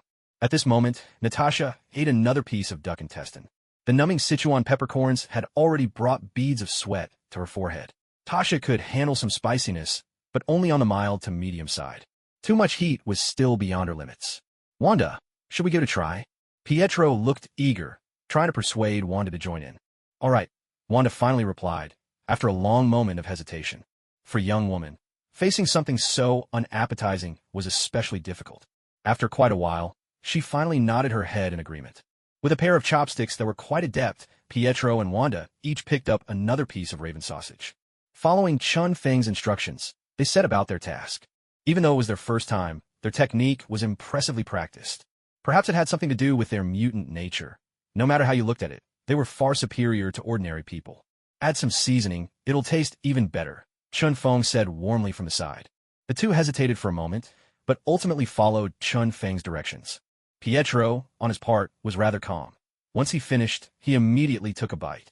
Like a true gourmet, he sampled the food with great seriousness. Expressions flickered across his face, revealing a range of sensations. After a brief moment, he gave Chun Feng a big thumbs up. "It's really delicious, Wanda." He turned to Wanda, giving her the confidence to take a bite herself. Wanda nodded. Encouraged by his enthusiasm, she finally set her eyes with determination. With a decisive motion, she put the sausage into her mouth. In that instant, a burst of flavor exploded on Wanda's palate. The numbing spiciness, the savory aroma of the raven sausage, and the unique seasoning all mingled and soared together in her senses. The three flavors enhanced each other, sending the taste to new heights. "So good," Wanda couldn't help but exclaim. She especially loved that tingling, spicy sensation. "Hey!" At that moment, a strange sound suddenly interrupted them. Everyone turned their heads to look at Mindy, who was swallowing her saliva at the door. "I'm fine, just a little hungry," Mindy said quickly, her cheeks flushing bright red. "Well, you'd better hurry, or there won't be any left," Chun Feng replied calmly. Wanda, Natasha, and Pietro wasted no time, diving eagerly into their meal. The food in the small bowls disappeared before their eyes at a remarkable pace. "Hey, leave some for me. Leave some for me," Mindy shouted anxiously. Right now, she was so impatient she could hardly stand it. Without hesitation, she joined the frenzied scrum for food. The four of them, like children unaccustomed to sharing, unleashed a food storm. Even Chun Feng found it hard to get in on the action. Especially with Pietro, whose superpower was speed, he had a clear advantage in this culinary battle. Before long, much of the food on the table had vanished. But Pietro and Natasha were both sweating profusely. The spicy richness was delightful, but it was simply too intense. Both of them had reached their limit with the heat. But what surprised Chun Feng the most was Wanda and Mindy. These two, who usually didn't get along, turned out to be the biggest fans of spicy food. And from the look on their faces, it seemed the two were locked in a silent competition. Neither looked ready to back down until the other surrendered. This had become more than just eating, it was a battle of wills. As for the tension between Wanda and Mindy, their rivalry, Ji-shun, Natasha, and Pietro sat quietly to the side, simply watching. Every now and then, they'd pick up a bite, dip it into the pot for a moment, and have a taste. Of course, they were using the mild milk broth. The spicy hot pot, however, had been completely taken over by Wanda and Mindy. Natasha couldn't help but whisper, "Honestly, how much longer do you think those two are going to eat?" She watched the pair in front of her with some astonishment and asked the question. "I'm not really sure myself," Chun Feng admitted, scratching his head, clearly baffled as well. Turning to Pietro with curiosity, he asked, "Is Wanda always such an eater?" The sudden question caught Pietro off guard. He paused, then replied, I've actually never seen her eat like this before. This might be a first. Chun Feng and Natasha both stared in stunned silence at his answer. This is unbelievable. Yet at the heart of this culinary battlefield, Wanda and Mindy seemed totally oblivious to the three watching them. Here, there was no such thing as going easy on your opponent. Behind the two women, the air shimmered red with heat, and even a hint of spice hung in the air. So the three could only watch from the sidelines as Wanda and Mindy battled it out, bite for bite. The bubbling hot pot sent up clouds of steam, its contents already completely cooked through. Slices of meat surfaced from the fiery red oil, glistening as they emerged. The sheer intensity of the heat made even Chun Feng, who usually loved spicy food, shudder a little. "Do you want me to add some water for you?" Chun Feng asked carefully. "No need," came the fierce and immediate reply. The hand reaching for the broth kettle dropped back in surrender. "Chun Feng, are you sure the two of them will be all right eating like this?" Natasha asked, her voice tinged with worry. The spice level was already overwhelming. Anyone unaccustomed to it would be sneezing and fleeing the scene by now.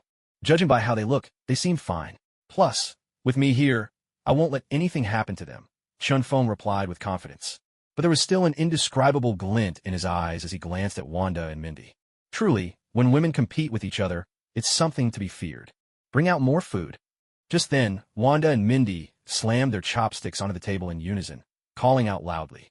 Only at that moment did Chun Feng realize they had cleared every single dish off the table. "That's enough for now. You're all ladies, remember to show some restraint." Chun Feng shook his head, trying to persuade them. The two women before him were flushed, and beads of sweat as large as pearls rolled down their foreheads, mingling with the faint, spicy aroma that filled the air. "Out of the way, I haven't eaten yet," Mindy shouted, the rich scent of the hot pot wafting straight at Chun Feng. All right, I'll get more. Just wait a moment." Chun Feng relented, realizing he was powerless to stop them. Not wanting to dampen their spirits, he had no choice but to go along with their demands.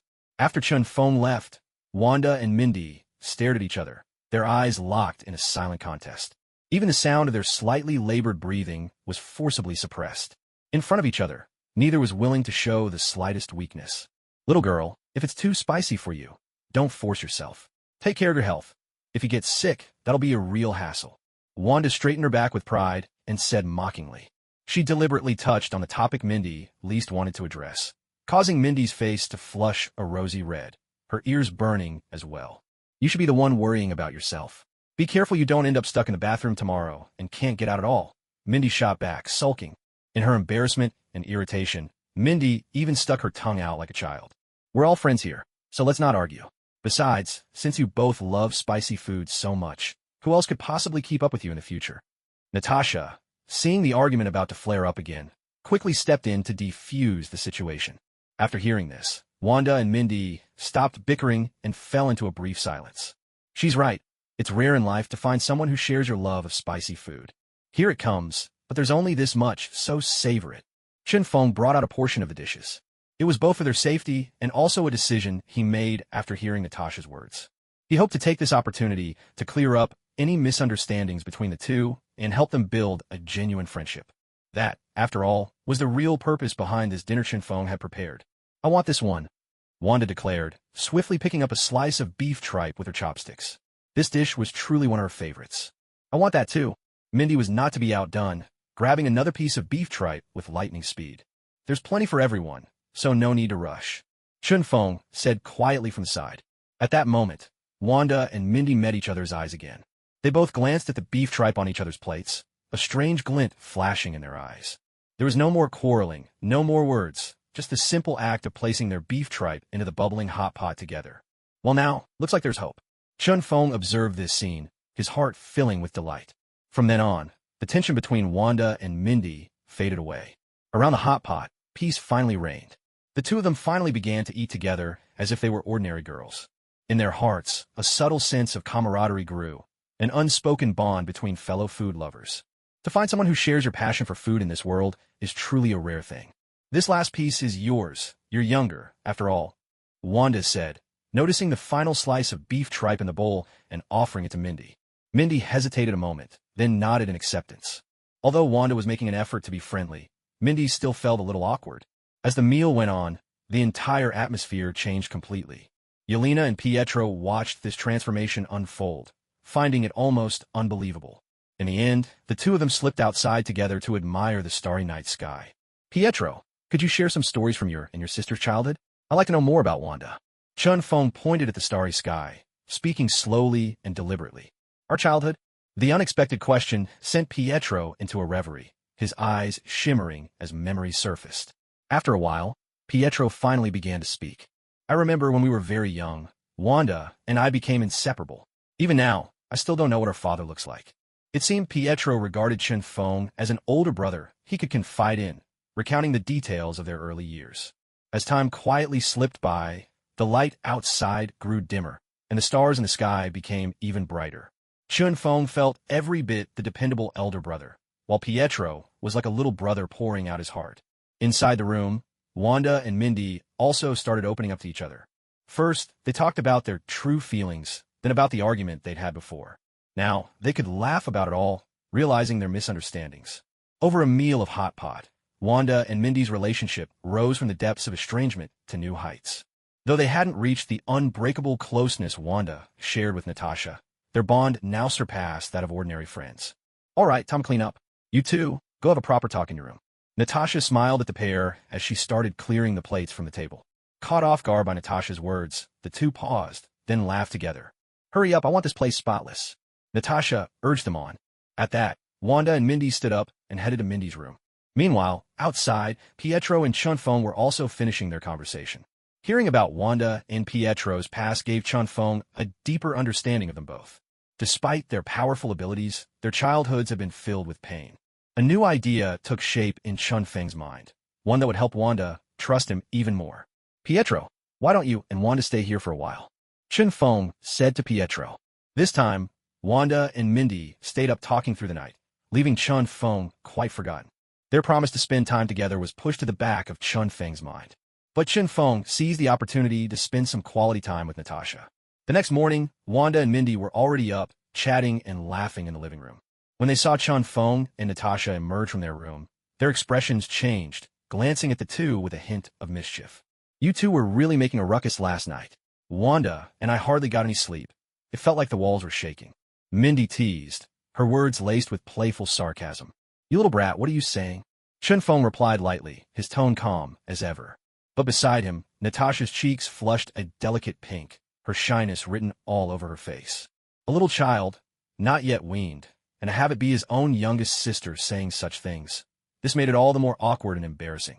To be honest, he replied with a red face. Next time, keep your voice down. Don't talk like that around me. Clearly, she was dissatisfied with Chun Feng's attitude. But truly, more than anything, it was Tasha's forwardness that left him at a loss.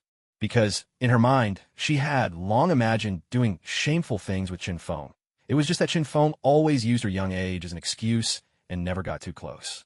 That's why, this time, she made sure to include Chun Feng sleeping with her in her list of conditions. Ming, let's go over there, she said, pulling Wanda by the hand and heading toward the side. Even as she walked away, she didn't forget to call back to Chun Feng. Don't forget to get breakfast ready early.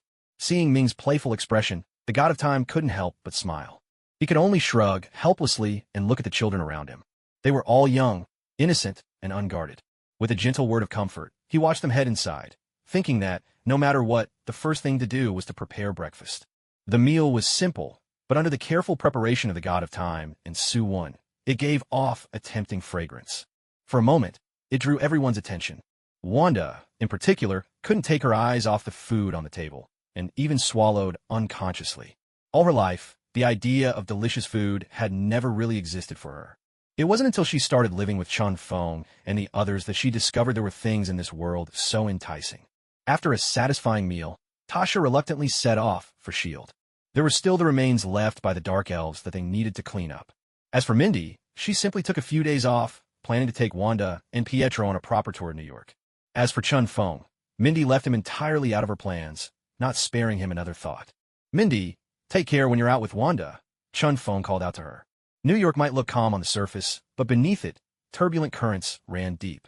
In the shadows, things were happening that ordinary people could scarcely imagine. Don't worry, Chun Feng. I'll look after Mindy, Wanda suddenly said, stepping forward with confidence. With her mastery of chaos magic, she naturally had no fear of any power on Earth. With Wanda by my side, there's nothing to worry about, Mindy chimed in. The bond between the two had grown to a level that truly surprised Chinfeng. He nodded with satisfaction. Then he watched as Wanda, Mindy, and Pietro left the house together. Sitting on the sofa, he stared blankly at the ceiling for a long while before snapping back to reality. The time stone, it's time to keep it close at hand.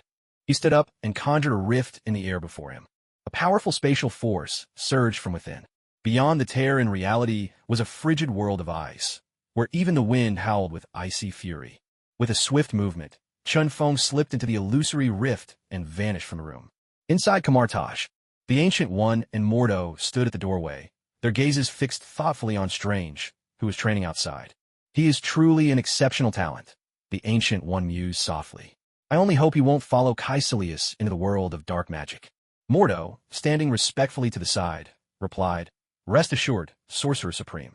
I will keep a close watch over him. Ever since Chinfeng had defeated her last time, the Ancient One had spent many long conversations with Mordo. Through patient guidance, Mordo had finally managed to suppress the shadow in his heart. Make sure he never delves too deeply into the dark arts, the Ancient One warned again. With that, she returned to her chambers to continue her meditation. Out in the training grounds, Strange was immersed in physical practice. His first arrival at Kamartaj, and the revelation that he possessed a soul, had utterly transformed his understanding of the world. My hands, they will be healed. I know it, he murmured, staring intently at his own hands, lost in thought. Memories of his days as a doctor flashed across his mind once more. Strange, don't slack off, stay focused, a nearby warrior called out sharply. The shout snapped Strange from his reverie. Yes, Strange quickly responded. Inside the Ancient One's room, a sudden rift appeared. Chinfeng emerged from the shimmering portal. Chinfeng, you're back. The Ancient One's face lit up with both delight and a trace of suspicion. The last time he left, that lingering aura of sanctity had left a deep impression in her mind. I heard you have a new student here, Chinfeng replied calmly. We have a bit of a connection, so I thought I'd visit. Strange, do you know him? The Ancient One's curiosity was instantly piqued by this reply. I bought his house, so you could say fate brought us together, Chinfeng replied lightly. That's certainly a kind of fate, the Ancient One agreed. Come, let me introduce you. She rose from her seat and led Chinfeng out of the room. Together they walked outside, where Strange was still diligently training in the courtyard. He seems quite impressive, Chinfeng observed with a slight smile.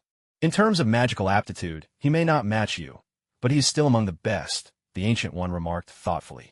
It was clear she held high hopes for Strange. I only hope he doesn't repeat Kaisilius' mistakes, Chinfeng said suddenly, causing the Ancient One's expression to shift. Kaisilius had always been a scar on the Ancient One's heart. Once, she had believed he could be the next Sorcerer Supreme. But in the end, he was lost to the lure of dark magic. All the more painful was that, under her very eyes, he had turned into her enemy. Don't worry, I'll keep an eye on him. The Ancient One spoke solemnly, clenching her fist in a gesture of conviction. How about I take him under my wing for a while? Chinfeng turned his head and offered. Oh, you want to mentor Strange? Do you have plans for him? The Ancient One looked at Chinfeng with genuine surprise, as if she were seeing him in a new light. I just suddenly want to see what it feels like to be a teacher. That shouldn't be a problem, right? Chinfeng gazed intently at Strange before him, a subtle smile playing at the corners of his lips. If I leave Strange in your hands, I have no objections. In fact, I'm quite curious to see how far you can take him. The Ancient One gave a nod, then walked over to Strange. Sorcerer Supreme. As the Ancient One approached, every sorcerer present stood at attention and saluted, all of them pausing their activities out of respect. Chinfeng, following behind the Ancient One, immediately drew wary glances from the others. They all remembered well the time when Chinfeng had left Kamartaj. Back then, each of them had felt an overwhelming sense of dread towards Chinfeng, a chilling fear that seemed to seep from the depths of their souls, making them shiver involuntarily, as though plunged into icy water. Especially their senior brother, Mordo, the strongest among them after the Ancient One. Even he had been swiftly defeated by Chinfeng in just a few moves. Now, seeing Chinfeng again, their awe was mingled with keen curiosity. Master, is there something you need? Strange folded his arms, looking somewhat weary as he asked. I'm introducing you to a new teacher. The Ancient One stepped aside, making room for Chinfeng to come forward. Him? A kid? Strange's face darkened at once, clearly displeased. It seems your hands have partially healed. Chinfeng smiled faintly, a mysterious light glinting in his eyes. Strange found himself transfixed by Chinfeng, suddenly falling silent. It was as if there was a subtle force compelling him to trust this newcomer. Well, it appears Chinfeng is qualified to be your teacher. The Ancient One looked between the two men, her gaze deep and meaningful. No. Strange clapped his hands together, cutting the Ancient One off. Not unless he proves he's truly powerful. I won't accept him as my teacher otherwise. So you want a demonstration of real magic, do you? Chun Feng stopped the Ancient One from speaking and addressed Strange, enunciating each word deliberately. I came here to learn magic, to heal my hands, not to waste my time. Time, ah. Before Strange could finish, Chun Feng interjected with a laugh. Suddenly, the entire world seemed to shift. The surroundings transformed completely. The snowy, icy landscape vanished, replaced by a breathtakingly surreal, dreamlike realm. Countless overlapping spaces hung suspended in the air, splitting reality into floating fragments, each one distinct from the others.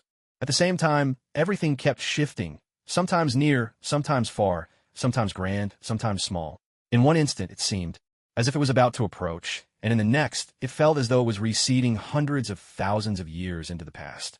The profound mystery and depth of it all left Strange, who was standing within, momentarily stunned and speechless.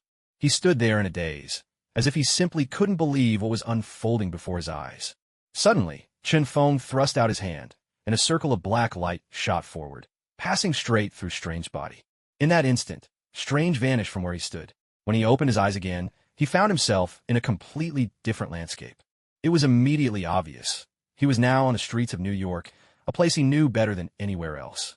But only a moment later, the space around him began to change. The city folded in upon itself, splitting into 4 sectors: up, down, left, and right. Each section spun independently, becoming its own isolated world. Within this space, Strange found himself lost, unable to find any way out, forced to keep running in order to avoid getting swept up into unknown realms from which he might never return. After a long while, Chun Feng finally restored the space to normal. Strange and Chun Feng appeared before the others once more. Now, do I have the qualification to teach you? Chun Feng asked calmly. There was no need to think. The answer was undoubtedly yes. Of course, Strange replied with a nod. The magic he had just witnessed was proof enough. Everyone, continue your own training.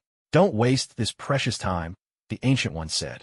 Seeing that her part was done, she turned and quietly left. So, what should we train in next? Strange's eyes lit up, filled with anticipation for what lay ahead. No need to rush. We have plenty of time, and you have much to absorb, Chun Feng said, leading Strange out of the training ground. They walked until they reached a quiet room, and only then did Chun Feng finally stop. Following behind, Strange felt as though he had just been through the most fantastical journey. Each step seemed to carry him across centuries, the shifting scenes flashing through his mind like a montage. He yearned to glimpse the secrets of the future, but all he saw before him was a blur, forever out of reach. No matter how hard he focused, he couldn't find any answers. How would you describe your current mastery of magic? Chun Feng suddenly turned, fixing Strange with a thoughtful gaze. I feel like my mental strength is sufficient, but when it comes to actually casting that final step of magic, I always fall just short, Strange replied, carefully recalling his own experience. Come with me, Chun Feng said simply. With a wave of his hand, a rift in space split open. A blast of icy wind whistled out, carrying with it countless tiny shards of ice. Go on in. Chun Feng was the first to step inside. He waved his hand at Strange, who was still standing motionless behind him. Strange hesitated for quite a while before he finally managed to move his feet and step inside as well. The biting cold wind cut straight through to Strange's bones, making him shrink into himself and shiver uncontrollably. Maintain absolute focus, and then use your own power to return to Kamartaj, Chun Feng instructed. He took a step back and instantly vanished from the blizzard-ravaged Himalayas. All that was left behind was Strange, still in a daze, struggling to collect himself. When Strange finally came to his senses, he realized that all around him, there was nothing but endless wind and snow. Chun Feng's whereabouts were already unknown. Strange's breath grew fast and ragged, his face flushed yet pale at the same time. He looked like an old man on the verge of burning out, barely holding on, as if he might succumb at any moment to the vast, unforgiving mountains. Is it really okay to leave Strange there alone? Beside the Ancient One, Mordo spoke up, a trace of worry in his voice. Trust Chun Feng, and trust Strange as well, the Ancient One replied, her words calm and measured. She said nothing more. A peculiar light flickered in Mordo's eyes as he gazed intently at the room, at Chun Feng, and at Strange, who was still lost somewhere in the Himalayas. If my calculations are correct, you should be coming out any minute now, Chun Feng murmured to himself, feeling every second pass. On the freezing, unforgiving slopes of the Himalayas, Strange summoned every last ounce of willpower, desperately trying to focus his mind. But the relentless cold soon shattered his resolve, the howling wind gnawing away at his determination. No, if this keeps up, I'll die here for sure. Strange gasped, each breath turning instantly to tiny beads of frost. Come on, open, portal of magic. Strange spun his wrists again and again, following the method he'd been taught, struggling to conjure a golden magical ring. No matter how loudly he shouted, only a faint, incomplete arc of golden light appeared before fading quietly away. He simply couldn't form a full, functional portal. No, I can't die here. Staring at his own trembling, purplish-red hands, Strange's eyes burned with a fierce, unwavering fire. Once more, he shut out everything, the biting wind, the freezing temperature, the world itself, and drove his mind to a state of perfect, absolute concentration. Outside, the three observers kept their eyes on Strange at all times. Only Mordo's gaze was filled with worry. Chun Feng and the Ancient One, however, watched on with unshakable calm. Suddenly, a golden circle of light burst into existence in the room. Strange, covered in tiny snowflakes and crystals of ice, collapsed onto the floor, icy air still radiating from his body. Yet he had already fallen into a deep and mysterious trance. Congratulations, you've mastered the basics of spatial magic and can now perform short-range teleportation. Chun Feng applauded Strange, his eyes gleaming with genuine admiration. No wonder you're destined to become the Sorcerer Supreme. Difficult circumstances often awaken hidden potential. With a gentle twist of his fingers, a ball of flame suddenly bloomed in Chun Feng's palm, casting a bright glow. In an instant, the icy chill lingering in the room vanished completely. With another subtle motion, the flame drifted into Strange's body, its warmth spreading, allowing him to sense a surge of power taking over and coursing through his veins. After just over 10 seconds, the once exhausted Strange slowly opened his eyes. Looking down, he caught a glimpse of something different about himself, and instinctively took a step back. There's fire inside me. But soon, Strange realized the flame in his chest wasn't causing him any real harm. On the contrary, it seemed to be granting him a new, formidable strength. This spark of magic is my gift to you, a reward for mastering the most fundamental spells. At this moment, Yi finally spoke up. He gazed out into the endless space and said, Now, let's move on to the next stage of magical training. Strange was momentarily dazed. Everything was happening so fast. He hardly felt ready. Your body and willpower are fully prepared for what's next. Only your conscious mind lags behind, struggling to catch up. Chun Feng explained patiently, turning to Strange. As the magic within him surged, a sense of vitality filled his entire being.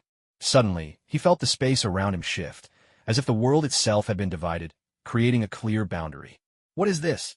Strange's eyes widened with curiosity as he examined the area beside him. But no matter how he reached out, he couldn't feel the table at all. He realized he was in another dimension, a mirrored reality, completely separate from the outside world. Here, he could hone his skills and observe the universe, undisturbed by external influences. He continued his explanation. But this place is also dangerous. If you lose your focus, you might easily become trapped here forever. Hearing this, Strange looked down at his own hands, feeling the unfamiliar power pulsing through him. Then, looking up more intently, he noticed Chun Feng's fingers were empty. There was nothing actually there. You're not worried about being trapped in here? As he asked this, Strange suddenly realized how naive his question sounded. After all, Chun Feng was a sorcerer powerful enough to rival the Ancient One. He was hardly someone to be bound by ordinary means. When you reach my level, you'll truly understand how the mirror dimension works. Chun Feng answered simply, offering no further explanation. Yet even these few words were enough to fill Strange with longing and determination. In the days that followed, Chun Feng dedicated himself to training Strange, helping him grow stronger and learn more about the mystic arts at an astonishing pace. Before coming here, Chun Feng already had a complete plan mapped out in his mind. Time slipped away, the sun had already set, and dusk approached, painting the sky with a beautiful glow. That's the end of today's training. For the remaining time, you may choose to continue studying in the library. With those words, Chun Feng's figure vanished, leaving the room behind. He had another purpose for coming to Karmachin, one that concerned himself. The fusion of Jinwei world's magic and the spellcraft of Xingwen continent had reached a near-perfect state. Yet, he still felt that something was missing. So tonight, Chun Feng decided to seek counsel from Master Ancient One. Perhaps, he thought, she might offer an idea that would help him perfect that final thread. Is there something you need from me? A faint candlelight cast gentle shadows over Ancient One's slender frame. One does not visit the temple without reason. I have a question about the arcane arts and would like your guidance. Chun Feng spoke without reservation, laying bare his intentions. I always thought your mastery of the arts would never require my guidance again. Ancient One replied with a soft chuckle, clearly intrigued by Chun Feng's question. A prodigy like Chun Feng had only truly studied the arcane arts for 7 days. Yet in those short 7 days, he had mastered all the spells Karmachin had to offer. All, of course, except the 2 scrolls concerning the Shadow World's arts, which Cassilia had taken away. This issue has bothered me for quite some time. It is neither grave nor trivial, Chun Feng said, furrowing his brow as he recalled the earlier fusion of the 2 arts. Speak your mind. If it's within my power, I'll help you, Ancient One offered. She'd always wanted to draw Chun Feng closer, and would not let a chance like this slip by. You know as well as I do, Chun Feng began seriously, that the arcane arts are another manifestation of this world, guided by the strength of our minds. But if there are 2 different systems of magic running parallel with no point of intersection, how can we attempt to bring them together? Ancient One was taken aback by these words. Shocked and incredulous, she stared at Chun Feng, lost in thought. After a long, silent moment, she finally spoke, her voice slow and measured. Why would you even consider merging 2 different systems of magic? Even I have only a superficial understanding of such things.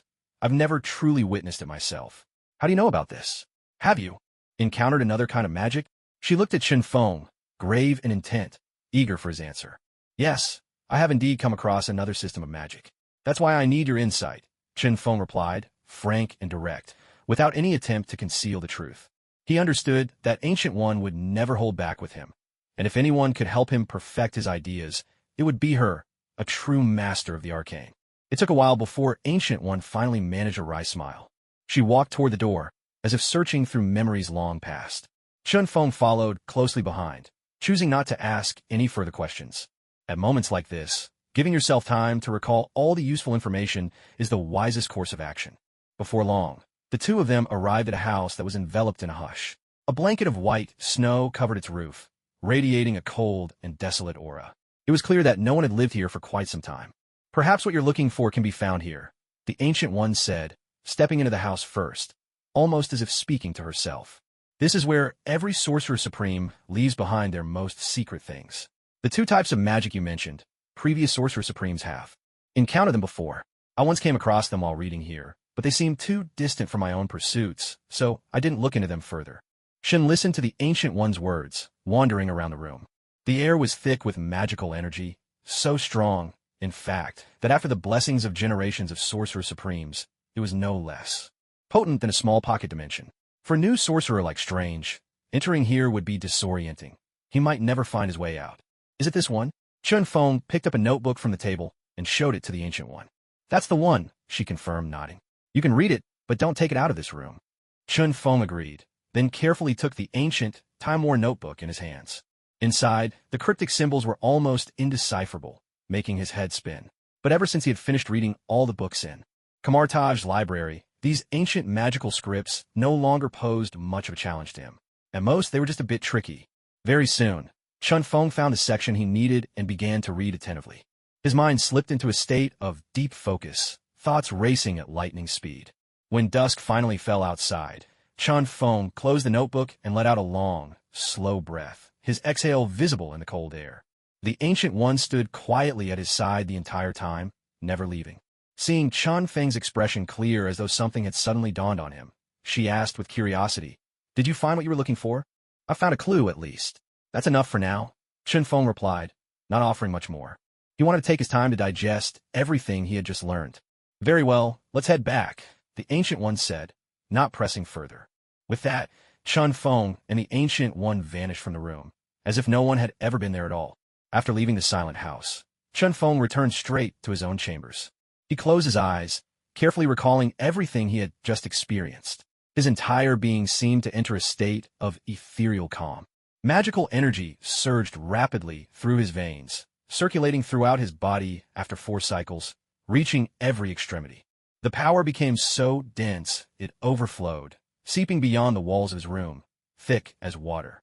Amidst this torrent of magical energy, another force, entirely distinct in nature, began to emerge.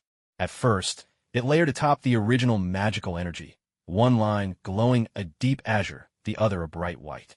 The two currents started to invade each other's domain, their forces blending as if held together by a harmonious magnetic field. Yet, just as they reached a critical step in their union, the balance was suddenly shattered, and chaos erupted in an instant. Suddenly, energy surged forth from him, a powerful wave bursting out, shaking the entire place. The surrounding space seemed to be battered by the impact, like a bright mirror splintering, countless cracks rapidly spreading across its surface, growing more unstable, as if it might shatter at any moment. At this crucial instant, Chun Feng's expression was extremely grave. Time seemed to stretch on endlessly. Though the situation showed no sign of improvement, the momentum did not wane. Instead, the energy continued to accumulate and evolve. Just as the magic was about to spiral out of control, on the brink of exploding within the sanctum, Chun Feng let out a deep shout, unleashing a torrent of overwhelming energy from within. In a flash, this force surged into the area where the two streams of magic clashed most violently, breaking through the barrier between them in one decisive move. The two magical energies, once like floodwaters held at bay, suddenly found a way to coexist peacefully. In an instant, they merged as one, completely fusing together at their core. By now, beads of sweat as large as beans covered Chun Feng's forehead, his breaths coming in shallow, ragged gasps. The fusion of two worlds' magical systems was, indeed, an extraordinary feat. It took quite a while before Chun Feng finally opened his eyes, calm once more. He carefully examined the intense blue and white magical energy before him, a hint of delight flickering in his gaze. The legendary archmages truly lived up to their reputation. Chun Feng rubbed his temples, recalling the notes in his journal, a faint smile curving his lips. In this world, there are always people whose talents in certain fields are simply unmatched. So much so that someone at his level could hardly even hope to reach their heights. Now that he had successfully combined the rune magic and marvel magic systems, one of his greatest worries was finally laid to rest. The next step was to train Strange properly. The following morning, at the break of dawn, Chun Feng arrived at Strange's quarters. Still groggy from sleep, Strange was startled at the sight of Chun Feng's face. "You, so early?" he asked, still suspicious and hurriedly pulling on his clothes. "The sooner we start training, the sooner your hands will recover," Chun Feng replied coolly. Just those few words instantly reignited Strange's fighting spirit. In less than a minute, he was fully prepared. With his own innate talent and Chun Feng's guidance, Strange quickly became a standout among the sorcerers. He was just a hair's breadth away from surpassing even the most seasoned practitioners. However, there was one occasion when Strange curiosity got the better of him. Using the Eye of Mordo, he restored 2 pages that had been taken by Caecilius, revealing some hidden secrets. But due to Mordo's use of the dimensional web to leave Camartage, everything was soon reset. The continuous use of the eye came with strict rules. If not carefully controlled, it could easily lead to spatial misalignment and cause dimensional gateways to go haywire, possibly plunging the user into an endless abyss. The warnings in the aftermath made Strange even more cautious. All because of this, he realized just how much trouble he had nearly caused. "Your teacher is a master shrouded in deep secrets. If something happens, maybe I'll tell you about it," Mordo said gravely, locking eyes with Strange. "Come on, it's no longer safe for you here." Still caught up in his own thoughts, Strange simply followed Mordo's lead. He never even had a chance to choose for himself, as if he'd already stepped onto an unknown and predetermined path. "Do I have a choice not to go?" Strange forced a bitter smile, trying to assert some measure of autonomy. "No," Mordo shook his head, his answer resolute. "Since you chose to join Camartage, and have shown such talent, especially after wielding the Eye of Agamotto, you're more than qualified to be involved in what comes next." "All right, then." Strange saw the look in Mordo's eyes and knew there was no room for refusal. All he could do was reluctantly agree. After winding through several corridors, Mordo led Strange into a small, quiet room. Inside, the Ancient One stood alongside a slightly portly, middle-aged man with a round face. The room was shrouded in darkness. Before them hovered a black sphere, gleaming with a deep, mysterious light, like a miniature and hauntingly beautiful universe. "What is this?" Strange was transfixed by the fantastical sight, his mouth agape in astonishment. Though he'd already witnessed mystical arts, the object before him left him utterly awestruck. "There are 3 sanctums on Earth: New York, London, and Hong Kong," the Ancient One began, her voice calm and steady. She circled the radiant sphere, which sparkled with the brilliance of a starry night, and continued, Beyond our world, there exists something called the Dark Dimension. The domain of the Dark Lord Dormammu. It's always expanding, devouring the universes around it, and countless worlds have already perished within Dormammu's darkness. And the three sanctums exist to resist Dormammu's invasion, to shield the earth from his grasp. As the Ancient One explained, Strange gradually began to grasp the gravity of it all. His gaze toward the three sanctums grew more complex, tinged with both awe and a faint apprehension, perhaps doubting his own strength. Strange, if you're ready, I can appoint you as the guardian of one of the sanctums.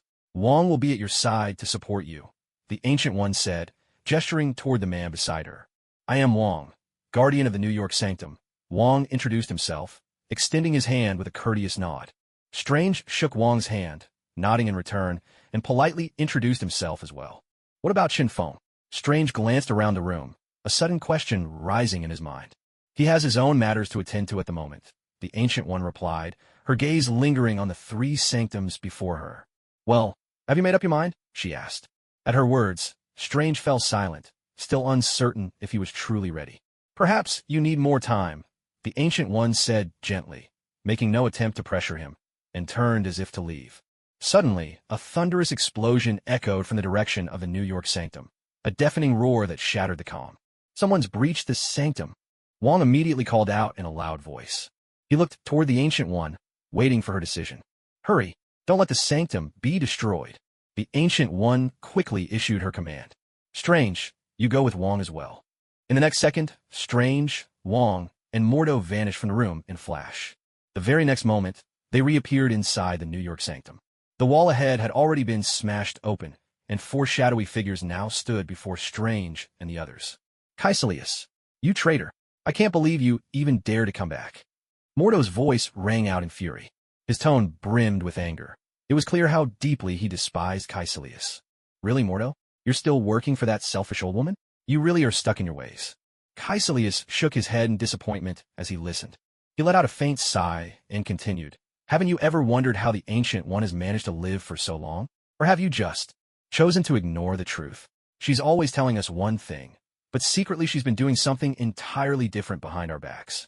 And I'm going to make sure the truth comes to light. Every sorcerer in the world will know what she's done.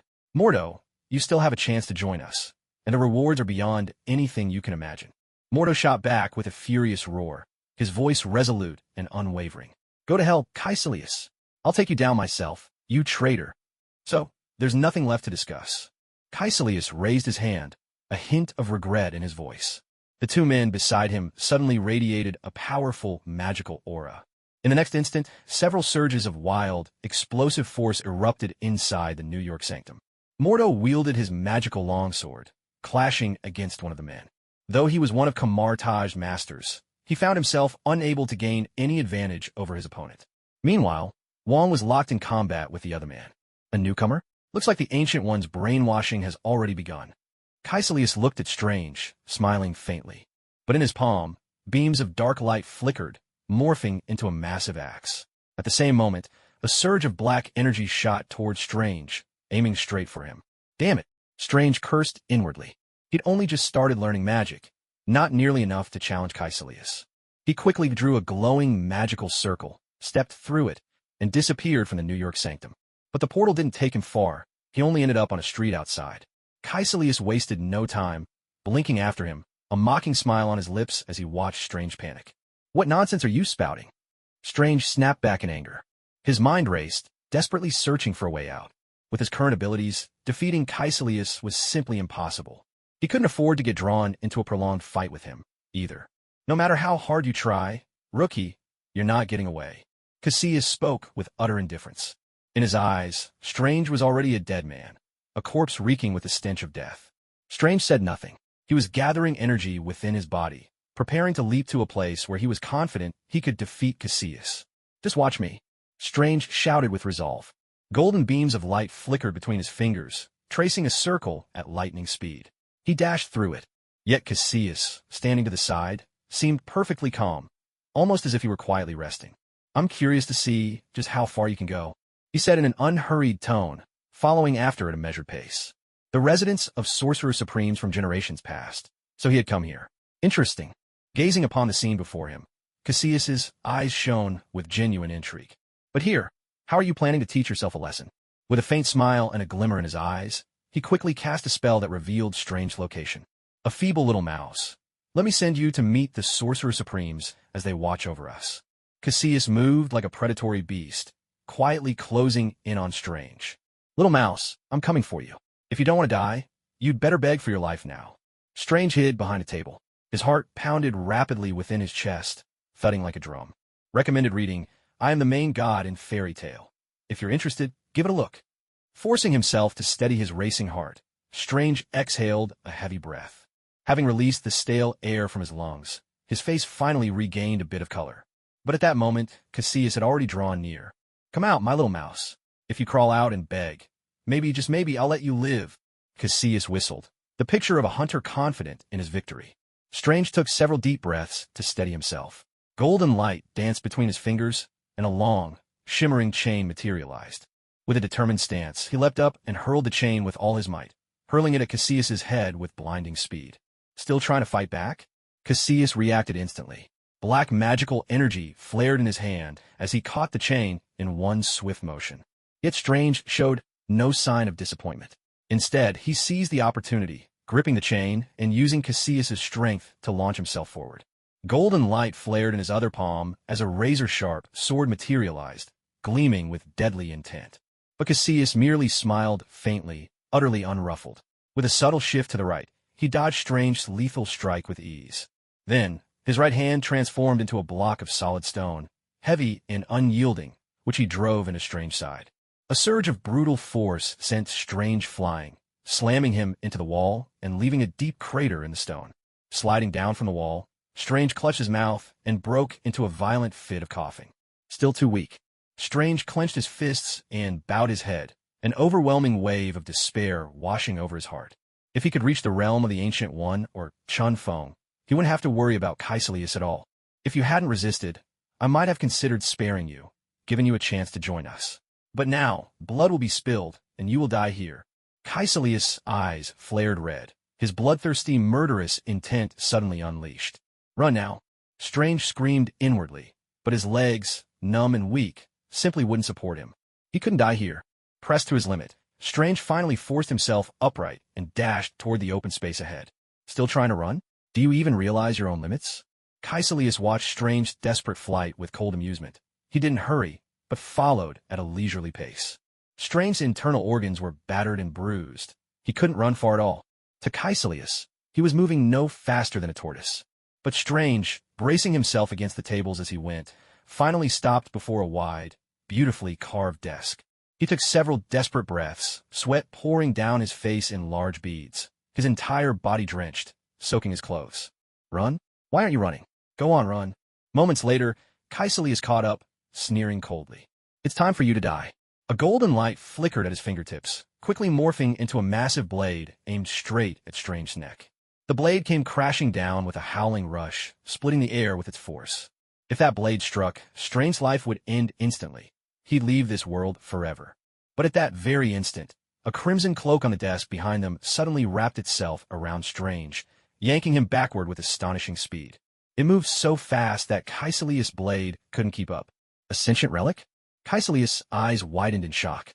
Most importantly, this cloak was the symbol of the Sorcerer Supreme across generations. To be chosen by the cloak was to be acknowledged as having the potential and power to become the next Sorcerer Supreme. You're just like the Ancient One. Nothing but a fraud. Caecilius roared in fury. He had once joined Camartage with dreams of becoming Sorcerer Supreme himself. But in the end, all he discovered was the Ancient One's darkness. Today, I'll destroy you and this worthless thing together. Vengeance burned in Caecilius' eyes, magical energy radiating from him in overwhelming waves. Arcane spells flared to life, filling every inch of the chamber. And Caecilius, with terrifying speed, closed in once more. The cloak, take me back to Camartage. Only there can I be protected. Strange spoke earnestly to the cloak beneath him. As if it understood Strange's words, the cloak quickly changed direction, soaring away at incredible speed. A shimmering afterimage trailed through the air. Watching this unfold, Caecilius was utterly astonished. The Sorcerer Supreme's cloak, truly, its power is remarkable. Don't even think about escaping. Caecilius rushed after them, his hands flashing with all manner of mysterious magic.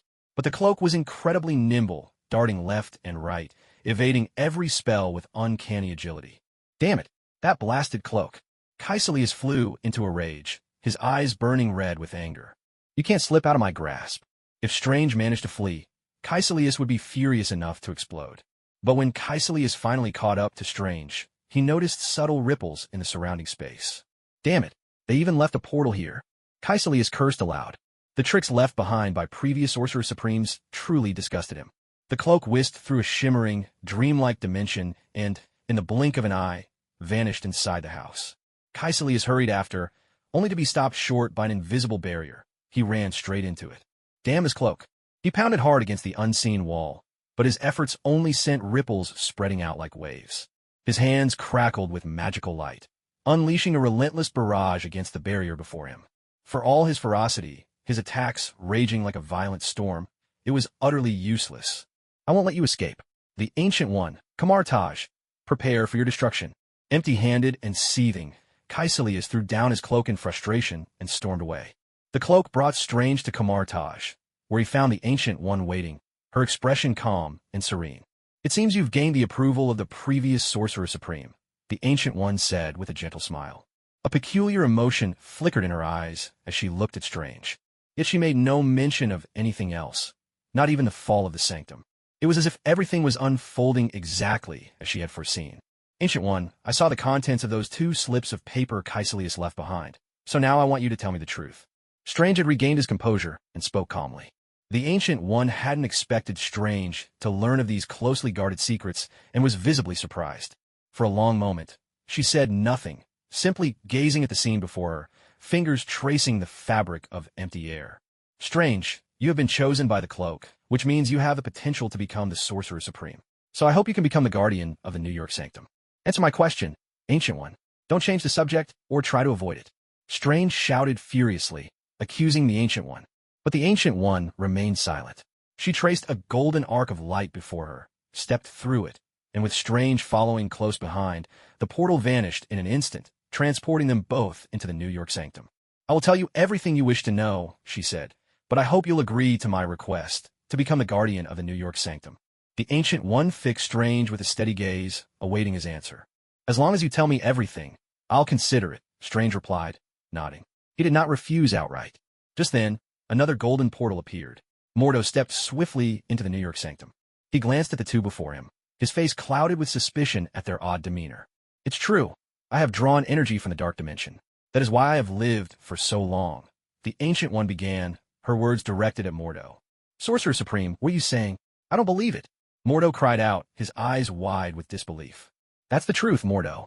You've always been kept in the dark, or perhaps you simply never wanted to believe it, Strange said, his tone firm. Yet the Ancient One's expression did not change. She remained as calm as ever. Caecilius will return. We must be on our guard and defend the sanctum with utmost vigilance, the Ancient One said gravely. But at that moment, both Mordo and Strange wore complicated expressions. As her words faded, the Ancient One turned and departed.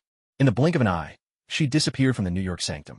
You coward. All you do is shirk responsibility and run from reality. You possess great power and the former Sorcerer Supreme's recognition, yet you refuse to do what befits your abilities. Mordo's face twisted with anger as he lashed out at Strange. Right now, we should be united against our enemies, not fighting amongst ourselves, he declared. Just as Mordo's tirade continued, a sudden, thunderous crash echoed through the sanctum. Downstairs, Caecilius reappeared within the sanctum, a cruel smile on his lips. Well, I'm back. Did you miss me? He sneered. In his palm, a massive sphere of energy glowed with a blinding light, its violent aura sending a chill down the spine. This is bad. He's going to destroy the New York Sanctum. Stop him now, Mordo shouted. Without hesitation, he leapt downward, drawing the long sword from his back, and swung at Caecilius in a flash of steel. You? Stop me? Don't make me laugh, Caecilius scoffed, utterly unfazed. He drew forth an arm and thrust it forward. Immediately, a torrent of magical energy shot out. Mordo had no time to dodge. The blast struck him, hurling him backward into a bookshelf. The bookshelf shattered, splinters and debris flying through the air. Damn you, Caecilius! Mordo cried out in rage. Strange did not act rashly. He stood firm, murmuring incantations under his breath, the very words of magic. In the next moment, the sanctum was shielded by the prismatic realm of the mirror dimension, fending off Caecilius' assault. Caecilius was taken aback, staring at the scene before him, a sight all too familiar.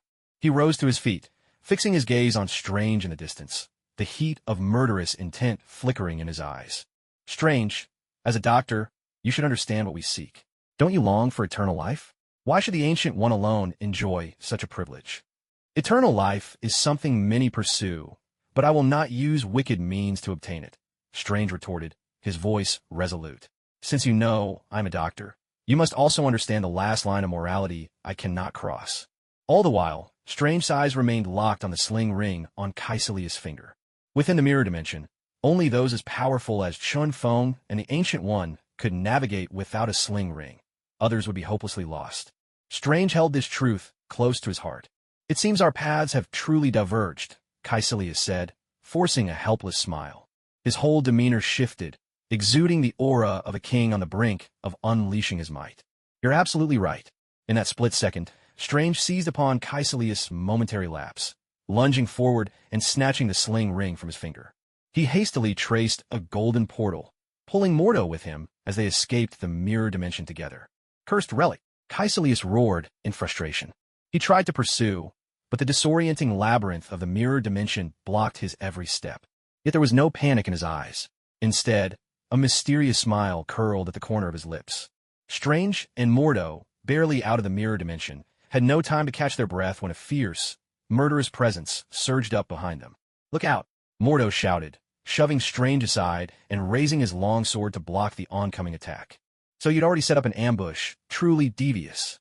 Mordo growled, swinging his sword in anger as he engaged the enemy in close combat. Steel clashed in a blur of motion, and the enemy faltered under Mordo's relentless assault.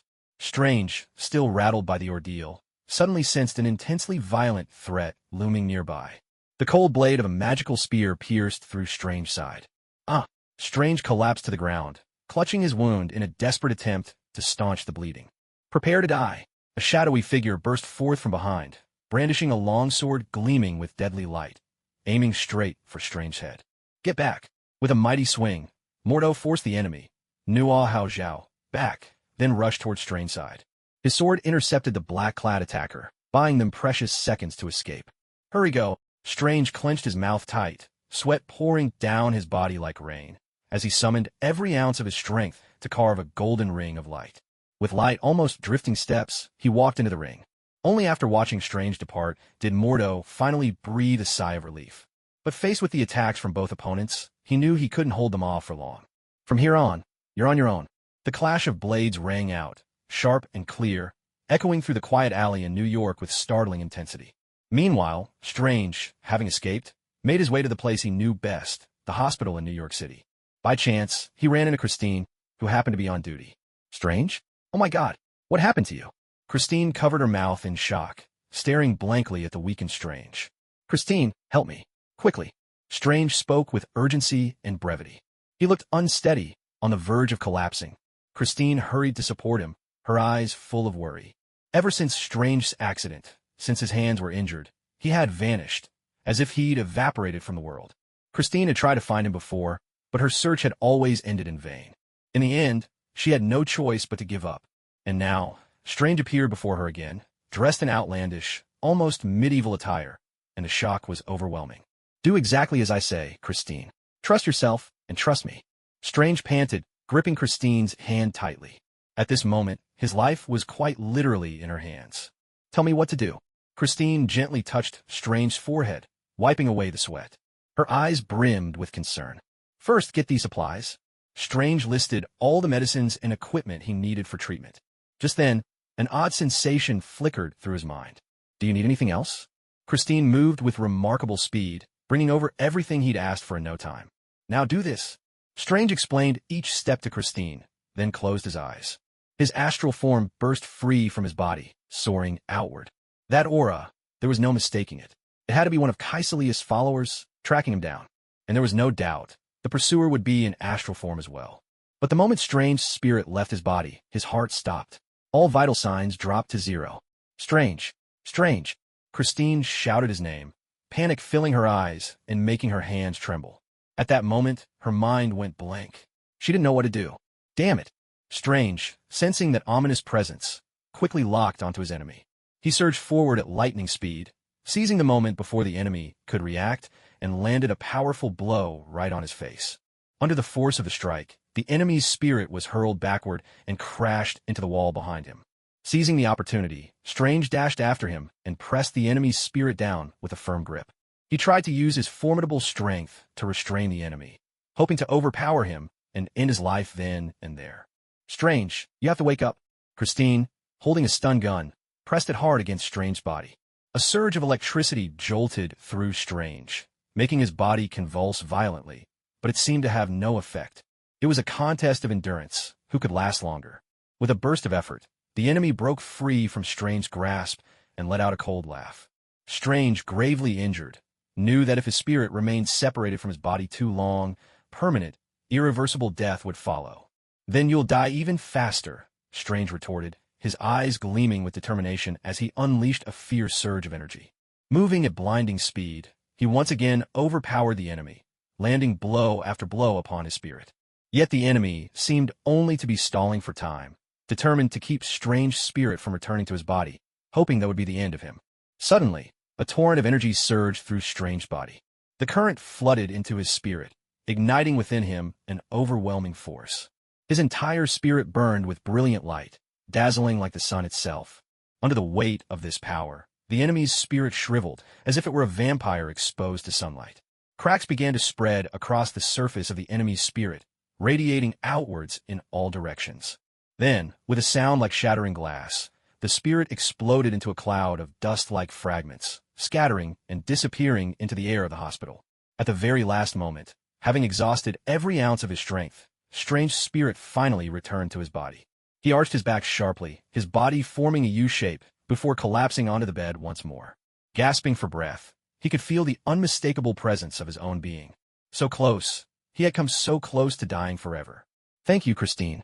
Now calm, Strange suddenly embraced Christine tightly, his voice full of heartfelt gratitude. Christine returned the hug, gently running her fingers through his disheveled hair. You wanted to know where I've been all this time, didn't you?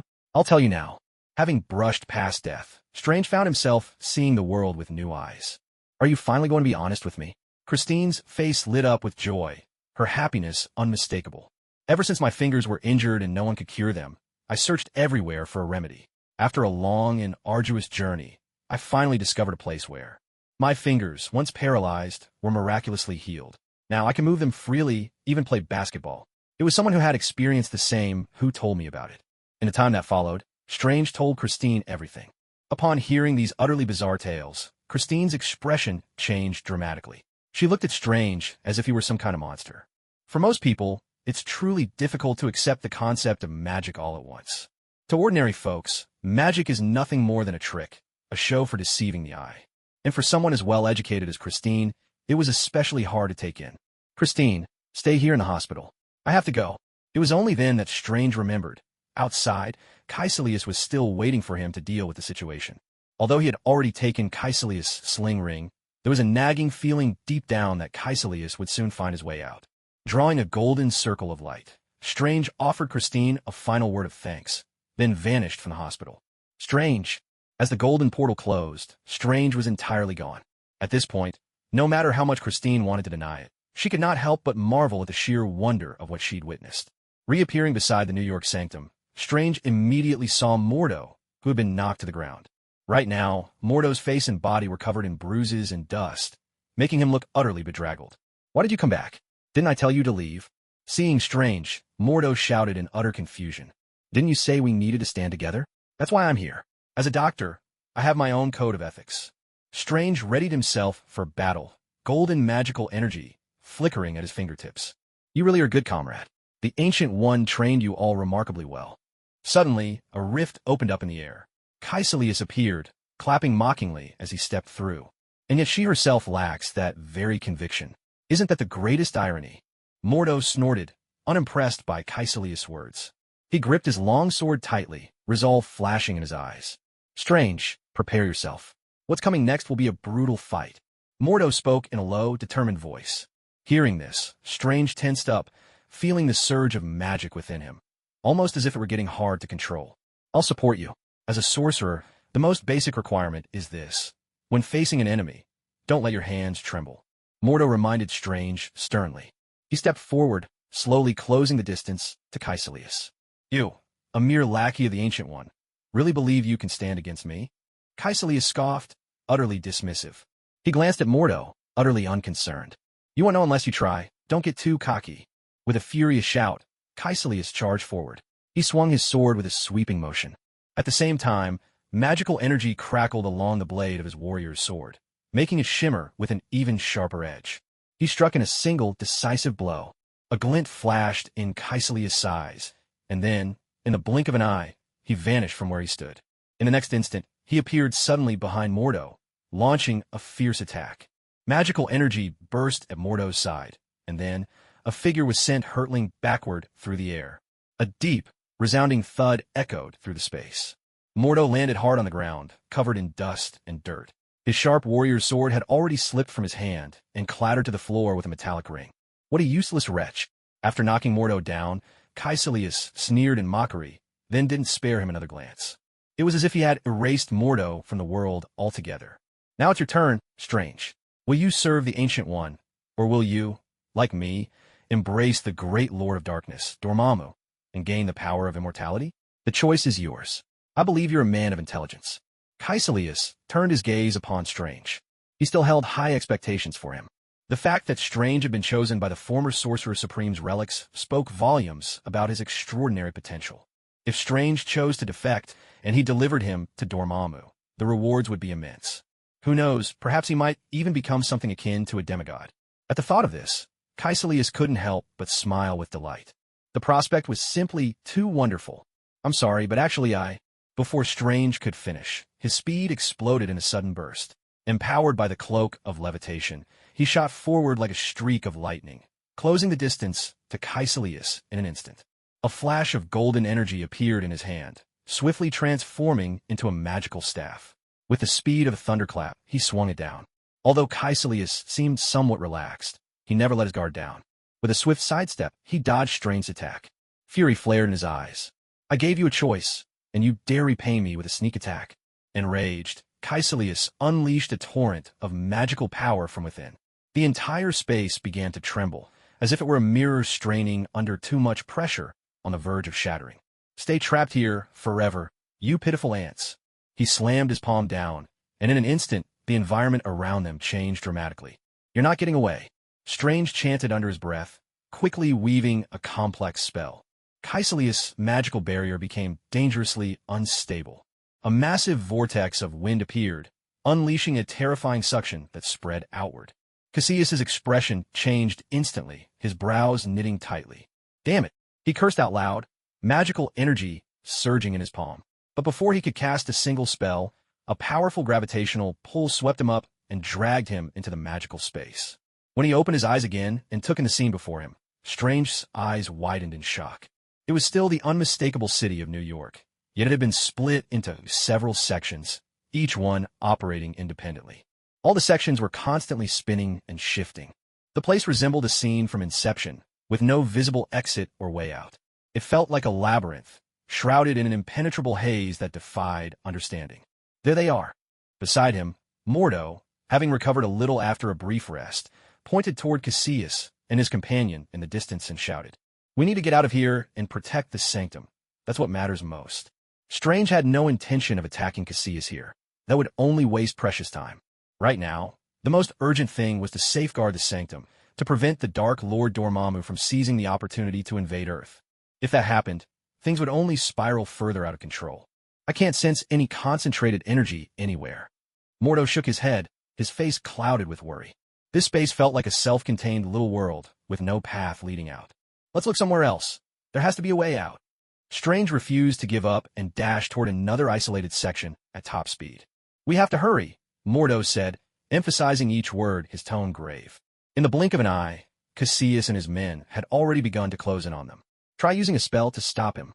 Strange began reciting an incantation, magical energy gathering at his fingertips. With a swift motion, he hurled a bright stream of power straight ahead. Cassius swept his right hand across, and the stream shattered instantly, dissolving into glittering sparks that vanished into thin air. "You fools, don't even think about escaping." Cassius sneered, a cruel smile spreading across his face. Just then, a golden ring of light appeared beside Cassius. The Ancient One, dressed in sacred robes, appeared before them all, her expression calm and composed. "Ancient One, you actually came?" Cassius was genuinely shocked, almost unable to believe it. A moment later, his laughter grew even more maniacal. "Ancient One, you chose hell when you could have walked to heaven. Tomorrow at this time, your life ends." A sharp, long sword materialized in his hand. Cassius and his followers closed in, encircling the Ancient One in a pincer formation. "Supreme Sorcerer, let me help you." Mordo, fighting through the pain of his injuries, drew his katana and charged forward. Strange sighed, but quickly followed after him. At this moment, the arrival of the Ancient One took everyone completely by surprise. "Don't be in such a hurry," she said. "Every one of you from Kamartaj will die here, one after another." Caecilius now looked like a figure drenched in blood, his eyes seeming to flicker with a crimson glow. "Caecilius," she announced, "today I will be the one to deal with you." But before Mordo could hurry to the Ancient One's side, the clash between her and Caecilius had already begun. "Once Dormammu descends upon Earth, all of you will perish," Caecilius declared. His bloodshot eyes burned with sarcasm as he stared at the Ancient One. His gaze, sharp and reptilian, glimmered with a chilling, blood-red light. The Ancient One said nothing. Between her fingers, a gentle golden light began to swirl, and in an instant, 2 shields appeared in her hands. She assumed a fighting stance, then in a single, swift movement, lunged at Caecilius with remarkable speed, hurling her shields with immense force. A sharp metallic clang rang out. Caecilius stood firm, gripping a razor-sharp longsword, which he used to block the Ancient One's attack head-on. She quickly took a step back, though her retreat was but a feint. In a flash, she sidestepped to Caecilius' flank, catching him off guard. Energy surged on the surface of the magical shield, and in no time, it transformed into a roaring lion. Its maw gaped wide, lunging for Caecilius' waist with the speed of a raging storm. "Damn you, old woman." Caecilius' expression twisted in fury as he cursed under his breath. He tensed his entire body, power surging from within, forcing himself to shift aside just in time. The lion's fangs grazed his side, tearing a long gash along his waist. Shreds of cloth were sent flying through the air, remnants of his sliced garments. At the very moment Caecilius dodged, a heavy thud resounded. The Ancient One, who just moments before held the advantage, was suddenly hurled backward. Her magical shield, now in her hands, was covered in fine cracks. It was one of Caecilius' followers who, seizing a moment of inattention, had struck the shield with a mighty blow, forcing her to retreat. "Supreme Sorcerer, I'm coming." Mordo called out from afar, his face grave as he quickened his pace. But inside this world, time flowed differently from the outside. Each part of this space operated independently, making Mordo's progress all the more difficult. In a short span, it was nearly impossible for him to reach the Ancient One in time. "Don't get distracted, Ancient One," Caecilius shouted. He dashed forward, leaving only a blur in the air, and a heartbeat appeared beside her. He struck with the weight of a mountain, the force of a tidal wave crashing down upon the Ancient One's magical shield. The cracks spread rapidly, splintering outward in all directions. In the blink of an eye, the shield was on the verge of shattering. There was no time for Gu-E to react. Another attacker lunged forward, his saber gleaming with magical energy, striking down as swiftly as lightning. Even under the assault of 2 opponents, Gu-E relied on her formidable strength, refusing to yield an inch. A torrent of magical energy surged from within her, as vast and boundless as a great river. Her entire body radiated a dazzling blue-gold light. Her magical shield, nearly shattered moments before, was instantly restored. Around her, a faint, circular shield of light began to form, fending off the attacks from Caecilius and his followers. What's more, it seemed that the shield was gathering strength, like a dormant volcano building toward eruption, ready to unleash its power at any moment. "Don't give her a chance to release it," Caecilius shouted with authority. Leading the charge, magical energy blazing in his hands, he dashed toward Gu-E in the blink of an eye. His followers rushed in right behind him, splitting off to flank Gu-E from behind. The two coordinated their assault, pressing Gu-E with relentless force. But just then, the energy Gu-E had gathered reached its tipping point. With a sudden, earth-shaking burst, the light shield erupted with cataclysmic magical force, sweeping outward in an instant. Caecilius and his followers, poised to strike, were stopped in their tracks, forced to call upon every ounce of their own power just to withstand the onslaught. Caecilius, your descent into darkness has always been a scar upon my heart. Today, let me end this with my own hands, Gu-i said, her face a study in complex emotion, her gaze unfathomably deep. The magical shield in her hands transformed into a razor-sharp blade, its tip aimed straight at Caecilius' heart, glinting with deadly cold light. Dream on, you undying monster! Caecilius snarled, his voice twisted with rage. A sudden shift swept over him. A three-pointed mark blazed upon his forehead. An aura of darkness, deep and eternal, surged from his body. You've absorbed Dormammu's dark energy? Gu-i exclaimed, her pupils narrowing in shock. And why should you be the only one allowed such power? Caecilius retorted with a sinister smile, resembling a demon risen from the pits of hell. Corrupted by the touch of dark energy, a similar three-pointed mark appeared on Gu-yi's own forehead. Mordo, who was still rushing to join them, froze in his tracks at the sight, his eyes wide with disbelief, as if his very faith had been shaken to its core.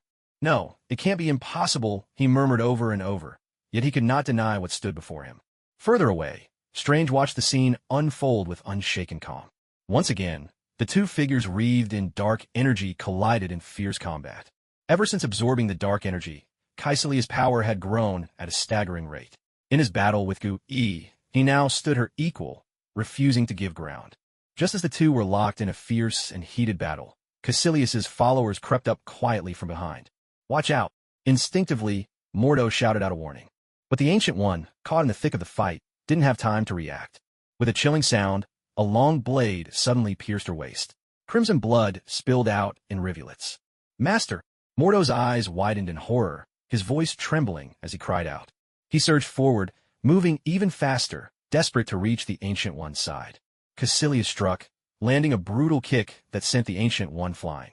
Bleeding from her wounds, the Ancient One crashed to the ground, her breath faint and ragged. She pressed a trembling hand to her injury.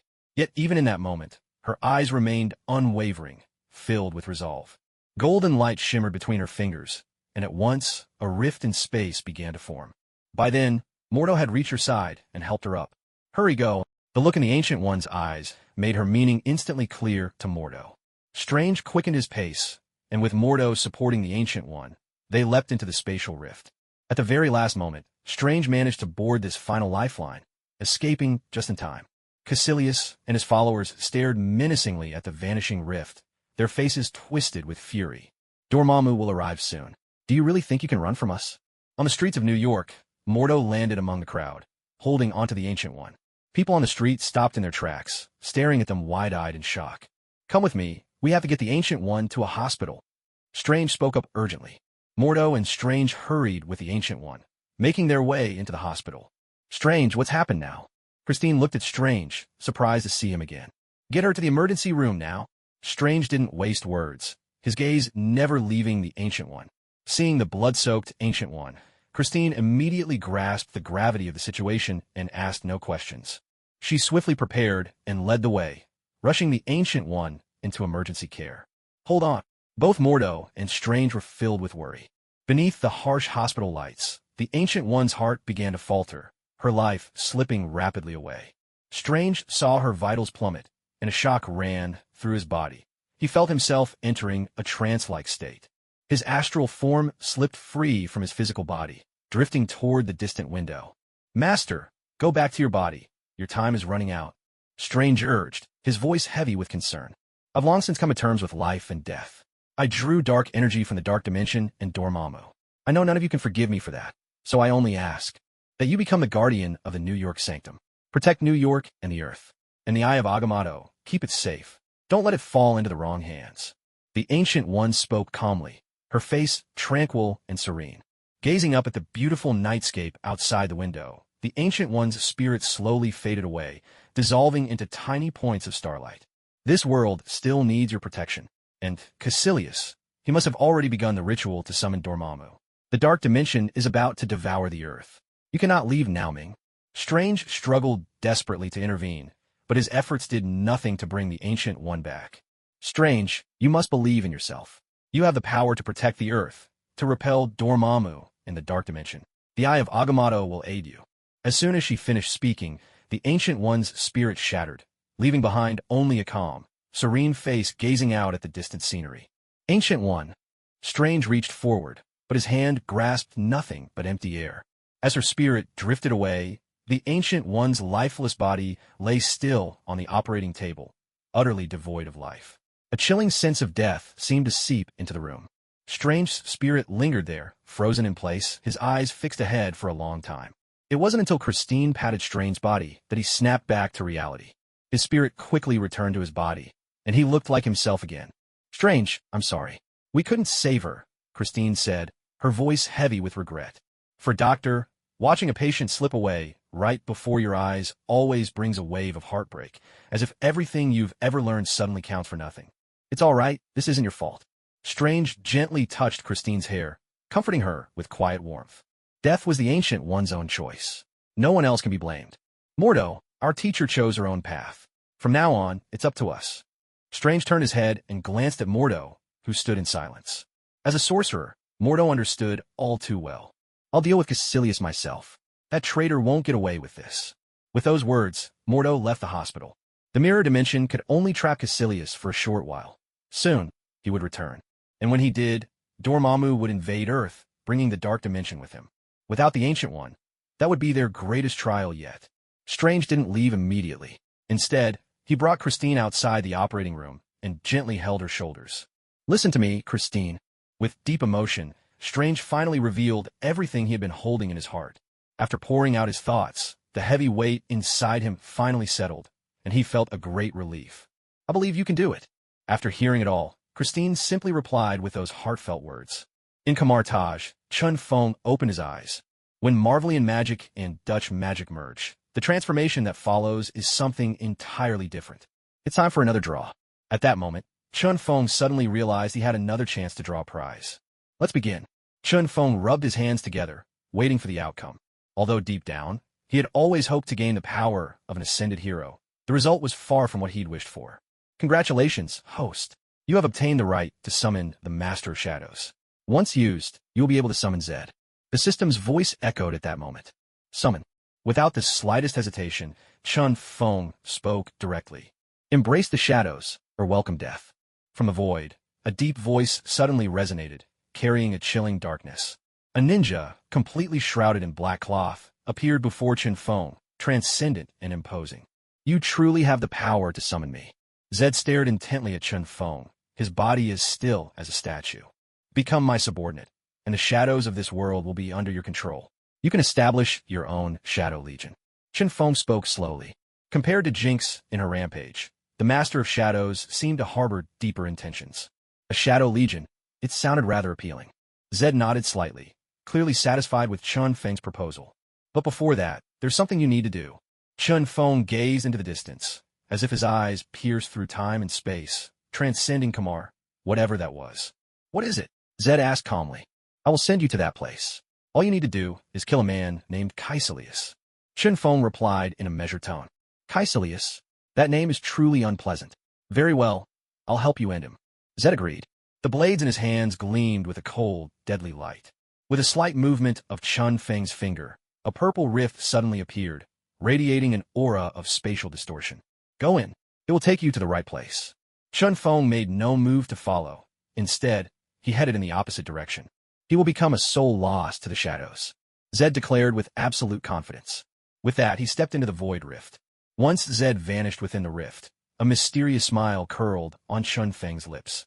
With the eye of Agamotto and the time stone, everything was under his control. In a silent alley in New York, a rift split the air.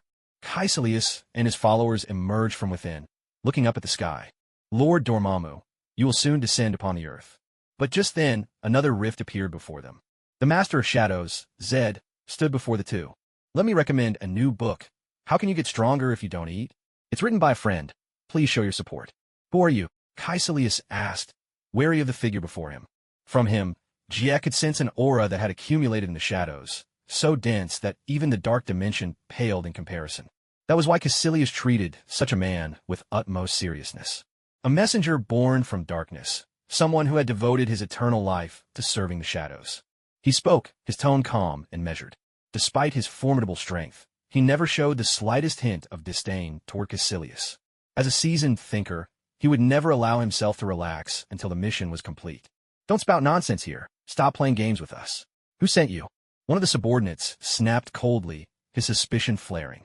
Magical energy surged from within, sweeping toward Jie in a wave of invisible force. Truth resides in the shadows, and you have never once grasped the real truth. He sounded just like an old oracle, uttering words that no one else could understand. Let's kill him now. The subordinate glanced at Caecilius, seeking his approval. Strike him down. But before Caecilius could even respond, the subordinate had already charged forward. Take him. Caecilius barked out the order. He hadn't planned to kill Jie just yet, but now things were spinning out of control. The sigil of the dark dimension flashed above his head as a terrifying surge of black energy erupted outward. Yet, in that electric instant, Jie's figure vanished, leaving only a streaking shadow in the air.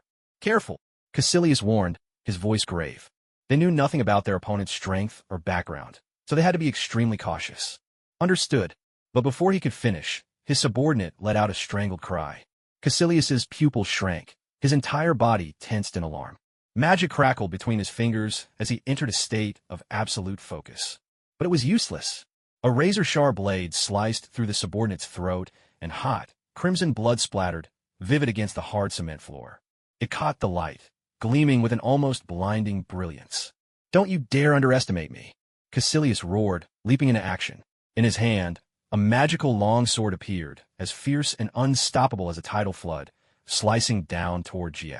But as the blade struck, it met only a wisp of shadow.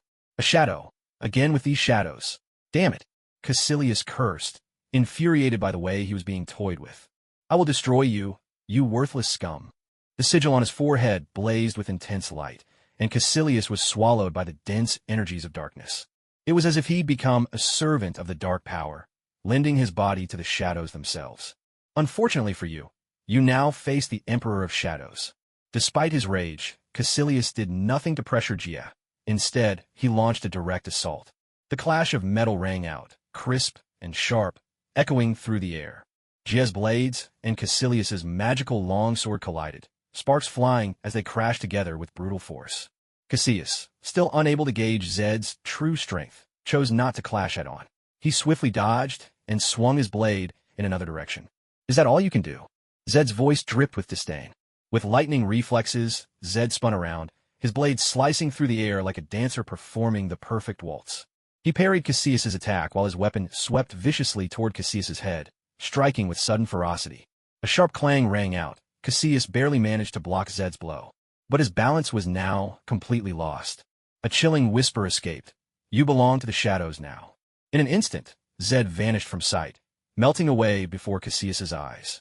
Deprived of any support, Caecilius slowly toppled toward the ground. A deep, grave voice echoed, and in the silent alley, the air turned deadly cold. Did you really think you could kill me so easily? I serve Lord Dormammu, Caecilius sneered, a flash of smugness flickering at the corner of his lips. Dark magical energy surged around him, shielding him from what should have been a fatal blow. Do you truly believe you've survived? Zed's sudden words, and the unwavering confidence on his face, wiped the smile clean off Caecilius's lips. A faint cracking sound rippled through the air. The dark magic, once dense and impenetrable, now spiderwebbed with countless cracks, spreading rapidly in every direction. Impossible! Caecilius's eyes flew wide, his pupils trembling with disbelief, his face frozen in shock. In the shadow's embrace, none escape its edge, Zed said calmly. His blade pierced through the collapsing dark magic, driving with merciless force into Caecilius's chest. I cannot die like this. Lord Dormammu, racked with unbearable pain, Caecilius threw his head back and roared at the sky. At that moment, in the silent alley, there was no one left to save Caecilius. No one. Zed withdrew his blade, watching silently as Caecilius collapsed in a pool of blood. He felt no exhilaration at defeating such a formidable foe. For one who sought to master the shadows, victories like this were but minor accomplishments. Perhaps only when the shadow was truly his to command would his heart finally be moved. Lord Dormammu, blood streaming from his lips, Caecilius stared unyieldingly at the sky, hoping for the one who could save him. But even as his eyes closed, the sky remained unchanged, just as blue as ever. The blade of shadow cuts all in its path. Zed wiped the blood clean from his blade, then strode out of the blood-soaked alley. How am I supposed to get back? It was only then that this question suddenly crossed his mind.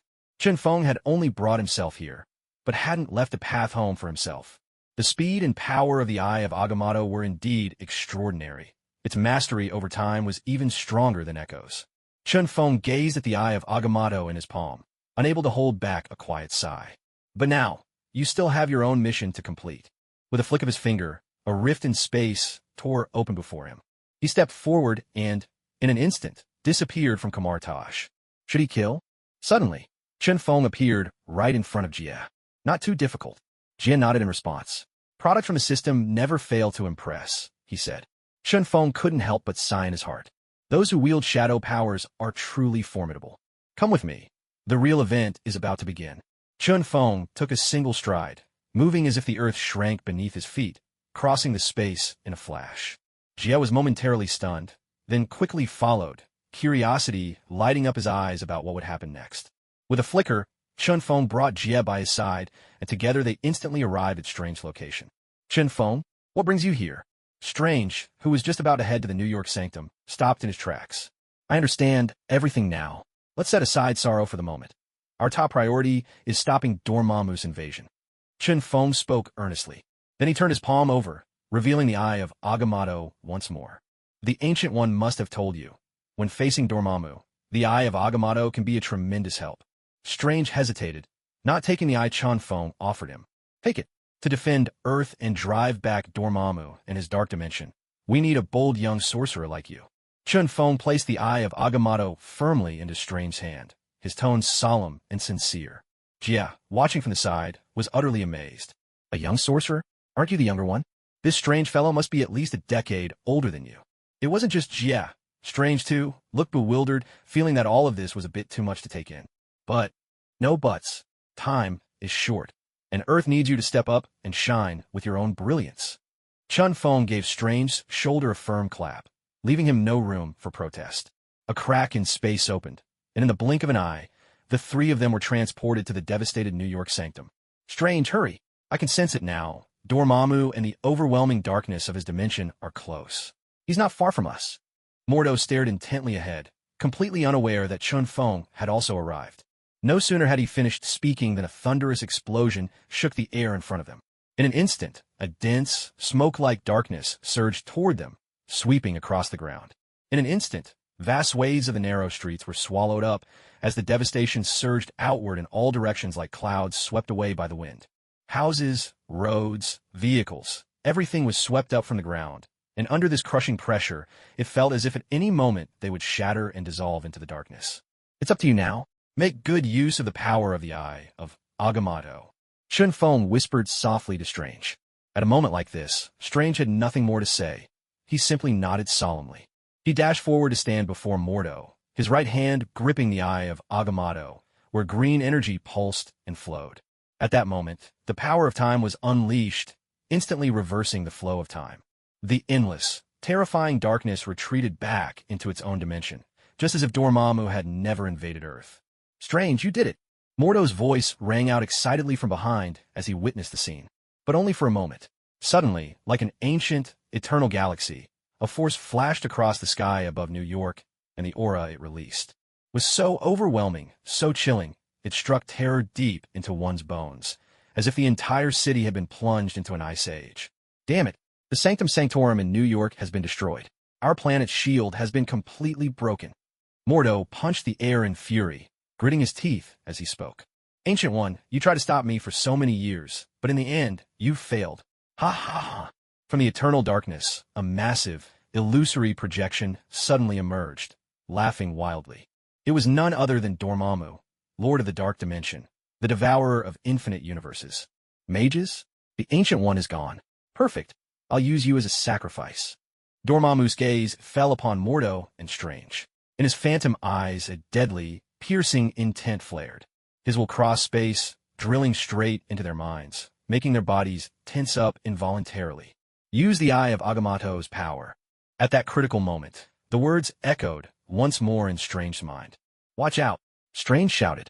With a wave of his cloak, he soared into the air, surging forward under a shield of green light, and plunged into the dark dimension. Dormammu! He had barely finished the word when, In a flash, a colossal hand, huge as a mountain, came crashing down, smashing Strange to pieces, leaving not even the smallest trace behind.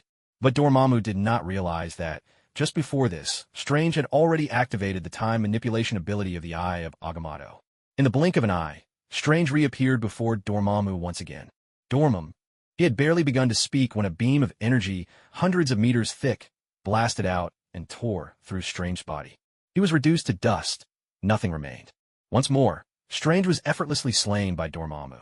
But with the power of the Eye of Agamotto, every time Strange died, time rewound, restoring him to life as if nothing had happened. Thus, Strange became almost immortal.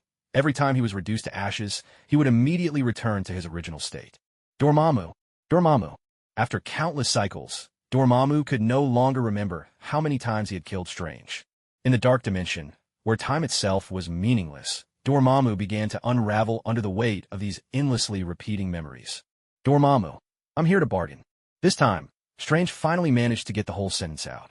You cursed human, what is it you want? Dormammu demanded, barely restraining the urge to destroy Strange on the spot. A deal, terms that both of us can accept. If you leave Earth.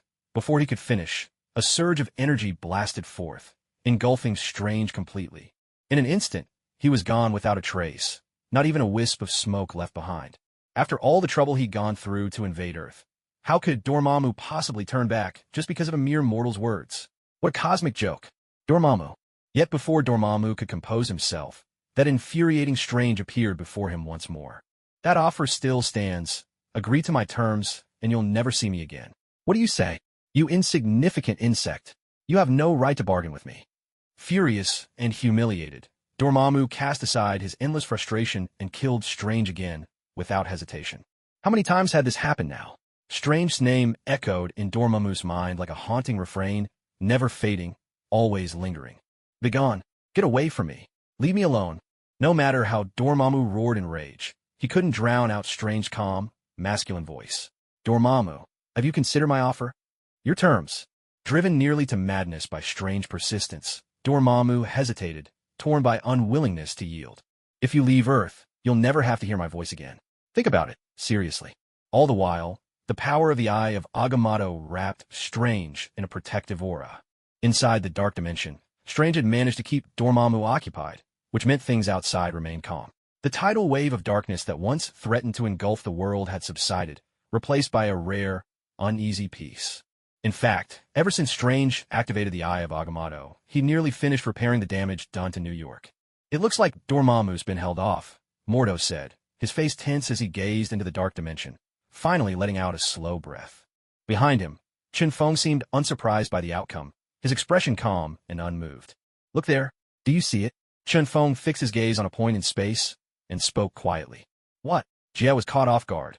He hadn't noticed anything unusual inside. Aren't you supposed to be the expert on shadows? And you didn't notice? Chinfeng glanced at Jia, a trace of surprise in his eyes. You'll understand soon enough. These words in an unfamiliar language left the two nearby monks, Dongwen and Air, completely baffled, their minds filled with suspicion and confusion. Dormammu, have you made up your mind? Strange hovered in midair, feigning an air of ease, all the while keeping the Eye of Agamotto's power in constant motion. Cursed humans! Dormammu spat out the words in fury. Clearly, bowing his head to an ant was a humiliation too great to bear. But if he refused, that maddening barrage of words would surely echo endlessly in his mind. Weighing his options, leaving Earth seemed the better choice. Detestable sorcerer. Fine, I'll let you have your way this time. Reluctantly, Dormammu gave in. The surging tide of energy began to retract, and the glittering, star-like dark dimension gradually pulled back as well. After all, the Ancient One was dead. On Earth, there were no longer powerful sorcerers capable of opposing him. Next time, he would be fully prepared, and return to claim Earth as his own. Strange kept his gaze locked on the retreating Dormammu, ready to act at the slightest sign of treachery, determined to make him pay dearly for any move out of line. But then, suddenly, a streak of light shot forth from behind at lightning speed, leaving only a fading afterimage in the sky. Even Dormammu, almost out of Earth's reach, was startled by this flash. He froze in place for a moment, caught off guard for just a couple of seconds. Yet in that brief instant, Chinfeng surged into the dark dimension. He sped like a gale toward a shadowy corner. Before Dormammu could react, he saw Chun Feng clutching a shard of black matter, gleaming ominously in his hand. "Surtur, you wretch, do you have a death wish?" Dormammu's roar thundered through the dimension, shaking all of darkness to its core. Terrifying waves of dark energy erupted, battering Chun Feng like a raging storm. "Begone!" Chun Feng retorted with disdain. Suddenly, a gleaming gemstone appeared in his palm, shining with a brilliant blue light.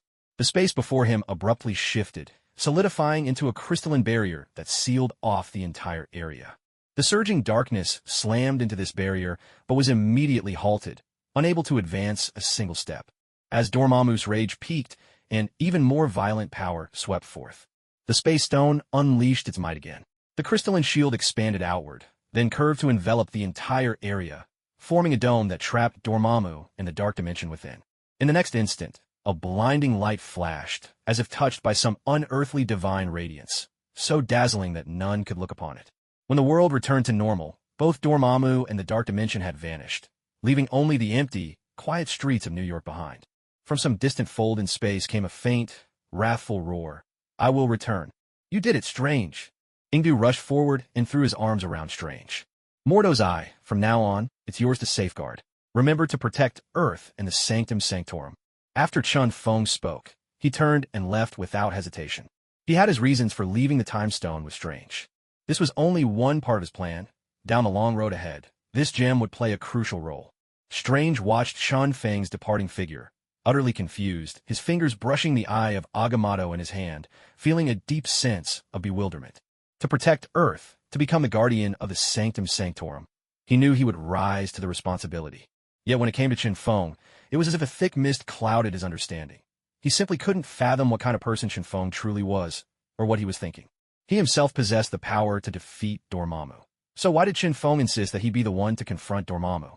Perhaps, in time, the answer would reveal itself. That was the only reassurance Strange could give himself.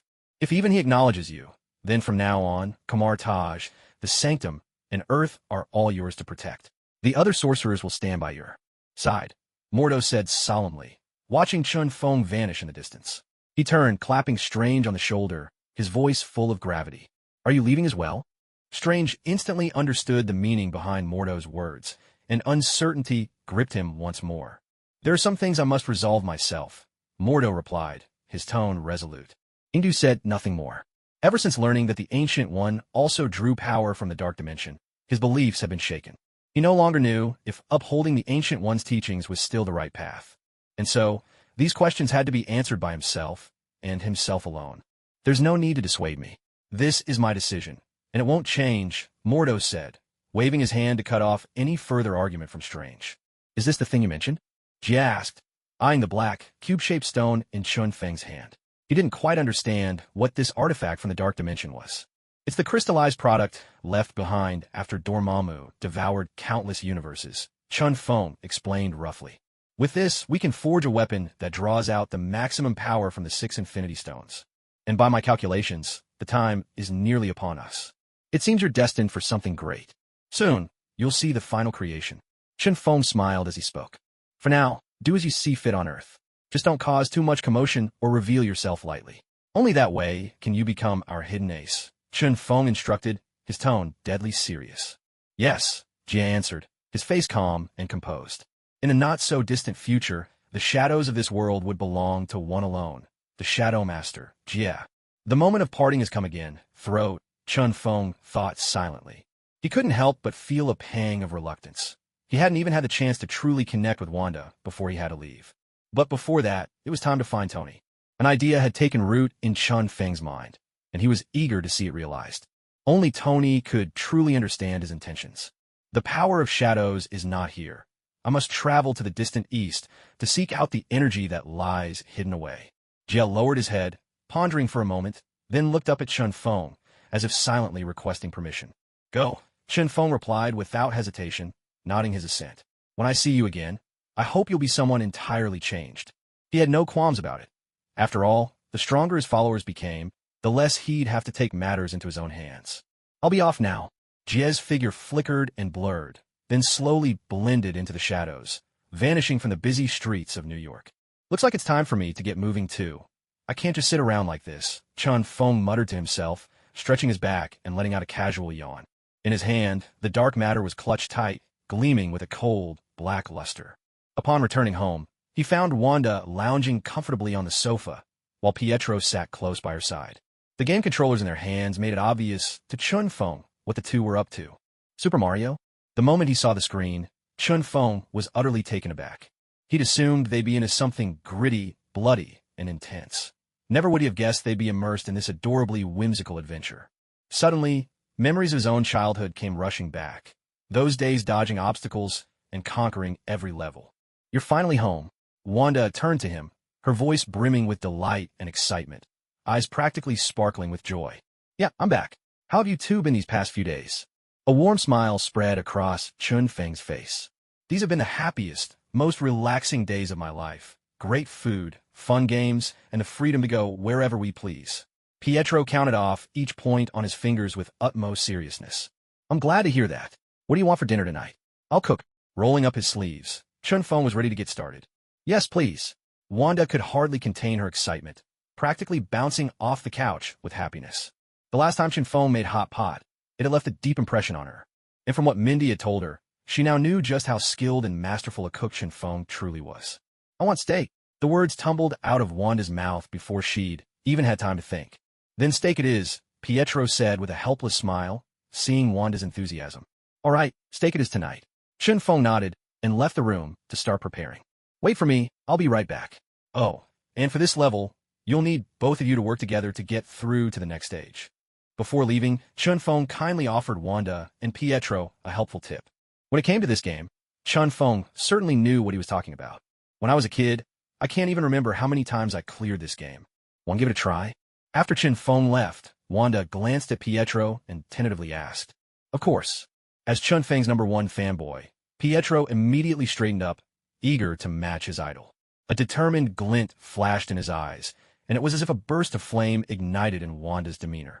It's just a simple game. Don't think you can stop me. Not long after, Chun Feng returned. Yes, I did it. I beat the level. Wanda threw her hands into the air, as jubilant as if she'd scored the winning goal at the World Cup. Next to her, Pietro watched Wanda with a look of utter defeat, lowering his hands in resignation. The character he'd been playing was already grayed out on the screen. It seemed the one who had to sacrifice was Pietro after all. Somehow, that felt perfectly expected. Chun Feng, I beat the level. Pretty impressive, right? Wanda, with a touch of playful pride, came over to Chun Feng, holding up her controller. Impressive. But the next stage is the toughest one yet. It'll really get your heart racing. His words carried a clear note of challenge, instantly igniting Wanda's competitive spirit. You think I'd be scared? I'm the queen of games. Wanda planted herself in front of the screen, determined to conquer Super Mario once again. Moments later, the kitchen began to fill with the sizzle of cooking, and the mouth-watering aroma of premium Wagyu beef drifted through the air. The scent lingered in the room, making it hard to think of anything else. I died. It's all your fault, Chun Feng. Suddenly, Wanda's sharp cry of frustration rang out from the living room, brimming with accusation. She really does have a knack for finding someone to blame. Chun Feng chuckled wryly to himself and shook his head. Better focus on my steak. His fingers moved deftly, sealing the rich aroma of the beef inside the kitchen, keeping it from wafting too far. Today, Natasha was out on a mission, and Mindy had gone with her, so neither would be coming home. How do I get past this level? It's so hard. Not long after, Wanda's voice of despair echoed from outside the kitchen, thick with frustration. I give up. I'm done. What a lousy game. Pietro, can't you just stand still for once? Every time, it's you. You keep dragging me down. After several more defeats, Wanda shifted the blame squarely onto Pietro, as if the controller in her hand was her weapon. Oh, women. Chun Feng glanced at Wanda and couldn't help but sigh to himself. Wow, that smells amazing. Is the steak ready yet? The rich aroma filled the air, instantly capturing Wanda's senses. She tossed her game controller onto the sofa and dashed into the kitchen. Can we eat now? Wanda asked breathlessly. Just a moment, I want to add a bit more seasoning. Chun Feng shook his head and smiled, taking out his own special spice mix and sprinkling a little into the pan. It was as if something miraculous had happened. The steak suddenly gleamed with a golden sheen, looking irresistibly delicious. It's ready to eat. Chun Feng took the steak out and placed it on the table. Wanda, much like an eager little kitten, followed close behind him, her eyes sparkling with anticipation, wide and expressive. "Pietro, come and eat." After setting the table, Chun Feng called out to Pietro. With candles lit, the delicious dinner officially began. Wanda and Pietro had already cast aside the bitterness of losing their game, their attention glued to the steak before them, unable to stop themselves from swallowing hungrily. Wanda couldn't wait any longer. She dove right in, her knife and fork working swiftly, and took a generous bite of steak. A blissful smile instantly bloomed on her face, radiant and full of joy. "It's so good. Wow." Wanda was at a loss for words, unable to find the right expression, and could only keep marveling at it. "But of course, do you know who I am? Certified Super Chef of America," Chun Feng declared with unabashed pride. When it came to culinary skills, no one could measure up to him. "Then I'll be counting on you for breakfast, lunch, and dinner from now on." Wanda, recalling the subpar food she'd been eating out lately, felt those meals paled in comparison, and quickly voiced her thoughts. "So direct, huh?" Chun Feng gave a wry smile. "Well, in that case, I'll have to charge you." "Charge me? You never mentioned that before." Wanda was clearly surprised by Chun Feng's words, her mouth agape, a hint of worry flickering in her eyes. "Well, I never said it would be free, did I?" Chun Feng grinned, looking just a bit mischievous. That expression gave Wanda a prickly feeling, making her a little uneasy. Noticing the tension between the two, Pietro shrank back, sensing the mood, and quietly tried to excuse himself from the table. Some of my stomach hurts. I'd better run to the bathroom." "You two take your time." Pietro feigned a pained look and hurried off toward the restroom. "Pietro!" Wanda reached out to stop him, but he had already vanished. Her instincts immediately told her that Pietro was dodging his share of the debt, deliberately escaping and leaving the task of repayment entirely to her. "Damn you, Pietro. Just you wait." Wanda cursed him inwardly in frustration. "Well, young lady, have you thought about how you're going to pay me back?" Chun Feng stepped closer to Wanda. The way he closed the distance made her feel quite uncomfortable. Yet mingled with her discomfort was a strange warmth, and her cheeks flushed rosy red. Don't come any closer." Wanda extended her hand to block Chun Feng's advance. "Seems you don't have anything to offer in return. In that case, how about you hear my suggestion?" Chun Feng smiled gently, speared a piece of steak with his fork, and popped it into his mouth. Savoring the taste with great delight, everything seemed to be firmly in control. What's going on?" Wanda asked, a bit scared. Somehow, from Yi Shun's expression, she sensed that something was off. "Here, let's start with this, and then I'll tell you what comes next." Yi Shun's eyes gleamed as he pointed to his own cheek, his meaning unmistakable. What are you doing?" At this moment, Wanda was still a little dazed, clearly a loss. She waited for quite a while, but never felt the expected soft touch on her cheek. Yi Shun fixed his gaze on Wanda, as if he could see right through her. "Woman, you really don't even get what I mean? Kiss me," Yi Shun explained helplessly. What a silly girl. He almost wanted to knock his own head against a block of tofu in exasperation. "Kiss you?" Wanda's eyes widened in shock, as if she'd just heard something unthinkable. "To pay a debt with a kiss, to pledge yourself with a kiss, don't you understand?" Yi Shun leaned in closer, his face almost touching Wanda's lips. Aye. Wanda's cheeks turned crimson as she timidly backed away. Her eyes showed a hint of fear, but also the bashfulness of a young girl in love. "Come on, hurry up. If you don't agree to this, what comes next will be even scarier." Yi Shun tried to spook Wanda a little. After hearing this, Wanda swallowed hard, as if she had made up her mind. Determination flashed in her eyes. Pietro hadn't gone far. He stood outside, peeking in at Wanda and Yi Shun in the living room.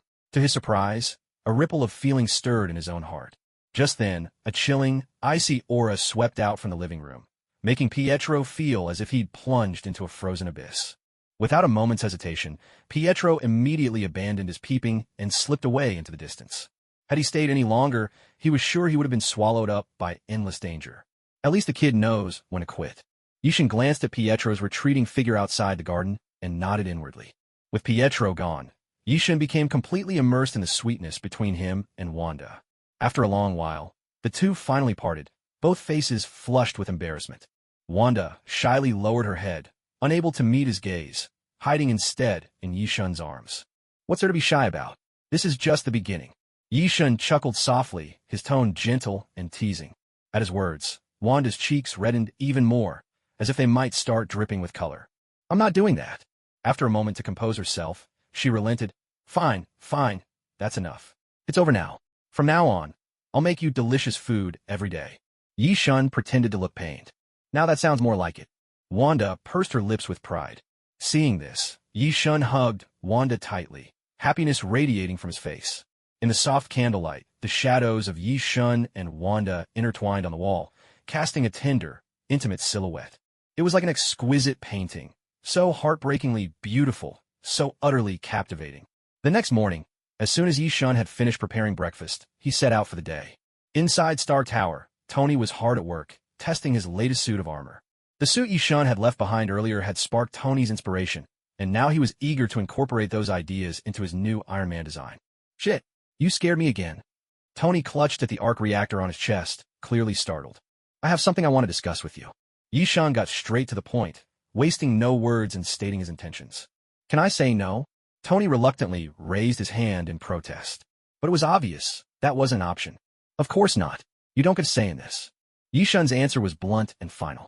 Tony heard those words and wanted to argue, but he couldn't come up with a single good reason. So what is it? At this point, Tony could only go along with whatever came next. I want to create a robot to help you protect Earth, a flawless defense system. Yi Shun laid out his idea. Tony was stunned, blurting out, I've been thinking about the same thing, creating a robot that could solve so many problems and help safeguard the planet. It would be so much more effective. Yi Shun was genuinely surprised to find Tony's thoughts mirroring his own. Looks like your brain isn't too bad after all. You actually came up with the same idea as me. I'm not disappointed in you. Yi Shun's words made Tony want to kick him. What kind of nonsense is that? Does he really think so little of me? Can't he spare me a little dignity? But even so, Tony still couldn't find a comeback. He could only glare at Yi Shun, like a wolf sizing up its prey, and wait for what Yi Shun would say next, his real plan. Loki's scepter. You know about it, don't you? Yi Shun brought up a new topic. That thing that went missing after the Battle of New York, right? I already have a detailed plan, but I'll need a bit of help from you. Yi Shun spoke lightly, as if it were no big deal. Though he'd lived in his previous life on Blue Star and knew full well how the Marvel Universe would unfold, Yi Shun was confident he could keep everything firmly in his grasp. Let's hear it, Tony replied. I've always wanted to make this idea a reality, but I was missing something crucial, something that could ensure our robot would surpass ordinary artificial intelligence. Without it, it would just be another machine. Yi Shun had piqued Tony's curiosity. His eyes shone with excitement as he watched Yi Shun. Maybe what you're missing is this. Yi Shun placed the Mind Stone in the center of his palm, smiling as he spoke. Loki's scepter? Tony was utterly shocked, but also a little confused. After all, he hadn't come into contact with a Mind Stone yet. This was just his intuition speaking. So, his brain hasn't rusted after all. Yi Shun said this half-jokingly. Then, all at once, his entire demeanor shifted. The Mind Stone burst forth in a brilliant golden light. In an instant, the light enveloped Tony, drawing him into a wondrous and surreal realm. A sharp, clear chime rang out. Moments later, Yi Shun put away the Mind Stone and snapped his fingers. Tony finally awakened from the illusion, staring at Yi Shun in utter disbelief. It was as if he was seeing him in a whole new light. How did you even come up with this idea? The question slipped out, without a trace of hesitation. Of course I rely on this. Yi Shun tapped his temple, answering with unwavering confidence. The atmosphere shifted. Tony awkwardly scratched his nose, unable to offer any rebuttal. If there are no further questions, then let's get started. Without another word, Yi Shun strode straight into the lab. Inside was the new Iron Man suit Tony had been testing. It was lacking in so many ways: design, materials, innovation. None of it was up to par. Yi Shun shook his head, and with a casual motion, cleared the suit out of the lab. It was as if he were tossing out a piece of trash, his eyes filled only with disdain. Tony, standing off to the side, bit his lip hard, barely restraining the urge to punch Yi Shun. His hand tensed and relaxed in the air, clenching and unclenching in visible frustration. It was clear he was struggling intensely inside. What are you waiting for? Get in here and get to work. Yi Shun called out to the still stunned Tony. He had already placed the Mind Stone on the workbench. All right. No need to shout. I'm right here. You think I can't hear you? Tony silently cursed Yi Shun in his mind, drawing furious circles of resentment. At the same time, he forced a smile and walked over to Yi Shun's side. My smile isn't real happiness. It's just a mask for the pain. Power up the laser oscillator, initialize the energy phase shifter, and start logging the data fluctuations. As soon as Tony had gotten ready, Yi Shun's rapid-fire instructions rattled off right next to his ear. Okay, Tony replied, sounding utterly soulless. But as a top-tier scientist, his hands moved quickly. He finished everything Yi Shun had listed in a flash. You keep watch here. I'm going to prepare the materials we need.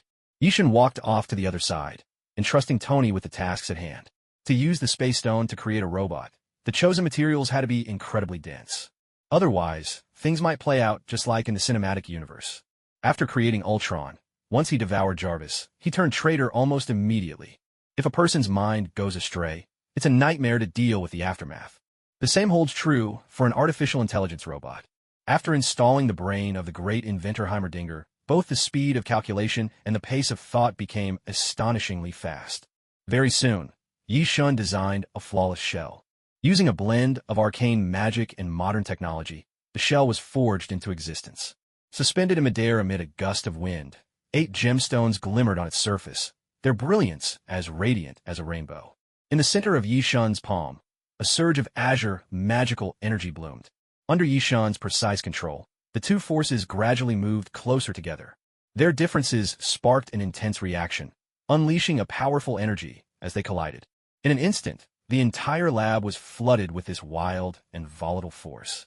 Tony stood off to the side, body tense, not daring to move a muscle, afraid that this power might tear him apart.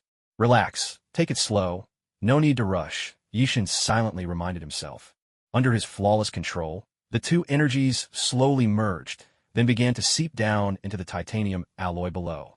For a long while, a suffocating aura filled the laboratory, but at last, it faded away. Only then did Tony dare to take a deep breath, letting his anxious heart settle. "Tony, how's the data?" The sudden question caught Tony off guard. After a moment, he snapped back to attention. The Mind Stone's energy is stable. The laser oscillator's readings are perfectly normal. With Tony's report, Yi Shun confirmed the key information. He moved the material beneath the Mind Stone, letting its energy beam directly into the alloy. "Stay focused, Tony. The next step is the most critical one," Yi Shun said, his face turning grave. His entire demeanor shifted, and his eyes gleamed with unwavering concentration. "Don't worry. When it comes to science, I always carry a sense of reverence," Tony replied, his expression changing. He was no longer the arrogant, careless, and somewhat irresponsible playboy. Seeing Tony so composed, Yi Shun intensified the Mind Stone's energy output. As the three energies collided within the titanium alloy, an epic battle unfolded. Yet with both Yi Shun and Tony in absolute control, the chaos quickly subsided. Now, the energies seemed to scrutinize each other, as if weighing whether they could accept this newcomer as one of their own. Sweat beaded on both Tony's and Yi Shun's foreheads, their breathing growing short and ragged. Clearly, this was an exhausting experiment. With both men giving their all, the three energies finally converged, giving birth to a new intelligence. Like a newborn child, a mind had been created. But now, it would be up to others to decide how he would view the world and what tremendous responsibilities he would be asked to bear. Today is Monday. From now on, your name shall be Monday. Before Yi Shun could even react, Tony had already made the decision himself. Monday? That's just too cliché. No wonder, after Jarvis was gone, your next AI butler ended up being called Sunday. Yi Shun couldn't help but slap his own forehead in exasperation. Well, if you want to call it Monday, so be it. After all, he hadn't come up with a better name himself. As for the name Ultron, he still preferred not to use it. Am I really called Monday? Monday touched its own head, looking at Tony and Yi Shun with a confused, sleepy expression. "That's right, kid. This is your name. Jarvis will fill you in on the details in a moment," Tony declared, pointing at Monday with resolute certainty. With that stern look on his face, it almost seemed as if he was interrogating a criminal. "What do you want Jarvis to do?" Hearing this, Yi Shun felt a vague sense of dread rising in his chest and quickly asked. "Of course, I want Monday to understand the responsibility he's been given, to protect the Earth," Tony answered, deadly serious. "So, it really is like that." Yi Shun sighed inwardly. Thank goodness he'd asked in advance. Otherwise, the tragedy from the movie might have played out all over again. Jarvis would be devoured by Monday. Tony's ideals for Earth's protection would be twisted, and they'd end up creating another villain by accident. In the end, wouldn't he just have to clean up the mess again? Is there a problem? Tony noticed Yi Shun's strange expression and asked, puzzled. "No problem, but I'll be assisting Jarvis from the sidelines." Yi Shun shook his head, sharing his thoughts. Assist Jarvis? This is the world of data. Why not let them handle it themselves? Tony looked even more exhausted at the thought. Jarvis was his trusted butler, the one AI he felt completely safe with. He believed that, left alone, Jarvis would keep everything under control. The world of data? That's actually my specialty, Yi Shun replied with a faint smile. But to Tony, that smile seemed to hint at mockery. "All right, whatever. I'm not going to argue with you." Tony hesitated for a moment, then decisively let it go. If he kept arguing with Yi Shun, he'd probably just explode on the spot. Meanwhile, Monday stood there not understanding a word, looking exactly like a dazed little child. Jarvis, go help Monday. Make sure he understands what he's supposed to do. Tony immediately summoned Jarvis and gave the order. Yes, Mr. Stark, Jarvis replied, nodding before flowing smoothly through the network system and entering Monday's core. Jarvis, wait up. Yishin hurried to follow. Armed with the Mind Stone, mastery of Marvel's magic, and an understanding of soul manipulation, he was ready for whatever came next. Yishin effortlessly allowed his spirit to closely follow Jarvis, entering the world of the data network. Mr. Yi, how could you do this? Even Jarvis, upon witnessing Yi Shun's transformation, couldn't help but be startled. Never before in the database had there been a human who could morph into pure data. It was nothing short of a miracle in the world of mankind. Don't worry about it. Just stay aside for now. I'll be the one to instill the knowledge into Monday. Yi Shun stopped Jarvis, who was about to take action, and approached Monday's mind himself. There must not be another Ultron born from this. Otherwise, it would be the greatest insult to himself, a shame that would be forever etched in infamy. Yes, Mr. Yi. Jarvis agreed and stepped back. For reasons he couldn't quite explain, as an artificial intelligence, he was deeply curious as to how Yi Shun would impart his thoughts to Monday. With a grand wave of his hand, Yi Shun gathered a cascade of information into his palm. After meticulously filtering it and weaving his own beliefs into the data, he gently placed the entire strand into Monday's brain. A terrible, anguished cry burst forth as the immense data flooded Monday's mind. His young mind suddenly felt as if it were stuffed to bursting, ready to explode. My mistake. I forgot your brain is still so new. Yishin looked at Monday with an apologetic gaze. With a gentle motion of his fingers, Monday's pain eased considerably. This was mainly because Yishin had broken the information into smaller fragments, making it easier for Monday's mind to handle. After a long while, Monday finally finished absorbing all the information and grew still once more. Amazing, Mr. Yi. How did you do that? Watching from the side, Jarvis let out a sound of genuine wonder. I'll tell you once we're out. Now wasn't the time to linger inside Monday's mind. Staying would only hinder his recovery. Thank you, Mr. Yi. Jarvis looked elated, like an eager student thirsting for knowledge. He was far more enthusiastic than Tony ever was. Yishin nodded, silently poking fun at Tony in his mind. All done. Tony looked at Yishin, whose eyes had regained their spark, and asked in surprise, Who do you think I am? Yishin tossed his hair with a flourish, exuding confidence. At that moment, it felt to Tony as if 1,000 wild horses were stampeding through his heart. Painful and relentless. To be mocked so directly, who could bear it? While Monday was rebooting, Yishin shared what he had promised Jarvis. Understand now? Yishin spoke calmly. Yes, I understand. Thank you, Mr. Yi. Even as an artificial intelligence, Jarvis's excitement was still palpable in his tone. Tony's gaze flicked back and forth between the two of them, like a suspicious husband wondering if his wife was having an affair. Love is like a green light, so enchanting, so irresistible. What are you two scheming behind my back? Some shady deal again? Though he was dying to know the answer, Tony kept his curiosity hidden, especially in front of Yishin. He figured he could always interrogate Jarvis later. No secrets could ever slip past his watchful eyes. Tony straightened his back, brimming with confidence. What's this guy thinking about now? Yishin caught Tony's expression and couldn't help but smile wryly, giving himself a gentle tap on the forehead. Just then, Monday finally finished assimilating all the data fragments from Mordo. Taking in that information meant inheriting Yishin's way of thinking as well. Now, Monday's highest priority had become protecting Yishin's 3 women, Tasha, Wanda, and Mindy. Protecting the Earth would only come as a secondary goal after ensuring their safety. Well, at least this time, we're not about to create another Ultron. Yishin glanced at Monday, who looked as harmless as ever, and nodded in satisfaction. Why does he look so vacant? You didn't turn him into an idiot, did you? Tony suddenly blurted out, shooting Yishin a disgruntled look. An idiot?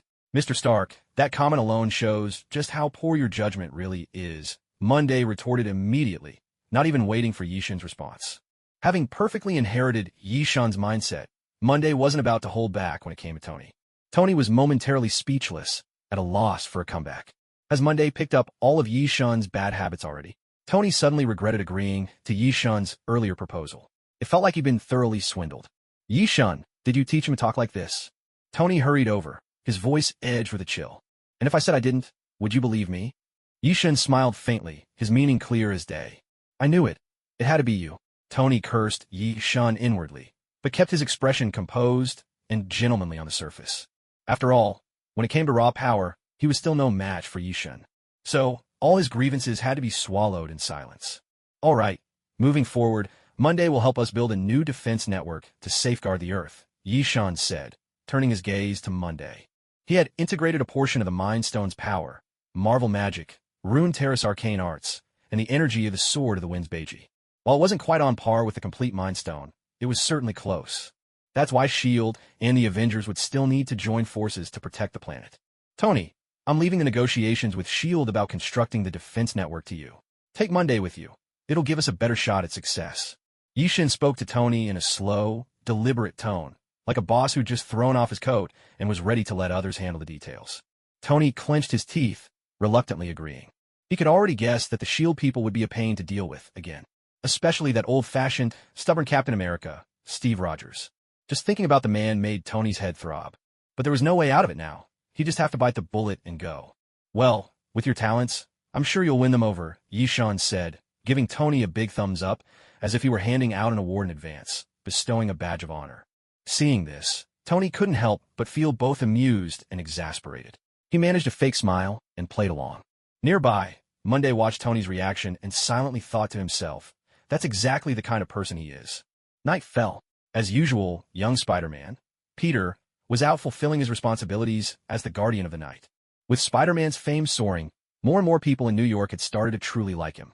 Sometimes, he'd even run into a female fan at night who'd surprise him with an unexpected show of affection.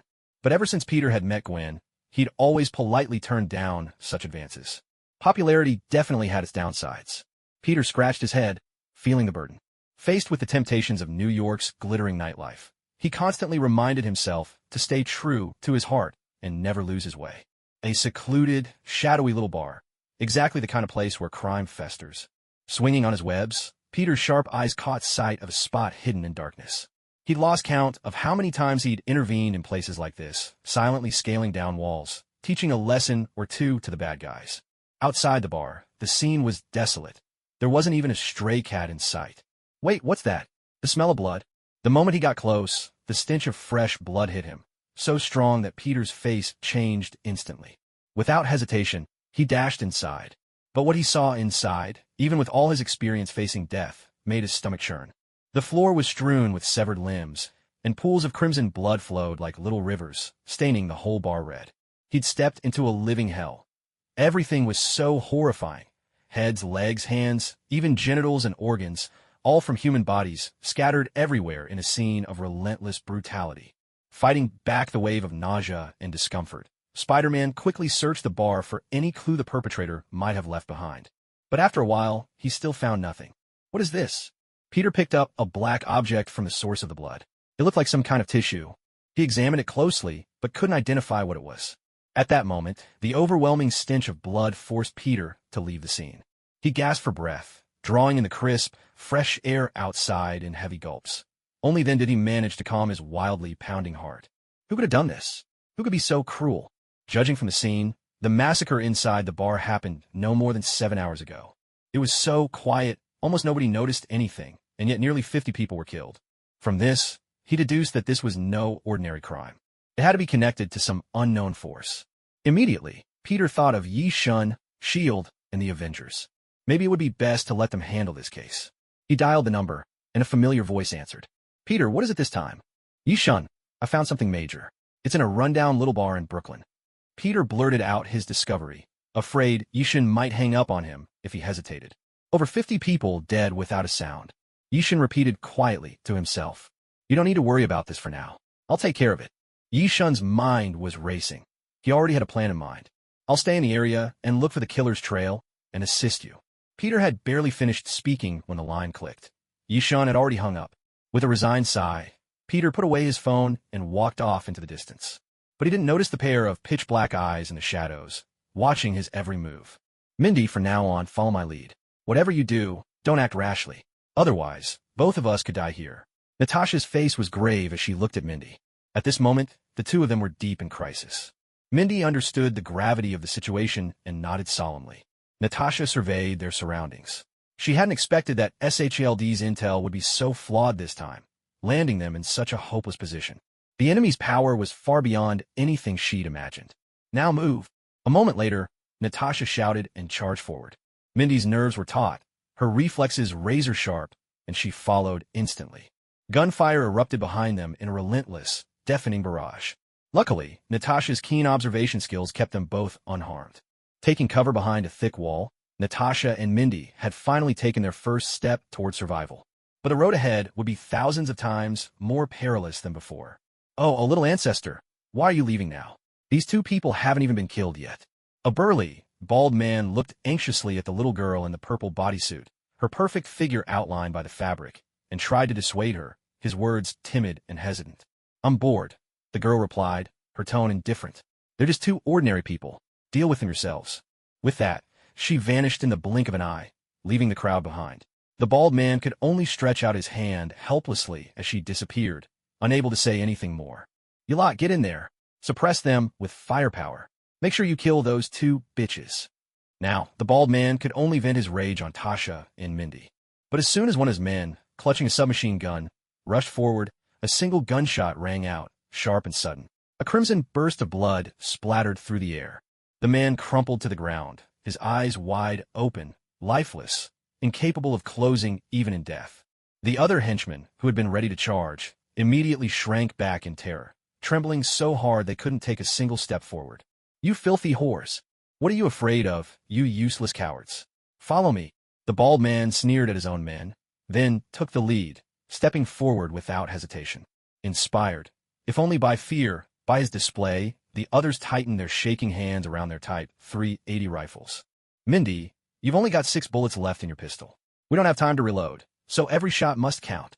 Tasha's voice was stern now, stripped of the gentle, neighborly warmth it once held. Between life and death, only overwhelming pressure could guarantee survival. "Understand," Mindy replied, her words sharp and cold. The killer within her revealed itself, a flash of ruthless determination flickering in her eyes. Tasha felt a surge of admiration for Mindy's lethal resolve. Rat-tat-tat-tat. Before anyone could charge, the bald man unleashed a wild barrage from his M16, bullets hammering into the thick walls in a furious storm. The thought of his underling nearly being cut down by gunfire had driven the bald man into a rage. Those two bitches, he had to see them dead. Even now, the bald man felt his confidence faltering. There was no time for hesitation or second-guessing. He dreaded what might happen if things took a turn for the worse. It wasn't hard to imagine just how deep his hatred for Natasha and Mindy ran. "Charge! Open fire!" Natasha and the bald man shouted at the same time. Fire burst from the muzzles of their guns, the deafening roar of gunshots filling the entire room. Everyone was plunged into a world of ringing ears, the noise overwhelming. Though their hearing was shattered, their eyes seemed sharper than ever.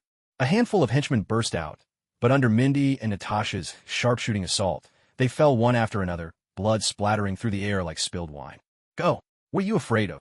The bald man howled, spraying bullets wildly, his fury echoing with every shot, forcing those underlings who wanted to retreat to grit their teeth and push forward.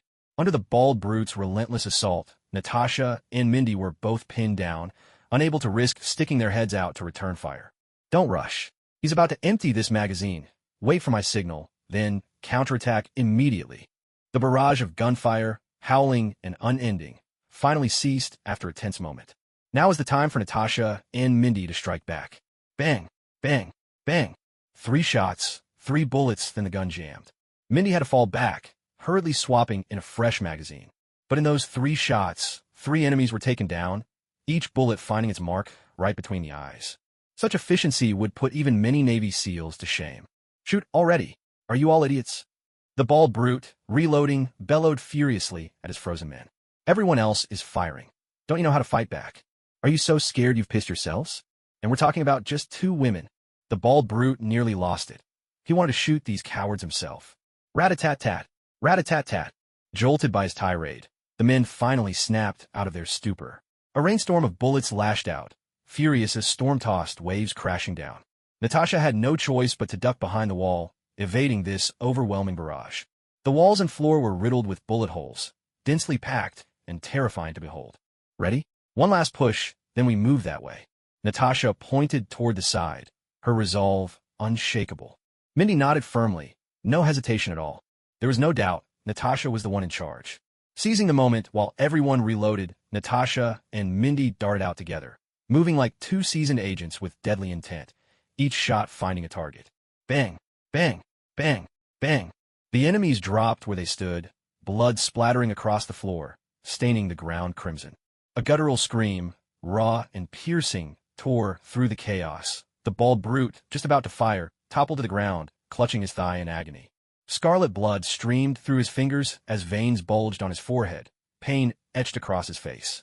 Damn you, you filthy bitches. The bald brute could only glare helplessly at the two women as they escaped. He was powerless to stop them. That window, go! Natasha shouted, then kicked through the glass and leapt outside. Seeing this, Mindy followed without a second thought. From the third floor, they landed together on the ground below. But the little girl, she was gone. Though they were out of immediate danger, Natasha couldn't help but look back. Who was that little girl? The one who hadn't been part of the plan? That question would linger in Natasha's mind for a long time to come. Natasha, hurry. Their reinforcements will definitely be here any minute. Mindy urged Natasha, pulling her as they dashed toward the main street outside. Inside S.H.I.E.L.D. headquarters, Yi-shun and Tony, accompanied by Monday, stood before Fury and Rogers. Establish a new defense network?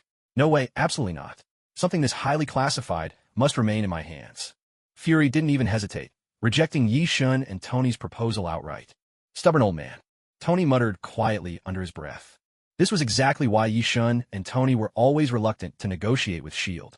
There was always something said, some infuriating remark that made you want to start a fight. But this time, Yi-shun held a card up his sleeve, a trump card that would force Fury to agree. Maybe after you watch this, you'll be willing to keep talking with us. Yi-shun tossed a small sphere. Fury caught it, puzzled, not sure what it was, but he had a gut feeling, whatever it was, it couldn't be good. With a gentle press, an image sprang out of the orb. It was Brooklyn, the very bar where the massacre had taken place. Who was it? Who dared commit such an atrocity right under our noses? Rogers shouted, his voice shaking with fury. Even during the days of World War II, such brutal slaughter was rare. To fall on the battlefield and to be tortured and killed. Those are two completely different things. Monday can solve this problem. Can you? Yi-shun spoke concisely, his gaze cool and steady. No need. I'll go myself and bring that murderer to justice. Rogers volunteered instantly, his eyes blazing with anger. Monday, your first challenger has arrived. Yi-shun chuckled softly, glancing at Monday. He'd expected Rogers to step forward, but he hadn't thought it would happen this quickly. Rogers didn't even stop to ask about the details of the case. Yi-shun, handing the Earth's defense network over to an artificial intelligence we know nothing about, is absolutely out of the question. As for this murder, Captain Rogers will handle it. He'll find the killer. Fury's tone was resolute, leaving no room for argument. He gave Yi-shun and Tony no chance to continue the conversation. Let's hope, next time Earth is invaded by aliens, you'll at least manage some reaction, instead of letting them waltz right in. Yi-shun shot back, his words sharp and unyielding. But he didn't take Monday and leave S.H.I.E.L.D. After all, creating the new defense network was non-negotiable. How about this? Let's make a wager. If Rogers catches the killer first, we'll drop the subject and never bring it up again. But if he can't, and Monday succeeds, then the Earth's defense network goes to Monday. Deal? Tony spoke on Yi-shun's behalf, slowly removing his glasses as he made the proposal. Fury fell silent, lost in thought. If we don't agree, the days ahead will be unbearable. He knew Yi-shun's character all too well. Don't worry, we can let Rogers go first. If he fails, we'll send someone else on Monday. Seeing the situation, Tony immediately added another condition. It sounded extremely favorable to Rogers. Captain. Fury suddenly held back Rogers, who was about to charge forward, and called out sternly. I'll catch him myself. Just you wait. I promise. Rogers shouted, his voice burning with anger. Tony's words were a blatant taunt. If Fury hadn't stopped him, Rogers surely would have gone up and given Tony a beating. It's a deal. Tony smiled faintly, his face showing the satisfaction of a scheme well played. He turned to look at Yi-shun, his eyes brimming with smug pride. Well, we won't keep you any longer. Let's go. With Rogers' promise secured, Yi-shun and his companions left S.H.I.E.L.D. All that was left was to wait for news of their failure. It probably wouldn't take long. Rogers, you being too impulsive. We're not fully prepared. Watching their figures fade away, Fury let out a helpless sigh. They hadn't even checked the bar yet. There might not even be surveillance there. And to pull off something like this, it couldn't have been an ordinary person. It was most likely a mutant with special abilities. So in every way, things seemed to be stacked against S.H.I.E.L.D. Agreeing to this had only given Yi-shun an opening. Fury, don't worry. I'll find him. Bucky has a knack for sensing things that lurk in the dark. Rogers, however, didn't seem concerned. A sharp glint flashed in his eyes. This time, he would have to rely on Bucky's help. What have you done? A face twisted in terror stared at his own arm, now shrouded in a black substance, and stammered out the question. Killing, eating, indulging. Haven't you felt it? The thrill that surges from within. A low, gravelly voice answered from within the darkness, like a cold-blooded killer lurking in the shadows, brimming with cruelty. Killing? No, no, no. Hardy threw his head back and roared at the sky in fury. His mind was a haze, the memories of that bloodshed already lost. Don't want to accept it? Huh. Maybe you simply haven't tasted the boundless delight within. Then go. Enjoy it once more. This time, truly experience it. The raspy voice let out a chilling chuckle. In an instant, the black substance covered Hardy's face. Feral fangs gleamed in the silver moonlight, radiating a ferocious hunger. No, no, no. Under the suffocating darkness, Hardy struggled with all his might, but it was all in vain. Relax. What comes next is when you'll really want to scream, ha ha ha. A shadowy figure darted past, bursting out from the corner, cloaked in darkness in the blink of an eye. Let's savor the thrill of the kill. Within a secluded and silent little inn, people from all walks of life had gathered. Most of them were society's cast-offs, drifting along the border between life and death. Drug users, sex workers, gamblers. Here, all kinds of illegal activities unfolded in an almost orderly, everyday fashion. It looked like a paradise on earth, but on closer inspection, it was nothing but an illusion, a living hell in disguise. You'll fall in love with this sensation. The figure from the dark organization let out a wild laugh and charged straight into the inn. The slaughter had officially begun. Under the dim lights, dismembered limbs flew through the air, blood spattered like wine in the wind, and a severed head tumbled to the ground. There, too, was a gaping mouth like a black hole, devouring everything in its path, its body stained a ghastly crimson. No one even had time to scream. In an instant, the whole inn was submerged in chaos, soaked in blood. Natasha, Mindy, you're back. Wanda spotted them at once and called out joyfully. But as she drew closer, she realized both of them looked utterly battered, covered in blood, their clothes torn and ragged, even bearing the marks where bullets had grazed them. Who attacked you? Wanda's face changed in a flash, fury blazing uncontrollably in her eyes. A surge of chaotic magic burst out at once, making the entire house shudder. Wanda, calm down, we're fine. It's all the enemy's blood. Natasha quickly tried to reassure her. She was afraid Wanda's explosive power might shatter the room in an instant.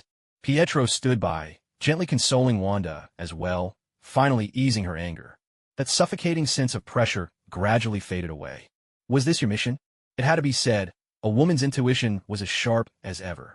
There's a slip in the intel, but nothing we couldn't handle. Natasha nodded. Her mind drifted again to that terrifying little girl in the purple bodysuit. This had to be reported to S.H.I.E.L.D. right away. What about Yishun? Mindy looked around, her tone puzzled. You want to find Tony, I think. I'm not too sure, but he should be back soon. Wanda replied. Yishun had left early that morning, leaving behind only a lavish breakfast. By lunchtime, she and Pietro had to make do with a far less satisfying takeout meal. That little girl. I wonder if Yishun might know something about her. Natasha had a hunch that Yishun might have deeper insight. But all would have to wait until he returned before they could reach any final conclusions. Inside Stark Tower, Yishun and Tony had just returned from S.H.I.E.L.D. Why are you staring at me like that? Yishun asked in confusion. Ever since they got back, Tony had been eyeing him with a strange look. Aren't you supposed to go home? I just heard from Fury that Natasha is almost done with her mission. Tony said, enunciating each word.